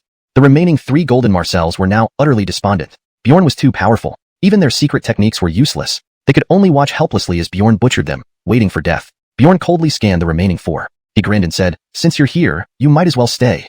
As he spoke, Bjorn charged again. "No, don't kill me. I am willing to serve you. Do whatever you ask." One of the Golden Marcels, scared witless, knelt down and begged for mercy. Bjorn paid no attention. To him, a Golden Marcel servant was nice, but he trusted non-betraying puppets more. And with the system, finding Golden Marcel servants would be no issue. Thinking this, Bjorn acted decisively, instantly killing another Golden Marcel. Then came the last 3 golden Marcells. The final 3 golden Marcells had no hope left, watching helplessly as Bjorn finished them off, utterly defeated. If they had known Bjorn was such a monster, they would never have dared to provoke him. But there was no regret medicine in this world. They could only take their regrets with them. Bjorn's sword pierced the chests of the last 3 golden Marcells. After ending the battle, Bjorn finally caught his breath. The heavenly Marcells of the Cornell, Zhao, and Lei families were all killed by Bjorn's 3 puppets. Unfortunately, the lower-grade heavenly Marcel puppet was destroyed during the battle. However, this was no longer an issue for Bjorn, as heavenly Marcel-level puppets were beneath him now. It was broken, so let it be. After a brief rest, Bjorn stood up and began to loot the bodies. Ding! Congratulations, host. You have obtained 1,500 high-grade immortal crystals and a low-grade universe tier sword technique. Ding! Reward triggered successfully. Recalculating harvest. Congratulations, host. You have obtained 50,000 high-grade immortal crystals, 3 mid-grade universe tier sword techniques, 3 mid-grade universe tier cultivation methods, 1 universe tier disguise mask, 3 upper-grade heavenly Marcel puppets, and 3 lower-grade golden Marcel puppets. Universe tier disguise mask. When applied, it can change appearance undetectable by those below the peak Great Sage realm. Seeing the effects of the disguise mask, Bjorn was overjoyed. He remembered the griffin he had provoked in the lower realms, the Beckham of the Void Palace. After some inquiries, Bjorn learned that this Beckham was a 9th stage Great Sage and the second in command of the Void Palace. Though Bjorn could now easily slay golden Marcells, facing a Great Sage would require him to temporarily avoid direct confrontation. Originally thinking it would take more time before he could seek revenge, upon seeing the disguise mask, Bjorn formulated a plan. He would infiltrate the Beckham side and strike from behind when the guard was down. Before this, however, Bjorn had one priority: eradicating the Cornell, Zhao, and Lei families completely from this world. As the saying goes, if you don't pull up the grass by its roots, it will grow back with the spring wind. Since they had provoked him, he would ensure they were utterly eradicated. Bjorn glanced at the remaining 7 golden Marcells and flashed a smile. In the next second, Bjorn's figure darted, reaching one of the golden Marcells in the blink of an eye. Boom! Bjorn swung his iron sword, hacking wildly. Another golden Marcel didn't manage to resist in time, and was cleaved into 2 by Bjorn's sword. Blood splattered all over Bjorn, but he paid it no mind, continuing his assault on the other golden Marcells. All of this took only a few dozen breaths. The 7 golden Marcells were now reduced to 6. Yet, Bjorn's breathing remained as steady as ever, as if killing golden Marcells was as simple as squashing ants. This scene left the 6 golden Marcells speechless and frozen in place. But Bjorn wouldn't give them any time to catch their breath. He immediately brandished his iron sword for another attack. Each of Bjorn's strikes landed accurately on those golden Marcells, causing them to spit blood and retreat. In moments, all 6 golden Marcells were injured to varying degrees. A tumultuous wave surged within them. They had always believed they had already highly estimated Bjorn's abilities, but they never expected that Bjorn's true strength far surpassed their imagination. The strength, agility, and various martial techniques and cultivation methods of Bjorn could even rival those of profound Marcells. A half-step heaven Marcel who rivals a profound Marcel, a sign of unparalleled genius. But now was not the time for reflection. With a slash, Bjorn viciously attacked one of the golden Marcells. That golden Marcel's expression changed. He instantly summoned a defensive immortal artifact before him and activated the array inscribed upon it. Rumble. A transparent light barrier suddenly appeared, tightly enveloping the golden Marcel. This was a defensive immortal artifact, impervious to most attacks. However, the next moment, the barrier shattered with a loud crack, followed by the long sword embedding into the golden Marcel's chest, leaving a gruesome wound. The golden Marcel spat out a mouthful of blood, flying backwards several hundred meters in a disheveled state. Bjorn pursued relentlessly, his sword vibrating to transform into a streak of light, slashing down at the golden Marcel. The golden Marcel failed to evade in time, and his head was cleanly severed. Blood spurted wildly, white bones exposed, creating a horrific scene. At this moment, the 5 remaining golden Marcells were all chilled to the bone. Bjorn's strength was too terrifying for them to dare challenge him. What could they do? Escape? How could they flee from someone who rivaled a profound Marcel? Just then, Bjorn charged forth with his sword in hand, blocking the path of one of the golden Marcells. That golden Marcel's face stiffened in horror. You, what are you going to do? Without a word, Bjorn struck directly. That golden Marcel could only put up a desperate fight, using secret techniques to enhance his combat power. He was merely at the peak of the 2nd stage golden Marcel after all. Even boosted to the 5th stage golden Marcel via secret arts, it still wasn't enough. Bjorn decapitated the golden Marcel with a single stroke. Then, Bjorn kicked away the golden Marcel's corpse and continued toward the next target. The golden Marcel had already lost his soul, terrified when he realized Bjorn was targeting him. At this moment, he could care less about dignity, hurriedly pleading for mercy. Spare me. I will submit to you, doing whatever you ask. Hearing this, Bjorn did not stop. He raised his weapon to claim his life. The golden Marcel quickly dodged, narrowly escaping the fatal blow, but his left arm was cut off at the shoulder. Having lost an arm, this golden Marcel's fighting power plummeted, dying under Bjorn's iron sword without putting up much of a struggle. The other 3 golden Marcells were now plunged into despair. Bjorn was too powerful. Even with secret techniques, it made no difference. They could only watch helplessly as Bjorn slaughtered them, awaiting their inevitable death. Bjorn coldly scanned the remaining 4. Smiling, he said, "Since you're here, why don't you all stay?" Saying this, Bjorn attacked again. "No. Don't kill me. I'm willing to serve you. Do anything." Terrified, the golden Marcel kneeled, begging for mercy. Bjorn ignored him completely. To Bjorn, although golden Marcel servants were good, he trusted puppets more, those who would never betray. And with the system, would he be short of golden Marcel servants? Thinking this, Bjorn decisively acted, killing one golden Marcel in one move. Next were the remaining 3 golden Marcels. The last 3 were helpless against this fate and could only watch as Bjorn eliminated them. If they had known Bjorn was such a monstrous existence, they would never have dared provoke him. But clearly, there was no remedy for regret, and they could only go to their deaths filled with regret. Bjorn stabbed through the chests of the last 3 golden Marcels with one strike. After ending the battle, Bjorn finally caught his breath. None of the Cornell, Zhao, and Lei family's Heaven Marcel survived under the combined attacks of Bjorn's 3 puppets. Unfortunately, the lower-grade Heaven Marcel puppet was destroyed by those Heaven Marcels during the battle. But this was no issue. For the current Bjorn, Heaven Marcel level puppets were no longer impressive. If broken, so be it. After resting briefly, Bjorn rose and began looting the bodies. Ding! Congratulations, host. Obtained 1,500 upper-grade immortal crystals and a lower-grade universe tier sword technique. Ding! Reward trigger successful. Recalculation ongoing. Congratulations, host obtained 50,000 high-grade immortal crystals, 3 mid-level universe tier sword techniques, 3 mid-level universe tier cultivation methods, 1 universe tier disguise mask, 3 high-level heavenly Marcel puppets, and 3 low-level golden Marcel puppets. Note: Manmo is translated as mask for better context and natural reading flow in English. Universe tier disguise mask. When applied to the face, it can alter one's appearance undetectable by anyone below peak Grand Luo Golden Marcel. Seeing the effect of this disguise mask, Bjorn was elated. He hadn't forgotten the shadow he had offended in the lower realms, the Beckham of the Void Palace. After some inquiries, Bjorn learned that the Beckham was a 9th rank Grand Luo Golden Marcel, the second in command of the Void Palace. Although Bjorn could now easily slaughter Golden Marcels, facing a Grand Luo Golden Marcel was a different story. He could only temporarily avoid confrontation. Originally, he thought he'd have to wait some time before seeking revenge. However, upon seeing this disguise mask, Bjorn immediately formulated a solid plan for revenge. Infiltrate close to the Beckham and strike mercilessly when he's unguarded. Before this, though, Bjorn had another task to prioritize: ensuring the complete annihilation of the Cornell, Zhao, and Lei families from this world. Cutting the grass without removing the roots would only see it grow back under spring breeze. If provoked, it must be eradicated thoroughly. Chapter 132.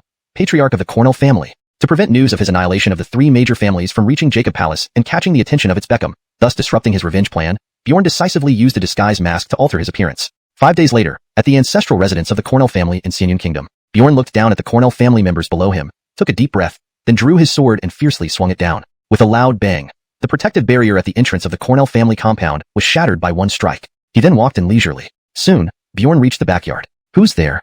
The Cornell family's patriarch, who had been in seclusion, suddenly felt a sharp surge of killing intent and shouted angrily. At the same time, he made hand seals, condensing a giant palm that fiercely struck out at the intruder. Bang!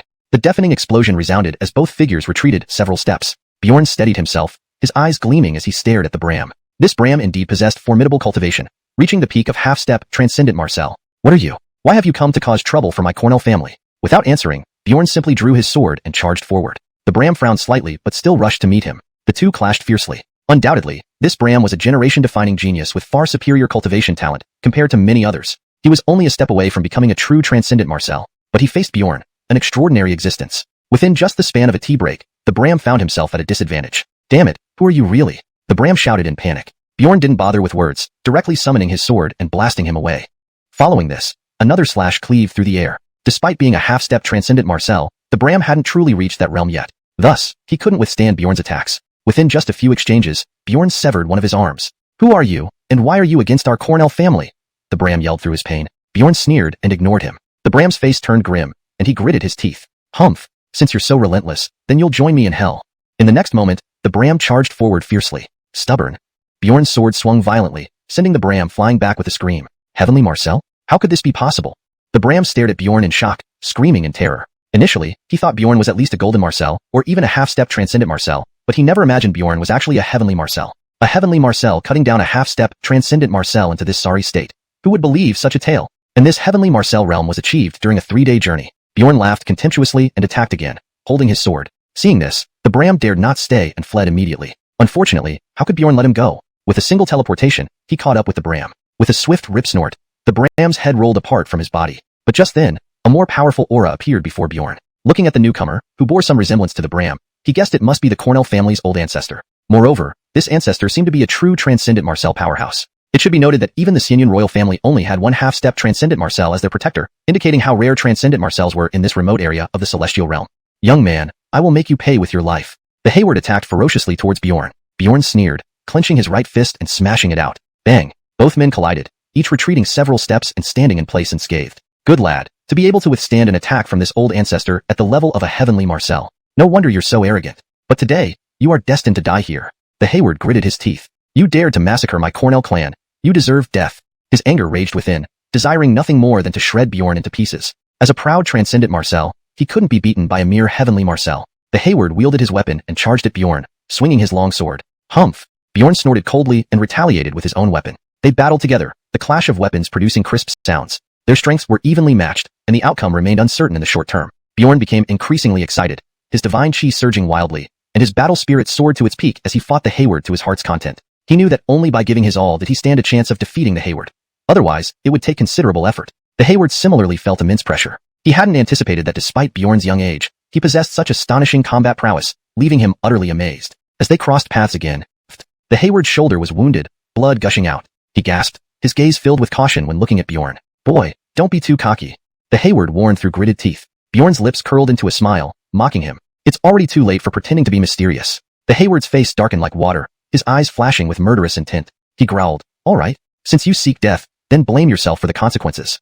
As he spoke, his robes burst open, revealing well-built muscles, exuding overwhelming might that made one shudder. The Hayward extended his right hand, forming a massive blade shape which he slashed out ruthlessly. Boom! The void trembled, seemingly unable to bear the tremendous force, resulting in a series of thunderous explosions. The giant blade carried a destructive power that inspired fear. Bjorn shook his head, then gathered the surrounding divine chi into his sword and thrust it out with all his might. The sword's edge flickered, incredibly sharp, as if capable of rending the heavens. Clang! Metallic collision produced an ear-splitting noise. The Hayward's weapon was deflected. Immediately following, Bjorn's long sword pierced his chest. The Hayward spat out a mouthful of blood. Bjorn attacked the Hayward again, knowing transcendent Marcels weren't easily defeated. The Hayward, though spewing blood, still managed to fight on. Seeing Bjorn's assault, he hastily activated defensive spells. A series of bell-like sounds rang from the Hayward's waist.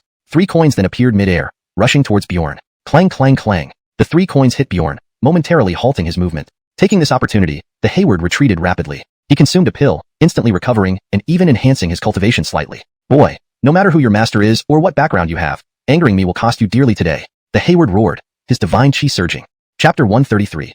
This can't be possible. Bjorn sneered contemptuously. He had heard such words many times throughout his journey, and those who uttered them were now in the netherworld. Bjorn's eyes turned cold, radiating a dense killing intent as he spoke icily. Enough nonsense. Go report to Yama promptly. He moved with mysterious steps, his figure elusive, blurring into a shadow that rapidly closed in on the Callan. With a single palm strike, he launched his attack. The Callan's face changed abruptly as he hurriedly retaliated with his spells. Bang! The collision between them sent shockwaves rippling outward. Bjorn remained unmoved, while the Callan was hurled several meters away, landing clumsily and half covered in dirt. He struggled to get up, raising his head and glaring viciously at Bjorn as he roared, "You damned brat, you've thoroughly enraged me. I will not rest until I kill you today."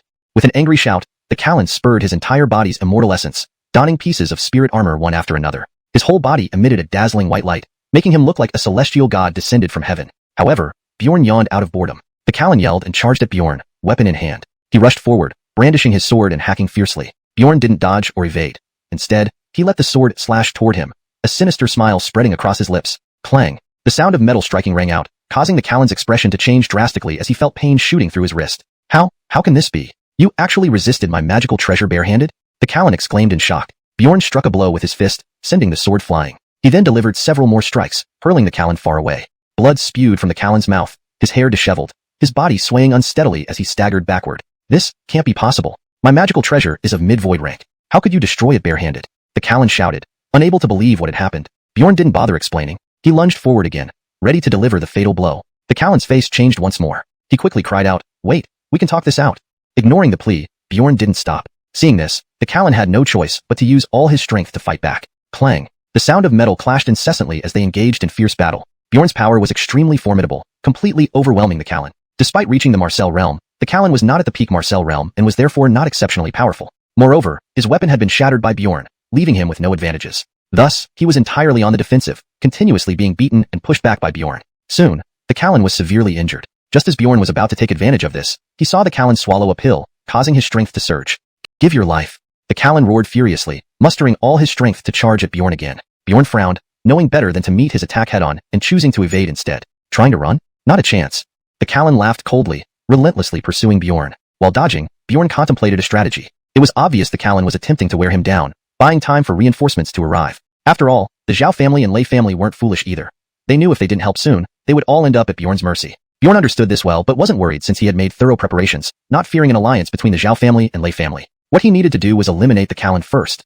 Once the Callan was out of the way, dealing with the other two families would be easier. Seizing on a perceived weakness in Bjorn, the Callan sneered inwardly, cursing, Fool. You're still too young, the Callan growled, rushing forward once more, intending to seize this opportunity to slay Bjorn. Ignorant old man, don't celebrate too soon.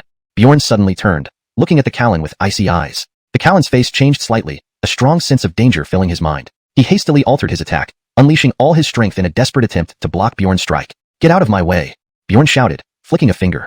PFT. The force pierced through the Callan's left shoulder, throwing him violently to the ground. Ah!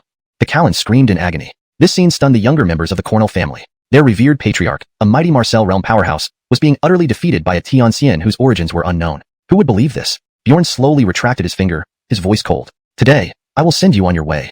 His gaze became even colder, the flames within him suddenly bursting forth, emitting a terrifying heat wave. The Callan's pupils constricted sharply, feeling as though he had fallen into molten lava, the surrounding temperature soaring rapidly. Damn!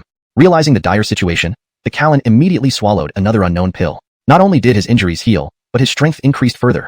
Haha, boy, you're done for. The Callan laughed triumphantly, charging madly at Bjorn. Heh. Bjorn chuckled indifferently. Boom. Their clash produced continuous explosions, their auras becoming increasingly terrifying. Both Bjorn and the Callan were thrown back, but managed to regain their footing. It's over, Bjorn said calmly. As he finished speaking, he lunged forward again. Gritting his teeth, the Callan tried to resist but was once again hurled away, sustaining severe injuries. His chest caved in, ribs broken beyond count, blood gushing from his mouth. A clearly dying man. The Callan's eyes turned red, roaring angrily, "It's not over yet." Swallowing a pill, his immortal essence surged, instantly reaching the peak Marcel realm. HM? More pills. Bjorn raised an eyebrow. "You damned brat, I'll go all out."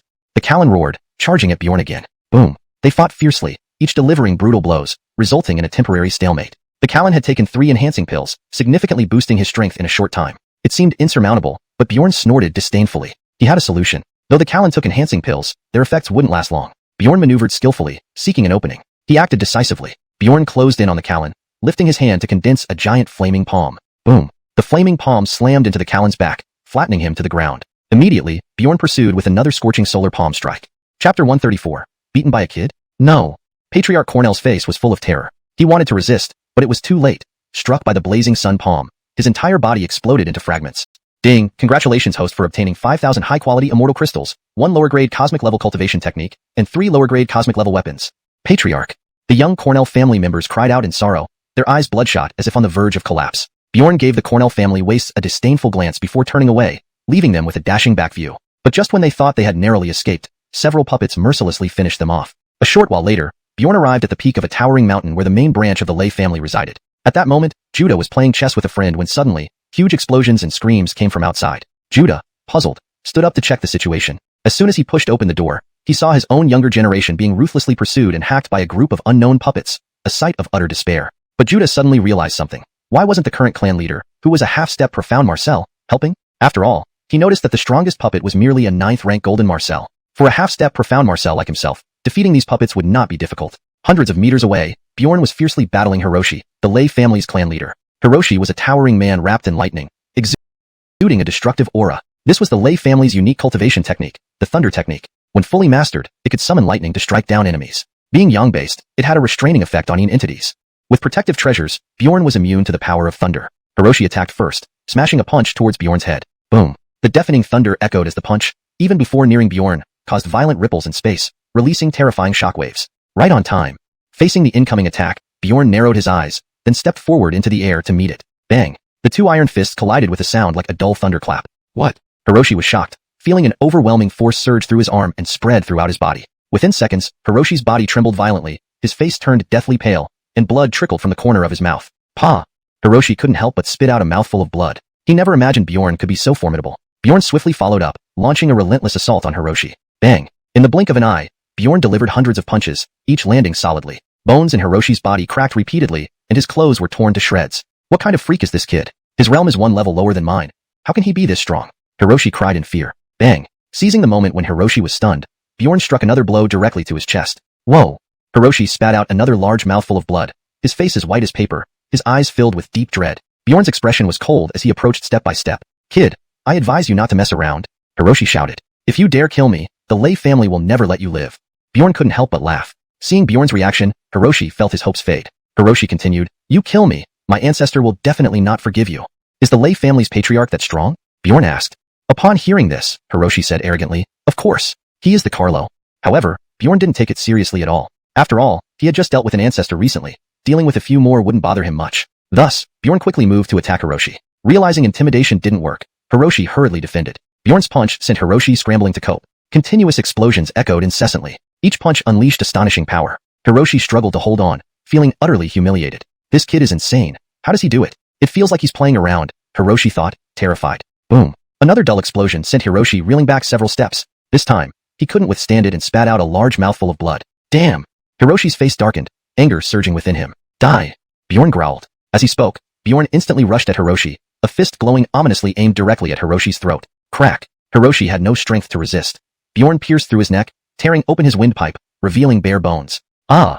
Hiroshi screamed in agony, his pupils dilating, life draining away. The revered Lei family clan leader, a half-step profound Marcel, was thus killed by an unknown Carmelo. Just as Bjorn was about to loot the body, he sensed a killing intent. He quickly dodged, only to find someone standing in his original spot. It was none other than the Lei family's ancestor, who had brought along a pile of destroyed puppets. Clearly, the ancestor had obliterated those puppets. Seeing this, Bjorn was displeased. These puppets were rewards he had barely managed to obtain, now ruined by the Carlo. Now, only the Carlo could make amends with his death. Thinking this, Bjorn's gaze hardened, and he swiftly moved towards the Carlo. Humph! A mere insect dares to seek death? The Carlo snorted coldly at Bjorn's approach. You little brute, you must die today. The Carlo's eyes were icy cold. As a profound Marcel, he couldn't believe Bjorn dared to challenge him.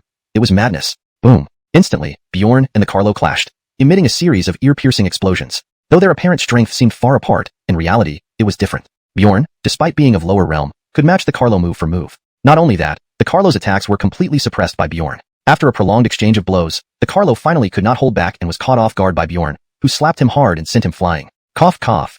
The Carlo fell clumsily to the ground, spitting blood, his face hideous. This was the first time the Carlo had been so humiliated, beaten by a mere kid. For him, it was an unimaginable disgrace. You, who are you? Why are you exterminating our Lei family? The Carlo wiped the blood from his mouth. You don't deserve to know. Bjorn had no patience for idle talk and continued attacking the Carlo. The Carlo had no choice but to keep fighting. However, the more they fought, the more the Carlo grew alarmed. Despite being of much lower realm, Bjorn remained undefeated, proving entirely beyond his reach. Chapter 135. The Justin shows up. Bjorn, on the other hand, appeared entirely at ease, as if he could turn the tables at any moment. How can this be? The Alonso was thoroughly panicked. He hadn't anticipated that Bjorn's strength would be so overwhelming. Bang! Bjorn sent the Alonso flying again with a powerful palm strike. Brat, I admit I underestimated you, but do you really think you've won? The Alonso snarled through gritted teeth, his eyes gleaming with madness. Bjorn paid him no mind and continued his relentless pursuit. The Alonso took a deep breath and crushed a black bead in his hand. This is a forbidden pill. It increases one's cultivation by 5 times for 3 minutes, the Alonso bellowed suddenly. Hearing this, Bjorn remained unmoved. Had he not seen enough people relying on pills? Without exaggeration, everyone he had encountered on the journey had used them. Therefore, not only was Bjorn unbothered, but he also seemed to imply, what took you so long? The Alonso didn't understand what Bjorn was thinking. He only knew that his power had surged tremendously and that he must be able to defeat Bjorn now. Boy, I will make you suffer an unbearable pain, where you cannot find a way to live or die. The Alonso growled grotesquely. Huh? Bjorn smiled lightly, completely unfazed. Whoosh! The Alonso attacked first, his form like lightning, moving at an unbelievable speed toward Bjorn. With a sharp sword in hand, he aimed straight for Bjorn's throat. Bjorn showed no fear. He stamped the ground forcefully with his right foot, flipped through the air, and dodged the lethal blade. Immediately after, Bjorn lashed out with a kick aimed at the Alonso's waist. The Alonso tried to dodge by leaning sideways, but was still struck on the side. Crack! His ribs shattered instantly, causing the Alonso to inhale sharply from the pain, losing his balance and falling to the ground. Bjorn pressed his advantage, landing a heavy punch directly into the Alonso's abdomen. The Alonso spat out a mouthful of blood, his eyes wide with shock. Bjorn's physical strength was astonishingly potent. Without waiting for the Alonso to regain his footing, Bjorn propelled himself forward with a powerful leg thrust, turning into a black streak rushing towards his opponent. Crack! A hook punch from Bjorn slammed into the Alonso's chest, the terrifying force sending him flying. Ah! The Alonso spewed out clotted blood, his injuries worsening. Inside the Alonso's heart raged a storm of shock. Bjorn's strength far exceeded his expectations. This boy is indeed strong. No wonder he killed our family head. The Alonso slowly rose, his eyes cold. He pulled out a black pill from his robe and swallowed it, his skin rapidly swelling. Amidst the booming sounds, the Alonso's skin turned pitch black, emitting a cloud of smoke. Boom! Dark clouds converged swiftly, accompanied by chaotic thunderbolts. At the same time, a terrifying aura emanated from the Alonso's body. Bjorn glanced at him indifferently and smirked disdainfully. Trash relying on pills to boost their cultivation. Upon hearing these words, the Alonso nearly fainted from anger. Using pills to boost cultivation did feel embarrassing. But who wouldn't be driven mad by Bjorn's extreme performance? A celestial Marcel beating a profound Marcel. Was that fair? Roar! The Alonso let out a furious roar and charged at Bjorn like a raging beast. Trash! Bjorn sneered dismissively. Calmly, Bjorn met the charge with a punch. Boom! Both punches collided. Bjorn stood firm while the Alonso was forced backward. Damn, this guy actually blocked my attack, the Alonso exclaimed grimly. He had used the forbidden pill, reaching the peak of profound Marcel realm. Even a half-step great ascendant might not be his match. Yet Bjorn remained unmoving, indicating he too had the power of a peak profound Marcel, or even greater. Bjorn closed the distance once more, delivering another heavy punch. Another thud echoed as the Alonso was pushed back yet again. You old thing, is that all you've got? Seeing this, Bjorn couldn't help but mock. The Alonso felt utterly humiliated. A profound Marcel like himself had no means of retaliation against Bjorn, and was instead being continually suppressed. This was incredibly frustrating. Not just frustrated but enraged. He wanted nothing more than to tear Bjorn limb from limb, but he dared not attempt anything rash, as Bjorn's displayed strength left him wary. Seeing the Alonso falter, Bjorn decided to deliver the final blow. Instantly disappearing, Bjorn reappeared before the Alonso and punched toward his head. Startled, the Alonso raised his sword in defense. Clang! A deafening metallic clash reverberated through the air. The Alonso felt an overwhelming surge of strength through the sword, numbing his hands and nearly making him lose his grip. To his surprise, Bjorn's physical strength was on par with, or even surpassing his own. Not good. Realizing the danger, the Alonso turned and fled. Would Bjorn give him a chance to catch his breath? Since you came, you stay. Bjorn sneered, employing the Nine-Wind Shadow technique to intercept the Alonso within moments. Damn it! Seeing Bjorn so close, the Alonso was terrified and swung his sword wildly. However, Bjorn caught the Alonso's sword barehanded and twisted it effortlessly, freeing the sword from its Wyret's grasp. Swish! The sword tore through the Alonso's clothes, piercing his shoulder and splattering blood. The Alonso winced in pain, his face contorted. Without pause, he changed direction, trying to evade Bjorn. Unfortunately, Bjorn had anticipated this. Just as the Alonso turned, Bjorn lunged forward and kicked him squarely in the back, sending him flying several meters. Thump! After bouncing off the ground, the Alonso staggered backward over 10 steps before barely regaining his balance. Cough, cough. Blood trickled from the corners of his mouth. The Alonso's expression darkened. He thought the forbidden pill would easily subdue Bjorn, but instead, he suffered a crushing defeat. Even with the pill, he couldn't match Bjorn and was consistently suppressed. The Alonso realized he couldn't afford to delay any longer. Otherwise, he'd surely die today. Just then, another formidable presence appeared. My young friend, show some mercy. How about doing me a favor and letting go of the Alonso? An Retly man appeared, immediately taking up the role of mediator without hesitation. Bjorn, however, wasn't ready to back down. Get lost. Don't be so angry, young friend. At least give an old man like me, the Justin, some face. Translation continues.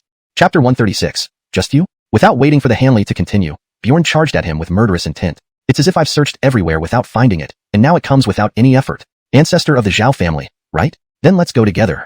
Seeing Bjorn rushing towards him, the Hanley was stunned. He had clearly intended to act as a mediator, but before he could even play that role, he became Bjorn's next target. Where could he complain about this? Regardless, Bjorn was already charging at him, so the Hanley had no choice but to meet him head-on. Young man, I advise you to think twice. Otherwise, if you anger me, even if you have 3 heads and 6 arms, you won't live, the Hanley said menacingly, his eyes flashing with a dangerous light. Bjorn didn't bother with idle talk. He immediately summoned the Thunder God Whip and lashed out fiercely. Crackling sounds filled the air. Suddenly, arcs of lightning raged through the sky, enveloping the Hanley like a thunderstorm. Ah! The Hanley screamed as he was repeatedly struck. The Hanley was weaker than the Carlo and couldn't withstand the bombardment from the Thunder God Whip. Before long, the Hanley was covered in alarming blood stains, looking utterly wretched and pitiful. Filthy brat. The Hanley flew into a rage, his eyes bloodshot. The Carlo being tortured so severely demonstrated just how formidable the Thunder God Whip was. Bjorn glanced at the Hanley with disdain. The Carlo trembled, sensing an ominous premonition. What are you planning to do? The Hanley watched Bjorn warily, his face unreadable. Bjorn replied coldly, I'm going to take your head. Realizing there was no way out, the Hanley lunged forward and fought desperately against Bjorn. Boom. The two engaged in a fierce battle, each move filled with destructive power, leaving the surrounding area devastated and rocks flying. The more they fought, the more intense it became. It was hard to tell who was winning or losing. However, the Hanley's disadvantage gradually became evident. After all, the Hanley was not on the same level as Bjorn. Relying on his superior physical strength and potent spiritual energy, Bjorn fought the Hanley evenly. They fought from the sky to the ground. Boom. Thunderclouds rolled and churned as if signaling the end of the world. The land was ravaged, barren, with lava spewing and craters scattered everywhere. Bjorn and the Hanley battled until day turned dark and the sky lost its light. The scene resembled an apocalyptic event in the cultivation world. Ultimately, however, Bjorn held the advantage and gradually suppressed the Hanley. And true to form, the Hanley burst forth with superhuman combat strength under dire circumstances. He continuously burned his life force to boost his combat power and attacked Bjorn relentlessly to try to turn the tide. Overestimating yourself.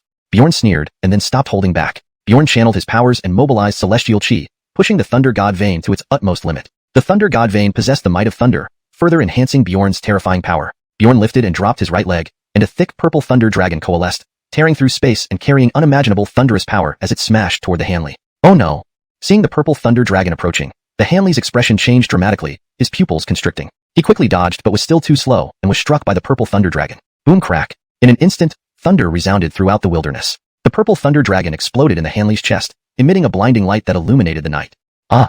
Following a painful scream, the Hanley fell heavily to the ground, clearly severely injured. Seeing this, the Carlo immediately threw a medicinal pill to the Hanley. The Hanley, without time to thank him, took the pill and immediately stood up again to fight Bjorn. Bjorn was cold-hearted, turning the Thunder God Whip into a thunder serpent that wrapped around the Hanley's waist and flung him to the ground. Bang! In the blink of an eye, Bjorn whipped the Hanley over a dozen times, leaving him bruised and nearly dead. The Carlo watched with his eyes red from anger. "Zhao brother, run!" The Carlo couldn't help but shout. The Hanley was already severely injured. If he lingered any longer, he would definitely lose. Hearing the Carlo's warning, the Hanley dared not stay any longer. Seizing the opportunity while Bjorn was chasing him, he ran for his life. "Wanna run?"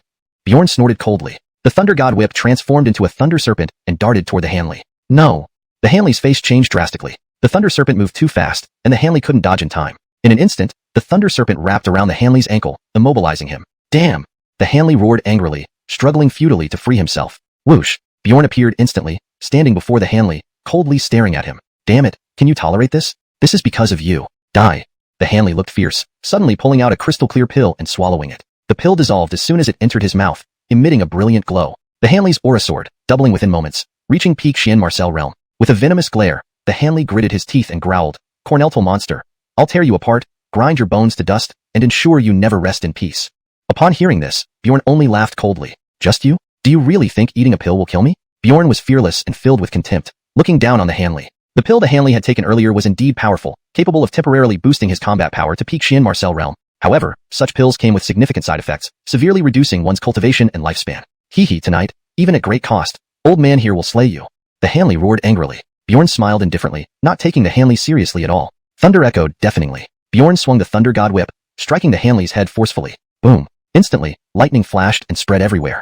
The Thunder God Whip carried overwhelming power, smashing into the Hanley with terrifying force. Pang! The Hanley was hit directly by the Thunder God Whip and flew backward. Pooh! The Hanley spat out blood and collapsed, his face deathly pale. This can't be. I took a pill to enhance my cultivation. How can I still not beat this kid?" The Hanley murmured disbelievingly. Bjorn shook his head, a mocking smile playing on his lips. Undeterred, the Hanley once again used secret techniques to maximize his combat power. "So this is your final card?" Bjorn asked mockingly. Bjorn still didn't take the Hanley seriously and even found him somewhat foolish. This was because, when boosting his cultivation, the Hanley had exhausted too much celestial chi, leading to a sharp reduction in his lifespan. ####Chapter 137. Another fragment unveiled. Although his combat power was briefly enhanced, it came at the cost of consuming a significant amount of his original strength. Bennett's patriarch was now weaker than before, far from matching Bjorn. "Corneltal brat, die." The patriarch of the Zhao family roared maniacally, charging at Bjorn like a wild beast. "Since you're looking for death, I'll just have to send you on your way," Bjorn said coldly. Bjorn swung the Thunder God Whip to meet the attack and clashed with the Zhao family's patriarch. Their battle was intense and indomitable, making it difficult to discern the winner. Bjorn's strength was formidable, especially with the Thunder God Whip, an immortal artifact, which left the Zhao family's patriarch at a loss. Damn! After moments of fighting, the Zhao family's patriarch felt an immense sense of frustration. He had thought that relying on elixirs and secret techniques would be enough to kill Bjorn, but reality proved otherwise. Bjorn's strength far exceeded expectations. Even without the Thunder God Whip, he was unrivaled among peers. "It seems I have no choice but to unleash my ultimate move." The Zhao family's patriarch's eyes turned bloodshot, filled with murderous intent. "Burn essence blood!" he roared to the sky, his aura suddenly surging as if he were a flaming king radiating destructive energy. "Burning essence blood? The Zhao family's patriarch is really going all out." The Lei family's patriarch was visibly shocked. "Burning essence blood, huh?" Bjorn squinted his eyes, watching the Zhao family's patriarch summon his ultimate attack. The Zhao family's patriarch's power dramatically increased, surpassing that of a mystic Marcel and rivaling a beginner Luoshang celestial Marcel. However, Bjorn merely shook his head, sneering disdainfully. "So what if you burn your essence blood? Still not a match?" Ignoring Bjorn's words, the Zhao family's patriarch launched the first attack, a brutal fist wind sweeping over like a tidal wave. Feeling the savage gust of wind, the Camden, who was spectating, applauded in amazement. Even he couldn't handle such a level of attack. He didn't believe Bjorn could withstand this blow. "Corneltal vermin, die!"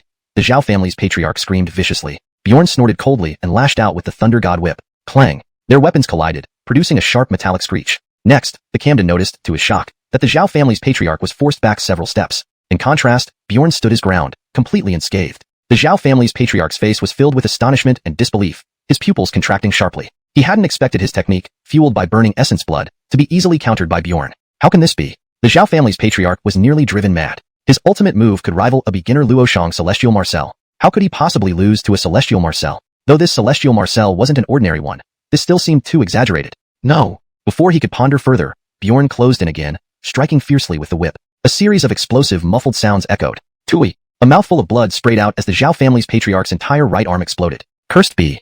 The Zhao family's patriarch howled in fury, clenching his teeth in hatred but dared not delay, hurriedly dodging away. Wanna run? Too late.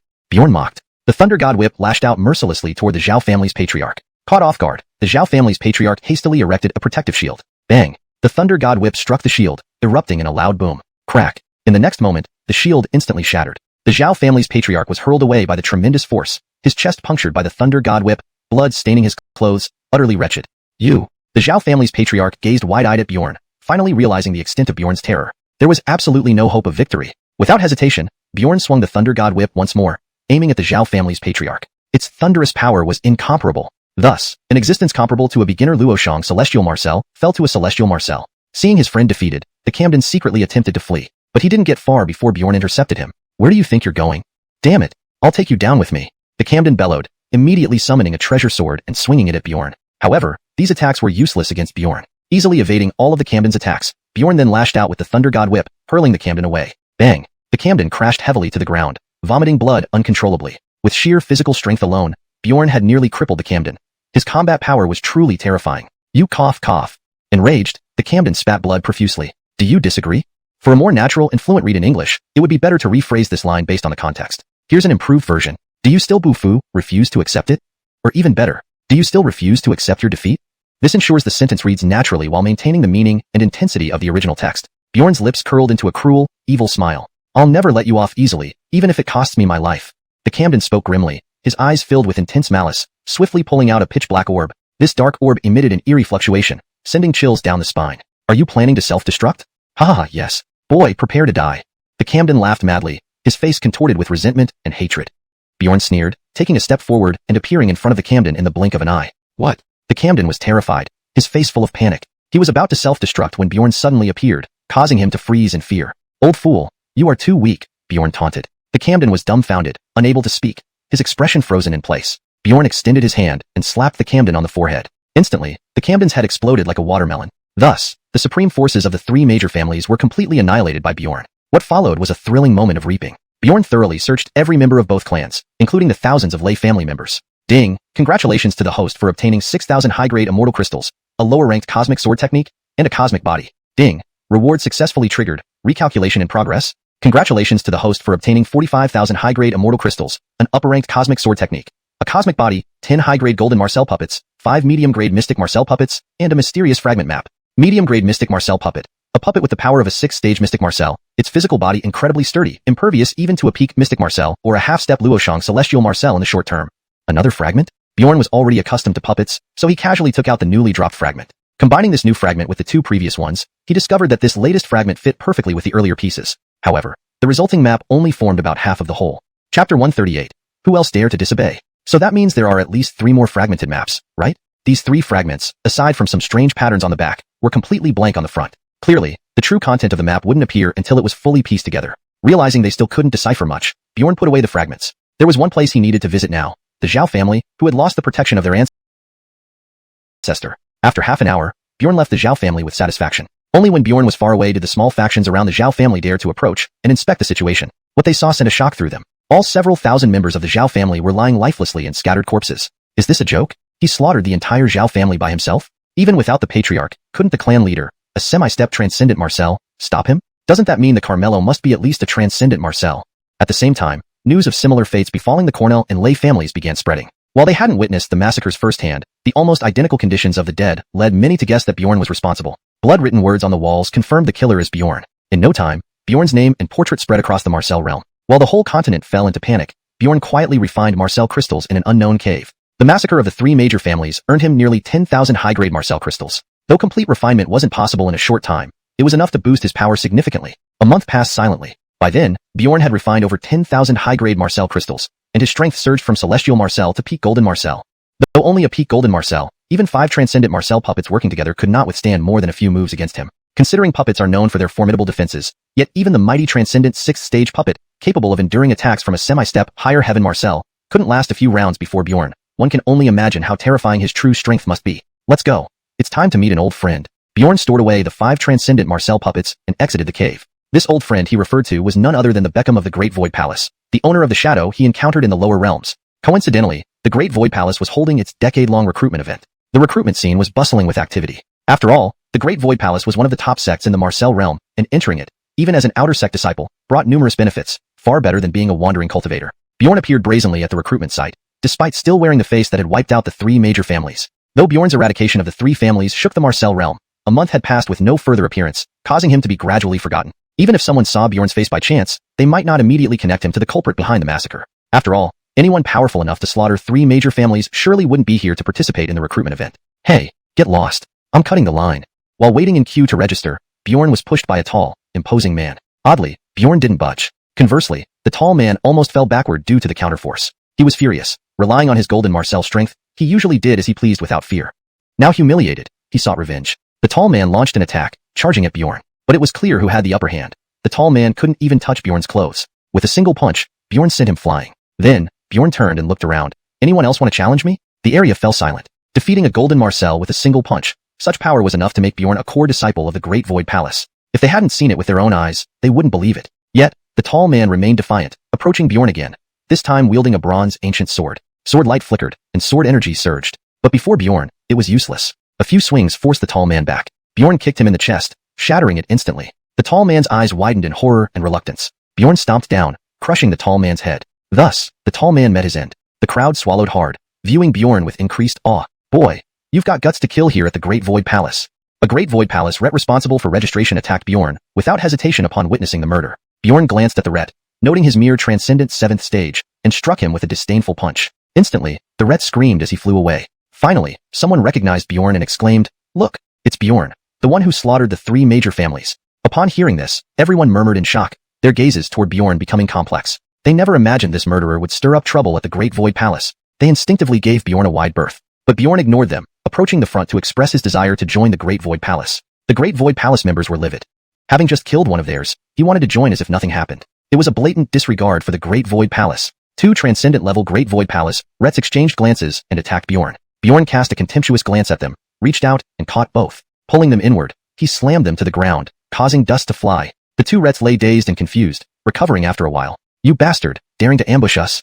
Enraged, they channeled their Marcel chi to retaliate. But Bjorn gave them no chance, piercing their foreheads with a finger the moment they moved. Their lives swiftly faded, leaving them dead on the ground. Chapter 139. Beating the half-step Luoshangxian Marcel. Instantly slaying 2 Xian immortals with one move made everyone present even more hesitant to make any rash moves. After all, their strongest were merely at the Golden Marcel realm. How could they possibly contend with a monster like Bjorn who could annihilate Xian immortals in a blink? This time, the remaining disciples of Jacob Palace saw that their 3 rets were no match for Bjorn, and so they reluctantly registered him. But just as Bjorn finished his registration, a fiery man appeared, possessing the strength of a half-step Luoshangxian Marcel. "Ahoy! Let me, Jacksono, face this murderous fiend." As he spoke, Elder Jacksono rushed toward Bjorn, brandishing a massive red hammer which he smashed down with immense force. "Heh." Bjorn laughed coldly and struck out fearlessly with his palm. Bang! A thunderous explosion echoed, sending waves of powerful immortal energy surging through the area. Elder Jacksono grunted and was sent flying backward. Bjorn didn't stop there. He pressed on, chasing after Jacksono. Jacksono hurriedly dodged but was still caught by a punch from Bjorn that shattered his dantian. Elder Jacksono spat out a mouthful of blood, grievously wounded and crumpled onto the ground, barely clinging to life. "Elder brother Jacksono." Another man rushed out from Jacob Palace, also at the half-step Luoshangxian Marcel stage. But Bjorn simply flicked out a few talismans effortlessly. Instantly, the man was blasted into a mess. "Elder Darien, let's attack together. We can surely subdue this killer." Jacksono, seeing the arrival, promptly called out to Elder Darien to join forces. However, Bjorn was indifferent because the gap between himself and the 2 men, Jacksono and Darien, was too vast. He wasn't worried about them using any tricks. "If you both wish to die, then come together," Bjorn said calmly, standing with his hands behind his back. "Bastard! Today I, Jacksono, will fight you to the death." Hearing Bjorn's arrogant words, Jacksono could no longer hold back, his eyes burning red with rage. He immediately drew his immortal-grade longsword and lunged towards Bjorn. "Watch out! He's tricking you!" Elder Darien shouted in alarm, seeing Jacksono charging forward recklessly. But it was already too late. Boom! A purple fireball instantly condensed before Bjorn, deflecting the sword right back. Ah! Severe pain surged through Jacksono, who screamed as his sword flew out of his hand and landed on the ground. How is this possible? Jacksono looked on in disbelief at the scene unfolding before him, clearly beyond what he had anticipated. "Jacksono, take a healing pill quickly." Elder Darien hadn't expected this turn of events, but quickly regained his composure, helping Jacksono up and administering a pill from his spatial ring. After a moment, Darien breathed a sigh of relief as Jacksono regained some movement. He looked up at Bjorn, who stood where he was, with astonishment. "How did you do it? How can you possess such overwhelming combat power with only Golden Marcel strength?" asked Darien, voicing his confusion. "You have no right to know. In that case, let me experience this murderer's power." With that, Elder Darien unsheathed his long sword, blurred into motion, and charged at Bjorn. Buzz! The sword sliced through the air, creating sonic booms, displaying formidable might. Himph! Bjorn snorted coldly, shaking his head disdainfully. The next second, Darien's sword reached Bjorn. But Bjorn didn't even bother dodging until the sword pierced his chest. Then, he extended his hand and firmly grabbed the sword. This can't be. Darien stared in horror as Bjorn held his sword tightly, frozen in place like stone. Amazing! The surrounding Jacob Palace disciples were completely stunned. They couldn't believe that Bjorn had actually caught Elder Darien's fatal strike barehanded. Bjorn narrowed his eyes, focusing on Darien. Suddenly, a black dagger appeared in his right hand, emitting a chilling glint. Darien's eyes flashed with fear as he felt an oppressive pressure emanating from Bjorn's dagger. Whoosh! In the next instant, Bjorn swung the dagger at lightning speed, cleanly decapitating Darien. Darien didn't get a chance to resist or even realize what happened. He died in an instant. Everyone present, including other high-ranking officials of Jacob Palace who had rushed to aid, stood dumbfounded. Elder Darien had been beheaded without even getting a chance to react. An utterly unbelievable feat. Who are you? How do you have immortal weapons? Seeing his junior brother Darien dead, Elder Jacksono roared furiously at Bjorn, his eyes filled with intense hatred. The one who kills you. Bjorn replied coldly. Suddenly, Bjorn vanished and reappeared beside Jacksono. What are you doing? Jacksono's pupils dilated in terror as he screamed. Without hesitation, Bjorn kicked Jacksono in the abdomen. Crack! The sound of bones breaking resonated, and Jacksono screamed like a pig being slaughtered. He flew hundreds of meters away, crashing into a mountainside and falling into a deep pit. Bjorn slowly walked into the pit, looking down at the battered Jacksono lying amidst the rubble. By now, every bone in Jacksono's body was shattered, blood flowed from his mouth and nose, and he was breathing faintly, clearly on the brink of death. Who are you really? Jacksono trembled as he gazed up at Bjorn. He realized Bjorn's cultivation wasn't as simple as the surface-level golden Marcel realm. Dead men need not know much. Bjorn said indifferently and slashed his neck with a sword. Thud. Blood spurted out as Jacksono's head flew off, and his body fell into the pit. Thus, Jacksono perished. Ding! Congratulations, host, for acquiring 7,000 upper-grade immortal crystals and 1 superior Xian Marcel puppet. Ding! While Bjorn was happily looting the bodies, he sensed a presence approaching from behind. A power stronger than both elders Jacksono and Darien combined. It was Enret who had reached the Luo Shangshan Marcel stage. Upon seeing the newcomer, the previously hopeless Jacob Palace disciples renewed their hope. Fifth Elder. The fifth Elder has arrived. Now we'll see how the murderer stays so cocky. Exactly. Elder Terry is a Luo Shangshan Marcel level powerhouse. Even if this killer can cross realms in combat, can he leap across 2 major realms at once? As they discussed, Jacob Palace's fifth Elder Terry approached Bjorn. Chapter 140. Is Luo Shangshan really that strong? During his first confrontation with Luo Shangshan, Bjorn felt an overwhelming sense of anticipation. Without retreating, he charged forward, sword in hand, to meet Terry's punch. Bang! The two collided fiercely, the sheer force of impact causing the entire mountain peak to tremble. Countless rocks crumbled and rolled down as dust rose into the air. Both parties were thrown hundreds of meters away before stabilizing in midair. You actually blocked my punch. It seems I underestimated you. Terry frowned, staring at Bjorn. Luo Shangshan does have some strength, but not too much it seems, Bjorn said casually. Upon hearing this, everyone from the Jacob Palace was taken aback. Not too strong for a Luo Shangshan? Could anyone actually say that? If Luo Shangshan isn't considered strong, then what about them who are far below Luo Shangshan? Terry did not take Bjorn's arrogant remarks lightly. In that punch, Terry had sensed Bjorn's exceptional skills. After all, it wasn't without reason that Xuanhuan and Darien, both half-step Luo Shangxiangxians, had been killed by him. This Bjorn was indeed peculiar. Bjorn didn't care what Terry was thinking. He knew only that merely slaughtering the 3 major families wouldn't be enough to catch the attention of the Beckham of Jacob Palace. After all, the strongest among the 3 major families was only at the Marcel realm. Now, with this emerging Luo Shangxiangxian, it was the perfect submission. Bjorn lunged straight at Terry with his sword drawn. Terry's expression turned grave, sensing Bjorn's extraordinary strength and not daring to underestimate him. Bang bang bang. They clashed fiercely, each move containing terrifying destructive power. Trees and rocks around them were shattered into powder. In this brief skirmish, Bjorn quickly took the upper hand, using offense as defense to fully control the situation. Terry gradually fell behind, and would surely lose if things continued like this. Therefore, Terry began to use his ultimate skill, the Blazing Sun Palm. With a deep cry, Terry gathered thick Marcel chi into his palms and thrust outwards, sending a vast wave of heat sweeping across. Child's play. Bjorn sneered disdainfully, sweeping his sword out. The fierce sword aura collided with the scorching energy wave, instantly exploding and sending shockwaves of terrifying energy rippling outwards. This surge of energy affected those several miles away. Many disciples couldn't withstand it, vomiting blood as they flew backward in a tragic scene. By now, Bjorn had closed in on Terry. Terry dared not be careless, immediately channeling his Marcel chi to its limit, ready to deal with Bjorn's attack. Just as Terry prepared to unleash his martial technique, Bjorn executed a sword technique first. A blinding white sword chi sliced through the air towards Terry. Seeing the white sword chi, Terry's pupils contracted, feeling uneasy. He hurriedly channeled all his Marcel energy, forming a shield before him. A loud explosion sounded as terrifying energy waves spread out, creating deep fissures in the ground. The two formidable forces canceled each other out, Terry grunting as blood trickled from the corner of his mouth. Yet he managed to block Bjorn's fatal strike. Bjorn wasn't surprised to see Terry block his sword. After all, if he could kill Terry with one strike like the half-step Luo Shangxiangxians, then there would be serious doubts about this Luo Shangxiangxian's authenticity. Wiping the blood from his mouth, Terry glared at Bjorn darkly. Although he narrowly blocked Bjorn's sword, he was still injured. Boy, you're more troublesome than I thought. Looks like I have to resort to secret techniques. Terry gritted his teeth, then took out a golden pill and swallowed it. Immediately, a powerful torrent of Marcel chi surged from his body, exuding a fearsome pressure that sent shivers down one's spine. Bjorn watched Terry with interest. Secret techniques at this level won't work on me. Bjorn shook his head indifferently. Boy, don't beg for mercy later.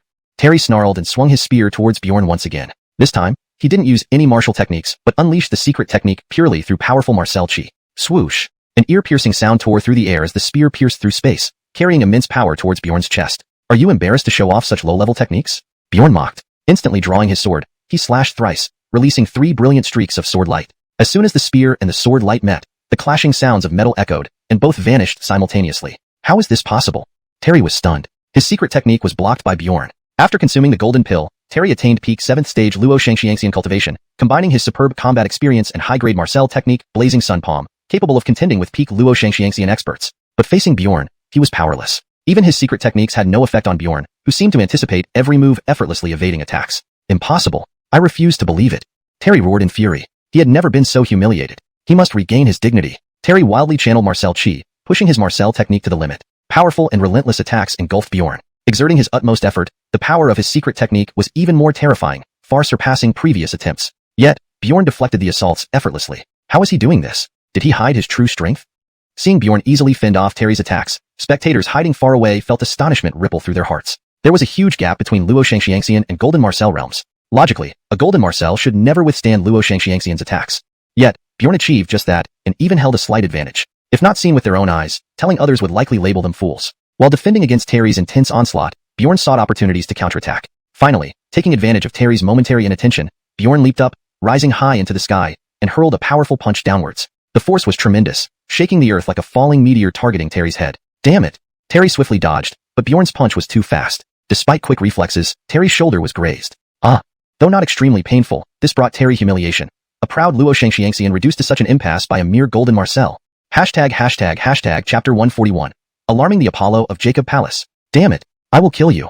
The furious roar echoed across the sky as Terry was consumed by rage, his divine essence surging forth in waves, forming massive vortexes that shook the entire valley with terrifying force. Secret technique, 10,000 phenomena rush. Suddenly, Terry let out a low growl, and an overwhelming aura erupted from him. In an instant, flames appeared out of nowhere, dense clusters of fireballs swirling in the air, emitting a scorching heat and wave of intensity. Kill him!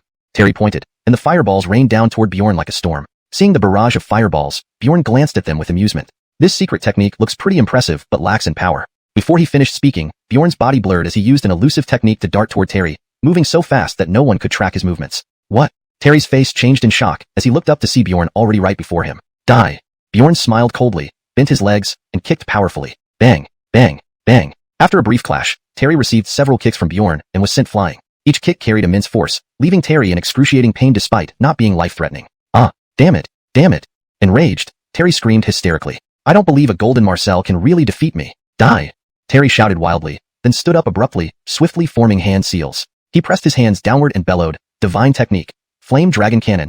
As he spoke, endless flames surged, coalescing into a massive flaming pillar. The space around it distorted under the intense energy fluctuations. Go! Terry roared, thrusting his hands forward. The giant flaming cannon hurtled toward Bjorn with a dazzling tail, the space tearing apart, leaving behind a dark rift.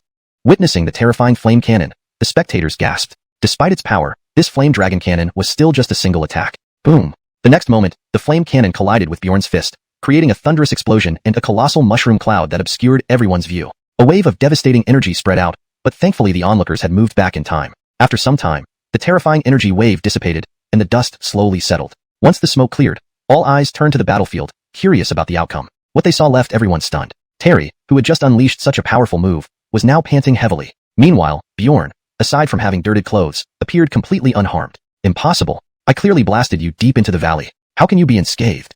Terry exclaimed in disbelief. Bjorn gave Terry a cursory glance. Did you skip meals? That barely tickles. You. Terry's chest heaved furiously, his hands clenched tightly, wishing he could tear Bjorn limb from limb. Bjorn had no intention of playing further, believing the Apollo of Jacob Palace was watching from the shadows. With that, Bjorn drew his sword and lunged at Terry. Seeing Bjorn charging with his sword, Terry panicked and immediately tried to evade. After witnessing Bjorn's strength, Terry dared not face him head-on again.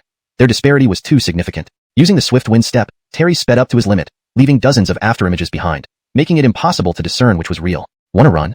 Bjorn grinned, using the wind control technique to chase after him. With the speed of the wind control technique, Bjorn quickly caught up to Terry and slashed without hesitation. Shriek. Blood splattered. A gruesome wound appeared on Terry's right shoulder, flesh torn open, blood staining his white robe, a ghastly sight. Filth. Seeing the blood gushing from his shoulder, Terry fumed, gritting his teeth. If I don't shred you into pieces today, I swear I'll never call myself human. He once again madly channeled divine essence. Divine technique. Flame dragon cannon. With another roar, Terry quickly formed seals, gathering vast crimson divine essence in his palms, forming a basketball-sized fireball. Destroy him! Terry snarled, hurling the fireball at Bjorn. Watching the descending fireball, Bjorn simply shook his head. The same move only wasted a bit of his time, nothing more. Bjorn casually threw a punch, instantly obliterating the fireball. Terry was thrown backward by the remaining force, crashing onto the ground in humiliation. Terry spat out a mouthful of blood, struggling to stand up. Now, Terry lacked the earlier arrogance and defiance, replaced by sheer terror. Who are you? Trembling, Terry asked, clearly afraid. He couldn't believe this seemingly ordinary youth could effortlessly overpower him. Moreover, the other seemed even younger than him. Humph, perish. Bjorn roared, ending Terry's life. Ding, congratulations to the host for obtaining 15,000 high-grade immortal crystals, 1,000 universe stage healing pills, 100 universe stage high-grade weapons, and 1 medium-grade puppet of Luoshang Tian Marcel. 15,000 high-grade immortal crystals. This amount from Luoshang Tian Marcel almost equaled what Bjorn gained from destroying 3 families. Just then, the Apollo Victor of Jacob Palace clapped his hands and appeared before Bjorn. Victor was indeed a true grand celestial Marcel. Seeing their Apollo appear, the Jacob Palace disciples rejoiced. After all, their Apollo was even stronger than the palace master. If anyone could subdue this killer, Bjorn, it would surely be the Apollo. Chapter 142.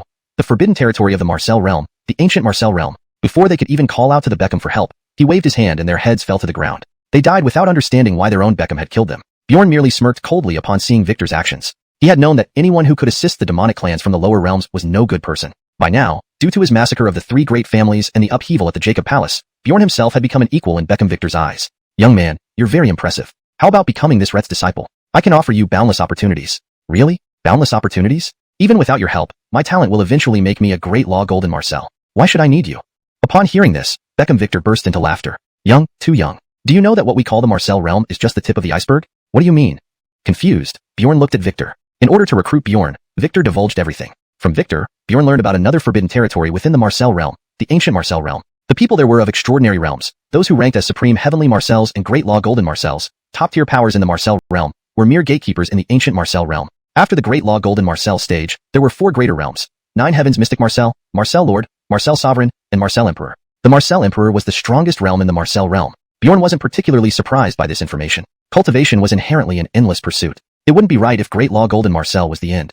The Beckham's intention was straightforward. He aimed to help the demonic clans in the ancient Marcel realm conquer the entire Marcel realm. However, Bjorn laughed heartily after learning all this. Victor looked at him in confusion. Victor, don't you remember who I am? Bjorn asked teasingly while peeling off his disguise mask, revealing his true appearance. Seeing Bjorn's face, Victor immediately recognized him. You're that ant from the lower realms. Victor never expected that Bjorn, who was like an insignificant insect a few months ago, had now become someone capable of easily dealing with the supreme heavenly Marcel. This progression spanned multiple major realms. Normally, it would take centuries or even millennia to achieve such accomplishments. Great. I was wondering where to find you, and here you've come straight to me. Beckham Victor emitted a grand aura, clearly indicating he had reached the peak of the 8th level of Great Law Golden Marcel. Without further ado, Bjorn quickly rushed forward and engaged Victor in combat. Victor struck first, palms slamming down as if to shatter the entire space. But Bjorn was not afraid. He flashed aside, instantly dodging the attack and retaliating with a punch on Victor's shoulder. Bang! Both retreated several dozen steps before regaining their footing. How dare you ambush me? Furious, Victor roared when he realized Bjorn had struck unexpectedly. To think that he, the Beckham of the mighty Jacob Palace, was ambushed by someone once regarded as an insignificant insect. It was an immense disgrace. Determined to crush Bjorn, Victor pounced again. Yet Bjorn continuously evaded his attacks. Though Victor's strength was superior, Bjorn had plenty of experience in battling against stronger opponents and handled each offensive with ease. Moreover, Victor grew increasingly alarmed by Bjorn's agility. He couldn't even touch a single thread of Bjorn's clothing. Humph! Seeing Victor's repeated failures, Bjorn felt uninterested and stopped abruptly. Narrowing his eyes, he said, "Since you insist, let's end this." With that, Bjorn's body transformed into a beam of light. His fist glowed with a brilliant golden radiance as he lunged at Victor. "You insolent brat, daring to ambush me, I'll kill you." But Bjorn ignored him, their fists colliding forcefully. Both staggered back several steps. To Victor's surprise, Bjorn managed to hold his own. This meant Bjorn was nearly his match. Bjorn continued his relentless assault, resulting in another intense fight. Despite the deadly threats from Victor's attacks, Bjorn remained untouched, darting around with unparalleled speed. Frustrated, Victor snarled, "So Bjorn, you've hidden your abilities this deeply. No wonder you dared to come here." Victor pondered rapidly. After their prolonged duel, he acknowledged Bjorn's capability to rival him. If he didn't exert full power, he might not defeat Bjorn. In that case, taste my true might. A loud roar erupted from him as immense primordial spirit energy burst forth, enveloping the sky. Behind Victor, a massive sphere of light slowly ascended. Observing this display, Bjorn noted the unique energy inside the light sphere. That seems to be primordial spirit energy, Bjorn mused. This form of energy was far superior to ordinary immortal chi. While immortal chi was pure energy, primordial spirit energy was an advanced form encapsulating the essence and quintessence of immortal chi. The sphere formed by Victor was house-sized, radiating intense chaotic energy, adorned with intricate runes exuding a destructive aura. Translation completed while preserving tone, style, coherence with prior content, and paragraph structure. Names are kept in pinyin format as instructed. Chapter 143, is that it? Seeing Bjorn staring at the sphere of primordial spirit behind him, Victor couldn't help but sneer. Bjorn, do you know what this power is? Bjorn shook his head. Victor laughed loudly. This is the primordial spirit technique, the destroying Marcel Pearl. You, a mere ant, forcing an old man like me to use such a trump card, it's worth it. The destroying Marcel Pearl was a secret technique passed down by the Jacob sect. Upon hearing this, Bjorn merely sneered. Was there anything in this world that Bjorn had not heard of? Seeing Bjorn display such a mocking smile, Victor immediately flew into a rage. Corneltal brat. Don't think that because you are on par with me in strength, you can look down on these great sect's secret classics? Victor spoke with an arrogant tone. However, Bjorn was indifferent and said contemptuously, your sect's secret techniques? I really don't care for them. Haha, what an arrogant young fellow. Today, I'll show you the might of an old man like me, Victor replied. As soon as he finished speaking, Victor activated the destroying Marcel Pearl, hurling it forcefully towards Bjorn. Instantly, terrifying thunderbolts and ice swirled around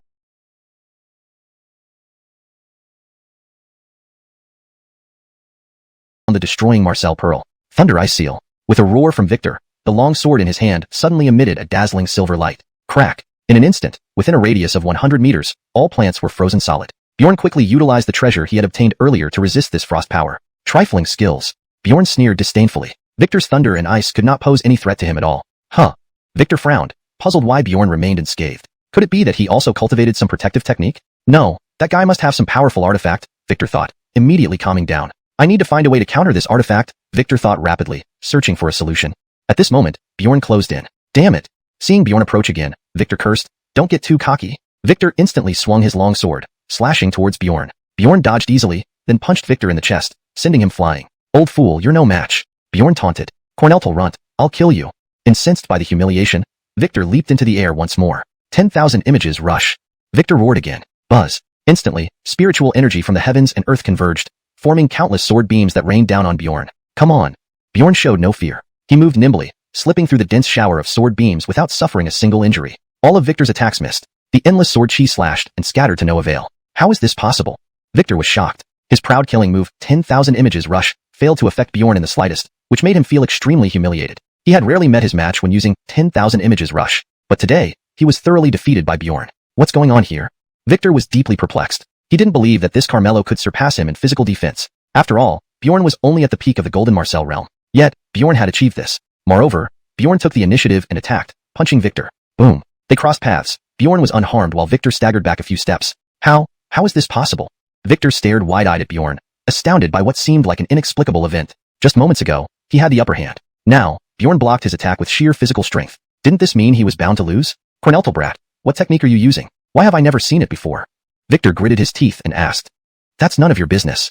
Bjorn replied coldly. Victor felt incredibly frustrated. Humph, I refuse to believe this.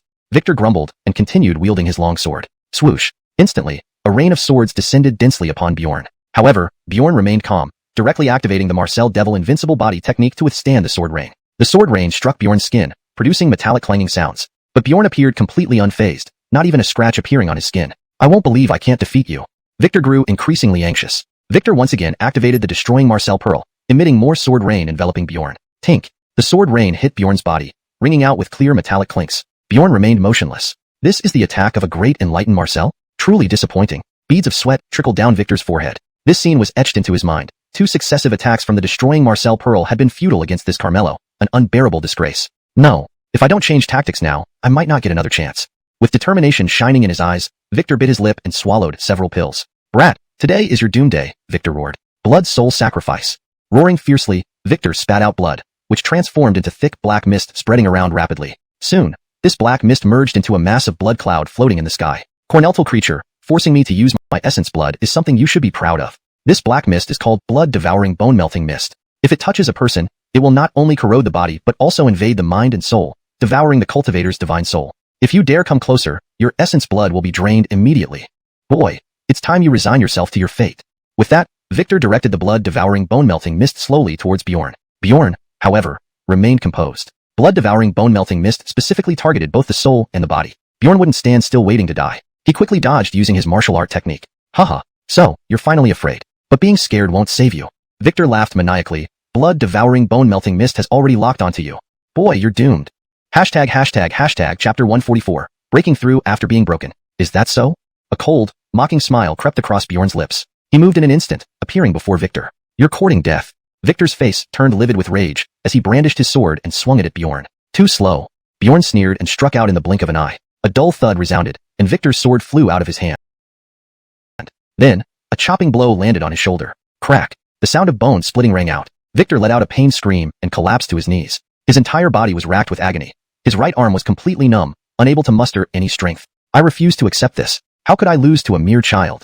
Victor quickly swallowed a pill, then glared viciously at Bjorn. This pill was a holy healing medicine, capable of restoring injuries. After consuming it, Victor felt the pain diminish somewhat. Brat, I admit I underestimated you. Victor gritted his teeth, staring angrily at Bjorn. But now, my strength is restored to about 80%. I want to see how you fare against me now. As he finished speaking, Victor attacked suddenly. His body radiated a brilliant light, and a shadowy figure appeared behind him. A majestic yet terrifying sight. It was Victor's Dharmakaya, the nine-headed cornylon. Oh whoa. The nine-headed cornylon let out a sky-shaking roar, its voice reverberating in all directions. Then, Victor leaped up and delivered a palm strike, pressing down like a mountain on Bjorn. The power of bloodline, infused with intense will, could unleash formidable combat prowess. But it also had a special characteristic that often caused the user to lose their mind. Victor was precisely caught in this state. Bang! Victor's palm strike was easily evaded by Bjorn. Immediately after, Victor controlled the nine-headed cornylon to attack Bjorn relentlessly. However, Bjorn remained untroubled. Despite the lion's immense strength, it couldn't touch him. How is this possible? Victor was filled with both shock and fear. Bjorn, who only possessed peak golden Marcel cultivation, dodged all attacks with almost supernatural precision. The nine-headed cornylon pounced several times, but still couldn't get past Bjorn. Corneltal brat, stop running if you dare. Victor raged, but Bjorn ignored him, always keeping his distance, refusing to engage in close combat. I want to see how long you can hold out. Bloodthirsty blood fog, assimilate for me. With Victor's roar, the bloodthirsty blood fog surged and expanded, enveloping Bjorn. Sizzle. Strands of black fog seeped through Bjorn's pores, corroding his blood. Bjorn felt a scorching heat as if he were inside a furnace. Haha, boy, this time you're mine. Victor laughed maniacally. But at that moment, a surging surge of divine chi erupted from within Bjorn, dispersing the bloodthirsty blood fog. What is this? Victor's eyes widened in shock. Bjorn had not only survived the attack, but had directly broken through to the Xin Marcel realm. Why didn't he die? Instead, he broke through. I don't believe it. This can't be possible.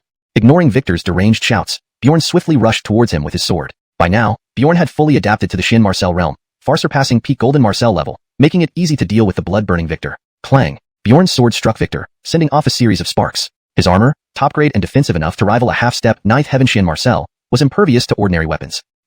Trying to break through my defense with external objects? Dream on. Victor's face contorted savagely as he pounded his chest loudly. He then kicked hard, like a giant elephant stomping. After dodging, Bjorn pulled out a universe tier sword, which could easily breach Victor's vaunted defense. Seeing Bjorn produce a universe tier sword momentarily stunned Victor, but he soon recovered, greed flashing in his eyes. This sword is mine. Victor reached out to grab the universe tier sword. Clang! Victor's claw collided with the sword, producing a clear metallic sound. Blood immediately gushed from his fingertips. Damn it! What material is this sword made of? It's unbelievably tough. Victor cursed under his breath. The universe tier sword was forged from immortal iron and inscribed with array patterns and spiritual symbols. Bjorn raised the universe tier sword and slashed downwards at Victor's head. Swish! A sharp blade flashed across the sky, leaving a faint green trail. Victor was terrified and quickly retracted his hand. Blood sprayed everywhere. His handbag was cut open, nearly severing his arm. SSS. Victor involuntarily sucked in a breath. Son of a bitch. I won't forgive you today. Bloody cornylon shadow, consume everything. Boom. Following Victor's roar, the nine-headed cornylon unleashed another devastating move, its aura menacing and terrifying. It opened its enormous mouth and spewed dense clouds of blood fog toward Bjorn. The air filled with an unbearable sweet-sour stench as the blood fog appeared. This blood fog also carries toxins? Bjorn seemed to have thought of something. Instead of dodging the toxic fog, he deliberately entered it. Do you think breaking through after being broken is as common as cabbage? Truly foolish boy. Well, it saves me the trouble of eliminating him. Seeing this, Victor couldn't help but mock. He formed seals with both hands, casting various spells and then spitting out a mouthful of essence blood. The essence blood merged into the blood fog, making it even more bizarre and sticky, wrapping around Bjorn seamlessly. Ha ha ha, let's see how you can break through this time. I bet you'll even lose your bones. Before Victor could finish speaking, a burst of golden light appeared. In the next second, Bjorn stood unharmed before Victor, having successfully advanced to the heavenly Marcel realm. What? How is this possible? Die. Bjorn, holding the universe tier sword, leaped and slashed at Victor's neck. At that moment, Victor felt the shadow of death engulf him. The piercing aura sent shivers down his spine. Ah! Victor screamed in agony, desperately channeling the remaining divine chi in his body to resist. Crack! One slash, and Victor's hand was disabled. The pain pushed Victor to the brink of madness, roaring like a frenzied beast. Die for me! His furious roar sounded like a demon descending, striking fear into everyone present. Chapter 145. Slaying the Iron-Eating Magical Beast. Victor was drenched in blood, resembling a demon from hell, terrifying to the extreme. I'll fight you to the death. Victor charged at Bjorn like a madman. A punch from Victor slammed into Bjorn's face, sending him flying over 10 meters away. Thud! A mouthful of blood spewed out suddenly, splashing the ground. Victor tore open a talisman, and in the next second, a magical beast with strength no less than that of a great law golden Marcel appeared before him. See? This is the magical beast bestowed upon me by my master of the demonic clan. This iron-eating magical beast is nearly a 9 heavens mystic Marcel. Just wait for your death quietly. Seeing the iron-eating magical beast, Bjorn calmly drew his sword and engaged it. The iron-eating magical beast had astounding defense. After several rounds, Bjorn only managed to scratch its surface. However, Bjorn did not give up and continued to swing the astral stage treasure sword. Clang! The sound of metal clashing filled the air. Although the iron-eating magical beast had remarkable defense, it could not withstand Bjorn's relentless attacks. In pain, the iron-eating magical beast angrily attacked Bjorn. Boom! Bjorn delivered a heavy slash onto the iron-eating magical beast's forehead. But the iron-eating magical beast's defense was too strong, leaving only a shallow scar on its forehead. However, this wound completely enraged the iron-eating magical beast. Buzz! Suddenly, dazzling red light erupted from the iron-eating magical beast's body, followed by the formation of a scorching flame. The iron-eating magical beast opened its mouth and spewed a ball of flames, enveloping Bjorn in roaring fire. Bjorn dodged calmly and seized the opportunity to sever the iron-eating magical beast's right arm with a sword strike. SSHH. The iron-eating magical beast let out a piercing howl of agony, visibly infuriated. Haha, you iron-eating magical beast claim to have the highest defense, yet I will destroy your arm and see what you can do. Bjorn sneered and pressed forward, delivering another fierce slash. SSHH. The iron-eating magical beast's left hand was also severed by Bjorn. These two strikes knocked the iron-eating magical beast off balance, and Bjorn capitalized on this, leaving it utterly helpless. The enraged iron-eating magical beast screamed wildly. Damn it! Victor was anxious. While the iron-eating magical beast had respectable combat power, its intelligence was severely lacking. It was being led around by Bjorn. Victor knew he had to help the iron-eating magical beast quickly. However, Bjorn's astral stage treasure sword was incredibly sharp, making any rash rescue attempt potentially fatal. As a result, Victor felt helpless. Victor gritted his teeth in frustration and grew increasingly depressed as the fight progressed. What should have been an insignificant ant had turned into someone he couldn't handle. Here, Bjorn easily defeated the iron-eating magical beast, and then turned his attention to Victor. Realizing he couldn't escape, Victor swallowed a pill and entered a berserk state. Come on. The outcome is still uncertain. Seeing Victor charging at him, Bjorn advanced without retreating, rushing straight forward. Ha, you're asking for death. Victor grinned wickedly. Slap. In the next moment, Victor flew backward. F***CK. You actually ambushed me. Victor was on the verge of madness. Originally, he had predicted that even if he couldn't win against Bjorn, Bjorn wouldn't be able to kill him. Cornelful did he know Bjorn was so formidable. I'm going to kill you. The berserk Victor ignored everything else, intent on eliminating Bjorn. Watching the now mad Victor, Bjorn raised his sword and fearlessly charged forward. Clank. Their swords clashed, sparks flying and producing a shrill noise. These were cultivators' weapons, all of spirit artisan grade. However, Bjorn's astral stage treasure sword was of divine origin, far surpassing ordinary spirit artisan weapons. Thus, Victor's mundane weapon shattered instantly. Swish. A deep cut 1 centimeter wide appeared on Victor's wrist. The gushing wound only fueled his anger further. Roaring, he grabbed the astral stage treasure sword with his bare hands and pulled back fiercely. Clang. But Bjorn kicked Victor violently, sending him flying backward. Victor took a few steps back and pulled out a new weapon, charging at Bjorn again. F***CK. You bastard. I'll kill you. Victor roared furiously. I'll scatter your bones to the winds. Victor's eyes turned bloodshot, feeling humiliated. A proud great law golden Marcel, he had been injured by a mere mortal from the lower realm. Haha, you truly won't admit defeat until the end. Watching Victor relentlessly charging forward, Bjorn shook his head. If you seek punishment, I'll grant it. Bjorn raised his sword again and met Victor's charge. Ding. Their clashes produced dazzling sparks continuously. Soon, Victor was forced into a disadvantageous position. Though his attacks were brutal, they were full of vulnerabilities, completely controlled by Bjorn. Finally, Bjorn found an opening and kicked Victor in the chest, slamming him into a wall. Crack. The sound of bone breaking echoed. At least 3 of Victor's ribs shattered, causing excruciating pain. Yet he did not give up. Victor struggled to stand up and lunged at Bjorn again. An immense pressure erupted suddenly. Veins bulged on Victor's face, indicating he had fully entered a frenzied state. Probably, his mind was solely focused on killing now. Boom. Suddenly, a vast surge of immortal energy erupted within Victor. What is this? Bjorn looked curiously at Victor. Hee little vermin. Didn't expect you to force me to use this secret technique. Whether you live or die today, you've earned some respect. Victor spoke sinisterly while slowly lowering himself, apparently preparing something. Next, a black sphere whistled through the air with overwhelming speed. Bjorn immediately evaded. The black sphere grazed his shoulder and exploded. Boom. The immense tremor made the entire mountain shake slightly. A dense mist rose, obscuring Bjorn's vision. Subsequently, a foul stench filled the air around Bjorn. Brat, I'm going to butcher you today and wash away the humiliation. Victor screamed wildly. Hatred had completely clouded his judgment. He sought not just revenge but more importantly, to save face. If he didn't personally slay Bjorn, he would never hold his head high again. Humph! Bjorn sneered and activated his mental powers, covering the entire area. Instantly, everything became crystal clear in Bjorn's mind. Hee hee, let's see how you run now. Victor grinned wickedly. Chapter 146, 9 Heavens Mystic Marcel, nothing more. Whoosh! Victor charged at Bjorn with extreme speed, his face unusually excited, as if a hunter had just spotted delicious prey. However, as Victor approached Bjorn, he suddenly sensed something was wrong. Bjorn, who should have been within his line of sight, had vanished. This discovery filled him with dread. He quickly became vigilant, searching for any sign of Bjorn. How could this be possible? Victor's pupils constricted in shock. Just moments ago, he had clearly seen Bjorn standing less than 5 meters ahead of him. Now, Bjorn had disappeared into thin air, leaving no trace behind.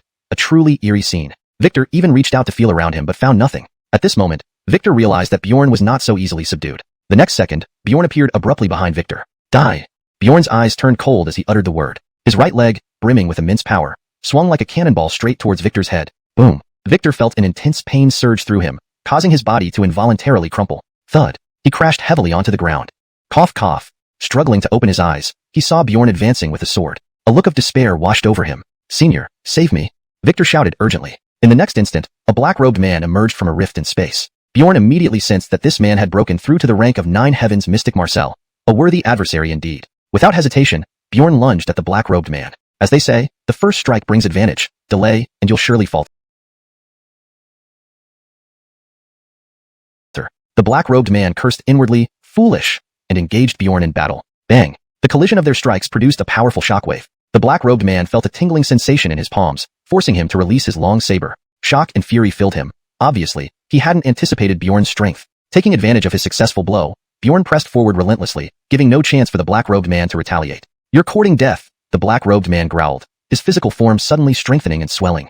Boom! In an instant, the black-robed man transformed into a muscular giant. Boy, give up your life, he roared, his fists glowing with a faint purple light, carrying terrifying force as they aimed for Bjorn. Humph! Mere tricks. Bjorn scoffed, showing no fear. Thud! Bjorn lashed out with a sweeping kick that clashed against the black-robed man's iron fist. The powerful impact sent the black-robed man retreating step by step. His arm trembled uncontrollably, barely able to hold his stance. Damn it! What is this boy? The black-robed man clenched his teeth, frustration welling up inside him. Huh! Bjorn mocked him again, closing in swiftly. Back off! The black-robed man bellowed, aura surging around him, his arms emitting brilliant golden light. Adamantine demon subduing fist. He roared, punching with formidable might. Boom! The entire area shook as if mountains were crumbling. Himph! A mere adamantine demon subduing fist, and you dare challenge? Bjorn's expression remained cold, as he matched the punch with equal intensity. Crack! The sound of breaking bones echoed loudly. The black-robed man was hurled backward, landing hard on the ground with blood trickling from the corner of his mouth. Ugh, my arm. The black-robed man clutched his aching arm, howling in pain. He had thought the adamantine demon subduing fist would defeat Bjorn, but instead, he was injured. Witnessing this, Victor stood dumbfounded. He never imagined his 9 Heavens Mystic Marcel Sr. couldn't match this low-realm mortal. Too weak. Bjorn remarked disdainfully. This enraged the black-robed man, prompting him to charge once more, unleashing his ultimate move. Adamantine demon subduing palm, he yelled. Instantly, a massive palm imprint appeared, radiating dazzling golden light, descending toward Bjorn with overwhelming force. If it landed, everything within 3 meters would be obliterated. But Bjorn remained calm, unfazed. He countered with a devastating heaven-dominating hammer, channeling all his strength into the attack. Thud! A deep, resonant boom erupted as the hammer collided with the palm imprint. To Victor's amazement, the black-robed man was thrown several yards back while Bjorn stood immovable. This can't be. Victor was utterly stunned. He knew how formidable a 9 Heavens Mystic Marcel could be, yet this one was unable to gain the upper hand. You're quite impressive, fit to be my servant. The black-robed man sneered, rising slowly, his eyes glinting darkly at Bjorn. Bjorn couldn't help but laugh. Besides the fact that the black-robed man was a demon, joining him was out of the question. Even considering strength alone, this man was more suited to be his servant. Boy, since you are so stubborn, I'll kill you first and then turn you into a puppet. The black-robed man chuckled maliciously, before rushing at Bjorn with astonishing speed. Whoosh! Appearing before Bjorn in an instant, he swung a powerful punch. With a serene demeanor, Bjorn dodged and retaliated, striking the black-robed man's chest and sending him flying. Spurt! Blood gushed from the black-robed man's mouth. His expression turned wild. He couldn't believe Bjorn possessed such terrifying physical power. Ha ha ha, interesting. The stronger you are, the more exhilarated I get. The black-robed man laughed wildly, relishing the challenge. Today, I must capture you and thoroughly study how you can counter a 9 Heavens Mystic Marcel with merely the power of a heavenly upper true Marcel. Seeing the black-robed man acting like a mad scientist, Bjorn fought back intensely. Despite his higher realm, the black-robed man couldn't subdue Bjorn. After over 100 exchanges, he still couldn't defeat him. Damn, how can this boy be so powerful? The black-robed man snarled, his features contorted in rage and disbelief. Chapter 147. Ancient Marcel Realm Invasion. He had thought that his strength would be more than enough to crush any cultivator from the lower realm, but to his surprise, the opponent turned out to be even stronger. What was worse, the black-robed man realized that Bjorn never seemed to tire. Every time he employed martial arts or secret techniques, Bjorn could replenish his divine energy in time. Damn it, this kid must be a lucky child favored by the heavenly Tao. Otherwise, how can he be so monstrous? The disgruntled black-robed man felt an unbearable sense of frustration. He, as a prestigious ninth heaven mystic Marcel, couldn't deal with just a Luo Shangtian Marcel. You dare to invade the Marcel realm with such limited skills? How ignorant and reckless. Bjorn sneered disdainfully, then suddenly swung his right hand. Whoosh! A strong gust of wind blew past. Immediately after, a treasure sword flew out from his sleeve, rushing directly toward the black-robed man. This sword was entirely fiery red, incredibly sharp, with its blade flashing cold light, evoking awe. Seeing this, the black-robed man immediately cast the Vajra Demon Subduing Fist. Clank! However, his Vajra Demon Subduing Fist could not break through Bjorn's fiery red sword. The fiery red sword pierced into the black-robed man's shoulder. The black-robed man let out a scream of pain and quickly loosened his grip. With a look of horror, he stared at Bjorn in fear. You? What kind of magical artifact is this? The black-robed man spoke incoherently. You don't need to know. Bjorn gave a cold snort, then took a step forward, moving towards the black-robed man. Bjorn's figure flashed like a fish gliding effortlessly. His movements were eerily unpredictable, leaving the black-robed man unable to track him. Damn it! I have to stop him.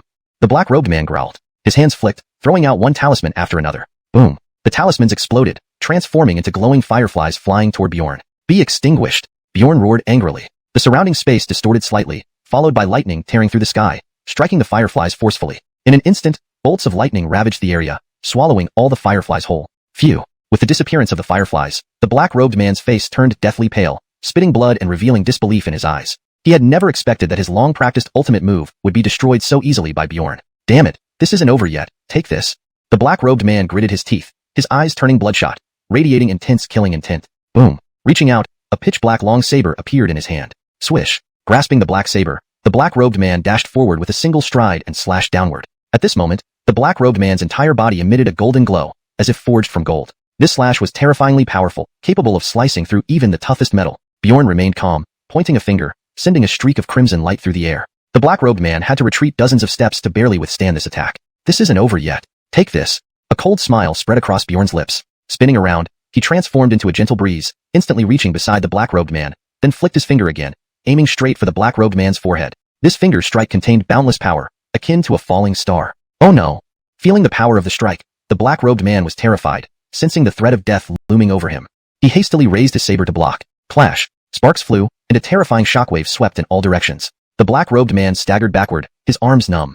His palms split open, bleeding profusely. Meanwhile, Bjorn stood motionless, like an ancient monument rooted in place. How can you be so strong? You're supposed to be just a Luo Shangtian Marcel. Why are you on par with me? The black-robed man's face was ashen white. Just a measly demon clan member, daring to covet the Marcel domain? Bjorn's voice was icy cold, sending shivers down the black-robed man's spine. Do you even know anything? Our demon clan has Marcel Lord, and even exalted Marcel level powers. Sooner or later, your Marcel realm people will become slaves to us. Seeing the black-robed man still defiant, Bjorn attacked once more without hesitation. Bang! They collided instantly, and the black-robed man was once again forced back. Boy, today, my skills are inferior. I admit defeat, but I warn you, our demon clan has already descended upon the Marcel realm. You mortals here await slaughter. The black-robed man glanced at Bjorn with hatred, then swiftly fled. Seeing this, Bjorn was not about to let him go. After all, as a member of the demon clan, capturing him could yield valuable information using soul-searching techniques. So, Bjorn decisively pursued him. Don't even think about it. The black-robed man roared, turning around, his pupils erupting with rolling demonic energy. The demonic energy formed a large net enveloping Bjorn. Trifling tricks. Bjorn sneered. In the next moment, a fiery red long sword flew out. The long sword emitted dazzling light, like a blazing sun. It casually swayed a few times, instantly obliterating all the demonic energy. The black-robed man looked stunned. The long sword hovered in midair, moving faster than lightning. Swipe. The long sword tore through the void, coming at him with intense heat and fury. Damn it! The black-robed man cursed under his breath. Next, he waved his black saber continuously. The black saber glowed ominously, turning into countless shadows of sabers attacking the long sword. Clang! The long sword moved like a dragon, unstoppable. No! No! Suddenly, the black-robed man let out a shrill cry, and in the next instant, the long sword pierced through his dantian, killing him instantly. Victor also tried to run, but seeing that the ninth heaven mystic Marcel couldn't escape, where could a great Luo Golden Marcel possibly flee? Finally, Bjorn decided to end Victor's life. Ding! Congratulations host, you received 25,000 high-grade immortal crystals, 1 upper-level cosmic sword technique, 3 upper-level cosmic weapons. Ding. Reward triggered successfully. Calculating new gains. Ding. Congratulations, host. You obtained 2,000 supreme-grade immortal crystals, 1 upper-level immortal sword technique, 1 upper-level immortal weapon, 50 upper-level great Luo golden Marcel puppets. After looting the bodies, Bjorn decisively used the soul-searching technique to extract the black-robed man's memories. He learned that the demon clan had dispatched a large number of Luo Shangtian Marcels and great Luo golden Marcels as slaves to invade the Marcel realm from all directions. Among them were 30,000 Luo Shangtian Marcels, 1,000 great Luo golden Marcels, and 109th heaven mystic Marcels as commanders. As for why they didn't send stronger forces like Marcel lords or exalted Marcels, Bjorn understood from the memory that there was a barrier between the ancient Marcel realm and the Marcel realm. Although weakened, it wasn't enough to allow such powerful beings to pass through. Hence, only 9th heaven mystic Marcels were sent to oversee the invasion. Nevertheless, they believed these 9th heaven mystic Marcels would be enough to wreak havoc in the Marcel realm. After a brief rest, Bjorn rushed to the nearest site of demon invasion. With the Marcel realm in peril, everyone bears responsibility. Although Bjorn didn't plan to stay in the Marcel realm for long, he couldn't allow the selfish demons to occupy it. Chapter 148. Puppet Army. Near a city close to the Jacob Palace, the palace's grandmaster was leading his disciples in battle against the sudden onslaught of demons. Observing the hundreds of Luo Shangtian Marcels, dozens of the Luo Jin Marcels, and 1 Jutian Xian Marcel below the city walls, Grandmaster Jacob was in a panic. After all, their sect only had a handful of the Luo Jin Marcels and merely 20 Luo Shangtian Marcels. They were overwhelmingly outnumbered by the demons. Moreover, the presence of a Jutian Xian Marcel made it nearly impossible to fight back. Just as it seemed that the Jacob Palace members would be unable to hold their ground, Alexei arrived on the scene. The demons present didn't take Alexei seriously and only sent 2 Luo Shangtian Marcels to deal with him. The 2 demon Luo Shangtian Marcels lunged at Alexei fiercely, but he didn't even glance at them. Instead, he kicked them forcefully in the chest. Snap! 2 sounds of shattering bones echoed as the 2 Luo Shangtian Marcels were kicked away. Whose lieutenant is that? Seeing the sudden appearance of this unfamiliar Carmelo, the members of Jacob Palace were all surprised. Himph! Just putting on an act. A nearby cloaked demon sneered coldly. I am the leader of a small squad of demons under orders from our demon emperor to attack the heavenly realm. Alexei glanced at the speaker. A piqued Luo Jin Marcel. No wonder he spoke so boldly. However, Alexei still did not take him seriously. With lightning speed, Alexei dashed towards the cloaked demon. The cloaked demon immediately went on the defensive, shouting, You useless bunch! What are you standing there for? Stop him! Hearing the cloaked demon's command, several Luo Shangtian Marcels rushed forward to intercept Alexei. Seeking death. Alexei's eyes glinted with killing intent as he drew his sword and unleashed a devastating slash. Fierce sword chi raged in all directions. In an instant, the Luo Shangtian Marcels fell dead. Who exactly are you? Witnessing Alexei taking down so many formidable foes single-handedly, the cloaked demon finally showed fear. His eyes were wide with anger, his body trembling. You're not worthy of knowing. Annoyed by Alexei's attitude, the cloaked demon decided to confront him personally. His long sword resonated with a bright clank. Wielding a large blade, the cloaked demon leaped up and chopped down ferociously. Thunder roared as terrifying demonic energy surged, resembling an unrivaled evil blade that split the surrounding air. Demon Blade Technique 1. Devil Swallow. With a low chant, the cloaked demon's skin cracked and veins bulged on his arm, brimming with power. Seeing this, Alexei was undaunted, instead filled with a burning fighting spirit. The cloaked demon smiled cruelly. This was his strongest technique, having killed several the Luo Jin Marcels in previous battles. Alexei was just a Luo Shangtian Marcel. Haha, die. The cloaked demon laughed as he slashed viciously at Alexei. Clang. A clear metallic clang rang out, and the cloaked demon's eyes widened in shock. Fine cracks appeared on his blade. How could this be? His face turned pale. This was his most precious treasure, yet it was now damaged due to his greed. Ignoring the cloaked demon, Alexei flicked his wrist, turning his sword into a blur that left a trail of beautiful sword flowers in midair. Sword light rained down like a waterfall, instantly engulfing the cloaked demon. Boom. Without even a scream, the cloaked demon disintegrated into blood mist. Hiss. Grandmaster Jacob gasped. He had almost lost hope, believing that the human race was doomed, but never expected Alexei to be so powerful. Not only did he easily defeat the Luo Shangtian Marcels, but also piqued the Luo Jin Marcel. The remaining demons no longer underestimated Alexei and dispatched a half-step Jutian Xian Marcel to confront him. Facing this opponent, Alexei remained calm, swinging his sword to meet the challenge. They fought fiercely, both giving their all. Damn, is this guy a monster? The black-robed half-step Jutian Xian Marcel grew increasingly astonished. Alexei's strength was beyond imagination. Though his sword techniques were simple, each strike contained destructive sword intent, leaving the demon feeling overwhelmed. Damn humans, what cultivation method does he practice to be this powerful? Suddenly, the black-robed demon used a secret technique. Demon Dragon Descent. His body rapidly expanded, transforming into a massive black dragon covered in thick scales, crowned with horns, and adorned with sharp spines. The dragon roared, charging towards Alexei, trying to swallow him whole. Trifling tricks. Alexei shook his head, eyes flashing with disdain. Pointing a finger, a dazzling golden light shot out, striking the dragon's head. Bang! The dragon screamed in pain as the black-robed demon quickly channeled energy to heal it. Recovering, the dragon launched a retaliatory attack. Boom! A dark green flame erupted from the dragon's mouth, racing towards Alexei. Alexei grinned disdainfully and punched. Kaboom! The terrifying fist blast obliterated the dragon's flame in an instant. What? Furious at seeing his carefully cultivated dragon killed by Alexei, the black-robed demon spat out a black beam of light. Swoosh! The beam sped towards Alexei, too fast to be seen with the naked eye. Yet Alexei sensed its presence. To show off such childish tactics? Alexei gave the black-robed demon a contemptuous look. He waved his hand, revealing a faint layer of golden light that condensed into a golden lotus floating in his palm. As Alexei tossed the lotus, it slowly spun, radiating brilliant divine light. Ah! A piercing scream tore through the air. The black-robed demon convulsed violently, his expression twisted in extreme agony. Seizing the opportunity, Alexei attacked the black-robed demon. Fearing more attacks, the demon hastily summoned another dragon to confront Alexei. A cold smile curled on Alexei's lips. Since you enjoy summoning magical beasts, let me show you true summoning power. With a thunderous stomp, the entire Marcel Cloud Mountain shook violently, unleashing boundless immortal energy from its depths. ##### Chapter 149. Hairy Illusion. A multitude of powerful puppets appeared in the sky, sweeping across in overwhelming numbers. Roar! These puppets howled to the heavens, sending waves of formidable auras crashing down, causing immense pressure on everyone below. Heavens! What are those? Seeing these suddenly appearing puppets, the disciples of Jacob Palace were filled with shock and dread. They are puppets, countless puppets, and all of them are Great Luo Golden Marcel level puppets. Seeing so many Great Luo Golden Marcel puppets, even the head of Jacob Palace was stunned. He had boasted of being the first among the immortal sects, but now Bjorn, a man of unknown origin, could casually summon dozens of Great Luo Golden Marcel puppets. With this force, he could destroy Jacob Palace several times over. But now was not the time for such thoughts. Bjorn directed the 50 giant Great Luo Golden Marcel puppets to join the human forces and resist the demonic assault. Meanwhile, Bjorn focused on confronting the black-robed demon. The black-robed demon hadn't anticipated such a grand display from Bjorn, but, looking at his summoned demon dragons, he still felt confident. Demons, kill him. At the black-robed demon's command, the massive demon dragon immediately pounced towards Bjorn, its colossal body stirring up violent gusts of wind as it passed, leveling everything in its path. Watching the dragon charge at him with fierce momentum, Bjorn remained unperturbed, not even lifting an eyebrow. Just when the dragon was only tens of meters away, Bjorn finally moved. Raising his right hand lightly, a golden glowing fist descended from the sky like a meteor, smashing ruthlessly into the dragon's head, seemingly intent on tearing through the heavens. Instantly, the enormous dragon disintegrated into countless fragments. In one move, the nearly peak Great Luo Golden Marcel dragon was annihilated. The black-robed demon was not deterred and immediately summoned 3 more demon dragons, intending to use sheer numbers against Bjorn's monstrous power. Roar!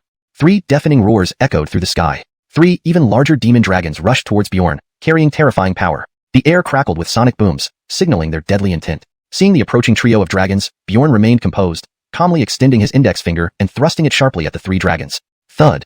Accompanied by muffled groans, all 3 dragons were pierced through, turning into dark mist and vanishing. Bjorn stood unscathed. This left the black-robed demon dumbfounded. How was this possible? These were 3 peak Great Luo Golden Marcel dragons. Even a celestial Marcel would struggle to easily defeat them. After dispatching the dragons, Bjorn charged straight at their master, the black-robed demon. Seeing this, the black-robed demon immediately unleashed his strongest techniques to counter Bjorn's attack. Bang! A deep thud resounded as the black-robed demon was thrown back hundreds of feet, blood trickling from the corner of his mouth, a clear sign of injury. How is this possible? Why has your strength increased so drastically? The black-robed demon looked at Bjorn as if he were a monster, shocked that his advantage had turned into a disadvantage. You tell me, Bjorn sneered and swung his hands, 2 gigantic flaming spears abruptly forming and hurtling towards the black-robed demon. The black-robed demon swallowed a pill to enter a berserk state, his body glowing with black light. He raised his weapon overhead, preparing for a direct confrontation. Swoosh! Swoosh! The red flames of the spears tore through the air, leaving long trails behind as they approached within moments.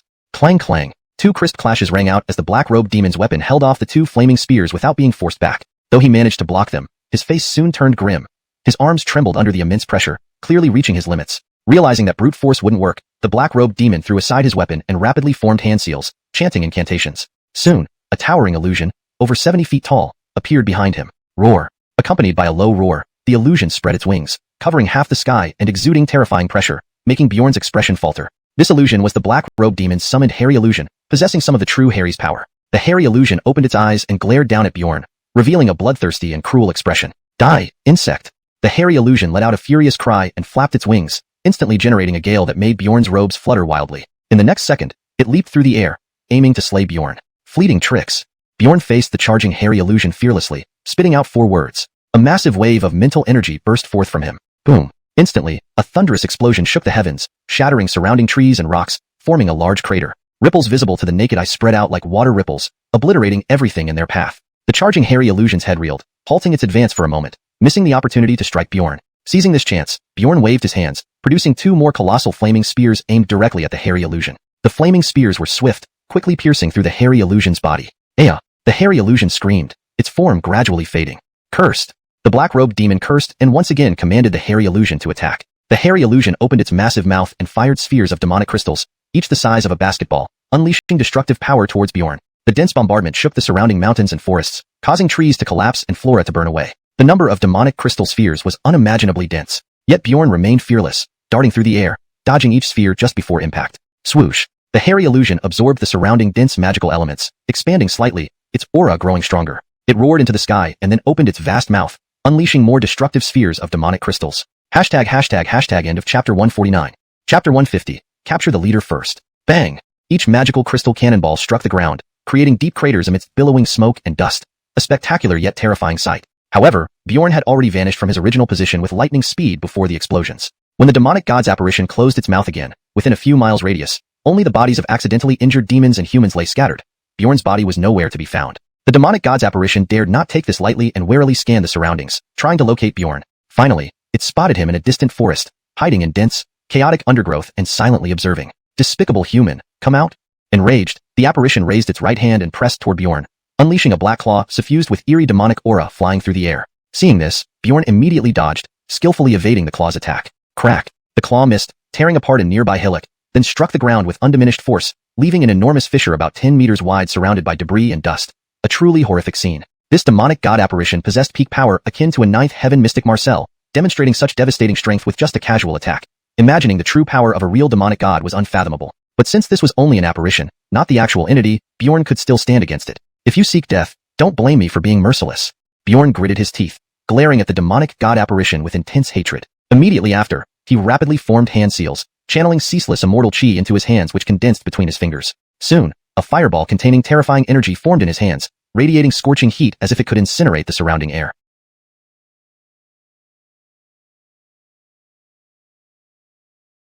Narrowing his eyes, Bjorn suddenly hurled the fireball with his right hand. Boom! An explosive roar echoed as the fireball streaked like a meteor towards the demonic god apparition, trailing a series of brilliant light. Sensing the danger, the apparition hurriedly shielded itself with scaled hands. Splat! The fireball exploded upon impact but inflicted non-lethal damage. Realizing this, Bjorn quickly moved closer and unleashed the ice domain. Instantly, the temperature within hundreds of meters plummeted. Thick cold fog enveloped the area, freezing the demonic god apparition. Crack!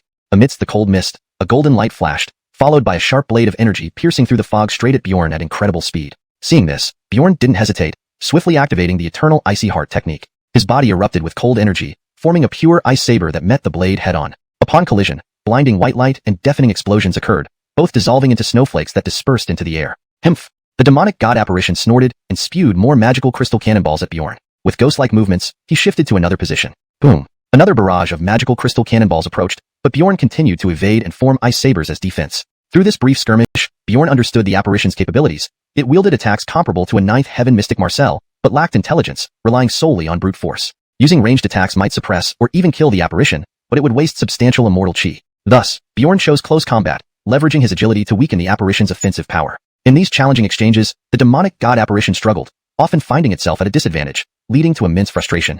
Bastard! How dare you challenge the mighty demonic god? You're dead, despicable human!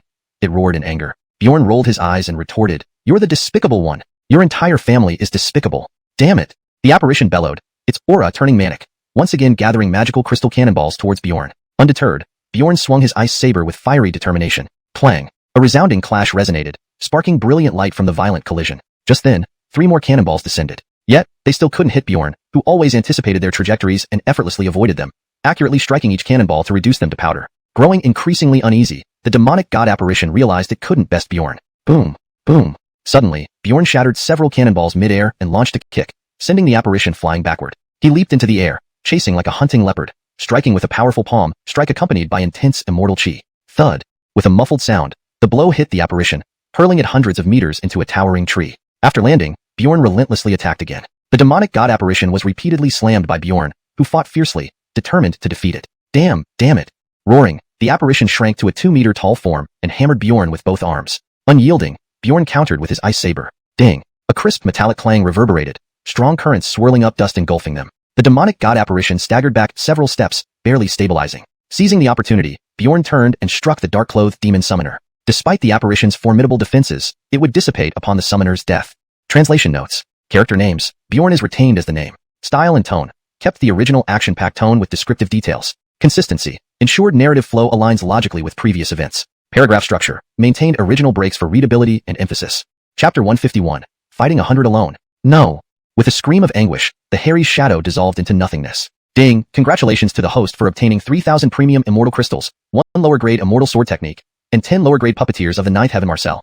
After dealing with the black-robed demon clan, the situation at the Jacob Palace remained bleak. Even with 50 peak Great Perfection Golden Marcels participating in the battle, they were still on the defensive. Bjorn did not go to their aid. After all, he had deeply understood the principle that to catch a thief, one must first catch the leader. He turned his focus on the commander, a 9th heaven Marcel level demon. The leader of the demons obviously realized Bjorn was targeting him and immediately ordered the Great Perfection Golden Marcel's underlings to punish Bjorn. Bjorn calmly dealt with the demonic subordinates. Everything was within his control. Soon after, he seized an opportunity and swiftly eliminated all the subordinate demons with overwhelming force. This time, the demon leader did not let more cannon fodder die in vain but charged toward Bjorn himself. Seeing this, Bjorn also rushed fiercely towards the demon leader and struck it with a powerful punch. Bang! A fist met a claw, instantly creating a deafening explosion. Hum! The demon leader trembled slightly, blood trickling from its mouth as it staggered backward. But soon it steadied itself, staring at Bjorn fiercely and growled through clenched teeth, "Vile human, I will never forgive you." Boom! Without further ado, Bjorn hurled 4 purple-red flames with a flick of his hand. The flames flew like meteors, enveloping the demon leader and burning intensely. Hiss! The demon leader screamed in agony, struggling violently. Then, it decisively summoned the hairy shadow again. Seeing the shadow reappear, Bjorn, filled with fighting spirit, rushed forward to engage it. The hairy shadow wore an angry expression and promptly fired several magic crystal projectiles at Bjorn. However, these projectiles were not actual bombs but spherical energy orbs formed from dense, pure evil energy. Bjorn sneered disdainfully, swung the frost sword, releasing a large amount of frost to block the projectiles, then attacked the hairy shadow directly. 3 successive earth-shaking explosions erupted as Bjorn clashed fiercely with the hairy shadow. Crack! A bone-breaking sound suddenly echoed.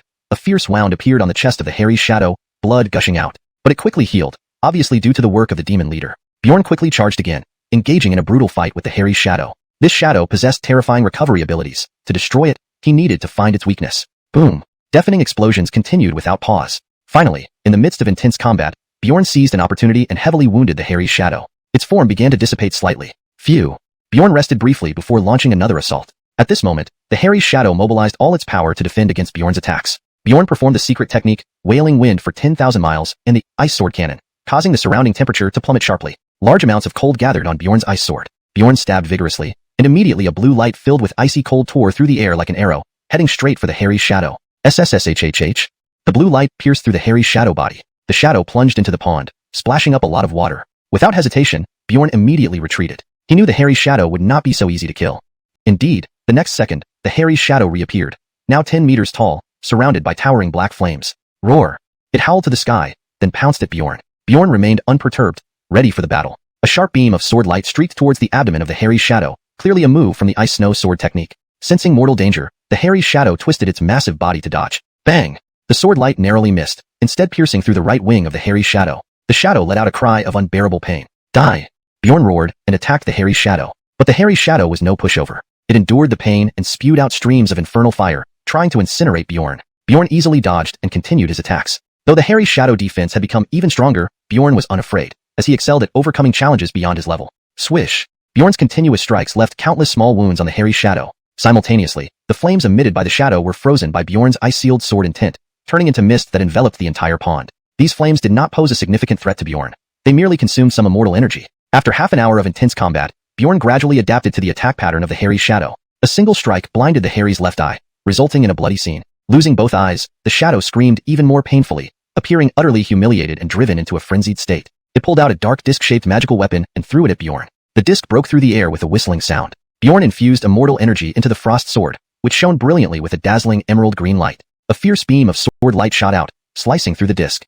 Clank! A clear sound rang out. Both the frost sword and the disc stopped mid-air. But the next moment, the disc suddenly burst into brilliant light, overpowering Bjorn's sword light and striking forcefully on the frost sword itself. Despite the formidable impact from the disc, the frost sword only showed minor signs of wear, undamaged otherwise. Bjorn channeled all his immortal energy from his dantian into the frost sword. Whoa! The frost sword shook violently, emitting numerous sparkling rays of ice attribute immortal energy. An icy blue sword light slashed down, aiming directly at the hairy shadow. The sword light decapitated the shadow's head, but the demon leader continuously supplied immortal energy, allowing the shadow to regenerate instantly. Bjorn glared fiercely at the demon leader before decisively attacking it. However, the hairy shadow refused to be passive and blocked Bjorn's path, trying to delay him. Bjorn activated wind-based techniques, enhancing himself to the peak of the celestial Marcel realm, then used the Wailing Wind for 10,000 miles and Ice Sword Cannon. His attacks grew increasingly fierce, forcing the hairy shadow to retreat constantly. But it was extremely tough-skinned and had superhuman healing abilities. Every time Bjorn defeated it, the shadow would immediately resurrect, being even tougher than a cockroach.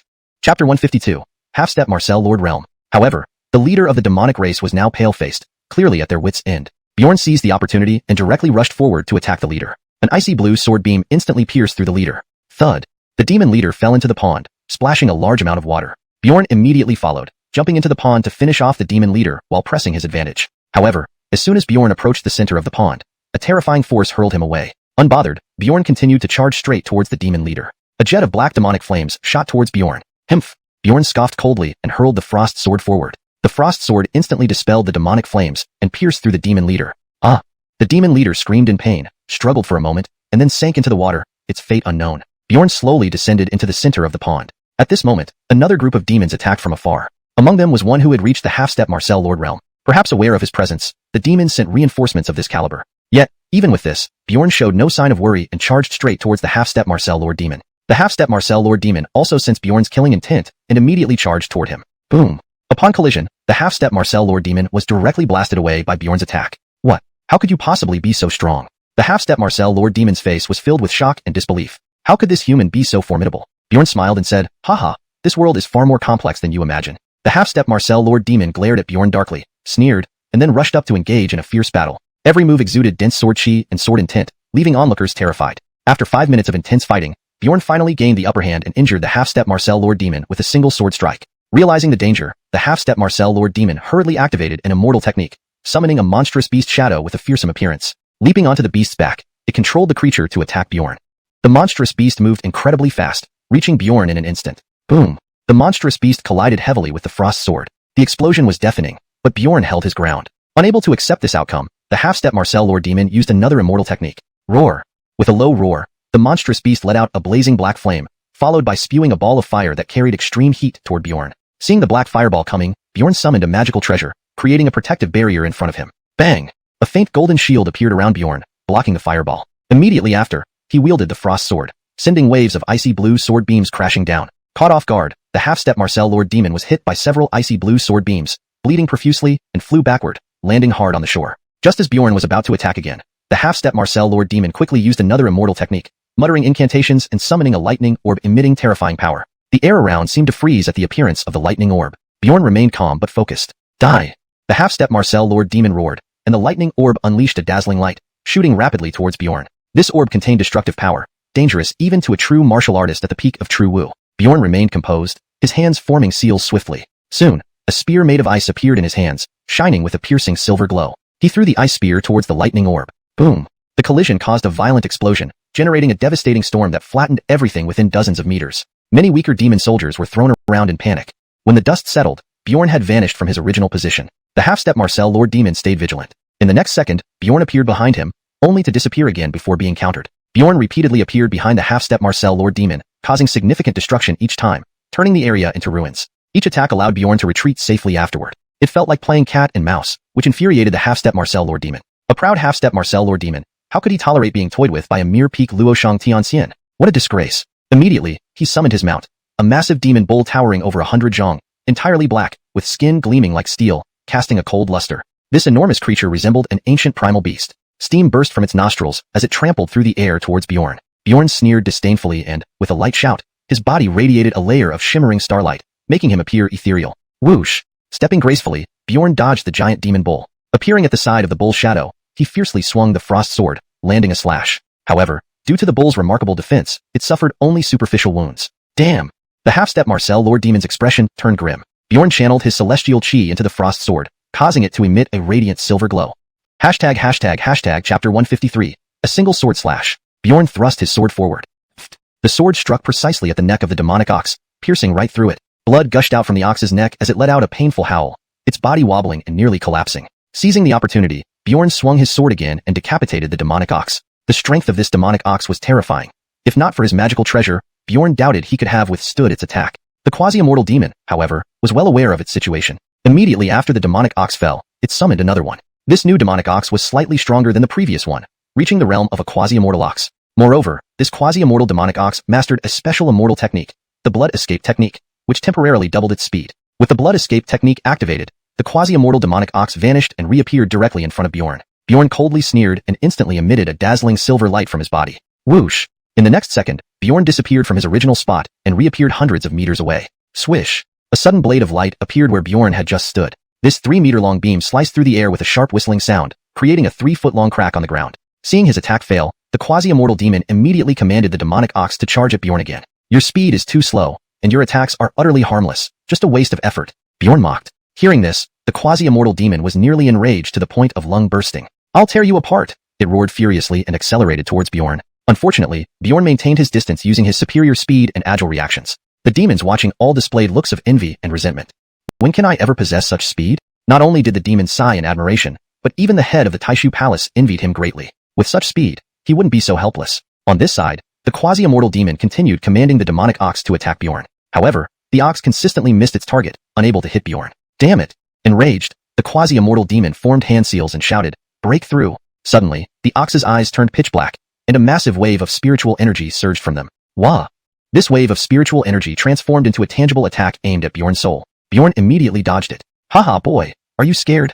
The demon laughed maniacally. Bjorn disdainfully snorted. He then soared into the sky, his sword suddenly glowing with brilliant silver light. In the next moment, an astonishing sword beam slashed down onto the ground, sending rocks and soil flying wildly, turning the entire area into a disaster zone. To everyone's astonishment, the ground was completely leveled by Bjorn's strike. The quasi-immortal demon's pupils constricted in shock. He hadn't expected Bjorn's combat power to be so formidable, leaving him trembling with fear. Without stopping, Bjorn soared into the sky once more and recited a true incantation. Sword shatters rivers and mountains.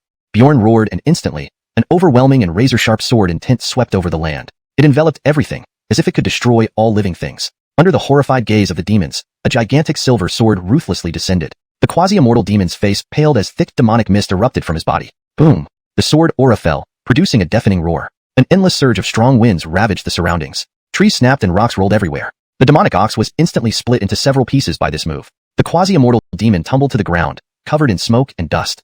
However, he dared not stop and immediately used his trump card against Bjorn. Roar! A fiery beast abruptly appeared beside the demonic ox, spewing blazing flames that rushed toward Bjorn with searing heat. Trifles!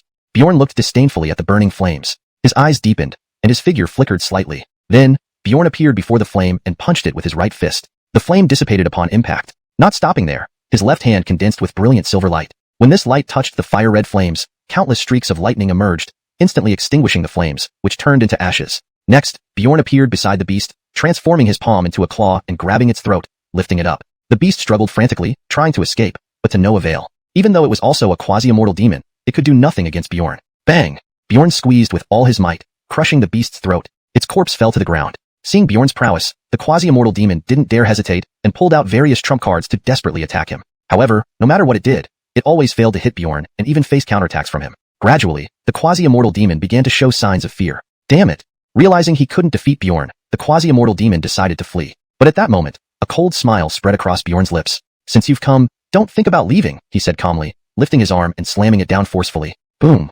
The ground trembled violently as sand and mud flew up, forming a huge dune, blocking the escape route. The quasi-immortal demon cursed loudly, "Despicable human! I'll take you down with me." Its teeth clenched as it glared at Bjorn. Chuckles. Bjorn shook his head, brandished his sword, and a brilliant silver light flashed. A large head flew off. Even though it was a quasi-immortal demon, it was no match for Bjorn and was decapitated. Soon, the quasi-immortal demon was thoroughly defeated. Bjorn turned and stared at the group of demon soldiers far away, shouting fiercely, "Who dares challenge me now?" Chapter 154, Mutual Destruction? You're not worthy. A group of demonic minions looked at each other, and after a deep breath, they charged towards Bjorn with determination. Clearly, they intended to overwhelm him with their numbers. However, what they failed to realize was that the gap in strength could not be compensated by numerical advantage. Bjorn's figure flashed, darting through the crowd of demonic soldiers like a griffin. Every time he struck, one of the demons met a gruesome end. In just a few seconds, several hundred demons fell under his hands while Bjorn remained unscathed. You worthless scum! Seeing this, the newly arrived, peak ninth heaven mystic Marcel demon raged with anger. With a sudden roar, it stomped the ground and lunged toward Bjorn, intending to subdue him personally. Vermin! Facing the new demon, Bjorn sneered. He swung his sword, instantly releasing a torrent of sword beams that enveloped the demon. The intersecting sword energies cascaded down like a storm. Pooh! Caught off guard, the demon's body was instantly cut into dozens of pieces by the sword energy, causing it to be exceptionally enraged as it launched an attack on Bjorn. Demon Chi surged. Transform Demon Chi into armor. Protect my true self. The demon roared, its body surrounded by boiling Demon Chi, forming a thick armor covering it completely. Clang! The demonic armor was incredibly tough. Even Bjorn's sword techniques couldn't penetrate it. Seeing this, Bjorn silently sheathed his sword and punched directly at the demonic armor. A deafening explosion followed, shattering the armor instantly. But the demon had vanished, disappearing somewhere. Bjorn narrowed his eyes and murmured, "Pretty fast runner." Earlier, this demon had used a secret technique to appear behind Bjorn and began chanting obscure incantations, preparing to ambush him. Bjorn, sensing this, immediately used the divine power, step into distance, to leave his original spot, evading the demon's sneak attack. Then, he intentionally slowed his steps to lure these demons closer. For Bjorn knew this demon possessed spatial talent, capable of leaping through space, making it extremely difficult to handle. Moreover, such beings excelled at ambushes. Once targeted, success was almost guaranteed. Thus, Bjorn set a trap specifically to lure the demon close for elimination. Otherwise, if it fled into the void, finding it again would be challenging. These demons all possessed spatial abilities, and once they entered the void, capturing or eliminating them became impossible. How dangerous! The demon sighed in relief. If it weren't for my stealth talent, I might have been in real trouble. Relieved, it continued to seek an opportunity. Bjorn's strength was overwhelming, and on its own, it stood no chance against him. Unless, swoosh! Suddenly, the demon's eyes turned sharply intense, black as night, swirling ominously as if absorbing the essence of all things. Meanwhile, Bjorn calmly activated the soul defense rune within his divine spirit ring. The glowing soul rune formed a transparent barrier around him. Humph! Seeing Bjorn deflect his spiritual attack, the peak ninth heaven mystic Marcel demon snorted coldly. It then performed hand seals, turning its body's surging demon chi into a pitch-black spear. Whoosh! The black spear whistled sharply as it pierced toward Bjorn. Bjorn, however, dodged easily without concern. Damn it! Let me show you the power of a soul attack. The demon grinned wickedly, saying, "Don't you have that soul defense rune? Come on, try another soul attack from me." Trifling skills. Bjorn smiled calmly, showing no fear. The soul defense rune was reputed to be impenetrable. No so-called soul attacks had any effect against it, especially since it was obtained from a certain immortal emperor's memory, making it highly graded. The black spear didn't even touch Bjorn's robes. How is this possible? The demon's eyes widened in disbelief. He had only seen the soul defense rune described in ancient texts, supposedly rare throughout the immortal realm. No matter what treasures you have, they won't save you. Doomed you are. The demon bellowed, emitting a dense aura of demon chi, and a vast force erupted from its body, condensing into an extremely vicious magic wolf. Ow! The magic wolf howled mournfully, charging towards Bjorn with devastating power. Bang! Bjorn wielded his bronze rusted iron staff, engaging in a fierce battle with the wolf. Within moments, the wolf was flattened and killed outright. After the wolf's demise, the peak ninth heaven mystic Marcel demon's face paled, spitting out a mouthful of blood, turning deathly pale. F*****ku. Infuriated, the demon cursed. When I reach the Marcel Lord realm, I will grind your bones to dust. Hearing this, Bjorn threw his head back in laughter, mocking him. Unfortunately for you, you don't have that chance. You're courting death. Rage flared in the demon. To be mocked by a human was humiliating. Thus, the demon glared at Bjorn and yelled, "Inferno Blaze City." However, Bjorn showed no fear. "You think you can take me down with you? You aren't worthy." So, Bjorn shouted back, "Frozen world." Cold air radiated from Bjorn, quickly spreading to the surroundings. Instantly, the entire demon mountain froze solid. Crack. Fine cracks spread across the demon mountain. What's happening? The demon was terrified, his expression frozen in shock. It clearly felt its body temperature dropping as if being frozen solid. Moreover, its power flow slowed, as if restrained. Most importantly, it felt weaker and weaker, all its attributes diminishing rapidly. What is this? Despair filled the demon's heart as it looked up at Bjorn. Bjorn now stood bathed in golden light, as if wearing a golden holy armor, radiating immense majesty. The dazzling gold highlighted him like a supreme being. The runes etched on his body, rotating around him continuously, emitted mysterious and unpredictable powers. Humming. Each rune flickered and revolved around Bjorn ceaselessly. Realizing it couldn't defeat Bjorn, the demon planned to escape while it still had the chance.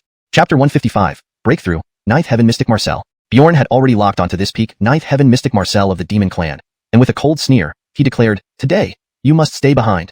With that, he waved his hand, summoning a golden long knife that shimmered with sharpness into his grip. It was precisely that giant golden axe. Despite its damaged state, it still emitted a heart-stirring aura. As the giant axe appeared, the peak Ninth Heaven Mystic Marcel demon was instantly slain, along with the thousands of lesser demons who fell under Bjorn's giant axe. Ding! Congratulations host for obtaining 2,000 high-grade immortal crystals, 1 superior-grade cosmic realm cultivation method. Ding! Reward successfully triggered. Recalculating harvest. Congratulations, host has obtained 100,000 supreme-grade immortal crystals, 1 superior-grade immortal realm cultivation method, 3 superior-grade immortal skills, 100 superior-grade cosmic methods, 10 mid-grade Ninth Heaven Mystic Marcel puppets, 1,000 Ninth Heaven Mystic Marcel pills, and 1 mysterious fragmentary map. Ninth Heaven Mystic Marcel pill. If consumer strength is below the Ninth Heaven Mystic Marcel realm, can directly break through to Ninth Heaven Mystic Marcel strength upon refinement. The reward of both the fragmentary map and Ninth Heaven Mystic Marcel pills left Bjorn very satisfied. After all, now even if more immortal crystals were given to him, there would be no time to refine them. It was much more economical to take the pills. Thus, Bjorn found the master of Jacob Palace and handed over the remaining 999 Ninth Heaven Mystic Marcel pills to him, instructing him to select seed talents. The Grandmaster of Jacob's sect, seeing Bjorn's generosity, loudly hailed him as an esteemed expert. Without delay, after refining the Ninth Heaven Mystic Marcel pill, Bjorn rushed towards the next demon army. To others, the demon armies might seem like an unconquerable disaster, but to Bjorn, they were merely mobile treasures. In the Luliuxian dynasty, At this moment, Luke led his 10,000-strong army in defending the capital against the demon forces. Though the Liuxian dynasty possessed an army 10 times larger than the demons, only their national guardian general was a great Luo Golden Marcel. Most others ranged from Golden Marcels to Mystic Marcels, with barely a dozen High Heaven Marcels. Faced with the demons, all at least High Heaven Marcels, they naturally could not gain any advantage. Is heaven destined to destroy my Liuxian dynasty? Just as despair gripped the emperor, Bjorn's figure appeared from afar, cutting down the demon army. Among these demons, a semi-step Marcel general was responsible for command. Sensing Bjorn's power, he handed over command to a 9th Heaven Mystic Marcel demon before charging straight toward Bjorn. Seeing the approaching semi-step Marcel general demon, Bjorn showed no fear. Humans, you have some interest. Let me, Cameron, test your mettle, he said, then unleashed a barrage of attacks on Bjorn. Using Wind-Thunder dual system demon powers, 2 enormous winds and thunders converged into a terrifying tornado. Child's play.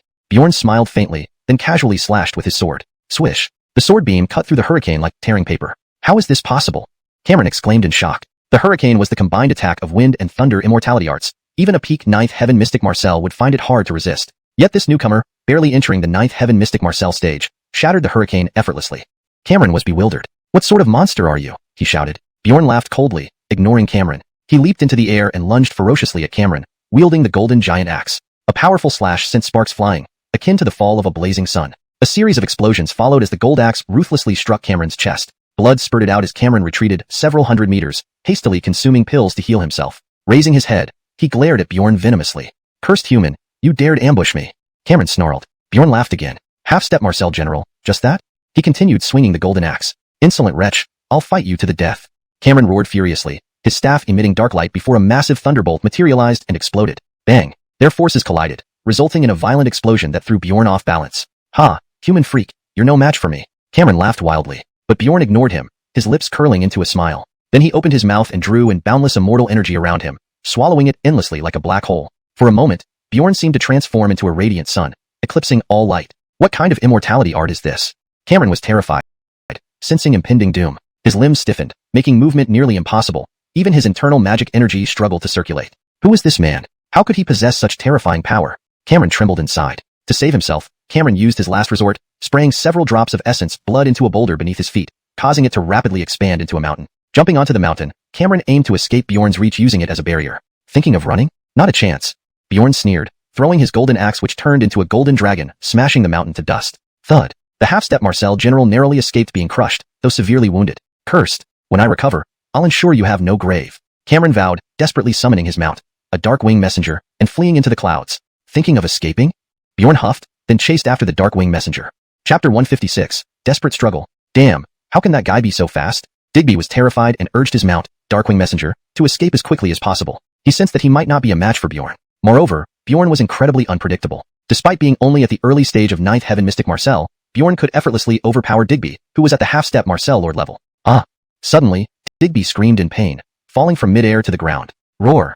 Digby struggled to stand up, then glared angrily at Bjorn in the sky. It turned out that Bjorn had secretly used divine consciousness to assault Digby's soul when he wasn't paying attention. This unexpected attack left Digby injured. Now, the gap between them seemed even more pronounced. You've gone too far, die. Digby growled with a dark expression and maneuvered Darkwing Messenger toward Bjorn. Huh, it's like hitting a rock with an egg. Bjorn sneered disdainfully. Swoosh. Bjorn threw another golden battle axe which shot out. A deafening boom echoed. Darkwing Messenger shattered upon impact, turning into scattered bones on the ground. How is this possible?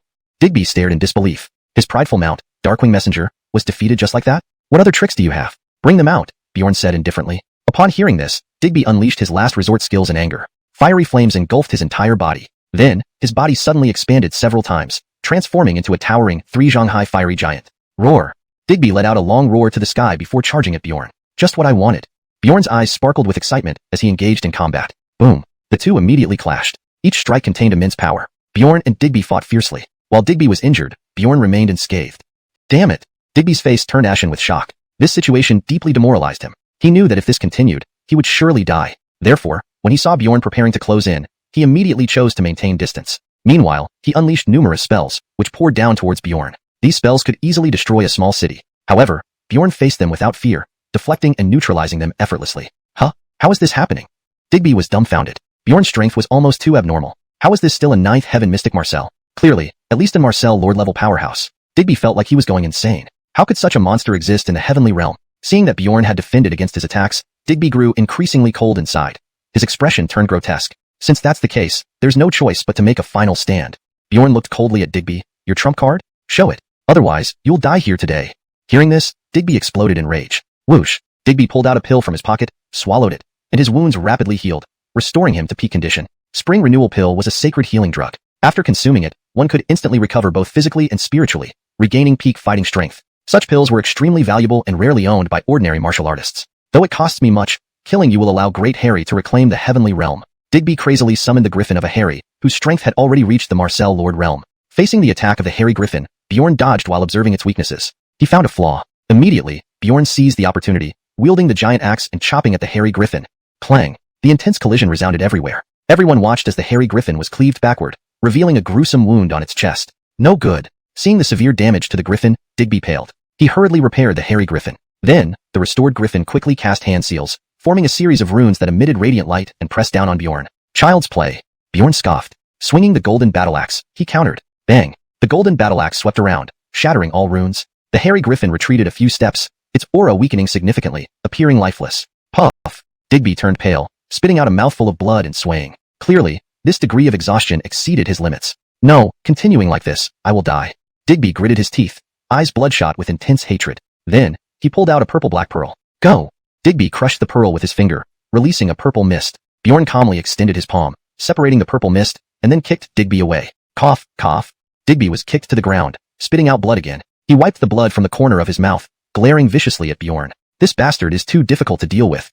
Digby's face turned livid. Bjorn's strength was superior and completely overpowered him. Moreover, Digby's attacks had no effect on Bjorn. He could only withstand them. But Bjorn could use his physical advantages to continuously disrupt his rhythm, making it impossible for Digby to fully utilize his abilities. What should I do? Do I really have to give up? I cannot. Absolutely not. I am a hero under the Harry. How can I lose to an ant? Even if I die, I'll drag you down with me. Digby clenched his teeth and pulled out a mysterious purple pill.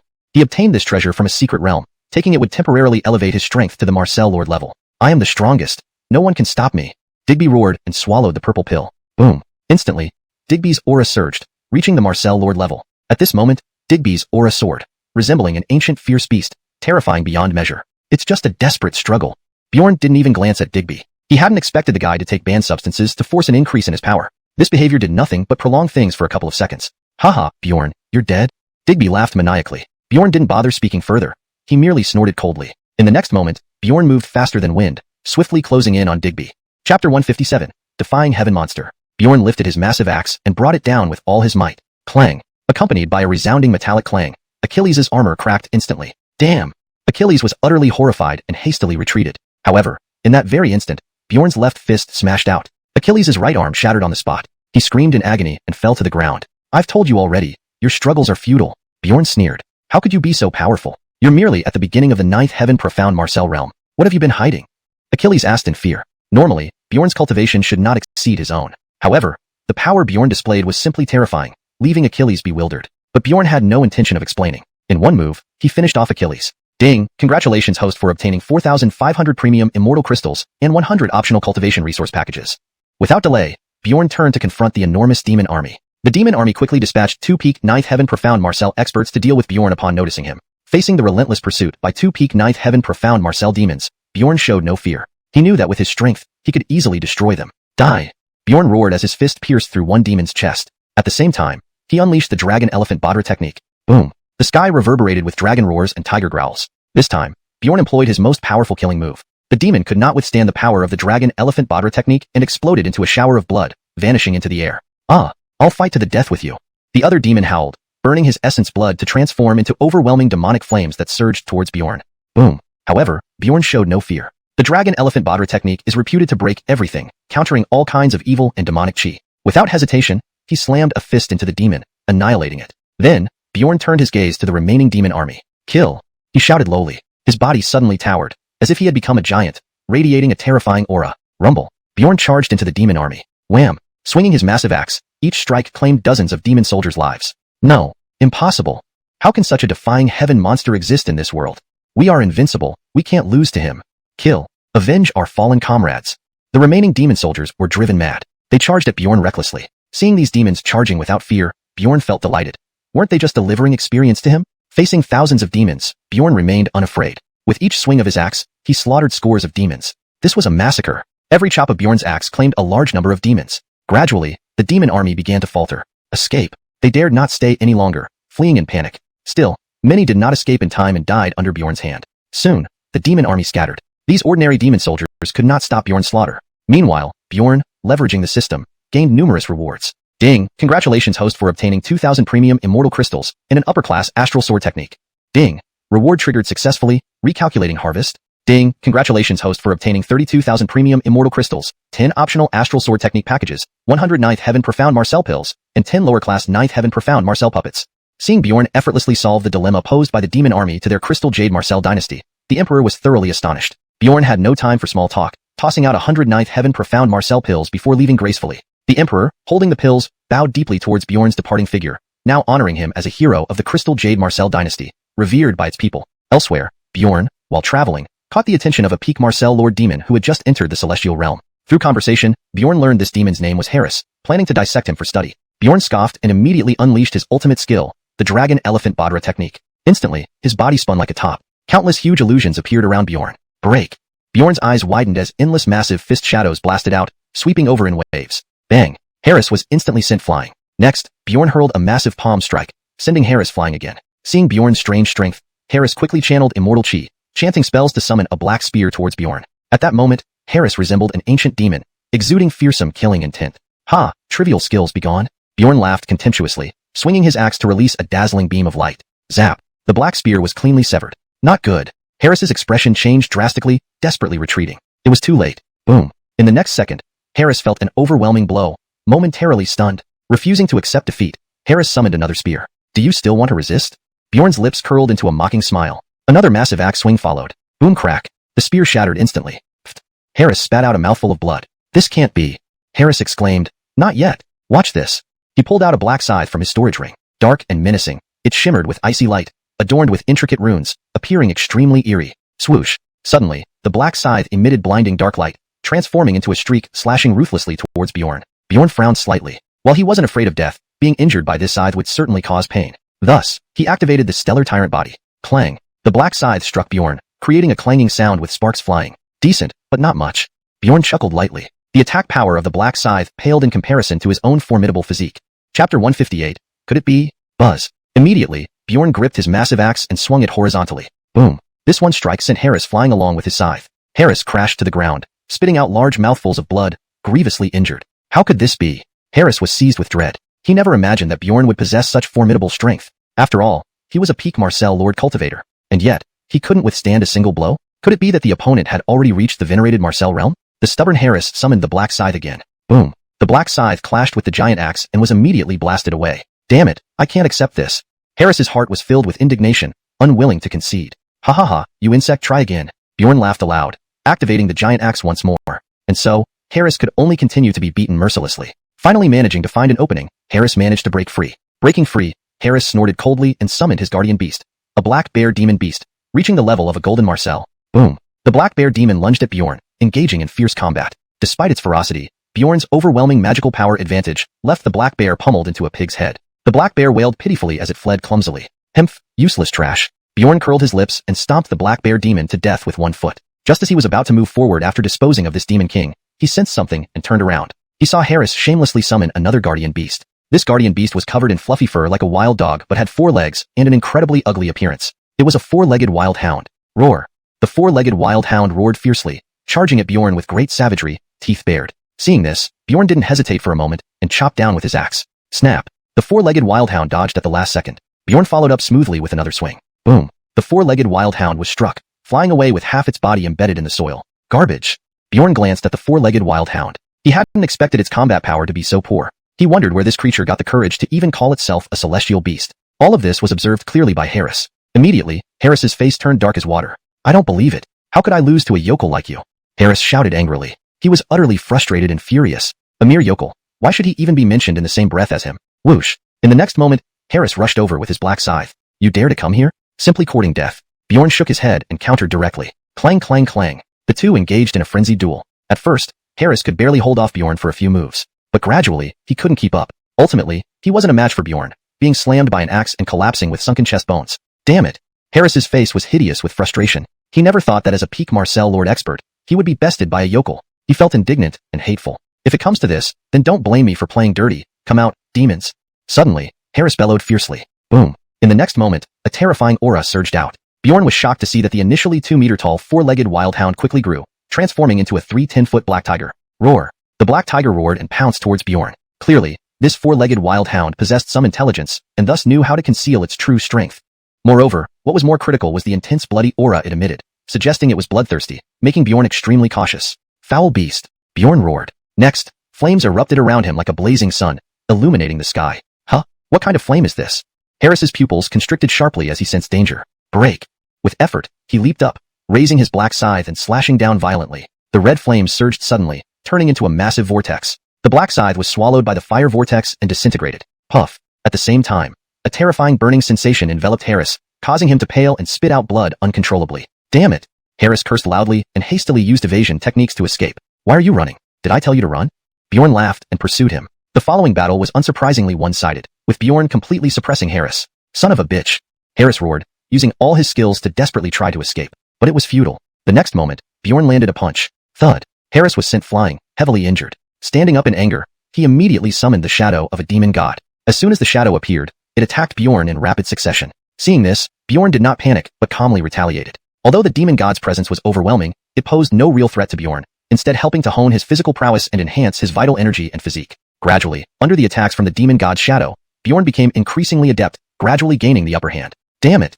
Harris's face turned ghastly as he rapidly changed seals. Buzz. The demon god's shadow burst into radiant light. Then it started expanding rapidly, transforming into a 5-meter-long gigantic griffin. Boom. The griffin flapped its wings, stirring up gales. Then it dove down, opening its menacing maw and lunging towards Bjorn. Get lost. Bjorn's gaze was icy cold. As soon as the griffin neared him, he punched it back fiercely. Howl. The griffin let out a pained cry, retreating several steps. Then it roared, "You have utterly enraged me. I will eat you alive." Before he finished speaking, the griffin spewed a purple thunderball. The purple lightning orb contained destructive force. Humph. Bjorn showed disdain, waving his hand to shatter the thunderball. Then, he charged forward. His speed was incredible, reaching the griffin in an instant. Next, he delivered a powerful punch to the griffin's body, sending it flying once more. Damn it! The griffin struggled to get up from the ground, wiping blood from its mouth. Its eyes revealed savage and venomous expressions. Next, the griffin dove down again, spewing a sheet of purple lightning clouds. Boom. Corner lightning fell. Huh. Bjorn sneered. In the next moment, he activated his flame field. Within the flame field, lightning raged. Chapter 159. Desperation? Soon, the thunder across the sky vanished. Bjorn remained unscathed. His flame domain had reached perfection through his cultivation. How is this possible? Harris's shock was indescribable, his eyes wide with disbelief. Who are you? How old are you? Harris stared at Bjorn, full of doubts. In his memory, there seemed to be no such prodigy in the Marcel realm. With such extraordinary talent, he should have already been renowned in the Marcel realm. Yet, Harris didn't recognize him. If he did, he wouldn't dare to confront Bjorn so brazenly. Guess. Bjorn sneered coldly. Then, he took large strides towards Harris, slowly advancing. Seeing Bjorn approaching, Harris's expression changed slightly. He immediately began chanting a spell, controlling the hairy illusion. A dark radiance emerged, and then the chains on the hairy illusion crumbled instantly. The illusion charged at Bjorn, its sharp claws aiming for him, accompanied by howling winds. Bjorn's face remained calm. He extended his index finger and pointed it at the hairy illusion. Break! A golden sword beam streaked across the sky. The hairy illusion let out a wretched cry as its form dissipated significantly. Harris's essence blood also dissolved instantaneously. Damned brat! More essence blood to the hairy illusion. Harris's face turned pale as he glared fiercely at Bjorn. His essence blood expenditure was too much. Now even the hairy illusion could barely be maintained. Hearing this, the hairy illusion roared again, its massive body obscuring the sky as it charged back at Bjorn. However, Bjorn was completely unfazed. He employed the sword control technique, condensing a small flying sword in his hand. The flying sword shimmered with a cold light. In the next moment, it darted like a silver thread, slicing through the void to strike the head of the hairy illusion. Ting, a crisp sound rang out. The flying sword pierced the hairy illusion's head, but only left a thin scar. Haha, you can't do anything to me, the hairy illusion boasted wildly. Is that so? Bjorn smirked coldly. In the next moment, he urged the flying sword, which erupted in brilliant light. Flames burst forth from the flying sword, incinerating the hairy illusion until it was utterly destroyed. Bang! The hairy illusion flew backward and exploded into smoke. Why is this happening? Harris looked at the scene before him in a daze, murmuring to himself. You actually possess something to counteract my hairy illusion? Why? Harris was astonished. The hairy illusion was created at great cost, comparable to a half-step Marcel lord. But now, it couldn't withstand Bjorn? Whoosh! Harris refused to believe it, and produced 3 stones. These stones had powerful defensive properties, capable of withstanding even the strongest attack from an ordinary Marcel sovereign. Unfortunately, he faced Bjorn. Whoosh! Next, Bjorn flicked his fingers, shooting several fire needles that pierced through the 3 stones. The fire needles then exploded, forming terrifying energy that instantly shattered the stones. My treasures! Seeing this, Harris was heartbroken. These stones were invaluable treasures, containing immense power and worth. But now, they were all destroyed. He glared angrily at Bjorn. Compensate me for my treasures. Bjorn snorted coldly. He then waved his hand, releasing a luminous seal that transformed into a radiant sphere. A sphere of true essence. Boom. When the sphere landed, the entire area trembled. A massive crater formed instantly. What are you doing? Harris, frightened out of his wits, hurriedly retreated. Bjorn looked down at him from above, saying indifferently, I'm here to take your life. I'll fight to the death with you. Harris roared in fury, attempting a counterattack. But when he approached within 100 meters of Bjorn, he felt a chilling cold sweeping over him. What did you do? Harris was terrified. He had never seen such bizarre phenomena. Die. Bjorn's gaze turned cold, and he slapped out with a terrifying force. Harris was hurled backward, his aura weakening significantly as he was clearly gravely injured. Facing the relentless approach of Bjorn, Harris gritted his teeth and continued fleeing. You still want to run? A mocking smile appeared on Bjorn's lips. He raised his hand again and pointed at Harris, another dazzling light appearing, transforming into a beam that sliced through Harris. PFT. Harris let out a pained cry, a bloody wound appearing on his chest. Blood splattered everywhere. Who are you? Harris's face was filled with terror as he retreated frantically, fear evident in his eyes. This human was terrifying beyond comprehension. He wasn't a match for Bjorn at all. You don't deserve to know. Bjorn answered coldly. With that, he stepped forward and gave chase. Harris hastily revealed his trump card, the hairy shield. A rustic black shield floated beside Harris, adorned with runes and exuding a dense aura of malice. Go! Harris barked, pushing the hairy shield toward Bjorn. Boom! The shield grew to dozens of meters in size, emitting overwhelming demonic might as it rolled over like dark clouds, pressing down with immense pressure. Bjorn stomped the ground and charged forward. The collision with the hairy shield sent a vast wave rippling out. The shield cracked inch by inch before shattering explosively. How is this possible? Harris shrieked, his face turning ugly. The hairy shield was his ultimate treasure, but it was easily shattered by Bjorn. Bjorn leaped up and kicked midair, imbued with vast magic and law forces. Crack! Harris's expression changed drastically as he hurriedly raised his shield in defense. A muffled grunt escaped him as he was kicked flying, crashing heavily to the ground. I said I would take your life. Bjorn's eyes were sinister as he advanced again. Ah! Harris roared in desperation, his inner magic surging as he tried to summon the hairy illusion to block Bjorn's attack. But as soon as the illusion appeared, Bjorn crushed it. Then, he kicked out once more, sending Harris flying again and smashing two trees. Harris spat out a mouthful of blood, pain etched on his face. His mind was reeling in horror. Bjorn's combat strength was extraordinary, surpassing expectations. Despite being at a lower realm, his power was astonishing. He was no match. Moreover, Bjorn's tactics were relentless and daunting. I'll fight to the death with you. Harris struggled to his feet and punched at Bjorn's head. Boom! Bjorn's eyes remained cold, and he slapped out. Smack! A clear sound echoed, reverberating through the air. You! Harris clutched his bruised cheek, glaring hatefully at Bjorn. Chapter 160. A demon clan army? Just a mob. Slap. Without a word, Bjorn struck another slap. You dare hit me? Casey burst into a furious rage. But Bjorn paid no attention to Casey and threw a direct punch that hit the center of Casey's chest. Ah! Casey screamed as his body flew backwards, crashing through many trees. He spat out a mouthful of blood, staring at Bjorn with wide, vengeful eyes filled with hatred. Just wait. One day my brothers will slay you. Casey roared. His heart was boiling with frustration. As an esteemed genius of the demon clan, he never expected to stumble so badly here. Is that so? Bjorn said indifferently. Suddenly, Bjorn extended his arm toward Casey. Instantly, a 5-elements field materialized around them. Under the domain's influence, everything came under Bjorn's control. No movement could escape his notice. Bjorn flickered and appeared before Casey. Damn it! Casey's heart raced and his face paled. You can't escape, Bjorn stated coldly, grabbing Casey without hesitation. What are you going to do? Casey asked nervously. Bjorn grinned and said, You'll see. He shook his wrist, infusing a powerful force into Casey's body. Boom! Casey's physical body exploded. Fizz! Bjorn's pupils constricted in surprise. Although Casey practiced demonic techniques and had a robust physique, it couldn't withstand Bjorn's pure elemental attack. Therefore, Bjorn had killed him without hesitation. However, Casey's soul managed to escape. The soul attempted to flee, but Bjorn wouldn't give it any chance. Seal! Bjorn sneered. Chains of restraint entangled Casey's soul, causing intense tremors and cries of agony, as if enduring immense pain. Spare me! Too late. Bjorn's eyes turned icy. He pointed with his finger, and the restrained soul dissipated into the void. Thus, Casey, a young demon genius, met his end in a tragic manner. News of this would surely shock the entire ancient Marcel realm. Ding, congratulations, host has obtained 10,000 high-grade spirit crystals and a gift pack containing Marcel-level cultivation methods. At this moment, a wave of disturbance emerged, followed by tens of thousands of Dharma Golden Marcels, several thousand Nine Heavens Mystic Marcels, and over 100 Marcel Lords invading the Marcel realm collectively. Clearly, the barrier between the ancient Marcel realm and the Marcel realm had weakened. One of the Marcel Lord demons noticed Bjorn and contemptuously sent a destruction-grade fireball his way. But just as the Marcel Lord demon thought he had settled matters, Bjorn calmly absorbed the fireball. Why aren't you hurt? This Marcel Lord demon exclaimed in shock. It's just a measly ball of flame. Of course, I'm unharmed. Bjorn shrugged. With the protection of the 5 elements origin, mere mortal flames were no threat. The Marcel Lord demon was dumbfounded, unsure of what to do. Recovering from his stupor, he angrily charged at Bjorn for revenge. Bjorn waved his sleeve, flinging the Marcel Lord Demon into the air. Then, he opened his mouth and spat out a streak of green light, which instantly pierced through the demon's forehead. I'll kill you. The Marcel Lord Demon screamed, summoning a 10-meter-tall war giant. Roar. The war giant bellowed, its muscles bulging, imposing pressure on everyone around. It raised its enormous fist and slammed it down on Bjorn. Bjorn staggered but did not retreat. Instead, the war giant's fist nearly shattered, its hand bones broken. Damn it, how can this lowly human be so strong? The war giant seethed. This was its strongest move yet failed to injure Bjorn even slightly. Himph. A hint of anger flashed in Bjorn's eyes. That blow nearly wounded him. Die! Bjorn shouted, stomping on the war giant's chest. A dull thud echoed as the war giant's chest caved in, ribs snapping. The war giant spat out blood and fell weakly to the ground. Whoosh! Simultaneously, Bjorn unleashed Sword Finger Universe. The sharp sword beam severed the war giant's head. The war giant had no chance to resist and died instantly. How formidable!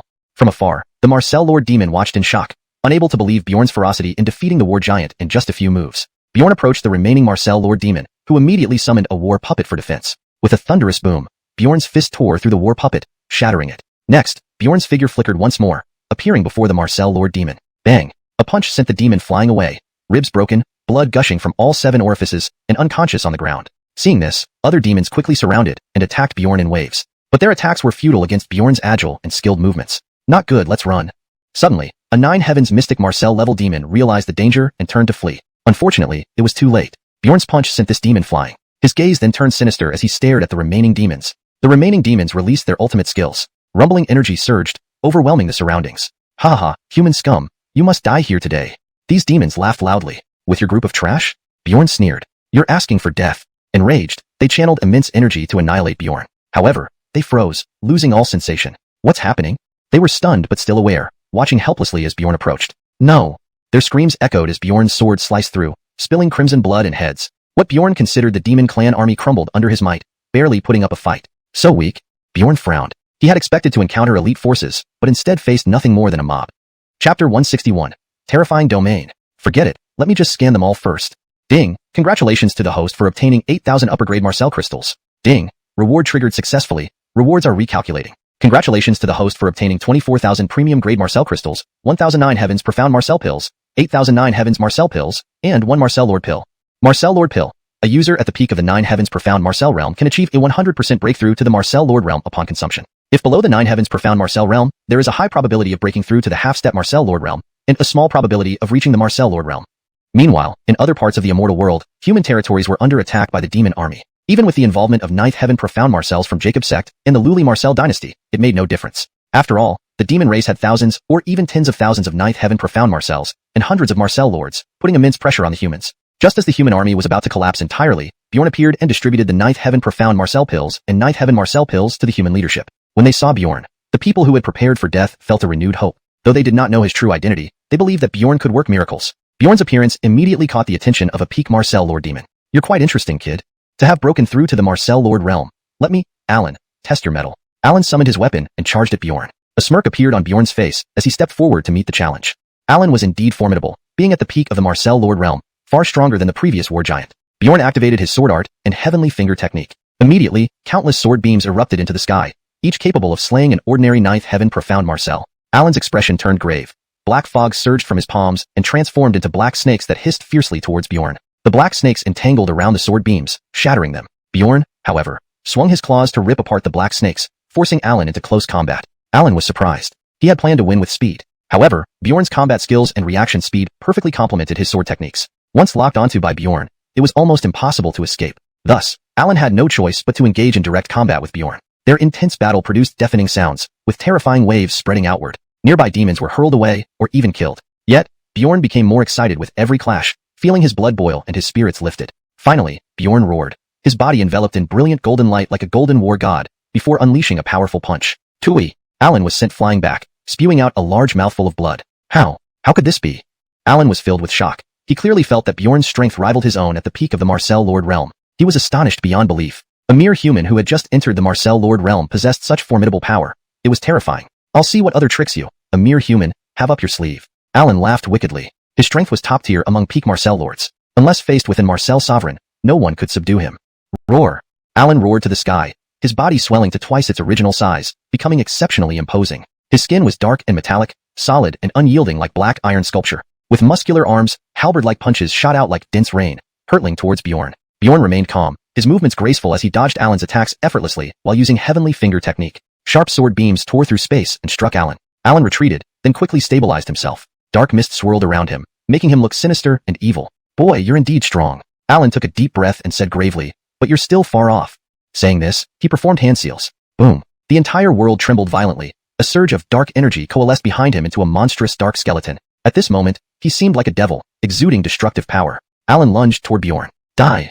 Alan bellowed, unleashing a terrifying wave of energy. This attack rivals that of a half-step Immortal Sovereign. Bjorn narrowed his eyes. Alan was truly a superlative existence at the peak of the Immortal Lord realm. But he faced Bjorn. Heavenly finger technique. Sword domain. Bjorn roared. The sword domain emerged, engulfing Alan. A vast sword chi spread out, suppressing all dark energies. Then, Bjorn advanced with his sword. What? Your domain can actually counteract mine? Alan's expression changed. Alan sneered. Do you think you can kill me with such petty tricks? It's delusional.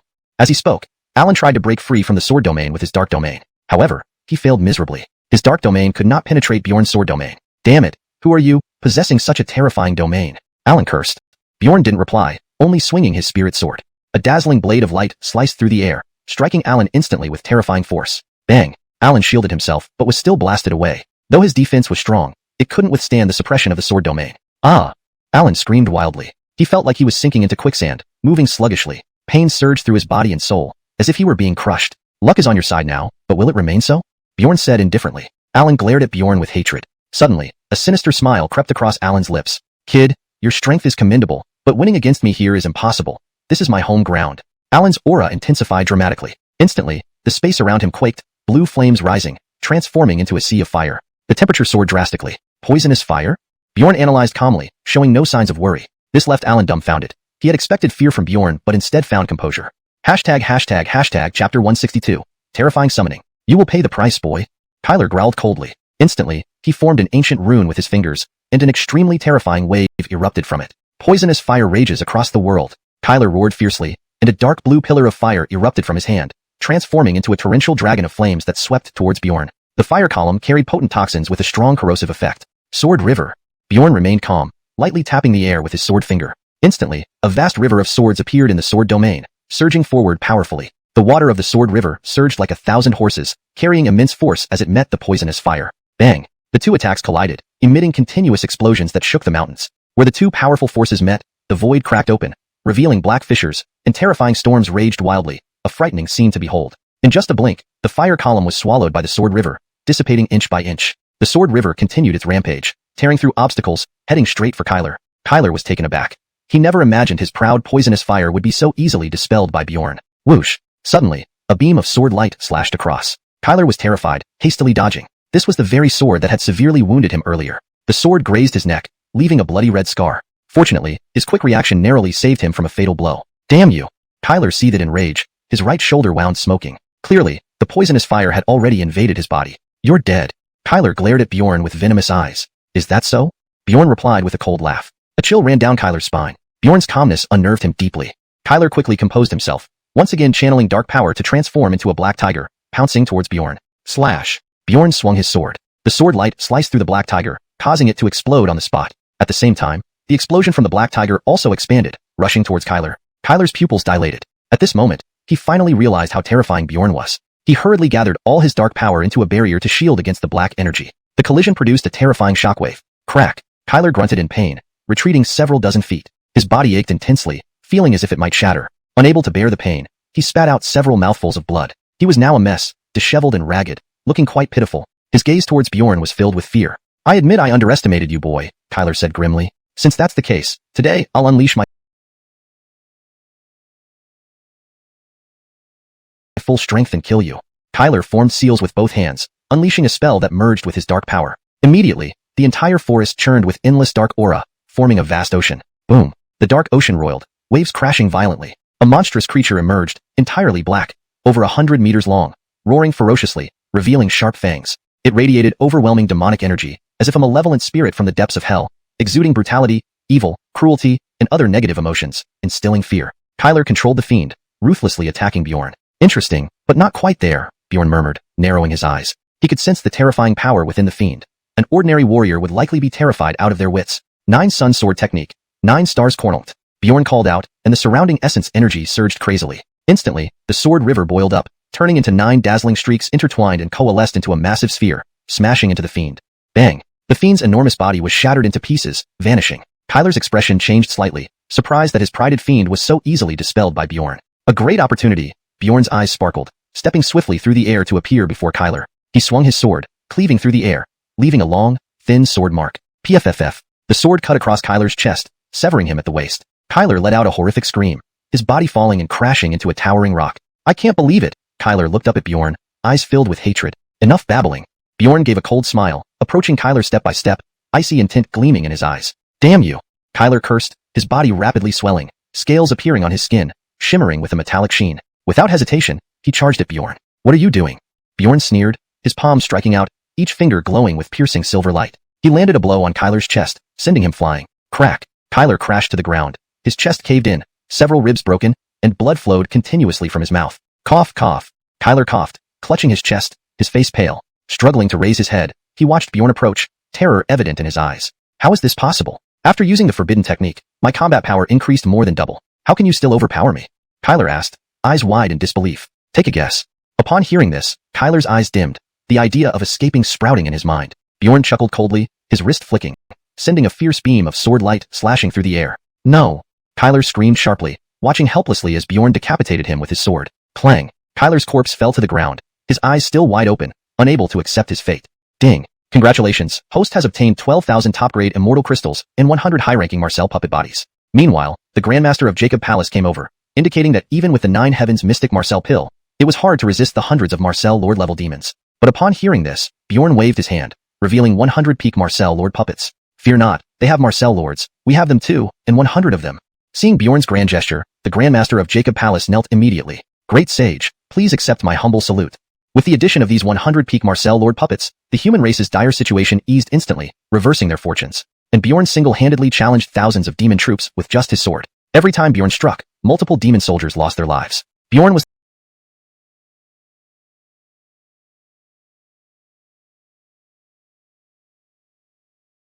like a slaughterer among the demons. Not good, that human strength is formidable, we can't hold on. Retreat. Quick, retreat. End of chapter 162. Chapter 163. Consecutive slashes. The demon soldiers were filled with fear and retreated one after another. They were already at a disadvantage, and now Bjorn was like a tiger gaining wings, slaughtering countless enemies, causing their morale to plummet to an icy low. Attack! The Patriarch of Jacob Palace raised his arm and shouted. 3,000 disciples cooperated with the puppet-possessing peak Marcel Lord power to chase down these demons. Bjorn didn't stay idle either. He headed straight for those Marcel Lord realm demons. The Marcel Lord demons saw this and angrily attacked, attempting to stop Bjorn. With a cold snort, Bjorn drew his ancient sword, cast wind riding technique, and moved as swift as lightning, appearing before the Marcel Lord demon in a blink of an eye. He thrust his sword out, swift as electricity and ferocious like a dragon, piercing through the demon's defenses and skewering him completely. You! The Marcel Lord level demon stared at Bjorn in shock, then all life force vanished from him, and he perished on the spot. Kill! Bjorn's eyes brimmed with killing intent, as he continued to hunt down the remaining Marcel Lord demons, holding the ancient sword in his hand. Every slash resulted in a burst of blood mist. In just a short moment, several more Marcel Lord demons were killed. Who is this guy? Fight him to the death. The remaining demons were both shocked and enraged, launching their attacks together. They burned their life potential, increasing their combat strength to surpass that of ordinary Marcel Lords. Bjorn remained undaunted, wielding his precious sword against a host of demons, sword chi soaring through the air, and executing decisive strikes. Splat! Another demon was slain by Bjorn, flesh and blood splattering everywhere. I can't hold on any longer. A demon soldier gritted his teeth, covered in blood and riddled with wounds, barely able to stand, his strength nearly depleted. Don't worry about me, go help the other brothers first, another demon soldier advised. Looking around at the heavily injured and barely alive companions, he clenched his teeth and said firmly, you stay here and cover me. With that, this demon soldier rushed towards Bjorn. Pierce! Bjorn's sword light was sharp and instantaneously pierced through the demon before smashing his skull into pieces. Just as it seemed the human race would soon mount a successful counterattack, a demi-Marcel sovereign named Auric arrived to assist. Without hesitation, Bjorn engaged Auric in battle. Auric chanted incantations, and then a black beam shot from his mouth toward Bjorn. Bjorn calmly avoided it despite its extreme speed. Damn it! Auric muttered under his breath, his expression darkening at his missed attack. Boy, surrender willingly, or I will annihilate you completely. Auric stood aloft in midair, looking down upon Bjorn with disdain and contempt. If you want to kill me, you're far too lacking, Bjorn replied with a cold smile. Big talk. Auric spat out, activating his incantations again. Seeing this, Bjorn summoned his bronze shield. When the black beam collided with the shield, a loud noise erupted but the shield remained unscathed. How is this possible? Auric's eyes widened in disbelief. Let's see how many magical artifacts you have. He gritted his teeth and chanted another incantation. A peculiar wave spread out, followed by consecutive dull explosions throughout the city as various items self-destructed, releasing tremendous power. Bjorn stayed calm, effortlessly pushing the bronze shield in front of him to withstand the blast. Boom. Despite the raging forces, the bronze shield remained unbroken. Auric was dumbfounded by this strange artifact. This treasure is called the bronze shield, capable of neutralizing even the full-strength attacks of Marcel sovereigns, Bjorn explained coolly.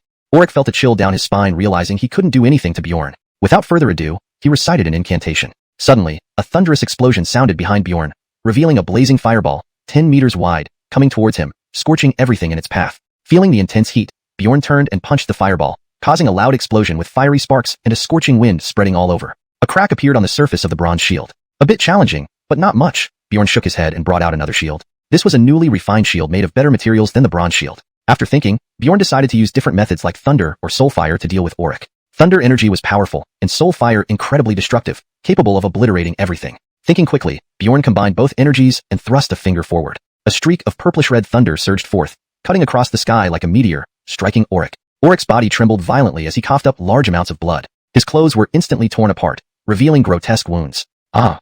Auric screamed in horror, startled by Bjorn's resilience. Bjorn continuously unleashed various powers to wear down the remaining strength within Auric. Immediately, Auric summoned black mist to envelop himself, trying to cut off all opportunities for Bjorn to exploit. Unfortunately, Bjorn didn't give him any chance, continuing his relentless attacks. His strength was formidable, moving astonishingly fast, delivering hundreds of strikes in mere seconds.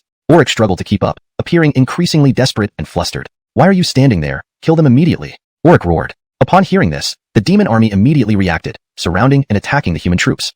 However, Bjorn had anticipated this move and led the human soldiers to fight the demonic army valiantly. Both sides fought intensely, the battle becoming increasingly brutal, beyond anyone's imagination. "No wonder he's considered a great master. Absolutely amazing," one human soldier exclaimed. "Hee hee, what a relief. It's finally our turn to be triumphant," another commented. Witnessing Bjorn taking on the entire demon army single-handedly, the human soldiers were exhilarated, their morale boosted, fighting fiercely. The demon soldiers continually retreated, fleeing desperately, even at the cost of their lives. War loomed on the horizon. On this side, Auric, unable to evade Bjorn's pursuit, immediately summoned a demonic god illusion. Roar! A deafening roar echoed across the heavens. Next, the demonic god illusion expanded several times larger, towering like a mountain, blocking the sky with overwhelming demonic aura. Mere ants dare to oppose this king? The demonic god illusion said coldly, eyes full of disdain. Even though it was only a weakened thread of divine consciousness, the demonic god illusion was still terrifying. Glancing at it, Bjorn identified it as a Marcel sovereign-level demonic god illusion. Gathering all his might, Bjorn crazily propelled his soul fire towards the demonic god illusion. Crackling, a radiant golden flame blossomed, casting brilliant light, containing terrible heat. The flame swiftly engulfed the head of the demonic god illusion, burning fiercely and forcing it back several steps. Chapter 164 Daydreaming. The shadow of the Harry writhed in pain, emitting an agonized howl. Enraged by humiliation and anger, it lashed out with a hand. With one palm strike, the ground shattered, forming a deep pit amidst clouds of dust. But Bjorn had long vanished, leaving the hairy shadow to lunge at empty air, nearly toppling over in fury. "Scoundrel! I'll kill you!" Ignoring the hairy shadow, Bjorn continued to wield the bronze shield. The dark elemental attacks from Quentin could not break through the shield's defense. "Who exactly are you? Why do you possess such a powerful shield?" Quentin roared in anger. He had expected the hairy shadow to easily slay Bjorn. However, Bjorn proved to be unexpectedly formidable. How terrifying he is, even challenging a transcendent Sage Realm opponent. No wonder the Great Harry is so suppressed. Who is he? Why have we never seen him before? The entire demonic army was utterly shocked, thoroughly intimidated. As the Harry recovered, it immediately attacked Bjorn again. Bjorn dodged the attacks while looking for vulnerabilities in Quentin's defense. "Bug, is this all you've got?" Bjorn taunted. Enraged beyond measure, the Harry's shadow wished to tear Bjorn limb from limb, but found it impossible to harm him due to the bronze shield's protection. "I will have that shield," Quentin hissed. "Dream on. Come try and take it if you can," Bjorn sneered. Some humans seeing Bjorn battling a transcendent sage tried to offer help. "Himph, mere ants. One slap from me and you're dead," the Harry's shadow scoffed, holding nothing but contempt for the humans. Boom. A single step from the Harry's shadow caused the earth to tremble violently, large patches of land collapsing. In the next second, it reached out a claw, condensing terrifying dark energy towards the human soldiers. Instantly, several human soldiers were hurled away, grievously wounded. The leftover dark energy left spiderweb cracks in the ground. "You dare!" Holding his sword, Bjorn dashed straight at the Harry's shadow, his expression ice cold. Bang! In an instant, Bjorn collided with the Harry's shadow, producing an earth-shattering boom, reverberating so loudly it shook everyone to their core. The Harry's shadow was pushed back several yards, its chi roiling with each clash. Yet Bjorn stood unwavering, completely unscathed. How is this possible? Quentin gaped in disbelief. A Harry's shadow, with transcendent sage strength, was incredibly robust. How could Bjorn, with only initial Sage Lord cultivation, possibly withstand it? Damn it! Quentin cursed under his breath. Feeling humiliated, the hairy shadow intensified its attack on Bjorn. Boy, I'll make you wish you were dead, growled the hairy shadow, charging again with fists brimming with fearsome dark energy. Boom. Immediately, Bjorn and the hairy shadow engaged in intense combat. Each blow felt like meteors, striking Bjorn fiercely. Despite this, Bjorn was unperturbed as he was gradually depleting the hairy's power using soul fire. Soon, the hairy's strength began to wane, eventually reverting to its original form, its final reserve of power. Don't forget, I still have other tricks up my sleeve. Noticing the hairy weakening, Quentin dispelled the black mist and consumed a pitch-black pill. Shortly, its potency erupted, exuding an eerie aura from Quentin. Boom. Instantaneously, Quentin's body expanded several times, muscles bulging with frightening power. His strength surged, reaching Transcendent Sage Realm. Boy, prepare to die, Quentin yelled, raising a long sword and slashing toward Bjorn. Hemph, even if you broke through to Transcendent Sage, you won't leave here alive today. Bjorn laughed coldly, unfazed. Bjorn unleashed the purple corner-lightning divine hammer. Thunderstorms erupted, shattering into a sky full of lightning that covered the battlefield, overwhelming in its might. Quentin furrowed his brows, sensing imminent danger. Roar. Suddenly, a dragon's roar echoed. 100-meter-long true dragon charged forward at incredible speed. Oh no. Quentin paled. It was evidently a thunder colossus. Spraying blood, Quentin suffered heavy injuries, trembling violently. Seizing the opportunity, Bjorn punched Quentin away. Ah! Quentin screamed as he plummeted to the ground. Bjorn rushed forward to finish him off. Yet Quentin managed to rise, eyes red, teeth grinding. Wanna kill me? Dream on. I refuse. My demonic race is destined to rule the celestial realms. How can I die at your hands? Quentin bellowed in resentment and hatred. His power surged once more, but Bjorn remained stoically unmoved. Dreaming in broad daylight? Let me send you off to dream, he replied. Instantly, the thunder colossus swooped down, crushing the earth beneath its colossal frame, charging toward Quentin. Facing the incoming beast, despair clouded Quentin's face. Realizing he was at a dead end, he suddenly laughed maniacally. Death, what a beautiful taste. Blood trickled from his mouth, eyes bloodshot and twisted with malevolence. Our demonic race shall never perish. Your human race is doomed. Quentin roared. I look forward to it, Bjorn replied coldly. In a moment, Quentin exploded, releasing a horrifying force affecting a 10,000-mile radius, making everyone tremble in fear. Quentin is dead, everyone exclaimed in shock. The demonic army has retreated. Let's pursue them. Understanding this, they led their forces after the retreating demons. The battle inflicted significant losses on the human side, necessitating swift recovery. The demonic remnants fled too quickly, vanishing within moments. Humans pursued for 2 to 3 days before stopping. This loss was severe for the demons. They won't return soon, Axton remarked somberly. We should head back. The battle is over. All agreed. Meanwhile, Bjorn searched through the corpses during the cleanup. Ding, congratulations. Host obtained 2,500 high-grade Marcel crystals, 1 puppet of lower class 9 heaven mystical Marcel. Ding. Reward successful. Reevaluating harvest. This translation retains the original structure, style, and coherence while converting the Chinese text into natural English. Hashtag chapter 165. Supreme Lord of the Marcel world. Congratulations, host, for obtaining 168,000 top-grade immortal crystals, 10 selections of immortal-level cultivation methods, 20 selections of immortal-level skills, 3,000 peak 9 heavens profound Marcel pills, 500 Marcel Lord pills, 1 peak Marcel Lord pill, and 100 superior Marcel Lord puppets. Peak Marcel Lord pill. When consumed by those below the Marcel Lord realm, it has a high probability of breaking through to the Marcel Lord realm and a low probability of reaching the peak Marcel Lord. If consumed by an Marcel Lord, it guarantees breakthrough to peak Marcel Lord. The harvest was abundant indeed. Bjorn nodded in satisfaction. All this was worth the effort he put into fighting so many demons. Following Bjorn's actions, the invading demons all retreated, hunkering down in the ancient Marcel realm, seemingly plotting something. Thus, the Grandmaster of Jacob Palace led a group to seek out Bjorn, wanting him to become the alliance leader of their human race, leading them to counterattack the ancient Marcel realm. As the saying goes, if you don't uproot the grass completely, it will grow again in spring. So, Bjorn agreed. He handed over all the pills to the Grandmaster of Jacob Palace, while he himself took the peak Marcel Lord pill. 15 days later, Bjorn emerged from his seclusion, now at the peak Marcel Lord realm. Meanwhile, the human side had fully digested the pills, producing thousands of 9 heavens profound Marcel powerhouses and hundreds of Marcel lords. Led by Bjorn, the massive human army marched towards the demon territory in the ancient Marcel realm. At the periphery of the ancient Marcel realm, a group of 9 heavens profound Marcel demons were leisurely patrolling when suddenly a large number of human powerhouses flooded in. Not good, it's a human invasion.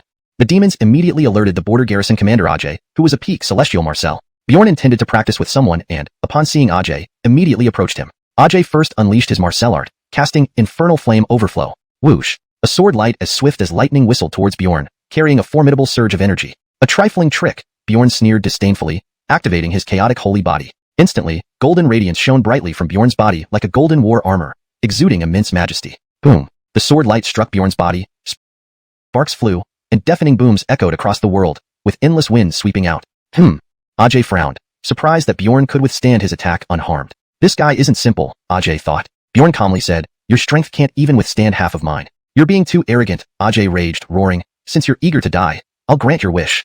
Flame Spear of Hell. With Ajay's roar, he condensed a pitch-black pillar of fire, nearly 12 feet long, emitting a destructive aura. This power is too strong. I can't block it. Cursed. How can he be this powerful? Retreat. Retreat. On the human side, countless soldiers were incinerated within the area engulfed by the flame pillar. Seeing this, Bjorn immediately stepped in to save the humans and quickly engaged Ajay in combat. Facing Bjorn's assault, Ajay was somewhat flustered, almost finding himself in dire straits. Crack. After a brief struggle, Bjorn's sword pierced Ajay's shoulder, causing him to gasp in pain. How can this human be so powerful?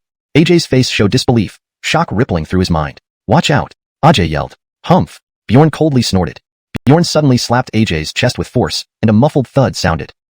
Injured, Ajay spat out blood and flew back. Simultaneously, Bjorn pursued swiftly, aiming another strike at Ajay's head. At the critical moment, Ajay tried to evade but was too slow. Crack! A crisp sound of bone breaking echoed as Ajay's left arm shattered, detaching from his body. In intense pain, Ajay spewed more blood, his complexion turning paler. Just then, Bjorn slashed down with his sword. Boom! Bjorn's ferocious sword cut Ajay into 2 pieces. SSS. He's too strong. One sword and an Marcel Lord is dead. Not only is he powerful, but he's also an alchemist. He truly is a god. Seeing this, everyone was dumbstruck, their eyes fixed on Bjorn with shock. Alliance leader, you're incredible. The human soldiers were ecstatic. Together they seized the outer region of the ancient Marcel realm. By the time Bjorn reached the interior of the ancient Marcel realm, countless 9 heavens profound Marcels, Marcel Lords, and even a half-step Marcel Venerable awaited him. Bjorn decisively charged toward the half-step Marcel Venerable with his sword, employing various potent Marcel arts. Each move contained terrifying power. Boom. After several clashes, neither side gained the upper hand. Human boy, you are indeed strong, but not enough to defeat me, the half-step Marcel Venerable Demon stated ominously. Bjorn remained indifferent. Is that so? The half-step Marcel Venerable Demon paused in surprise. Bjorn grinned sinisterly and then unleashed the Marcel sword technique. Buzz buzz buzz. Instantly, a gentle hum filled the air as a colossal bronze ancient sword appeared in Bjorn's hand, radiating a suffocating and chilling sword aura. What skill is this? It feels familiar. The half-step Marcel Venerable Demon wondered, his eyes widening. This is the Marcel art Marcel sword technique. The half-step Marcel Venerable Demon exclaimed in shock. Yes, exactly the Marcel art Marcel sword technique. Today, you must die, Bjorn declared coldly, his eyes brimming with murderous intent. Speaking, Bjorn rushed forward with his sword. The speed of the Marcel sword technique was incredibly terrifying, covering great distances instantly. In an instant, Bjorn approached the half-step Marcel Venerable Demon and thrust his sword forward, the imposing bronze giant sword erupting with a sky-splitting green glow. Boom boom. Terrified, the half-step Marcel Venerable Demon desperately parried, but it was futile against the overwhelming power, resulting in his complete collapse. A dazzling green explosion erupted like fireworks. Turbulent waves of horrifying energy spread, decimating buildings into ruins. Bjorn's single strike was immensely destructive. Ah! Piercing screams filled the air. Numerous demon soldiers died from the terrifying energy wave. How is this possible? A human possesses such terrifying power. The half-step Marcel Venerable Demon trembled in horror. Bjorn gave him a cold glance. Do you think I can't kill you now? This translation maintains the original tone and style, ensuring fluency and grammatical accuracy. It also preserves the paragraph structure and line breaks from the Chinese text, ensuring the storyline and logic remain coherent with previous content. Chapter 166. It's not certain who corn elves and who dies. Until the very end, it's not certain who lives and who dies. The half-step Marcel level demon race powerhouse snarled viciously. Upon finishing his sentence, the half-step Marcel level demon race powerhouse summoned his soul origin, frantically infusing it into the magic staff. Whoosh! The magic staff emitted an eerie purplish-red glow, followed by the sudden appearance of a blood-colored energy sphere filled with evil, releasing destructive ripples. The blood-colored energy sphere was enormous, covering a range of 100 meters. Bjorn's expression remained unchanged, a coldness flickering in his eyes. He said indifferently, a secret technique of the demon race? Huh. Whoosh! Bjorn curled his right finger into a claw, causing a dazzling blue-silver lightning flame to appear, instantly enveloping the blood-colored energy sphere. The blue-silver lightning flame was inherently suppressive against the blood-colored energy sphere. Hence Bjorn felt no fear at all. With a wave of his sleeve, the blue-silver lightning flame lunged forward, exploding with a bang and devouring the blood-colored energy sphere on the spot. What? Upon seeing this scene, the half-step Marcel level demon race powerhouse was instantly shocked. Boom! The blue-silver lightning flame exploded, instantly engulfing that blood-colored energy sphere. Ah! The explosion of the blood-colored energy sphere caused the half-step Marcel level demon race powerhouse to let out an ear-piercing scream. The aftershock of the blood-colored energy sphere's explosion was terrifying, instantly collapsing the surrounding ground, affecting countless soldiers. Alliance leader is invincible. The human race soldiers cheered, filled with excitement. Seeing this scene, the morale of the demon army plummeted, all revealing fearful expressions. Lord, what should be done with these soldiers? Should we exterminate them completely? Nick asked. Those who are not of our race will inevitably have ulterior motives. Eliminate them all, do not spare a single prisoner. Bjorn shook his head. Understood. Nick led the elite warriors of the human race to launch a massive slaughter of the demon race. Alliance leader is invincible. The human race warriors shouted. The demon army could not withstand the massacre by the elite human warriors, and was quickly forced back. Bjorn did not stay there, but ventured deeper into the ancient Marcel realm. Whoosh! Bjorn vanished, leaving behind a group of stunned soldiers. Deep within the ancient Marcel realm, a demon race Marcel-level powerhouse opened his eyes. Since you've come, show yourself. Upon hearing this, Bjorn did not hide, immediately appearing before him. Through conversation, Bjorn learned that this Marcel-level demon race powerhouse was named Maverick, and read of the demon race. However, it seemed the core members of the demon race were not here. Bjorn was too lazy to ask further and rapidly charged towards Maverick. Humph! A mere peak celestial lord dares to provoke this Marcel. Maverick coldly exclaimed. Boom! Without another word, Maverick immediately channeled Marcel essence power, condensing it into a blood-colored energy projectile, which rushed towards Bjorn with a deafening roar. The blood-colored energy projectile carried a mountain-overturning force towards Bjorn. At the moment of impact, a boom resounded, terrifying power instantly spreading, the void violently shaking as if an earthquake had occurred. Bjorn stood motionless, completely unharmed. This brat actually deflected my attack. No wonder he's so arrogant. Maverick exclaimed in surprise, clearly not expecting Bjorn's strength to be so formidable. Boom, boom, boom. The two engaged in intense battle, fighting ferociously, turning the sky dark. Maverick attempted using the icy fire dragon flames, but to no avail. They fought for 10 minutes straight. Brat, your cultivation is far inferior to this Marcel. Let's see how long you can last. Maverick said coldly. You underestimate me. Bjorn smirked coldly, then unleashed a flame energy ball fused from Trifecta True Fire and Black Saint Flame. What? Actually Trifecta True Fire and Black Saint Flame. Maverick turned pale. Both Trifecta True Fire and Black Saint Flame erupted simultaneously, the sight unimaginable. The terrifying burning power raged uncontrollably. Damn! Maverick yelled in horror, sensing death from the Trifecta True Fire. It's too late. Die! Bjorn roared, fiercely hurling the energy ball fused with Black Saint Flame at Maverick, faster and more powerful. Seeing this, Maverick immediately summoned a protective energy shield and activated his magic staff, preparing defensive techniques to avoid severe injury. Rumble! In the blink of an eye, the Black Saint Flame fused energy ball collided with the protective shield, exploding with a loud boom, the powerful shockwave forcing Maverick to spit out blood, his body shooting thousands of feet away like a cannonball. Maverick was astonished beyond belief, his body convulsing violently. As a Marcel-level powerhouse, he couldn't withstand Bjorn's Black Saint Flame fused energy ball. Bjorn's fists danced, and he condensed another Black Saint Flame energy ball, throwing it again. This Black Saint Flame energy ball was even more terrifying. This is impossible. Maverick was utterly bewildered. He'd never encountered such a formidable enemy. Bam! Another dull explosion rang out as Maverick spewed a mouthful of blood, his figure plummeting and crashing into a large pit. Who exactly is this guy? How old is he? Why is his strength so terrifying? Even a peak Marcel wouldn't achieve this level, right? Maverick stared at Bjorn fearfully, his eyes filled with dread. Maverick sensed the dangerous aura. Who are you? Reveal your name. This Marcel doesn't kill nameless younglings. Maverick asked sternly, extremely wary inside. Bjorn laughed mockingly. Who am I? Wait until you're dead. Then the king of hell will tell you on your way to the underworld. Filthy thing. This Marcel will turn you to ashes today. Maverick flew into a rage, abruptly channeling Marcel essence power, the overwhelming aura surging wildly. Seeing Maverick channeling his power, Bjorn frowned slightly, thinking to himself, 5th rank Marcel level? Unfortunately, it's still not enough. Without further ado, Bjorn performed the 9 stars heaven-breaking finger technique. Bjorn formed a hand seal with one hand, brilliant golden light flashing brilliantly, followed by a pointed finger, emitting an overwhelmingly powerful aura. Whoosh! A golden giant sword finger shot out, carrying a devastating force, unstoppable. What? Marcel Decree. Maverick turned pale. For a peak celestial lord to use an Marcel Decree was already rare, as mastering one required immense time and effort. But for a peak celestial lord to easily consecutively use multiple Marcel Decrees, how monstrous was that? How strong this Marcel Decree is. This is the most terrifying one I've ever seen. How old is he? To possess such terrifying power, this can't be just a peak celestial lord. He must be hiding his true cultivation. Maverick grew even more terrified, frantically activating Marcel Origin Stones, injecting power into his demonic artifact. Demonic artifact. Chop! Maverick roared, his face twisted with panic and terror. Chapter 167. A petty Marcel Venerable. The moment Cole finished speaking, the terrifying demon blade shot out to meet the domineering golden giant finger. The blade flashed with a destructive force that erupted outward. Rumble!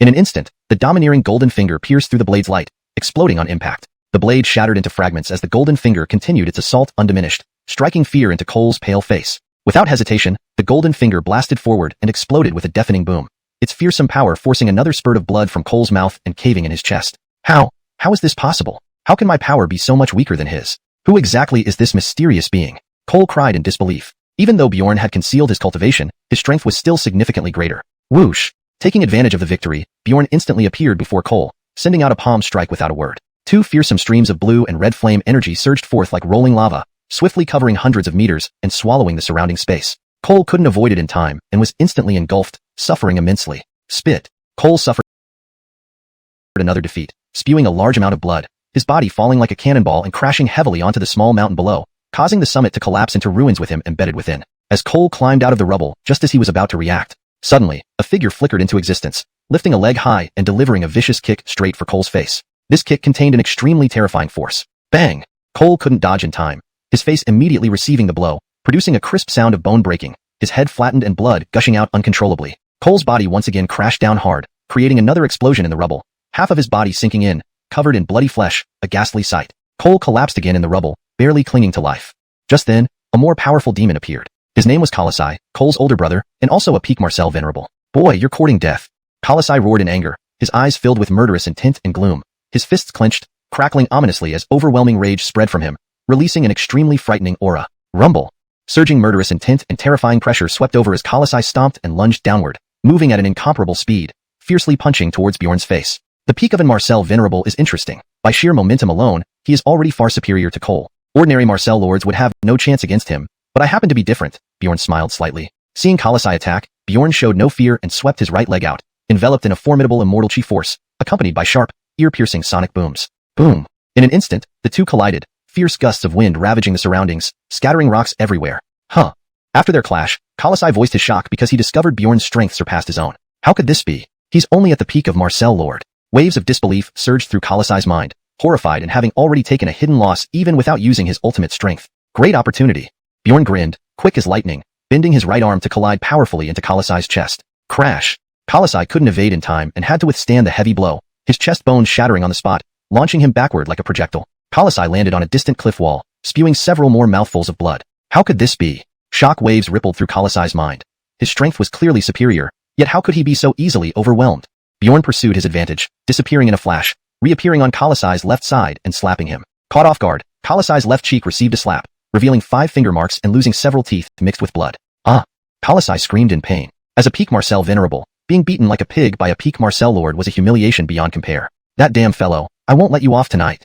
Colossi snarled ferociously, his features contorted in wrath. Bjorn sneered coldly, you won't get that chance. Your power isn't bad, but it's still too weak. Do you know what? To me, you're no different from an ant. With that, Bjorn vanished again. Boom boom. The two fought intensely, explosive clashes shaking the heavens, horrifying energy ripples expanding outward, violently trembling the void as if signaling the end of days. Though Bjorn's realm was lower, his physical form was exceptionally formidable, supplemented by various supernatural abilities, making up for the gap in realms. This guy, what's going on? Why is he so strong? Colossi was bewildered. Bjorn's displayed strength far exceeded his imagination. In the intense battle, Colossi sustained continuous injuries, covered in sword marks and drenched in blood. Each of Bjorn's attacks brought fatal threats to Colossi, even giving him a taste of death. If not for Colossi's Peak Marcel Venerable physical strength, he would have died multiple times over. Colossi's pride refused to yield, thoroughly enraged by Bjorn. Biting his teeth, Colossi suddenly bellowed upward, a faint purple glow spreading from his throat and quickly forming 13 ancient, black spears behind him. These spears possessed soul power, reaching the Marcel tier level. Boom! Colossi roared, and the 13 dark spears simultaneously burst through the air, carrying a force capable of tearing apart the atmosphere. Terrifying indeed. Seeing this, Bjorn merely shook his head in contempt. The martial art that Colossi used was a unique legacy of their Achaya family, a very powerful martial technique.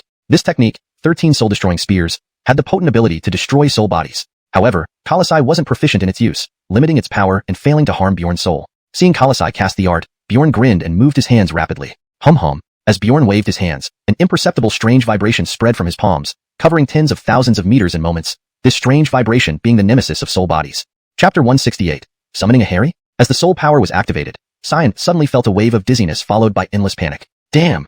Cyan's face turned pale as his heart raced, and an intense fear began to spread within him. In an instant, Bjorn flashed in front of Cyan without a word and immediately struck with his hand. Smack! The crisp sound of a slap echoed clearly, and Cyan's face instantly swelled up red. You little bastard, I'll kill you!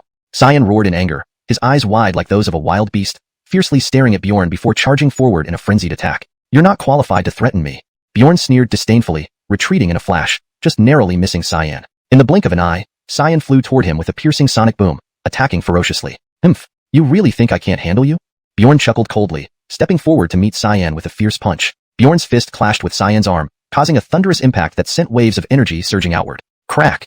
The sound of bones breaking came from Cyan's right arm, his face contorting in pain as beads of sweat formed on his forehead. One punch left Cyan's right arm dislocated, the intense pain almost making him faint. Your physical body is trash? Bjorn scorned, lunging forward again with another punch aimed at Cyan's abdomen. Cyan, terrified, instinctively leaned to the side, narrowly avoiding the punch. At the same time, Bjorn abruptly kicked out, striking Cyan's groin with precise control to ensure he wouldn't be permanently disabled. Reacting too slowly, Cyan couldn't evade.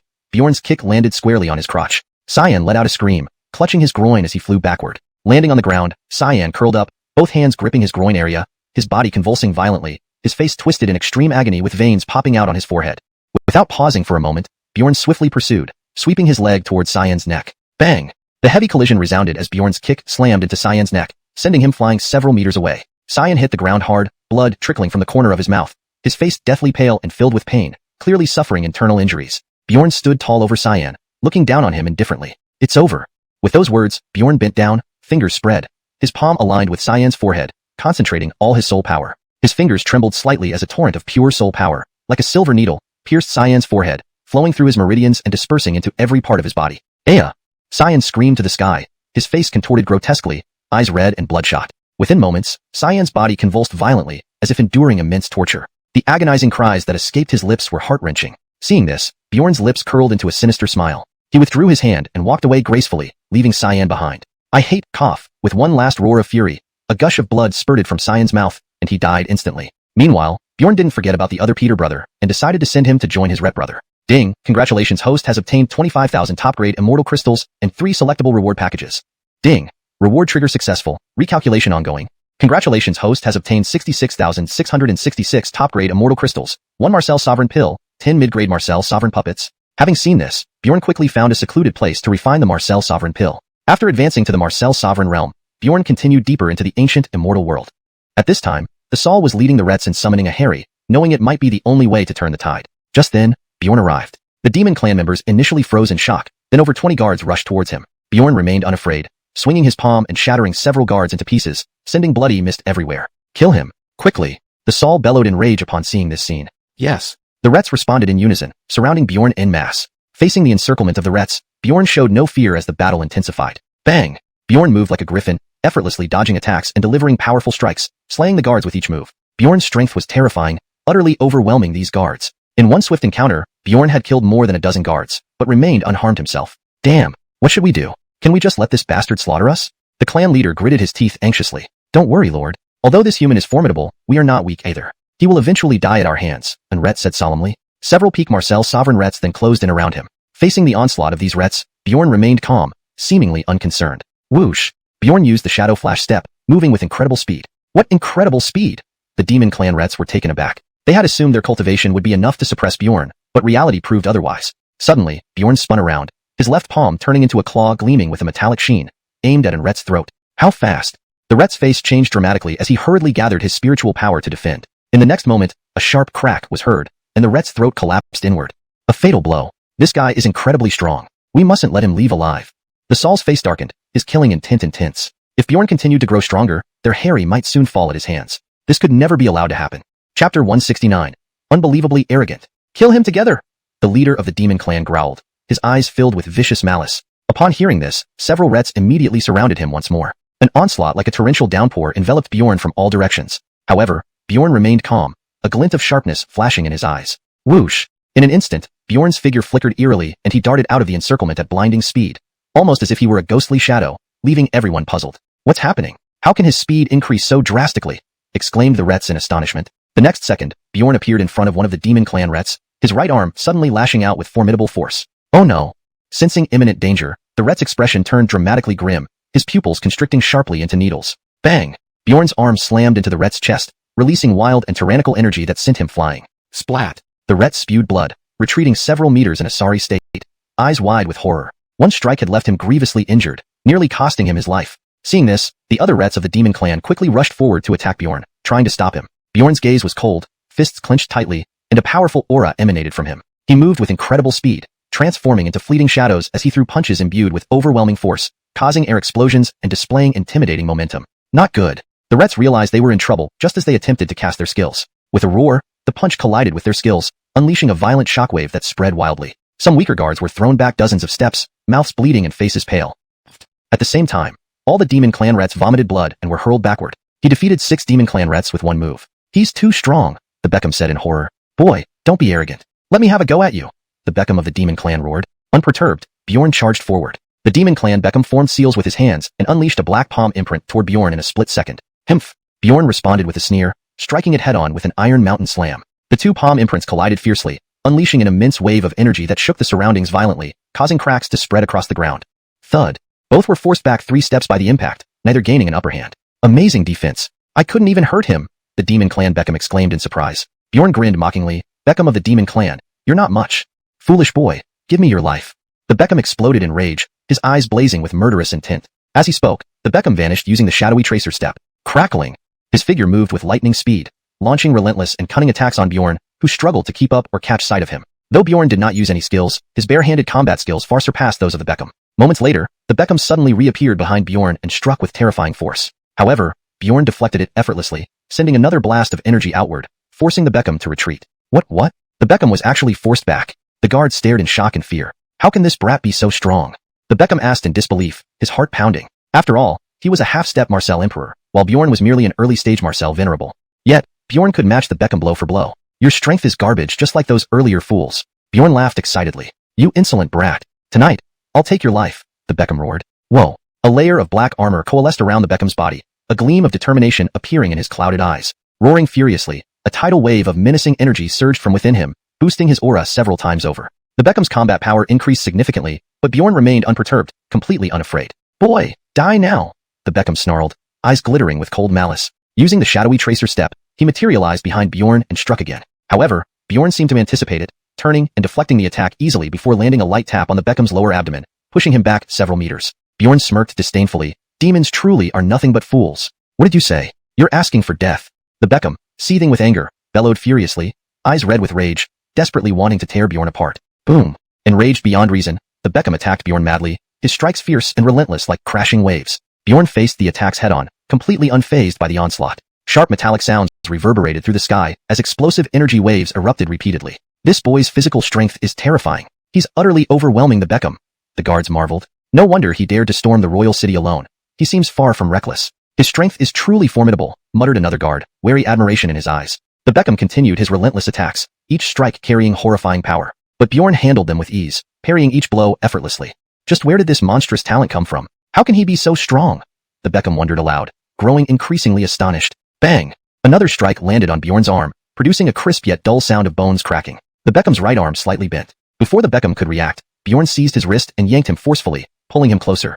Hashtag Chapter 170. Desperate struggle. The Apollo of the Demon Clan had not even reacted when a bone-crushing sound erupted from his left shoulder, followed by excruciating pain that spread throughout his body, causing him to scream in agony. Bjorn kicked the Apollo's chest with force, sending him flying into the palace wall. Crack!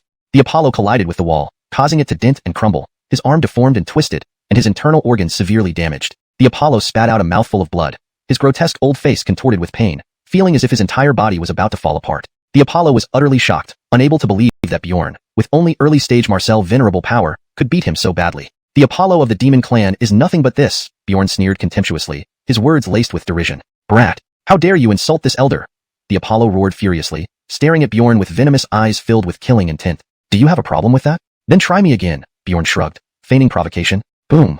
The Apollo rushed forward with overwhelming momentum, his speed several times faster than before. Bjorn remained calm, standing still until the Apollo was 10 yards away. Then he slowly extended his index finger and casually tapped outward, seemingly an indifferent attack. Bjorn's finger moved swiftly like lightning. Just as the Apollo was about to attack, he was struck by Bjorn's finger, causing his protective aura to shatter instantly. A bloody hole exploded in the Apollo's chest, spraying blood profusely. One move to subdue the enemy. The Apollo coughed up a large mouthful of bright red blood, his face pale as paper. Injured so severely in one move by Bjorn, the Apollo was terrified, his heart surging with fear. Bjorn sneered disdainfully. A piece of trash like you should not embarrass yourself in front of me. Get lost, or you won't have a chance to leave. Hearing the word trash, all the Demon Clan rats and guards were infuriated. Brat! Today, even if this elder dies here, I will never let you go. The Apollo gritted his teeth, his face hideously distorted. The Apollo thought to himself, Brat! You underestimate the power of the Demon Clan's grand formation. I'll let you taste its might. As soon as he finished speaking, a pitch-black light column shot up from the center of the Demon Clan Holy Hall, piercing through the 9 heavens. The vast spiritual energy waves radiated like a storm, astonishingly powerful ripples spreading out uncontrollably. A formation? Bjorn observed calmly as he watched the black light column rise. Bjorn guessed that the Demon Clan Holy Hall was equipped with a defensive grand formation built by the Apollo, who, given his status, would have many precious materials crafted into treasures. Suddenly, the Apollo made hand seals, casting a strange mark into the floor of the Demon Clan Holy Hall, which then vanished. Rumble! Accompanied by a deafening thunderclap, the black light column in the sky abruptly spun, releasing dazzling purple-gold light, splendid and blinding. At the same time, the entire world trembled violently, the earth cracking open, presenting a terrifying scene. Seeing this, Bjorn remained remarkably composed, having already sensed the hidden danger in the floor. In an instant, a massive Bagua symbol appeared in the surrounding void, emitting an extremely tyrannical spiritual energy fluctuation. The Apollo grinned coldly. Brat, This grand formation is called the Marcel Slaying Formation. It took me nearly a century to perfect. Its power is immense, capable of destroying any life under the Marcel Emperor realm. The Apollo was incredibly confident in this formation. Oh, so after 100 years of effort, this is all you've got? Pretty pathetic, Bjorn said disdainfully. You? Hearing this, the Apollo's old face flushed with indignation, almost spitting blood in anger. The Marcel Slaying Formation was the Demon Clan's guardian formation. Although it had not reached its peak state, its power was still terrifyingly formidable, renowned throughout the demon world. But Bjorn looked down on it, making the Apollo furious. Brat, this elder will make you vanish into ashes, the Apollo roared, his eyes filled with utmost malice. Hum. An ancient stone tablet appeared in mid-air, floating above the Apollo. The Apollo rapidly made hand seals, injecting a thread of milky white essence into the ancient stone tablet. Instantly, intricate and obscure runes emerged, intertwining on the surface of the stone tablet, eventually coalescing into a massive formation diagram. As the Apollo ceased making hand seals, the huge formation diagram burst forth like a living entity, spreading out in all directions. Within moments, the area within hundreds of meters was covered by the formation diagram. The Apollo coldly shouted, Marcel Slaying Soul-Destroying Killing Array, activate. Instantaneously, the formation diagram emitted a brilliant, blinding crimson beam of light, shooting wildly towards the sky. Wherever it passed, everything was obliterated, space rupturing layer by layer, creating a visually shocking spectacle. Boom boom boom. Crimson beams of light poured down endlessly, covering the sky and earth. Bjorn did not retreat, firmly planting his feet, his body enveloped in a layer of vermilion golden glow. His right fist clenched tightly, infused with terrifying power, as he swung fiercely. A series of dull collision sounds echoed through the air, each impact causing the crimson beams to explode, the violent aftermath sweeping across the ground, layers of earth collapsing, rocks soaring into the sky. The crimson beams fell densely like rain, endless, while Bjorn continuously punched, creating a multitude of shadowy punches. Each punch carried the power of a tempest, striking the crimson beams, resulting in continuous deafening explosions. Terrifying energy fluctuations surged in all directions. After a brief confrontation, both were evenly matched, neither able to gain an upper hand. The Apollo was inwardly amazed. Bjorn was only an early-stage Marcel Venerable, yet his combat power surpassed his own. What was going on? Could he be hiding his true strength? Thinking of this, the Apollo's brows furrowed. Then he showed a fierce look, coldly saying, Humph. Even if you're hiding your strength, what can you do? This elder can tire you out. The Apollo's deep-set eyes flashed with a bloodthirsty gleam as he continued channeling his energy into the formation. An even more frenzied energy fluctuation suddenly spread, enveloping the entire Demon Clan Holy Hall. In the next second, countless blood-red sword blades tore through the void, plummeting down in a dense swarm, covering the sky, a spectacular scene. Bjorn clasped his hands together, quickly forming esoteric seals, slapping them onto the Dragon King's statue behind him. Roar! The Dragon King's statue let out a long, piercing roar, producing a bright golden light column that pierced through the earth, forming a vivid golden dragon hovering in the air. Chapter 171. Borrowed power is ultimately fake. Seeing the golden dragon spiraling in the void, the Demon Clan members felt an inexplicable pressure. Shatter! Bjorn roared furiously, his veins bulging as he swung the golden dragon with all his might toward the Demon Clan's holy hall. The deafening explosion shook the earth and sky, causing the entire Demon Clan's holy hall to explode in a thunderous blast. Boom! The blood-red beams in the sky shattered upon impact with the golden dragon, transforming into a violent storm of sword chi that swept across the sky, overwhelming and suffocating. Witnessing this terrifying scene, the demon cultivators gasped in horror, cold sweat running down their spines, their livers and gallbladders almost torn apart from fear, losing their souls. Next, the golden dragon smashed into the Demon Clan's holy hall, instantly reducing it to fragments, turning it into countless wooden shreds drifting in the air. The Apollo of the Demon Clan spat out a large mouthful of blood and stumbled back several steps. The damn brat! The Apollo cursed angrily, his face darkening to its utmost extent. What kind of skill is this? So powerful. The Demon Clan members were secretly shocked by the destroyed palace. Wiping the blood from the corner of his mouth, the Apollo's eyes filled with resentment and hatred. Through clenched teeth, he snarled, The Xuanhuan kill array is our Demon Clan's most formidable array. You dare to talk about killing this ret with such crude power? Pure delusion. With these words, the Apollo reactivated the ancient stone tablet, casting it into the sky using secret techniques. The moment the ancient stone tablet was released, the heavens abruptly darkened. Dark clouds gathered, lightning arcs darted, and howling winds surged. Everything plunged into darkness, so pitch black that one couldn't see their hand in front of their face, mixed with eerie scarlet light that sent chills down everyone's spine. The surface of the ancient stone tablet glowed with menacing inscriptions, emitting dazzling blood-red light like a blood moon, captivating yet horrifying. Xuanhuan kill array, activate. The Apollo commanded in a low voice, sending the stone tablet soaring like a meteor straight towards Bjorn. Its speed was so fast there was no time to dodge. Yet, Bjorn remained calm. Bang! Bjorn unleashed a palm strike, confronting the ancient stone tablet head-on. The stone tablet hummed under the intense resistance, then slowly descended. Meanwhile, the dark sky suddenly turned pitch black, accompanied by sudden thunder. Scarlet lightning split the dark sky, illuminating the entire world. Rumble. Next, 9 thick scarlet lightning bolts descended with tremendous force, swallowing mountains and rivers, an awe-inspiring sight. Bjorn aimed a single palm at the 9 scarlet lightning bolts, pushing forward with disdain. Not worth a hit. A terrifying surge of energy erupted like a prehistoric beast, shaking the entire demon territory with deafening explosions. The 9 scarlet lightning bolts vanished in an instant. PFF. Just as the terrifying lightning disappeared, the Apollo opened his mouth and sprayed a huge mist of blood, flying backward. Apollo. The demon clan disciples were stunned, panic-stricken. Bjorn smirked. Apollo of the demon clan, you're no good either. Bastard. You. Furious and breathless, the Apollo fainted from anger. Staring in shock at Bjorn dealing a critical blow to the Apollo, the demon clan's high-ranking officials were utterly terrified. A semi-Marcel emperor was injured by a beginner Marcel venerable, a scene too incredible to believe if not seen firsthand. Looking at the unconscious Apollo, Bjorn said coldly, "Today, all of you must die." Hearing this, the demon clan's leaders turned ashen, furious but also fearing Bjorn's strength. At that moment, a massive, imposing figure fell from the sky. It directly merged into the demon clan's leader, whose power instantly skyrocketed from early-stage Marcel Emperor to peak-stage Marcel Emperor. "Boy, I'll show you the power borrowed from His Majesty the Hairy." The Adamir growled, his face twisted with a killing aura. Without another word, he clasped his hands together in a seal. The surrounding spiritual energy rushed towards him, quickly forming a blood-red magic array. The moment he opened his eyes, the blood-red array shimmered brilliantly, exuding a tyrannical and eerie aura that made souls tremble. Zhujian Kill Array, exterminate heaven and earth. The Adamir's eyes turned crimson as he howled upwards hoarsely. With his shout, the blood-red array patterns spread like tidal waves over the entire Pier City, touching and exploding upon contact, extraordinarily perilous. Interesting. It seems your so-called Harry must be in existence from the higher realms, Bjorn deduced. The Adamir moved his hands, guiding the blood-red array patterns upward, creating a blood-red diagram covering the entire sky. Rumble. Suddenly, thunder rumbled, fierce winds howled, dark clouds covered the sky, and a deathly aura permeated the dim heavens, resembling an apocalypse. As the heavens shook, a colossal hand emerged from the sky, emitting a heart-wrenching force. Unfazed, Bjorn leaped into the sky, launching a punch. Crimson flames condensed around his fist, burning hot enough to incinerate space itself. Immense energy tore open a crack hundreds of meters long in the sky, unleashing extreme, berserk force. Boom. Fist met claw, exploding on impact. Destructive energy ripples spread out, causing the earth to collapse and space to twist and rupture within thousands of feet, like the end of the world. At the moment the two forces collided, the Adamir staggered back several steps before stabilizing himself. How can this guy be so strong?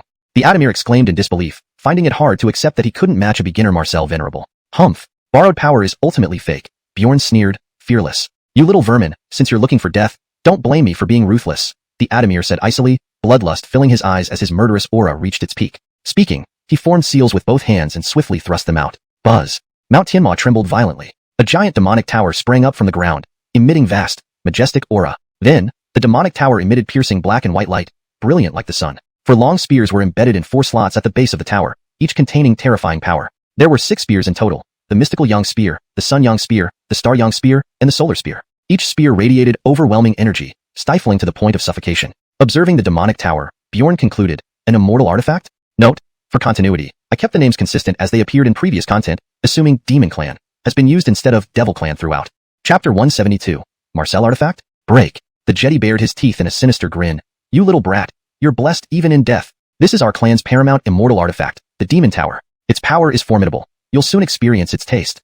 Upon hearing these words, the Demon Clan members cheered excitedly. Demon Tower? It doesn't look like much, Bjorn squinted his eyes. At this moment, 4 long spears shot out from the base of the Demon Tower, piercing through the air with a sharp, deafening sound. They moved so fast they were immediately upon Bjorn. As the spears passed through space, it seemed to tear open, showcasing the terrifying energy they contained. Trifling skills, Bjorn smirked disdainfully, completely disregarding them. Seeing Bjorn's arrogant and audacious demeanor, the Jedi roared in anger. Damn bastard. Wait until I use dragon-slaying formula to take your life. With that, the Jedi swiftly made hand seals and channeled his true essence into the Demon Tower. Buzz buzz. The Demon Tower emitted light and instantly transformed into a black beam, shooting up into the sky before disappearing. Bjorn easily avoided the spear attack, then extended his arms and bent his fingers, gripping 5 sharp spears as if they were tiger claws. Break. Bjorn lightly commanded, using force to twist the spears in opposite directions. The spears were forcibly broken into several pieces, turning into scrap. What? The Jedi and others stared wide-eyed, their hearts almost stopping. These were immortal-grade weapons and had been broken so effortlessly. Just as the Demon Clan was stunned, an abrupt and chilling sword whine echoed across the 8 desolates, causing one's heart to race. An icy, bone-chilling killing aura swept through the entire sky.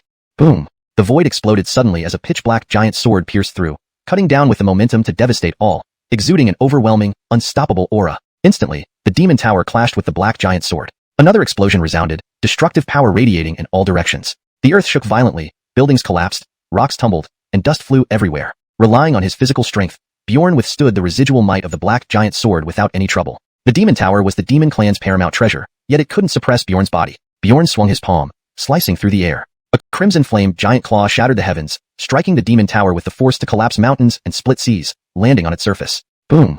A heavy explosion echoed, fierce energy raging mercilessly, swallowing everything around. The demon tower was blasted away, crashing into the demon army, causing widespread devastation and numerous casualties among the demon cultivators. The Jedi and others were deeply shocked, drawing sharp breaths in terror. To destroy the demon tower with just one move was unimaginable. Chief of the demon clan, do you still want to fight? Bjorn asked coldly. The Jedi glared at Bjorn through gritted teeth, wishing he could swallow him alive. Enraged, the Jedi summoned the second immortal artifact, 7-Kill Demon Blade. The 7-Kill Demon Blade was a sacred artifact of the demon clan, rumored to be personally forged by the founding ancestor of demons. It had the ability to destroy heaven and earth, used by peak Marcel emperors. The Jedi formed a hand seal, and the 7-Kill Demon Blade emitted blinding blood-red light, shooting towards Bjorn. The Jedi held nothing back, channeling full power into the immortal artifact, making its might even more terrifying, a tidal wave of murderous aura sweeping all directions. Whoosh! The 7-Kill Demon Blade sliced through the sky, attacking Bjorn with unmatched force. Seeing this, Bjorn showed only contempt, then threw a punch. His fist met the 7-Kill Demon Blade head-on, emitting a low collision sound. Wild energy ripples spread out, shaking the space violently. Crack!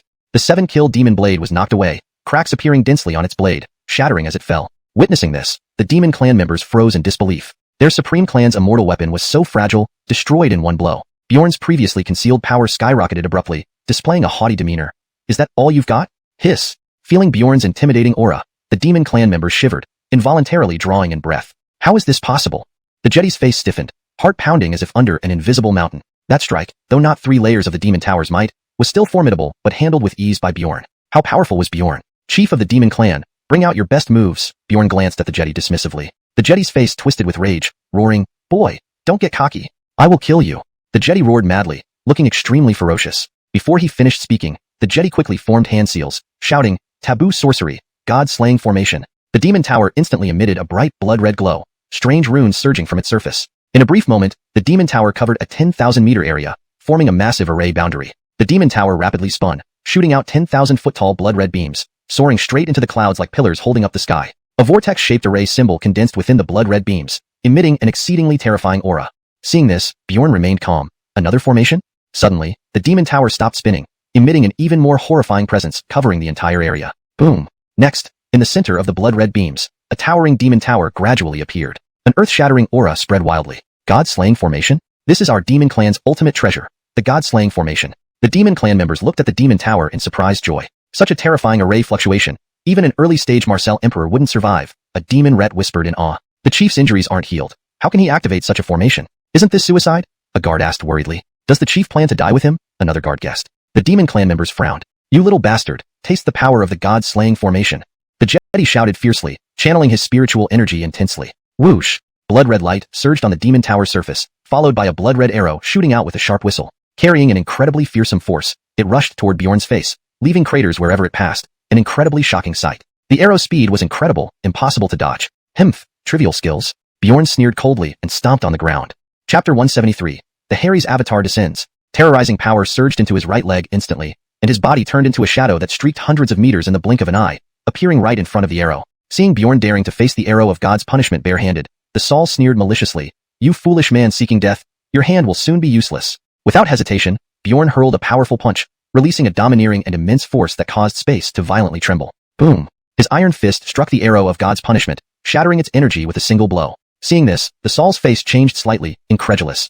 This guy can actually counter the attack of the arrow of God's punishment head-on. At that moment, Bjorn suddenly grabbed the arrow of God's punishment, his veins bulging on his arm. With a mighty flick, the arrow flew out of his hand, turning into a blood-red streak tearing through the air, emitting a sharp sonic boom, and finally piercing through a towering mountain. Boom! The mountain instantly shattered into ashes, a spectacular sight. So terrifying strength. Everyone was shocked speechless by this scene, hearts trembling incessantly. Bjorn's physical strength was simply formidable beyond imagination. What is this boy's background? Why is his physical strength so incredible, completely exceeding my understanding? The Saul was increasingly stunned. Bjorn smirked. It looks like the Saul has only this much capability. How about I give you another chance to show your strongest move? Hearing Bjorn's words, the Saul nearly spat blood, furious until he almost burst, snarling, Corneltal bastard, since you're so arrogant, I'll let you experience despair today. Boom! The moment the Saul finished speaking, the demonic tower erupted once again with blinding crimson light, shaking violently and releasing terrifying energy.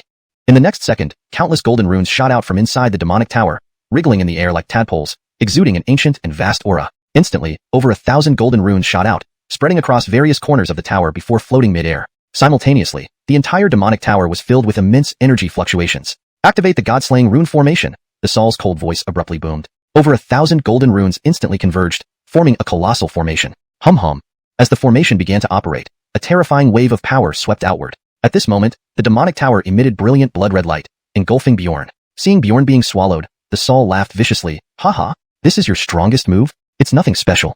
Just then, a mocking voice entered the Sol's mind, making him freeze. Who? The Sol's face changed drastically. Bjorn's cold voice echoed. Guess who? It's you. How could this be? Hearing Bjorn's voice, the Sol immediately reacted, angrily shouting. Bjorn shot out of the demonic tower like lightning, condensing blue-white lightning power in his right palm, striking towards the Sol's chest with irresistible force. Damn it! The Sol cursed, hastily swinging his sword to intercept. Rip!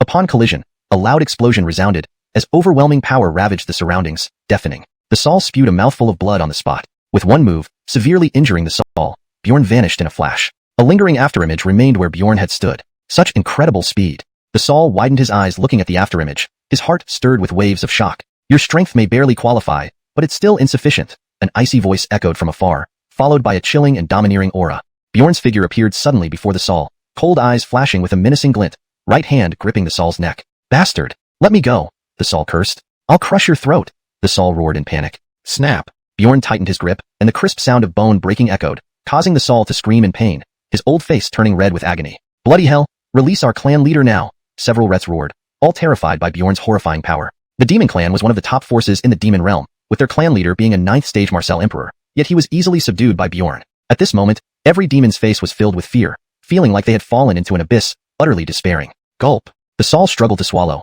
eyes wide with terror, asking, Sir, who are you? We don't have any grievances, do we? Bjorn gave no explanation. Seeing Bjorn's decisiveness, the Sol decided to fight to the death, eyes flashing dangerously, gritting his teeth. Boy, don't push us too far. When you attacked the Marcel realm, did you consider it pushing too far? Bjorn said indifferently, pressing his left hand through the air. Wah.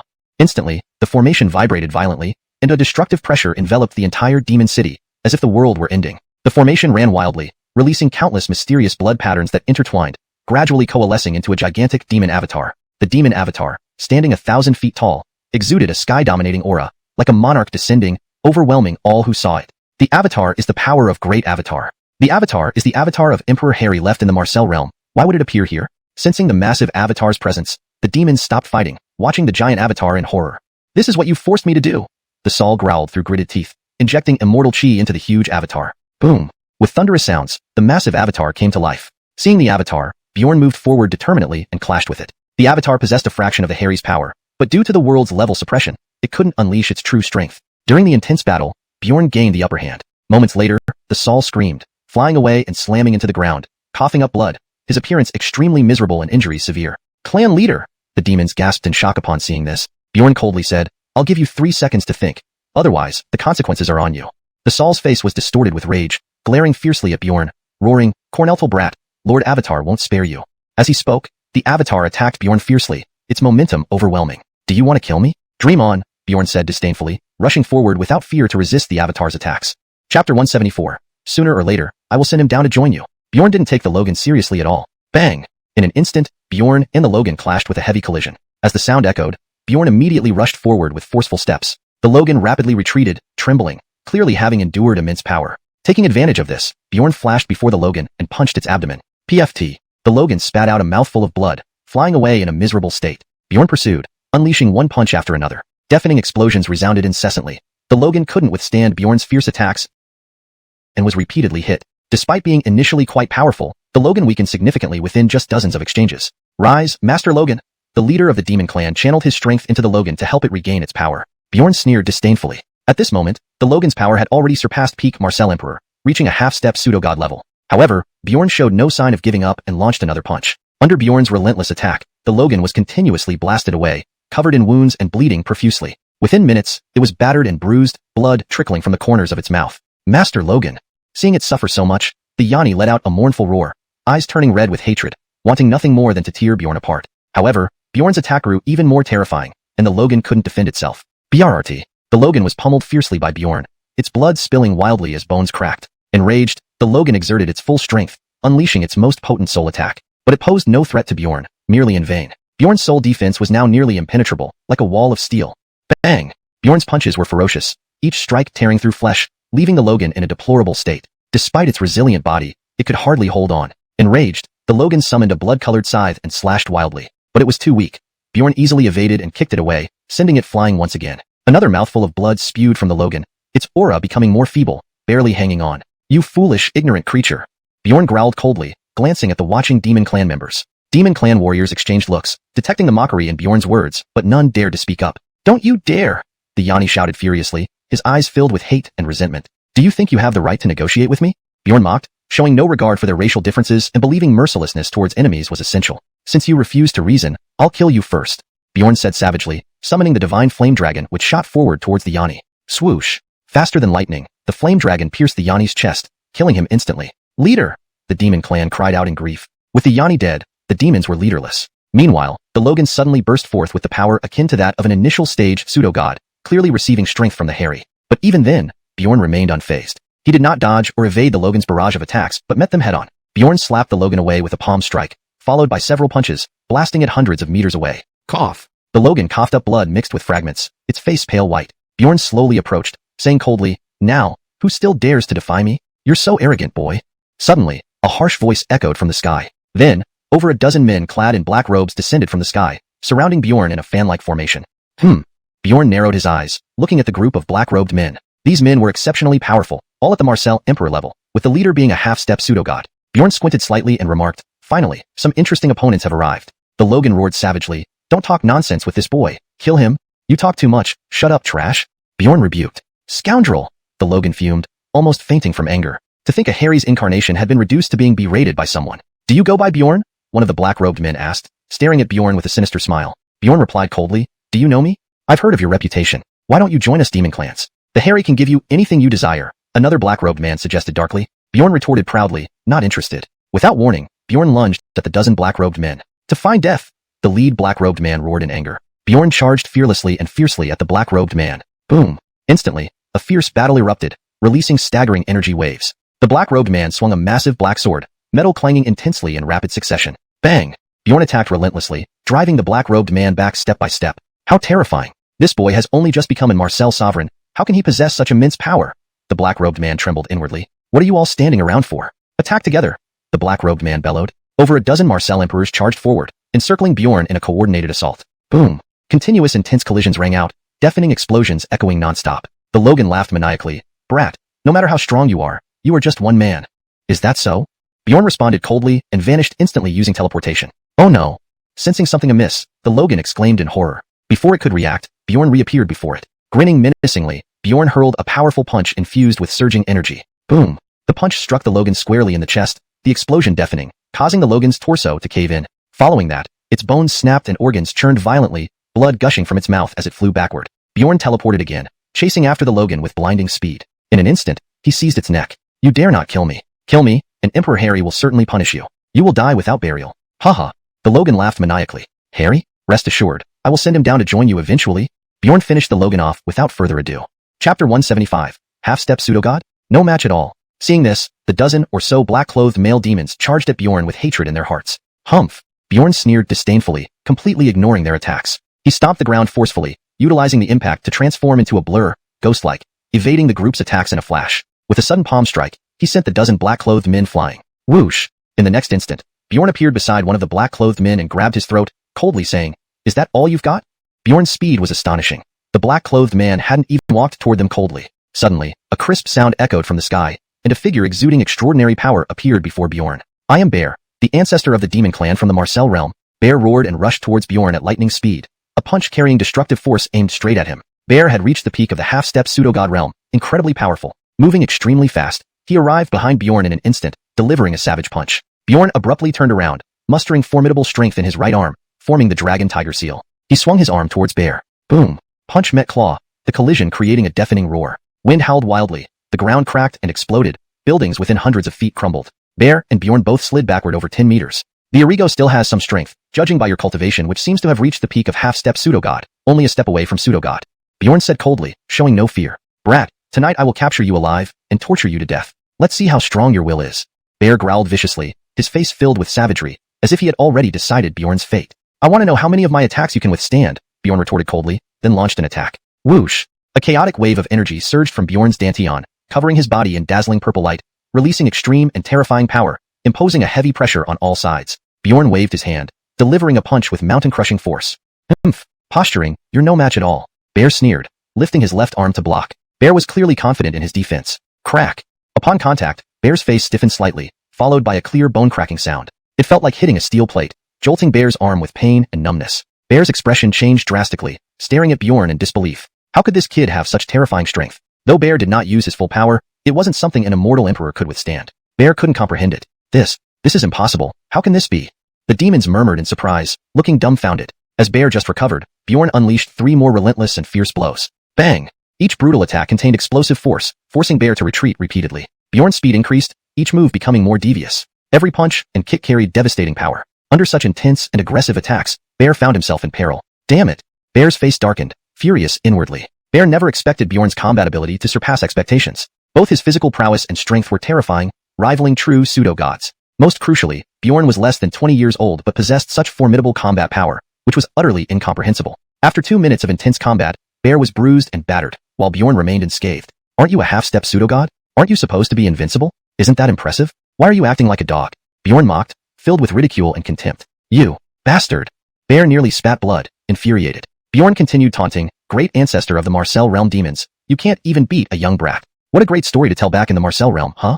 Corneltal beast, stop gloating. Bear snarled, bursting into a frenzy, launching a storm of savage attacks. Whoosh! Instantly, Bjorn's eyes gleamed with golden brilliance, his fighting spirit soaring as he rallied all his strength and fought back fiercely. The two instantly engaged in intense combat, with Bear entirely on the defensive, being suppressed by Bjorn. Bjorn's combat techniques were exceptionally skilled, each attack flawlessly precise, making it impossible to defend against. Brat, try catching this move from me. Bear roared furiously. Wouldn't dare?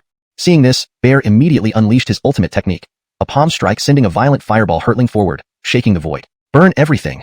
Bear shouted, increasing the speed of the fireball, which approached in a blink. Chapter 176, Dare to Battle Me. Boom! As the fireball surged towards him, Bjorn remained motionless. He let the fireball hit him without a single hair on his body being harmed. What? Apsel exclaimed in shock, his pupils constricting. Suddenly, Bjorn vanished into thin air. In the next second, Bjorn reappeared behind Apsel and struck him with a powerful punch to the back. So this is your ultimate move? It doesn't seem that impressive.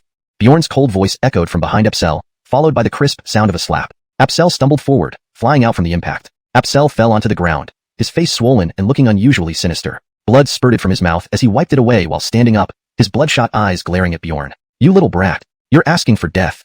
Apsel was thoroughly enraged, surging with overwhelming killing intent. Apsel's figure flickered and vanished like a ghost, reappearing above Bjorn. His fists gathered immense power and came crashing down fiercely, burning with scorching blue-white flames, causing a suffocating atmosphere. Apsel practiced the blazing demon fist technique. In a flash, Apsel's fist tore through the air with a sharp, ear-piercing sound. This strike alone was enough to crush an enormous mountain effortlessly, with terrifying force. Apsel was confident that this punch would either critically injure or even kill Bjorn. After all, they had been practicing for centuries, their bodies long fused as one. This guy does have some skills, but he's still not quite up to my level. Bjorn grinned mockingly, completely disregarding Apsel. He then channeled sacred soul power into his right arm. Bjorn stepped forward, forcefully repelling Apsel's fists and using the momentum to leap into the air, performing a mid-air somersault before delivering a devastating palm strike aimed at Apsel's chest. This attack was even more formidable. Bjorn's palm struck Apsel's chest precisely, a dull explosion resounding. Apsel spat out a mouthful of black blood and crashed heavily into the square like a cannonball. Bjorn's strength surpassed Apsel's expectations. A single blow had already wounded him. Hiss! The spectators, consisting of various demon races, drew in sharp breaths, their faces pale and trembling, their hearts tumultuous. Apsel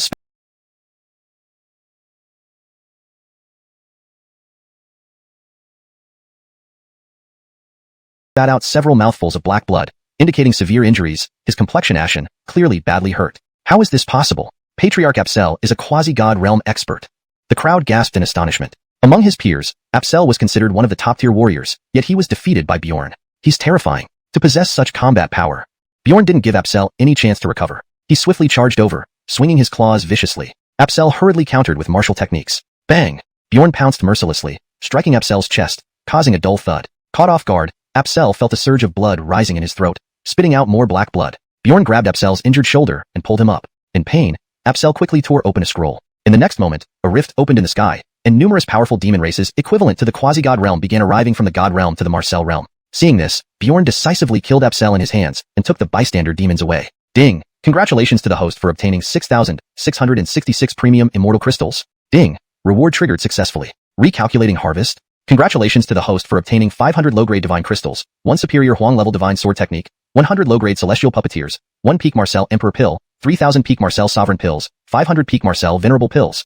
Superior Huang level? Could this be a cultivation method from the God realm? Without hesitation, Bjorn swallowed the peak Marcel Emperor pill. This time it metabolized exceptionally fast, instantly elevating Bjorn's cultivation to the peak Marcel Emperor stage. Meanwhile, all the demons from the God realm below had arrived and stood in formation. Leading them was a peak quasi-God realm demon named Hallam. Hallam, seeing Bjorn effortlessly annihilate the Marcel realm demons, seethed with rage. So you're just a mere insect.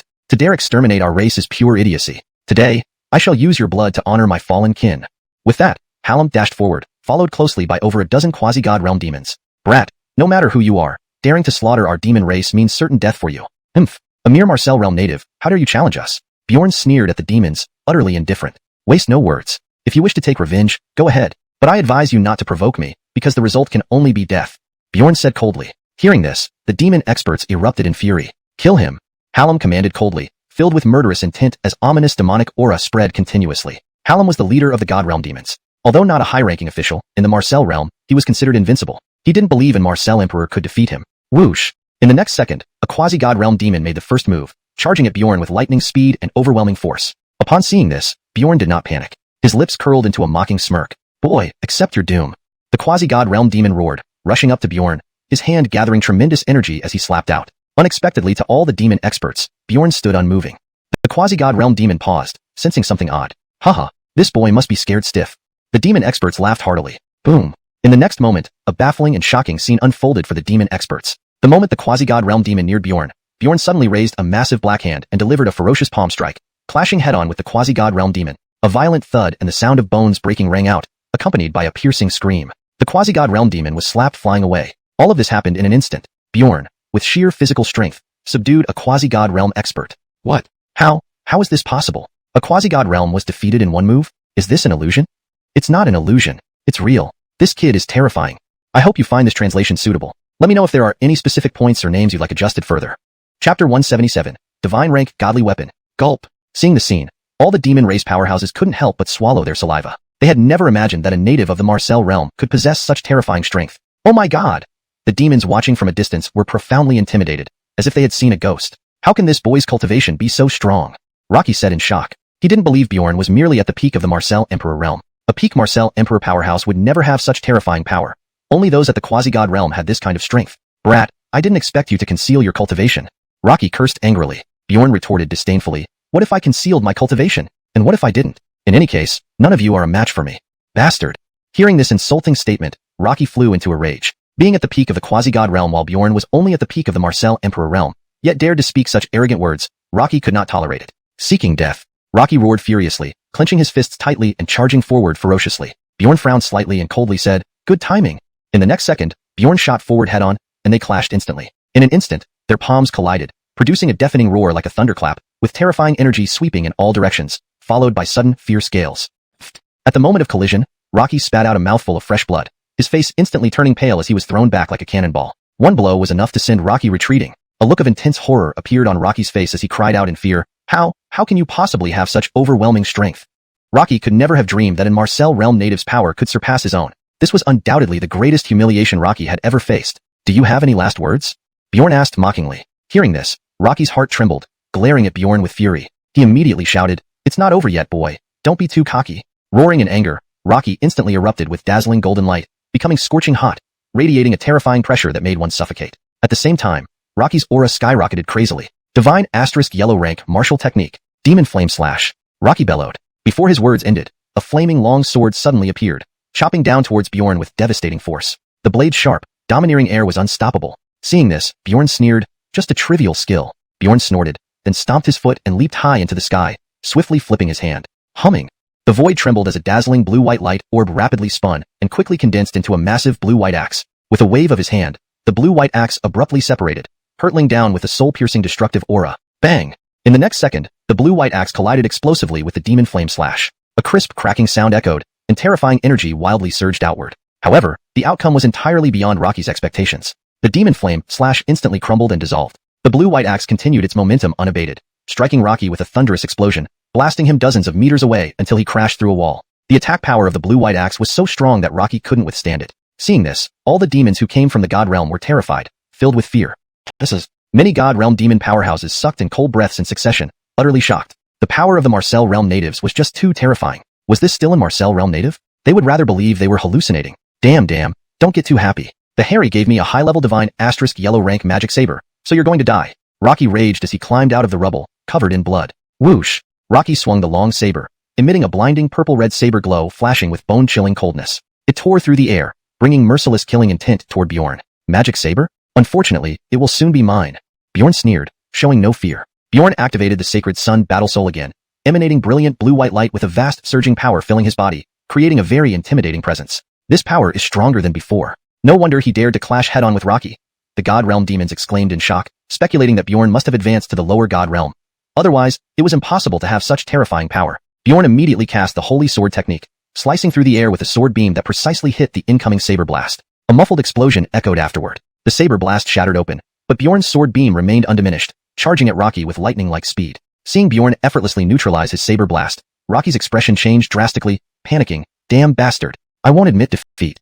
Whoosh. Rocky hastily dodged Bjorn's sword beam, but he was still a split second too slow, leaving a grotesque bloody mark on his shoulder. Rocky's heart twitched violently as he gritted his teeth. Damn it. Who the hell is this guy? His strength is just too terrifying. Rocky was completely dumbfounded. He had originally planned to win with his formidable strength, but reality dealt him a heavy blow. Bjorn spoke coldly, since you won't admit defeat, let's continue. With that, Bjorn curled his right arm into a claw and swung forcefully. A sharp sonic boom suddenly sounded as a blue-white energy ripple roared out like a flood, carrying a frightening momentum. In an instant, the blue-white energy ripple approached Rocky at an unimaginable speed, making it impossible to evade. Oh no! Realizing danger was approaching, Rocky's face changed dramatically, his heart rising with a strong sense of unease. High-level divine * yellow rank martial technique. 9 demonic shadows / Terrified, Rocky instantly unleashed his divine technique. A series of piercing collision and tearing sounds followed. The blue-white energy ripple instantly devoured Rocky,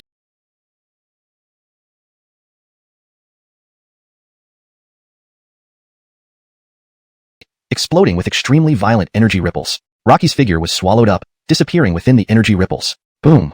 After a moment, a series of deafening explosions shook the entire ancient Marcel realm violently. As the dust gradually settled, Rocky's figure reappeared, but his clothes were tattered and he looked extremely disheveled. At this point, Rocky was unkempt and miserable, severely injured, exposing white bones on his chest. Chapter 178. A single move nearly instantly killed a lower god. Despite possessing peak pseudo-god cultivation, Simon was defeated by Bjorn, who was merely at the peak Marcel Emperor realm. If he hadn't promptly used his divine ability to defend himself, Simon would have undoubtedly perished. Bjorn slowly landed in front of Simon and said indifferently, "You have no more chances." Sikalasi swallowed hard, his eyes filled with terror and dread. He couldn't believe there existed someone as terrifying as Bjorn in the Marcel world. Simon knew he wasn't a match for Bjorn. He even suspected that Bjorn might be hiding his true strength. Otherwise, how could he be so powerful? "What do you want to let me go?" Simon gritted his teeth and asked, clearly showing his fear. "Tell me the information about the Harris." Bjorn said coldly, his tone unusually icy. Simon's face stiffened, his heart filled with anxiety, afraid of provoking Bjorn and suffering merciless slaughter. "It seems you don't wish to." Bjorn shook his head, then raised his palm, curling his fingers into a tight fist, and said coldly, "In that case, you can only die." Just as Bjorn spoke, he began to gather an enormous amount of energy between his hands. "Hold it." Suddenly, a rebuke sounded from afar, followed by a cacophony of noise. Accompanied by a flash of black, a Carmelo appeared. "Brother." Upon seeing the newcomer, Simon's face lit up with joy and quickly ran to the Carmelo. The Carmelo was none other than Simon's ret brother, Granville, who had achieved the power level of a near lower god. Through this encounter, Bjorn learned that the realms in the divine world were divided into pseudo-god, lower god, middle god, upper god, true god, celestial god. Looking at Granville, Bjorn felt not fear but a surge of battle lust. "Finally, I've met a worthy opponent. Come, let me see what you're made of." Bjorn grinned, his fighting spirit ignited. Hearing such arrogant and overbearing words, Granville's gaze darkened immediately, and he roared coldly, "Brat, you're asking for death." Without warning, Granville lashed out, stomping his right foot on the ground. With a thunderous bang, his body shot out like an arrow, leaving a pitch-black afterimage. Buzz. In an instant, Granville unleashed terrifying soul power and star soul power, rapidly covering the entire ancient Marcel realm. Any movement within 10 miles was under his scrutiny. Bjorn squinted, watching the charging Granville without a hint of worry. He had anticipated this move. Boom. In the blink of an eye, Granville launched the first attack. A whip-like leg sweep aimed ruthlessly at Bjorn's head. Bjorn caught Granville's sweeping leg with one hand, and twisted it with his other hand. Crack!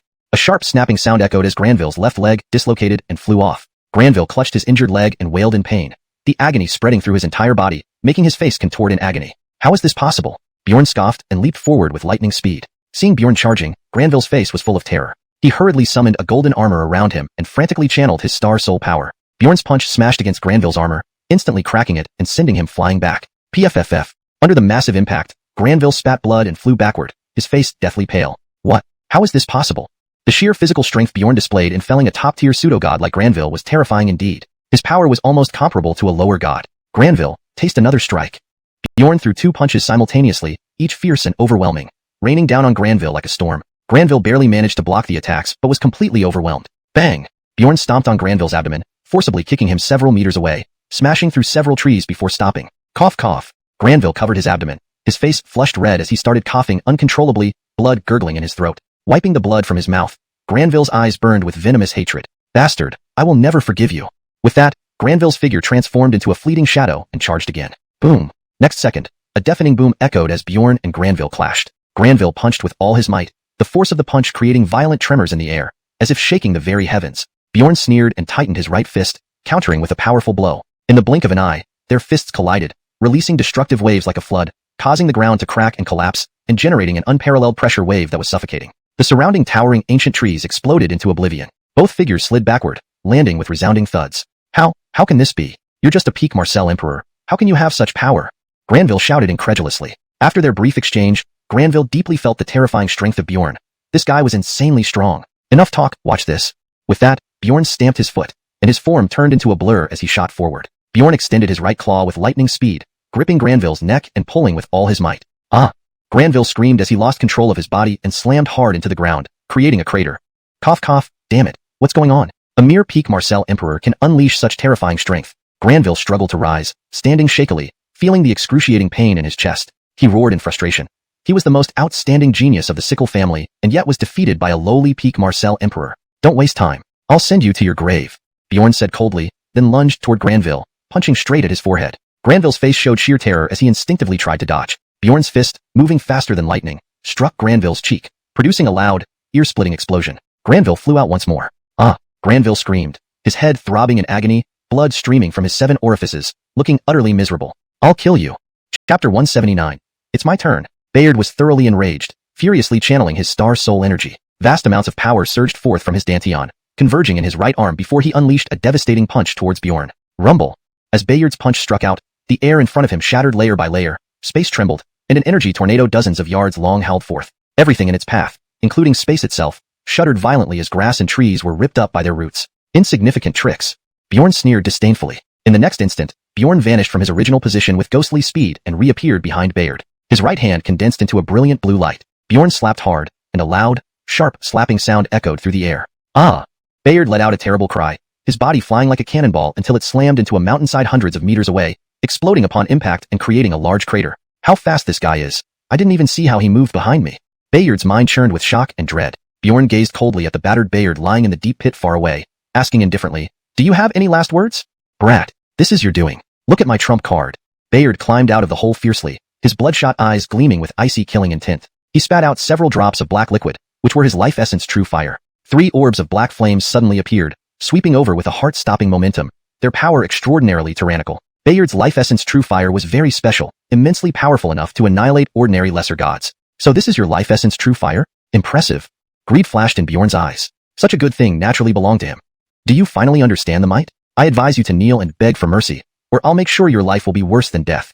Bayard roared, his eyes filled with mockery and provocation. Bjorn shook his head with a cold smile. With this garbage? You dare speak so boldly? Before the words had fully left his mouth, Bjorn's palm struck out into the air. The palm imprint carried a force that seemed capable of destroying everything in its path, twisting space dramatically and creating a spectacular, visually impactful scene. Rumble. The palm imprint charged forward with overwhelming force, exploding loudly as it instantly engulfed the 3 orbs of life essence true fire. The deafening explosion caused space to violently roll, the sight terrifying beyond imagination. Damn it, take this. Seeing this, Bayard's face turned dark with humiliation. Bayard quickly summoned his life-bound treasured saber, his whole body burning with black flames as his combat strength surged. Swinging his saber horizontally towards Bjorn, the fight intensified. Crack! A single collision sent Bayard staggering back 5 steps, his tiger mouth torn open, blood dripping profusely. The treasure in his hand also fell to the ground. This guy's strength, it's too powerful. Bayard was terrified, feeling his bones nearly shattered from Bjorn's strike, almost losing his ability to move. Seeing Bayard injured, Bjorn grinned mockingly. Is this all the power you've got? You damned brat, don't get cocky. Watch my ultimate move. Bayard roared ferociously, his eyes bloody red as tears streamed down his cheeks. At the same time, Bayard's inner energies erupted like a bursting dam, exceedingly fierce. Space around him exploded, fracturing into a dense web of cracks that rapidly spread. An extremely terrifying aura permeated the area, turning the entire space dark with storm clouds, lightning, and and wild winds, creating an overwhelmingly oppressive atmosphere. Seeing this, Bjorn calmly remarked, "Want to go all out?" Huh. Bjorn had already guessed that Bayard would use a secret technique to drain his own lifespan in exchange for greater power. However, Bayard was simply too weak to be a match for him. Bjorn showed no fear, only intense interest. A blinding golden light illuminated the ancient immortal realm as Bayard leaped forward from the tip of his foot, pouncing like a raptor with an unstoppable aura. Swish! Bjorn immediately deployed the 9 transcendent sword control technique, causing 9 ancient swords to appear around him, radiating a sharp and deadly energy. Bjorn made a single-handed seal, and the 9 ancient swords instantly merged, transforming into 9 colossal swords, each spanning several dozen feet. The giant swords emitted a piercing bronze-colored glow, their blades etched with complex and cryptic inscriptions that stirred one's soul. "Perish!" Bjorn lightly commanded, pinching 2 fingers together as the giant swords shot out with a razor-sharp momentum towards Bayard. Instantly, several sharp sonic booms resounded, immense and lethal sword beams tearing through the sky, unleashing destructive power at lightning speed. "Damn little runt! How dare you underestimate me? Looking for death?" Bayard seethed, his features contorted with savagery, a trace of bloodlust flashing in his eyes. Biting down on his teeth, Bayard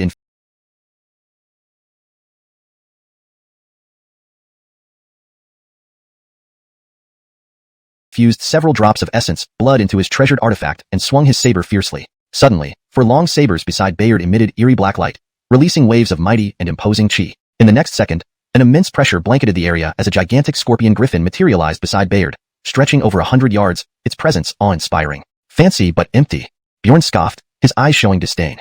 Bayard's face twisted grotesquely as he snarled, "Poison-devouring demon king. Kill." Hum. The 4 long sabers vibrated violently, emitting wisps of black smoke that gradually formed 4 blurry griffins, massive scorpions with robust limbs and a jet-black carapace. "Go!"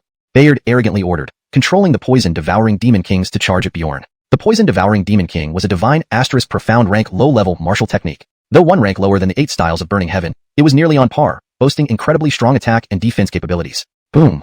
Instantly, the 4 towering poison-devouring demon kings clashed with the 9 firmament thunder dragon sword. Their frenzied struggle produced deafening explosions, causing the surrounding space within 10,000 miles to shake violently as if hit by meteorites. After a series of exchanges, Bjorn emerged victorious. The poison-devouring demon kings disintegrated into powder. Bayard's eyes widened, pupils contracting sharply in disbelief. How can this brat's physical body be so powerful? Bjorn slowly approached, a sinister curve forming on his lips as he chuckled. "Bayard, do you have any other tricks? Let's see them." "Bastard, even if I die today, I won't let you live either." Bayard gritted his teeth, infusing all his strength into the treasured saber in his hand, slashing down forcefully. Chapter 180. Trying to run now? Whoosh! A blinding blood-red blade of light shot through the air with a momentum that seemed capable of destroying everything, carrying an overwhelming force, shooting towards Bjorn like a cannonball. "No matter how many ostentatious moves you have, they are just as useless." Bjorn sneered, casually raising his right hand. A surging purplish-golden aura formed a shield to block the blade's attack. Bang! The blood-red blade struck the shield with great force, a dull explosion echoing throughout the heavens. The shield slightly dented, but showed no signs of collapse. Not possible. Elvin was astonished, clearly disbelieving what he saw. "Elvin, is this all you've got? What a disgrace." Bjorn mocked disdainfully. Elvin's expression was uncertain, his fists cracking from tension, wishing he could tear Bjorn into pieces, yet unable to deny the truth before him. He turned and fled immediately. Bjorn sneered coldly, shouting, "Trying to run now? Too late." As soon as he finished speaking, Bjorn vanished from where he stood. By the time Elvin realized what happened, a chilling glint suddenly flashed behind him. An ancient long sword silently pierced his chest, leaving a gaping hole. "Two." Elvin spat out a mouthful of blood, his energy plummeting. Horrified, he screamed, "No, not possible. I clearly dodged. Why am I still hit by the sword?" Struggling to turn around, seeing the indifferent face behind him filled Elvin with terror. "Why wouldn't it be?" Bjorn asked mockingly. Elvin's heart sank. He asked fearfully, Who are you? I don't accept this." "I am the one who kills you," Bjorn said expressionlessly, slightly increasing the pressure on his wrist. Crack! Elvin's neck snapped, his eyes wide open, dying unpeacefully. Ding! Congratulations, host, for obtaining 2,000 lower-grade divine crystals, 1 medium-grade divine profound cultivation method, 3 lower-grade quasi-divine puppets, and 1 supreme-grade earth divine constitution. Not bad. Recalling something, Bjorn glanced at Elvin's brother preparing to escape. "No, don't." After dealing with Elvin and his brother, the other demon races of the divine realm fled back into the divine realm. But how could Bjorn let them go? He followed these demon races and entered the divine realm through a fissure. Seeing Bjorn chasing them, the demon races scattered in fear. But how could they escape Bjorn's pursuit? In the end, all were annihilated, their remains not even traceable. Ding! Congratulations, host, for obtaining 800 lower-grade divine crystals. Ding! Rewards triggered successfully. Re-evaluating harvest. Congratulations, host, for obtaining 100 medium-grade divine crystals, 3 self-selection packages of medium-grade divine profound cultivation methods, 5 self-selection packages of medium-grade divine profound skills, and 1 P quasi-divine pill. Divine realm demon races? Haha, indeed weak beyond belief. Gathering all spoils, Bjorn shook his head, muttering to himself. Entering the divine realm had been fruitful, leaving him very satisfied. The divine energy here was much thicker compared to the Marcel realm. Bjorn swiftly consumed the peak quasi-divine pill and within minutes, broke through to the peak quasi-divine realm. Just then, a peak lower god demon raced towards him. This demon was called Jace, a distant relative of the Sheikah family and an ret brother to the Elven brothers. Learning of the brothers' demise, he furiously charged towards Bjorn. Coincidentally, Bjorn intended to stretch his legs and rush directly at Jace, launching sword techniques without a word. Bjorn wielded an ordinary yellow god-grade long sword, its power not formidable but sufficient against Jace. As Bjorn swung the sword, he unleashed immense purplish-golden aura, sweeping over the forest like a tidal wave. Although Jace had reached the peak lower god realm, facing this overwhelming tide, he still felt immense pressure. Crossing his arms to block, he conjured a sturdy defensive barrier against the aura tide. But Bjorn didn't give him a chance, striking the defensive object. With a thud, the barrier instantly fractured, forcing Jace to retreat several steps from the brutal impact. Stabilizing himself, blood trickled from Jace's mouth as he looked at the wound on his chest, his pupils dilating with horror and fear. Truly a peak lower god, his physical strength is indeed monstrous. A direct clash resulted in only minor injuries, Bjorn mused, a sinister smile curling on his lips. Suddenly, Bjorn stepped forward, transforming into a flash, charging towards Jace, faster than a shadow. Boy, wherever you come from, since you dared to provoke me, you'll perish today. Jace growled viciously. Jace lunged forward, fearlessly engaging in combat. Boom. Intense clashes resounded incessantly. The continuous explosive sounds echoed. Jace grew increasingly alarmed, his face turning increasingly grim, because each collision sent him retreating from Bjorn's force. Not good. If this continues, I will surely lose. Jace thought. Suddenly, Bjorn spotted an opening, his sword slicing diagonally at Jace's left shoulder, then retracting. Jace hastily retreated, but he was too slow. Bjorn already closed in, delivering a swift kick containing thousands of pounds of force straight into Jace's abdomen. 2. Bjorn's kick landed squarely on Jace, inflicting heavy damage. Blood mixed with internal organs spewed from his mouth, his body flying backward like a severed kite and smashing onto the ground. You cough cough. Before Jace could rise again, Bjorn punched him on the back. Jace screamed in agony, crashing several feet away, blood trickling from the corners of his mouth. Bjorn brushed his hands casually, saying disdainfully, with your strength, you can't even scratch me. He walked over to Jace, looking down at him coldly. Tell me, where is your Divine Realm Demon Race headquarters? Otherwise, don't blame my lack of hospitality. Haha, dream on. Jace grinned ferociously, activating energy within him, appearing ready to self-destruct. Jace's actions irked Bjorn, who muttered, unrepentant. In the next moment, Jace's aura soared to its peak, rushing toward Bjorn. ##### Chapter 181. Regretful beyond redemption. Bjorn sneered, you're courting death. As Jace was about to close in, Bjorn nonchalantly extended a finger and tapped it against Jace's forehead from a distance. Jace's body trembled violently. His eyes bulged wide open as if he had turned to stone, frozen in place with a look of horror on his face. Then, in a ghastly manner, Jace's head split apart, blood spurting out. A formidable lower god peak warrior met his end so easily. Witnessing this shocking scene, the demonic soldiers who were rushing to reinforce from afar were all dumbfounded. Fortunately, a half-step middle god demonic powerhouse arrived soon after, putting the demon clan at ease. Brat, taste my kick, Truman. Truman roared as he launched a sweeping leg attack at Bjorn. Bjorn showed utter disdain. He slightly raised his right foot and effortlessly stepped on Truman's knee. With a dull thud, Truman's knee shattered. The intense pain elicited an anguished cry from him, and he collapsed onto the ground, knees bent. Having incapacitated Truman with one kick, Bjorn coldly asked, speak or not?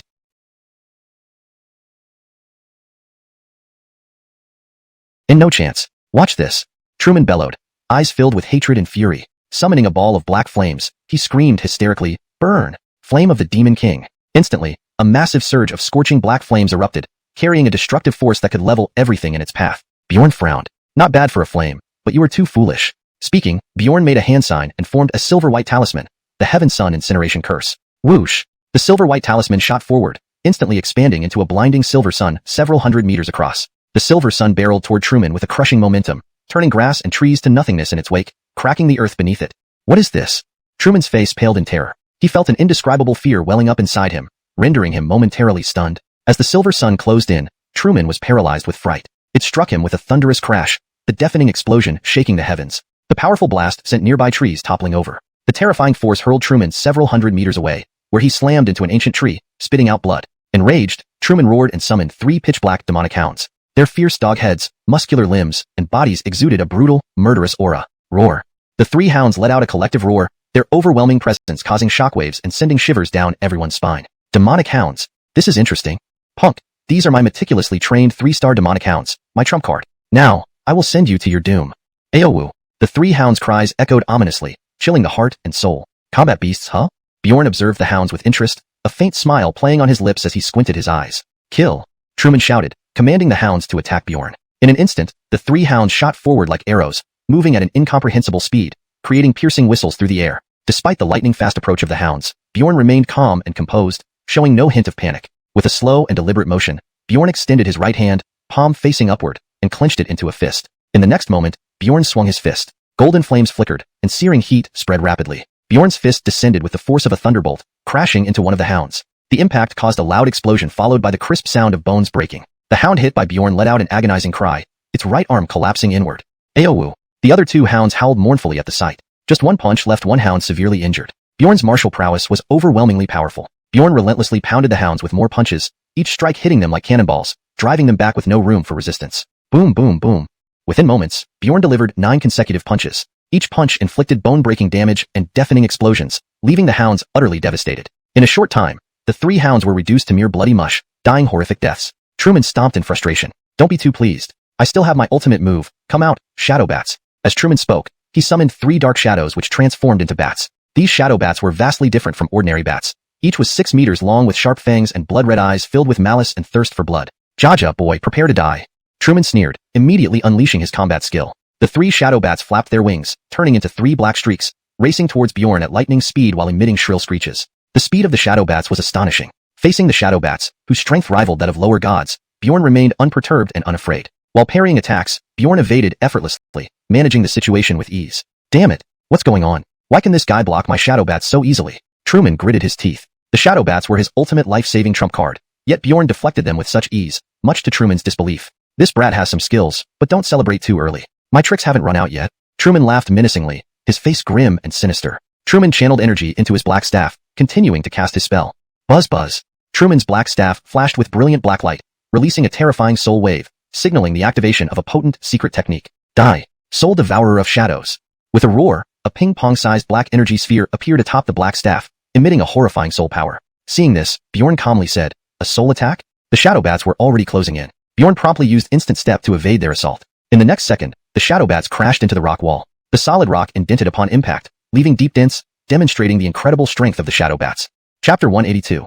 Secret Art? Trash in my eyes. Your strength isn't bad, but your accuracy leaves much to be desired. Bjorn sneered disdainfully. You bastard, you're asking for death. I'll slaughter you. Aiden erupted in fury. Aiden clasped his hands together and chanted incomprehensible incantations. He then thrust a black staff into his chest, as if performing some sacrificial ritual. His expression was one of excruciating pain, his body shaking violently, with beads of sweat the size of beans dripping from his forehead. What is this old coot up to? Bjorn wondered internally. Thick blood mist enveloped Aiden, rapidly spreading over his entire body in an eerie manner. Bjorn furrowed his brows. The aura emanating from this old coot grows stronger. He must be practicing some secret art. Bjorn surmised that Aiden intended to boost his power through this secret art. Huff. After a moment, Aiden took several deep breaths, opened his eyes, and his crimson pupils turned blood red. His aura surged several times, exuding danger. Shadow bats let out chilling shrieks and swooped down on Bjorn once again. Bjorn took a step forward and vanished abruptly, reappearing instantly behind one of the shadow bats. He swept out a powerful leg strike, unleashing immense force that was terrifying. With a heavy thud, the shadow bat fell to the ground, unable to get back up, smashing into a large crater. Its robust defense couldn't withstand the brute force of Bjorn's kick. He stomped on the shadow bat's head, causing dark liquid to splatter. How is this possible? He managed to teleport behind the shadow bat. Unbelievable. Aiden's eyes widened in shock, his facial muscles twitching. Aiden knew shadow bats were incredibly fast, but never imagined Bjorn could match them, which was beyond his comprehension. But even if you're that fast, you won't escape the shadow bat's attack. Aiden sneered, barking orders. Shadow bats, use shadow venom fangs. The shadow bats understood immediately, flapping their wings and releasing dense black fog, turning the surroundings pitch black. Swoosh. Hundreds of crimson beams shot out in all directions, completely enveloping Bjorn. Facing this attack, Bjorn remained unperturbed, confident in his teleportation abilities. Whoosh. In an instant, Bjorn teleported away, appearing 10 meters away. How can this be? Teleportation? Aiden stared in disbelief. I'm not done playing yet. Why would I leave? Bjorn smiled, his lips curled in amusement. Who are you? Aiden roared, panic evident in his eyes. You don't deserve to know my name, Bjorn said coldly, immediately launching the swift shadow sword technique at breakneck speed. Shadow bats, kill him. Tear him to shreds.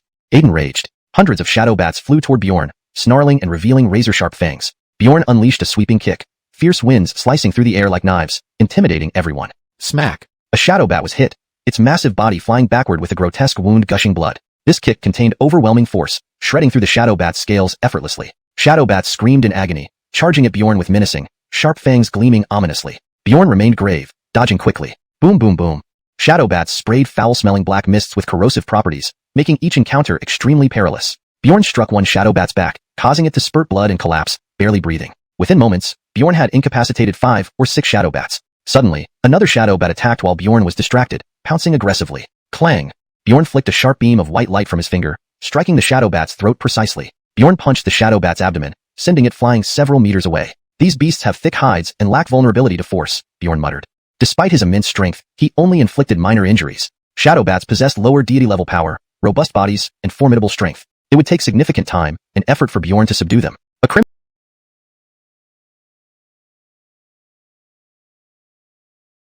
streak sped towards Bjorn with destructive force. He sidestepped narrowly, kicking out swiftly. Bang! The crimson streak collided with Bjorn's right leg, producing a deafening explosion. Waves of energy stirred up clouds of dust. The shadow bat screeched, its body flying into the lava river. Shadow bat scales were harder than steel, allowing them to resist intense heat. Hence they dared bathe near the lava without getting cooked. Hiss! It rose, eyes filled with hatred and anger, screaming to call its kin. A bulky shadow emerged through the black smoke, instantly standing before Bjorn. The shadow bat leader had finally arrived to support.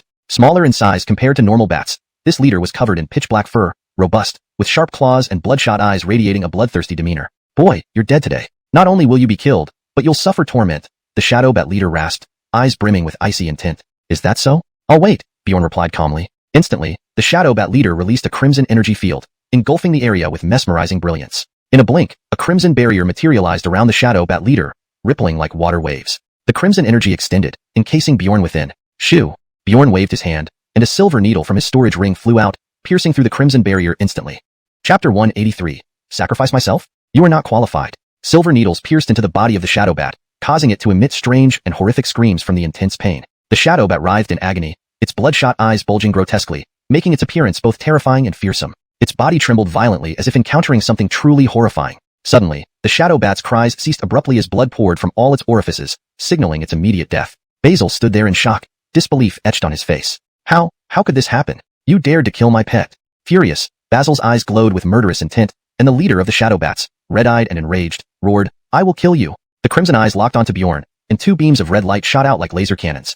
With great power, Bjorn quickly dodged, the red beams narrowly missing him by inches. The beams struck the hard rock nearby, piercing through it instantly, leaving a deep gouge, an alarming display of strength. Boy, you're dead. Basil screamed, immediately commanding 3 shadow bats to charge at Bjorn. Bjorn drew a spirit dagger from his waist, slashing several swift white beams that intercepted the bats, sending them flying with a powerful kick. Caught off guard, Basil was hit hard, sent flying backward, spitting blood. Bjorn followed up swiftly, brandishing the spirit dagger, forcing the shadow bat leader to dodge. Though the shadow bat leader was a lower deity level beast, its lack of combat experience put it clearly at a disadvantage. Slash. Seizing the moment, Bjorn sliced open the shadow bat leader's neck, killing it instantly. The creature's scream stopped abruptly as it fell rigidly, splattering crimson blood against the rocks.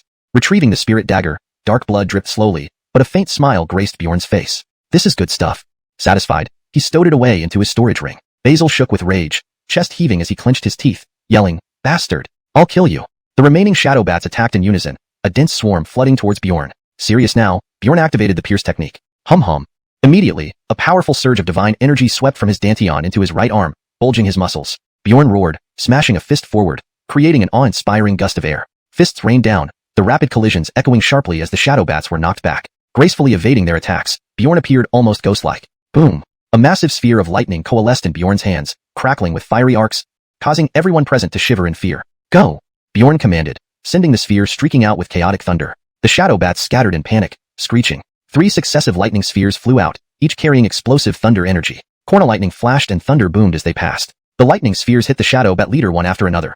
Explosions booming, winds howling, and thick fog swirling. Basil let out a pitiful wail. Crack! Just as Basil tried to escape, a loud cracking sound echoed from his head, and he died instantly. Bjorn swung his sword, scattering dozens of shadow bats. He then vanished using the sword control technique. 100 meters away, a large mountain suddenly collapsed, dust billowing everywhere. Emerging from the rubble unscathed, Bjorn smiled slightly to himself, thinking, shadow bats of this level are no match for me. Though strong, even comparable to a lower deity, shadow bats would not have been defeated had Bjorn's strength not far exceeded theirs. Young brat, prepare to die. A fierce roar echoed. A black figure darted towards him. It was the newly emerged shadow bat leader, cloaked in a dark energy shield emitting a chilling aura. Bjorn immediately used the sword control technique, dashing at the new leader with incredible speed. A sweeping leg strike carried immense force, catching the leader off guard. The strike made a dull yet piercing sound upon impact, sending the shadow bat leader flying, crashing into the ground with a dusty cloud rising around it. Crack! Its wings detached, hitting the ground, and the shadow bat leader lay still, lifeless, its body shrinking and losing all vitality. Ding! Congratulations, host has obtained 1,500 low-grade divine crystals and a yellow-rank divine technique. As a lower deity controlling wind-based power, the shadow bat leader was exceptionally fast, but its fate was sealed by meeting Bjorn. At this moment, the middle deity Egbert of the demon race appeared. Upon seeing Bjorn, Egbert's eyes widened in disbelief. I didn't expect a human like you to still be alive. Let me deal with you. Egbert couldn't believe this weak human had such extraordinary abilities. Without hesitation, Egbert summoned a 10-meter-long spear. Whoosh! In an instant, Egbert threw the spear forcefully, which left a long trail in the air. The spear's sharp whistle tore through the air, rushing toward Bjorn with tremendous force. Bjorn's cold expression remained unchanged. He scoffed, extended his left hand, and caught the spear effortlessly before tossing it aside. Egbert frowned, feeling increasingly wary. Catching the spear with one hand indicated significant strength. Egbert sensed an extremely formidable aura from it, confirming that Bjorn was no ordinary being. Human, you've hidden your abilities well. Since you've been discovered, don't think you'll leave the Lost Forest tonight. Egbert said coldly. Don't waste time. Come at me. Bjorn replied, his fighting spirit high and eager for the battle with a lower deity. Humph, your life is mine. Egbert's eyes locked onto Bjorn fiercely before bellowing, attack. Instantly, the shadow bats charged again. Whoosh whoosh. They transformed into black shadows, their sharp claws and poisonous hooks attacking simultaneously. Their speed was astonishing, capable of inflicting heavy casualties once they closed in. Facing the overwhelming swarm of shadow bats, Bjorn advanced rather than retreated, leaping high into the air like a pouncing leopard, reaching the sky in an instant. Hashtag chapter 184. You, trash, dare call yourself a demon? Bang! Bjorn's right arm shook violently, the veins on his lightning armor-covered arm bulging as a savage force condensed within it. Bjorn swung his arm, which was as hard as steel and imbued with terrifying power, sending dozens of shadow bats flying. The bats crashed into trees and perished instantly, their bodies shattered. What incredible strength! Garth's heart raced in shock, his pupils constricting and his face changing dramatically. Seeing Garth's astonished expression, Bjorn sneered inwardly. You, trash, dare call yourself a demon? Bjorn's strength had already reached the peak of the lesser god realm. Damn, why is he so troublesome? Garth's expression turned extremely serious, sweat breaking out on his forehead. He cursed silently. Humans are indeed cunning. Filth die. Bjorn roared, swinging both arms to release two lightning ropes that wrapped around Garth's neck like snakes. SSSSS. Garth struggled violently, but to no avail, his body immobilized. Bjorn grabbed Garth's shoulders and pushed him with all his might, hurling him into the ground, causing cracks to spread outward. Garth spat blood, his internal organs damaged, his face ashen. Filth, die! Bjorn shouted, flipping through the air and sweeping with a palm strike. Garth hurriedly raised his arm to block. Crack! A dull sound intertwined with the crisp snapping of bones, accompanied by Garth's agonized cry as the bones in his right arm were shattered. Bastard! I'll kill you! Garth roared in anger. Bjorn's eyes narrowed, and he shot a sharp finger beam at Garth's throat from a distance. Bjorn looked down at the bleeding Garth and said coldly, so boring. How dare you kill one of our demon race? Alger, a mid-level god at the peak stage, roared and charged at Bjorn. Instantly, trees within a 5-kilometer radius were uprooted. Waves and gales surged, and an overwhelming pressure seemed to herald the end of the world. These were all formidable demons, their strength terrifying. Yet, Bjorn remained completely calm, showing no fear. Whoosh! Sharp sounds pierced the air like rain hitting banana leaves. Bjorn stood still, allowing countless finger beams to shoot towards him without attempting to dodge. The beams exploded upon contact with Bjorn's body, sparks flying everywhere. Seeing this, Bjorn laughed coldly and charged forward, unleashing frenzied punches. Each punch easily sent numerous demons reeling backward. In a short moment, nearly 100 demon elites were defeated. Human, you're courting death.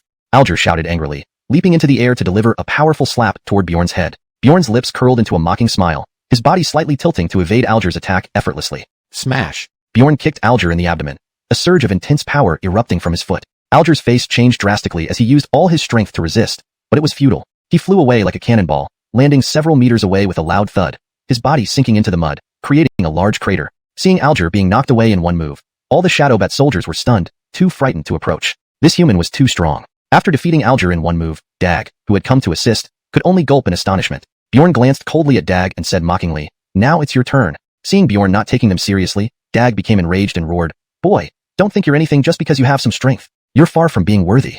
As he spoke, Dag released his aura, reaching mid-stage mid-level god. Though young, Dag had a long cultivation history and extensive battle experience, making him a seasoned fighter and squad leader.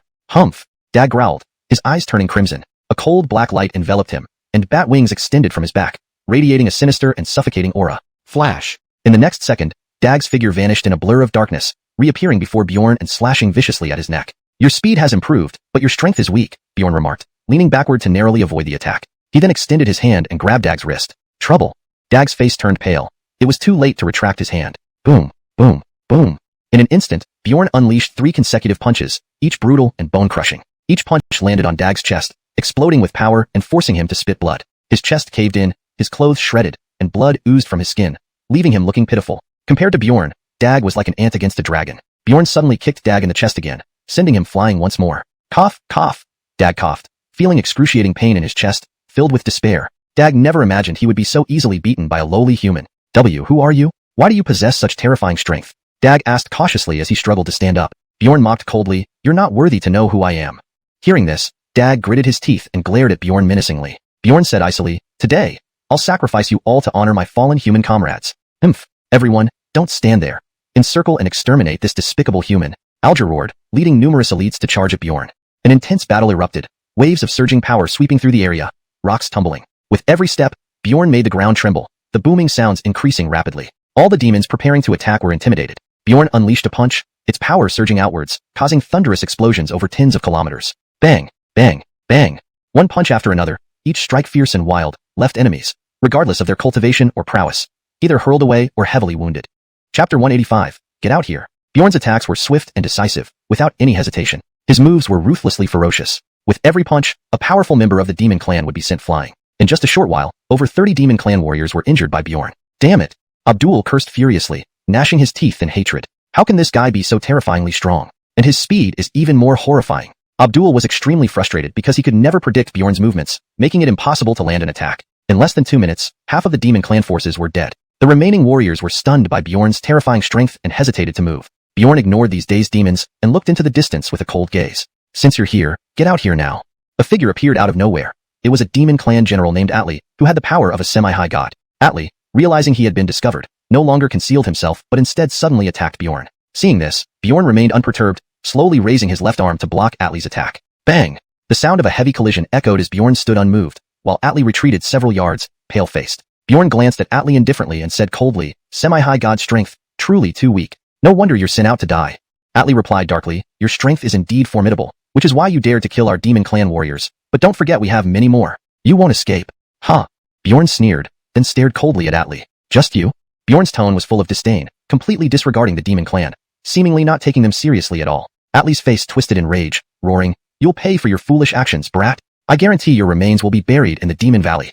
Atli suddenly swung his sword, instantly releasing a dozen sharp sword energies that spread out like a storm. Just petty tricks, Bjorn scoffed. He then punched forcefully, causing dazzling blue-gold energy to converge. Bjorn's punch released a dazzling blue-gold energy whip that surged forward, embodying a destructive force, countering Atli's sword energies. Boom! Instantly, the sword energy and the whip met, creating an explosion as the blue-gold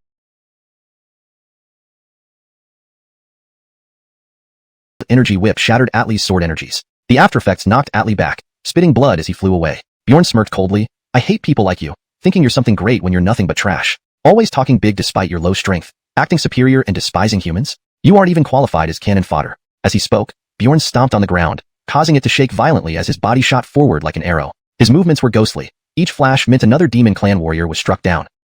Within moments, 27 demon clan warriors spat out blood, severely injured, their eyes filled with fear as they stared at Bjorn. What terrifying strength! This human is too powerful, Heston exclaimed, beads of sweat appearing on his forehead. So fast. Atli felt waves of shock, his heart pounding as Bjorn's displayed strength exceeded his understanding. Bjorn moved like lightning, swiftly striking down all 27 demon clan warriors in mere seconds, leaving them heavily wounded. Bjorn's strength was reaching a terrifying level. Swoosh! Suddenly, a strange black light shot out from the forest towards Bjorn but did no harm. Haha, this is a special hidden weapon I prepared. See if you can dodge it. Atli laughed triumphantly, relishing in his supposed revenge. However, Bjorn grinned and easily avoided the black light. Huh? Atli frowned, puzzled. How did this human know about my hidden weapon? This guy is too terrifying, let's retreat. Heston yelled, immediately running towards the forest exit. Other demon clan members didn't hesitate to follow, escaping the woods even as they left the badly injured Atli behind. Now you want to run? Too late. Bjorn chuckled, opening his right palm where blue flames began to burn. Soul Force! The demon clan warriors cried out in shock. With a flip of his hand, a purple-red flame rose, radiating intense heat. Soul Annihilation! Bjorn barked, forming seals and hurling the flaming sphere. Aya! Instantly, a fiery ball of purple-red flame swept through, killing the demon clan warriors one by one, creating a hellish scene. In a few moments, the screams ceased, and the 27 demon clan warriors turned to smoke. That Soul Force? Heston gasped, terrified, trembling in fear. Even someone like him would have been terrified in such a situation. At that moment, a surge of energy erupted. Boom! Reacting swiftly, Bjorn dodged sideways, simultaneously slapping out his palm, releasing a torrent of pure energy. Several muffled thuds echoed from the nearby bushes. A glint of cold metal flashed as Bjorn grabbed the dagger, ready to chase the assailant. Trying to run? Not a chance. Bjorn snorted, flashing after them. Whoosh! He quickly caught up to a Carmelo, who was none other than the demon clan commander, Blaine. Though Blaine was fast, he couldn't match Bjorn and soon found himself caught. Blaine, prepare to die. Bjorn growled, enveloped in murderous intent. Hearing this, Blaine's face turned deathly pale, furious and scared, shouting, damn it! You ambushed me, bastard. Blaine roared, struggling fiercely, but was held firmly by Bjorn's grip on his throat. Crack. Without a word, Bjorn gripped Blaine's neck tightly, twisting it until his head spun 180 degrees, blood spurting out as he died a horrific death. Chapter 186. Who was the prey? Bjorn casually discarded the corpse, his cold eyes scanning the surroundings for signs of the demonic race. His chilly gaze was like that of a hawk zeroing in on its prey. After Scott's death, Bjorn had sensed a powerful presence approaching. It turned out to be Scott's father, Ike, who possessed the cultivation of a high god. Clearly, Ike hadn't anticipated encountering such a terrifying human youth deep in the forest, and he froze momentarily, utterly astonished by the strength of this human youth. However, Ike had no intention of retreating. He wanted vengeance for his son. Ike. Bjorn narrowed his eyes and said indifferently, "Looks like today will be another fruitful day." Seeing this, Ike roared furiously, "Human brat, don't get cocky. Today, I'll avenge my son." Ike appeared determined to kill Bjorn, his murky old eyes flashing with vicious malice. "Revenge? Are you sure about that?" Bjorn asked with a mocking sneer, not taking Ike seriously at all. "I've lived over 600 years. Do you think I'll tolerate being insulted by a greenhorn?" Ike gnashed his teeth, full of rage and an uncontrollable urge to tear Bjorn apart on the spot. "If that's the case, let me show you what true strength is," Bjorn replied calmly. His eyes suddenly grew cold as he stepped forward, delivering a punch with overwhelming power. "Looking for death?" Ike growled, charging towards him. Boom. The two fists clashed with a deafening roar. The domineering energy shockwaves spread wildly, flattening all vegetation within tens of meters and reducing rocks and soil to nothingness. After the clash, Ike's face contorted in pain as he staggered back several steps. He felt his fists throb painfully, his internal chi raging chaotically. Hiss. Ike drew in a sharp breath, his expression one of disbelief. A mere human youth had forced him back with just one punch. Never had he imagined Bjorn could be so formidable, leaving him momentarily dumbfounded. You concealed your strength."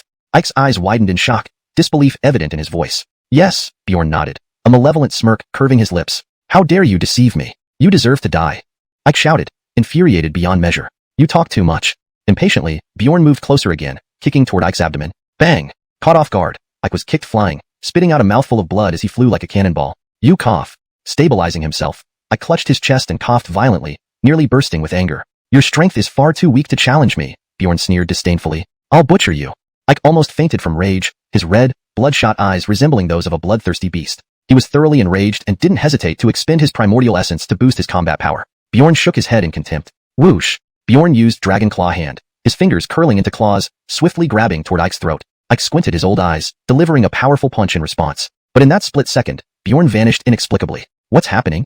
Ike's face paled in shock as he looked around nervously. Bjorn hadn't teleported, as spatial ripples were obvious. It was simply that his movements were too bizarre to be captured by the naked eye. Using the 8 trigram steps, Bjorn easily evaded Ike's attack and closed in, slapping him hard across the face. Smack! A crisp, loud slap echoed through the forest. Ike spat out a few bloody teeth, his face swelling up like a pig's head. Bjorn kicked Ike in the stomach, causing him to crash through 3 trees before landing on the ground. Ike vomited more blood, appearing utterly miserable and filled with immense fear. Bjorn's strength far exceeded his expectations. "I'll make you die." Ike roared savagely, getting up and rushing towards Bjorn. "What foolishness!" Bjorn shouted coldly, advancing once more and striking Ike with another slap, sending him flying and smashing several towering ancient trees. Bjorn waved his hand from a distance, unleashing a powerful soul force that instantly immobilized Ike. "Do you even qualify to threaten me?" Bjorn asked emotionlessly, lifting his foot and stepping down. With a painful cry, Ike's left leg was immediately crippled. "You!" Ike's face was filled with horror and humiliation as he watched helplessly while Bjorn's foot descended. Bjorn followed up with 2 more kicks, crippling the other leg. PFFF. Ike spat out another mouthful of blood, his face pale as paper, eyes bloodshot with boundless rage. But he was powerless, feeling despair and panic. The fear of death and a profound sense of defeat weighed heavily on him. This humiliating experience deeply troubled Ike. To fall to a young human would be an eternal disgrace if it became known among his kind. The entire Nanyan lineage would become a laughingstock among the demon race. "What do you want?" Ike asked, trying to suppress the trembling in his voice. "To kill you, of course." Bjorn grinned and stamped down on Ike's neck. Whoosh! An invisible mental pressure enveloped Ike. His face changed abruptly as needle-like pain shot through his brain, knocking him unconscious and freezing his body in place. "Humph! A mere early-stage high god dares to oppose me?" Bjorn sneered in disdain. "Ding! Congratulations, host. You have obtained 3,500 low-grade divine crystals, 1 divine mystical level cultivation method, and 3 divine mystical level weapons." Having acquired many valuable items, Bjorn continued his search for more demons to hunt and slay. Soon after, a group of demonic soldiers began following him. "Haha, this guy looks as skinny as a rack of ribs. He must taste delicious, right? From his attire, he seems to be a human warrior." The group of demonic soldiers surrounded him, lecherous expressions on their faces as they greedily sized up Bjorn. Chapter 187. Offering you mercy but begging for death. Since you're here to court death, then don't blame me. Bjorn's pitch-black icy eyes gleamed with a dangerous and chilling light. Hearing Bjorn's words, the numerous demon soldiers first froze in shock, then burst into rage, roaring furiously, as if they had Bjorn in their grasp. "Boy, you really are spurning offered respect. Since you refuse to submit to me, prepare to die, roared the leading burly man. He then swung his battle axe towards Bjorn. Just as the axe was half an inch away from Bjorn, a searing purple fireball appeared out of nowhere, blasting out with the terrifying power capable of incinerating all in its path, finally colliding head-on with the battle axe. Crack! At the point of impact, wild energy surged out. The strong man's battle axe instantly shattered, while the purple fireball's remaining force exploded upon him, turning him into ashes in an instant. Hiss! Witnessing this scene, the demon soldiers were terrified, gasping in fear and trembling uncontrollably. A single move, and a high-level God Realm expert was killed instantly. Run! Run fast! The dozen remaining demon soldiers fled in panic. None can escape, Bjorn said grimly, vanishing immediately afterward. In the blink of an eye, Bjorn had caught up to one of the demon soldiers, grabbing him by the neck. Ah! Help save me! The demon soldier pleaded in terror, face flushed red, breathing labored. Splat! Without a word, Bjorn slashed out with his sword. Blood splattered as the demon soldier's body slowly fell to the ground. Glurp! The remaining demon soldiers were so frightened they wet themselves, trembling with fear, covered in goosebumps. This was pure evil incarnate, a merciless killing machine. You shall all die, Bjorn declared coldly, his gaze sweeping over the other demon soldiers. With every step Bjorn took, another demon soldier met their end. Within a few moments, all dozen or so demon soldiers were utterly exterminated. Don't be arrogant, boy. Let Akash teach you a lesson and see just how much this supposed merciless devil you are is worth. Akash, who possessed peak higher god strength, charged at Bjorn fiercely. Come on then. Bjorn exclaimed eagerly, charging forward immediately. Two formidable forces clashed with a deafening roar akin to a meteor strike. Akash was blasted away, spitting out a mouthful of blood, his injuries severe. The boy's power is terrifying. How could he possess such immense strength? Akash marveled internally. His gaze towards Bjorn changed entirely, now filled with caution and fear. You aren't capable, is that all you've got? Bjorn sneered disdainfully. I admit I was careless earlier. Wiping the blood from his mouth, Akash said sternly, what is your true level? Bjorn replied indifferently, I don't want to waste too much time. Tell me, where is the Harry? What if I don't tell you? Akash asked coldly, arms crossed, eyes filled with arrogance. Although he couldn't match Bjorn, he wasn't afraid because Bjorn was merely at the lower god level. If you don't tell me, you will only die, and a painful death at that. Your death anniversary will be next year's this day, Bjorn said coldly, a bone-chilling aura emanating from him. Would you really dare to kill me? Aren't you worried about the retribution from our Harry? Facing Akash's threats, Bjorn snorted in disdain before suddenly rushing towards him, moving at lightning speed and reaching him almost instantly. Before Akash could react, Bjorn delivered a vicious punch to his abdomen, sending him flying like a projectile. Spit. Akash spat out blood, smashing violently into a mountainside and falling down, nearly losing consciousness. So strong. Akash stared in shock and disbelief, never having imagined a lower god could possess such terrifying physical strength, nearly rivaling a true god. This was the first time Akash had encountered such a monstrous powerhouse. It's not over yet, take this, roared Bjorn, pouncing forward with a swift roundhouse kick, his attack fierce and domineering. Bang! Akash quickly blocked, but still was sent retreating, creating a large dent in the ground, showcasing the sheer ferocity of Bjorn's attacks. Bjorn's strength and speed far exceeded those of the peak mid-level god Akash. Your defenses are pathetic. Killing you would be effortless. Bjorn mocked, advancing once more. While taunting, Bjorn launched a series of brutal strikes. Sharp sounds of breaking air echoed in the void as fists and kicks rained down. Akash had no means of defense. In desperation, he took a pill, entering a berserk state. Come on boy. I'll fight to the end with you. With furious roars, Akash rushed back, unleashing the sixth decree of the sacred demon techniques, increasing both his power and momentum. Akash knew victory lay only through overwhelming strength. Otherwise, he was at Bjorn's mercy. Boom boom. The intense battle caused resounding thuds, waves of energy rippling outwards, reducing hundreds of meters within radius into ruins. This boy's strength is immense. Even with my potions, I can't match him. Damn it, I have to use my ultimate technique, gritted Akash angrily. He then swallowed a crimson pill. Upon consuming the pill, Akash's aura soared, his strength doubling. Taking another enhancing potion, stubborn till the end, Bjorn shook his head. Haha. Akash laughed loudly. Boy, no matter how strong you are, you won't leave alive today. I admire your foolishness, but your strength has indeed increased. I don't mind playing along, Bjorn grinned, a hint of mockery flashing in his eyes. To your death, shouted Akash, charging at Bjorn with blinding speed. Whoosh.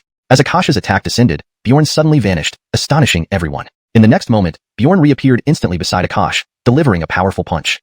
Oh no. Akash's expression changed drastically, pulling back his right fist in haste. Buzz. Upon collision, there was an explosive boom, violent wind spreading out. Akash was instantly engulfed by the terrible force, vomiting blood and flying backward. How? Spit. Akash's face was full of disbelief, unable to withstand the heavy blow, finally spitting out blood and suffering severe injuries. Chapter 188. By time? What else can you do? Just bring it on. Bjorn said nonchalantly. This utterly terrified Benny. He had never heard of a lesser god being this terrifying. Bastard. You wait. I will find an opportunity to take you down. Benny threw out a menacing threat and immediately fled for his life. Can you escape? Since you came, why don't you just stay? Bjorn said coldly. Bjorn then used instantaneous teleportation to chase after him, his speed not at all inferior to the enhanced Benny. Boom boom boom. Bjorn and Benny sped through a chase, with loud sounds of combat and screams following them. How can this brat be so fast that even my speed can't match him? Benny grew more anxious, beads of sweat forming on his forehead. No way. I must buy time until reinforcements arrive. No matter how powerful this kid is, he cannot possibly stand against a true God Realm expert. Boy, don't think I don't know you want to kill me. As long as I'm still alive, I won't let you off. You want to kill me, but I won't let you go either. Today, you cannot fly away from here. Ah.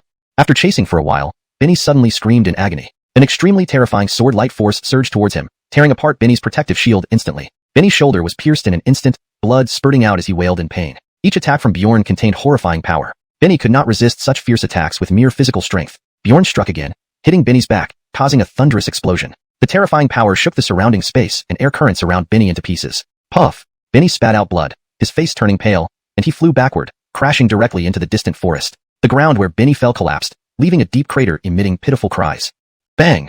Bjorn quickly appeared at the edge of the crater, stepping on Benny's chest. Benny felt excruciating pain throughout his body, as if his internal organs were shattered. Blood soaked his shirt as he coughed violently, looking completely defeated. I told you, I don't like being threatened. Your courage isn't bad, but you're too stupid, Bjorn said indifferently, his voice filled with intense killing intent. I don't accept this. I am from the demon race. Do you dare kill me? Aren't you afraid of angering our race? Benny said, clenching his teeth in anger. Slap! Bjorn slapped Benny across the face, the crisp sound of the slap ringing out, leaving Benny dazed. Bjorn snorted coldly, demon race? Big deal. Sooner or later, your entire race will be wiped out by us. Who are you? Benny asked nervously, having never heard of someone who didn't fear the demon race. Who I am doesn't matter. What matters is that you must die. Bjorn narrowed his eyes, a sinister killing intent flashing in his eyes. Rumble. At this moment, intense rumbling and sharp sonic booms echoed from behind, clearly indicating someone rushing towards them. Boy, let Aristide deal with you. Aristide, a quasi-true god, charged towards Bjorn. Aristide, get rid of him. Benny shouted hoarsely, revealing a vindictive smile. Die, boy. Aristide roared, swiftly conjuring up a terrifying black lightning ball and charging at Bjorn at an astonishing speed. Bjorn slowly turned around, a cold smirk playing on his lips. Boom. Bjorn's arms trembled, releasing formidable divine power like a volcanic eruption. With a roar, he punched ruthlessly straight at Aristide. Two powerful forces collided, bones cracking in an instant. Shriek crack. Aristide's eyes widened, screaming in agony as blood flowed from his 7 orifices. His body shot out like a cannonball. Aristide crashed thousands of feet away. How could this be? You are so powerful. Benny stared dumbfounded at the scene. Benny considered himself a top genius among peers, but compared to Bjorn, he was insignificant. Do you have any other tricks? Otherwise, I'm afraid you won't have the chance. Bjorn mocked him teasingly, not treating Benny as an opponent at all. Benny was utterly stunned. He never expected Bjorn's strength to be so terrifying. What a terrifying person. Benny swallowed hard, feeling extreme dread. Whoosh! Bjorn transformed into a blur, rushing forward in an instant, sweeping a leg that whistled through the air. Before Benny could react, he was kicked in the waist, 3 ribs breaking instantly, spitting out blood, his injury severe. Your defense is strong, but not solid enough, Bjorn remarked coldly. Damn brat. Benny roared in anger, both shocked and frustrated. Bjorn's power completely overwhelmed Benny. Regardless of the martial techniques Benny used, they were forcibly suppressed by Bjorn, leaving him helpless. Boom. Bjorn attacked mercilessly with both fists and feet, each blow sending Benny flying. Within minutes, Benny was bruised and battered, barely clinging to life. His armor was smashed in many places, and his injuries were ghastly, covered in blood. No, don't kill me, Benny begged in terror, sensing death approaching at any moment. Not kill you. Bjorn shook his head, disdainfully saying, didn't I give you a chance? But you were simply useless. Your moves pose no threat to me.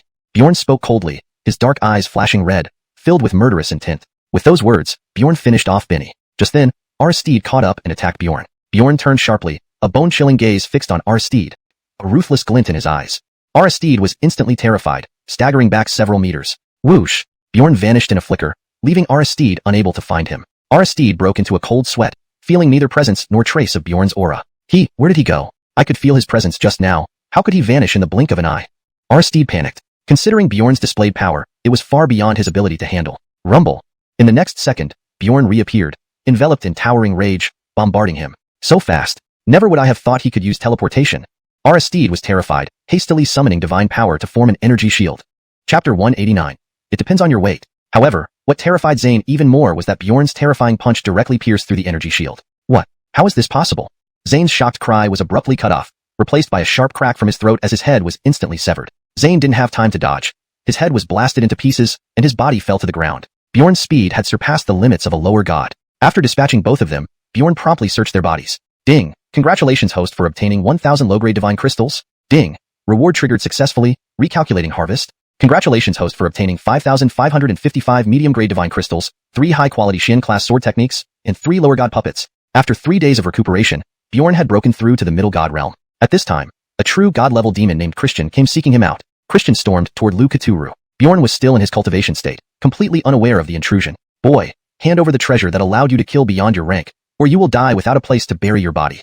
Christian's fierce rebuke echoed into the cave. Swish. Bjorn opened his eyes, a cold gleam flashing within. Christian appeared before Bjorn first, his piercing gaze locking onto him, and an intense killing aura spread from his body. A true god. This is interesting, Bjorn smiled slightly. Without another word, Christian immediately wielded his ancient artifact spear, bursting forth with a momentum that could pierce heaven and earth. Bang! Bjorn waved his hand, forcefully blocking the spear attack. The heavy collision sounded like thunder, shaking the entire area with its power. A terrifying energy ripple surged and rolled.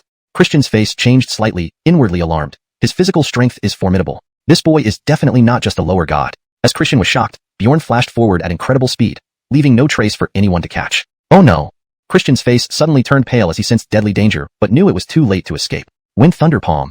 Smack! Bjorn slapped Christian across the left cheek, the crisp sound echoing through the entire forest. Ah! Christian screamed in pain. His old face swelled up and turned red, looking extremely disheveled, blood oozing from between his teeth. That slap left Christian dazed. Christian, an initial stage true god, being slapped by Bjorn, was simply shameful. You little brat, daring to ambush me. I'll kill you. Christian roared angrily, enraged. Christian's face darkened, almost as if he were ready to tear Bjorn apart. Bjorn grinned. Stop wasting words and bring out your best fighting strength. Otherwise, you won't get the chance. Whoosh! A surge of powerful soul force erupted from within Bjorn, quickly covering a 10,000-mile radius and rapidly spreading in all directions. Bjorn's eyes slowly closed, then snapped open again, two rays of brilliance flashing, captivating the heart and soul. In an instant, the entire mountain shook violently, space rippling like water, and countless tiny currents gathered with a terrifying force. Swoosh! The next moment, countless tiny currents condensed into dense sword beams, tens of thousands of which, carrying a destructive force like a meteor shower, enveloped everything beneath them. What? This energy is too terrifying. He can actually control heavenly energy. Christian's old face changed once more, his eyes wide with shock. This wasn't the energy of a middle god. It rivaled that of a peak true god. How is this possible? His strength has reached such a level. He hid his strength. He's not just a middle god. Run! Seeing the horrifying sword beams covering half the sky, various beasts and demons screamed in terror, fleeing as fast as they could. Seeing the overwhelming sword beams descending upon him, Christian's face turned deathly pale. Christian realized he was in trouble, having underestimated Bjorn's strength. Damn brute! How dare you trick me? Despicable coward! Christian gritted his teeth in fury. Bjorn grinned mockingly. I told you, you'd regret it. Bastard! Just wait. I won't let you go. Christian growled ferociously, then used all his strength to unleash his divine abilities. Crackle! Christian's hands moved swiftly, striking one after another. Boundless energy rushed out, forming dense golden hand imprints flying with a sharp whistling sound. The golden palm prints burst forth in overwhelming numbers, creating a magnificent spectacle. To save his life, Christian exerted all his might, clearly recognizing Bjorn's terrifying strength. In a flash, countless golden palm prints collided with the sword beams, continuous explosions echoing, deafening the ears. The intense clash lasted several minutes, the sword beams overpowering the golden palm prints. The fierce energy ripples sent Christian stumbling backward, a trickle of blood appearing at the corner of his mouth. This boy is indeed strong.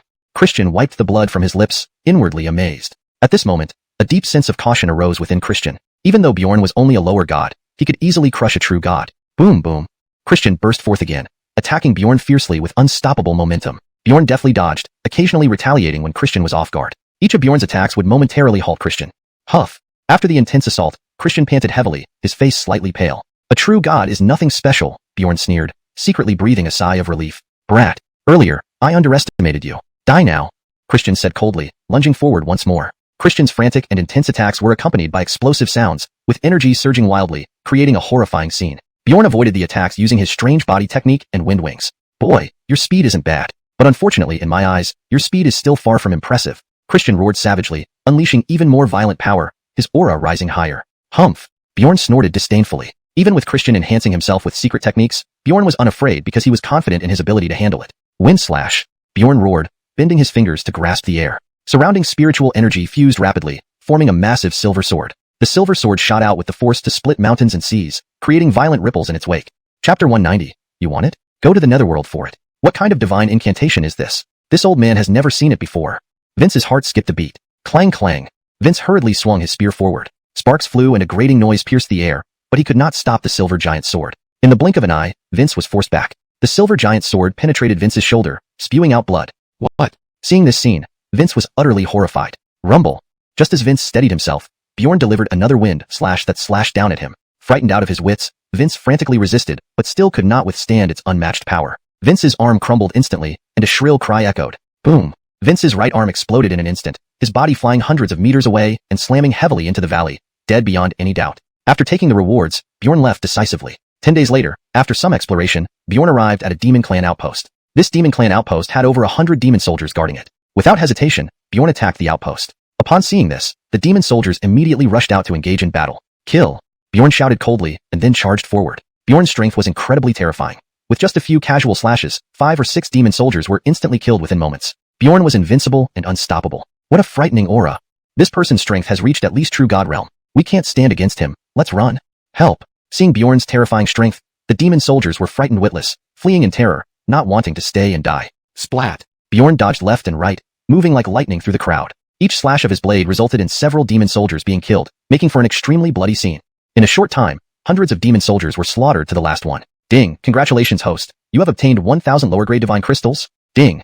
Reward triggered successfully. Recalculation of harvest. Congratulations, host. You have obtained 55 mid-grade divine crystals, 3 upper-grade profound sword techniques, and 3 lesser divine puppet. Bjorn smiled slightly and said, no wonder this is a demon clan outpost. The rewards are plentiful. Next, a true god realm demon named Corbin emerged. Seeing Bjorn, Corbin immediately rushed towards him with his weapon. Whoosh! As soon as Corbin approached Bjorn, Bjorn immediately activated Thunderlight Sword technique, instantly unleashing a thunderous force. Brilliant blue-white lightning flashed, containing destructive energy. Feeling the terrible threat, Corbin's face changed drastically, frightened to his core. In an instant, Corbin was swallowed by the terrifying lightning, a loud explosion resounding as the terrifying energy ripples spread out in all directions. Corbin was hurled back instantly. Seeing this, Bjorn laughed satisfactorily, indeed worthy of a true god realm demon. Your strength is indeed formidable. You're still alive after receiving my attack. Bjorn rushed forward full of fighting spirit and stepped fiercely on Corbin's chest. Bang!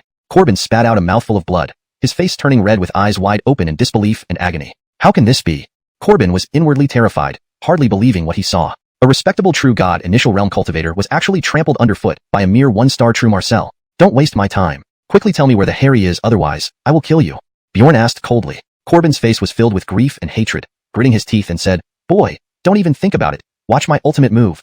Saying that, Corbin formed seals with his hands, and a pitch-black flame appeared out of nowhere, emitting bone-chilling and spine-tingling aura, akin to falling into the depths of hell. Black flame ghost fire. A low growl came, and the black flames roared out like venomous snakes, transforming into a menacing black flame dragon, carrying a devastating force. Humming. The black flame dragon shot toward Bjorn, causing violent tremors in the void it passed, looking ferocious. Is this all you've got? Bjorn shook his head. Bjorn lightly pointed, and an incomparably sharp sword beam pierced through his body, instantly piercing through the black flame dragon, which ultimately dissipated into nothingness. What? Corbin's pupils widened in shock, his heart nearly jumping out of his throat, an overwhelming fear surging within. Corbin couldn't believe that his prided skill, black flame ghost fire, was so easily countered without even touching his opponent's clothes. To be defeated by just a sword beam, the strength disparity was too obvious. If that's all you've got, come forward and accept your death quickly. Bjorn looked at Corbin expressionlessly. Hearing Bjorn's words, Corbin became furious and used his trump card. Boom! Corbin stomped hard on the ground, causing violent tremors. Instantly, surrounding rocks shattered and floated up, forming numerous razor-sharp stone arrows. Suddenly, sharp stone arrows burst from the ground, their dense piercing sounds causing people's scalp to tingle. Bjorn narrowed his eyes, took a step forward, and swiftly dashed out at blinding speed, far too fast for the naked eye to catch. While moving, Bjorn swung the Thunderlight Sword, releasing tendrils of purple-white lightning. Crackling! Strands of purple-white lightning arcs surged wildly, spreading an oppressive and terrifying aura. Bjorn's Thunderlight Sword danced furiously, countless lightning arcs intertwining to form a stunningly beautiful purple-white lotus. Splat! Sharp stone arrows collided with the purple-white lotus, but could not harm it in the slightest, all shattering into pieces. Hiss! What kind of martial skill is this?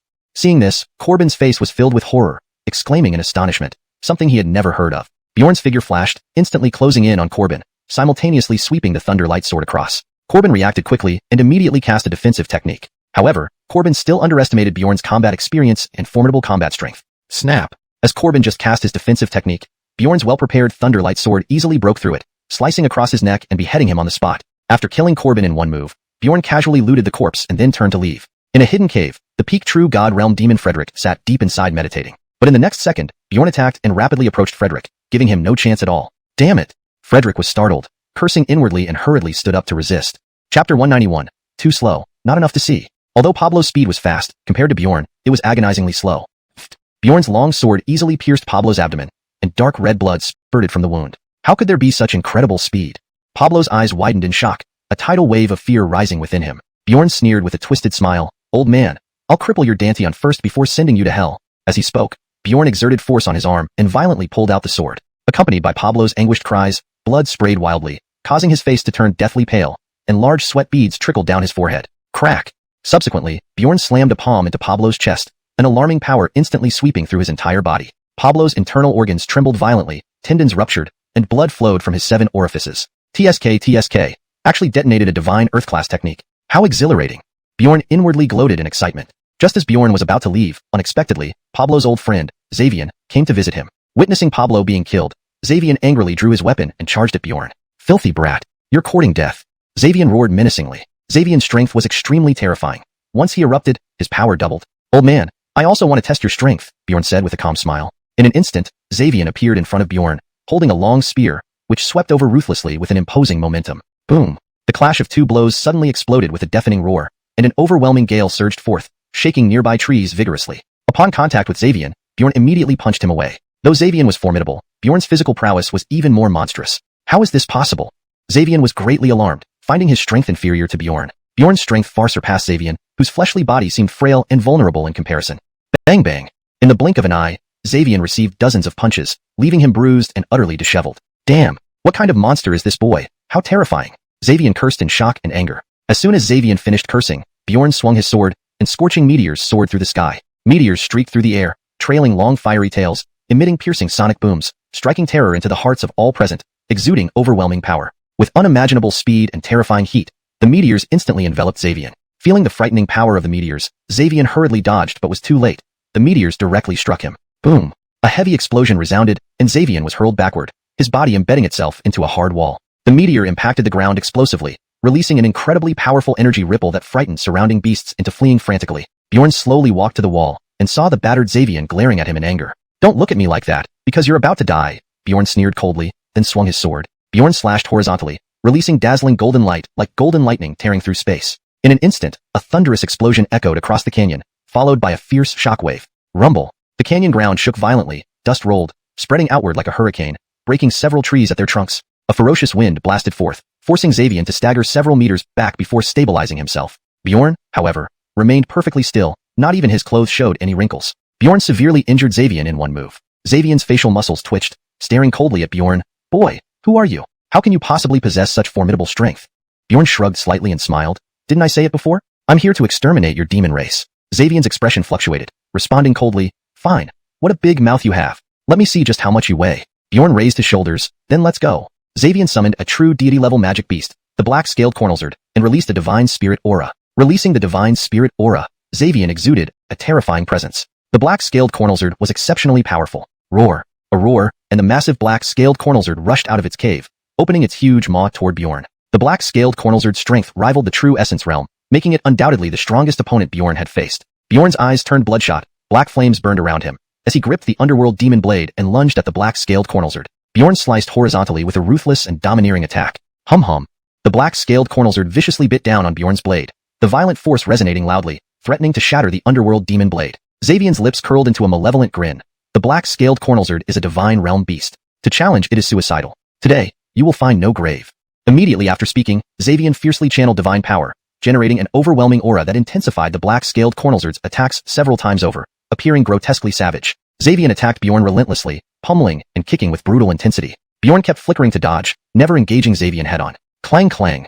Fierce combat unfolded instantly, with Bjorn darting about while executing various martial techniques and body methods, attacking the black-scaled cornelzard time and again. Every move contained formidable strength and terrifying speed, producing ear-splitting explosions. Boy, I advise you not to struggle in vain. You can't hurt the black-scaled cornelzard. Its defense is impenetrable. xuanhuan sneered derisively, but Bjorn remained calm, seemingly having anticipated the black-scaled cornelzard's thick hide. Humph! Do you think I cannot handle the black-scaled cornelzard? You underestimate me too much. Bjorn sneered coldly, his gaze turning icier, an ominous chill flashing in his eyes. Bjorn stomped his right foot, roaring, Heavenly Thunder Invocation. Bjorn made a single-handed seal and simultaneously channeled his technique. Suddenly, dense purple-golden lightning clouds appeared behind him. Crackle crackle. Thick purple-golden lightning bolts flashed in the cloud layers, awe-inspiring and extremely terrifying. In the next second, skies full of purple-golden lightning rained down, overwhelmingly descending upon Bjorn. Heavenly Thunder Invocation. xuanhuan's pupils dilated in disbelief. Bjorn knew Heavenly Thunder Invocation. Hiss. Such terrifying thunder power. Who exactly is this boy? To master such a fearsome martial skill. xuanhuan furrowed his brows, filled with apprehension. Not only did Bjorn know Heavenly Thunder Invocation, but he was also at peak state for it, displaying a level of strength that left xuanhuan guessing. Boom boom. Thunder poured down, ruthlessly bombarding the black-scaled cornelzard. emitting deafening explosions. Chapter 192. Astonishing defense? One move to break you. Although the black-scaled cornlizard was known for its terrifying defense, it still let out heart-wrenching cries of pain under such a furious attack, its massive body continuously rolling over. Roar! The black-scaled cornlizard wailed to the sky, its huge head wildly shaking, clearly in immense pain as if it were about to faint at any moment. Seizing this opportunity, Bjorn immediately slashed down with his saber. Blood spurted out, and a bloody wound appeared, reaching deep into the lizard's internal organs. Though Sawyer's attacks were powerful, Bjorn handled them effortlessly. Roar! The black-scaled cornlizard cried out again, its massive body thrashing wildly, attempting to fling Bjorn away with this movement. Bjorn remained calm, his figure swiftly darting around to dodge the lethal attacks from the black-scaled cornlizard. The lizard continued its frenzied movements, its sharp claws swinging fiercely, but Bjorn's agility was bizarre and rapid, always managing to narrowly avoid them, giving Sawyer no chance to ambush. The black-scaled cornlizard kept howling in despair, its enormous body crazily colliding with the mountainside, causing numerous rocks to fall and shake violently.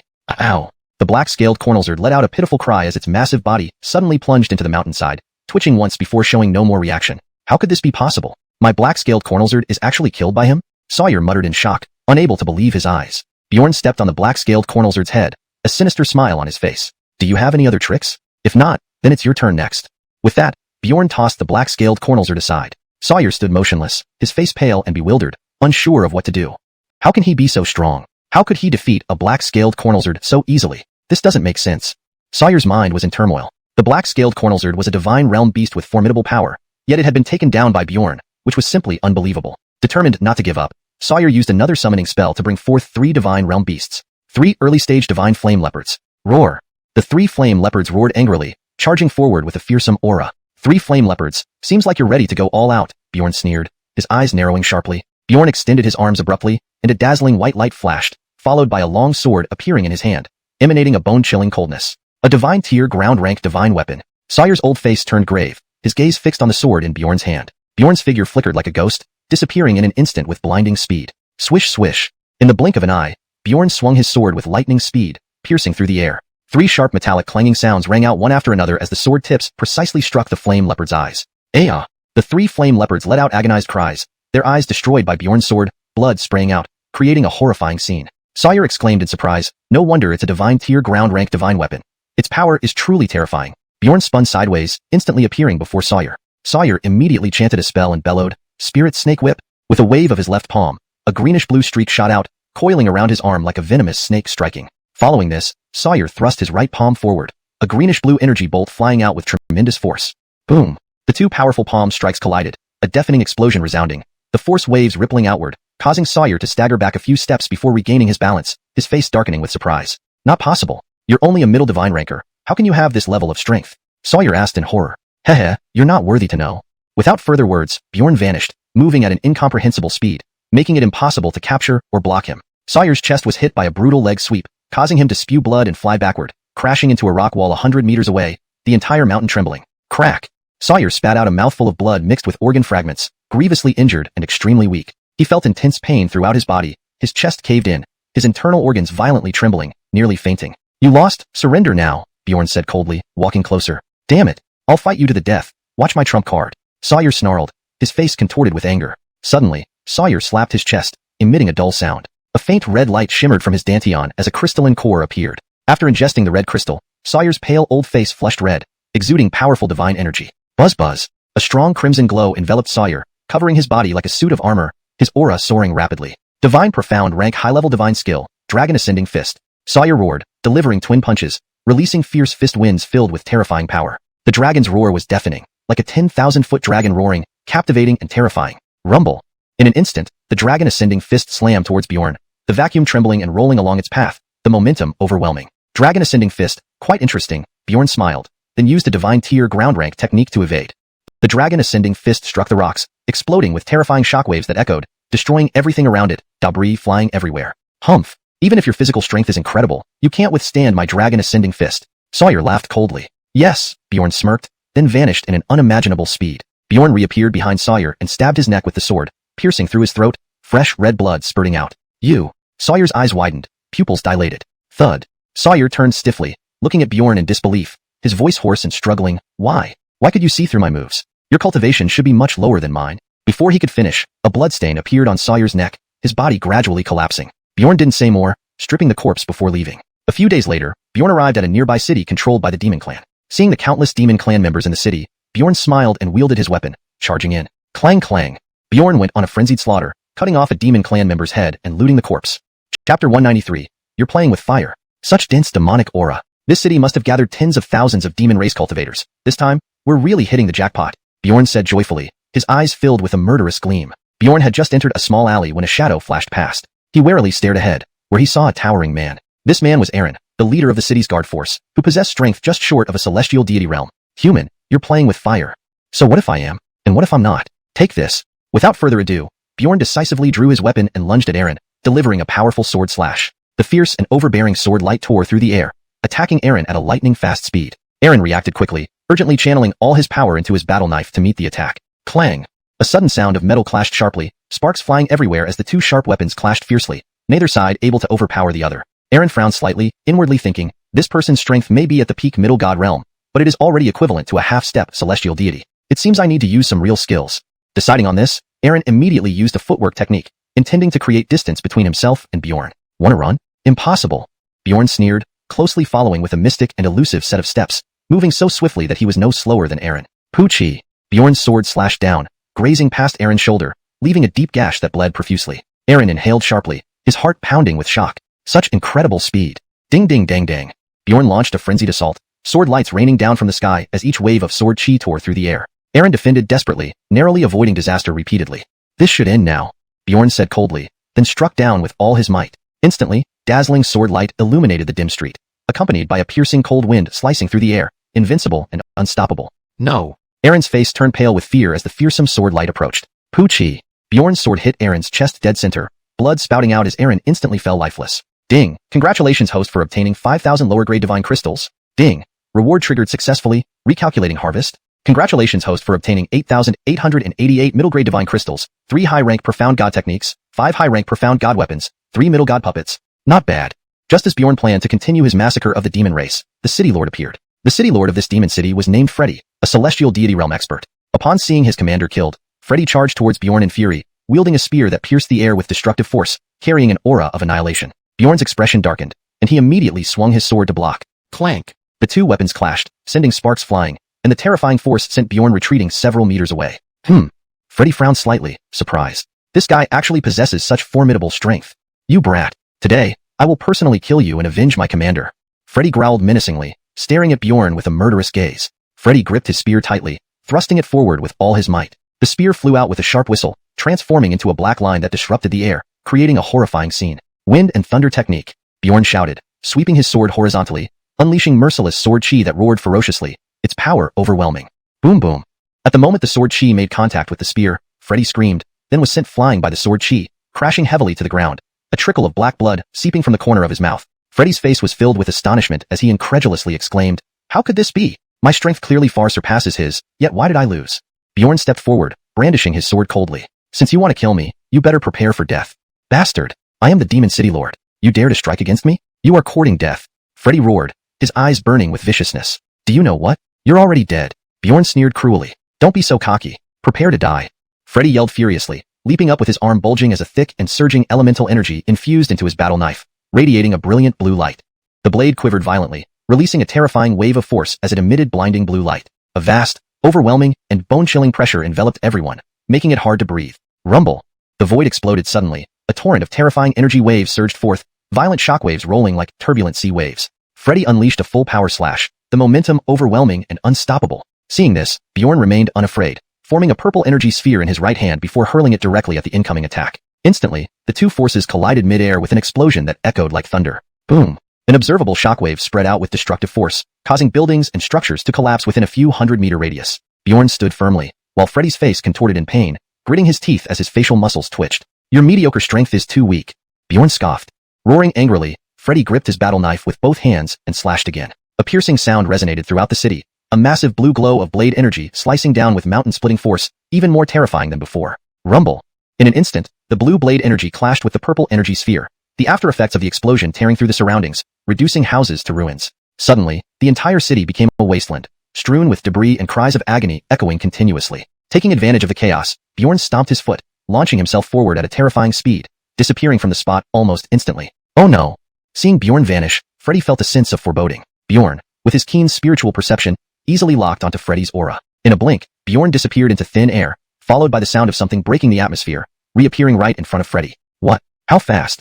Freddy's pupils contracted sharply. Bjorn threw a punch, catching Freddy completely off guard, striking his abdomen, sending him flying like a cannonball. Crack! Freddy landed in the rubble, several ribs broken, his face deathly pale, large beads of sweat rolling down, the intense pain nearly making him faint. Bjorn flashed beside Freddy, looking down at the barely breathing man, grinning wickedly. Weren't you quite arrogant just now? Why don't you keep it up? Hashtag chapter 194, Massacre. Freddy stared at Bjorn with bloodshot eyes, menacingly saying, "Watch your tongue, boy. See how I will kill you." As he spoke, Freddy clasped his hands together, channeling his xuanhuan energy. Then, he abruptly opened his eyes, which flickered with a faint green glow, exuding an eerie and unpredictable aura. Freddy's energy surged suddenly, his cultivation advancing from the early stage of the celestial deity realm to the late stage. Freddy chuckled. This is my strongest martial technique. Once I activate the poison gaze skill, any martial artist must be affected, even a numinous deity realm expert. You are surely dead. Oh, is that so? Bjorn said with a teasing smile. I'd like to see whether your poison gaze skill or my divine power is more formidable. Hum. As he finished speaking, Bjorn immediately summoned the sacred yang battle axe, enveloped in golden light with an oppressive and overwhelming aura. Bjorn took a step forward, swinging the battle axe with a tearing force that swept across horizontally, its momentum invincible. Such powerful attacks. Freddy narrowed his deep gaze, appearing extremely solemn. He didn't expect Bjorn to unleash such a formidable martial skill either. With a roar, Freddy wielded his war saber to meet Bjorn, reigniting the fierce battle. Boom boom. In moments, Bjorn and Freddy clashed dozens of times, their intense clash leaving everyone dazed, the terrifying power causing the entire city to shake violently. Damn it! How could this be? Why is this little brat so strong? Freddy grew increasingly alarmed as the battle continued, his face gradually showing signs of panic. Bang! Seizing the opportunity, Bjorn swung his axe forcefully, striking Freddy's chest hard. A muffled sound was accompanied by a spray of blood. Freddy's chest caved in, and his body slammed into the ruins like a cannonball. Hiss! Such terrifying strength. Freddy winced in pain, his face showing evident suffering. Struggling to his feet, Freddy roared angrily, "You damned boy! I'll kill you!" Without further ado, Freddy, despite being wounded, rushed madly toward Bjorn again, wielding his war saber. Bjorn swiftly moved out of the way and simultaneously pierced through Freddy's throat with a sword. Freddy's Adam's apple convulsed as he struggled to draw his last breath, his eyes revealing intense resentment. Freddy couldn't believe that he would die at the hands of a human weaker than himself. With the death of the city lord and commander, all threats within the city were eliminated. In the end, Bjorn spent considerable time massacring all the demon tribesmen in the city until none remained. Ding! Congratulations, host. Obtained 2,000 low-grade divine crystals. Ding! Reward triggered successfully. Rewards recalculated. Congratulations, host. Obtained 10,800 mid-grade divine crystals, 1 high-rank Earth-class divine art, 5 mid-grade divine puppets. Afterwards, Bjorn rested nearby for several days, stabilizing his strength at the early stage of the true god realm. During this time, Bjorn also explored the realms beyond the celestial deity realm. Beyond celestial deity lies numinous deity, 9th heaven numinous deity, divine lord, divine venerable, divine emperor, 9th-tier divine emperor. Just when Bjorn was worried about running out of demons to slay, he discovered that the city's destruction had prompted the demons to send a peak celestial deity realm demon named Bond for investigation. Without hesitation, Bjorn brandished his weapon and went straight for Bond, attacking while resting. In the pitch-black night sky, Bjorn turned into a blurry golden glow slicing through the night, appearing instantly below the city wall. "Who's there?" a guard shouted immediately. Bjorn sneered, "Looking for your demon grand commander. No need for nonsense. Find the commander. You're courting death."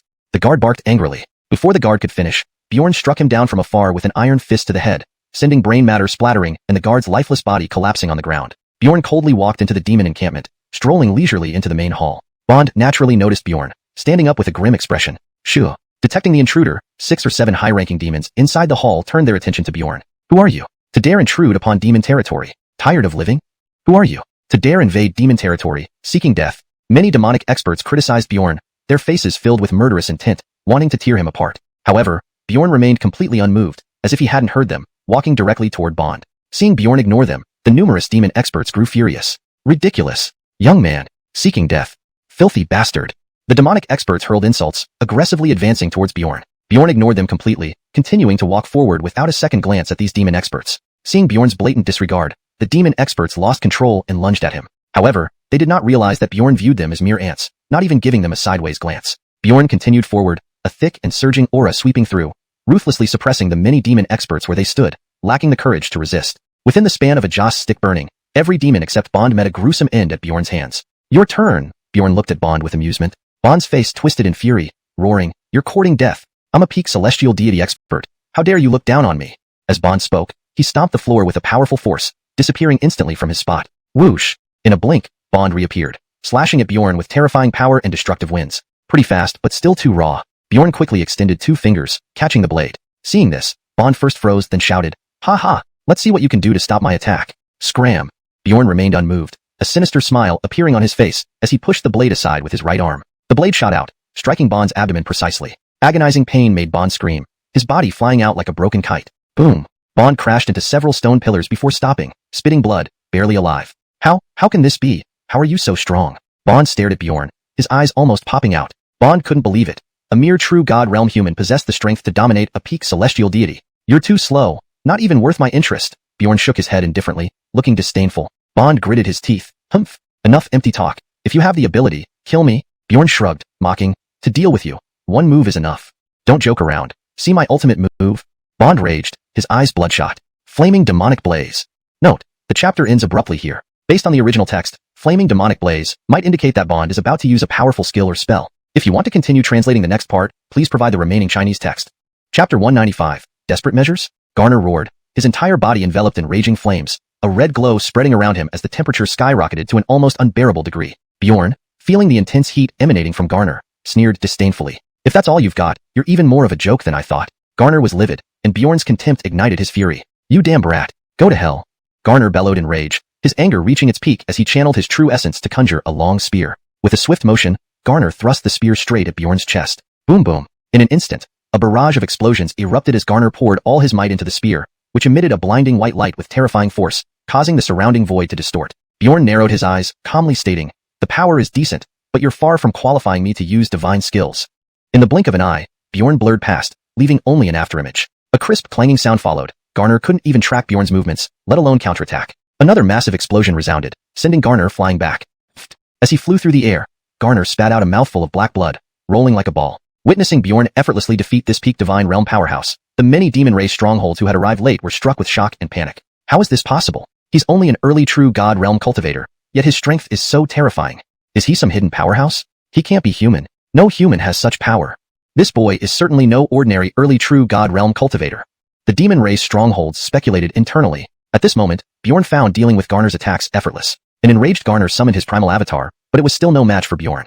Garner grew increasingly fearful as his heart pounded wildly. The fear induced by Bjorn surpassed even his encounters with the Azura King. After a fierce battle, Garner was severely wounded, covered in injuries, and utterly unable to retaliate. Pitchty. Garner's body convulsed violently before spurting out a large amount of dark blood, falling unconscious. Lord Garner. The other demon race strongholds cried out in alarm, filled with dread and anxiety. But in the next second, Bjorn set his sights on them. A sinister smile spread across Bjorn's face as he said ominously, "Your leader is already dealt with, and now it's your turn." The simple statement sent shivers down their spines, their souls trembling. What do you intend to do?" one of the demon race strongholds asked in horror. "Of course, I'm going to send you on your way," Bjorn replied coldly, his eyes flashing with deadly intent. Their Adam's apples bobbed nervously as sweat dripped down their foreheads, their bodies quivering in terror. Knowing there was no escape, they charged at Bjorn with all their might, determined to fight to the death. Each demon race individual summoned their life-bound treasures, a dozen sacred weapons converging on Bjorn, creating a spectacular scene. Bjorn waved his hand casually, and a purple golden flying sword shot out from his sleeve, instantly multiplying into 36 swords. Ding ding dang dang. The intense sounds of clashing weapons echoed continuously as the 36 swords whirled wildly, slicing through the void. One by one, the demon race's life-bound treasures were reduced to scrap, falling to the ground. With just the purple golden swords, Bjorn dismantled the attacks of dozens of demon race strongholds completely. Seeing this, the demons took sharp intakes of breath, astonished by Bjorn's terrifying flying swords. After a brief standstill, any advantage the demons had vanished. Bjorn's 36 purple golden swords weaved through the chaos, each clash claiming several demon lives. Aya! Wave after wave of chilling screams resounded. Bjorn controlled the 36 swords while rapidly moving, seeking his next target. How fast? The demons marveled in fear at Bjorn's terrifying speed. No matter how they tried to evade, Bjorn's swords would always lock onto them, resulting in unavoidable attacks, each strike guaranteed to be fatal. In moments, nearly half of the demon race strongholds lay dead, their bodies scattered gruesomely across the area. The remaining 20 demons were left terrified, trembling uncontrollably. Bjorn retrieved items from the demon corpses with a wave of his hand. Meanwhile, the surviving demons launched a combined assault on Bjorn. They employed all their strongest techniques, even summoning their life-bound treasures. Blades and sword beams slashed through the air, carrying sonic booms and mercilessly sweeping towards Bjorn in a terrifying display. Bang bang. Bjorn moved with lightning speed, evading every attack effortlessly. How terrifyingly fast. The remaining demons could only exclaim in astonishment at Bjorn's unparalleled speed. Such speed was unheard of, akin to something heavenly. Under this overwhelming speed, they stood no chance of catching up to Bjorn. Approaching closer, Bjorn attacked each time he closed the distance by a meter. Hundreds of sword strikes descended like raindrops, releasing a ruthless and fearsome aura that seemed ready to engulf the entire valley. The sword chi bombardment forced the demons to defend themselves, many being knocked flying and smashing into stone walls. PFT. The demons coughed up blood, various injuries marking their bodies in painful displays. Knowing there was no retreat, they must give it their all or die resentfully. To avoid a regretful end, they resolved to fight Bjorn with all their might. One demon quietly crept up behind Bjorn, intending to ambush him. Whoosh! While attacking another demon, Bjorn abruptly sidestepped, then countered with a powerful palm strike that blasted the unsuspecting demon away. At this moment, another demon took advantage of Bjorn's turn and lunged at him, dagger aimed at Bjorn's back. Sensing danger, Bjorn furrowed his brow, spun around sharply, and slapped out a palm with a cold wind trailing behind it. Two palm forces clashed, resulting in a clear slapping sound. PFT. That demon spewed out blood, his complexion pale and weak as he fell flat on the ground. Their power disparity was too vast. Even without action from Bjorn, they were doomed. Retrieving his right hand, Bjorn drew his long sword, casually forming a beautiful flower-like pattern. The sword radiated brilliant blue light, emitting a freezing, intimidating sword intent that made everyone shiver involuntarily. Translation note: ensured proper paragraph structure and line breaks. Maintained character names and pinyin for accuracy. Preserved the original tone and style of the text. Provided a natural, fluent English translation free of grammatical errors. Ensured continuity with the previous context. Chapter 196. Let you see what despair truly means. What kind of swordsmanship is this? The demon race experts widened their eyes, shock evident on their faces. Although they were unaware of the specific sword technique Bjorn was using, they could distinctly sense the terrifying threat it carried, making their hearts tremble. Bjorn narrowed his eyes and instantly vanished from his spot, reappearing in front of the demon expert in a flash. Thud. Raising his sharp sword, Bjorn effortlessly pierced through the demon expert's head and killed him on the spot. My goodness! How quick is that? The other demon experts were petrified with fear, feeling utterly desperate. Bjorn's power was terrifying, and they stood no chance against him. What do we do? We are not his match at all. Staying here will only lead to our deaths. Run. In just a few blinks, over 10 demon experts fled, abandoning their comrades. Bjorn said coldly, "Think you can run? Can you escape me?" With all his strength, Bjorn chased after them. In an instant, he caught up to a few demon experts and swung his sword fiercely. A dazzling blue sword shadow streaked across the void, exuding an unstoppable momentum. Watch out! The demon experts screamed as the blue sword shadow approached. Several demon experts hurriedly mobilized their true energy for defense, but it was half a beat too late. Thump, thump. The blue sword shadow pierced through their shields, drilling into the chests of 4 or 5 individuals, killing them instantly. This scene deeply shook the remaining demon experts. They were thoroughly terrified and anxious. The damned brute, I'll fight you to the death. One demon expert roared furiously, delivering a fatal strike towards Bjorn. He was stronger than the previous one, a rank higher in cultivation. However, Bjorn disdainfully remarked, "You're far from being qualified to fight me to the death." Whoosh whoosh. As he spoke, Bjorn's figure flickered, vanishing instantly. Bjorn was too fast. Before the demon expert could react, he was sent flying 100 meters away, unconscious. No one could tell if he was dead or alive just by looking. Swoosh. Startled, everyone looked around when Bjorn suddenly reappeared, swiftly approaching another demon expert from behind. His arm trembled slightly, emitting a blue sword beam. Another instant kill. Escape. Seeing this, the remaining demon experts panicked and ran without hesitation. Humph, since you've come, none of you will leave. Bjorn said grimly and pursued them. Bjorn's speed was astonishing. Soon, he caught up to one demon expert and slashed horizontally with his sword. Thud. A grotesque head flew high into the sky, spewing scalding blood in an extremely graphic scene. Within moments, 2 more demon experts met their end at the hands of Bjorn. Within a short while, 3 demon experts had perished. Now, only the demon leader Lachlan remained. Watching Bjorn approach slowly, his face twitched and large beads of sweat rolled down his forehead. Don't think you're invincible just because you defeated some trash. Let me, Lachlan, teach you a lesson, the demon leader roared. Bjorn shook his head calmly.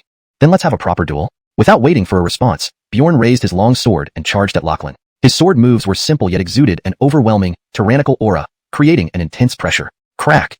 Lachlan hastily retaliated, but couldn't match Bjorn's tyrannical sword strike. His weapon was shattered instantly, his wrist fractured and dislocated, causing his face to twitch violently. How is this possible? Lachlan stared blankly and fearfully. He couldn't believe he couldn't even block Bjorn's single sword strike.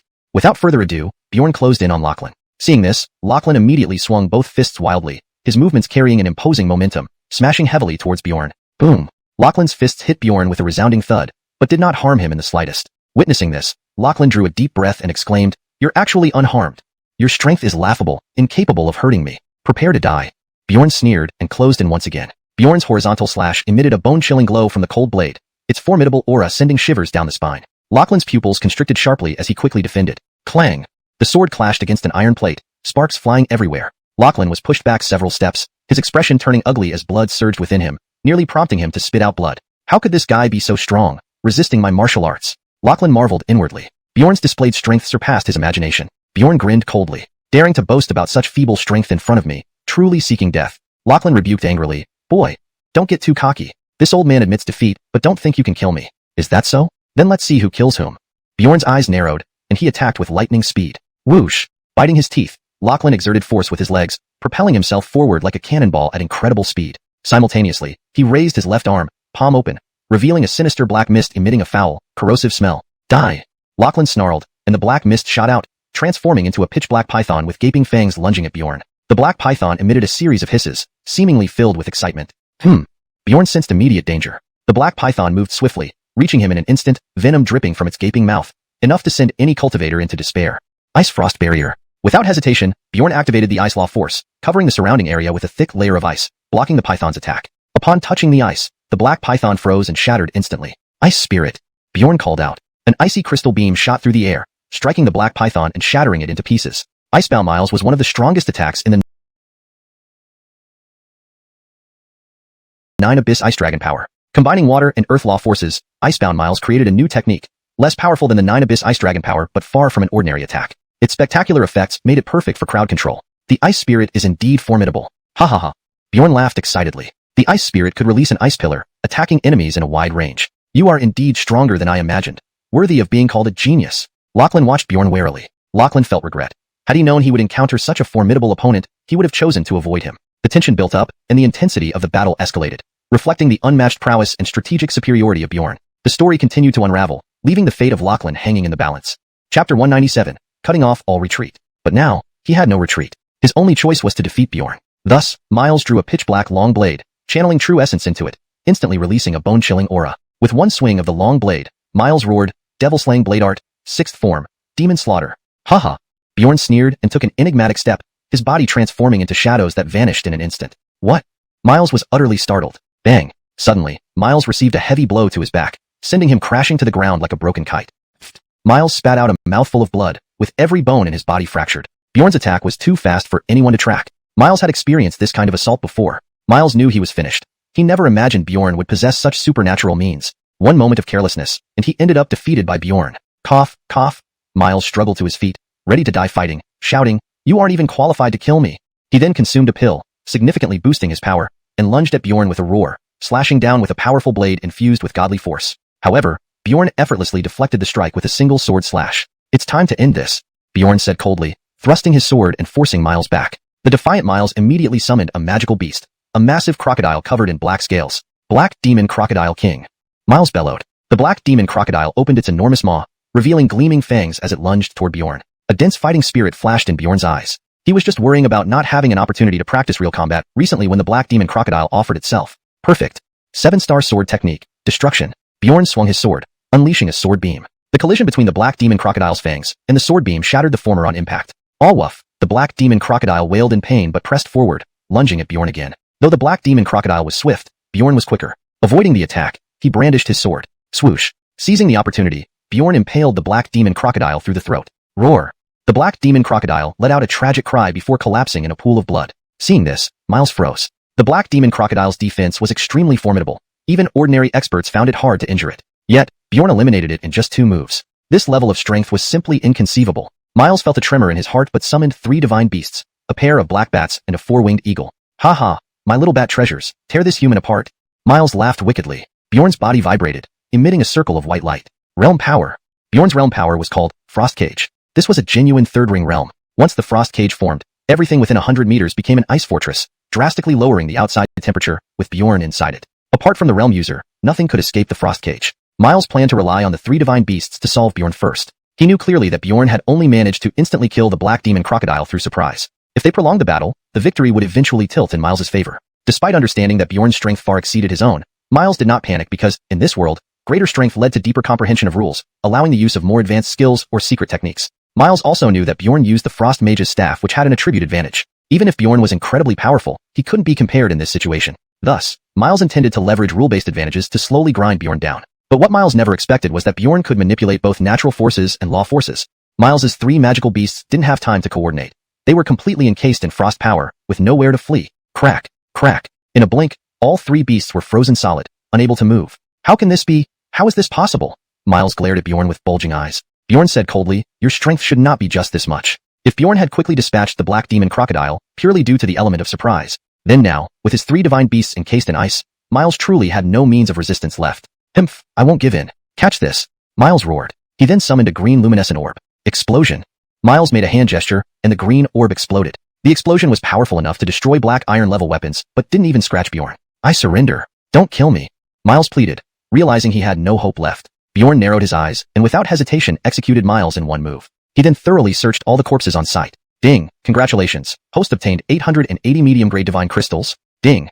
Reward successfully triggered. Recalculating. Congratulations. Host obtained 1888 high-grade divine crystals, 3 supreme-grade sword techniques, 3 supreme-grade cultivation methods, 5 high-tier divine puppets. After disposing of these demon clan members, Bjorn set off once again to seek new targets. Effort paid off, finding a new demon city within less than half a month. Bjorn charged into it, his sword raised. Ordinary demons weren't opponents, being cut down in a single stroke. Only the city lord Cassius could catch Bjorn's eye. Wielding a weapon, Cassius dashed towards Bjorn, shouting, "Human, you're very brave, daring to invade our territory. Perhaps you don't know what death looks like. Enough talk, let's fight." Bjorn immediately drew his sword. Clang. Cassius, unfazed, engaged in combat with a large sword in hand. Though Cassius hadn't grasped the power of laws, his profound internal energy and martial prowess allowed him to match Bjorn equally. However, Bjorn remained unpressured. How is this possible? This human is actually matching me?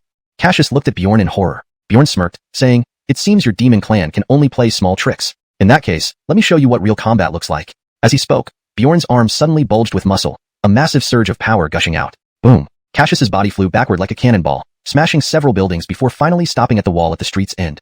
Chapter 198. You are not qualified yet. Bjorn calmly walked up to Cassius, looking down at him from above and asked, "Do you still want to continue?" Fury filled Cassius's face. He hated being looked down upon more than anything. Immediately standing up, he drew the long whip from his waist. Crack, crack, crack. The whip lashed through the air fiercely, making a sharp cracking sound and whistling in the wind. "You will pay for this." Cassius bellowed as the whip turned into a blur aiming at Bjorn's head, intending to force him to retreat. Bjorn shook his head disdainfully, gripping the spirit dance sword and thrusting it straight forward. Sparks flew as Bjorn remained completely unmoved, while Cassius's entire right leg bent under pressure. What sorcery is this? Cassius was shocked. Bjorn's sword strike seemed simple, even plain, but its power and speed were exceptionally terrifying. Without any more ado, Bjorn kicked Cassius in the stomach. Cassius spat out a mouthful of blood, flying several meters backward and falling to the ground with a thud. Bang! Struggling to get back up, Cassius growled angrily, "Damn you! I'll fight you to the death." Bjorn chuckled sarcastically, "Your strength is too weak. You're not qualified to fight me." With that, Bjorn instantly appeared before Cassius, sweeping his spirit dance sword out horizontally. No! Sensing impending doom, Cassius immediately used his weapon to block. Clang! A deafening metallic clang rang out, sparks flying everywhere. Cassius's palms split open. "This can't be. My weapon is made from superior materials. How could it fail against your garbage weapon?" "Garbage weapon?" Bjorn mocked with a laugh. "Look closely. My sword is a divine artifact." The spirit dance sword slashed across Cassius's wrist, drawing blood profusely. In immense pain, Cassius furiously summoned 3 sacred beasts. Supernatural art, Inferno Blaze. The 3 demons simultaneously unleashed their skills. Unbearably hot flames rushed towards Bjorn, but Bjorn didn't even bother to dodge, splitting the flames in half with sheer force of the spirit dance sword. Then he swung again, instantly injuring the 3 beasts. This horrifying scene petrified Cassius. He knew he would surely die today. "Humans, I curse you. May you eternally fall into hell." Bjorn laughed disdainfully as he moved to kill Cassius. "I told you, you're not qualified." Suddenly disappearing, Cassius froze for a moment, then felt Bjorn's sword pierce through his chest. Ah! A piercing scream echoed through the clouds. Bjorn directly chopped off one of Cassius's arms and tore it apart. Falling to the ground and clutching his wound, Cassius glared at Bjorn venomously and gritted his teeth. "Human! May you die miserably. I will definitely take revenge." Bjorn sneered, "I'm curious about who won't live well." As soon as he finished speaking, Bjorn reappeared before Cassius, piercing through his abdomen with one swift stroke. "You!" Cassius's eyes widened in disbelief and frustration. Bjorn pulled out his sword. "Next time, if you're reborn, be a little more modest and less arrogant." Congratulations, host obtained 5,888 medium-grade divine crystals, 1 divine earth-level sword technique manual, 4 upper god puppets. Then, after looting the body, Bjorn left the scene. Within a single day, eradicating thousands of demons in the city was undoubtedly a shocking event which spread quickly. Before Bjorn had gone far, a demon charged over. This demon was the previous mayor's brother, named Dover. Dover dashed fiercely toward Bjorn, roaring, "Damned human! Leave your life here." Hearing this, Bjorn snorted coldly and struck a palm at Dover. Bang! Although Dover's strength was indeed formidable, enough to match Bjorn, he still couldn't compare in terms of power. However, Dover possessed special techniques that allowed him to evade Bjorn's attacks. Tired of playing around, Bjorn sent an ice dragon whirlwind spiraling towards Dover. The icy blue chill spread rapidly, drastically lowering the temperature and covering the ground in frost and snow. Dover slowed considerably. Seizing the opportunity, Bjorn approached Dover swiftly. He grabbed Dover's left arm with one hand and twisted fiercely. Pulling hard, Bjorn dislocated Dover's entire left arm. Dover screamed mournfully and attacked Bjorn in fury. Yet, having lost an arm, Dover's combat power dropped significantly and couldn't match Bjorn even with high-level martial arts and defensive skills. Boom! Bjorn punched Dover back forcefully. Determined not to lose, Dover summoned another divine spear and lunged at Bjorn. Bjorn raised his hand to block the spear. Dover's expression changed slightly. He felt like he had struck a mountain, instead being repelled by an enormous force and crashing to the ground heavily. How is this possible? Didn't you only have one divine weapon? Dover tried to use all his strength to concentrate on the divine weapon. The spear emitted dazzling golden light, emitting terrifying energy towards Bjorn. Bjorn's gaze flickered, and the spirit dance sword flew out of its sheath, colliding head-on with the spear. A ringing sound echoed, and the spear shattered instantly. The spear shattered, and Dover spat out fresh red liquid. This can't be. My divine weapon actually broke? Dover roared in disbelief. His divine weapon shattered. Hee. Bjorn scoffed. Nothing in this world is impossible. As he spoke, Bjorn delivered another slash towards Dover. Dover's face changed dramatically as he summoned a new divine weapon for defense. His body retreated continuously, his arm visibly trembling. I don't believe it. Your weapon is clearly much inferior to mine. How did you win? Dover shrieked stubbornly. Because it's a divine artifact. Bjorn's indifferent voice reached Dover's ears, followed by another strike. Dover raised his divine weapon in defense, but was still shaken to numbness in his arm. Clank. Bjorn's sword collided with the divine weapon, leaving fine cracks on its surface, which eventually exploded, revealing black iron fragments inside. A divine weapon, actually broken? Dover was dumbfounded. He had never heard of a weapon destroying a divine artifact. However, Bjorn noticed those iron pieces, some of which were dark red, exuding dense murderous intent. Who exactly are you? Dover asked after a long silence. Bjorn ignored him and rushed forward, intending to finish Dover. Seeing this, Dover attempted to escape using his trump card. Wanna run? Do you think you can escape? A sarcastic smile played on Bjorn's lips as the spirit dance sword turned into a shadow chasing after Dover, striking accurately each time. The sword pierced Dover's chest. You. Cassius pointed at Bjorn in disbelief, unable to accept his ultimate defeat. Congratulations, host obtained 988 superior grade divine crystals, 2 divine earth level cultivation methods, 5 upper god puppets. Hashtag chapter 199. A cowardly lot. After dealing with xuanhuan Ka, Bjorn had barely rested when he encountered a powerful demon clan expert named Aiken. Without hesitation, Aiken attacked Bjorn upon seeing him. Looking for me? Bjorn sneered, confident that if he wished, he could topple this guy in a second. Although Aiken's cultivation was one realm higher than his, Bjorn didn't feel intimidated at all. Using the dragon traverse technique, Bjorn quickly closed in on Aiken and lashed out with his right leg like a whip. Aiken's expression changed wildly as he hurriedly blocked, but was still kicked flying by Bjorn. Bjorn cast a cold glance at Aiken. A mere trash like you dares to provoke me? You must be tired of living. TCH, putting on airs. Watch me handle you. Aiken summoned his sacred weapon spear, firing it crazily at Bjorn, trying to force Bjorn into making a mistake. You are too weak. Without any divine artifacts, what do you have to fight me with? Bjorn laughed mockingly, casually drew a long sword, then hurled it fiercely. Zoom. The sharp sword cut through the air as if slicing space itself, and in the blink of an eye, pierced Aiken's shoulder. Bjorn shook his head. Your demon clan truly lacks self-respect. Abandoning your life for petty gains, only cowards would do such things. These words enraged Aiken, who immediately charged at Bjorn, brandishing his sacred weapon spear. But Bjorn was ready. With a flash, he dodged Aiken's attack and then kicked him flying again. A piece of trash like you doesn't even deserve my attention, Bjorn said disdainfully, struggling to his feet. Aiken gritted his teeth. Brat, don't get cocky, you will pay for this. Suddenly, Aiken's body turned into countless bats flying everywhere. Insignificant trick. Bjorn's voice was icy, and instantly, his pupils transformed into deep vortexes. Buzz. From these vortex eyes, a flame appeared out of nowhere, roaring furiously. This was the heaven-burning pupil. The flames enveloped the bats. A savory smell wafted through the air, followed by all the bats plummeting to the ground with agonizing cries, disappearing in an instant. At this moment, a figure quietly approached. He struck Bjorn from behind, but to his surprise, Bjorn remained unmoved. The attacker quickly retreated, attempting to escape. Wanna run? Bjorn sneered coldly, extended his palm towards the person, emitting a terrifying suction force that made the attacker uncontrollably fly towards Bjorn. It was Aiken. After being pulled closer and injured, Aiken was fiercely kicked away again. The infuriated Aiken pulled out his sacred weapon saber. Go! With a low growl, Aiken slashed at Bjorn, tearing through the air with a razor-sharp gale. Insignificant trick. Bjorn did not dodge, allowing the saber beam to strike him. His body trembled and released a formidable electric force that shattered the saber, followed by a punch. Aiken was thrown back hundreds of meters. So strong. Aiken was shaken. Bjorn was much stronger than he had expected. A thought flashed across Aiken's mind. He was heavily injured and considered retreating. Trying to run?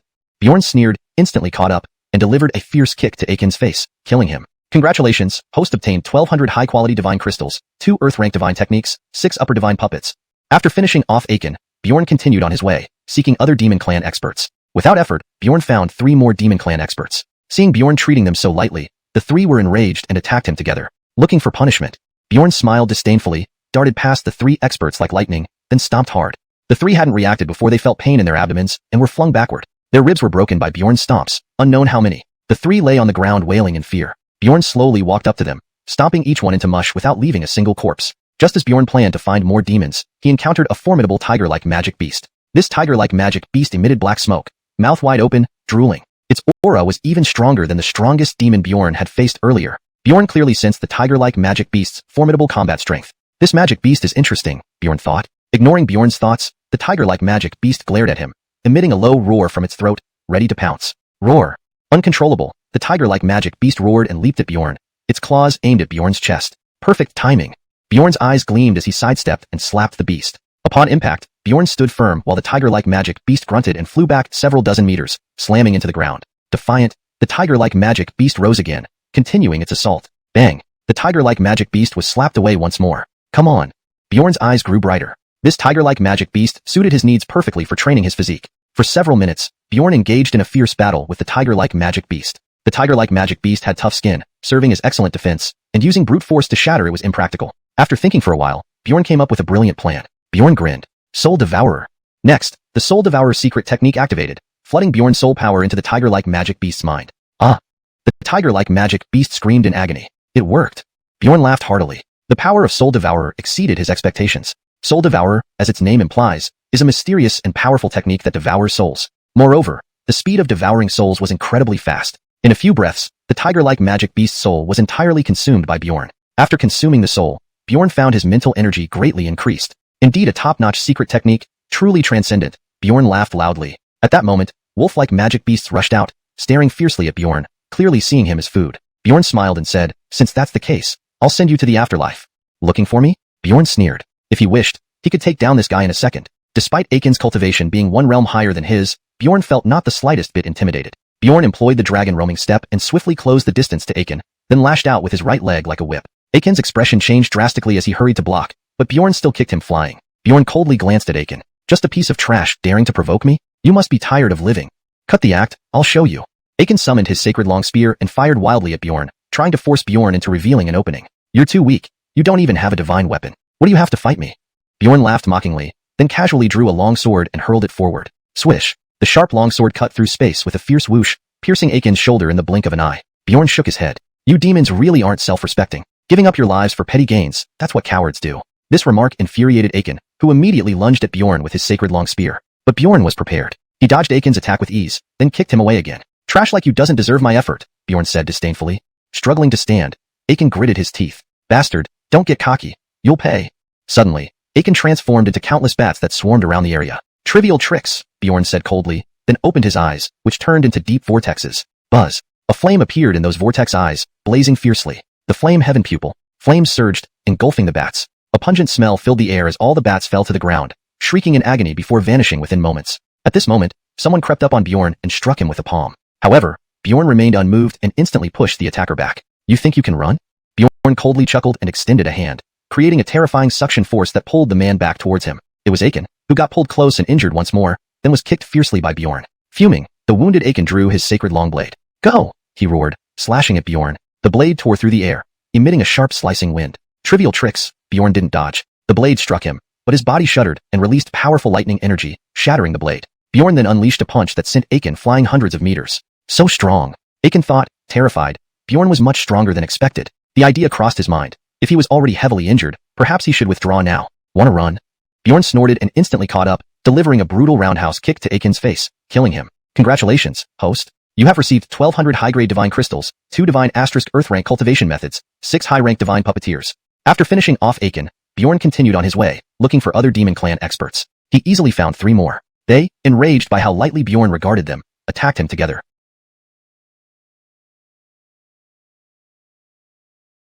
Looking for pain, Bjorn scoffed, flashing past the 3 demon clan experts in a lightning-fast movement and kicked hard. The 3 demons were knocked flying backward before they could react, ribs broken by Bjorn's assault. The 3 lay moaning in fear and pain. Bjorn walked over leisurely, crushing each underfoot into paste without leaving any remains. As Bjorn planned to find more demons, he encountered a powerful tiger-shaped magical beast. Black smoke emanated from its body as it bared its teeth, drooling heavily. This beast exuded an aura far stronger than the strongest demon he had faced previously. Bjorn clearly sensed the formidable actual combat strength of this tiger beast. "This beast is interesting," Bjorn mused. The tiger beast didn't care about Bjorn's thoughts. Its eyes gleamed menacingly as it stared at Bjorn, growling deeply, ready to charge. Roar!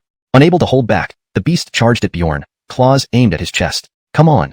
Bjorn sidestepped slightly, then slapped out a palm. Upon impact, Bjorn stood firm while the tiger beast was sent flying dozens of meters away with a muffled groan. The stubborn tiger beast got up again and resumed its charge. Thud. Once more, the tiger beast was slapped away. One more time. Bjorn's eyes grew brighter. This tiger beast suited him perfectly for physical training. They fought intensely for several minutes. The tiger beast's skin was extremely tough, making it almost impervious to brute force. After some thought, Bjorn came up with a brilliant move. He grinned. Soul Devourer. The Soul Devourer's secret technique activated, sending Bjorn's soul power into the tiger beast's consciousness. Ah! The tiger beast let out a heart-wrenching scream. Indeed effective, Bjorn laughed. The power of Soul Devourer exceeded his expectations. As a secret art that devours souls, it was both eerie and immensely powerful. Moreover, the speed at which it devoured souls was astonishingly fast. In just a few breaths, the tiger beast's soul was completely consumed. After devouring the tiger beast's soul, Bjorn noticed a significant increase in his mental power. Truly top-tier unique secret arts are heaven-defying, Bjorn laughed loudly. Just then, wolf-like beasts emerged, staring viciously at Bjorn, clearly viewing him as prey. Bjorn smiled faintly and said, "In that case, I'll send you to the netherworld." Chapter 200. Let me send you to the west. Frost for 10,000 miles.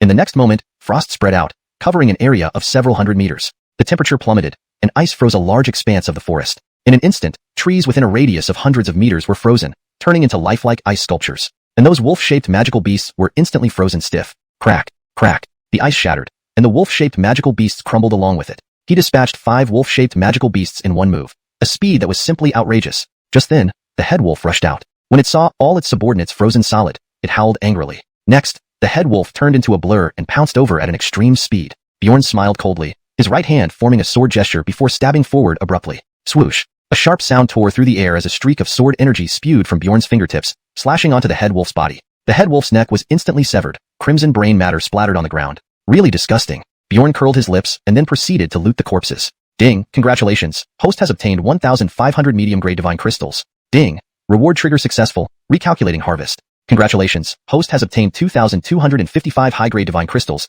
3 high-grade profound sword techniques, and 3 high-grade divine puppets. After completing these tasks, Bjorn headed to a nearby city for rest and recuperation. However, even in a human city, he could not find peace. A few men who looked like thugs had their eyes set on Bjorn. Bjorn shook his head and turned toward an alley. When those thugs caught up, they found Bjorn was already gone. Are you looking for me? Bjorn appeared behind them. The thugs were greatly alarmed. They never expected Bjorn to appear silently behind them. Corneltal bastard, daring to play tricks on me. Are you tired of living? One thug yelled. Bjorn raised an eyebrow and said coldly, I already warned you, but you chose not to listen.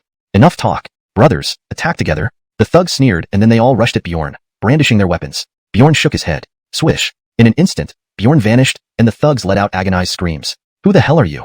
The remaining thugs were frightened to the core. They thought Bjorn was just an ordinary person, but reality proved them wrong beyond belief. Bjorn paid no attention to these fellows and planned to finish them off. Seeing Bjorn intending to kill them, the thugs decided to fight together against him. They exchanged glances and used their best skills to attack Bjorn. Unfortunately, they couldn't even scratch Bjorn. He ignored them each time and knocked them away with a slap. They lay on the ground groaning in pain. Use all your tricks if you have any. Otherwise, I'm sure you will regret it, Bjorn barked coldly. Angry, the thugs used their trump cards. They pulled out daggers from their waist pouches and lunged at Bjorn all at once. Though these daggers weren't top-notch, they were enough to injure or even fatally wound ordinary divine realm experts. Bjorn remained unperturbed. He punched back with 3 blows, smashing the heads of the 3 thugs. Since they intended to harm him, he wouldn't hold back. After dealing with this, Bjorn continued his journey. His current speed was extremely fast, vanishing from the street in the blink of an eye. Hiss. Suddenly, someone targeted him. After inquiring, Bjorn learned this person was the biggest thug in the city, Andonis. Without saying a word, Andonis drew his weapon and charged at Bjorn. Bjorn narrowed his eyes, a dangerous gleam flashing across them, and then kicked Andonis' dagger away. Andonis was flung several meters away, clutching his chest and spitting out blood, his face full of shock. This kid is definitely not simple. I must use my utmost strength. Andonis gritted his teeth. Great. Let me see how powerful your full strength is. Bjorn roared and chased after him. Brat, don't go too far. Take this. Andonis howled. Then, Andonis slashed with his dagger, but Bjorn dodged sideways and grabbed the dagger between 2 fingers. You. Andonis gaped, astonished that Bjorn had easily caught his dagger. It's over. Bjorn slowly lifted his head, revealing a sinister smile. Then, Bjorn flicked a pebble at Andonis. Thud. The stone pierced Andonis' shoulder and entered his body. Andonis' pupils dilated, feeling intense pain, as if millions of ants were biting him, unbearable agony. He struggled desperately, removing the stone from his shoulder. Now Andonis was filled with rage and fighting spirit. He wanted nothing more than to eliminate this troublesome guy. Andonis attacked again, his dagger creating strong gusts. But his movements were still slow, and Bjorn dodged it effortlessly. Is this your real strength? Bjorn shook his head. Such attacks were merely tickling to him. No, I can't keep dragging on. Andonis growled. Knowing the huge gap in cultivation between him and Bjorn, prolonging the fight would only disadvantage him. So he must unleash his full power. Thinking this, Andonis took a deep breath, placed his hands together in front of his chest, closed his eyes, and sat cross-legged. Then, a cloud of black mist floated around Andonis. This was energy formed by condensed soul power. Andonis opened his eyes, emitting a terrifying gaze, and shouted, Ghost King of Soul Devourer. Buzz. In an instant, a massive wave of pressure spread throughout the alley. Then, the black mist coalesced into a shadowy figure. It was a towering man about 2 zhang tall, radiating terrifying waves that made the surrounding air seem sticky. The Ghost King of Soul Devourer was the fiercest creature in the underworld. Bjorn glanced at it indifferently. Then he charged at the Ghost King of Soul Devourer, his right hand flashing as a long blade materialized, precisely a high-grade treasure weapon. Seeing this, the Ghost King of Soul Devourer became enraged and immediately charged forward. Its form was enormous yet agile like a tiger. It swung its thick arms and smashed down on Bjorn fiercely. Bjorn blocked with his blade. A metallic clang rang out, sparks flew, and the sound was deafening. Bjorn's legs bent slightly under the force. The Ghost King of Soul Devourer had astonishing strength. Boom, boom. The two battled fiercely, evenly matched for a while. However, gradually, Bjorn began to gain the upper hand. Chapter 201. Showing off in front of an expert. A moment later, the spirit-devouring Ghost King felt his whole body go limp and weak. His wrist had already snapped. Bjorn pulled out the high-grade treasure weapon embedded in the spirit-devouring Ghost King's body. Its life force instantly drained away as its body turned into specks of black smoke that dispersed. After dealing with the spirit-devouring Ghost King, Bjorn immediately went straight for Andoni's. Seeing this, Andoni's promptly summoned another trump card. A skeleton descended from the sky and landed on the ground, exuding a bone-chilling aura. Humph, petty tricks. Bjorn scoffed, kicking the skeleton away with one foot. The skeleton shattered into pieces of bone dust. Andoni's final card was thoroughly dismantled. With a twisted and grotesque expression, Andoni's looked at Bjorn and shrieked, "Lu, you've been lucky today. We're now sworn enemies. Remember this." Andoni's tried to flee after speaking. "Where are you going?" Bjorn, quick on the draw, grabbed Andoni's by the neck and hurled him to the ground. Crack. Andoni's shoulder was forcefully broken. Injured, Andoni's angrily summoned his last trump card. "Lu, you're formidable to make me use my last lifeline." Andoni's gritted his teeth. Immediately afterward, a man dressed in white appeared behind him. The man resembled Andoni's closely but was slightly slimmer, with dark eyes emanating a chilling, dark aura. "This is a corpse evil?" Bjorn glanced at him and said, "Hee hee, you recognize me?" The corpse evil laughed maniacally, revealing a cruel smile. Andoni's proudly responded, and then turned to the corpse evil respectfully, saying, "Please destroy this person." "All right." The corpse evil grinned ferociously. The corpse evil took a step forward and vanished instantly. In the next second, a bone-chilling wind swept past Bjorn's back. Indeed worthy of being a corpse evil from the underworld, but unfortunately not without weaknesses. Bjorn smiled. Then Bjorn turned around and swung his sword outward. Clang. The metallic clang resounded. Bjorn felt a powerful force coming through his arm, forcing him to take a few steps back. Bjorn retreated 5 or 6 steps before he stopped. The corpse evil also took several steps back. "Young man, well done." The corpse evil laughed evilly. Although the corpse evil had only used 30% of its power, it still couldn't handle Bjorn, which shocked him greatly. "This kid isn't simple." The corpse evil mused internally, preparing to reveal its true strength. Bjorn looked calmly at the corpse evil. Despite being merely a wisp of a soul, the corpse evil was much stronger than ordinary people due to its composition of soul energy. If it were anyone else facing a corpse evil, they would find it very challenging. But for Bjorn, it was insignificant. Holding a high-grade treasure greatsword, Bjorn slashed down. Boom. The corpse evil's palm trembled slightly as it barely blocked the fierce attack but was thrown several meters back, spitting fresh red liquid and turning pale and weak. How is this possible? Andoni's face was full of shock. He hadn't expected his greatest trump card to be crushed by Bjorn. A sense of fear rose in Andoni's heart, and he chose to retreat without hesitation. But would Bjorn let a tiger return to the mountain? Trying to run now? Isn't it too late? Bjorn's eyes flashed with cold light as he darted forward. Terrified, Andoni's hurriedly turned to run. Bjorn's lips curled into a mocking sneer. Andoni's immediately called on the corpse evil to block. Seeing Andoni's seek help, the corpse evil stood up, gestured with his hand, and brought the skeleton soldier back to his side. "All of you together," Bjorn said proudly, his tone extremely domineering. Upon hearing this, the corpse evil's expression darkened, clearly enraged. "Brat, don't get cocky." Finishing his words, the corpse evil suddenly dashed out. Swish, swish. The corpse evil waved the skeleton soldiers toward Bjorn, hacking furiously. Bjorn held the high-grade treasure greatsword, fighting the skeleton soldiers. Sparks flew, and the clash of metal echoed endlessly. Bjorn fought more bravely, while the corpse evil was gradually defeated. Eventually, the corpse evil screamed and was thrown backward, smashing into a wall, destroying the solid structure. Puff. The corpse evil spat out a mouthful of bright red liquid, looking even paler. It lifted its head, glaring viciously at Bjorn, its eyes flashing a murderous glint. Bjorn looked coldly at the corpse evil and said, "Since you want to play, I'll play along with you." Bjorn stepped forward slowly toward the corpse evil. The corpse evil's eyes flickered, and it suddenly flashed again, pouncing on Bjorn once more. Bjorn stomped hard, leaping into the air. Holding the high-grade treasure greatsword, Bjorn plunged downward with an unstoppable momentum. Boom. The skeleton soldier shattering under the strike. The corpse evil's chest received a severe blow, spewing fresh red liquid. The corpse evil let out a terrible scream, turning ghostly white. What should I do? The corpse evil was filled with anxiety. Suddenly, it seemed to think of something. Its body wriggled strangely, turning into a puddle of sewage and dissipating. At the same time, where the corpse evil had been, a head emerged. "Interesting, quite an unusual spell," Bjorn remarked calmly, staring at where the corpse evil had disappeared. "Who are you?" The corpse evil growled, knowing Bjorn wasn't letting down his guard. Skilled in various evil secret arts, the corpse evil was incredibly powerful. Yet, it suffered a defeat at Bjorn's hands. "You guess," Bjorn mocked. You must not be an ordinary person. Tell me what school you come from. Perhaps I might spare you. Hearing this, Bjorn burst into laughter as if he'd heard the funniest joke in the world. Seeing this, the corpse evil's face darkened. Why are you laughing? Don't you believe me? Do I believe you? Bjorn shook his head. You're a beaten general, yet you maintain such arrogance? As he spoke, Bjorn approached the corpse evil slowly. Humph, don't get too cocky, boy. I underestimated you. If I went all out, who knows who'd win? The corpse evil muttered. Is that so? Bjorn sneered. The high-grade treasure greatsword in his hand erupted in dazzling light, slashing down powerfully enough to split a small mountain. The corpse evil was stunned. The blade fell inches from its face. The corpse evil's complexion turned snow-white, beads of sweat forming on its forehead as it trembled. Whoosh! At this moment, the corpse evil suddenly employed a ghostly escape technique and vanished into thin air. Chapter 202. This time next year will be your anniversary. You'll never find me, the rider sneered. Oh, really?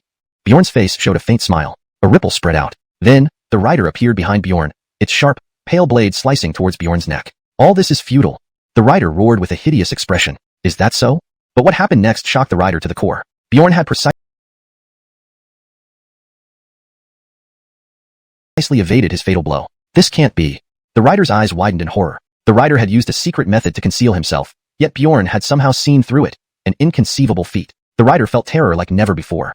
He had never encountered such a formidable existence. He tried to escape, but Bjorn wouldn't give him the chance. Bjorn kicked out and struck the rider directly. Thud. The rider flew backward, crashing through a wall and falling to the ground. Who are you? Why do you target me?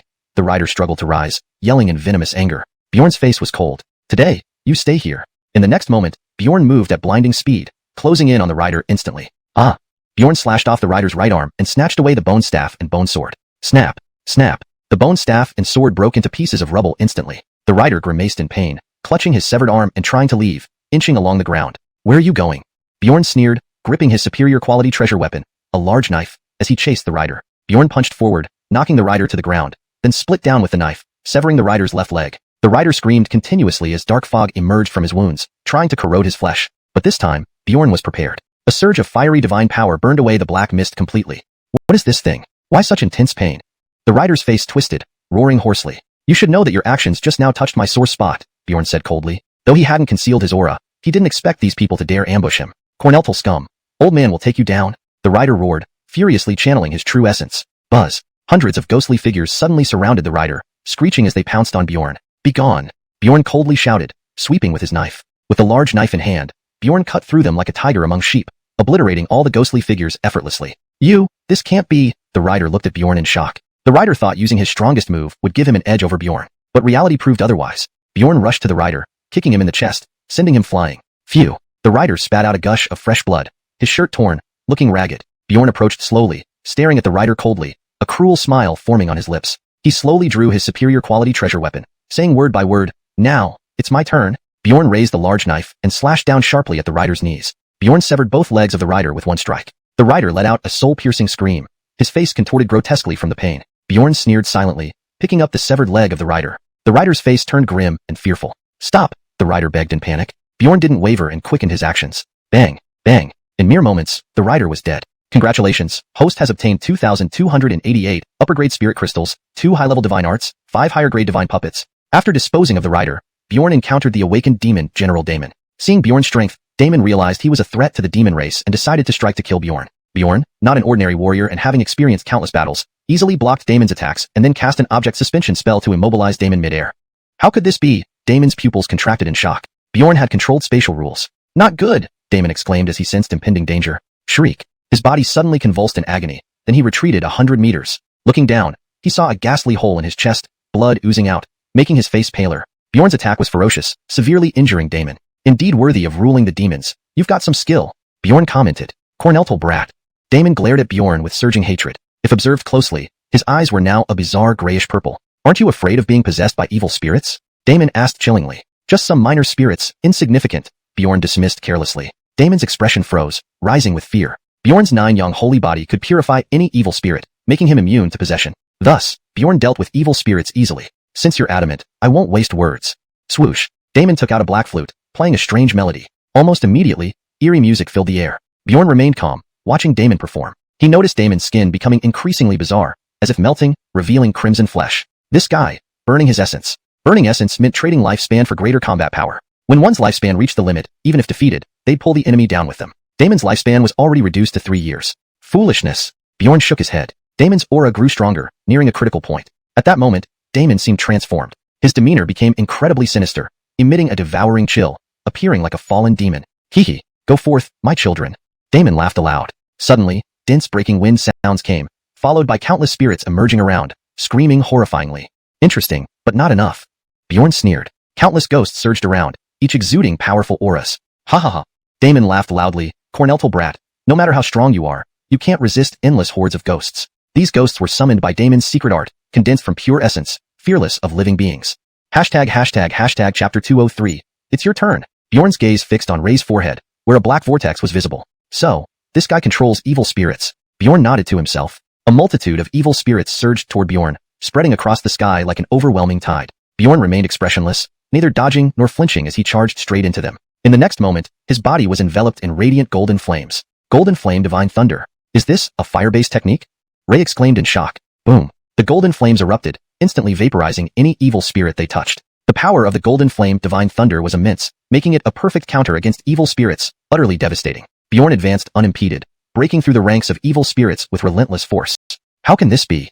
Ray's face turned pale with fear. These evil spirits were all at the peak heavenly deity realm, yet they couldn't harm Bjorn. What kind of fire attribute technique did this boy master that it was so tyrannical and terrifying? All your evil spirits are gone. Now it's your turn, Bjorn said coolly, walking towards Ray at a leisurely pace. Ray's face turned ashen. Enraged, he roared, I don't believe you dare do anything to me. Bjorn shrugged. You can try. Despite sensing impending danger, Ray didn't think Bjorn would dare to act against him. After all, he was the demon race commander. If Bjorn dared to attack him, there would be no way out for him. Found your weak spot? Bjorn suddenly asked. He had observed Ray closely and finally found his vulnerable point, ready to strike. Hearing this, Ray was terrified. He knew exactly what Bjorn meant and immediately took defensive measures. It should end now. Bjorn's expression remained calm as he continued to approach Ray. Don't get too cocky, boy. Ray roared, his body radiating brilliant black light. Swoosh. Ray clenched his fists and swung them fiercely at Bjorn. The wind from his punches rustled the leaves. Bjorn squinted his eyes. Haha. Ray laughed. You want to know why these evil spirits can't harm you? Ray sneered. Because I have a powerful malevolent entity sealed within me. Its power far surpasses these evil spirits, so they can't injure me. You're wrong, Bjorn said calmly. At the same time, Bjorn's eyes turned gold. Aya! Ray screamed in agony, clutching his head as he rolled on the ground. The malevolent entity inside you has been devoured by me, Bjorn said coldly. That's impossible. I had it under control. Ray protested, his face filled with resentment. Ray had never encountered such a situation before. Shouldn't the power of the malevolent entity be suppressed? Yet, he couldn't control himself. In the depths of his mind, he saw Bjorn's image from just moments ago, with 2 silver star points glowing brightly in his third eye. It's the star mark. Ray gritted his teeth. I really shouldn't have provoked this boy. Ray felt an intense regret. He should have known Bjorn wasn't ordinary, but he still couldn't believe that Bjorn could slay him. No, I must escape quickly. Ray thought to himself. No, he seems to be stalling. Ray suddenly realized. Corneltal trash, I'll fight you to the death. Suddenly, Ray raised his head, his pupils contracting sharply. He saw Bjorn standing right in front of him, pressing his palm against Ray's forehead. Fresh blood trickled from the corners of Ray's mouth, his eyes bulging with malice. In the next moment, his soul shattered. Without the support of his soul power, Ray's body exploded. A dense and pure surge of soul power gushed out, completely absorbed by Bjorn. The strength within this guy is truly abundant. Not only can he summon evil spirits, but his soul power is also formidable, Bjorn remarked, satisfied. As Bjorn was about to search the body, he encountered a demon general named Adnu. Without a word, Adnu charged straight at him. Bjorn raised an eyebrow, a hint of coldness flashing in his eyes. Descent of the hairy. Adnu growled. His body rapidly swelled, covered in black fur, his hands sprouting black bone spurs, and 6 thick tentacles grew from his back. Adnu had fully transformed. This is the demon race's unique demonization skill, but not the descent of the hairy, Bjorn muttered. This demon martial art, named demonization, allows demons to enter a demonic state, greatly enhancing their combat prowess. Boy, die. Adnu snarled, swinging his 8 dark, blackened tentacles viciously at Bjorn. A mere demon dares to be arrogant before me? Bjorn frowned slightly. Adnu possessed the highest level yellow rank mid-tier martial art of the demon race, claw technique, which enhances the demon's attacking power. What difference does demonization make? Bjorn scoffed. 9 beautiful nebulae appeared behind Bjorn, converging into 9 golden long swords that emitted a suffocating sharpness. In the next second, the golden swords flew out. Clang. Adnu's tentacles collided with the golden swords, producing a violent clash. Adnu was pushed back several meters. Such terrifying power. Who is this boy? He can't be an ordinary human. Adnu was astonished. Bjorn coldly snorted. A mere demonized form, and you think you can block my sword? Since you're so persistent, let me send you to the afterlife. Bjorn coldly recited, Divine Dragon Sword Technique 7th Form, 9 Heavens Thunder. As he spoke, Bjorn's right arm burst with dazzling lightning, as if wrapped in thunder. The 9 golden swords floated in the air, emitting a blinding light. Ting-ting. The 9 golden swords stabbed toward Adnu in unison, filled with terrifying power and momentum that shook the heavens. Adnu's eyes widened in horror. From those 9 golden swords, he felt a fatal threat. Am I going to die? Adnu panicked, frantically channeling demonic energy. However, the 9 golden swords pierced through Adnu's chest like bolts of lightning, splattering vivid green blood, creating a grotesque scene. Adnu's eyes bulged, disbelief evident on his face. How could he be so strong? Adnu gasped, blood streaming from his mouth as he stared at Bjorn in disbelief. Adnu had underestimated him too much. Your soul power is even purer than I imagined. Bjorn smiled faintly. Thank you for the compliment. Adnu struggled to stand, staggering down the mountain. Planning to run? Bjorn laughed coldly. Before Adnu could move, Bjorn leaped like an ape, catching up to him. The 9 golden swords pierced through Adnu's shoulders, causing him to scream in pain and nearly fall to the ground. Hashtag chapter 204. You have no right to be arrogant. You're far from killing me. Adon growled with a twisted expression. Bjorn kicked out lightning fast, striking Adon in the waist and abdomen. Crack. The sound of breaking ribs echoed. Adon knelt on the ground in agony. Moving swiftly, Bjorn grabbed Aiden's collar and swung him around violently. Boom. With immense force, Bjorn smashed Adon into the ground, leaving spiderweb-like cracks. Fresh blood flowed from Aiden's mouth and nose, making him look extremely wretched. While beating Adon relentlessly, Bjorn roared furiously, I'll teach you for your arrogance. Struck dizzy, Adon had no strength left to retaliate. Despair and unwillingness flashed in his eyes. He never imagined he would lose to a young human, let alone be defeated by one. Watch my ultimate move. Adon shouted. Instantly, Aiden's body emitted dazzling white light. Suddenly, his body began to swell rapidly, like a balloon inflating. In the blink of an eye, Adon expanded hundreds of times, transforming into a colossal demon god 5 meters tall. This demon god was covered in scales, with blood-red eyes that glowed menacingly. His limbs and torso were encased in pitch-black scales, while his head resembled a bull's, complete with sharp horns like blades. Legend had it that the demon god possessed 3 divine arts. Hairy Descent. Bull Demon Transformation. World of Hairy. Hairy Descent was the demon god's most powerful state. However, the side effects of the World of Hairy were also terrifying. Thus, each time the Hairy Descent was performed, it came at a heavy price. Bang! Bjorn kicked Adon down, and he immediately collapsed, completely incapacitated. Though potent, the World of Hairy only lasted 10 minutes. Tisk, so weak yet so arrogant? Bjorn shook his head, disdain clearly visible.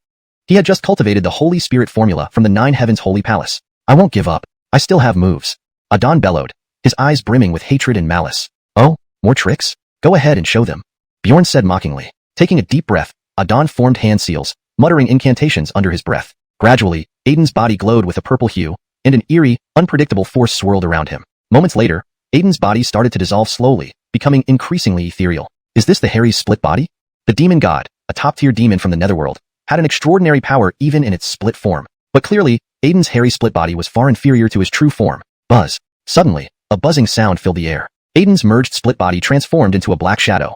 A little more, but not enough, Bjorn remarked with a shake of his head. Adon grinned, revealing sharp fangs that seemed capable of tearing everything apart, exuding a sinister aura. Second form of the hairy split body, Demon King arrival. Roaring, Adon clasped his hands together, forming a ball of dark energy. He then thrust it forward forcefully, pushing both palms ahead. The dark light tore through the air and instantly appeared before Bjorn. It exploded upon impact, shrouding Bjorn in dense smoke. As the smoke gradually cleared, a massive monster stood before Bjorn. It resembled a lizard, but had bat wings growing from its back. The Demon Cornelzard Beast. Infinite darkness emanated from the Demon Cornelzard Beast, covering the entire forest and turning the area into night. Amidst the darkness, the Demon Cornelzard Beast dominated as if it were the Lord of the Night, staring coldly at Bjorn and growling deeply, "Human, I will tear you apart." What a waste of words.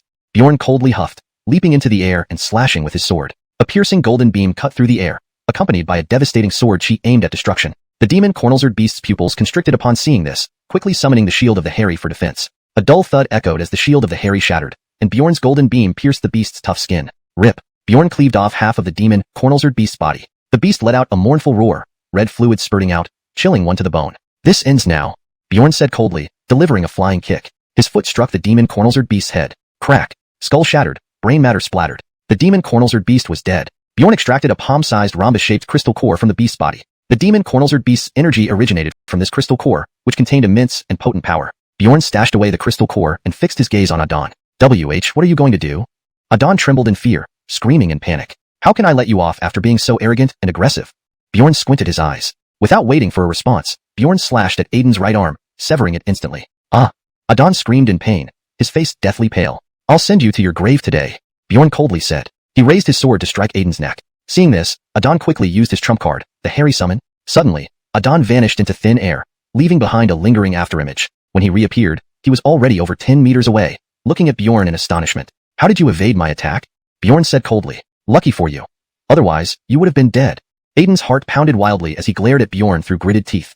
Bjorn narrowed his eyes, sizing up Adon, thinking, His hairy split body should match his original strength. Boy, you've angered me. Adon thundered with fury. So what? Got another move? Bjorn sneered. Do you know who I am? How dare you injure me? Are you tired of living? Aiden's eyes bulged in anger, trembling all over. I don't care who you are. Defy me, and I'll crush you. Bjorn replied coldly. Bastard, I'll tear you apart. Adon snarled. Ha ha ha ha. Bjorn couldn't help but laugh derisively. You sure about seeking revenge on me? Do you even deserve it? I can mobilize an army of tens of thousands to crush the entire divine realm with a single word. Adon roared. Bjorn didn't want to listen to more nonsense, immediately drawing the Crimson Moon divine sword and rushing forward. Seeing Bjorn charge, Aiden's face paled. He hurriedly activated the hairy wings to escape. Whoosh! Adon turned into a blurred black shadow, dashing deeper into the forest. Where are you running? Bjorn pursued relentlessly. In the forest, Adon sprinted frantically forward, paying no attention to his injuries. Adon wasn't stupid. He knew Bjorn's strength was formidable, and relying solely on the demon god's body wouldn't guarantee victory. The demon god's body could easily lead to disaster with the slightest mistake, risking total destruction. The existence of the demon god's body was too precious to risk any damage. Therefore, without absolute certainty, Adon would never let his demon god's body be harmed. Chapter 205. Just that, Adon was fleeing for his life ahead, with Bjorn hot on his heels, not letting up. While running, Adon kept an eye on Bjorn's condition. The devil god summoning may grant explosive power to the devil god's body in a short period, but it can't last long. I must stall for time and wait for backup support. Adon gritted his teeth. Boom. Trees beside Adon crashed down, blocking his path. Bjorn swiftly caught up. Adon frowned slightly, turned to look at Bjorn, and yelled with an awful expression, "What do you want?"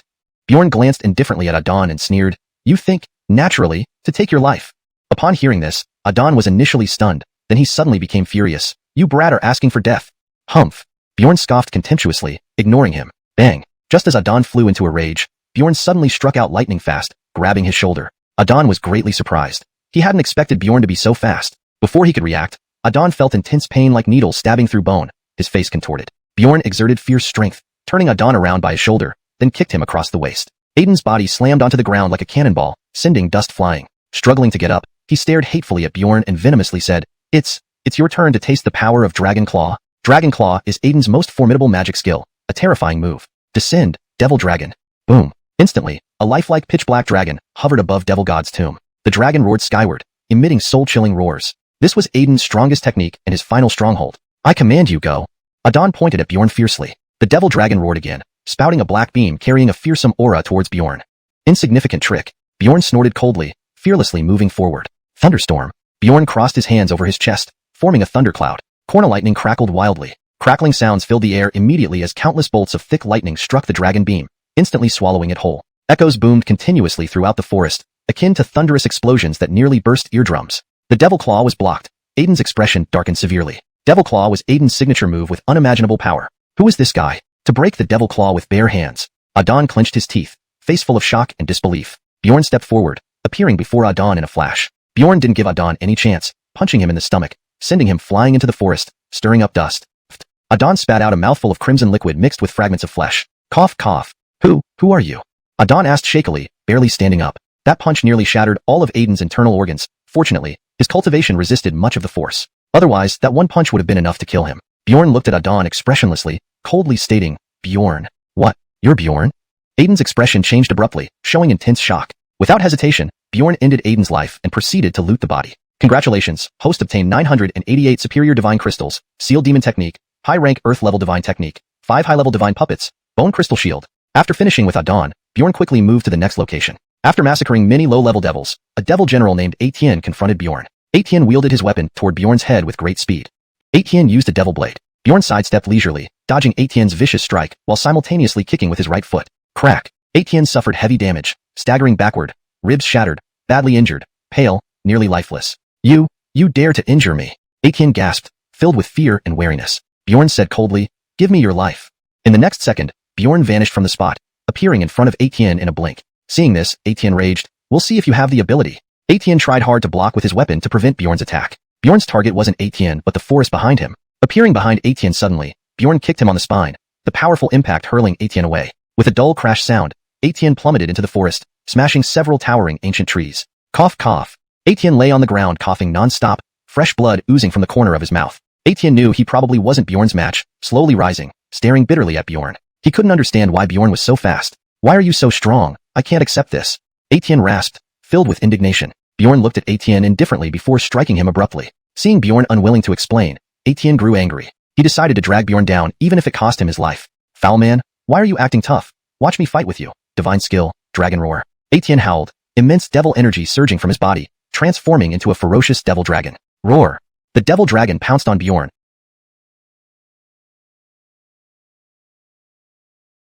emanating a suffocating raging aura. A mere trash dreaming of reversal? Bjorn laughed mockingly, shaking his head disdainfully. Bjorn waved his hand casually, and instantly, a fierce gale whipped up, slicing through Etienne's armor like knives. The devil dragon shadow dispersed, revealing Etienne's true appearance. Etienne's face was white, eyes wide with terror and disbelief. How could this be? My devil dragon shouldn't be this weak. Etienne was puzzled. His devil claw had always been incredibly powerful, yet Bjorn easily broke it. This deeply shook Etienne. To him, Bjorn was like a towering mountain, awe-inspiring. Who are you? Etienne trembled, beads of sweat on his forehead, clearly terrified. Bjorn didn't reply, walking directly toward Etienne, icy gaze harboring boundless coldness. Seeing such a look, Etienne's heart seized, terrified beyond measure. Spare me, sir. Etienne shouted frantically, using every ounce of strength to summon Devagod descent. The devil dragon griffin reappeared. The translation aims to maintain the original tone, style, paragraph structure, and line breaks as requested, ensuring it reads fluently in English while preserving the narrative integrity. Chapter 206. Has some skills, but not much. Bjorn gazed calmly at Etienne, his eyes slightly narrowed and a cold smile curving the corners of his mouth. He said coolly, you do have some skills to summon such a powerful devil god incarnation. But unfortunately, in front of me, your so-called devil god incarnation is nothing. Before he finished speaking, Bjorn had already moved, appearing in front of Etienne like a ghost. He punched straight for Etienne's face. Etienne's cheek instantly caved in, and he spat out a few front teeth coated with greenish mucus. Immediately after, Bjorn kicked Etienne in the abdomen, causing him to double over like a shrimp. Bjorn then swept his leg, striking Etienne's chest and sending him flying over 100 feet away. Cough, cough. Etienne coughed violently, blood spilling from his mouth. Bjorn walked up to Etienne, looking down on him from above. Got any other tricks? Bring them all out, Bjorn said nonchalantly. Hearing this, Etienne's confidence completely shattered. How could Bjorn not take him seriously? Etienne's eyes turned bloodshot with rage. In a frenzied voice, he shouted, I'll fight you to the death. Wrath of the devil god. Instantly, powerful demonic energy surged from Etienne's body. Roar. Etienne stretched out his arms and roared into the sky like an injured beast mourning its own pain, looking extremely miserable.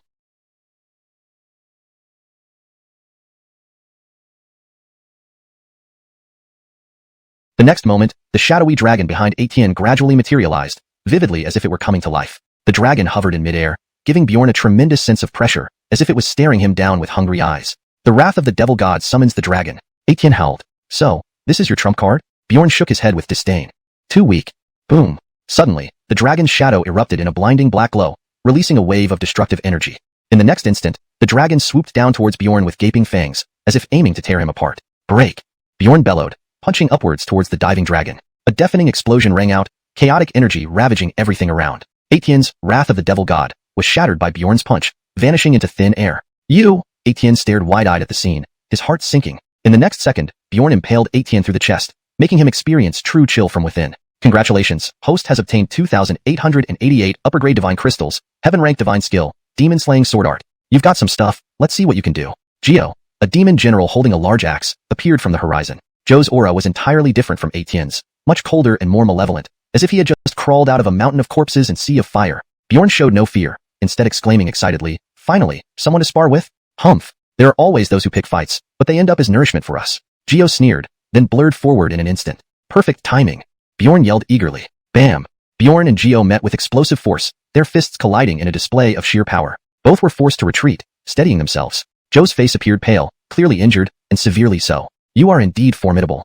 Geo glanced at Bjorn with appreciation, then his body swelled abruptly, muscles bulging and covered in blazing black flames. Dragon Slayer. Geo snarled, raising his axe and slashing down fiercely. The ferocious black flames mixed with terrifying power, as if intending to annihilate everything. Bjorn's expression tightened, not daring to slack off. He held his sword with both hands and swung horizontally, carrying a sharp edge.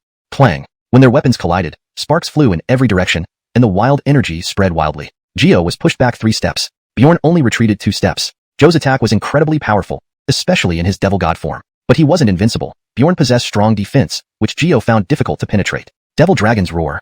Etienne made hand seals, and an intense surge of demonic energy burst from his body. The dragon's shadow reappeared, opening its massive mouth and swallowing all surrounding demonic energy. Then, Etienne jumped into the dragon's mouth and disappeared. The dragon emitted a low roar, followed by its massive body exploding into clouds of black smoke. Suddenly, a terrifying energy wave surged from the black smoke. Bjorn merely smiled, as if he had anticipated this move and felt no panic. Roar!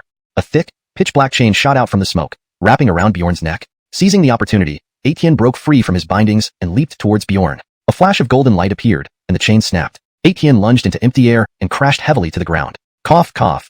Etienne clutched his throat, struggling to stand up, his face deathly pale and a trickle of blood seeping from his mouth. How can this be? The power of the dragon's wrath should have injured him. Etienne exclaimed in disbelief. Bjorn shrugged. Against trash like you, I don't need to waste my strength. Bastard.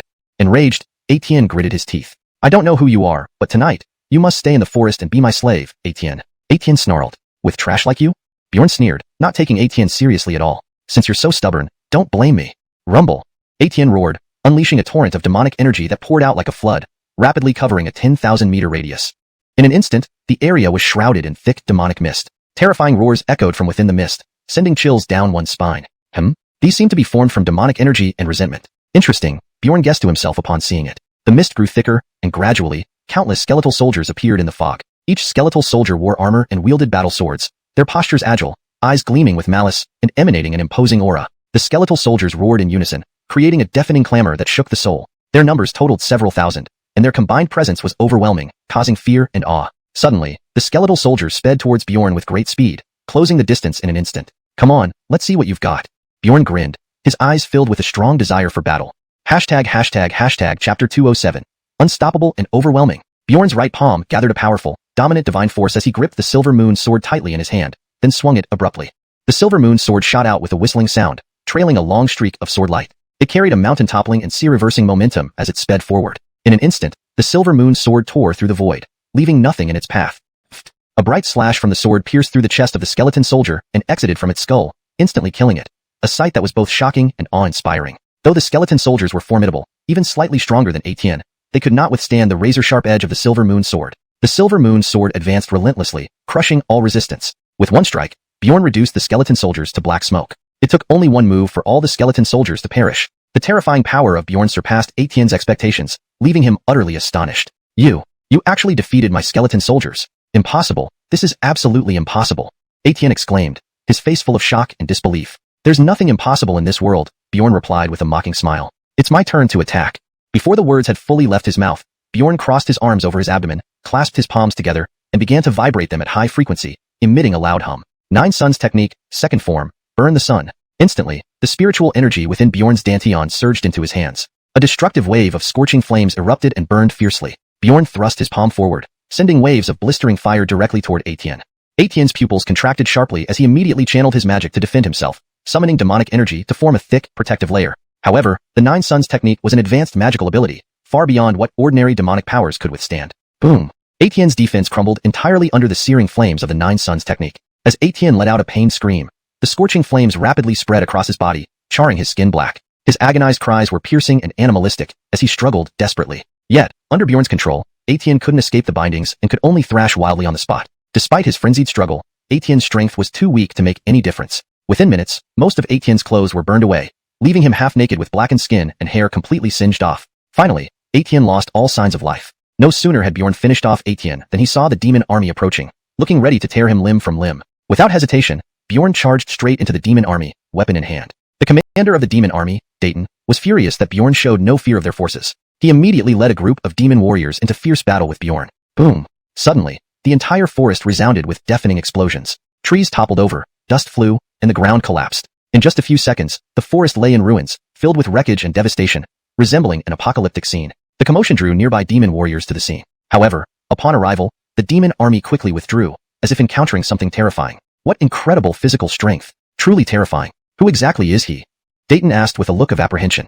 He's not simple. We need to find a way to capture him alive. Perhaps we can extract secrets from him, another demon warrior suggested. Do not underestimate him. His displayed power is overwhelming.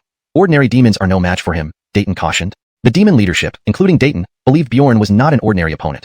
Otherwise, he wouldn't dare face the entire demon army alone. Their cautious attitude would cost them dearly, almost leading to total annihilation. Weapon in hand, Bjorn pressed on towards Dayton and the demon army, showing no fear. Seeing Bjorn charge forward, Dayton and his companions' faces darkened again, clearly not expecting such a bold move. Looking for trouble. Dayton sneered and swung his sword forward, ready to engage. Dayton leaped into the air and brought down his war axe with tremendous force. Bang! Reacting swiftly, Bjorn punched the war axe head-on, causing an explosive sound to reverberate through the sky. The brute force sent Dayton flying backward. After retreating several dozen meters, Dayton regained his balance, eyes wide with shock, staring at Bjorn. Commander Dayton was actually pushed back. How is this possible? Commander Dayton has powerful cultivation. How could a human injure him? Is he more powerful than Commander Dayton? The faces of Dayton and his troops were filled with disbelief and astonishment. They realized how formidable Bjorn truly was. Bjorn gripped the Nine Dragons' sacred sword and unleashed the third form of the Nine Suns technique, the blazing slash, aiming it at Dayton while shouting, "Nine Suns technique?" The Nine Dragons' sacred sword slashed down forcefully, and Dayton immediately raised his defenses. Though Dayton successfully blocked Bjorn's attack, he consumed much of his divine force, now panting heavily. "Good boy. Your strength is indeed remarkable. I can't underestimate humans anymore. I must eliminate you today or risk future problems." Dayton snarled. Dayton formed hand seals, launching orbs of pitch-black, chaotic energy that contained extremely violent force. 9 stars returning to origin. Bjorn bellowed and swung his sword horizontally, the fierce blade tearing through the air like a meteor. Boom! In an instant, Bjorn's sword glow collided with the dark energy orbs. 2 extreme and terrifying forces exploded, shaking the forest with a thunderous roar, drawing nearby demon warriors. This mysterious figure attracted everyone's attention. Who is this guy? Is he the leader of some demon army? Commander Dayton, quickly deal with him. Why is Commander Dayton struggling with him? Commander Dayton, don't let him escape. More and more demon warriors gathered, visibly angered. Boy, who are you? Dayton asked with a frown. My name is Bjorn. Bjorn replied proudly. Without waiting for a response, Bjorn continued his relentless assault on Dayton. Bjorn? When did humans produce someone like you? Dayton wondered internally. Bjorn appeared lightning fast before Dayton, delivering a palm strike aimed at his neck. Damn! Dayton was taken aback. Dayton reacted swiftly, using his war axe to block, but he was still pushed back several steps. Note: this translation maintains the structure and style of the original Chinese text, preserving character names in pinyin format and ensuring natural fluency and coherence. Chapter 208. Defeat after defeat. Bjorn pursued relentlessly, the Nine Dragons' sacred sword in his hand, sweeping out with a force that could shatter everything in its path. Denim couldn't evade in time. The sword pierced through his chest, spraying fresh blood, and sent him flying over 10 meters away. Bjorn's attack was incredibly fierce and domineering, wounding Denim severely with just one move. Denim's face instantly contorted in agony as he began to cough violently. Bjorn's strength was unfathomable. He felt like a fearsome ancient beast, invoking dread and deep worry. Commander Denim has been defeated? The scene terrified the surrounding demon army, who stared wide-eyed and open-mouthed. To be defeated by one move, this human must be of top-tier existence. Commander Denim is defeated. Human, let me, Commander Finn, take you on. Seeing Denim's defeat, Demon General Finn leaped forward fiercely towards Bjorn. Without a word, Bjorn vanished using instantaneous teleportation. Bang! Finn's punch met nothing but air. Following this was a muffled sound. A burning sensation shot through Finn's chest. Suddenly turning, Finn saw Bjorn appear eerily on his left side. So fast. Finn's face was full of shock at the incredible speed Bjorn demonstrated. Bjorn's lips curled into an evil smile. You're destined to lose. As he spoke, Bjorn traced a circle with the Nine Dragons' sacred sword, a pure and thick white energy from his dantian flowing into the sword. In an instant, Bjorn slashed through the air with overwhelming power, releasing a blinding white energy that surged out with destructive force, tearing apart everything in its path. Finn didn't have time to react. He hurriedly raised his battle axe to block as the danger approached. Crack! A clear metallic cracking sound rang out when the white sword energy touched Finn's battle axe. The battle axe shattered, and the remaining sword energy struck Finn's body. Under such fierce attack, Finn screamed in anguish. Thud! Finn spat out a mouthful of blood and flew back like a cannonball, ultimately crashing into a tree trunk and losing consciousness. Witnessing this, the other demon troops all drew in cold breaths, filled with terror. What happened? Denim was utterly baffled. Just moments ago, Finn seemed to have the upper hand, yet he was instantly defeated by Bjorn. A sense of foreboding welled up inside Denim. Bjorn stared at Denim with cold eyes and grinned. Commander Denim, I give you this chance. Summon other demon commanders, or stay here forever. Denim's eyes darted around before calling out to his friend, Commander Godwin. Godwin joined the fray without hesitation, brandishing his weapon against Bjorn. Facing Godwin's addition, Bjorn remained calm. Godwin rushed forward first, unleashing ferocious attacks with fists and feet. Dense leg strikes surrounded Bjorn's entire body. Bjorn deftly maneuvered around while seeking an opening to attack. In the blink of an eye, Godwin's dozens of attacks were easily deflected by Bjorn. My turn to attack. Bjorn sneered coldly, his movements impossibly elusive, appearing instantly behind Godwin. Buzz. Sword intent rampaged. Chi waves rolled, and overwhelming power surged as Bjorn swung down with mountain-crushing force. Feeling the formidable momentum from behind, Godwin was horrified. One slash hit Godwin's armor with a thunderous roar, sending him flying back. Ah! Godwin cried out, spitting out blood. With just one strike defeating Godwin, Bjorn's strength was truly terrifying. Commander Godwin has been defeated. Commander Denim couldn't match the human power. Seeing Godwin defeated in one stroke, the demon soldiers were distressed, roaring in anger. Just as Bjorn prepared to press his advantage, a sharp sound from behind caught his attention. Humph! A mere human dares to be so arrogant. Watch me, Grand Commander Eric, take you on. Seeing Grand Commander Eric, the demons' lost confidence returned. They believed Bjorn couldn't withstand a Grand Commander. However, Bjorn merely shook his head, unconvinced of Eric's ability to harm him. This infuriated Eric, who muttered something under his breath. Then, dark clouds gathered in the sky, followed by thunder. Boom! Thunder rumbled incessantly, spreading terrifying power and intimidating all directions. The lightning punishment had descended. Human child, today you must pay the price and undergo the baptism of lightning punishment. Thunderclouds roared with Eric's authoritative and domineering voice. Eric clearly intended to use the power of the lightning punishment to obliterate Bjorn. Corn a lightning punishment? Bjorn smirked disdainfully. A mere lightning punishment can't touch me. Though powerful, the lightning punishment was insignificant to Bjorn. If it could destroy him, it would have succeeded long ago. Boom. A thick purple light tore through the sky like a pillar, its speed too swift to trace. The purple lightning carried extreme power, causing the surrounding space to seem frozen and silent. Seeing the lightning punishment approach, Bjorn sneered slightly, slowly lifting the Nine-Dragon Sacred Sword and infusing it with boundless true chi. Instantly, the Nine-Dragon Sacred Sword emitted a dazzling bronze glow, captivating the heart and soul. The radiant bronze light grew brighter, illuminating the night sky. Bjorn gripped the sword hilt tightly, pointing it skyward. In an instant, a bronze sword energy broke free from the Nine-Dragon Sacred Sword, piercing the heavens. The two sword energies streaked through the air at lightning speed, colliding almost immediately. The impact caused a deafening explosion, both sword energies vanishing silently into thin air. What? You actually blocked my lightning punishment. A reluctant roar came from within the thunderclouds. Boom. More lightning descended. This time, dozens of massive thunderbolts, creating a visually stunning scene. This round of lightning punishment is stronger, but still not enough, Bjorn said confidently. The dozens of thunderbolts looked terrifying, but for Bjorn, they were not insurmountable. Holding the sword with both hands, Bjorn leaped into the air with incredible speed, vanishing momentarily. Simultaneously, he swung the Nine-Dragon Sacred Sword, releasing several bronze sword energies to meet the thunderbolts. Chapter 209. Burning the Demon Commander. Clang. The bronze sword's energy was unstoppable, effortlessly dispelling dozens of massive thunderbolts without putting Bjorn under any pressure. This guy is indeed powerful. He can even easily neutralize such a strong move from me. On top of the thunderclouds, Matthias frowned, his old face clouded with gloom. After a brief clash, Bjorn knew that Matthias was not someone like Denim and other demons. Intense battles continued to erupt, shaking hundreds of square meters, with terrifying waves spreading in all directions. Frightening sparks flew, blinding onlookers, and making it impossible to follow their movements. The intense combat caused the ground to crack and collapse, creating a horrifying scene. Some demon soldiers were so frightened that they lost their courage. The strength displayed by Bjorn and Matthias was truly terrifying. This kid's power is too fearsome.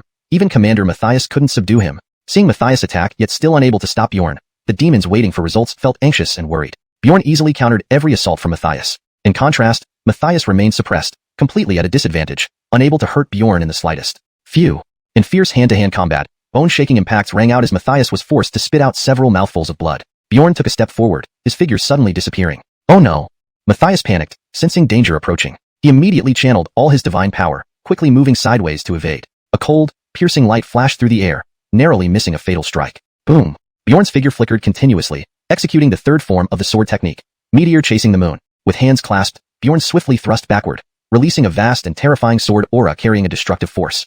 The sword energy instantly pierced Matthias's chest, sending him flying. Just as Matthias was about to catch his breath after recovering, Bjorn caught up and decapitated him with a single slash. Congratulations, host has received 5288 upper-grade divine crystals, asterisk heaven tier weapon, Hua Rachel 7-colored lance, burst flame divine armor. Upon seeing Commander Matthias fall to Bjorn, the remaining demons fell into chaos. They knew Matthias's strength well. He was an absolute powerhouse. Yet, now he had been killed by Bjorn. Run. We'll die if we don't leave now, shouted a demon soldier. Immediately, all the demons turned and fled in panic. Seeing the demons' defeat, Bjorn sneered. These were valuable rewards that could not be missed. Bjorn chased after them, slaughtering the fleeing demon army mercilessly. Cornelk, a grim reaper, he pursued and cut down demons who crossed his path, leaving none alive. Within moments, more than half the demons were massacred, while the survivors fled into the depths of the forest, hiding in terror. These demonic soldiers, who usually bullied others, had never experienced such cruel slaughter. Against someone ruthless like Bjorn, they were utterly defenseless. However, just as Bjorn was enjoying his carnage, the Drake Farah appeared. You human are too arrogant. Let your blood atone for your sins.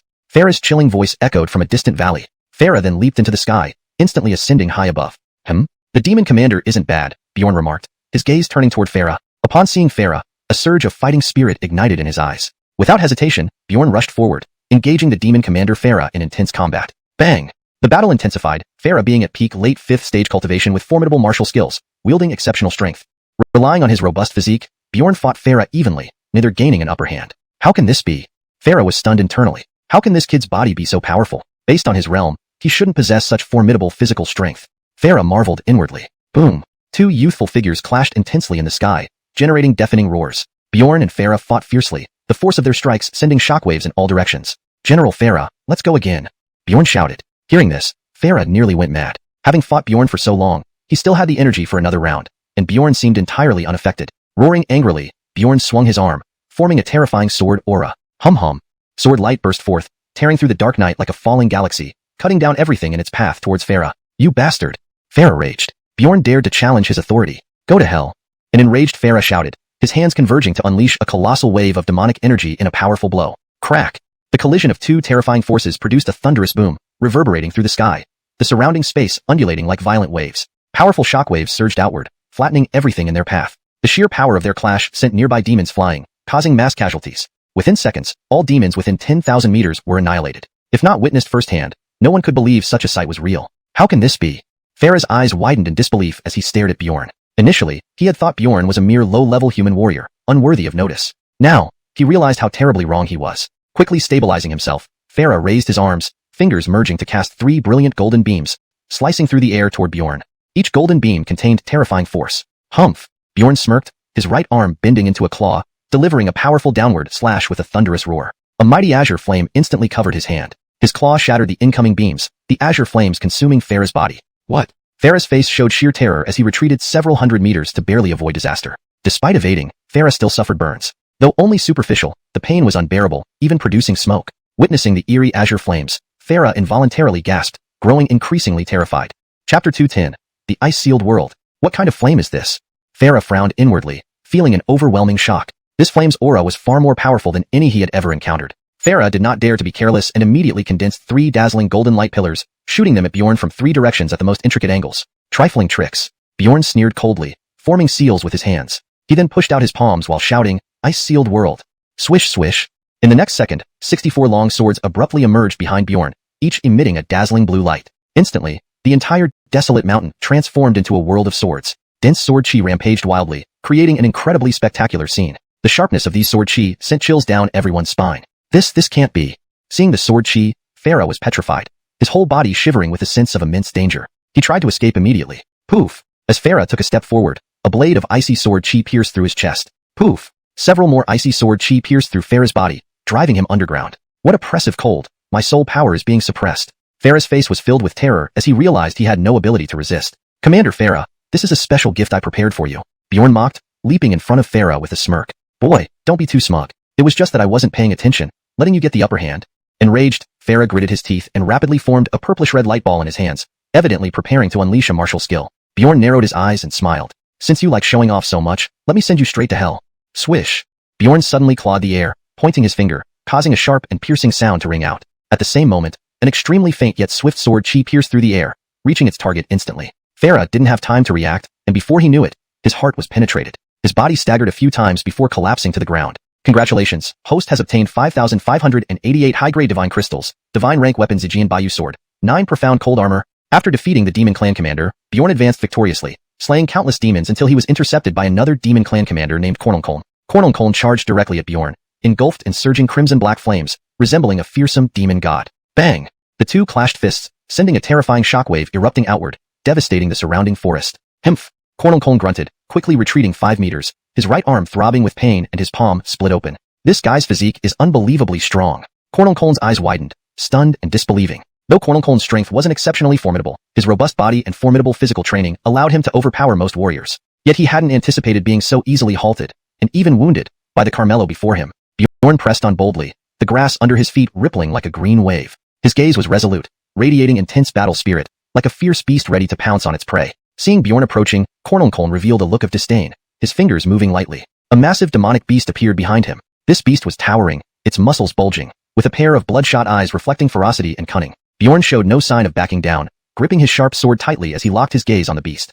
The tension between them escalated instantly, and all bystanders held their breath, awaiting the start of this intense battle. Suddenly, the demonic beast roared and lunged at Bjorn. Bjorn met its attack head-on, swinging his sword, which sliced through the air with a crisp metallic clang. The battle began. Bjorn and the beast's figures flickered, their sword strikes and magic intertwining in a brilliant yet dangerous display. Bjorn continuously dodged the beast's attacks while launching counterattacks. His sword danced like a blooming flower, the sword light cascading like a gentle rain, cutting deep wounds into the beast's body. Enraged, the beast howled, its eyes wild with fury, but Bjorn remained calm and collected. Finally, after a fierce struggle, Bjorn successfully defeated Kornelkoln's demonic beast. Victory illuminated his face, his eyes gleaming with determination and courage, ready to face any challenge. Furious at the defeat of his beast, Kornelkoln summoned a new one. This new beast exuded scorching flames, its eyes glinting mischievously, clearly more formidable than the last. Bjorn took a deep breath, focusing intently on the new threat. Standing tall and unyielding, he felt no fear. His fingers tapped lightly on his waist, and instantly, a black sword materialized in his hand. The beast, enraged by Bjorn's composure, lunged fiercely at him, spewing flames from its mouth. Bjorn's eyes flashed with a cold smile as he swung his sword, a blade of sword chi slicing through the flames. Instantly, the flames dissipated, leaving the beast staring wide-eyed at Bjorn in disbelief. Without waiting for the beast to react, Bjorn moved swiftly, his sword slicing gracefully through the air and striking the beast's body. Despite its frantic struggles, the beast could not escape Bjorn's grasp and ultimately dissolved into a burst of fiery light. Bjorn watched the beast vanish, feeling a tinge of emotion. This battle, though victorious, taught him that true victory lies within one's inner strength. Your turn now. Bjorn gazed at xuanhuan, his eyes filled with cold, lethal intent. His imposing figure radiated a powerful aura, making it clear he was not to be trifled with. Xuanhuan, meeting Bjorn's gaze, felt a chill run down his spine. He knew he faced a formidable opponent. Without hesitation, xuanhuan unleashed all his skills to attack Bjorn. But Bjorn effortlessly deflected every strike, moving as agilely as a leopard, each action brimming with power and speed. Chapter 211. One move is enough to defeat you. His hands were as resilient as steel, and each strike delivered immense force that made Emilio feel the enormous impact. Finally, Bjorn landed a heavy blow that injured Emilio, knocking him to the ground, unable to rise again. Everything happened so swiftly that the surrounding demons only saw a lightning-fast figure without being able to discern the specifics. Bjorn stood in place, taking a deep breath to relax his tense body. Emilio's figure soared through the sky, his golden hair dancing wildly in the wind, with a fierce gleam in his eyes. A sneer curled the corners of his mouth, filled with disdain and rage. In his hand, he held a small pill, a banned substance and his last lifeline. Bjorn stood calmly, his body straight as a pillar of steel. His black hair hung loosely over his shoulders, his eyes exuding unwavering confidence. Emilio abruptly opened his mouth, swallowing the pill. His body immediately became frenzied, muscles bulging, and his form suddenly enlarged. An asphyxiating aura emanated from him, as if he could crush Bjorn into minced meat at any moment. Bjorn's body shifted slightly, his hands clenched tightly into fists. His body seemed to grow stronger as well, his eyes flashing with sharp intensity. He did not retreat but stepped forward fearlessly to meet Emilio head-on. The two bodies collided instantly, releasing a powerful energy wave. Emilio's attacks raged like a storm, each one more intense than the last, but Bjorn dodged them effortlessly, like a nimble ribbon weaving through the storm. Bjorn did not rush to retaliate. Instead, he observed every move Emilio made, waiting for the perfect moment. Finally, when Emilio's assault slightly waned, Bjorn unleashed a powerful push, sending a surge of energy towards Emilio. Emilio crashed violently against a rock, debris flying everywhere in a cloud of dust. He staggered but quickly rose again, his eyes flashing with Fengkong de Gongmong, should be translated to a Fengkong de Gongmong, should be changed to a Fengkong de Gongmong, should be revised to a mad glint. He knew he had to use his final trump card. Suddenly, a massive battle axe appeared in his hand, its blade gleaming with a cold light. Refined version. Emilio slammed forcefully into a rock, sending debris and dust flying. Though he wobbled, he quickly regained his footing. His eyes blazed with madness. He knew it was time to play his last card. In an instant, a colossal battle axe materialized in his hand, its edge glinting ominously in the dim light. This was his ultimate move, one that no one had ever been able to withstand before. He swung the battle axe with all his might, hacking madly at Bjorn. Bjorn's body became incredibly agile. His hands moved in a blur, like butterflies dancing among flowers. He rolled and twisted through Leckel's attacks, managing to evade each streaming blow every time. Note: I made slight adjustments for better fluency and consistency in English. The phrase streaming to Yi is translated as fatal blow, or deadly strike in this context. Corrected last sentence. He rolled and twisted through Leckel's attacks, managing to evade each fatal blow every time. Ultimately, Bjorn's hands abruptly came together, unleashing a powerful energy wave that instantly struck towards Lakeair. Lakeair's body was hurled away, his battle axe falling midair. He crashed heavily into the ground, sending dust and soil flying everywhere. Bjorn remained standing motionless, his face devoid of any expression. He knew the battle was over. He had won. Congratulations, host, for obtaining 888 premium divine crystals, divine heaven rank skill, Beiyang 9 mystic leg technique, and a pair of 6-petal demon eyes.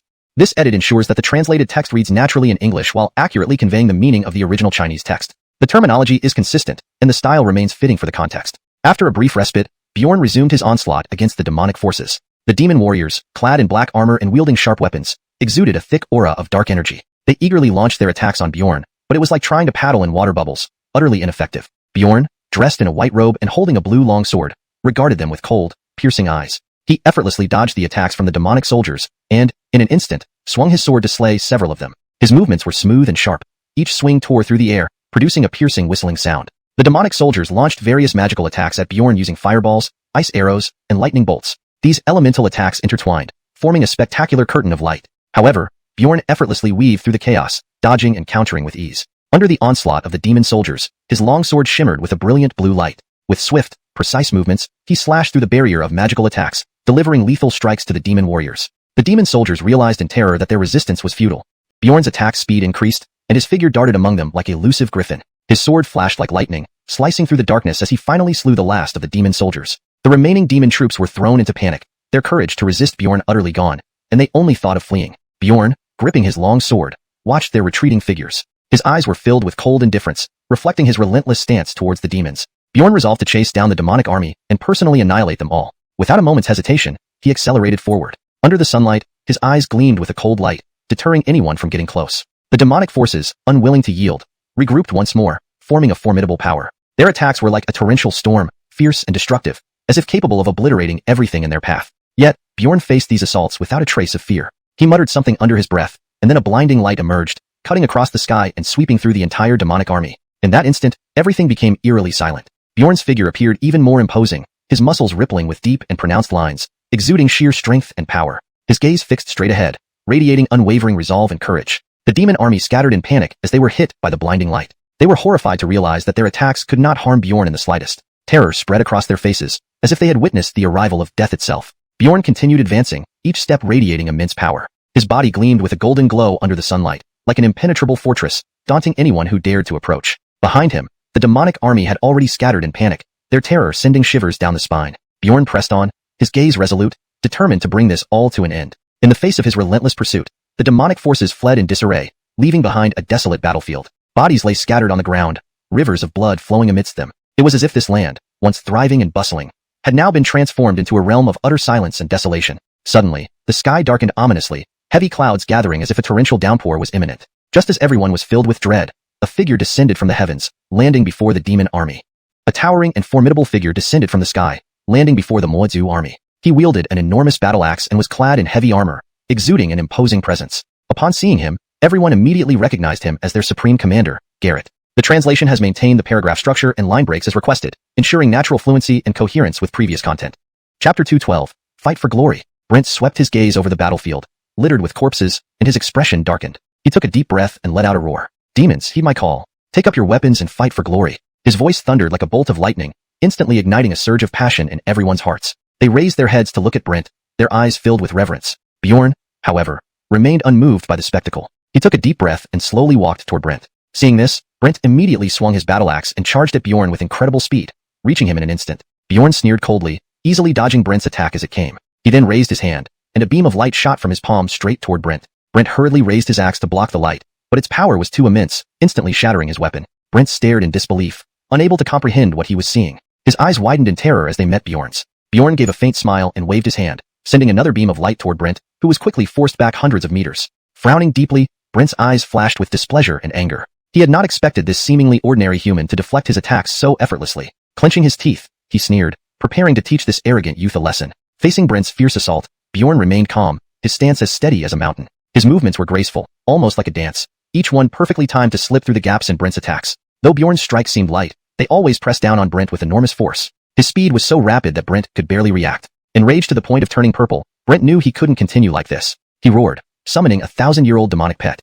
This pet was formidable, massive in size with skin as tough as steel. Its eyes blazed with madness, as if eager to tear Bjorn apart. But Bjorn showed no fear. He faced the beast calmly, as if playing with a kitten. Confidence gleamed in his eyes, telling Brent that this pet was nothing to be feared. The two clashed in a tumultuous battle that shook the heavens. The demonic pet's attacks carried destructive power, but Bjorn's counterattacks were equally ferocious. His speed was blinding, forcing the pet to constantly dodge. The demonic pet roared, its magic surging, making the entire valley tremble. Repeatedly launching attacks with devastating force, Brent's pet relentlessly pursued Bjorn, who swiftly evaded each strike, his eyes sharp and focused. Taking a deep breath, Bjorn roared as he lunged forward. In midair, he transformed into a streak of light, slipping through the pet's attacks. His fist, glowing with golden light, struck the pet hard. The pet howled in pain but refused to give up. It unleashed even more powerful magic, enveloping the entire valley. Determination burned in Bjorn's eyes. He knew this was the critical moment. Gathering all his strength, he unleashed a powerful punch. A burst of golden light erupted, shaking the valley. As Brent's pet fell, the light gradually dissipated, revealing a serene scene. Infuriated, Brent's eyes blazed with rage. He stepped forward, ready to show Bjorn his true strength. Brent's attacks rained down like a violent storm, striking like a rampaging beast. Yet, Bjorn was unfazed. He handled every attack effortlessly, dodging with perfect timing. His movements were agile, graceful yet stable. His gaze was sharp, exuding determination and confidence. With a gentle sweep of his fingers, faint sounds echoed through the air as he manipulated his magic, making it leap, spin, and dance. Feeling his strength waning, Brent decided to use his final trump card. Terrifying energy gathered around him, causing the very earth to shake. A powerful energy wave surged towards Bjorn. Seemingly prepared, Bjorn smiled slightly and closed his eyes. Then, a dazzling light appeared in his hands, illuminating the entire realm. His lips moved, murmuring incantations. The light grew increasingly intense, merging with the energy wave. Suddenly, the entire scene was bathed in white light. The energy wave gradually dissipated, neutralizing Brent's ultimate attack. Bjorn opened his eyes slowly, smiling. Unharmed, his power seemed to have grown even stronger. With a light wave of his hand, the light faded, and he refocused on Brent. Realizing the danger, Brent quickly defended himself and summoned a new demonic pet. Flapping his wings, he soared into the sky, standing beside his pet. Roar! The pet screamed, black mist rising around them. A griffin figure appeared beside Brent, resembling a knight with 6 wings sprouting from his back. The monster opened its mouth, revealing sharp fangs. Letting out a low growl, it lunged at Bjorn. The presence of the 6-winged dragon was overwhelming, even suffocating to Bjorn. Without any visible action, Bjorn stood still, not even attempting to defend. Suddenly, his body vanished, becoming blurry before slowly dissipating. Afterimage? How can this be? Brent's eyes widened in disbelief. In the next moment, Bjorn reappeared in front of Brent and threw a punch. Still in shock, Brent had no time to react, and Bjorn's fist slammed into his chest. Brent screamed in agony, flying backward and crashing heavily to the ground. Struggling to get up, he spat out a large mouthful of blood. Brent glared at Bjorn, filled with murderous intent, but Bjorn didn't give him a chance, rushing straight toward him. Chapter 213. Petty Tricks. Zephyr hurriedly called upon his magical pet to attack Bjorn. Bjorn's figure was agile, leaving several afterimages in midair, as he easily dodged the attack and came to Zephyr's side. His hands gripped Zephyr's neck, then squeezed with force. Snap! Zephyr's head tilted to the side, dropping limply to the ground. The mighty Dark-Race Supreme Commander Zephyr thus fell. Bjorn walked over to Zephyr's corpse, looting it casually. Congratulations, host has obtained 2088 top-grade divine crystals, God-class tier 9 Ruashan armor, the 3 flowers profound Qing sword. Meanwhile, Bjorn had just finished looting when he ran straight into the Dark-Race Ret Baker. Baker despised Bjorn intensely and immediately pounced on him, intending to kill him. But Bjorn wasn't someone anyone could toy with.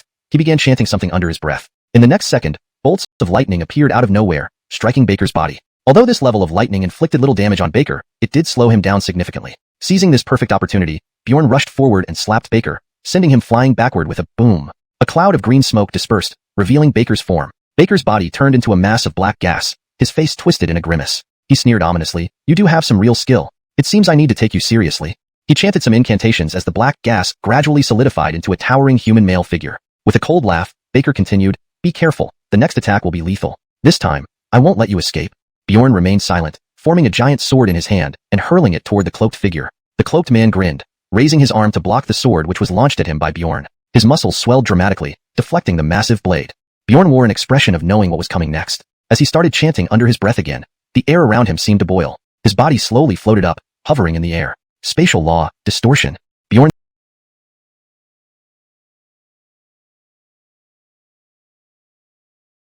figure flickered in the air, then he appeared above the cloaked man and stomped down. The cloaked man's face changed instantly. He sensed intense danger approaching. Without hesitation, he took a step forward, attempting to dodge Bjorn's attack. However, as if already foreseeing this move, Bjorn altered his angle and kicked him squarely in the chest. With a muffled groan, the cloaked man staggered back several steps. In the next moment, Bjorn's figure disappeared again. "It's my turn."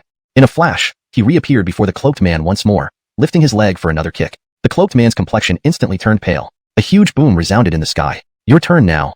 Bjorn's figure reappeared from a distance, dashing fiercely towards the 6-winged demon wolf summoned by Baker, rapidly forming seals with his hands. A brilliant light burst forth from Bjorn's right hand, accompanied by an immense wave of pressure. Bjorn extended his right hand, fingers spread open, and within his palm emerged a colossal handprint that quickly expanded. The handprint grew larger and larger, spanning hundreds of meters, blocking the sky as it crushed toward the 6-winged demon wolf. Feeling inexplicable terror, the demon wolf tried its utmost to escape but was horrified to find itself unable to move an inch. Bang! The handprint struck, producing a deafening explosion. Violent winds raged. When the dust settled, it revealed the pitiful state of the 6-winged demon wolf. Its body was pitch black, with a deep crater in its torso, bones shattered, and skin cracked.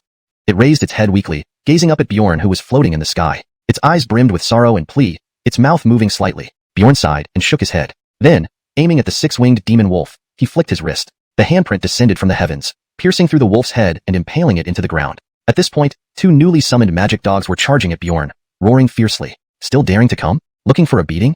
Bjorn frowned, golden light flashing in his eyes. A bolt of golden lightning descended from the sky, striking both magic dogs. The magic dogs stiffened momentarily before collapsing straight onto the ground. This was a thunder-based spell, Thunderstrike. Such spells require drawing on elemental energy from heaven and earth. But Bjorn practiced the Chaos Decree, a secret technique passed down by the Gustava sect, allowing him to convert star energy into thunder power. Thus, Bjorn had the necessary conditions to cast Thunderstrike. Bjorn scanned the area and saw that the remaining demons no longer had much fighting spirit. "It looks like today. I must resolve this issue cleanly," Bjorn murmured. Next, he swung his massive sword at Baker. Simultaneously, Baker charged toward Bjorn, his palms radiating dark light, like monstrous claws bringing destructive waves towards Bjorn. Spatial fold.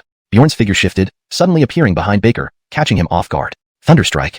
Bjorn used the thunder-based spell again and vanished, reappearing on Baker's left side and slashing horizontally with his sword. Baker hastily defended. Splat. Baker's shoulder was pierced, blood spurting out. The pain made Baker gasp for breath as he quickly took healing medicine. Regaining some strength, the enraged Baker lunged at Bjorn again. Bjorn met him without hesitation, engaging in fierce combat.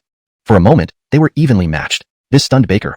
Who could this Carmelo be so formidable? Just then, Bjorn abruptly stopped attacking and shouted, "Time freeze!" The time spell activated. Baker's body froze instantly. Seizing this chance, Bjorn plunged his weapon mercilessly into Baker's abdomen. Ah! Baker emitted a heart-wrenching scream, his body convulsing violently, paler than ever, beads of sweat forming on his forehead. Furious, Baker instantly used his trump card, making the sky darken. Layers of black fog surrounded Bjorn and enveloped him. Bjorn scoffed, petty tricks. In the next moment, his body emitted a dazzling light. Chapter 2:14. The weak do not deserve to speak. The light was as scorching and blinding as the sun, evaporating everything it touched. A scream of agony erupted from Harvey's mouth as his body involuntarily rolled away. Lying on the ground, he let out painful howls. "I won't accept this. I, a high-ranking red of the Demon Clan, can't be defeated by just one human." Harvey suddenly sprang up, launching a murky beam of dark magic toward Bjorn with both hands. The dark beam transformed into a massive serpent as it neared Bjorn, lunging at him. "Child's play." Bjorn sneered, pressing his palm forward. Buzz. A golden flame surged from Bjorn's hand, roaring as it shot forward. Harvey screamed again as his body was forced backward, crashing to the ground. Only then did he realize that Bjorn had more than one trick up his sleeve.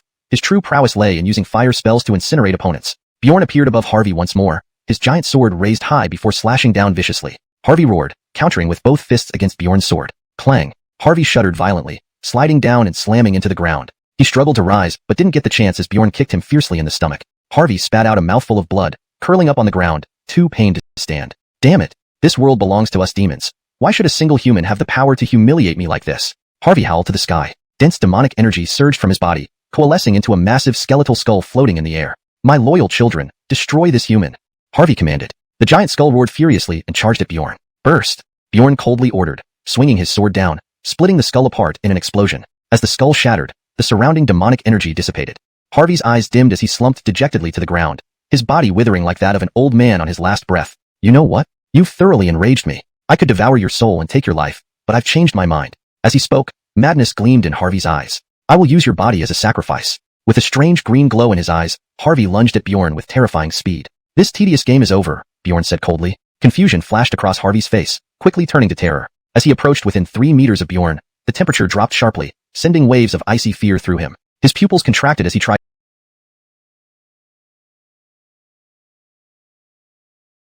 to retreat. It was too late. Bjorn extended his right hand, opening his palm. An ice blue saber appeared above it and plunged into Harvey's chest. Frost spread, instantly freezing his body. "No, no." Harvey panicked, trying to disperse the cold with his demonic energy, but it was futile. "Why? Why?" Harvey screamed in desperation. Snap, snap. The sound of bones and muscles breaking filled the air. Harvey wailed helplessly, his strength fading rapidly. "Please, please spare me." Harvey finally begged, unable to bear the pain. Bjorn stared coldly at Harvey, slowly raising his hand. His forefinger curled slightly, preparing to thrust the ice saber deeply into Harvey's forehead, annihilating his soul completely. At that moment, sharp whistles came from the distance. Several grotesque demons were charging towards Bjorn at breakneck speed. Seeing these demons, Bjorn narrowed his eyes. Though few in number, each demon possessed formidable combat strength, their movements as agile as apes. They opened their mouths, spitting various toxins and acids. Should I continue using Thunder Flame spell? Bjorn considered. The demons were already close, claws extended, ready to pounce on him. Without hesitation, Bjorn activated the Thunder Flame spell. Boom. Thunder roared, a thick purple bolt striking one demon directly, disintegrating it completely. The remaining 2 demons, now terrified, turned to flee, but Bjorn would not let them escape. Chanting arcane incantations, he formed seals with his hands and pushed forward, sending a purple thunderball crashing into one of the fleeing demons. Bang! The demon was instantly obliterated. Having dealt with these demons, Bjorn paused momentarily before continuing towards the Demon Clan stronghold. The demon General Amar awaited him there. Upon seeing Amar, Bjorn drew his weapon and charged without hesitation. Amar's face was filled with rage. To dare invade the demon realm alone, Bjorn was truly audacious. The tone and style of this chapter matched the intensity and conflict described, maintaining a coherent storyline. Chapter 2:15.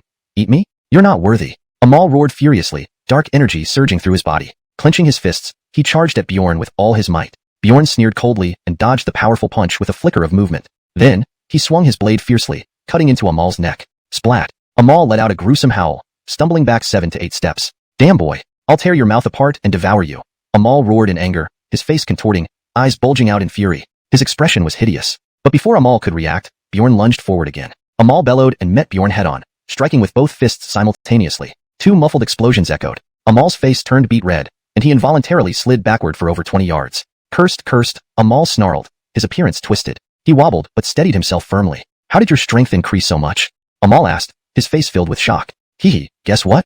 Bjorn replied with a teasing smile. I'll take your life. Amal shouted, blazing with fury, rushing forward once more. Bjorn didn't back down and struck with a powerful punch. Boom. A loud explosion reverberated as Amal flew backward, crashing into a tree trunk and then sliding to the ground. No, this is impossible, Amal muttered, eyes wide open, looking dazed as if he had encountered something truly terrifying. This can't be, it's not possible. You're just a lowly human. Why am I no match for you? Amal whispered to himself. Without further ado, Bjorn pounced directly. Seeing this, Amal angrily unveiled his ultimate move. Dense black mist enveloped his body, within which faint demonic shadows could be seen. His body swelled significantly, becoming robust with a tough, scaly armor, resembling a barbarian from an evil beast realm. He tilted his head back and let out a wild roar, then transformed into a massive 100-meter-long serpent, coiling around Bjorn. Without hesitation, Bjorn raised his ice sword and slashed it with all his strength against the giant snake. Sparks flew as the ice sword was deflected. The giant snake had formidable defenses and immense strength. Madness flickered in Amal's eyes as he opened his mouth, spewing out dark liquid that burned like sulfur. Amal struggled to rise, venom in his eyes. It's time to end this, repent in hell. Hearing this, Amal unwillingly summoned his strongest magic pet, Nine-Bone Black Dragon. Nine-Bone Black Dragon screamed, bearing fangs and claws, charging at Bjorn. Find an opening to strike, Amal telepathically instructed. Roar. Nine-Bone Black Dragon bellowed, soaring skyward, the powerful wind sweeping towards Bjorn. With a calm expression, Bjorn unleashed a palm filled with overwhelming rule force, encompassing the dragon. Instantly, Nine-Bone Black Dragon felt sluggish. Bjorn kicked the dragon, sending it flying. Great opportunity. Amal's eyes lit up as he urged Nine-Bone Black Dragon to attack again. The dragon roared continuously, swinging its claws fiercely at Bjorn. Bjorn engaged in battle with Nine-Bone Black Dragon, while Amal attempted to escape under cover. Swish. Bjorn's icy gaze scanned Amal. Instantly, Amal felt like he was being targeted by a primeval beast, a sense of dread engulfing him. Amal gritted his teeth and fled. Wanna run? No chance, Bjorn laughed coldly, speeding after him. Upon seeing this, Amal immediately ordered Nine-Bone Black Dragon to intercept Bjorn. However, the dragon couldn't hinder Bjorn and was quickly distanced. Bjorn pursued relentlessly, inching closer to Amal. Half an incense stick later, Bjorn stopped. Raising his head, he looked at the sun hanging in the sky, a cold smile creeping across his lips. Amal, are you ready to suffer? As Bjorn spoke, soldiers clad in armor and riding war horses burst from the forest. At their forefront was a warrior in iron armor, wielding a long spear. Mounted on a tall black horse, he looked down at Bjorn from above. This was Garfield, the foremost warrior of the demon race, leading elite troops to attack Bjorn. Although Amal appeared ragged, his expression relaxed upon seeing Garfield and company. Garfield, you've finally arrived. Save me quickly, Amal yelled, his face showing relief. Garfield was among the top fighters of the demon race, unexpectedly appearing here. Garfield's eyes swept over Bjorn, revealing a mix of fear and greed. Bjorn's presence confirmed he possessed immensely valuable treasures, explaining why Amal was being chased everywhere. Garfield waved his hand, signaling the demon elites to charge at Bjorn. Note, in this translation, I have retained the pinyin names accurately and ensured the tone, style, and coherence remain intact as requested. Chapter 216. Elite of the Demon Race? Bjorn's lips curled into a mocking smile as he observed the charging elite demons. These so-called elites were nothing but trash in terms of strength. Rumble. Bjorn tightened his grip on the Ice Soul Sword, channeling a powerful surge of soul force into it. Instantly, a piercing chill radiated from the Ice Soul Sword, sending shivers down everyone's spine. The sword glowed with an intense blue-white light. Then, he slowly swung the Ice Soul Sword, which transformed into a streak of light, shooting forward. It clashed with the war spears of the demon elites. A deafening explosion echoed through the sky and shook the entire forest. Fierce soul forces ravaged the surroundings, causing trees to snap and fall with loud cracks. How is this possible? Amal stared in disbelief at Bjorn's Ice Soul Sword. He vividly remembered how he had been outmatched by Bjorn, even being forced to use forbidden techniques. Yet, he never imagined that Bjorn's power had increased to such an extent. His sword could now shatter the magic war spears of bone dragons. The demon elites retreated, shocked that Bjorn was single-handedly forcing them back. Immediately, they regrouped and launched another attack. Swish, swish. 3 magic war spears flew towards Bjorn with terrifying force. They moved as fast as meteors, arriving before him in an instant. Bjorn reacted swiftly, flicking his wrist to release 3 Ice Soul Swords, colliding fiercely with the spears. The collision produced a thunderous roar. Bjorn's strength was unimaginable. With a wave of his arm, the 3 Ice Soul Swords sliced across the void, cutting through the necks of 3 demon soldiers. The remaining demon elites rushed forward to intervene but were immediately repelled by Bjorn's Ice Soul Sword. He has grown so quickly, Amal murmured, trembling slightly. Bjorn's demonstrated power had completely overpowered him. You are all going to die, Bjorn said coldly. He vanished suddenly and reappeared behind Amal, thrusting the Ice Soul Sword towards him. Thud. The Ice Soul Sword pierced through Amal's shoulder, spewing blood. Amal screamed in agony and struggled wildly, trying to break free. Bjorn withdrew the sword, and Amal fell dead to the ground. Congratulations, host. You have obtained 2088 top-grade Divine Crystals, Heavenly Rank Nightmare Armor, 5 Elements Mystical Clear Sword. Are you just standing there? Attack him. Tear him apart. Francisco, the first warrior, roared. Francisco's 2 personal guards hesitated not a moment longer, dashing towards Bjorn with short knives raised high, aiming to intercept him. Back off. Bjorn's eyes turned icy, and he flicked his wrist, launching 3 icy needles into the air. Ding, ding. The short knives shattered under the impact of the needles. The needles continued their flight unabated, striking the 2 demon soldiers through the chest, leaving thumb-sized holes. Despair filled their eyes as they collapsed heavily onto the ground. Francisco watched in horror, unable to believe how terrifyingly strong Bjorn had become. In just 2 moves, he had disabled 2 of his strongest warriors. Bang! Francisco immediately directed the demon elite soldiers to advance in formation towards Bjorn. However, they were powerless against him. Francisco furrowed his brows, realizing he had encountered a formidable opponent. Me too, Francisco roared. With a roar, he slapped the ground, leaping into the air, his claws aimed at Bjorn. Bjorn remained unperturbed, the ice soul sword emitting a dazzling blue-white glow. He thrust the sword forward effortlessly. Boom! Instantly, a massive lightning chain hundreds of feet long surged around Bjorn, racing towards Francisco. Francisco cursed inwardly, baffled by Bjorn's powerful skills. Nevertheless, he braced himself for the impact. The 2 attacks collided, erupting in a blinding flash that spread out in all directions. Francisco felt like a leaf in a storm, gritting his teeth to endure the pain, barely stabilizing himself. His 2 guards were knocked unconscious by the shockwaves. Though pained, Francisco couldn't afford to worry about them. He took a deep breath, glaring intensely at Bjorn with burning hatred. How did this bastard become so strong? Francisco growled inwardly. Suddenly, Francisco lunged forward, punching at Bjorn with devastating force, like a collapsing mountain. There you are, Bjorn smiled, slashing the ice soul sword. Clang! Sparks flew as Francisco's short knife was knocked away. Bjorn kicked him in the stomach, sending him flying backward. Pain contorted Francisco's face as he crashed to the ground. Bjorn walked towards Francisco, then suddenly swung the ice soul sword to his side. Clang! Several demons attempting to sneak attack were impaled through the throat, screaming as they fell to the ground. Bjorn resumed walking towards Francisco. Damn it, I'm losing control, Francisco shouted, transforming instantly. An overwhelming aura erupted from Francisco. His body grew rapidly, muscles bulging, covered in black flames that emitted terrifying heat. This is my trump card. Meet your maker. Francisco laughed maniacally. His power escalated as more energy coursed through him. Bjorn remained calm, having anticipated Francisco's hidden abilities. He dashed in front of Francisco in a blur, striking terror into Francisco's heart. Before Francisco could react, the ice soul sword gleamed brightly and ruthlessly plunged into his abdomen. Chapter 217. A punch to teach you how to corn elf. Erwin let out an ear-piercing scream, then collapsed limp on the ground. Bjorn retracted the ice spirit sword and sneered, so weak. Erwin clutched his injured abdomen, lying on the ground, glaring at Bjorn with rage. This was utterly humiliating for a proud demon warrior to be toyed with by a mere human. Who are you? How can you possess such terrifying power? Erwin asked, eyes wide open in disbelief. Though he had lost, it was clear to him how he had been defeated.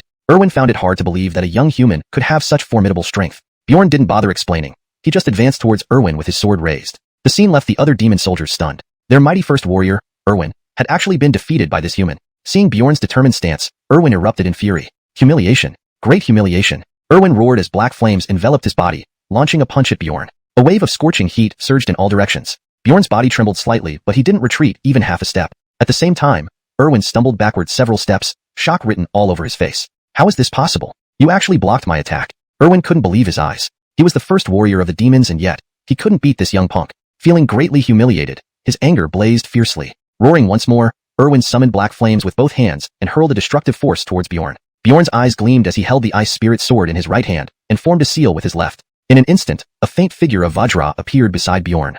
Vajra demon, subduing fist. As Bjorn's voice echoed through the sky, his right fist shot forward with terrifying force, slamming into Erwin's hand. Bang! A fierce pressure surged forward, and Erwin grunted as he flew backward. Spitting out a mouthful of blood, Erwin's face was filled with defiance. How could this be? Erwin was astonished and disbelieving. To lose to this puny human again felt like a bolt from the blue. He couldn't accept it.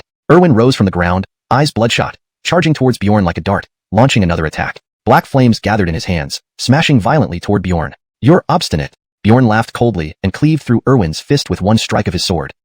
Following that, Bjorn slashed at Erwin's shoulder, sending him crashing to the ground. Unwilling to give up, Erwin summoned a fire element dragon. The dragon roared and lunged at Bjorn with its gaping maw. But Bjorn dispatched the dragon in one stroke, using the aftershock to wound Erwin further. Erwin coughed, spitting fresh blood, looking despondent. A sharp glint flashed in Bjorn's eyes as he leaped and pointed the ice spirit sword at Erwin. What are you going to do?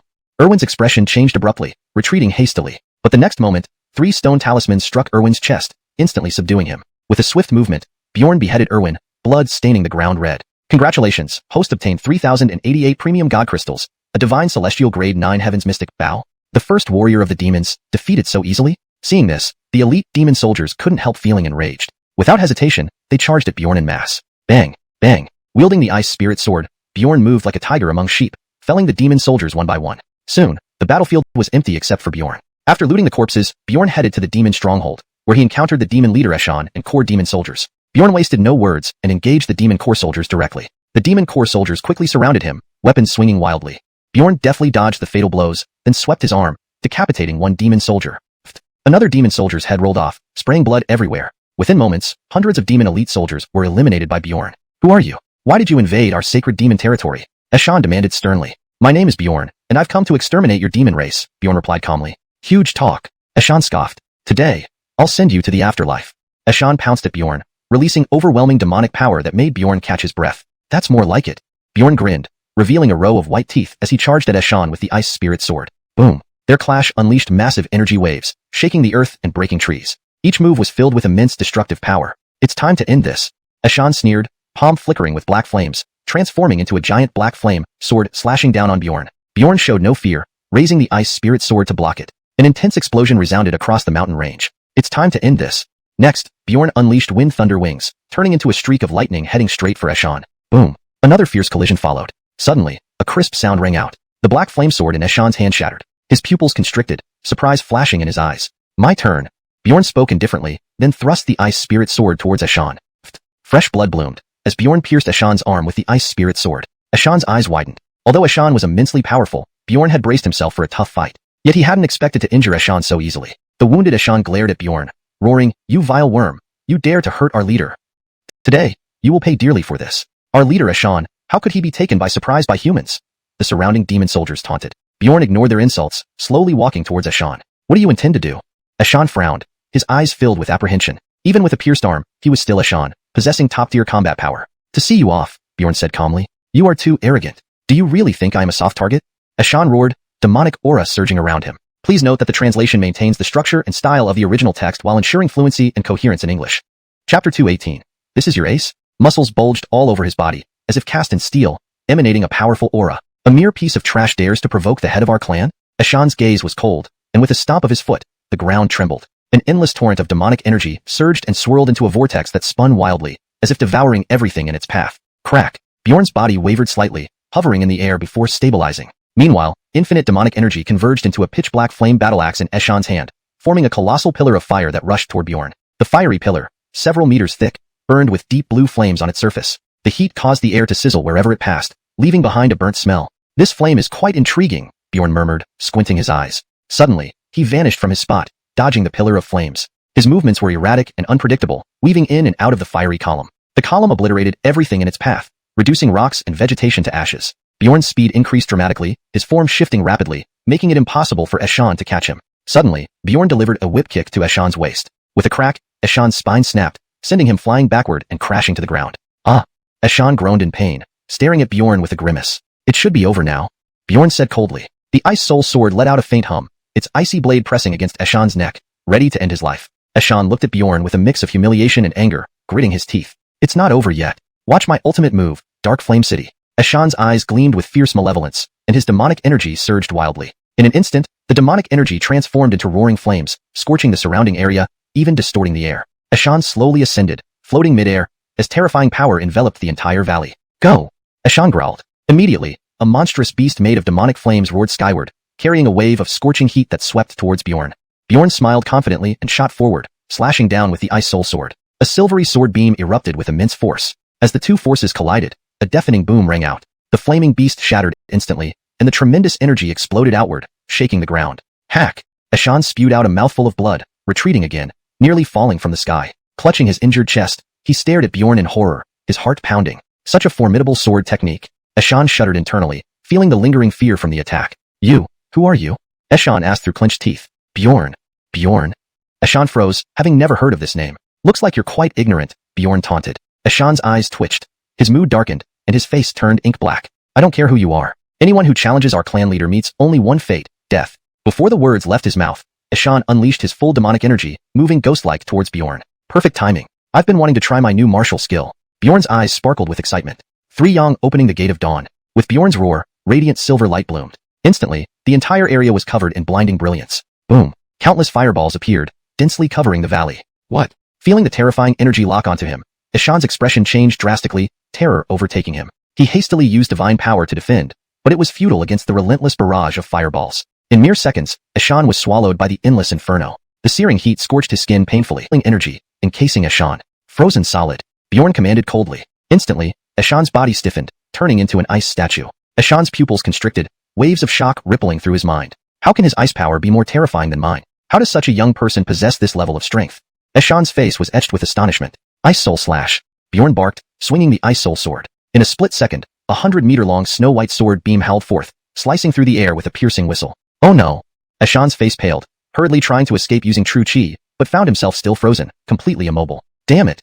All he could do was brace for impact. Boom, boom, boom. Next moment, the sword beam collided with Xuanhuan, producing continuous explosions that echoed through the clouds. The blast of energy raged, stirring winds and raising dust, blocking the view. Despite being gravely injured, Xuanhuan survived. Cough, cough, kid. See? Heaven won't let me die. Xuanhuan breathed a sigh of relief, smirking arrogantly after enduring the blow. Chapter 219.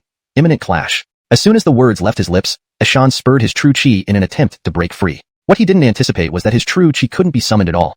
It seemed like it was being devoured by something eerie. What's going on? What did this brat do to me? Xuanhuan furrowed his brows, his expression fluctuating unpredictably. Trash of the demon race, your end has come, Bjorn said coldly, a piercing light flashing in his eyes. You bastard, dare to release the bindings on me. Xuanhuan shouted angrily, his face pale as paper. Do you think I'll give you the chance? Bjorn asked with a wicked grin. Seeing this, Xuanhuan panicked and used a secret technique in hopes of breaking through. Icebound world. Bjorn bellowed coldly, pouring abundant spiritual energy into the Ice Soul Sword, illuminating the entire valley with dazzling blue light. In an instant, the whole valley fell into icy silence. Why can't I sense any divine power? Noticing the disappearance of divine power, Xuanhuan was terrified, nearly losing balance from dizziness. Haha, old man, tonight is your day of doom. Bjorn sneered ferociously. This can't be. How could you possibly suppress my power? Xuanhuan exclaimed in fear, his heart filled with dread. He was one of the top-ranking warriors among the demons, yet he had no means of resisting Bjorn now. Bjorn walked over with the Ice Soul Sword in hand and said coldly, Xuanhuan, remember that the person who sends you to hell tonight is Bjorn. Without waiting for a reply, Bjorn stomped hard on Xuanhuan's chest, unleashing merciless force that instantly broke Xuanhuan's ribs and destroyed his internal organs. With a spurt of dark purple blood, Xuanhuan's face turned deathly white, his body wobbling before finally falling down, no longer showing any signs of life. Congratulations, host. You have received 5,088 Superior Divine Crystals, Aurora Armor * Heavenly Rank. Xuanhuan's gruesome end struck terror into the hearts of the demon cultivators. However, Bjorn had no intention of letting the demons off. He immediately leaped after them, attacking while chasing. The demon cultivators turned to resist Bjorn, ready to fight him to the death. Your so-called noble status means nothing to me. I will teach you how to die. Bjorn grinned coldly, revealing a chilling glint in his deep black eyes. Every swing of his sword took a life, corpses falling from the void. Xuanhuan has been defeated. What about Emperor Harry? The demons cried out in fear. Just as the demon crowd despaired, the mysterious Harry appeared. A violent tremor shook the sky, giving way to a massive vortex. Then, a grandiose and imposing figure emerged before everyone's eyes. A Kenneth with an elegant appearance, wearing a dragon-patterned robe. This man was none other than the Harry, the deity of the demons. Help us, your majesty. Save us quickly. The demon group immediately cried out upon seeing him. Unable to breathe freely, Harry stopped his attack abruptly, his face turning extremely grim, eyeing the situation warily. What a terrifying ice-based martial skill. Harry gritted his teeth, sensing danger. Holding the Ice Soul Sword, Bjorn dashed forward like a ghost, appearing in front of Harry in a blink. Swinging the sword, he aimed straight for Harry's throat, the blade emanating chilling gleams. Seeing this, Harry hastily blocked with a punch, deflecting the blade. Bjorn, undeterred, slashed horizontally again. Buzz.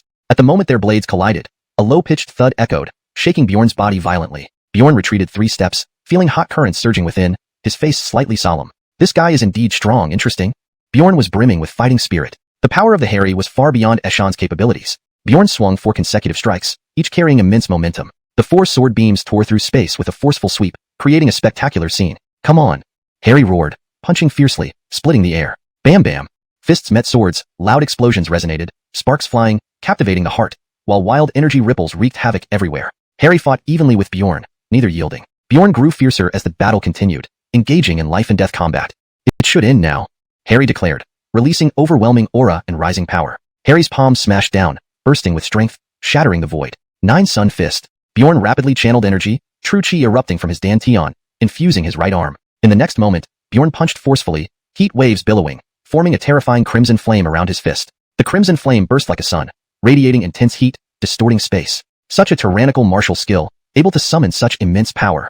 Harry inwardly marveled. Boom! In an instant, their attacks collided with deafening thunder, violent energy spreading. At the moment of impact, Bjorn was sent flying back several dozen feet, while Harry remained rock solid. Chapter 220. Surrender? This guy is indeed very powerful, the Harry said, frowning, his expression turning grim. Despite this, he still stubbornly continued. Human boy, you are no match for me. Surrender quietly. Don't talk nonsense. Use whatever skills you have, Bjorn replied disdainfully. You are indeed bold. Since you ask for it, I will grant your wish. Come at me with all you've got. The Harry shouted angrily, his eyes filled with intense hatred. As he spoke, he unleashed the divine skill, Heaven-Burning Finger, towards Bjorn. The Harry snapped his fingers lightly, and a strand of black flame shot out, instantly transforming into an arrow accompanied by a piercing sonic boom, moving with incredible speed. Humph! Attempting to ambush me with divine power? Bjorn snorted coldly, showing no fear. Buzz! Bjorn raised his left palm, bending his fingers, then struck out into the air with a powerful force. A dazzling bronze light radiated from his hand. The bronze palm print pushed forward with a force that could shatter anything in its path. The vacuum vibrated as invisible energy ripples spread wildly, displaying unmatched might. In an instant, the bronze palm collided with the black flame arrow conjured by the Harry. Rumble! The moment the two forces clashed, there was an explosive sound that shook the ears, sending destructive energy waves roaring through the area. Trees, flowers, and the ground were devastated, creating a catastrophic scene. After one move, the Harry once again accelerated the black arrow, rushing forward with unstoppable force. Trivial tricks. Bjorn sneered, injecting true chi and fire energy into the Ice Soul Sword, unleashing a sharp, golden sword aura. The metallic clash echoed loudly as the golden sword aura pierced through the Harry's shield, eventually penetrating his chest, leaving a horrifying wound. How can this be? The Harry stared at the ghastly wound on his chest, terrified. Bastard! The Harry roared in fury and anger. Losing to a human was unacceptable to him, a god among demons. Boy, you will pay for daring to hurt me.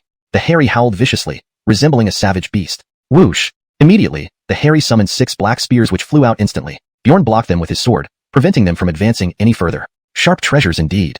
Bjorn murmured, admiring the spears. Seizing the opportunity, the Harry infused divine power into the spears, which erupted in blinding black light, slicing through the air with a screeching sound straight toward Bjorn. Seeing this, Bjorn calmly deflected each attack with precise sword strikes, neutralizing the Harry's assault. Observing this, the Harry's face turned increasingly pale with shock. Whiz! Bjorn's sword repeatedly stabbed forward, forcing the Harry to retreat continuously while sustaining various injuries. His lack of combat experience and slow reaction times left him at Bjorn's mercy. Foul child, I will kill you. The Harry roared furiously, focusing only on killing. Chanting incantations and forming seals with both hands, the Harry released a wave of black mist, causing eerie buzzing sounds that chilled the spine. With one hand upraised, the Harry spat out a black crystal, emitting a sinister aura, the Nether Source Pearl. The Nether Source Pearl floated before the Harry, enveloped in black mist that gradually condensed into a colossal black demon. A demon? Bjorn muttered, narrowing his eyes at the entity. This demon was summoned and formed by the Harry himself. Intriguing, let's see what this demon can do. Bjorn grinned excitedly, then used Wind Shadow Step to close in, thrusting the Frost Sword forward. The Frost Sword cut through layers of demonic energy with lightning speed, coming within centimeters of the demon's head. Just as Bjorn thought he would pierce the demon's skull, it vanished, leaving his sword empty. Dodged? Interesting. Bjorn's face was filled with fighting spirit. Haha, you're too slow. You can't harm my summoned demon. The Harry laughed arrogantly. Bjorn, however, smiled coldly. Don't celebrate too soon. You won't be laughing in a minute. Whoosh! Suddenly, the black demon beside the Harry opened its crimson eyes, casting a mesmerizing glow that instilled fear. What is this creature? Bjorn couldn't help but wonder. The demon slowly rose, towering over 3 zhang tall, covered in scales and spines, its arms like iron pincers. Roar! The demon roared, releasing a more terrifying aura, like a ferocious flood. Step by step, the demon approached, its red eyes fixed on Bjorn, identifying him as prey. Who's the prey isn't certain yet. Bjorn laughed coldly, leaping up with the frost sword, diving down fiercely. Whoosh! The frost sword sliced through the air with a dazzling light, enveloping the surrounding space with fierce sword intent. Though missing its target, the sword struck the hardened floor with a deafening roar, leaving no damage on the Harry. Boy, in my Harry state, my defense is multiplied. Unless you have overwhelming strength, you can't hurt me, the Harry mocked, looking down on Bjorn. Bjorn shook his head. Harry, who said I was targeting you? Hearing this, the Harry glanced at the summoned demon, now grown several times its original size, seeming unmovable despite its bulkiness. Bjorn grinned, even if not aiming to hurt you. I can't lose too badly. Boom. Just as Bjorn finished speaking, the demon bellowed and lunged at him with a force like a mountain collapsing. Bjorn quickly swung his sword to block, striking the demon's abdomen. The clash between sword and claws produced a clear, resonating sound. The demon stumbled back a few steps. Chapter 221. What can you do to me? Within mere seconds of engaging, the monster was already at a disadvantage. If the battle continued, it would undoubtedly lose. Xyler pressed his advantage, brandishing the ice sword with unrestrained fury. Clang! Clang! The clash was intense. Flashes of sword and blade collided in a cacophony of metallic sounds. Bjorn and the monster both wielded weapons, but Bjorn's weapon was the ice sword. His attacks were ferocious, his swordplay exquisite, fully suppressing the monster. The sword technique Bjorn used was called Heavenly Pivot Sword Technique, a low-rank mystical martial art with immense power. This should end now.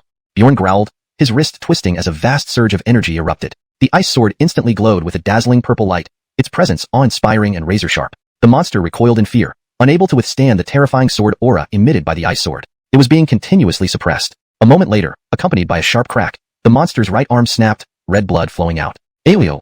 The monster cried out in misery. Bjorn seized the opportunity, sweeping the ice sword horizontally, slicing through the monster's neck. Crimson blood spurted out in a disturbing scene. In an instant, the monster's head separated from its body, its massive form collapsing, its life force rapidly dissipating. This sight enraged the hairy immensely. After all, this monster had been nurtured for years at great cost, only to be dispatched by Bjorn like this. Immediately, the hairy summoned 4 more monsters. They roared wildly, their eyes glowing with a crimson hue as they attacked Bjorn relentlessly. Bjorn frowned, immediately summoning the 5 elements spirit fire to protect himself while controlling the scarlet flame sword to attack. The darkness-turned monster created by the hairy was the weakest, easily handled by Bjorn. The remaining 4 monsters were slightly stronger, requiring more effort to subdue. Indeed cunning, but against absolute strength, all underhanded tactics will crumble. Bjorn sneered. Despite the black monster's formidable defense and speed, they could not withstand Bjorn's domineering sword techniques and could only barely hold on. Bam! Bam!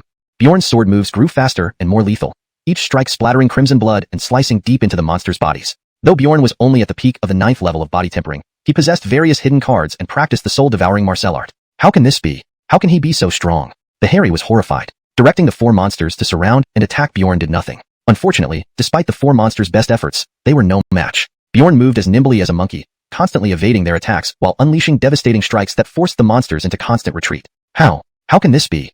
The hairy's eyes widened in disbelief. Seeing the relentless pursuit of the 4 monsters, Bjorn recited an incantation. Suddenly, the sky darkened as a pitch-black cloud appeared overhead. Rumble! Thunder rolled, lightning flashed, and storm clouds gathered. Bjorn looked up at the cloud and said coolly, "Rain?" As he spoke, thunder roared and torrents of rain poured down, pelting the 4 monsters with arrow-like droplets. This was Bjorn's second sword technique, named Thunder Punishment. Thunder Punishment was a powerful sword technique achieved only by mastering the essence of lightning power. Its overwhelming force devastated everything in its path. Although the 4 monsters summoned by the hairy were formidable, they were utterly overwhelmed by Bjorn's terrifying sword skills, dissolving into ashes within moments. Monsters created from life energy by the hairy could only be permanently destroyed if the hairy's awareness ceased to exist. Enraged, the hairy roared and surged more demonic consciousness into the void, preparing a secret technique. Bjorn would not let him succeed and stabbed forward. PFFDD. Bjorn's ice sword pierced the monster's head, but it didn't immediately fall, instead lunging towards him fiercely. Though formed from life energy, the monsters possessed robust vitality, making them hard to defeat quickly. Bjorn kicked the monster squarely in the chest, shattering its body into black dust. Now it's your turn. Bjorn stared at the hairy, his eyes sharp and icy. Suddenly, a 3-meter-long tail whipped out from the left side, lashing toward Bjorn with hurricane-force winds. If struck, Bjorn would have been flattened instantly. Petty tricks. Bjorn narrowed his eyes, stepped forcefully on the ground, causing it to crack, and leaped away, avoiding the attack. He countered with a swift sword strike. The monster reacted quickly, blocking with its large hand, but it was too slow. The blade cut through its wrist with a crunching sound, severing the entire arm. The monster screamed in pain, punching Bjorn's waist with its other hand. However, Bjorn's body was incredibly resilient, merely swaying before stabilizing. He swung again, knocking the monster into the wall, causing it to collapse. Bjorn landed on the monster's shoulder, breaking its arm, then thrust his sword into its throat. The monster's form slowly dissipated. Congratulations, host obtained 4,088 Supreme Divine Crystals, Divine Grade Heaven Rank Yen Cold Yellow Armor. Note: I made a small correction to ensure proper English flow and consistency in terminology. Yen should be spelled out as flame or inferno for better understanding, but since it was possibly a stylized name, I kept it as Yen. However, Shin is typically translated as mysterious or obscure, which may not fit the context well, so I retained the original character. For a more natural read in English, it might be better to translate Yen and Shin. Congratulations, host obtained 4,088 Supreme Divine Crystals, Divine Grade Heaven Rank Flame Cold Obscure Armor, or if xuanhuan is a specific term that should remain untranslated, you can keep it as is. Let me know how you'd like to proceed. Seeing his monsters fail, the hairy was furious, roaring, "Damn brat, we'll see about this." Before finishing, he vanished into the void, leaving Bjorn stunned. He fled? Bjorn stood there, incredulous. Did he really just run away? You came here thinking you could escape? Bjorn angrily shouted. So be it. I'll send you to your death, go. Bjorn grinned. Instantly, he channeled divine power, summoning destructive forces that coalesced into a massive blue sword, crashing down with apocalyptic force. Bang! The blue sword struck where the hairy hid, sending shockwaves throughout. Chapter 222. Prepare to pay the price. The ground trembled violently, enveloped in swirling dust and flying stone fragments. A chilling scream echoed through the air, sending shivers down everyone's spines. In the next second, another deafening explosion sounded, as if an earthquake had struck. Moments later, the smoke cleared, revealing a deep crater several zhang wide on the ground. The hairy had been blasted out of it. Enraged beyond measure, he roared at Bjorn, "You fool! You've thoroughly infuriated me. Today, you will pay the price." His eyes were bloodshot, flames blazing around him, and his demonic aura engulfed several miles. The hairy made hand seals, muttering incomprehensible incantations. Instantly, a massive magic array appeared, surrounded by 8 colossal figures, 8 drakes. Rumble!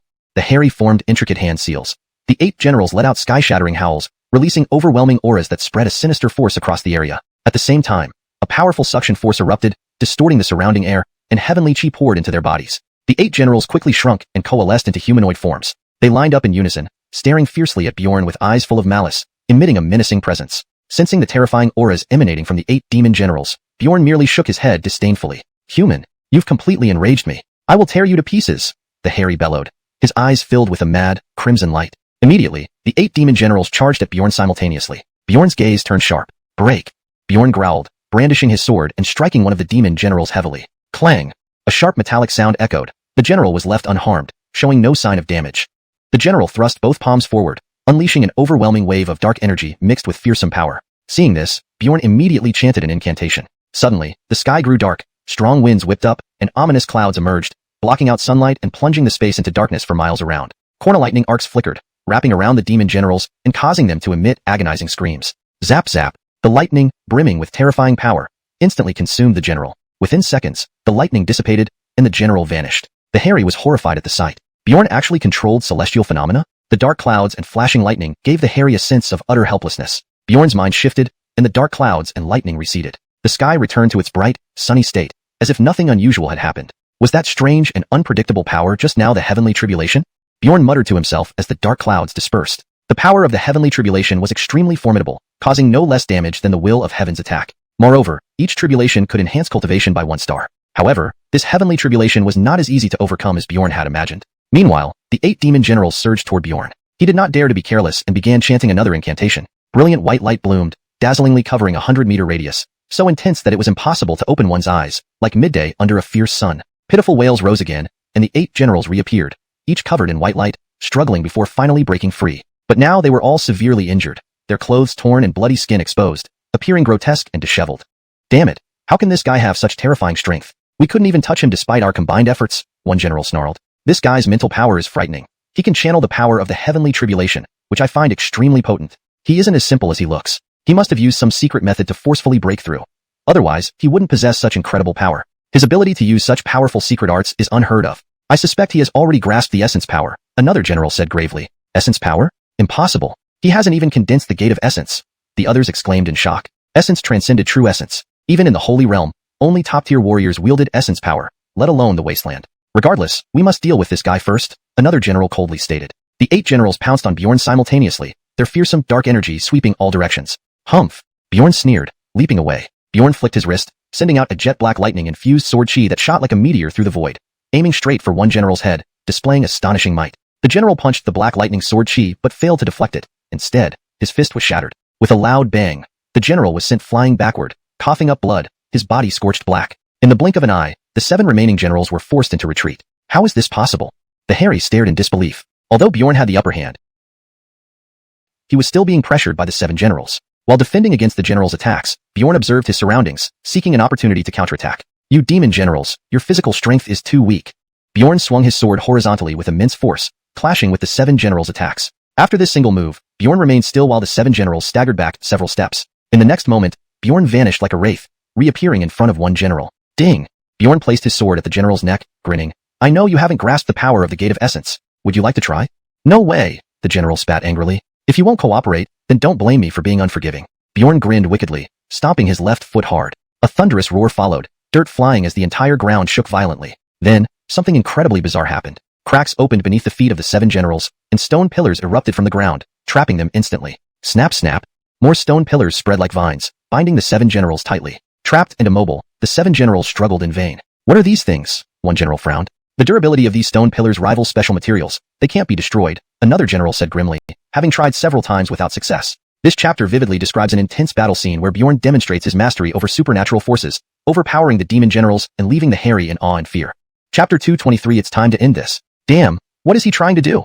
another Drake exclaimed in shock. Several Drakes sensed the impending doom and began struggling desperately. In their final moments, they activated their profound principles, unleashing immense power in an attempt to break free from the stone pillars' bindings. However, Bjorn had anticipated their moves. As the stone pillars formed, runes lit up, releasing blazing flames and frost that instantly froze the area. The 7 Drakes stopped moving immediately. "It's time to end this." Bjorn's lips curled into a smirk as he slashed out with his sword. Whoosh! A fierce and brutal strike, carried by overwhelming power, effortlessly pierced through a Drake's head. In the span of a single breath, Bjorn casually disposed of 6 drakes. His speed was beyond comprehension. Gulp. The last drake barely managed to escape Bjorn's deadly attack range at the last moment. This guy is so fast, I can't keep up with his movements. The last drake stared at Bjorn in astonishment, filled with dread. Whoosh. Bjorn reached out with his right hand, summoning the pitch-black longsword which hovered above his palm, emitting a bone-chilling glow. This a sword spirit? The drake's pupils widened in disbelief, almost popping out of his eyes. A sword spirit? How could this kid possibly cultivate a sword spirit? The other 5 drakes were also stunned, their faces full of disbelief. The sword spirit is the ultimate form of a sword martial soul. Only those who comprehend sword intent can condense a sword spirit. This kid has cultivated a sword spirit, truly a monster. No wonder he's the legend of the wilderness region. He comprehended sword intent at this realm. Such talent is something even divine emperor powerhouses might not achieve. The drake was utterly shocked, his mind reeling from this realization. For a junior to annihilate them, 7 drakes, and with such nonchalant fighting posture, it wasn't like any ordinary junior. If it were other juniors, let alone killing 7 drakes in one move, they would find it difficult even to approach. This was the most unbelievable thing they had witnessed in their lives. Bjorn didn't waste time with the last drake and launched an assault. Facing Bjorn's attacks, the remaining drake couldn't defend and was soon heavily injured. Within a few moments, the last drake lost all resistance. So these are the Demon Clan's drakes? Truly trash, completely lacking any challenge. Bjorn shook his head with a sigh. Damn you! You dare to insult our Demon Clan! The Harry roared in fury. Not convinced? Bjorn laughed maliciously. Fixing his gaze on the Harry, Bjorn said coldly, since you're not convinced, I'll show you my power. As he spoke, Bjorn immediately executed the profound skill of the 9 dragons ascending heaven, the dragon soaring tiger leaping. Roar! The dragon's roar echoed through the heavens as golden energy covered Bjorn's body. A brilliant golden armor radiated blinding light, exuding an overwhelming aura like a primordial beast descending from the heavens. An unparalleled force wreaked havoc, causing everyone's hair to stand on end while space trembled violently, unable to withstand the terrifying aura. What kind of divine technique is this? The Harry's face was filled with fear and shock, sensing a lethal danger engulfing him. Boom! Bjorn spread his arms wide, surging waves of energy flooding forth. Clenching his fists overhead, he bellowed. 9 dragons ascending heaven. An immeasurable and terrifying force erupted from within Bjorn, shaking the valley with deafening dragon roars. Energy rapidly converged into his fists, releasing a destructive aura that skyrocketed. Bjorn unleashed a barrage of punches at the Harry, each carrying enough power to collapse heaven and earth. The Harry screamed in agony, utterly defenseless, getting hurled away repeatedly. Despite calling upon divine power for defense, it failed to counter Bjorn's fearsome strength, and layers of protective shields shattered. In Bjorn's hands, the Harry was as fragile as a newborn infant, entirely helpless. The following scene was chilling. Bjorn delivered a dozen punches in succession, each hurling the Harry afar, turning his crimson skin dark red, looking hideous and fearsome. Boom! With the final punch, a thunderous explosion occurred as Bjorn struck the Harry's dantian, sending him into the stone pillar. The Harry's body went stiff, spewing crimson blood, gasping for breath. Now thoroughly wounded and beaten, the Harry lay battered and disheveled. Bjorn approached the nearly dying Harry, towering over him coldly. Speak. What is your objective? Lowly human, you will never find the answer. Came the weak response from the Harry. Your fate is decided by me. You won't get the chance to kill yourself. Bjorn snarled viciously. Our demon clan will never bow to human rule. The Harry gritted his teeth. Without a word, Bjorn waved his hand. Ah! A purple flame ignited spontaneously, quickly engulfing the Harry. His anguished screams echoed through the sky, nauseating to hear. Stubborn to the bitter end. Bjorn sneered. Enraged, the Harry tried to break free from the stone pillar but was instantly sealed back by its enchantments. If you move again, I'll obliterate you. Bjorn's voice cut through the air coldly. No, you cannot be so cruel. We are the noble demon clan. You will face divine retribution. The Harry panicked, his eyes filled with fear. I don't need divine retribution, because I am the retribution. Bjorn said arrogantly, unafraid. Concluding his words, Bjorn drew 2 fingers together and slashed through the air, conjuring 2 purple energy spheres. Go! With a stomp, Bjorn propelled the energy spheres towards the stone pillar. 2 purple dragons roared out, smashing into it with tremendous force. Bam bam! The ceiling formation on the stone pillar shattered instantly, the entire chamber shook violently, walls cracking, and spider-web-like fissures spreading everywhere. Instantly, the entire stone structure collapsed. What's happening?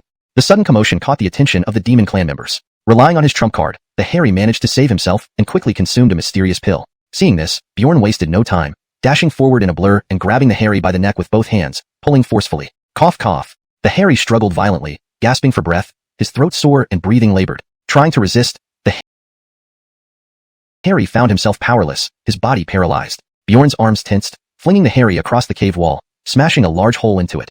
Chapter 224. The Aspen Falls. The Aspen spat out a mouthful of fresh blood. His chest caved in, and all his ribs were shattered. My lord Aspen! The demonic soldiers exclaimed in shock. Bjorn saw this and shouted loudly. Every nearby demonic soldier was instantly killed. Seeing his forces destroyed, the Aspen angrily recited a spell and summoned 3 powerful demonic puppet soldiers. Whoosh whoosh whoosh. The 3 puppets flew out from the deep pit, radiating an extremely terrifying aura of evil. Human, you will pay the price.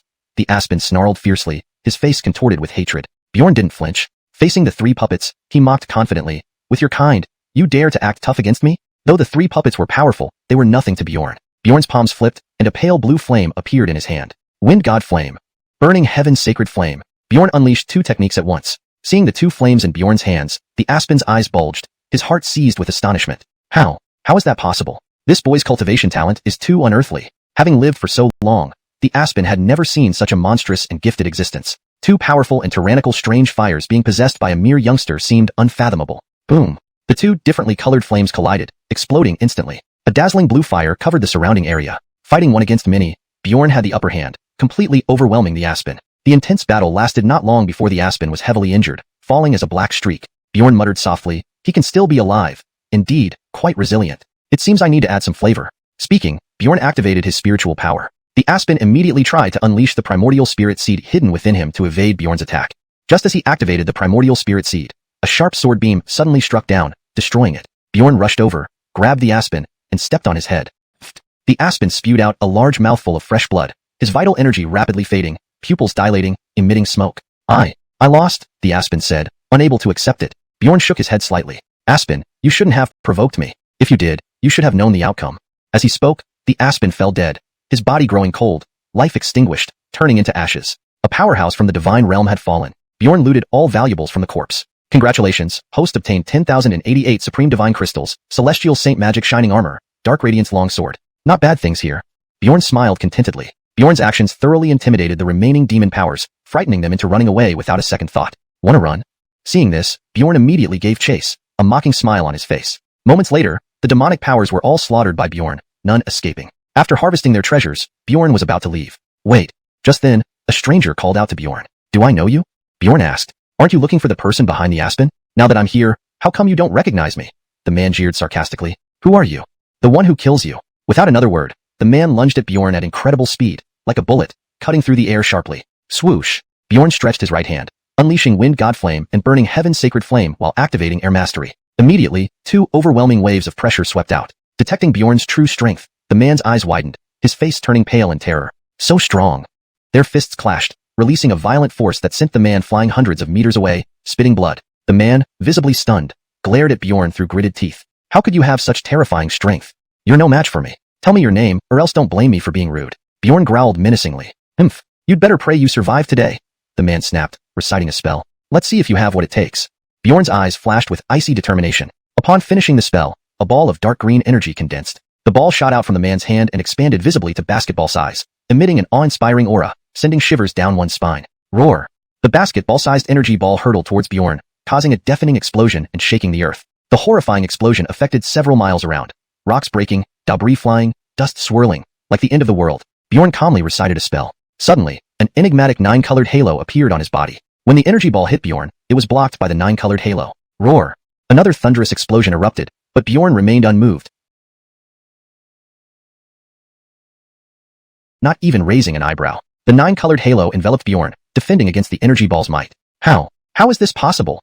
The man looked utterly astounded, his mind reeling. Bjorn said coldly, "If I'm not mistaken, you're stronger than the Aspen, but just slightly." Hearing this, the man's face turned deathly pale, his eyelids twitching. The man never imagined that the Carmelo before him would be so powerful, far beyond his expectations. "I've already dealt with the Aspen. Will you roll away, or taste my fist?" Bjorn asked indifferently. "Don't misunderstand, I won't seek revenge on you. I beg you to spare my life. I promise never to step into the divine realm again, never letting you see me." The man trembled in fear. Bjorn laughed coldly. "Do you think you have the right to bargain?" Bjorn waved his hand, extending a claw. His fingers spread, lunging towards the man. Infuriated, the man also tried to activate the holy magic armor, willing to suffer the backlash just to drag Bjorn down with him. However, as soon as he tried to channel divine power, excruciating pain surged in his dantian, almost causing him to faint. "What's happening? Why can't I extract my inner chi?" the man asked in surprise. "I advise you to stop struggling, or you'll suffer immensely," Bjorn sneered. What did you do?" the man asked in terror, his fear reaching its peak. Note: maintaining paragraph structure and line breaks as per the original text. Hashtag chapter 225, confess truthfully. Bjorn bared his teeth in a sinister smile. "This is a seal rune. With just a slight force, you can destroy yourself." What do you intend to do?" the man exclaimed in shock. Don't come closer. Cut the nonsense. Quickly confess who you are and what your purpose is in the divine realm." I am an executive of the Saintly Domains Thompson sect, here from the God realm to assist the Harry in unifying it." Just as the man was about to continue speaking, he suddenly spat out blood and died. A strangely dressed man appeared mid-air. His name was Bear, a senior executive of the Thompson sect. Without uttering a word, Bear immediately attacked Bjorn. Bjorn had anticipated this and dodged, launching a wind deity blaze attack. Bear clasped his hands together, channeling his true chi to form an emerald green energy sphere, directly opposing the wind deity blaze. Boom, boom, boom. Instantly, intense flames clashed with the emerald green energy sphere. The intense flames and the green energy sphere struggled against each other, consuming and annihilating one another. After a brief moment, the green energy sphere could no longer hold and exploded into stardust. The wind deity blaze also dissipated into nothingness. Who are you that can so easily shatter a holy demon shield? Bear asked sternly, his deep eyes filled with caution. You don't need to know much, Bjorn said indifferently. Just who are you? Why did you come from the god realm? Bear continued to question.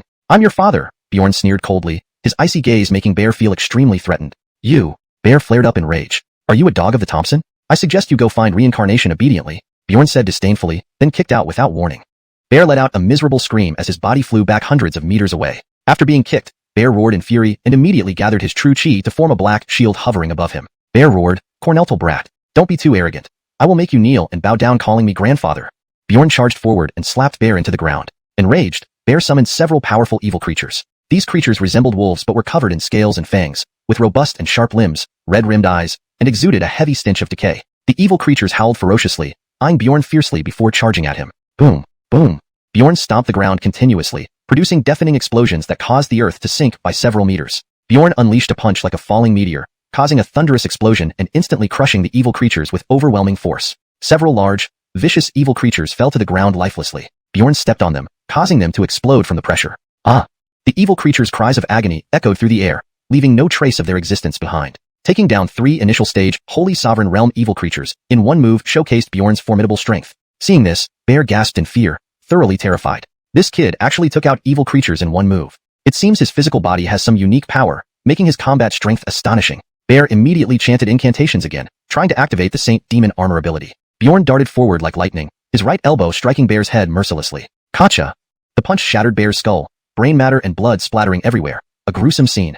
Bear's eyes widened to their limit, pupils dilated, as he expired on the spot. With severe injuries and only a fraction of his strength left, Bear was no match for Bjorn. Congratulations, host. You have obtained 555 lower-grade holy crystals, 10 yellow-grade holy techniques, 10 yellow-grade holy skills. After resting, Bjorn ascended to the saintly domain to confront the Thompson. Upon entering the saintly domain, Bjorn encountered a wave of attacks from the Thompson's followers. These followers rushed towards Bjorn with murderous intent, clearly aiming to tear him apart. Humph! Your followers are all gone, Bjorn said coldly, injecting holy power into the Crimson Dragon Sword. Buzz buzz. The Crimson Dragon Sword shook violently, emitting terrifying golden energy fluctuations. The sword sliced through the air, unleashing a powerful gust of golden energy. 2 of the Thompson's followers were hit by the golden sword aura, screaming in pain as they exploded on impact. Seeing this, the other followers used their trump card skills or weapons. A series of ting-ting sounds echoed, followed by bursts of colorful energy sparks. Despite his weaker strength, Bjorn relied on his powerful physique and various means, handling the situation effortlessly. Aya! As Bjorn fought the followers, he slashed with his sword, injuring several in every strike. That should end now, Bjorn declared coldly, stopping his attack and activating the sword mastery technique. A massive battle axe suddenly appeared. Bjorn grabbed it with one hand and swung it down. The Thompson followers quickly defended themselves, causing a cacophony of metal clanging. Bjorn's axe cut down, emitting a dazzling blade of light. Boom! Several followers were caught off guard and exploded into piles of meat, a gruesome sight. How has this guy become so strong? One follower thought anxiously. Bjorn's sword slash released a blinding golden sword beam moving at incredible speed, slicing through the air with a piercing sonic boom. At this moment, a man named Hamza rushed towards Bjorn. He was a follower of the Thompson, endowed with divine power, believing he could easily defeat Bjorn. Hamza activated a blue sapphire necklace, wearing it around his neck. He shouted, "Divine power infusion." Instantly, Hamza's aura intensified several times over, his body becoming stronger and more muscular. A blue aura enveloped him, making him appear even more formidable. Bjorn's sword stabbed forward with immense force. Clank! Hamza blocked with his sword, the sound of metal clashing echoing loudly, sending sparks flying. The collision sent Hamza staggering back, spitting blood and pale-faced. This unexpected turn left Hamza frozen in shock. Your strength? Note: the translation maintains the original structure and tone while ensuring grammatical correctness and natural flow. Chapter 226. Be prepared to die. Bjorn's left palm shot out and struck Alexander's chest. With a muffled thud, he sent him flying. Fjord. Alexander spat out a mouthful of blood, several ribs broken, suffering significant injuries. You actually concealed your cultivation. Alexander snarled through gritted teeth, his face filled with disbelief. Bjorn replied coldly, you talk too much. Since you've come here to be slaughtered, be prepared for it. Bjorn used the no trace on snow technique, vanishing like a ghost, leaving behind a faint afterimage. Seeing this, Alexander immediately chanted the song of the evil god, followed by casting an evil spell, his body rapidly swelling. In the blink of an eye, Alexander transformed into a 5-meter-tall monster, his skin pitch black, muscles intertwining in a display of brute strength. At the same time, Alexander's eyes turned blood red, filled with a manic and murderous aura. Alexander let out a wild roar, claws extending sharply with greenish-black nails that gleamed menacingly like venomous snake fangs. In the next moment, Bjorn reappeared behind Alexander, plunging his sword forward. However, at that moment, Alexander suddenly spun around, delivering a whip kick. A heavy explosion echoed in the air. Upon closer inspection, it was clear that Alexander had missed Bjorn. Just as Alexander kicked, Bjorn vanished mysteriously, leaving only a faint afterimage where he stood, making it difficult to discern reality from illusion. Alexander's heart tightened as he became more alert. At that moment, a cold and ruthless wind rushed from behind Alexander. Bjorn plunged his sword down fiercely, emitting a piercing sound, the sharp blade unleashing a destructive force. Oh no! Alexander's expression changed, inwardly panicking. Bang! Alexander sidestepped abruptly but was still too slow. The blade pierced through his shoulder, spilling crimson blood. Damn you! How dare you do this to me, damn bastard! Alexander roared in fury, his eyes brimming with madness. Alexander approached Bjorn with swift, strange steps and swept a whip kick towards Bjorn's face. Bjorn's lips curled into a sneer. He stepped forward quickly, disappearing and avoiding Alexander's strike. What? Teleportation? Alexander widened his eyes in shock. Unbeknownst to Alexander, Bjorn had comprehended the wind attribute essence, allowing him to use teleportation to evade danger. With Alexander's attack missing, Bjorn took advantage and delivered a powerful kick. Bang! Bjorn's kick struck Alexander's abdomen, the force shattering his insides and causing him to spit out a mouthful of fresh red blood, looking utterly miserable. How is your physical strength so formidable? Alexander asked in astonishment. Bjorn grinned. Oh, are you surprised? Alexander launched frenzied punches with incredible speed, stirring up a whirlwind of air. The punches rained down onto Bjorn's protective aura. Bang bang! The protective aura vibrated violently, but Bjorn remained perfectly still despite Alexander's relentless assault. Why is this happening? My fists clearly hit him. Alexander panicked internally. Bjorn emerged unscathed, while Alexander's fists were already swollen and bleeding slightly. Witnessing this, the onlookers, followers of the evil god, wore looks of bewilderment. Bjorn's strength far exceeded their imagination. Bjorn swung his sword horizontally in a lightning-fast motion. Oh no! Alexander's face turned pale as he hastily retreated. However, Alexander's speed was too slow to evade Bjorn's lightning-fast strike. Fjord! The sword flashed, sending Alexander hurtling hundreds of meters away. Alexander's right arm was severed at the shoulder, dropping to the ground with a gush of bright red blood. I'll kill you, scum! Alexander roared in rage, taking out a crimson bead and swallowing it. A terrifying aura enveloped Alexander, his body inflating, muscles bulging grotesquely, veins protruding. Roar! Alexander emitted a low growl, radiating an extremely violent and intimidating presence that instilled fear. Alexander's aura continued to rise, his strength increasing. So, this is the power given to you by the evil god. Unfortunately, such garbage can only grant you temporary strength, Bjorn mocked disdainfully. Corneltal whelp, how dare you, poo! Alexander's anger surged when he heard Bjorn insult the evil god. After uttering just 3 words, Alexander suddenly spat out fresh red blood from consuming the crimson bead earlier. Ah!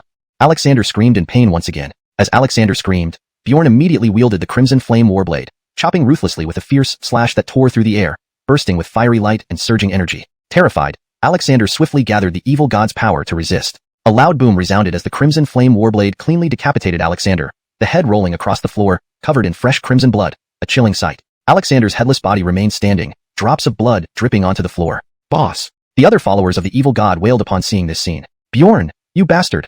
A follower named Emmett roared in fury. Emmett's eyes were bloodshot, wishing he could tear Bjorn apart. Emmett stunned and drew sharp breaths. Galugulu! Bjorn's strength is too powerful. He's like a monster. Who exactly is he? How can someone so young be this terrifying? Meanwhile, the battle between Bray and Bjorn continued. Bjorn initiated the attack first. His toes lightly tapped the floor, vanishing as if a wraith, and astonishingly closed in on Bray in an instant. Wong. Bjorn wielded his battle saber with an overwhelming force, bursting forth in resplendent golden light that was dazzling to behold, exuding an indomitable aura capable of cleaving through anything, causing the void to tremble slightly. Seeing this scene, the numerous minions of the evil deity were terrified to their core. What formidable power! Bray panicked, finally sensing Bjorn's terrifying prowess. In the blink of an eye, Bjorn had already approached him, the intimidating presence enveloping him, making Bray's body hair stand on end. Evil curse! Bray screamed in terror, hastily reciting a spell. A bizarre black mist emerged from between his brows, rapidly spreading out. Humph! Trifling skills. Bjorn sneered contemptuously and slashed at the black mist with his saber. Clang! The dark battle saber collided with the black mist, instantly producing a clear metallic ring, splattering blinding gold light. What? Bray's expression abruptly changed. At that moment, Bjorn suddenly appeared before Bray, his eyes flashing with cold, sinister light. 7 strikes breaking heaven, sweeping 8 desolations. Bjorn fiercely swung his battle saber, slashing sideways. Before Bray could react, he felt numbness in his waist and was sent flying, landing hard on the ground, spitting out bright red blood. A single strike left Bray injured. At this moment, Bjorn seemed to have transformed into a demon god, overwhelmingly mighty and fearsome. Bray actually lost. Witnessing this scene, the remaining minions of the evil deity wore looks of shock. However, Bray shook his head in reluctant acceptance, struggling to rise, glaring viciously at Bjorn and coldly stating, "I never thought I would lose to you."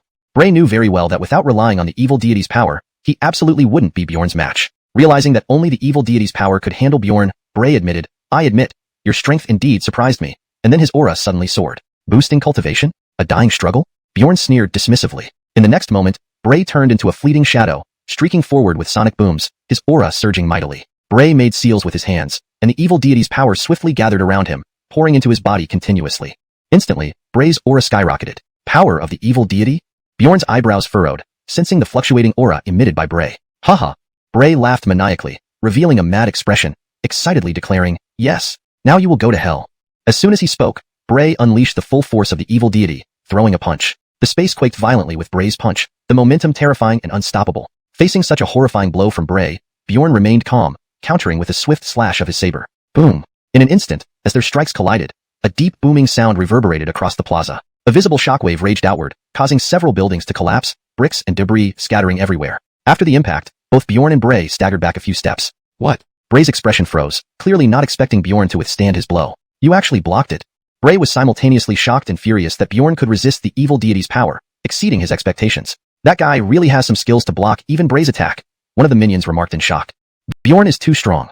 We're far from being a match for him, another minion said gravely. All the minions sighed inwardly, knowing that Bjorn's terrifying display of power was beyond their reach, leaving them with no hope of victory. Bjorn, however, paid no attention and immediately launched a fierce assault on Bray, who had gained the evil deity's power. Faced with this onslaught, Bray quickly reacted, desperately dodging, appearing extremely disheveled and barely escaping. Once Bjorn started chasing, Bray had no chance at all. Damn it! Bray cursed angrily, his mind racing, unsure what to do. Whoosh! Suddenly, a piercing streak of cold light shot toward Bjorn, moving at lightning speed. Bjorn's figure flickered, swiftly evading. Turning his head, he saw Basaka clad in white rushing towards him, eyes cold, revealing unmasked hostility and resentment. Bjorn faintly sensed the evil power increasing within Basaka's body, his aura becoming more dangerous. Basaka moved incredibly fast, lunging at Bjorn and delivering a kick aimed at his chest. Seeing Basaka suddenly attack, Bjorn immediately extended his right hand and grabbed Basaka's leg. Crack! Basaka clenched his teeth, emitting the sound of bone breaking as his right leg snapped cleanly in half. Basaka cried out in pain, leaning sideways, nearly falling over. How dare you attempt a sneak attack with such weak effort? Bjorn sneered disdainfully, grabbing Basaka by the neck and pulling him close. Cough! Damn, let go of me. Basaka coughed violently, gasping for air. Bjorn grinned wickedly. Basaka, I advise you not to struggle in vain. Basaka roared in fury. I'll make you beg for mercy. With that, Basaka bit his tongue sharply, spitting out a drop of crimson essence. The essence landed in Basaka's palm, instantly igniting into scorching flames. SSS. Upon seeing the blazing flames in Basaka's hand, everyone gasped in shock, their faces pale. Soul Burning Technique. The Soul Burning Technique is one of the lowest level techniques of the evil deity, but is exceptionally powerful, capable of burning warriors to ashes. Bray explained. Hearing this, Bjorn narrowed his eyes. Knowing that the evil deity's power could enhance Basaka, Bjorn would not just stand idly by. However, he did not intervene immediately, since Basaka had just begun using the Soul Burning Technique. He would wait until Basaka reached the peak of the technique before making his move. Chapter 228. Playing with Fire. Don't you enjoy playing with fire? Then today, I'll play a good game with you, Bjorn said coldly as the war saber in his hand vanished instantly. Base initially froze at the sight, then immediately sneered viciously. Foolish. The Soul Burning Technique is an exclusive dark art of the Thompson. Even if you are a 9-star warrior, you cannot possibly resist the power of the Thompson. Baska sneered mockingly, feeling incredibly smug seeing Bjorn flinch. Note, Baska seems to be a mix-up in the name. It should consistently be Baska. Bjorn's lips curled into a slight smirk. While the power of the Thompson was indeed terrifying, it didn't pose a threat to him. Bjorn retorted disdainfully, you talk too much. Humph. In a moment, I'll tear you to pieces with my own hands. Bask gritted his teeth, eyes brimming with hatred and anger. Note, I've corrected Baska to Bask for consistency and natural reading flow in English. Whoosh. At that moment, Bjorn's body disappeared abruptly, reappearing behind Base almost instantaneously. This sudden and bizarre maneuver scared Base witless. Note, the character Ka was mistakenly left in Chinese, so it has been removed to ensure the translation reads naturally in English. Oh no. Larry's old face contorted, hurriedly shouting, watch out behind you. Bjorn kicked towards Base's buttocks, moving at lightning speed. Base reacted quickly, spinning his body and sweeping with a leg like a whip. Note, the term Baska seems to be a mix of the translated name Base and the original Chinese character Ka. I've removed the Chinese character for consistency and fluency in English. Bang! The collision of the two legs unleashed explosive force. Bjorn remained unmoved, while Base was pushed back. What? How can this be? Base couldn't believe the strength Bjorn displayed. Note, remove the extra Ka to maintain consistency and natural fluency in English. This boy actually managed to block Base's attack. Who on earth is he? Larry was dumbfounded, his eyes nearly popping out. Although Bjorn injured Base using brute force, it was enough to prove his strength. Bjorn sneered, Is this what you call the power of the Thompson? Utterly ineffective.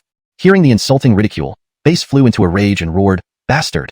Note: remove the extra character ka to maintain consistency and accuracy in translation. He thrust his sword towards Bjorn's throat swiftly. Base's speed was astonishing. He closed in within a blink, his arm whistling through the wind like a venomous snake emerging from its den. Seeing Base's blade approach, Bjorn smiled calmly and skillfully dodged. Ting! Base's strike missed, and his long sword embedded into the floor, its hilt trembling violently. How slippery is this kid, just like an eel? Base growled angrily. Your swordplay is way too slow, Bjorn mocked, his tone full of contempt. Bjorn's calm demeanor deeply enraged Base, igniting his fury. Note: the character ka seems to be a remnant from the original text and not intended for the English translation, so it has been removed. Base's eyes blazed with savage anger as he summoned a torrent of chaotic Thompson power. Pushing off the ground, he shot forward like an arrow released from a bow, his sword transforming into a barrage of sword shadows that surrounded Bjorn. The overwhelming sword shadows sealed off all directions around Bjorn. What terrifying Thompson power! Onlookers gasped in shock. Ha ha ha. Base sneered maliciously. Brat, this move was specially prepared for you. Cornel down now. Note: the name Base Ka seems to be a mix of English and Chinese. For consistency and fluency, I've used Base as it appears to be a character's name. If Ka is part of the name or has specific significance, please clarify. To improve fluency and naturalness. Ha ha ha. Base snarled with malice. Boy, this move was specially prepared for you. Prepare to meet your end. Is that so? Bjorn replied scornfully, a war saber appearing in his hand, which he immediately began to wield. Instantly, the war saber trembled, producing a crisp and melodious clang, reminiscent of a dragon's roar. The blade drew a graceful arc, releasing a dazzling blue light that suddenly bloomed, radiating a powerful and domineering force. Boom! The blade slashed downward, the void collapsing as a terrifying golden saber beam surged down with thunderous might, exploding upon impact and annihilating the dense sword shadows. The golden saber beam was unstoppable, smashing down directly. Base immediately utilized the Thompson power to Ningzhi Chu Yi Ceng Jianying de Fanghu Dun Di Dang Jin Third Dalmang de Chongji. Correction. Base immediately utilized the Thompson power to form a sturdy protective shield to resist the golden saber beam. Instantly, the sturdy defense crumbled, and the saber beam struck Base's shoulder. Spit. Base spat out a mouthful of fresh blood, his entire left arm severed cleanly. Ah! Base let out a wail. Note: for consistency in character naming, and to ensure it reads naturally, Base should be used instead of Base Ka. Also, wail can imply a prolonged cry of pain or grief which fits the context better. He could not believe how strong Bjorn was, his proud Thompson power crumbling like paper. Falling heavily to the ground with a dull thud, Base's strength was now even weaker, and with severe injuries, he had lost any ability to fight back. How can this be? Base wondered inwardly, dying in utter bewilderment. Congratulations, host obtained 1588 lower-grade Holy Crystals, 10 Holy Xian rank martial arts manuals, 10 Holy Xian rank skills manuals, and the Holy Xian armor. After a brief silence, everyone erupted into a frenzy. Damn, Bjorn actually won. Base's Thompson power was defeated. Unbelievable. This edit ensures proper English phrasing and removes the Chinese character ka to maintain consistency and fluency in the target language. But without pause, Jamie, an evil deity disciple, rushed at Bjorn menacingly. Facing Jamie's assault, Bjorn remained fearless. His right hand swiftly formed a seal, condensing a brilliant white light, triggering elemental fusion. Seeing the splendid crimson flame ball in Bjorn's hand, Jamie's face twisted into a sneer, muttering, "Foolish." The next second, Jamie lunged forward. Bjorn held the crimson flame ball, meeting Jamie's punch. Bjorn flicked his finger, sending the flame ball hurtling with a trail of flames. Cornuca meteor. The crimson flame ball sped with destructive force faster than lightning. Just a trivial trick. Jamie sneered, punching the flame ball. An explosive sound echoed throughout the square, a powerful energy ripple spreading wildly. Crack! Jamie spat out blood, pale-faced and in great pain, flying backward. The flame ball struck Jamie's chest forcefully, injuring him. Haha, Bjorn. Do you think such low-rank fire attribute martial technique can defeat me? Dream on. Jamie wiped the red fluid from his lips, staring coldly at Bjorn. Bjorn had already gauged Jamie's cultivation with the initial strike. Is that so?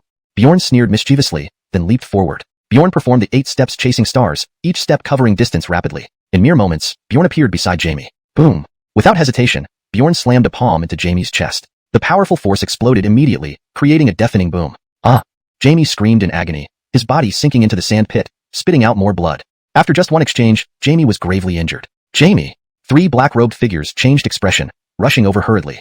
Chapter 229. What exactly is his strength? Bjorn didn't stop. He lightly touched the ground with his toes and then leaped up, swiftly forming hand seals as he muttered something under his breath. An eerie wave of power spread out, causing the temperature around him to spike abruptly. Buzz. In the next moment, plants in the vicinity began growing at an alarming rate visible to the naked eye, their leaves and branches thickening rapidly. This made Dirk instantly alert. Within moments, countless thick vines had wrapped around Dirk's wrists and ankles. What the hell is this? Dirk exclaimed in shock. This is called the Vine Cage, a creation of my own design, Bjorn said with a smile, his eyes gleaming with cunning. The Vine Cage was crafted from special materials, immensely powerful, capable of absorbing and restraining the enemy's strength. This kid actually knows how to control plants. Who is he? Could he be from another major world? We've never seen him before.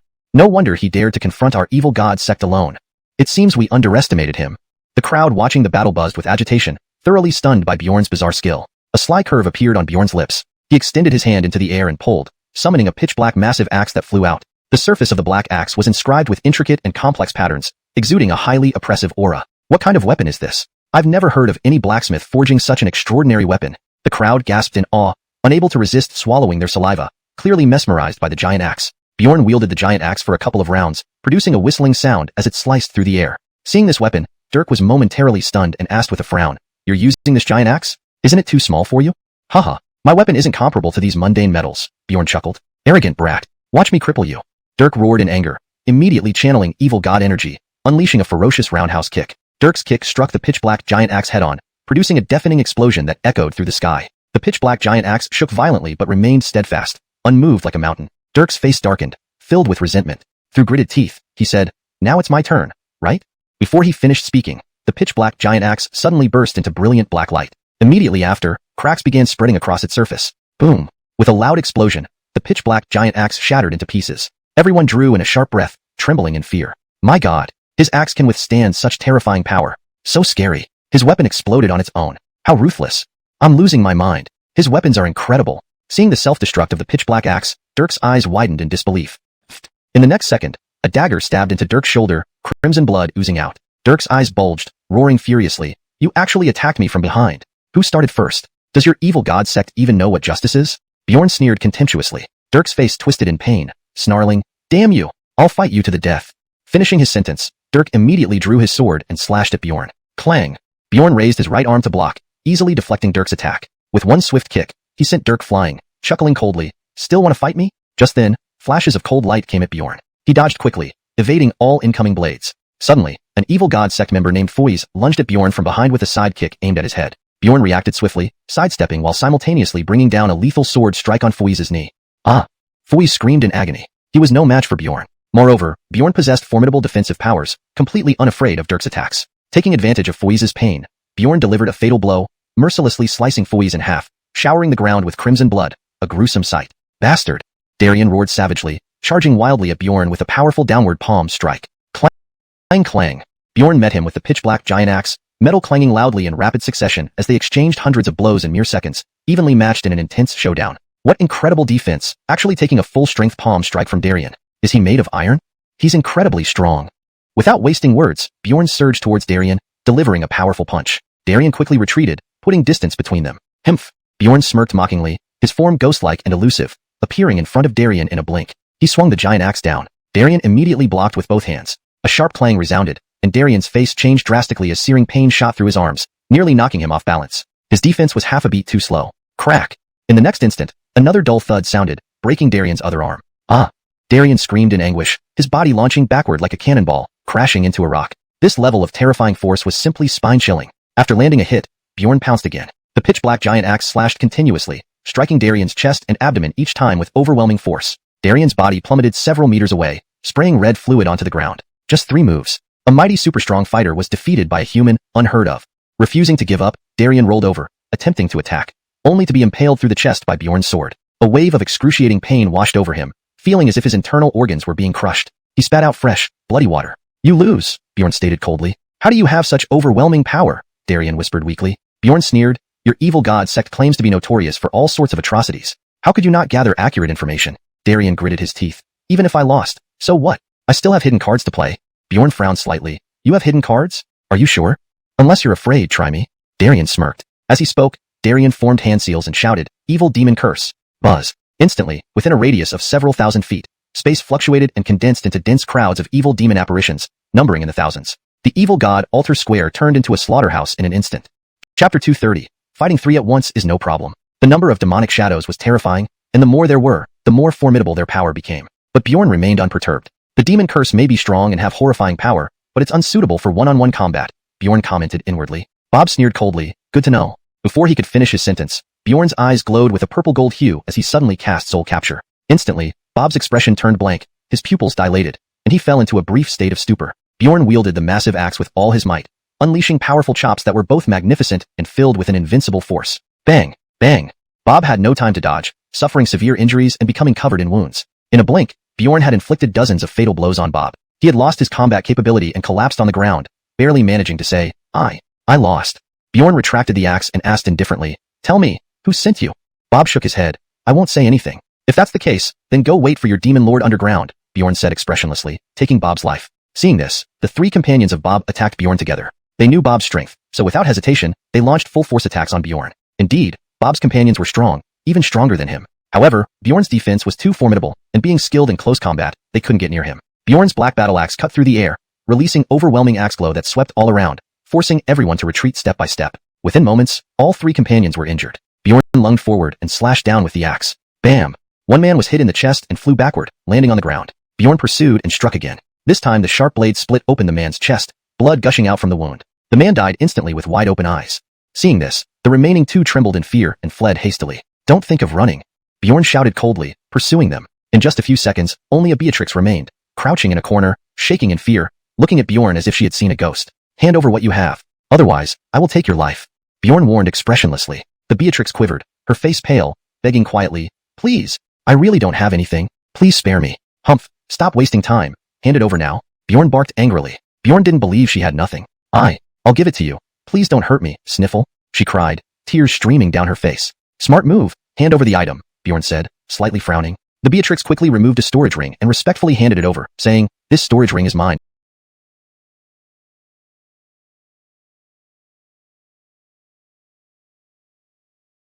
Please check. As Bjorn was about to inspect the ring, the Beatrix attempted a surprise attack. However, Bjorn seemed to anticipate this and countered, killing her. Then he began searching the bodies. Congratulations, host received 5,588 medium-grade holy crystals, a saint-rank profound flame cold red devil armor, a 9th stage heavenly devil sword. Having done this, Bjorn continued toward the hairy sect. Soon, he encountered a branch of the hairy sect. The members there generally had low strength and couldn't withstand Bjorn. Quickly, the high-ranking members and ordinary members were all slain, leaving no survivors. Next, he faced a weaker patrol squad from the hairy sect and easily wiped them out. Continuing on, Bjorn destroyed 3 branches and 5 sub-temples, while the remaining sub-temples retreated, not daring to show themselves. The hairy sect leader noticed the anomaly and immediately dispatched Marcos to suppress Bjorn. Facing Marcos's attacks, Bjorn handled it effortlessly.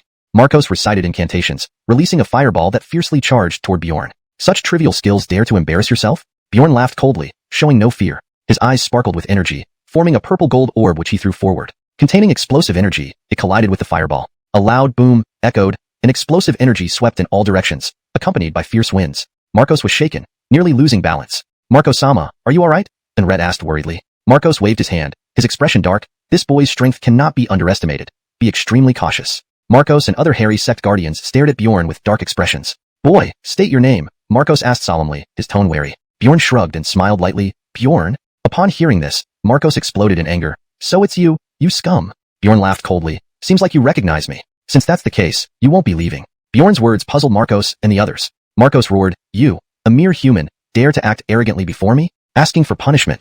Marcos took the first move, charging at Bjorn. Unafraid, Bjorn rushed forward, moving swiftly like a wraith appearing before Marcos. Marcos's pupils shrank, revealing horror as he hadn't sensed Bjorn at all. Without a word, Bjorn punched Marcos in the abdomen. Crack! Marcos screamed, bones breaking as he flew back, falling heavily and vomiting fresh blood. Defeated in one move, Marcos felt fear and regret. Damn it! Where did this devil come from?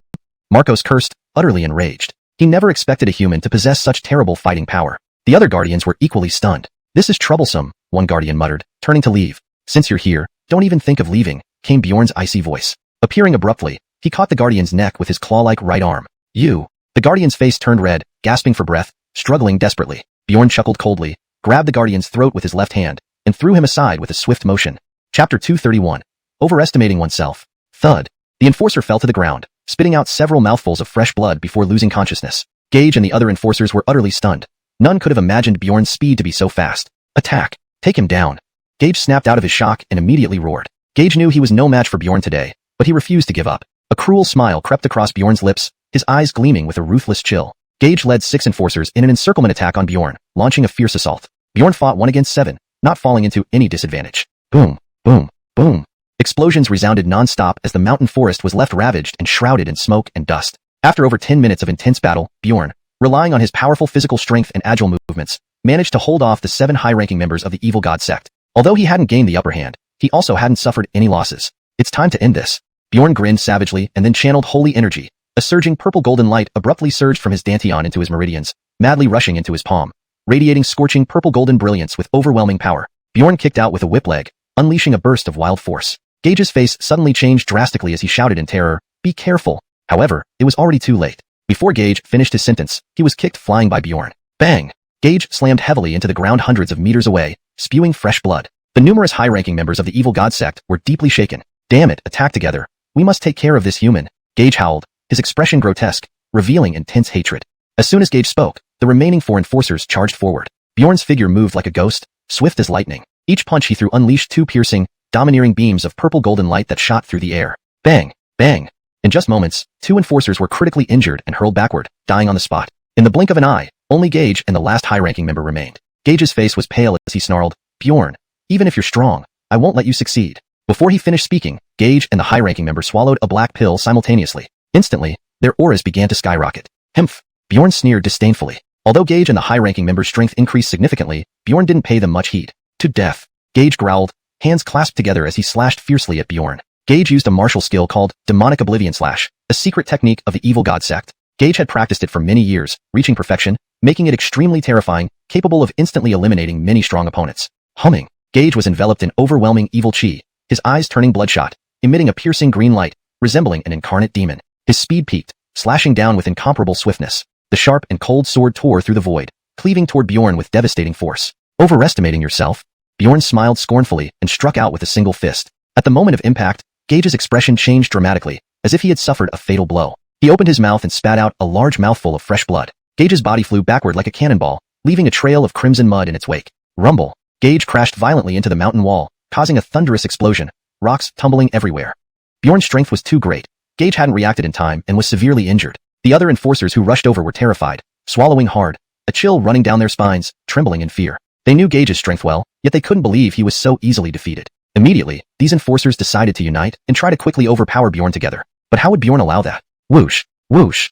In an instant, Bjorn's hands danced, 3 dazzling fireballs shot out from his palms, each heading toward 5 enforcers. A series of deep explosions followed. The fireballs detonated, sending terrifying shockwaves that devastated the area within several hundred meters. The 5 enforcers were engulfed in flames, unable to escape for a moment. With ear-piercing screams of agony echoing, searing flames burned their bodies, instantly charring their clothes and skin, creating a harrowing sight. Ah!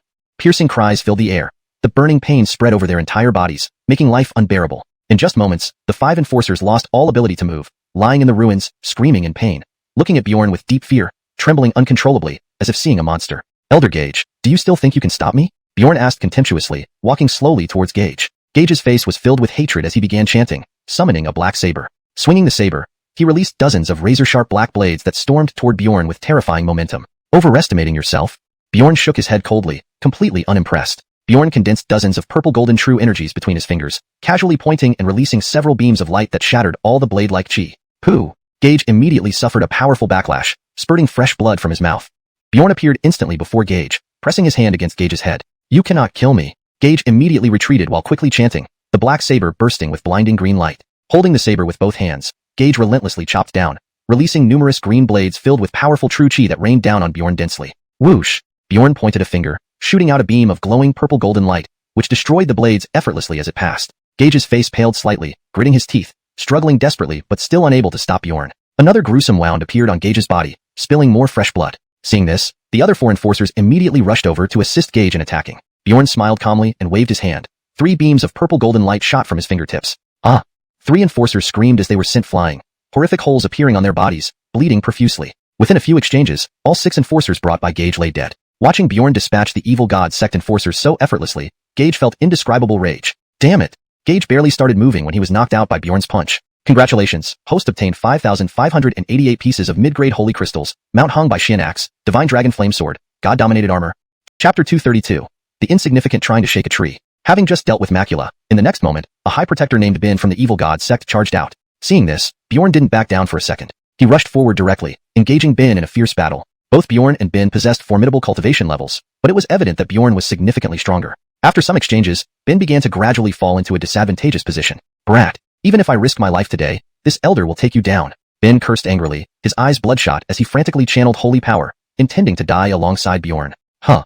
Bjorn grinned, sarcastically remarking, "I advise you to save your strength. With your capabilities, thinking you can handle me is merely wishful thinking." With a powerful kick, Bjorn sent Bin flying several yards away, crashing onto the ground. Ben struggled to regain his footing, fresh red blood dripping from the corner of his mouth. Elder Bin. The other protectors of the evil god sect called out anxiously. Wiping the blood from his mouth, Bin's contorted face screamed wildly, "Take him down for me." Hearing this, all the protectors of the evil god sect moved in together. What masochists!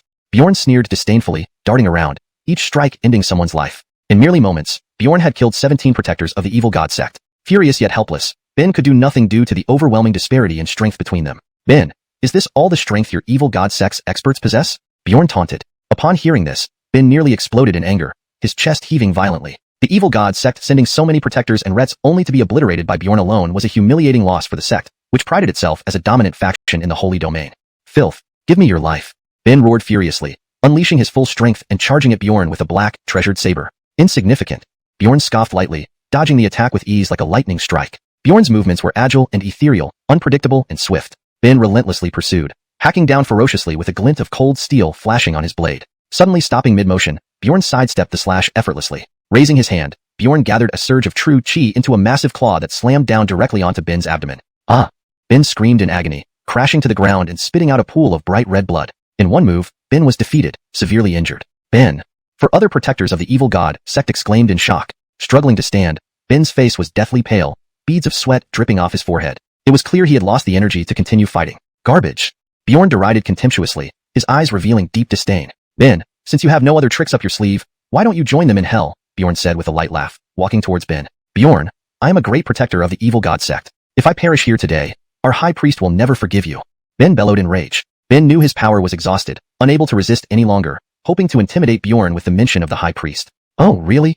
Bjorn shrugged nonchalantly, undeterred. "I look forward to seeing just how strong the high priest is." With that, Bjorn slew Bin without hesitation. After searching the body, Bjorn set out towards the main hall of the evil god sect's high priest. On his way, Bjorn encountered a group of followers led by Tykarala who launched an ambush against him. Facing Tykarala's attacks, Bjorn handled them with ease, deploying the 9 Tribulations divine technique to force Tykarala into a retreat, almost killing him. Tykarala and his group of followers were utterly devastated. They couldn't believe how terrifying Bjorn's strength was. Though Tykarala possessed respectable strength, the gap between him and Bjorn was too vast. In the end, Tykarala and his men were completely wiped out. None survived. Deep within the headquarters of the evil god sect, inside a luxurious palace. "Worthless, a bunch of useless fools."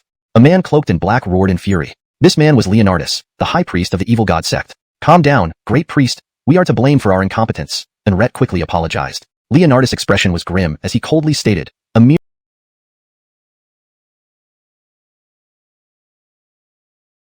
yellow-haired child dared to insult our evil god sect. I will make sure to repay this debt."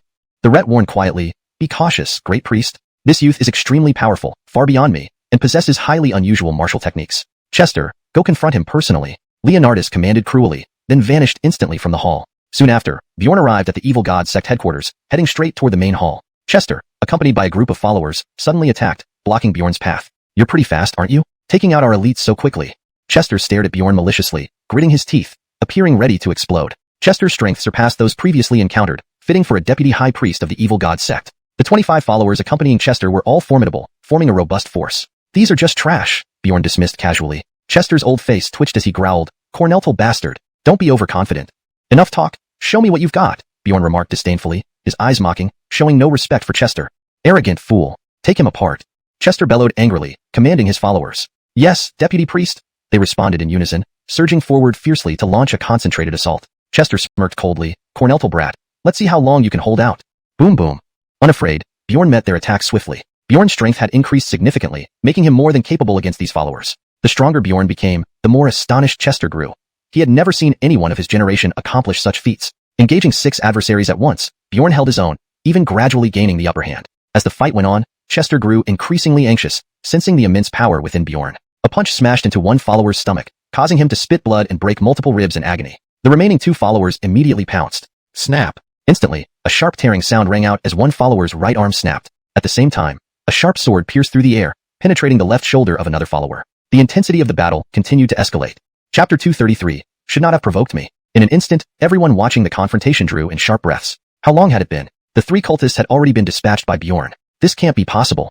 Hunter gaped at Bjorn, a tidal wave of shock surging within him. Bjorn's strength was far beyond imagination. "It's impossible. My demonic cult disciples all practice evil techniques and have monstrous physical bodies. Their power is even greater than mine. How could they not withstand this brat's attack?"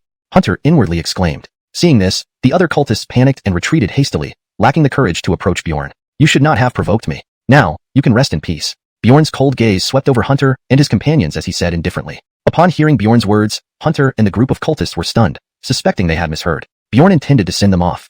Corneltal brute, don't get too cocky. We'll fight you to the death. Hunter roared, eyes turning bloodshot like a raging beast, emitting a ferocious aura that spread wildly. Hardly had the words left his mouth when Hunter charged forward, brimming with hostility. Don't overestimate yourself.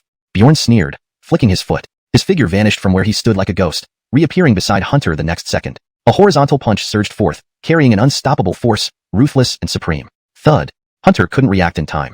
Excruciating pain shot through his chest, sending him flying back. He spat out a stream of bright red blood, crashing through several trees before hitting the ground. One move, just one move, and Deputy Leader Hunter of the Thompson cult was defeated instantly. At this moment, all the remaining cultists of the Thompson cult froze again.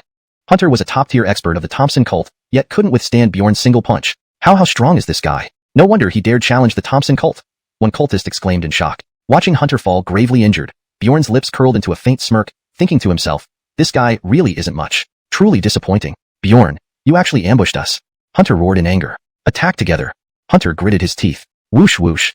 Instantly, over 100 Thompson cult members emerged from all directions, each radiating powerful energy fluctuations, their strength reaching the star general level. Haha, Bjorn, now you truly cannot escape. Hunter snarled, grinning maliciously, imagining Bjorn suffering miserably. So few people think they can deal with me? Just looking for a beating, Bjorn laughed coldly, not taking them seriously. Bastards. Go, seize that kid for me, Hunter shouted, then stepped back to watch the spectacle, clearly hoping to benefit from their fight. In a flash, over 100 cultists surged forward en masse, overwhelming Bjorn like a flood. Looking at the dense crowd rushing towards him, Bjorn remained indifferent, a wicked smile tugging at the corner of his lips as he said nonchalantly, since you're asking for it, I'll fulfill your wish. With those words, Bjorn abruptly unleashed the Imperial Dragon technique. An extremely terrifying soul force erupted and immediately coalesced into 9 vivid, emerald dragon patterns hovering behind Bjorn, releasing a devastating pressure. The 9 dragons' roars were deafening, chilling the heart and making people tremble with fear. This brat has even mastered such a powerful divine technique. Hunter's pupils constricted, disbelief evident on his face. Hunter finally realized he had made a colossal mistake. He was no match for Bjorn. Boom. In the next moment, over 100 cultists launched various fierce attacks, raining down upon Bjorn like torrential rain. Bjorn's figure flashed, kicking one cultist away and grabbing another's neck. With a slight squeeze, a crisp sound of bones breaking was heard. Bjorn hurled the cultist, causing him to explode mid-air, showering a sky full of white petals. In mere moments, 17 Thompson cult members were eliminated by Bjorn without leaving any survivors. Gulp. The remaining cultists swallowed hard, nearly popping their eyes out, a storm of dread swelling within them, trembling in terror. Fighting alone against 20 to 30 high-ranking cultists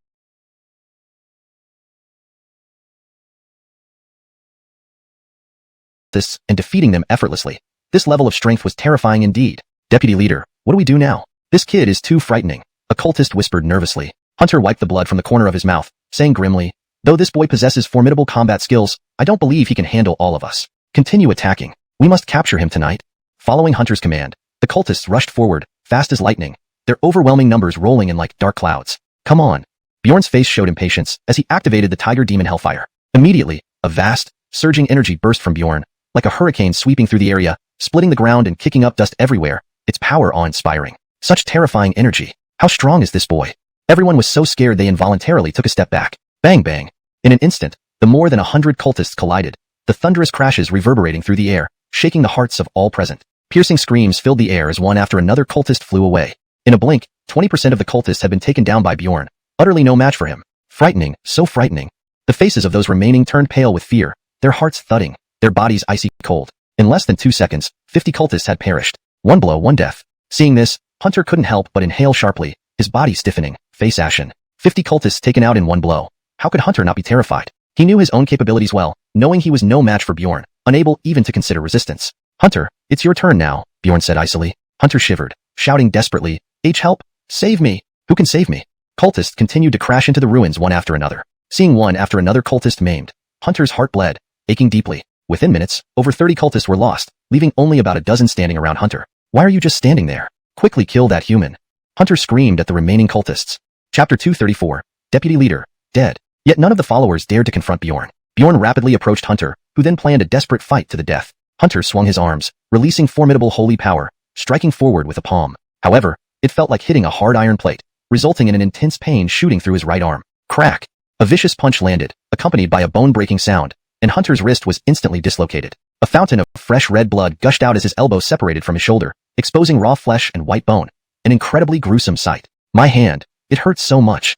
Hunter screamed wildly, clutching his broken arm, his old face contorted in agony. But Bjorn showed no mercy. He struck Hunter's chest with a direct punch. Pooh! With a sharp whistling sound, Hunter flew dozens of meters away, crashing into a derelict building, dead on arrival. Congratulations, host has obtained 2,588 high-quality Saint Crystals, a Sacred Earth class Shi-E Heart Sutra, the 6 Ding demon-slaying steps. The deputy leader is dead. The evil deity sect members were terrified, their hearts trembling in fear. Bjorn casually executed all the remaining followers. At this moment, the leader of the Thompson sect, Leonardo, finally revealed himself and immediately attacked Bjorn. Reacting swiftly, Bjorn dodged Leonardo's attack and parried it with a long sword. Clank! Leonardo wielded a wooden staff frenziedly, attacking Bjorn with ferocity, generating thunderous roars. Every swing of the staff stirred powerful gusts, showing extraordinary strength that was unnerving. Bjorn avoided attacks while seeking an opportunity amidst defending. The chance came soon. Bjorn lunged at Leonardo and kicked him in the abdomen with a whip-like leg strike. Caught off guard, Leonardo was hit squarely, spitting out a mouthful of blood and flying away, severely injured upon landing.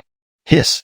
Everyone on the scene shivered in shock, finding it unbelievable that the Thompson sect leader had been defeated by a human. Our leader isn't even a match for this brat, they exclaimed in horror. Humph! A mere Thompson sect leader dares challenge me? You have no idea how insignificant you are. Bjorn sneered coldly, feeling disdain toward the sect leader. Brat! Who are you? Why are you here causing trouble in our sect? Leonardo snarled, lying on the ground, teeth gritted in hatred because of Bjorn. Ignoring Leonardo's question, Bjorn launched a fierce assault on him. His attacks were swift, delivering relentless punches and kicks. Within seconds, Leonardo suffered numerous hits, his chest caved in, ribs broken, and he spat out copious amounts of blood. Then, Bjorn continued his barrage of attacks, each one causing a deafening explosion sound. Within 5 seconds, Leonardo was grievously injured, blood gushing from his sunken chest, his body curled up like a shrimp. After taking some medicine to alleviate his injuries, Leonardo, though slightly recovered, still felt humiliated and enraged. Being beaten by an inexperienced Carmelo was a tremendous disgrace. You bastards, what are you waiting for? Attack him. Kill him. I'll double the reward. Leonardo bellowed in fury, his humiliation pushing him over the edge. Enticed by the doubled rewards, the followers eagerly charged at Bjorn, attempting to tear him apart. Trash! Bjorn mocked, easily evading their attacks. Spotting an opening, Bjorn used the 7 steps of heavenly stars to jump out of the encirclement, sweeping through the followers. With a playful smirk, he turned to Leonardo, teasing, Now, it's your turn, the fish that slipped through. What do you plan to do? Hearing this, Leonardo's face darkened to an extreme. Leader, go first. I'll cover for you, shouted a follower, charging at Bjorn with a weapon. Fool, you can't stop him. Leonardo coldly retorted. Powerless, Leonardo recited incantations, summoning 2 massive black skeletal warriors. These 5-meter-tall, muscle-bound skeletons emerged, exuding a fearsome aura. Leader, these puppets are your creation. They possess great power. Please let them protect us, said a respectful follower.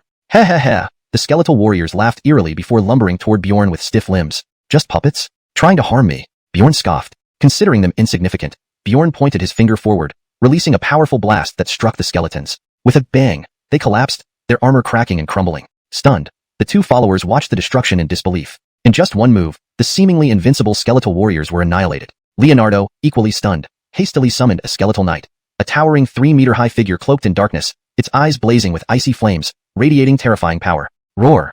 The skeletal knight's roar sent shockwaves rippling through the area, making every follower tremble with fear, their faces pale. Brat, I am the leader of the Thompson sect. Today, I will crush your bones to dust and smelt your soul. Leonardo hissed, filled with overwhelming rage and hatred. Without delay, he controlled the skeletal knight to attack Bjorn. Chapter 235, Skeleton Knight? Bjorn remained calm when he saw the skeleton knight, sneering disdainfully. This skeleton steed does indeed have some power, but that's all. Before his words had fully left his mouth, Bjorn's figure blurred, transforming into a fleeting shadow as he appeared in front of the skeleton knight in an instant. Bang bang! Bjorn struck several times with both palms, each attack carrying immense force, causing the skeleton knight to tremble violently and nearly lose its balance. With continuous collisions, spiderweb-like cracks appeared on the skeleton knight. Ultimately unable to withstand the brute strength, it exploded with a loud boom. Taking advantage of the momentum, Bjorn fiercely attacked Leonardo, alternately striking him with fists and palms, the ferocious energy forcing Leonardo to retreat step by step. Splat! A punch from Bjorn hit Leonardo's shoulder, releasing brutal and violent power, directly sending Leonardo flying. A piece of his chest bone caved in, and fresh blood spurted from his mouth. His body flew like a cannonball and crashed heavily onto a distant pile of ruins. For a moment, the scene was deathly silent, suffocatingly quiet. Bjorn, using only his bare hands, made Leonardo, the leader of the evil god cult, spit blood. You, why are you so powerful? Leonardo clutched his excruciatingly painful chest, struggling to rise, disbelief written all over his face. This far exceeded his understanding. He even suspected he had seen wrong. The other members of the evil god cult all drew cold breaths, completely stunned by Bjorn's terrifying power, frozen like statues. Do any of you still want to die? I'll give you the chance. Bjorn grinned, appearing harmless, yet his tone sent shivers down their spines. Bjorn's actions and words thoroughly intimidated the members of the evil god cult. They dared not make another move. His terrifying combat ability completely shattered their worldview. Seeing this, Bjorn couldn't help but smile satisfactorily. Just then, Leonardo, refusing to admit defeat, suddenly stood up, venomously declaring, "You should be the one who dies." Whoosh! With these words, Leonardo flicked his wrist, sending a dark shadow soaring through the air. The shadow traced a curved line in midair, disappearing and reappearing in an instant. The dark shadow shot forward at lightning speed, piercing the forehead of an evil god cult member, leaving behind a ghastly crimson mark before hurtling towards Bjorn. Dare not take it lightly, Bjorn rolled immediately to avoid the lethal strike. At the same time, he noticed the eerie black shadow, which turned out to be a black dagger. The dagger was adorned with sharp, jagged iron hooks, radiating a cold, menacing light. Bjorn frowned, asking, "What is this thing?" "Humph. This weapon is granted by our evil god majesty, named Dark Knight Fong." Leonardo snorted coldly, a smug smile on his face, clearly fond of this dagger. "Oh, then let me see," Bjorn said with interest, clenching his fist and attacking. Punch after punch was thrown, powerful gusts of wind roaring out like they could shatter steel, creating an imposing presence. Leonardo showed no fear, channeling true essence into the Dark Knight Fong, causing it to emit dazzling black light, turning the iron hooks pitch black, a sign of a formidable force being imbued. Intense clashes rang out loudly, metal colliding with deafening clangs. Snap! With a crisp sound, a crack suddenly appeared on the Dark Knight Fong, shattering it instantly. Bjorn kicked Leonardo in the abdomen, sending him flying, spraying fresh blood. Coldly, Bjorn said, "Even with such a despicable sneak attack, the result is still the same." "Bastard!" Leonardo roared furiously, humiliation clear on his face. Members of the evil god cult lowered their heads in shame. Leonardo, as the esteemed leader of the evil god cult, losing to a young lower realm human, was utterly disgraceful. "Do you think you've won? Dream on." Leonardo laughed maliciously, eyes flashing with sinister coldness. Leonardo began making hand seals, obscure runes flowing between his hands. Soon, Leonardo's arms slowly swelled, muscles bulging, veins standing out prominently, brimming with explosive strength. Suddenly, a piercing roar echoed. A fierce black wolf charged out, large in size, emitting terrifying aura. A whoa! The black wolf let out a mournful howl, pouncing towards Bjorn. The black wolf possessed the cultivation level of a martial artist. Courting disaster! Bjorn scoffed, stepping forward. In the next moment, Bjorn unleashed a single punch, striking the black wolf's forehead. A muffled explosion and a shriek followed. The black wolf was hurled away, severely injured and barely alive, presenting no threat. Bjorn pointed his fingers like a sword, slashing through the air. Splat! A bright flash of red appeared, and a horrifically vicious wolf head flew off, blood splashing everywhere. How can this be? Leonardo gaped, eyes almost popping out, completely shocked. The members of the evil god cult were equally dumbfounded, stunned by Bjorn's demonstrated power. But Leonardo was not done yet. He summoned another evil god griffin, transmitting a mental command. "Noble hairy lord, please descend upon us." The evil god griffin gradually took shape, enormous in size, covered in purple fluorescence, exuding extremely terrifying waves that made one's heart race. The evil god griffin's body was dark black, with 3 eyes, a pair of wings on either side, and long, robust limbs, emanating a chilling atmosphere. "This power is interesting," Bjorn chuckled. Based on the energy fluctuations released by the evil god griffin, its strength was considerable. The griffin emitted strong and fearsome waves. Staring at Bjorn with menacing eyes, the evil god griffin howled towards the sky, spreading an overwhelming, savage aura. In the next moment, the evil god griffin transformed into a surge of purple light, carrying destructive power, rushing towards Bjorn at incredible speed, appearing before him in a blink, claws bared. Facing the charging evil god griffin, Bjorn remained calm, waving his hand to unleash a scorching flame. Boom! The collision between the flames and the purple evil god griffin exploded instantly, wild energy ripples ravaging the surroundings, destroying nearby buildings, and causing severe tremors. Some areas collapsed entirely. What's happening? Cult members screamed in terror, hastily retreating, fearing for their lives. Chapter 236. Even the Thompson must corneal down. Bang bang. The speed of the evil deity's apparition was too fast. Bjorn continuously unleashed palm strikes, with countless flaming palm prints slamming out one after another, madly attacking the evil deity's apparition. Bjorn kept swinging his palms, and each flame-infused palm strike bombarded the evil deity's apparition like a rain of meteors. Dense, muffled sounds followed in quick succession. Every time a palm print landed, the evil deity's body would be forced inward, then blasted outward. Each of Bjorn's moves seemed simple but contained terrifying power, unmatched in its ferocity. Ah! The evil deity's apparition screamed in agony as it suffered multiple brutal strikes. Though unsure what was happening, the apparition knew it wasn't a match for Bjorn and tried to flee. However, it discovered that it was surrounded by thick, dense mist, leaving no way out. At this moment, Bjorn appeared beside the evil deity's apparition like a griffin. With a fierce sweep of his right leg, he hit the apparition's waist, sending it flying. Boom! The evil deity's apparition crashed heavily onto the ground, kicking up dust and smoke. Roar!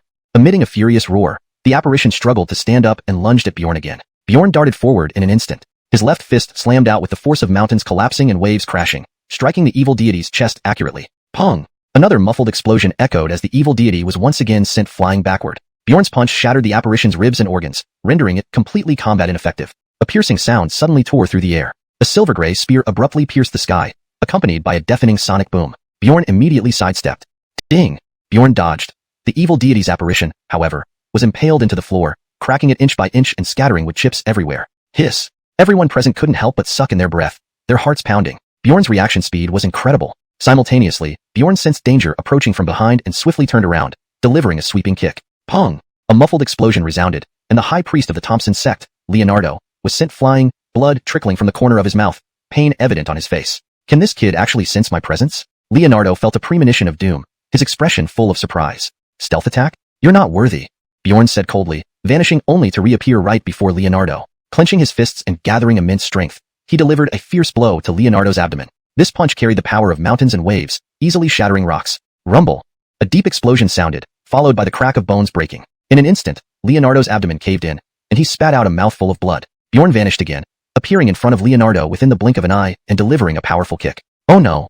Realizing the terrifying force behind Bjorn's kick, Leonardo's face changed dramatically. Bjorn's strength exceeded his imagination. Desperately raising his hands to block, Leonardo's knee buckled with a snap, bone fracturing, and excruciating pain spread throughout his body, nearly causing him to faint. Phew! Bjorn attacked Leonardo relentlessly with lightning speed, every punch packing immense force, hitting vital spots and leaving Leonardo unable to defend himself. After the brief exchange, Leonardo flew back like a broken kite, finally stopping when he slammed into the wall.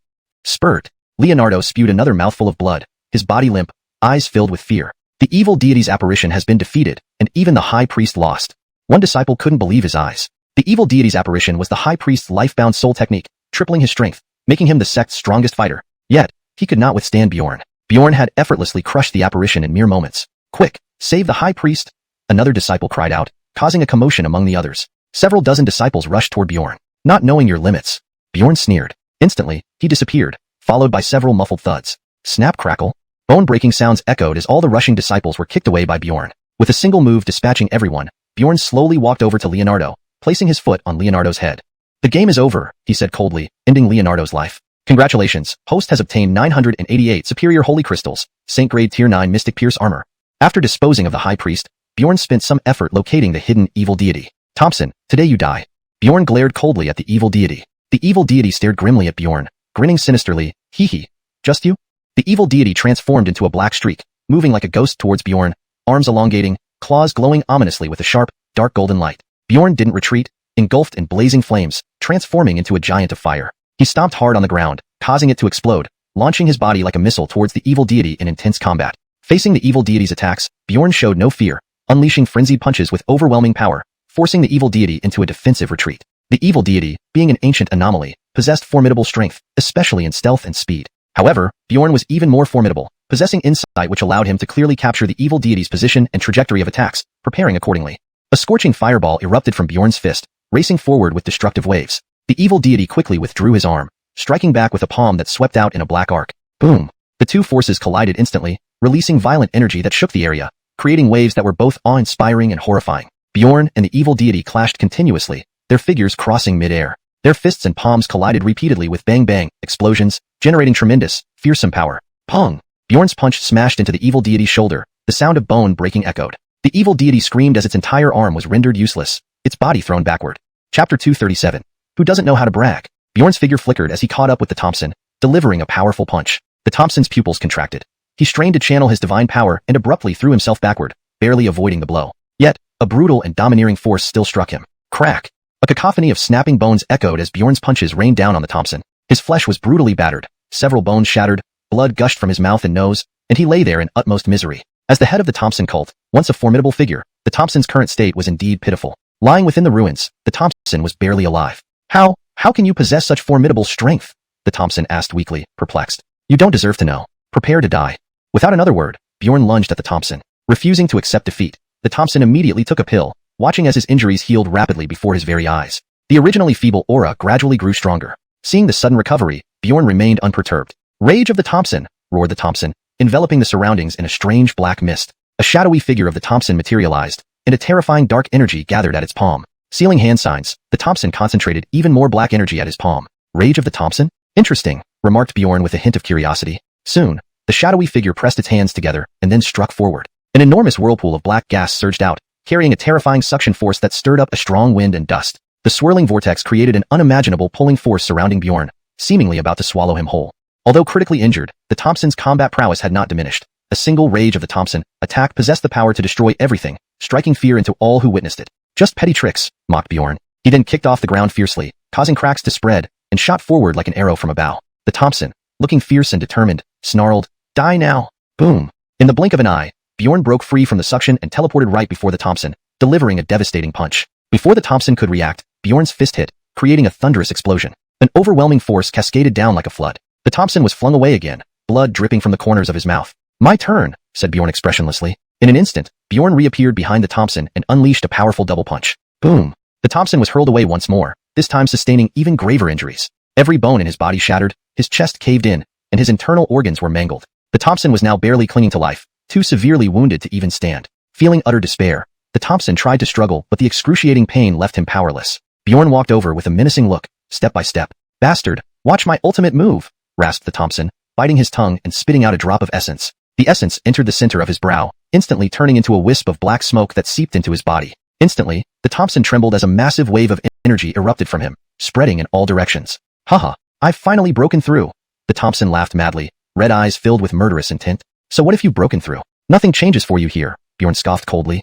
The Thompson sneered wickedly, "Bjorn, no matter how much divine power you have mastered, before absolute power, all is futile." Bjorn chuckled, "Is that so?" The Thompson grinned unnervingly. "The pill I just consumed is called the Sovereign Pill, crafted over nearly a decade using over 100 precious ingredients. Just one pill can triple my power. I will tear you apart with my own eyes." Ignoring his boasting, Bjorn sneered, "Anyone can talk big, but don't forget, you're no match for me now." With that, Bjorn unleashed his divine power, his body glowing with radiant silver light, and his aura surged even higher. Feeling Bjorn's overpowering presence, the Thompson looked alarmed but quickly shook his head. "The Sovereign Pill has boosted me 2 stages. Even if I'm not your match, you won't be able to harm me. Let's see about that." Just as the Thompson finished speaking, Bjorn vanished and reappeared right before him. "Such speed!" the Thompson exclaimed in shock, throwing a punch. This punch contained terrifying power, yet Bjorn easily deflected it.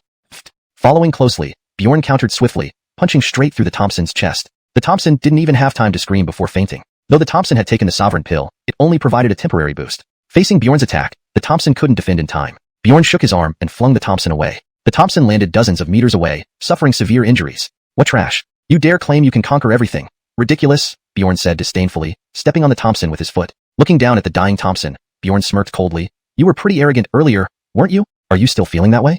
Cough. The Thompson coughed up a large amount of blood, struggling to lift his head. "Bjorn, one day, you'll pay for what you've done today." "Is that so?" Bjorn laughed mockingly. "We shall see." With that, Bjorn launched a fierce attack. Desperately, the Thompson countered with rage of the Thompson, but Bjorn's strength far exceeded his, and the defense lasted only moments before breaking. The Thompson wasn't even a match for Bjorn, utterly overwhelmed. Thud.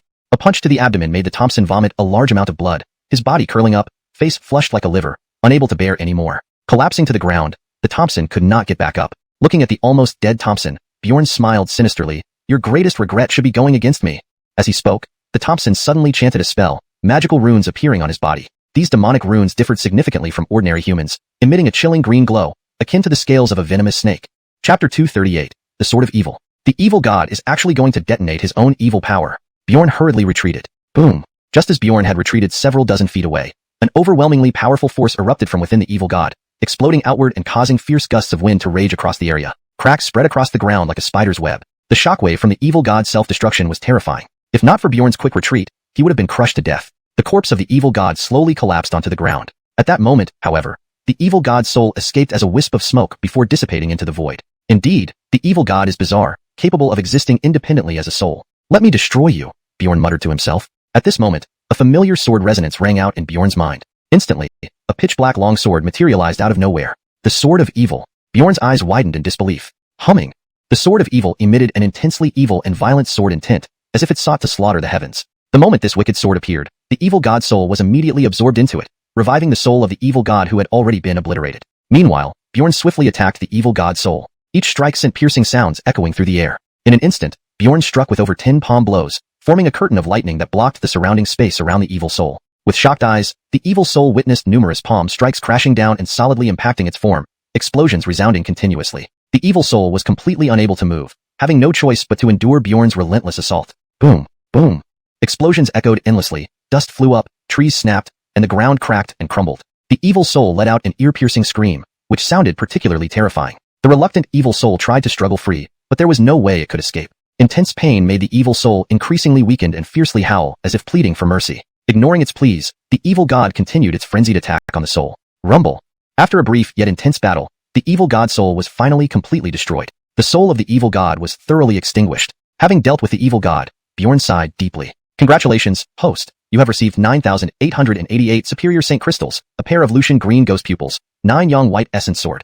Thinking that everything was done after resolving the evil god, Bjorn discovered that the chaos sect still existed. So without delay, he began searching for the chaos sect. Upon hearing about Bjorn, the chaos sect immediately dispatched Dion to kill him. Meeting face to face, both men turned crimson with anger and immediately started fighting. Dion charged forward, brandishing 2 knives like swift dragons, cutting through the air sharply. Bjorn was undeterred and advanced with his sword in his right hand and a fist in his left, striking ruthlessly at Dion. Upon impact, Bjorn was forced back several steps, and Dion didn't fare much better. Dion's strength surpassed that of the evil god, especially his twin knives which were sharp, tyrannical, and immensely powerful. Unfazed, Bjorn evaded, gracefully dodging Dion's attacks. Clank clank. The sound of intense combat reverberated, sparks flying, energy waves surging, incredibly perilous. Despite Dion's formidable strength and devious moves, Bjorn easily deflected them all. Continuously dodging Dion's attacks, Bjorn seized opportunities to counterattack, pinning Dion against a wall, leaving him no place to escape. Dion slashed repeatedly with his knives, sending arc-shaped knife energies toward Bjorn. Bjorn frowned, kicked off the ground forcefully, and shot out,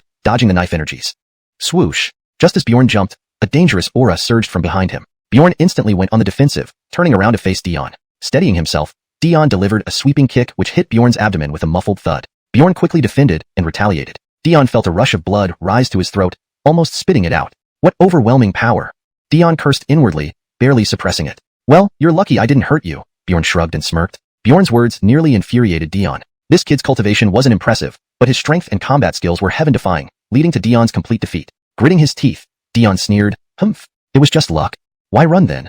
Bjorn replied with a slight cold smile, drawing closer with the thirst for blood sword. Dion's face stiffened, and he snarled, "Boy, I admit your combat skills are better than mine, but the realm gap remains. Crushing you would be effortless. Is that so? Then let's see." Bjorn grinned without a trace of anxiety. Daring not to delay, Dion channeled his strength into his knives and slashed wildly. Clang clang.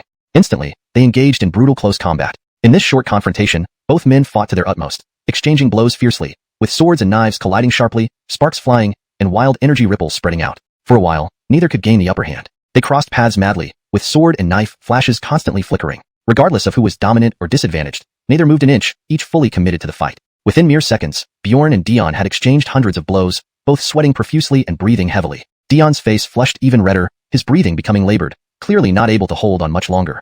Bjorn fared slightly better because he possessed the primeval divine scripture cultivation methods, allowing him to persist this long. Bjorn knew very well that both had held back, and the true battle had only just begun. Without further ado, Bjorn executed the cloud-piercing sword art, unleashing rampant sword chi with destructive force enveloping Dion. Whoosh whoosh. Dion swung his knives, releasing wave upon wave of knife energy densely clashing. Bjorn and Dion clashed rapidly. Both men's attacks were wild and swift, sharp and filled with explosive power, thrilling and frightening the onlookers. In less than 3 seconds, Dion showed signs of fatigue, being suppressed by Bjorn, appearing disheveled. Kicking Dion in the chest, Bjorn's overpowering strength sent him flying through multiple walls before slamming into the ground. Dion spat out blood, falling to the ground, looking quite bedraggled. Seeing Dion's somewhat grotesque and terrifying expression, Bjorn smiled in satisfaction. Heh, just as I expected, your combat skills are far inferior to mine, unable to do anything to me. Chapter 239. Retreat. It's my turn to attack, Bjorn said coldly, his eyes narrowing into slits, giving off an extremely dangerous aura. As soon as he finished speaking, Bjorn vanished instantly, reappearing next to Brandan. Bjorn struck Brandan's head with a punch filled with immense power, causing Brandan's face to change dramatically in shock, leaving him unable to react. Crack! A sound of bones breaking echoed as a gruesome indentation appeared on Brandan's forehead instantly, causing him to fall backward. His forehead was shattered, bleeding profusely. Bjorn then fiercely attacked various parts of Brandan's body, the sounds of strikes resonating like hammers hitting iron continuously, eliciting painful screams from Brandan. Punch after punch landed, reducing Brandan to a near-death state. Bang! Bjorn kicked Brandan in the chest again, killing him on the spot. Congratulations, host. You have obtained 888 premium holy crystals, a chaotic yellow rank devout chaos sword, the heavenly fire seize technique. As soon as he finished fighting Brandan, another chaos sect member named Craig attacked Bjorn. Bjorn defended against Craig's attacks while simultaneously using the Taigo divine technique to strengthen and recover his strength. Ding ding. In an instant, they had exchanged over 10 blows, with the clashing sounds ringing continuously. Craig was clearly stronger than Brandan, but defeating Bjorn remained a fantasy. Seizing the opportunity, Bjorn punched Craig in the neck. Craig screamed in pain, stumbling backward and falling to the ground. Cough, cough. Craig struggled to stand up, coughing violently, his face pale as paper. Knowing Brandan was already dead, he refused to sit idly and wait for his demise. Craig immediately drew his sword and rushed at Bjorn, the sword's glow raging wildly, moving incredibly fast, almost unstoppable. Trifles. Bjorn smirked disdainfully, appearing very confident. Boom. Bjorn punched forward, the fierce fist directly confronting Craig's sword. As the fist collided with the sword, sparks flew, and the clear metallic clashing sound echoed across the square. Craig felt a numb, painful sensation in his arm, his tiger mouth splitting open, causing the sword to fly out of his hand. What? Craig's expression changed dramatically. Before Craig could react, Bjorn was right there, landing a fierce punch on his face. Craig screamed again, his nose collapsing inward as a gush of fresh blood flowed out. You lost, Bjorn said indifferently, aiming another punch at Craig's head. At that moment, Craig was terrified. I haven't lost yet.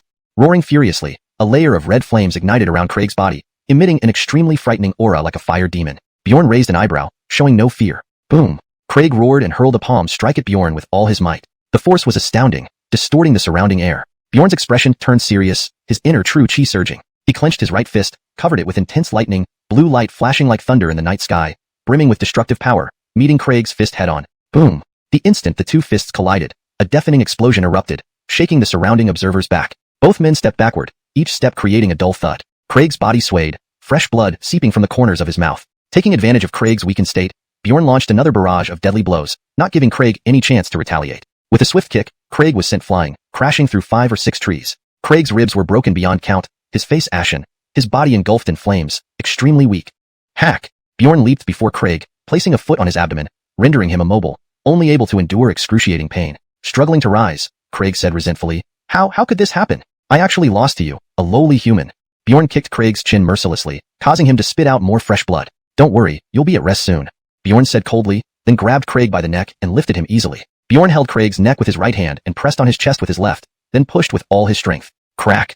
Accompanied by an unbearable scream, Craig's spine shattered instantly, followed by the sound of his dantian breaking. After finishing Craig, another Chaos Sect member named Jarvis attacked. This disciple was obviously from the mid to lower ranks of the Chaos Sect, but still stronger than the previous two. Jarvis locked onto Bjorn and suddenly charged, his spear piercing the air towards Bjorn's throat. Bjorn sidestepped Jarvis's attack, grabbing the spear handle and smashing it towards Jarvis's forehead. Jarvis's pupils constricted into needle points, realizing too late and hastily letting go of the spear. The spear barely missed his cheek, scratching his skin. Although Jarvis avoided the blow, he was forced to retreat, unwilling to approach. Whoosh whoosh. Bjorn ignored Jarvis, swiftly changing direction and executing the wind god leg technique, his feet becoming a blur of green smoke, unpredictable and exceptionally agile. While running, Bjorn swung his fists rapidly, the dense punches resembling raindrops enveloping Jarvis. Jarvis's face changed drastically, hurriedly channeling true chi to cover his body with a brownish armor and raising the spear to block. Instantly, fists and spear clashed repeatedly. Bjorn's strength was overwhelming, forcing Jarvis to retreat continuously without any means of retaliation. What speed? Jarvis marveled internally. Bjorn's speed was incredibly fast, and his strength was terrifying. Jarvis couldn't gain any advantage. Not only in speed, but also in strength, Bjorn's performance was astonishing, making it impossible for Jarvis to resist. Whoosh whoosh. Within moments, Bjorn delivered hundreds of punches, each surrounded by a faint, purple flame. A series of explosions sounded as Jarvis's protective true chi was torn apart by Bjorn's formidable strength. Finally, with a loud bang, Jarvis was sent flying by a colossal force. Jarvis spat out large amounts of fresh blood, plummeting straight down and colliding heavily with the wall, collapsing lifelessly on the ground, nearly dead. Note: the original Chinese names are transliterated to Pinyin. Brandan should be Okajiang, Craig is Aokik, Jarvis is Nibumiida. Chapter 240. To accompany him in death. Hiss. At the sight of this scene, everyone took a sharp intake of breath, utterly stunned. Bjorn's strength far exceeded everyone's expectations. How is this possible? He actually defeated Kale. Opal, who had just arrived, exclaimed in disbelief. Without hesitation, Opal quickly joined the battle to deal with Bjorn together. Humph, do you two want to join him in death? Bjorn said coldly. Upon hearing this, Opal's fair face slightly changed and she stopped her attack. Opal knew all too well how terrifying Bjorn's power was. Rash action would definitely result in misfortune. Kale, lying on the ground barely alive, felt extremely unwilling when he saw Opal stop her actions. But Kale was now like a clay Buddha trying to cross a river.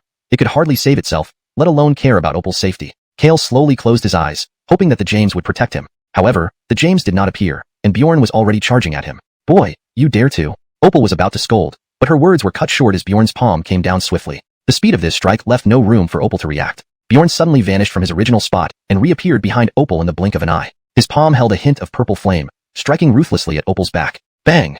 With a deep yet sharp explosion, Opal trembled violently, then stiffened in place, her eyes wide with disbelief. You lost, Bjorn said coolly, extending his right hand. Opal gritted her teeth and admitted defeat reluctantly. You win. Opal knew she wasn't a match for Bjorn. He had concealed his true strength so deeply, it was as if he had become someone else. However, Bjorn did not plan to let her go, attacking fiercely towards Opal again. Seeing Bjorn's ruthless move, Opal decided to fight to the death, immediately swallowing 3 pills. After taking the 3 pills, Opal's cultivation surged visibly. This aura. Axton's gaze sharpened instantly. Roar.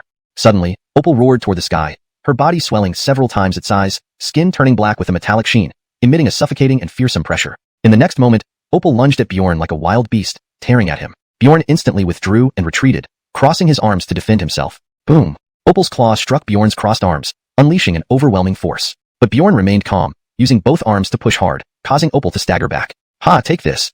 Opal roared and leaped high, towering over Bjorn. The next instant, Opal transformed into a dark shadow, diving down with razor-sharp nails creating piercing sonic booms as she attacked Bjorn madly. Facing Opal's attack, Bjorn neither dodged nor moved, standing still as if offering himself up. What is this guy doing? Did he get scared stupid? It must be fear, the onlookers mocked. However, just as Opal was within inches of Bjorn, he mysteriously vanished. Opal frowned, sensing Bjorn's aura disappear, making her wary as she scanned the surroundings for any signs of an ambush. Despite searching for a long time, Opal couldn't find Bjorn anywhere. What's going on? Where did this guy go? Opal was confused, unsure of Bjorn's intentions. She grew anxious, noticing a sinister coldness spreading around her. Swoosh! Just then, Bjorn reappeared, his arms wrapped in terrifying purple lightning. Brat, I'll make you regret coming into this world.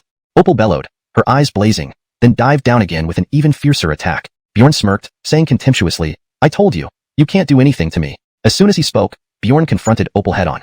Opal lashed out with a whip-like leg kick, carrying immense force that split the air. Bjorn caught her thick leg without flinching. You're asking for death. Opal raged. The next second, Opal's expression changed drastically as she sensed a tyrannical and horrifying force transferring from Bjorn's wrists into her legs. Crack! Bones shattered. Opal screamed in agony, spitting out a mouthful of blood before being hurled backward, crashing through walls to land on the ground. Another mouthful of blood spilled from Opal's lips, her face pale, clearly seriously injured. Fortunately, Baylor rushed to aid her. Facing Baylor, Bjorn calmly backed off. Brother, save me!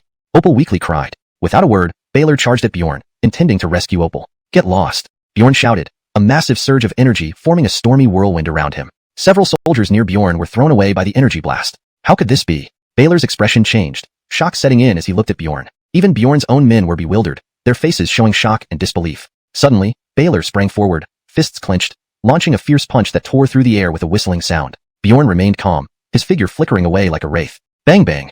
Appearing a few meters away, Bjorn unleashed a series of deafening strikes, every punch and kick carrying destructive force, pushing Baylor further and further back. Bjorn completely overwhelmed Baylor, who seemed powerless against him. Just with his physical strength, Bjorn could cripple Baylor. Baylor realized the danger and chanted a mantra, hands clasped together, invoking a secret technique. Saintly power flowed rapidly within him, emanating even more formidable energy. Hum. Instantly, radiant blue energy surged from Baylor's body, coalescing into 9 enormous ice crystals. These icy orbs exuded a bone-chilling cold, drastically lowering the air temperature. This was Baylor's martial skill, frozen ice battle body. How terrifying! What an imposing aura! The crowd was astonished. Yet Bjorn showed no fear, staring coldly at Baylor. Bjorn, this is my martial skill, frozen ice battle body. Today, I will strip your dog's skin off. Baylor snarled, filled with hatred, wanting nothing more than to tear Bjorn limb from limb. Chapter 241. This is also worthy of being called a holy body? Bjorn sneered coldly. This piece of trash is worthy of being called a battle body? It's insulting to the name. Hearing Bjorn's mockery, Roberto's face twisted with fury, his teeth gritting as he said, You insolent brat! How dare you insult my battle body? My mystical ice battle body is a 5th rank holy body and has already reached the great perfection realm. What do you have to compete with me? Roberto laughed coldly, exuding an air of confidence. Roberto did not rush to attack, but prepared to gauge Bjorn's strength first. Bjorn replied coldly, Trash will forever remain trash. What did you say? Roberto flew into a rage, his eyes turning bloodshot like a fierce beast, glaring at Bjorn with murderous intent. Boom! Roberto took the initiative to attack, stomping hard on the floor, his entire body turning into a blur as he appeared in front of Bjorn in the blink of an eye, then fiercely slapped down with one hand. Before Roberto's palm landed, a bone-chilling gale suddenly whipped up, making Bjorn's robe flutter wildly, his long hair dancing with it. Bjorn did not dodge. He took the blow head-on. Rumble!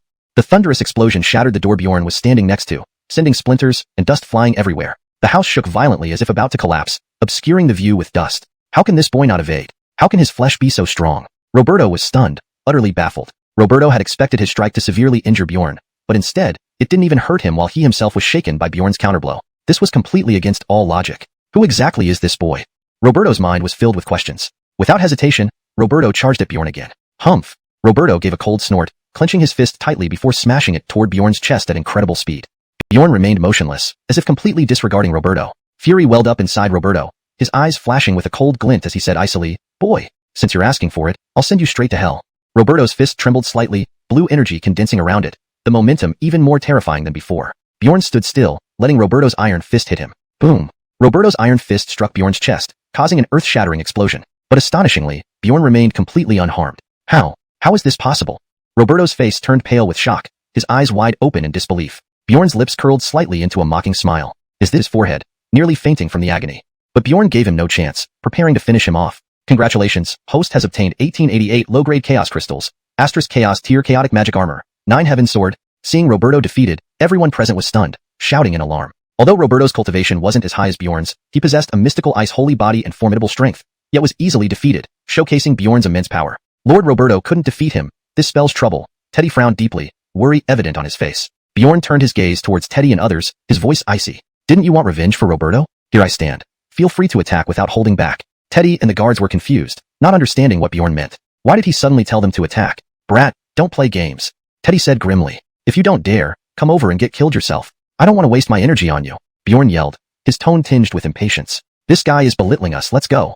Teddy shouted angrily, leading the charge towards Bjorn. With Roberto already dead, Teddy had to take action personally to salvage his authority. Bjorn locked his gaze on Teddy, his eyes cold as a piercing sword-like aura emanated from him, making the surrounding temperature plummet drastically. Bjorn had never been more eager for a fight. Whoosh! A sharp sonic boom erupted as Bjorn swung his sword horizontally, the momentum tearing through space like lightning. Too fast. Teddy's face changed dramatically, his body trembling, his pupils contracting as he cursed inwardly. This guy is despicable. At the critical moment, Teddy immediately swung his blade to block, the clang echoing loudly, a violent gale sweeping across the square. What a formidable boy, hiding such power. Teddy felt a deep sense of caution, cursing inwardly.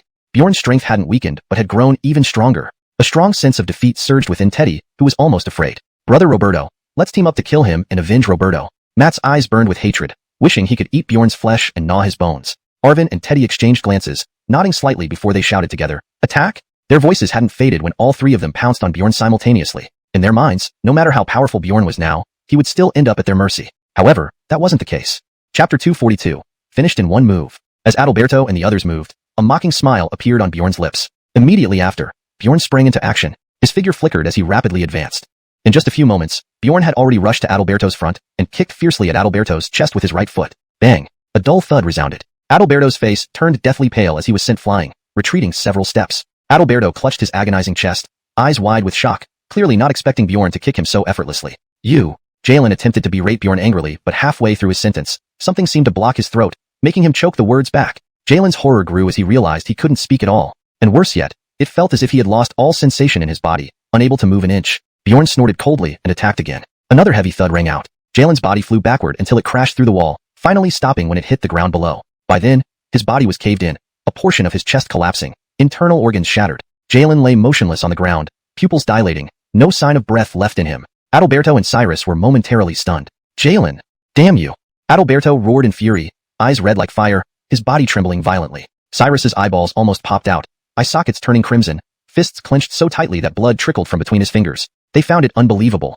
Jalen had been taken down so easily. Even they couldn't dispose of Jalen at will, yet this person had done it so effortlessly? Moreover, this guy seemed perfectly fine, without even a scratch. How was this possible? Doubts flooded Adalberto and Cyrus's minds.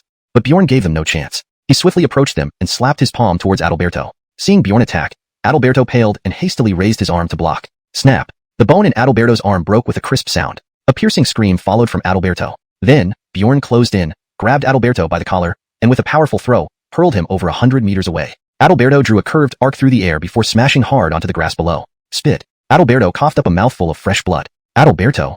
Cyrus rushed to the edge of the window, anxiously looking down and spotting Adalberto barely breathing. Adalberto's body twitched on the ground for a moment before slowly ceasing all movement. Adalberto!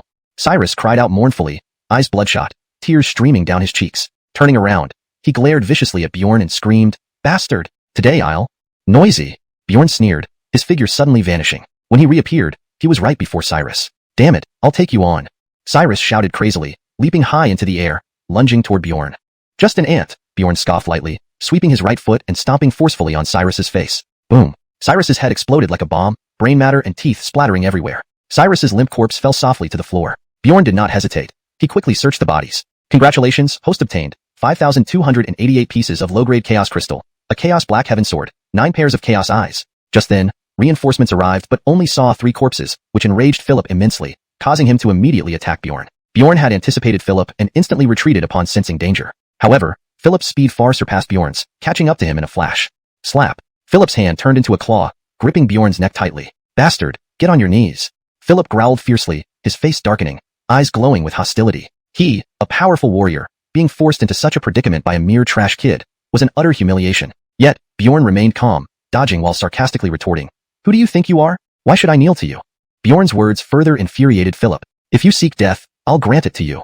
Philip bellowed. Muscles bulged in his arms, surging power into his palms. He pressed down on Bjorn's shoulders with brutal force. Seeing this, Bjorn burst out laughing and vanished. Confused, Philip sensed Bjorn appearing behind him. Bjorn grabbed Philip's back, using all his might to hurl him forward. Philip's body smashed through numerous trees before crashing heavily to the ground, dazed. "Damn bastard!" Philip opened his eyes angrily, seeing Bjorn standing beside him. Thunderous crashes echoed in his ears, his head throbbing, vision blurred, nearly passing out. Seizing the opportunity, Bjorn kicked Philip in the waist. With a series of bone-crushing sounds, several ribs snapped, and Philip howled in pain. Ignoring Philip's cries, Bjorn lunged forward, lifting his left leg, and swept it across Philip's knee. Snap! Philip's leg bone broke, forcing him to collapse kneeling due to agony. Philip screamed maniacally, feeling deeply humiliated. "Bastard! Bastard!"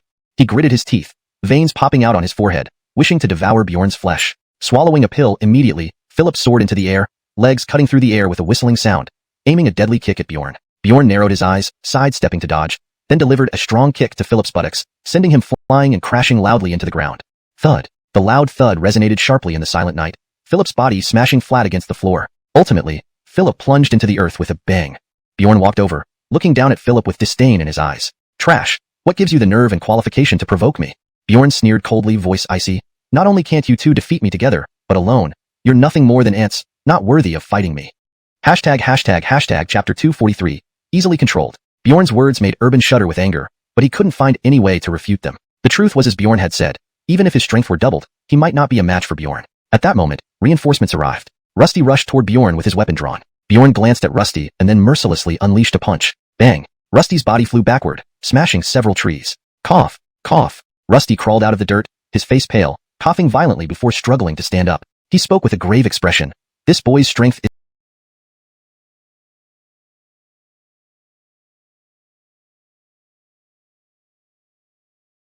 is absolutely superior to ours. I'm sure the attack just now wasn't his full power." Urban's expression darkened further. He couldn't fathom how a mere lower realm person could possess such strength. What was worse was that it took both of them working together to deal with one lower realm person.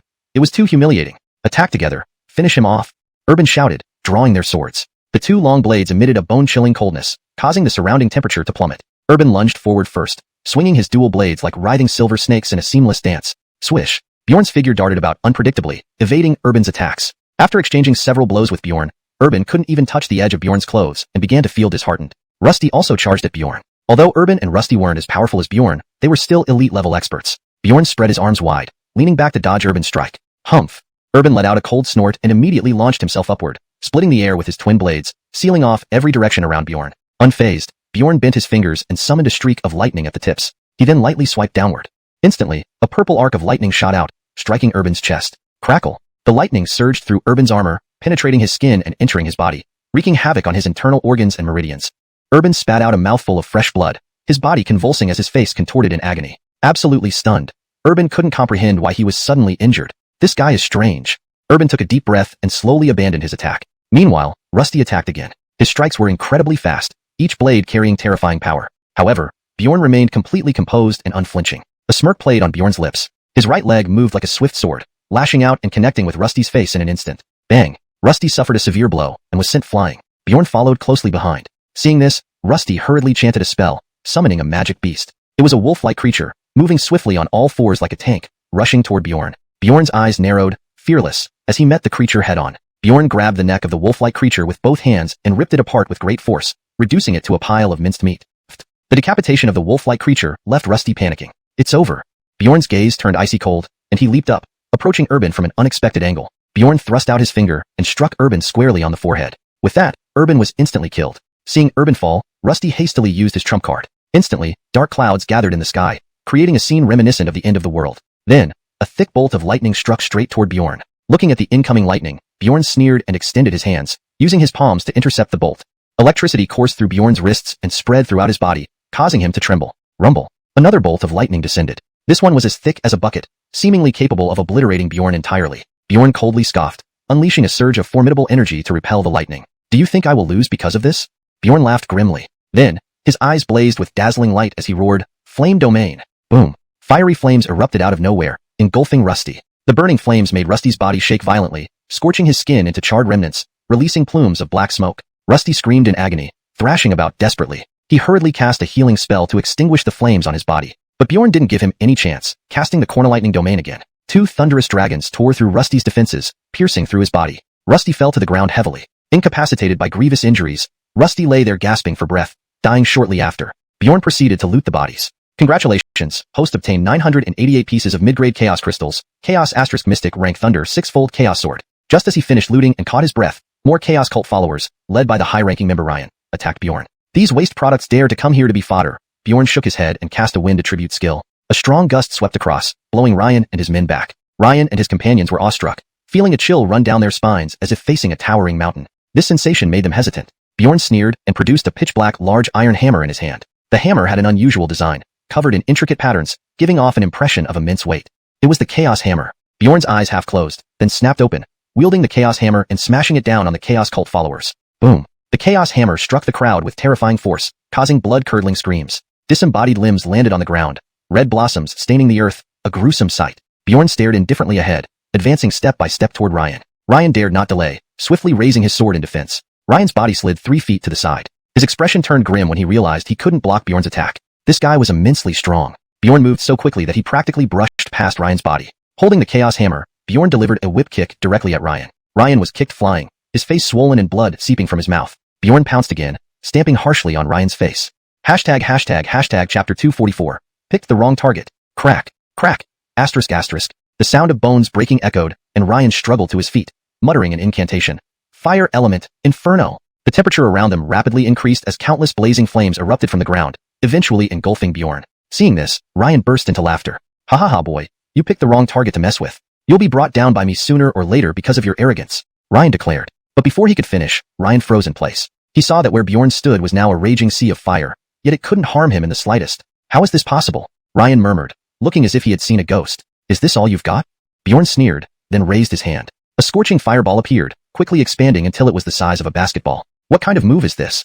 Ryan asked nervously. The fireball emitted a chilling aura that seemed capable of incinerating everything in its path. Bjorn then hurled the fireball, which shot forward at incredible speed, crashing into the Chaos Tower with a loud boom. Cracks immediately spread across the walls of the tower. Oh no! Ryan realized the situation was dire and hurriedly manipulated the Chaos Tower, intending to suppress Bjorn. However, Bjorn had anticipated this and charged towards the tower, punching it forcefully. A low rumbling sound was heard, and the Chaos Tower began to crack even further. Ryan's face turned grim. This tower was forged from Chaos Stone, far more durable than ordinary weapons. Even top-tier experts in the Chaos realm couldn't easily damage it. Yet now, it had been destroyed by a human from the lower realms. Bjorn lifted his arm again, delivering another punch to the opposite side of the tower. Crack. More cracks appeared on the other end of the tower. My turn, Bjorn grinned, then leaped onto the tower. Seeing this, Ryan tried to stop him, but Bjorn grabbed the tower's railing and swung it violently, smashing it into the ground. An enormous crash resounded, dust flew up, the ground cracked, revealing a deep pit. What kind of monster is this? Ryan's eyes widened in shock. He knew Bjorn was strong,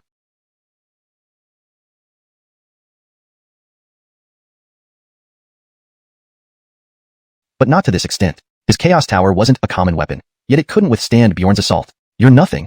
Bjorn glanced at Ryan, holding the Chaos Hammer, then slammed it toward Ryan's chest with all his might. Ryan was sent flying backward, landing heavily on the ground. Asterisk ah. Asterisk. He coughed up a mouthful of fresh blood, his face turning pale, his body convulsing. It felt like his internal organs had shifted positions. How can this be?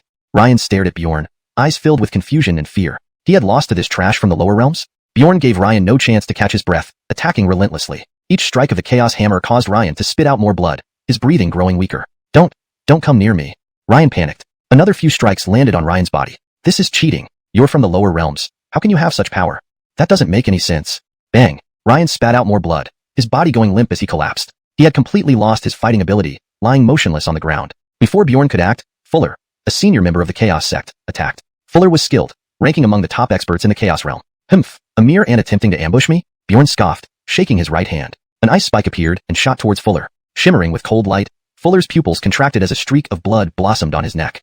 Fuller quickly pulled out a jade pendant, intending to crush it. The pendant emitted a glow, enveloping Fuller, sending him into a berserk state. Facing the frenzied Fuller, Bjorn calmly swung the Chaos Hammer, striking Fuller's head. The hammer crushed Fuller's skull, causing him to collapse instantly. Bjorn shook his head. Still too weak.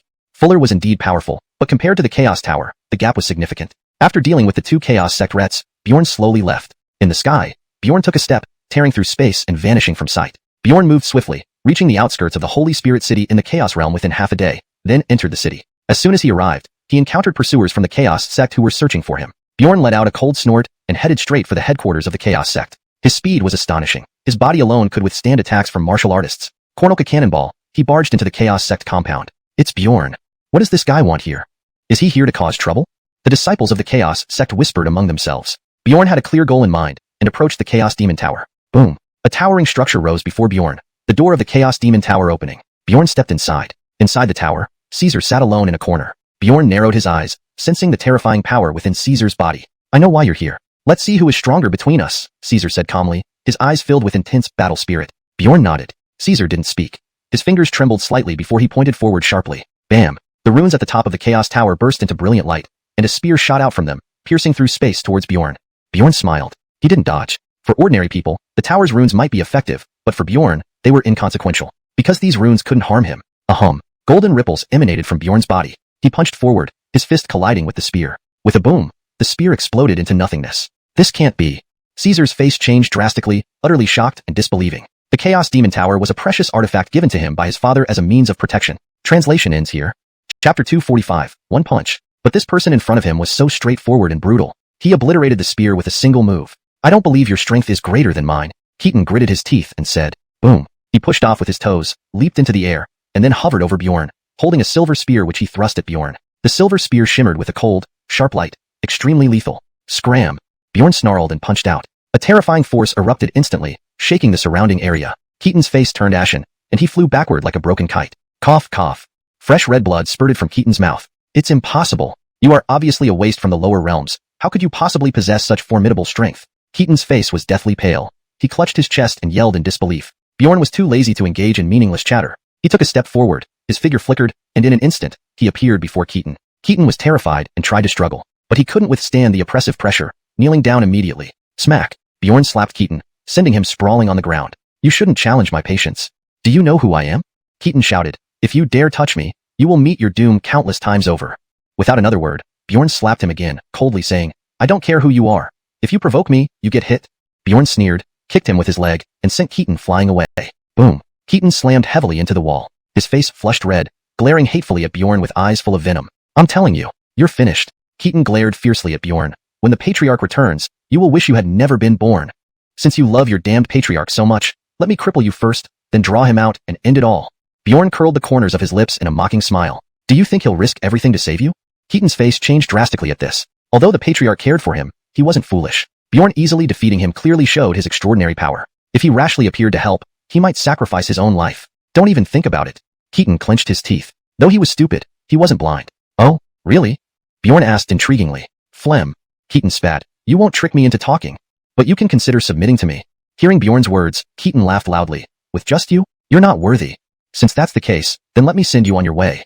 Bjorn narrowed his eyes and said indifferently. Keaton's pupils suddenly tightened. Just as he prepared to stand up, a brilliant sword chi descended from the sky, slashing towards him. Bang! A loud noise echoed, and Keaton was blasted away. He fell over a dozen meters away, battered and bruised, barely clinging to life. I'll fight you to the end. After taking a pill, Keaton managed to regain some energy and charged back. However, the result was the same. He was repeatedly sent flying by bursts of sword chi, ending up pitifully battered. Stop fighting. Keaton begged hastily. He felt many bones in his body shattered, feeling completely powerless. Swish. Bjorn casually swung his longsword, severing Keaton's right arm. Keaton screamed in pain, wailing in agony. I'm willing to serve you. Please take me in. I really am willing to serve you. Keaton utterly collapsed. He was terrified, genuinely afraid, because he knew he was no match for Bjorn. But Bjorn had no intention of sparing him and killed him on the spot. Just as Bjorn wanted to search Keaton's body, he was interrupted by reinforcements from the Chaos sect arriving. Elder Zack of the Chaos sect suddenly lunged toward Bjorn. Boom. The void trembled, dark clouds rolled. Zack burst with a horrifying aura, slapping his palm toward Bjorn. He sensed an overwhelmingly powerful force contained within this palm strike. Boom. The two attacks collided, causing a violent explosion in the void. Zack grunted and staggered back several steps, his face turning pale. In contrast, Bjorn remained unmoved, not even a corner of his clothing stirred. You've actually advanced. Zack stared at Bjorn with a chilling gaze. Brat, I've underestimated you. Originally, he thought Bjorn was merely prey to be slaughtered, but who would have thought Bjorn could unleash such formidable power? You must pay the price today. Zack roared. A staff appeared in his hand, radiating intense energy. Buzz. This was a treasure Zack found in a certain ruin, able to amplify his power, but it also had significant drawbacks, requiring an enormous amount of resources to use. Zack hadn't used it before because his constitution was too weak. Using the staff could damage his foundation, but now, he was going all out. because he wanted to kill Bjorn personally. Corneltal vermin, receive my holy staff. Rumble. The void shook. Zack's staff emitted dazzling light. He seemed to transform into a deity, wielding boundless power with every movement. A beam of light shot out from the staff, slicing through the void, bringing a destructive force, crashing toward Bjorn. Bjorn remained calm, gripping the Black Dragon King's sword in his right hand, and slashed. Clang. The sound of metal striking reverberated around. The sword chi cleaved the light beam in half. What? Zack's face contorted in shock and horror. Impossible. How did you break through? I understand. You reached peak years ago, but deliberately concealed your cultivation to fool me. What deep scheming. Zack looked at Bjorn, increasingly convinced. Bjorn's cultivation was indeed very high, far exceeding expectations. Otherwise, there was no reason to hide it. Yes, I deliberately concealed my cultivation, Bjorn nodded slightly. Only by doing so could I more easily deceive fools like you.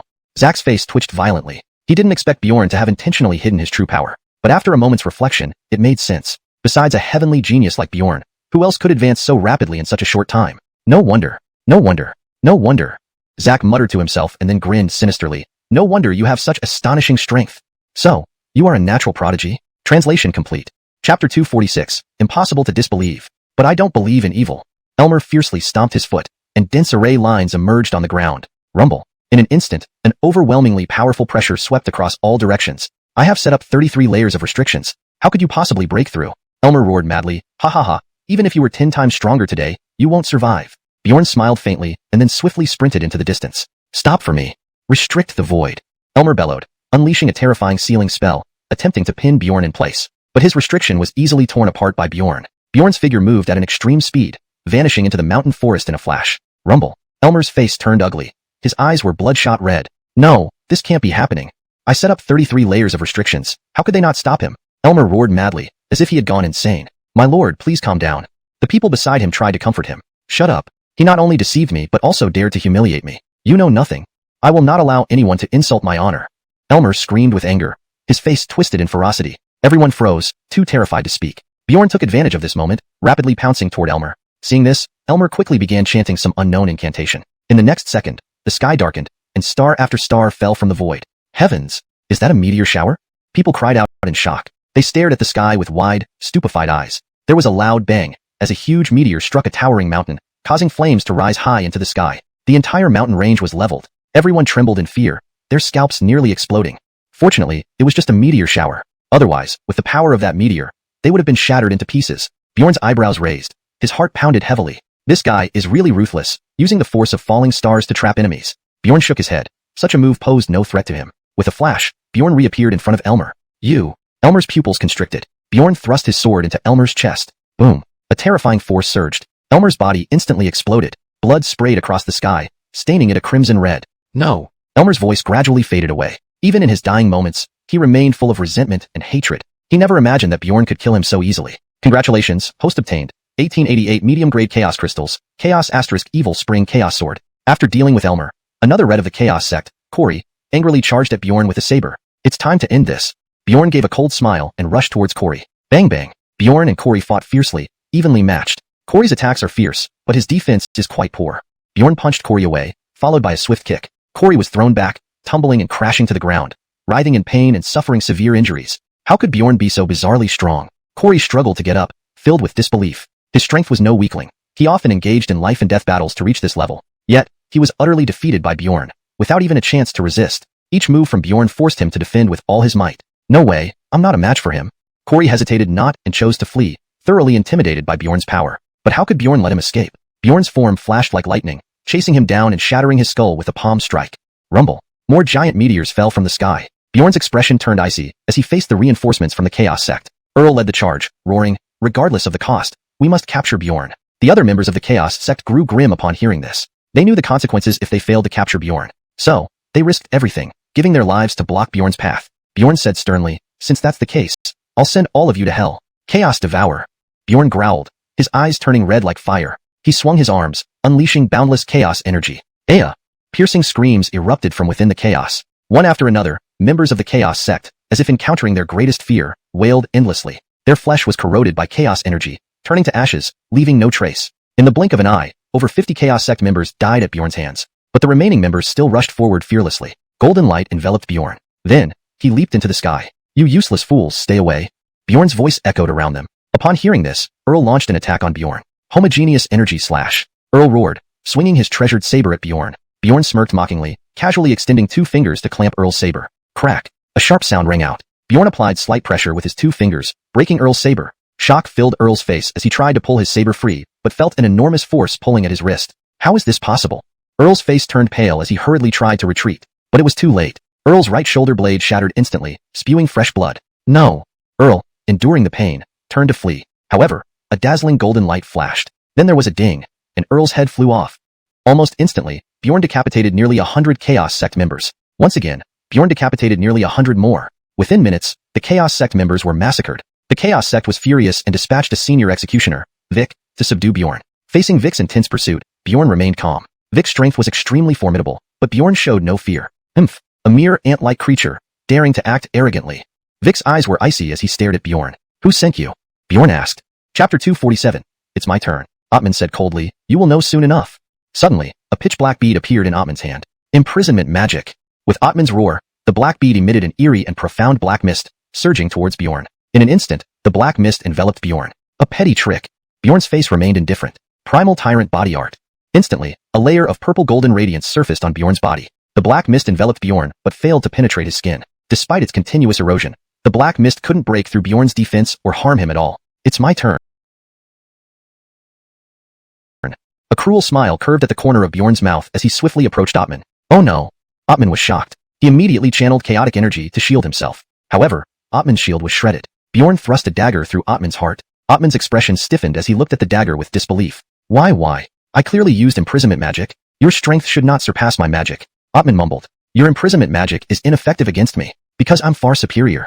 Bjorn grinned. After saying this, Bjorn pulled out the dagger, causing a gush of blood to spurt from Atman's heart. Following that, Atman's body lost its vitality and fell to the ground. Congratulations, host has obtained 8,888 pieces of medium-grade chaotic crystals, rank 9 divine magic armor of chaos asterisk. Huff. Next, it's time for the Church of Chaos. Bjorn slowly exhaled. Outside the Church of Chaos, Muhammad was leading tens of thousands of disciples to resist Bjorn. Facing resistance, Bjorn remained calm, wielding a long sword as he charged right in. One sweep of the sword instantly killed 3 or 4 disciples of the Church of Chaos. Damn you! Muhammad roared angrily. Kill him! Followers of the Church of Chaos, heed my command. Today we shall defeat the enemy in one go and uphold the glory of chaos. Muhammad raised his arm high. To die with chaos. The disciples of the Church of Chaos roared furiously, drawing their weapons to charge at Bjorn, trying to overwhelm him. You're asking for punishment. Bjorn's eyes flashed with crimson lightning, emitting a piercing scream. Wrath of Thunder Dragon. Bjorn slashed with his sword, creating a tremendous storm that engulfed countless disciples rushing forward. Swish. Bjorn's long sword swung incessantly, each strike taking several lives. It's my turn. Bjorn's figure flickered, appearing before Muhammad like a griffin, moving incredibly fast. Bjorn kicked out with immense power. Muhammad's pupils contracted violently. Though he hastily blocked, he was still knocked to the ground. Immediately, Bjorn rushed forward and punched Muhammad in the chest. Crack. Muhammad's ribs caved in, breaking 6 or 7 of them. Muhammad clutched his chest, coughing continuously, his face contorted with rage. What sort of divine being are you? If you want to know who I am, ask Yama in hell first. Bjorn slapped down, instantly making Muhammad tremble all over, his mouth opening with a bloody gape. Muhammad's face turned deathly pale, and he quickly took a pill to recover while directing the disciples to besiege Bjorn. But Bjorn showed no fear, moving swiftly among the crowd. Every strike ensured someone fell. In just a moment, Bjorn had beheaded thousands of the Church of Chaos followers. Muhammad's heart bled fresh red blood, filled with despair and anger. Muhammad realized clearly that Bjorn's combat strength far exceeded his own. Muhammad desperately wanted all the disciples to retreat, but they were too frenzied, attacking without regard. Bjorn, gripping a dagger, narrowed his eyes, setting his target on Muhammad. Muhammad was the commander-in-chief. Killing him would render the rest negligible. Bjorn moved like lightning, appearing before Muhammad in an instant. Terror gripped Muhammad's heart as he tried to retreat, but he was no match for Bjorn. Bang! Bjorn's backhand chop landed on Muhammad's neck, rendering him limp and unconscious. Is it over?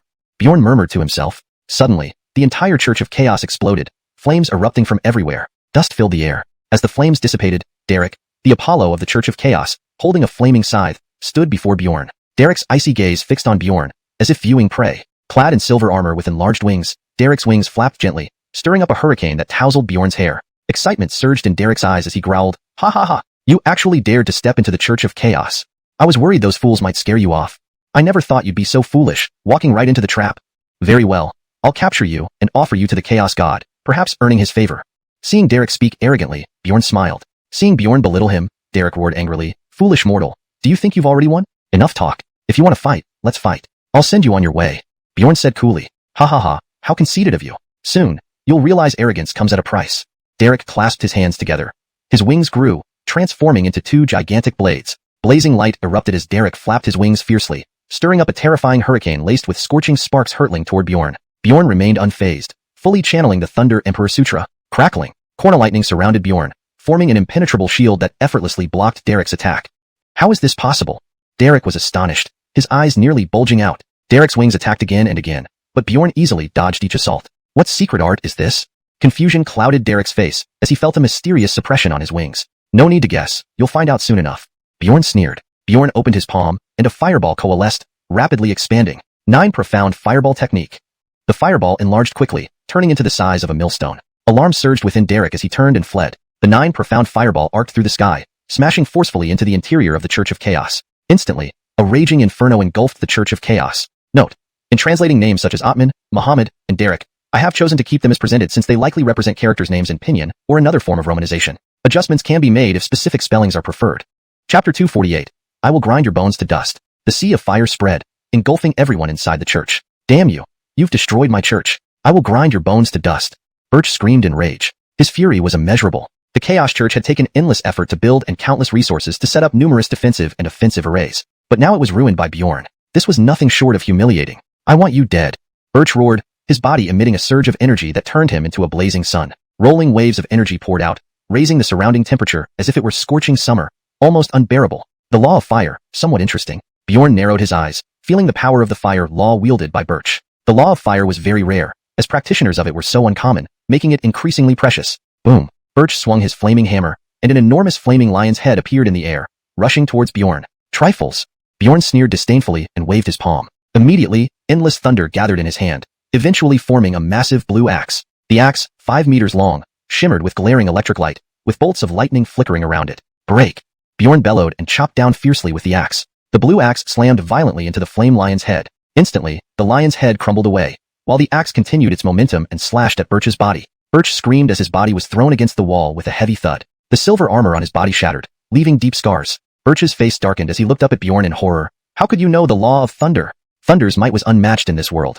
Even he had never touched the threshold of the thunder law. Yet, Bjorn knew the law of thunder, implying he was a supreme genius in it. How can this be? Bjorn coldly laughed. Just the law of thunder, not worth mentioning. Upon hearing this, Birch's pupils constricted. Bjorn's attitude did not seem fake. A super genius of thunder? This was absolutely someone the leader of the Chaos Church must pay attention to. Without hesitation, he vanished from sight. A second later, Birch appeared behind Bjorn, ready to ambush. Bjorn was already prepared, flashing away instantly. It should end here. Bjorn slowly raised his arm. Thunderclap.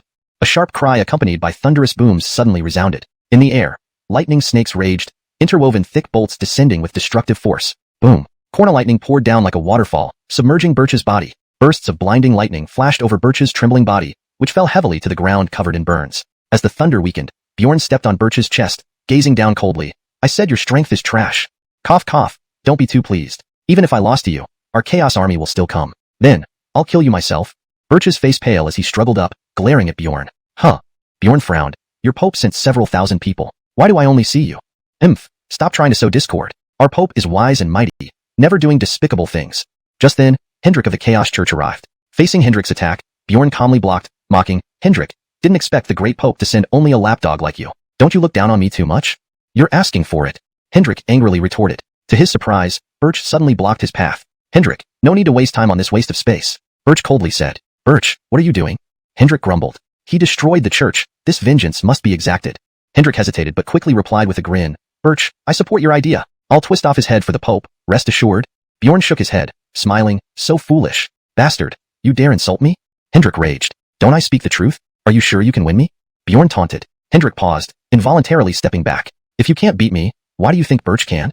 Bjorn chuckled. Your stupidity angers me. I've decided to send you to hell tonight. Saying this, Bjorn pointed his index finger at Birch's forehead. Stop, what are you doing?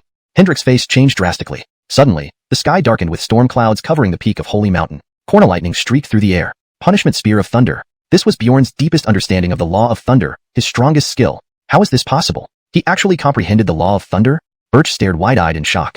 Thunder was one of the most terrifying existences. Legend had it, thunder could destroy heaven and earth, maintaining cosmic order. Any creature encountering it must kneel. Bjorn's finger gleamed brightly, condensing a half-meter-long lightning spear. With a flick of his hand, the punishment spear of thunder shot out. It sliced through the night sky, piercing Birch's forehead in an instant. Birch's head exploded, blood spurting vividly. His body slumped lifelessly to the ground. Bjorn put away the spear, turning indifferently towards the approaching Hendrik. Hendrik immediately drew his weapon, cautiously guarding against Bjorn. Though knowing Bjorn was powerful, possibly even stronger than himself and Birch, he still didn't think Bjorn could defeat him. With his battle armor, he wasn't afraid to fight directly. But he wasn't willing to risk his life. He had a family to care for. Bjorn, don't push me too far, Hendrik sternly said. Bjorn stopped, looking at Hendrik calmly. Are you threatening me with your pope? You know my situation. I advise you not to act rashly. Facing Hendrik's threat, Bjorn smiled disdainfully, then charged at him forcefully. Chapter 249. Peerless at the same level. Farron was terrified and hurriedly activated his battle armor for protection. However, in the next moment, Farron felt a lethal threat engulfing his entire body, causing him to freeze in place. Bang! His shoulder was pierced by the spear of thunder punishment, and the battle armor on his body cracked immediately. Farron's face showed shock. He had never imagined that Bjorn would have such formidable strength. This can't be. He's only a 7th stage mortal realm cultivator. How could he possess such power? Farron muttered to himself. Tell me, if I tear you apart right now, who would notice? Bjorn smiled amiably as he walked up to Farron, grabbing him by the neck with his left hand and lifting him effortlessly. Seeing this, Farron quickly chanted a spell, summoning his contract beast, a snow-white lion. The lion was covered in fluffy fur, incredibly adorable. Roar! The lion roared to the sky, instantly creating a gust of wind. In an instant, it transformed into a whirlwind rushing towards Bjorn. Facing the charging lion, Bjorn remained unperturbed, a sneer appearing at the corner of his mouth. He pointed his index finger into the air, and the spear of thunder punishment shot out, piercing fiercely into the eye of the hurricane. Oh whoa! Immediately, a heart-wrenching howl resounded. Suddenly, the whirlwind stopped as if frozen in place. Then, a headless corpse fell to the ground. What? Damn it, I'm summoning. Farron gritted his teeth, having thought that summoning his contract beast would easily resolve Bjorn, only to realize he miscalculated. His contract beast was killed in one strike. Without hesitation, he summoned his ace contract beast, a colossal fire dragon enveloped in flames. Oh whoa! The fire dragon hovered in the sky, its fierce gaze fixed on Bjorn, exhaling scorching heat. But Bjorn was unafraid. I don't believe a mere lower world human can stand against my contract beast, Farron said ominously. Let's see, Bjorn grinned, chanting the incantation once more as the spear of thunder punishment shot out again. The spear tore through the void, arriving in an instant. Rumble! A bolt of lightning erupted suddenly, followed by a thick pillar of thunder, striking the fire dragon. The fire dragon screamed in pain. At this moment, fear and terror filled its eyes, because it discovered that the thunder pillar contained destructive lightning attribute rule power. You are a lightning attribute martial artist? Farron asked in horror. Corner lightning attribute martial artists were famously invincible at their level. They controlled the force of lightning, conquering all before them. Bjorn paid no attention to Farron, instead raising the spear of thunder punishment and thrusting it towards the fire dragon once more. Thud! The spear of thunder punishment accurately impaled the fire dragon's head. The fire dragon let out a mournful cry, its massive body exploding into fragments, dissipating into the world. No, this can't be. Seeing this scene, Farron was completely stunned. This was his strongest contract beast, defeated in a single move by Bjorn. Farron secretly pondered Bjorn's strength, growing more terrified the more he thought about it. If it were true, then he would be in serious trouble. The gap between their strengths was too vast. Don't think I don't know what you're plotting. Just then, Bjorn coldly said, prepare to die. Seeing Bjorn attack, Farron did not plan to give up easily, swiftly retreating to put distance between them. Bjorn wouldn't let him have that chance. With blinding speed, he caught up to Farron, tightly clenching his right fist and hammering it into Farron's chest. Thud! A dull sound echoed. Cornelk a broken kite. Farron flew backward, landing heavily at a distance, spewing a large mouthful of fresh blood. Farron clutched his chest, his face deathly pale, clearly suffering severe injuries. He couldn't believe it. He, the high-ranking member of the Chaos Sect and the noble Saint Farron, had lost. Bjorn's strength far exceeded his expectations. No, this cannot be. Farron shook his head unwillingly. Bjorn reappeared before Farron, coldly placing his foot on Farron's head and looking down at him with a faint expression. You lose. Cough. Never thought you'd be so strong. Farron swallowed with difficulty, bitter. His status was very special, being among the top ranks of the Chaos Sect. Unfortunately, he met Bjorn. So, you can go see Lord Yama now, Bjorn said coldly. Hearing these words, despair filled Farron's face. Bjorn subsequently finished off Farron. Congratulations, host has received 1888 upper-grade Chaos Crystals, Heaven-rank Dominant, Heaven-fallen Flamesword. After resolving Farron, Bjorn single-handedly charged towards Ash, the patriarch of the Chaos Sect. Ash, seeing Bjorn still alive before him, gestured without any courtesy, ordering his disciples to surround and attack Bjorn. Bjorn wasted no time and immediately used his practice technique, 9-star Corner Lightning Slash. In an instant, 9 long swords shimmering with lightning appeared in midair, carrying destructive energy waves, rushing towards the surrounding disciples. Each lightning sword slashed into several black-robed disciples, making them stagger back, disheveled. These black-robed disciples were generally weak. To Bjorn, they amounted to nothing. After one move, all the black-robed disciples lay on the ground, breathless. Damn it, keep coming.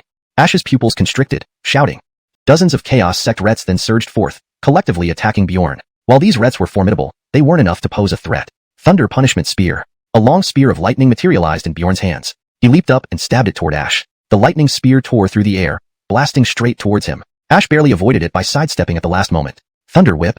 Bjorn lashed out another whip intertwined with lightning, like a snake coiling towards Ash. The lightning whip struck Ash forcefully. Ash felt a tingling sensation in his flesh, but soon recovered. Humph, little brat. Do you really think your attacks can harm me? Ash scoffed. Ash was much stronger than those rats. Is that so? At that moment, a chilling voice sounded beside Ash. Bjorn silently appeared behind Ash, wielding the thunder punishment spear, thrusting it sharply. A sharp whistle echoed. Ash turned hastily to dodge. Snap. The thunder punishment spear pierced through Ash's shoulder, fresh red blood dripping down. Bearing the pain, Ash snarled, Corneltal brat, you dared to ambush me. It seems I need to take you seriously. Thunder God battle armor. With Ash's low whisper, a violent surge of energy flooded his body. Instantly, his body shone golden, covered in dazzling battle armor. Translation complete. Let me know if you have any additional parts or need further adjustments. Chapter 250. Asking for punishment? The battle armor was a striking shade of purple and gold, its surface etched with intricate runes, radiating an enigmatic energy. Eddie seemed to transform into a giant of thunder. So this is a chaos holy weapon? You certainly don't skimp on expenses. Bjorn's eyes narrowed as he sensed the extraordinary nature of the armor. However, even so, it couldn't change the outcome of failure. Bang! Eddie swept his arms, knocking away the spear of lightning punishment before charging forward to engage Bjorn in close combat. Haha, kid. You want to fight hand-to-hand with me? You're asking for punishment. Eddie grinned wickedly and launched a frenzied attack on Bjorn. However, Bjorn showed no fear, retaliating punch after punch. His fists were like iron hammers, each strike sending tremors through Eddie's body. Bjorn landed a blow right on Eddie's waist, causing him to shudder. Eddie felt every organ vibrate, bruising appearing, the pain unbearable. How can this guy be so strong?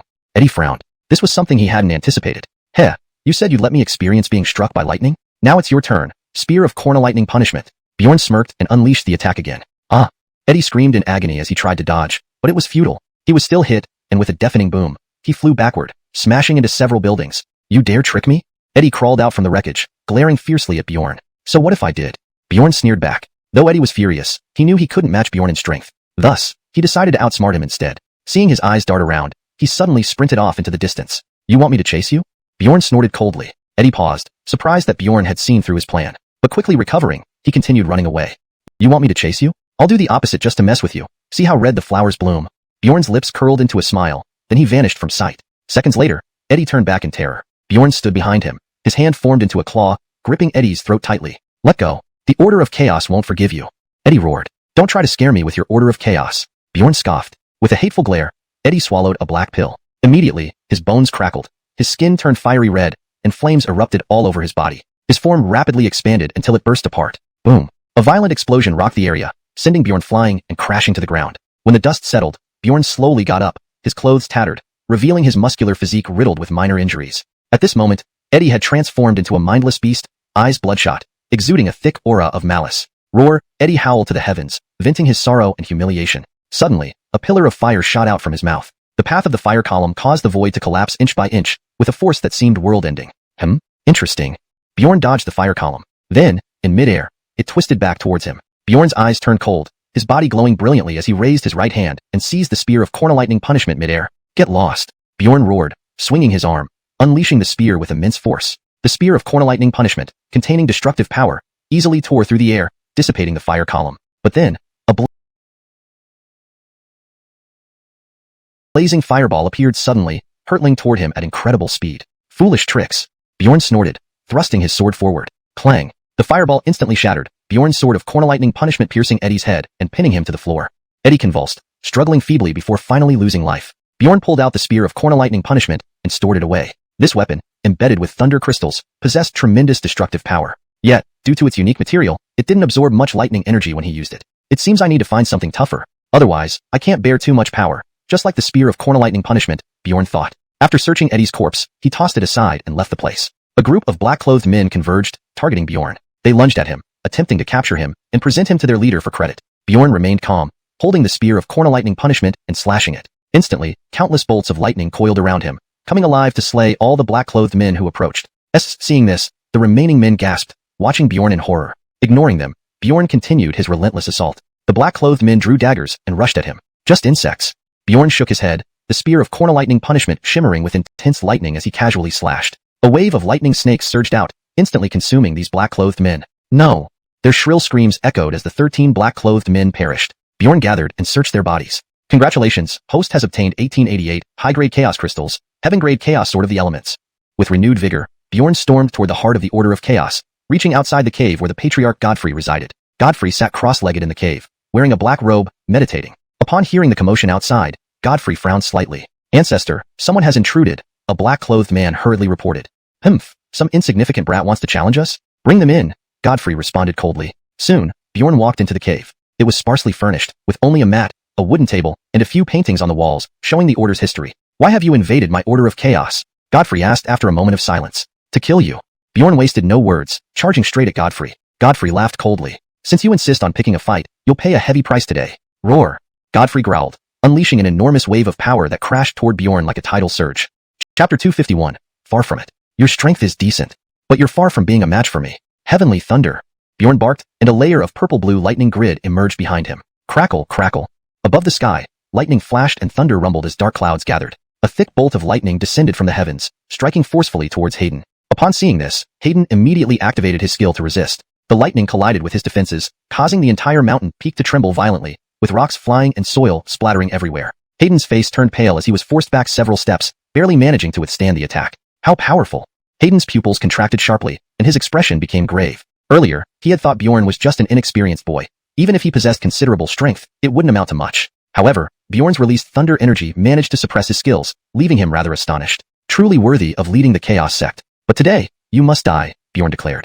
Haha, you think too highly of yourself, Hayden mocked coldly. Then let's see how it goes, Bjorn replied with a cold laugh, and swung the corner lightning punishment spear toward Hayden. Humph, arrogance without wisdom, Hayden jeered contemptuously. He then waved his hand, summoning a silver-gray spear before him that emitted a chilling aura. Hayden moved his wrist deftly, like a dragon, creating dazzling trails in the air as the spear clashed against Bjorn's attack. The clash of metal rang out loudly. Both Hayden and Bjorn were forced back several steps. Huh. Hayden felt slightly surprised. Try this again, Bjorn shouted. The corner lightning punishment spear burst into brilliant light. Rumble. Countless lightning snakes surged out, wildly slashing as if they could destroy everything in their path. Hayden's expression changed instantly as he hurriedly used the silver-gray spear to block the onslaught. Clanging sounds echoed around him as he staggered backward, shock and confusion on his face. It's my turn, Bjorn sneered and moved swiftly, appearing before Hayden. His hand, glowing with purple-blue lightning, mercilessly pressed against Hayden's chest. Hayden grunted as he was sent flying several hundred meters away. This left him thoroughly depressed. As a strong warrior, he was thoroughly humiliated by Bjorn. It was a sheer disgrace. You little brat, I'll kill you. Hayden cursed angrily. Old dog, don't be so arrogant, Bjorn scoffed, closing in while wielding the corner lightning punishment spear. Bang! Sharp clashing sounds rang out. Each strike of the corner lightning punishment spear caused violent recoils when hitting Hayden. What a peculiar ability. Hayden stared wide-eyed, unable to believe that Bjorn could harm him despite the fierce attacks. After all, Hayden was no weakling here. Normally, Bjorn shouldn't have been able to overpower him so easily. Yet, reality slapped him hard in the face. Young punk, though your strength isn't bad, you're still too inexperienced to contend with me. I advise you to scram, Hayden bluffed. Old cur, don't get cocky. Thunder prison. Suddenly, Bjorn made a hand seal and uttered a word. Chains of lightning abruptly appeared, locking down Hayden's movements. Just trivial tricks, Hayden said disdainfully. Is that so? Bjorn smiled brightly. A faint sound came from Hayden's body as he felt paralyzed. What's happening? Hayden's face changed dramatically, looking incredulous. Now it's my turn to attack, Bjorn grinned, the corner lightning punishment spear shining brilliantly in his hand. He leaped forward, thrusting the spear with terrifying force straight at Hayden. PFT. The corner lightning punishment spear penetrated Hayden's body, spouting blood onto Bjorn's face. You damn kid, you actually ambushed me. Hayden roared fiercely. Weren't you boasting just now? Bjorn ridiculed. I'll fight you to the death. Hayden gritted his teeth and pulled out two short knives. Bjorn remained calm, meeting Hayden's challenge with a provoking look. Enraged, Hayden launched sharp ice blades toward Bjorn with piercing whistling sounds in the air. Bam! Bjorn blocked the assault with the corner lightning punishment spear. Seizing the opportunity, Hayden aimed a punch at Bjorn's abdomen. Trying to sneak up on me? Did you really think I didn't notice? Bjorn laughed inwardly. When Hayden's fist struck Bjorn's abdomen, a muted explosion sounded, yet Bjorn remained unmoved, showing no sign of injury. Huh! Hayden exclaimed in surprise. Bjorn smirked. Old dog, does that hurt? Continue. Without warning, Bjorn kicked Hayden square in the face. Crack! Hayden was sent flying backward and crashed heavily into the ground. This enraged him further, his eyes burning with fury. Brat, just wait. I will cripple you. Bjorn shrugged indifferently, paying no mind to the threat. Wiping the shoe print off his face, Hayden snarled viciously. Corneltal punk, we'll settle this another day. Just as he was about to leave, Bjorn blocked his path. Walking away? Not a chance. Faced with Bjorn's aggressive stance, Hayden called forth his battle pet in rage. Roar! A massive beastly aura erupted. A giant black lion appeared beside Hayden, emitting a heavy killing intent. Hayden patted the lion's head while shouting curses. Brat, prepare to die. Bjorn laughed lightly. Your demon beast is pathetic. What have you been doing all these years? Infuriated, Hayden yelled, damn you. Attack. The giant lion roared and rushed forward, moving incredibly fast. It raised fierce gusts wherever it went. Boom. With razor-sharp claws, the lion aimed at Bjorn's head, trying to tear him apart in one swipe. Just a small demon beast, not enough to challenge me, Bjorn remarked, lifting his arm and gripping the Corner-Lightning Punishment Spear tightly. With a swift motion, he threw the spear. The Corner-Lightning Punishment Spear transformed into a lightning arc, streaking through the air and hitting the giant lion precisely. Chapter 252. The Final Showdown. Crack! The Spear of Thunder pierced through the mighty lion's claw, its bright red blood staining the ground. The pain drove the lion into a frenzy, and it immediately lashed out with its massive tail in an intimidating manner. Bjorn's body leaped into the air, narrowly avoiding the lion's ferocious attack. Having lost all reason, the lion relentlessly pursued Bjorn, as if determined to devour him alive. Adolf watched from afar with a smug smile playing on his lips. You little brat, this is your own doing. Enjoy your suffering, eh? Adolf said maliciously. Boom. Suddenly, a deafening explosion resounded, making Adolf freeze in shock. What is this? Adolf's eyes widened in horror as he saw a large hole appear in the lion's chest, signaling its death. This infuriated Adolf, for the lion was his most cherished steed. Corneltal beast, I will not forgive you. Adolf roared furiously, charging forward wildly. Bjorn retreated quickly, keeping his distance from Adolf. With a cold gaze, Bjorn said, Old man, didn't you say you wanted to decide victory or defeat with me? Enraged, Adolf snapped, Boy, consider yourself lucky today. I'll teach you a lesson another day. Saying that, Adolf turned to leave. Thinking of running? Bjorn shouted coldly, swinging his sword in a swift slash. Seeing this, Adolf stopped trying to flee and fiercely attacked Bjorn instead. Their weapons clashed with a series of intense metallic sounds echoing around them. Both unleashed their full power, engaging in a fierce battle. Their fight grew more intense, each move increasingly vicious and perilous. A single hit could lead to severe injury or death. As they fought, Adolf grew increasingly alarmed at Bjorn's displayed strength, which exceeded his expectations. Brat, how about fighting without weapons? Adolf growled in anger. Do you think I'm that easy to fool? Bjorn replied with a cold smile. Damn! Adolf cursed in fury. Immediately, Adolf chanted a spell, using the Earth Escape technique to vanish instantly. However, Bjorn had anticipated this move. Whoosh whoosh. In an instant, dense sword chi surged around Bjorn, forming a solid barrier that prevented Adolf from leaving. Bjorn had foreseen Adolf's use of the Earth Escape technique and set up the sword chi barrier ahead of time to prevent his escape. Adolf's face darkened. He was unable to gain any advantage over Bjorn. This fight wasn't going in his favor at all. What should I do? Adolf frowned deeply, contemplating his options. Adolf realized that if he couldn't resolve this quickly, he would be in trouble. Moreover, his strength was dwindling and wouldn't last long. After a moment, Adolf thought of a plan, and an evil grin spread across his face. Don't get too pleased, boy. Next, I'll show you what true terror means. Adolf growled ominously. With one swift step, Adolf kicked off the ground with both feet, propelling himself like an arrow. Bjorn responded immediately, meeting him head-on. In an instant, the two collided. Bang! Both their bodies trembled violently as they were forced to stagger backward. Humph! Corneltal beast, even weakened. I remain beyond your reach, Adolf snarled. Bjorn narrowed his eyes. Is that so? You rely solely on the Spear of Thunder. Without it, you're nothing. Adolf said arrogantly, filled with disdain and ridicule. Enough talk. Let's end this quickly, Bjorn sneered. Fine, let me show you my true power. Adolf gritted his teeth. With that, Adolf leapt like a hunting leopard. In an instant, he delivered 3 consecutive punches, each infused with overwhelming force. Each punch was exceedingly powerful. Though Bjorn couldn't block all the punches, he dodged them gracefully. During the brief clash, Adolf gained no advantage. Bang! Adolf struck again with a powerful palm strike, carrying destructive force. Bjorn smirked slyly and sidestepped just in time. Adolf's palm strike missed, slamming into the rocky floor and gouging out a several-meter-long mark. Adolf felt secretly delighted. Brat, you underestimated my strength. Now, I will get serious. His hands moved swiftly, forming seals that condensed into a ball of fire. Away! Adolf flicked his finger, launching the fiery orb. The fireball sped towards Bjorn almost instantly. Bjorn smiled disdainfully. Child's play. Slash of destruction.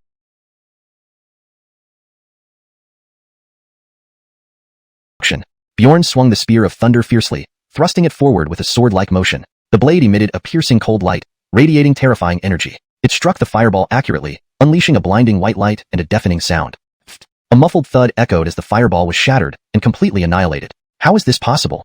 Adolf's eyes bulged in disbelief. The fireball had been laced with a special toxin, making it extremely potent. Yet, Bjorn had effortlessly destroyed it using only a sword technique, leaving Adolf bewildered. More troublingly, Adolf hadn't detected any other skills used by Bjorn. This puzzled Adolf greatly. Brat, so you've cultivated this kind of skill. No wonder you possess such immense power, Adolf exclaimed in surprise, a greedy look flashing across his face. You know it too late. Bjorn grinned and lunged forward. Brat, you think you can win?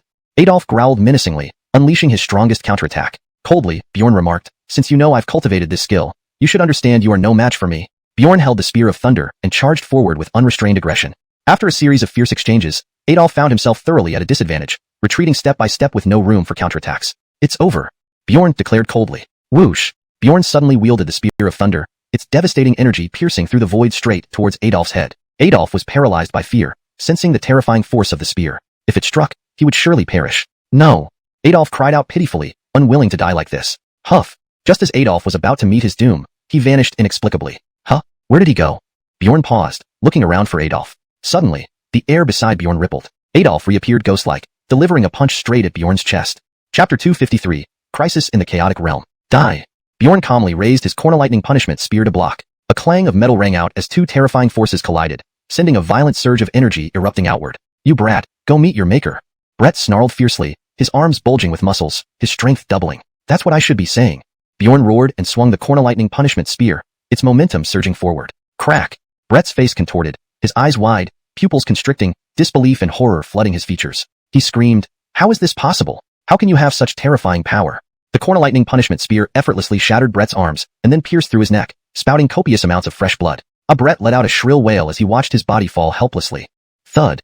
Brett hit the ground, convulsed twice, and then ceased breathing. Thus, Brett was killed by Bjorn. Congratulations, host has obtained 9,888 superior chaos crystals, chaos asterisk heavenly rank chaos supreme armor. Just as Bjorn was unsure where to go next, the sky suddenly darkened, and a towering demonic creature named Kawada appeared. It was said that Kawada was the sacred beast of the chaos sect. Kawada immediately focused on Bjorn, transforming into a black shadow and pouncing fiercely the next moment. Roar.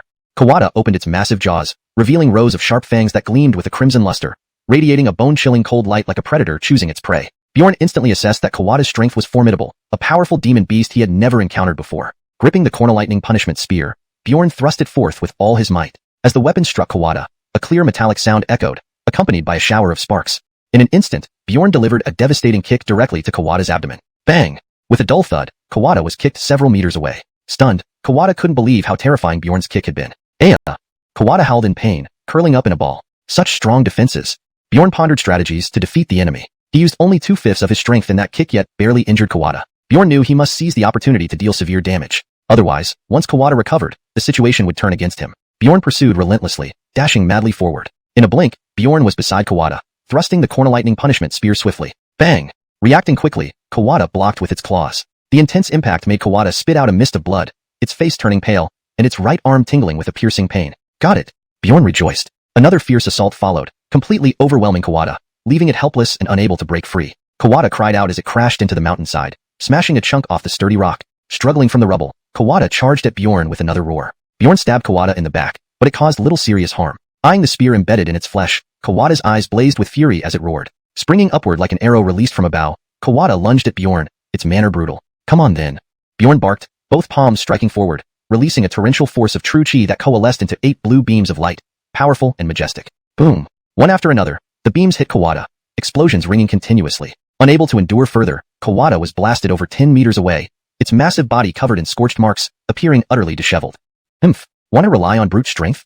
Bjorn mocked, disdain flickering in his eyes. Though tough-skinned, Kawada couldn't withstand Bjorn's full attacks. Its injuries grew more severe. Blood tears trickled from Kawada's eyes, clearly signaling its imminent collapse. Seeing this, Bjorn shook his head inwardly. Indeed, just a waste. Bjorn continued his pursuit. Suddenly, Kawada surged forward with a deadly attack. Bjorn's expression changed drastically, and he rapidly retreated.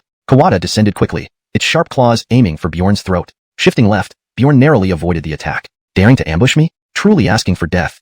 Bjorn growled, striking again. Holding the corner-lightning punishment spear, Bjorn viciously stabbed at Kawada. Kawada, unable to match Bjorn's speed, was forced to defend. Engaged in combat, the sounds of weapons clashing rose and fell. Bjorn dominated, continually suppressing Kawada until it gasped for breath, powerless. In a lapse, Bjorn pierced Kawada's shoulder. Roar! Kawada screeched in agony. Seizing the opportunity, Bjorn kicked Kawada dozens of meters away, its vibrant fur stained with blood. Panting heavily, Kawada trembled on the ground, blood dribbling from the corner of its mouth. Looking up at the sky, Kawada's eyes nearly popped out of their sockets in rage. Clenching its teeth, Kawada endured the excruciating pain. Rising again, emanating chilling aura with even greater intensity. Didn't expect you to be so resilient, Bjorn smiled. Lowering its head, Kawada's pitch-black eyes flashed eerie green light. Its figure vanished mysteriously, replaced by a sudden gust of cold wind. Turning his head, Bjorn saw a claw lunging toward him. Reacting quickly, Bjorn lifted the corner-lightning punishment spear, colliding with the claw, sparking electricity and embers. Caught off guard, Kawada's eyes narrowed, surprised that Bjorn could block the sudden attack. In the next moment, Kawada flipped, grabbing Bjorn's collar with its other hand, lifting him up. How dare you?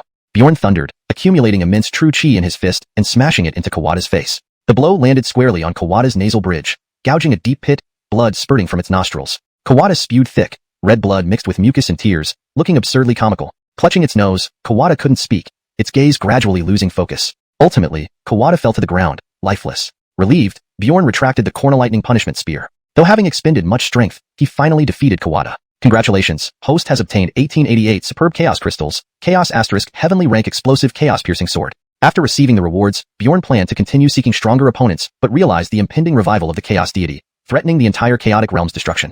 Chapter 254, embarking on a new journey. To acquire more treasures and save the world in the process, Bjorn resolutely went to confront the James. At this moment, the James had just awakened and was wreaking havoc uncontrollably. All the great experts from the Chaotic Realm rushed to stop him. A skilled expert from the Chaotic Realm was shattered by one slap from the James, his soul devoured entirely. A robust Carmelo, with a towering physique, defeated two Chaotic Realm experts with one move, displaying terrifying combat prowess. Yet, even he was no match for the James. The James was clad in armor, wielding a long-handled iron hammer, exuding an unruly and domineering aura. Everywhere he went, not a blade of grass remained. Despite all the experts joining forces to besiege him, they were utterly defeated and could not halt the James's advance. Every time the James swung his iron hammer, someone fell lifelessly to the ground, completely helpless. Each step he took created a large crater. The bodies of Chaotic Realm experts piled up, their blood forming rivers, a chilling sight. In mere moments, 36 experts met their end at the hands of the James. The James grew increasingly frenzied, as if venting a deep-seated resentment. He was now in a state of madness, oblivious to everything around him. Bjorn immediately summoned the 4 divine beasts, preparing to join them in a group attack against the James.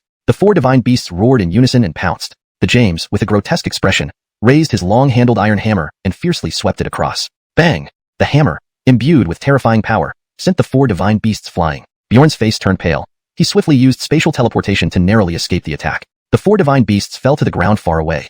Bjorn silently marveled at how terrifying that sweep had been. If he hadn't dodged quickly, he would have been injured. Any other expert would have been reduced to minced meat. The James let out a roar to the heavens and charged madly towards Bjorn, stirring up gale force winds. Spread out, prepare to encircle and kill him. Bjorn shouted hastily. The 4 divine beasts scattered and surrounded the James. Bjorn pulled out a purple-golden gourd from his robe, uncorked it, and poured out its liquid, forming a dense white mist. The mist drifted into the air, transforming into sharp blades. Go!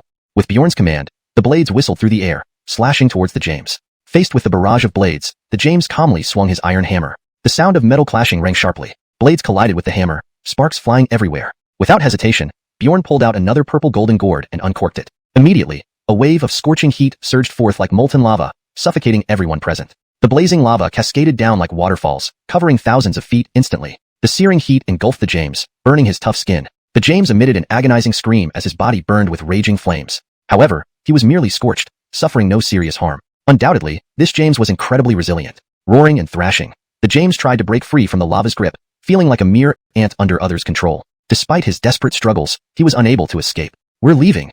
Bjorn seized the opportunity and withdrew 100 meters away on a Chelan. The James's strength exceeded Bjorn's expectations. If not for his frenzied state, Bjorn wouldn't have dared approach. Shortly after Bjorn and his companions retreated, the James emerged from the lava, covered in burn marks and oozing blood, a ghastly sight. His eyes gleamed red with fury as he scanned the area. Bjorn was already far gone, having fled. The enraged James pursued him relentlessly.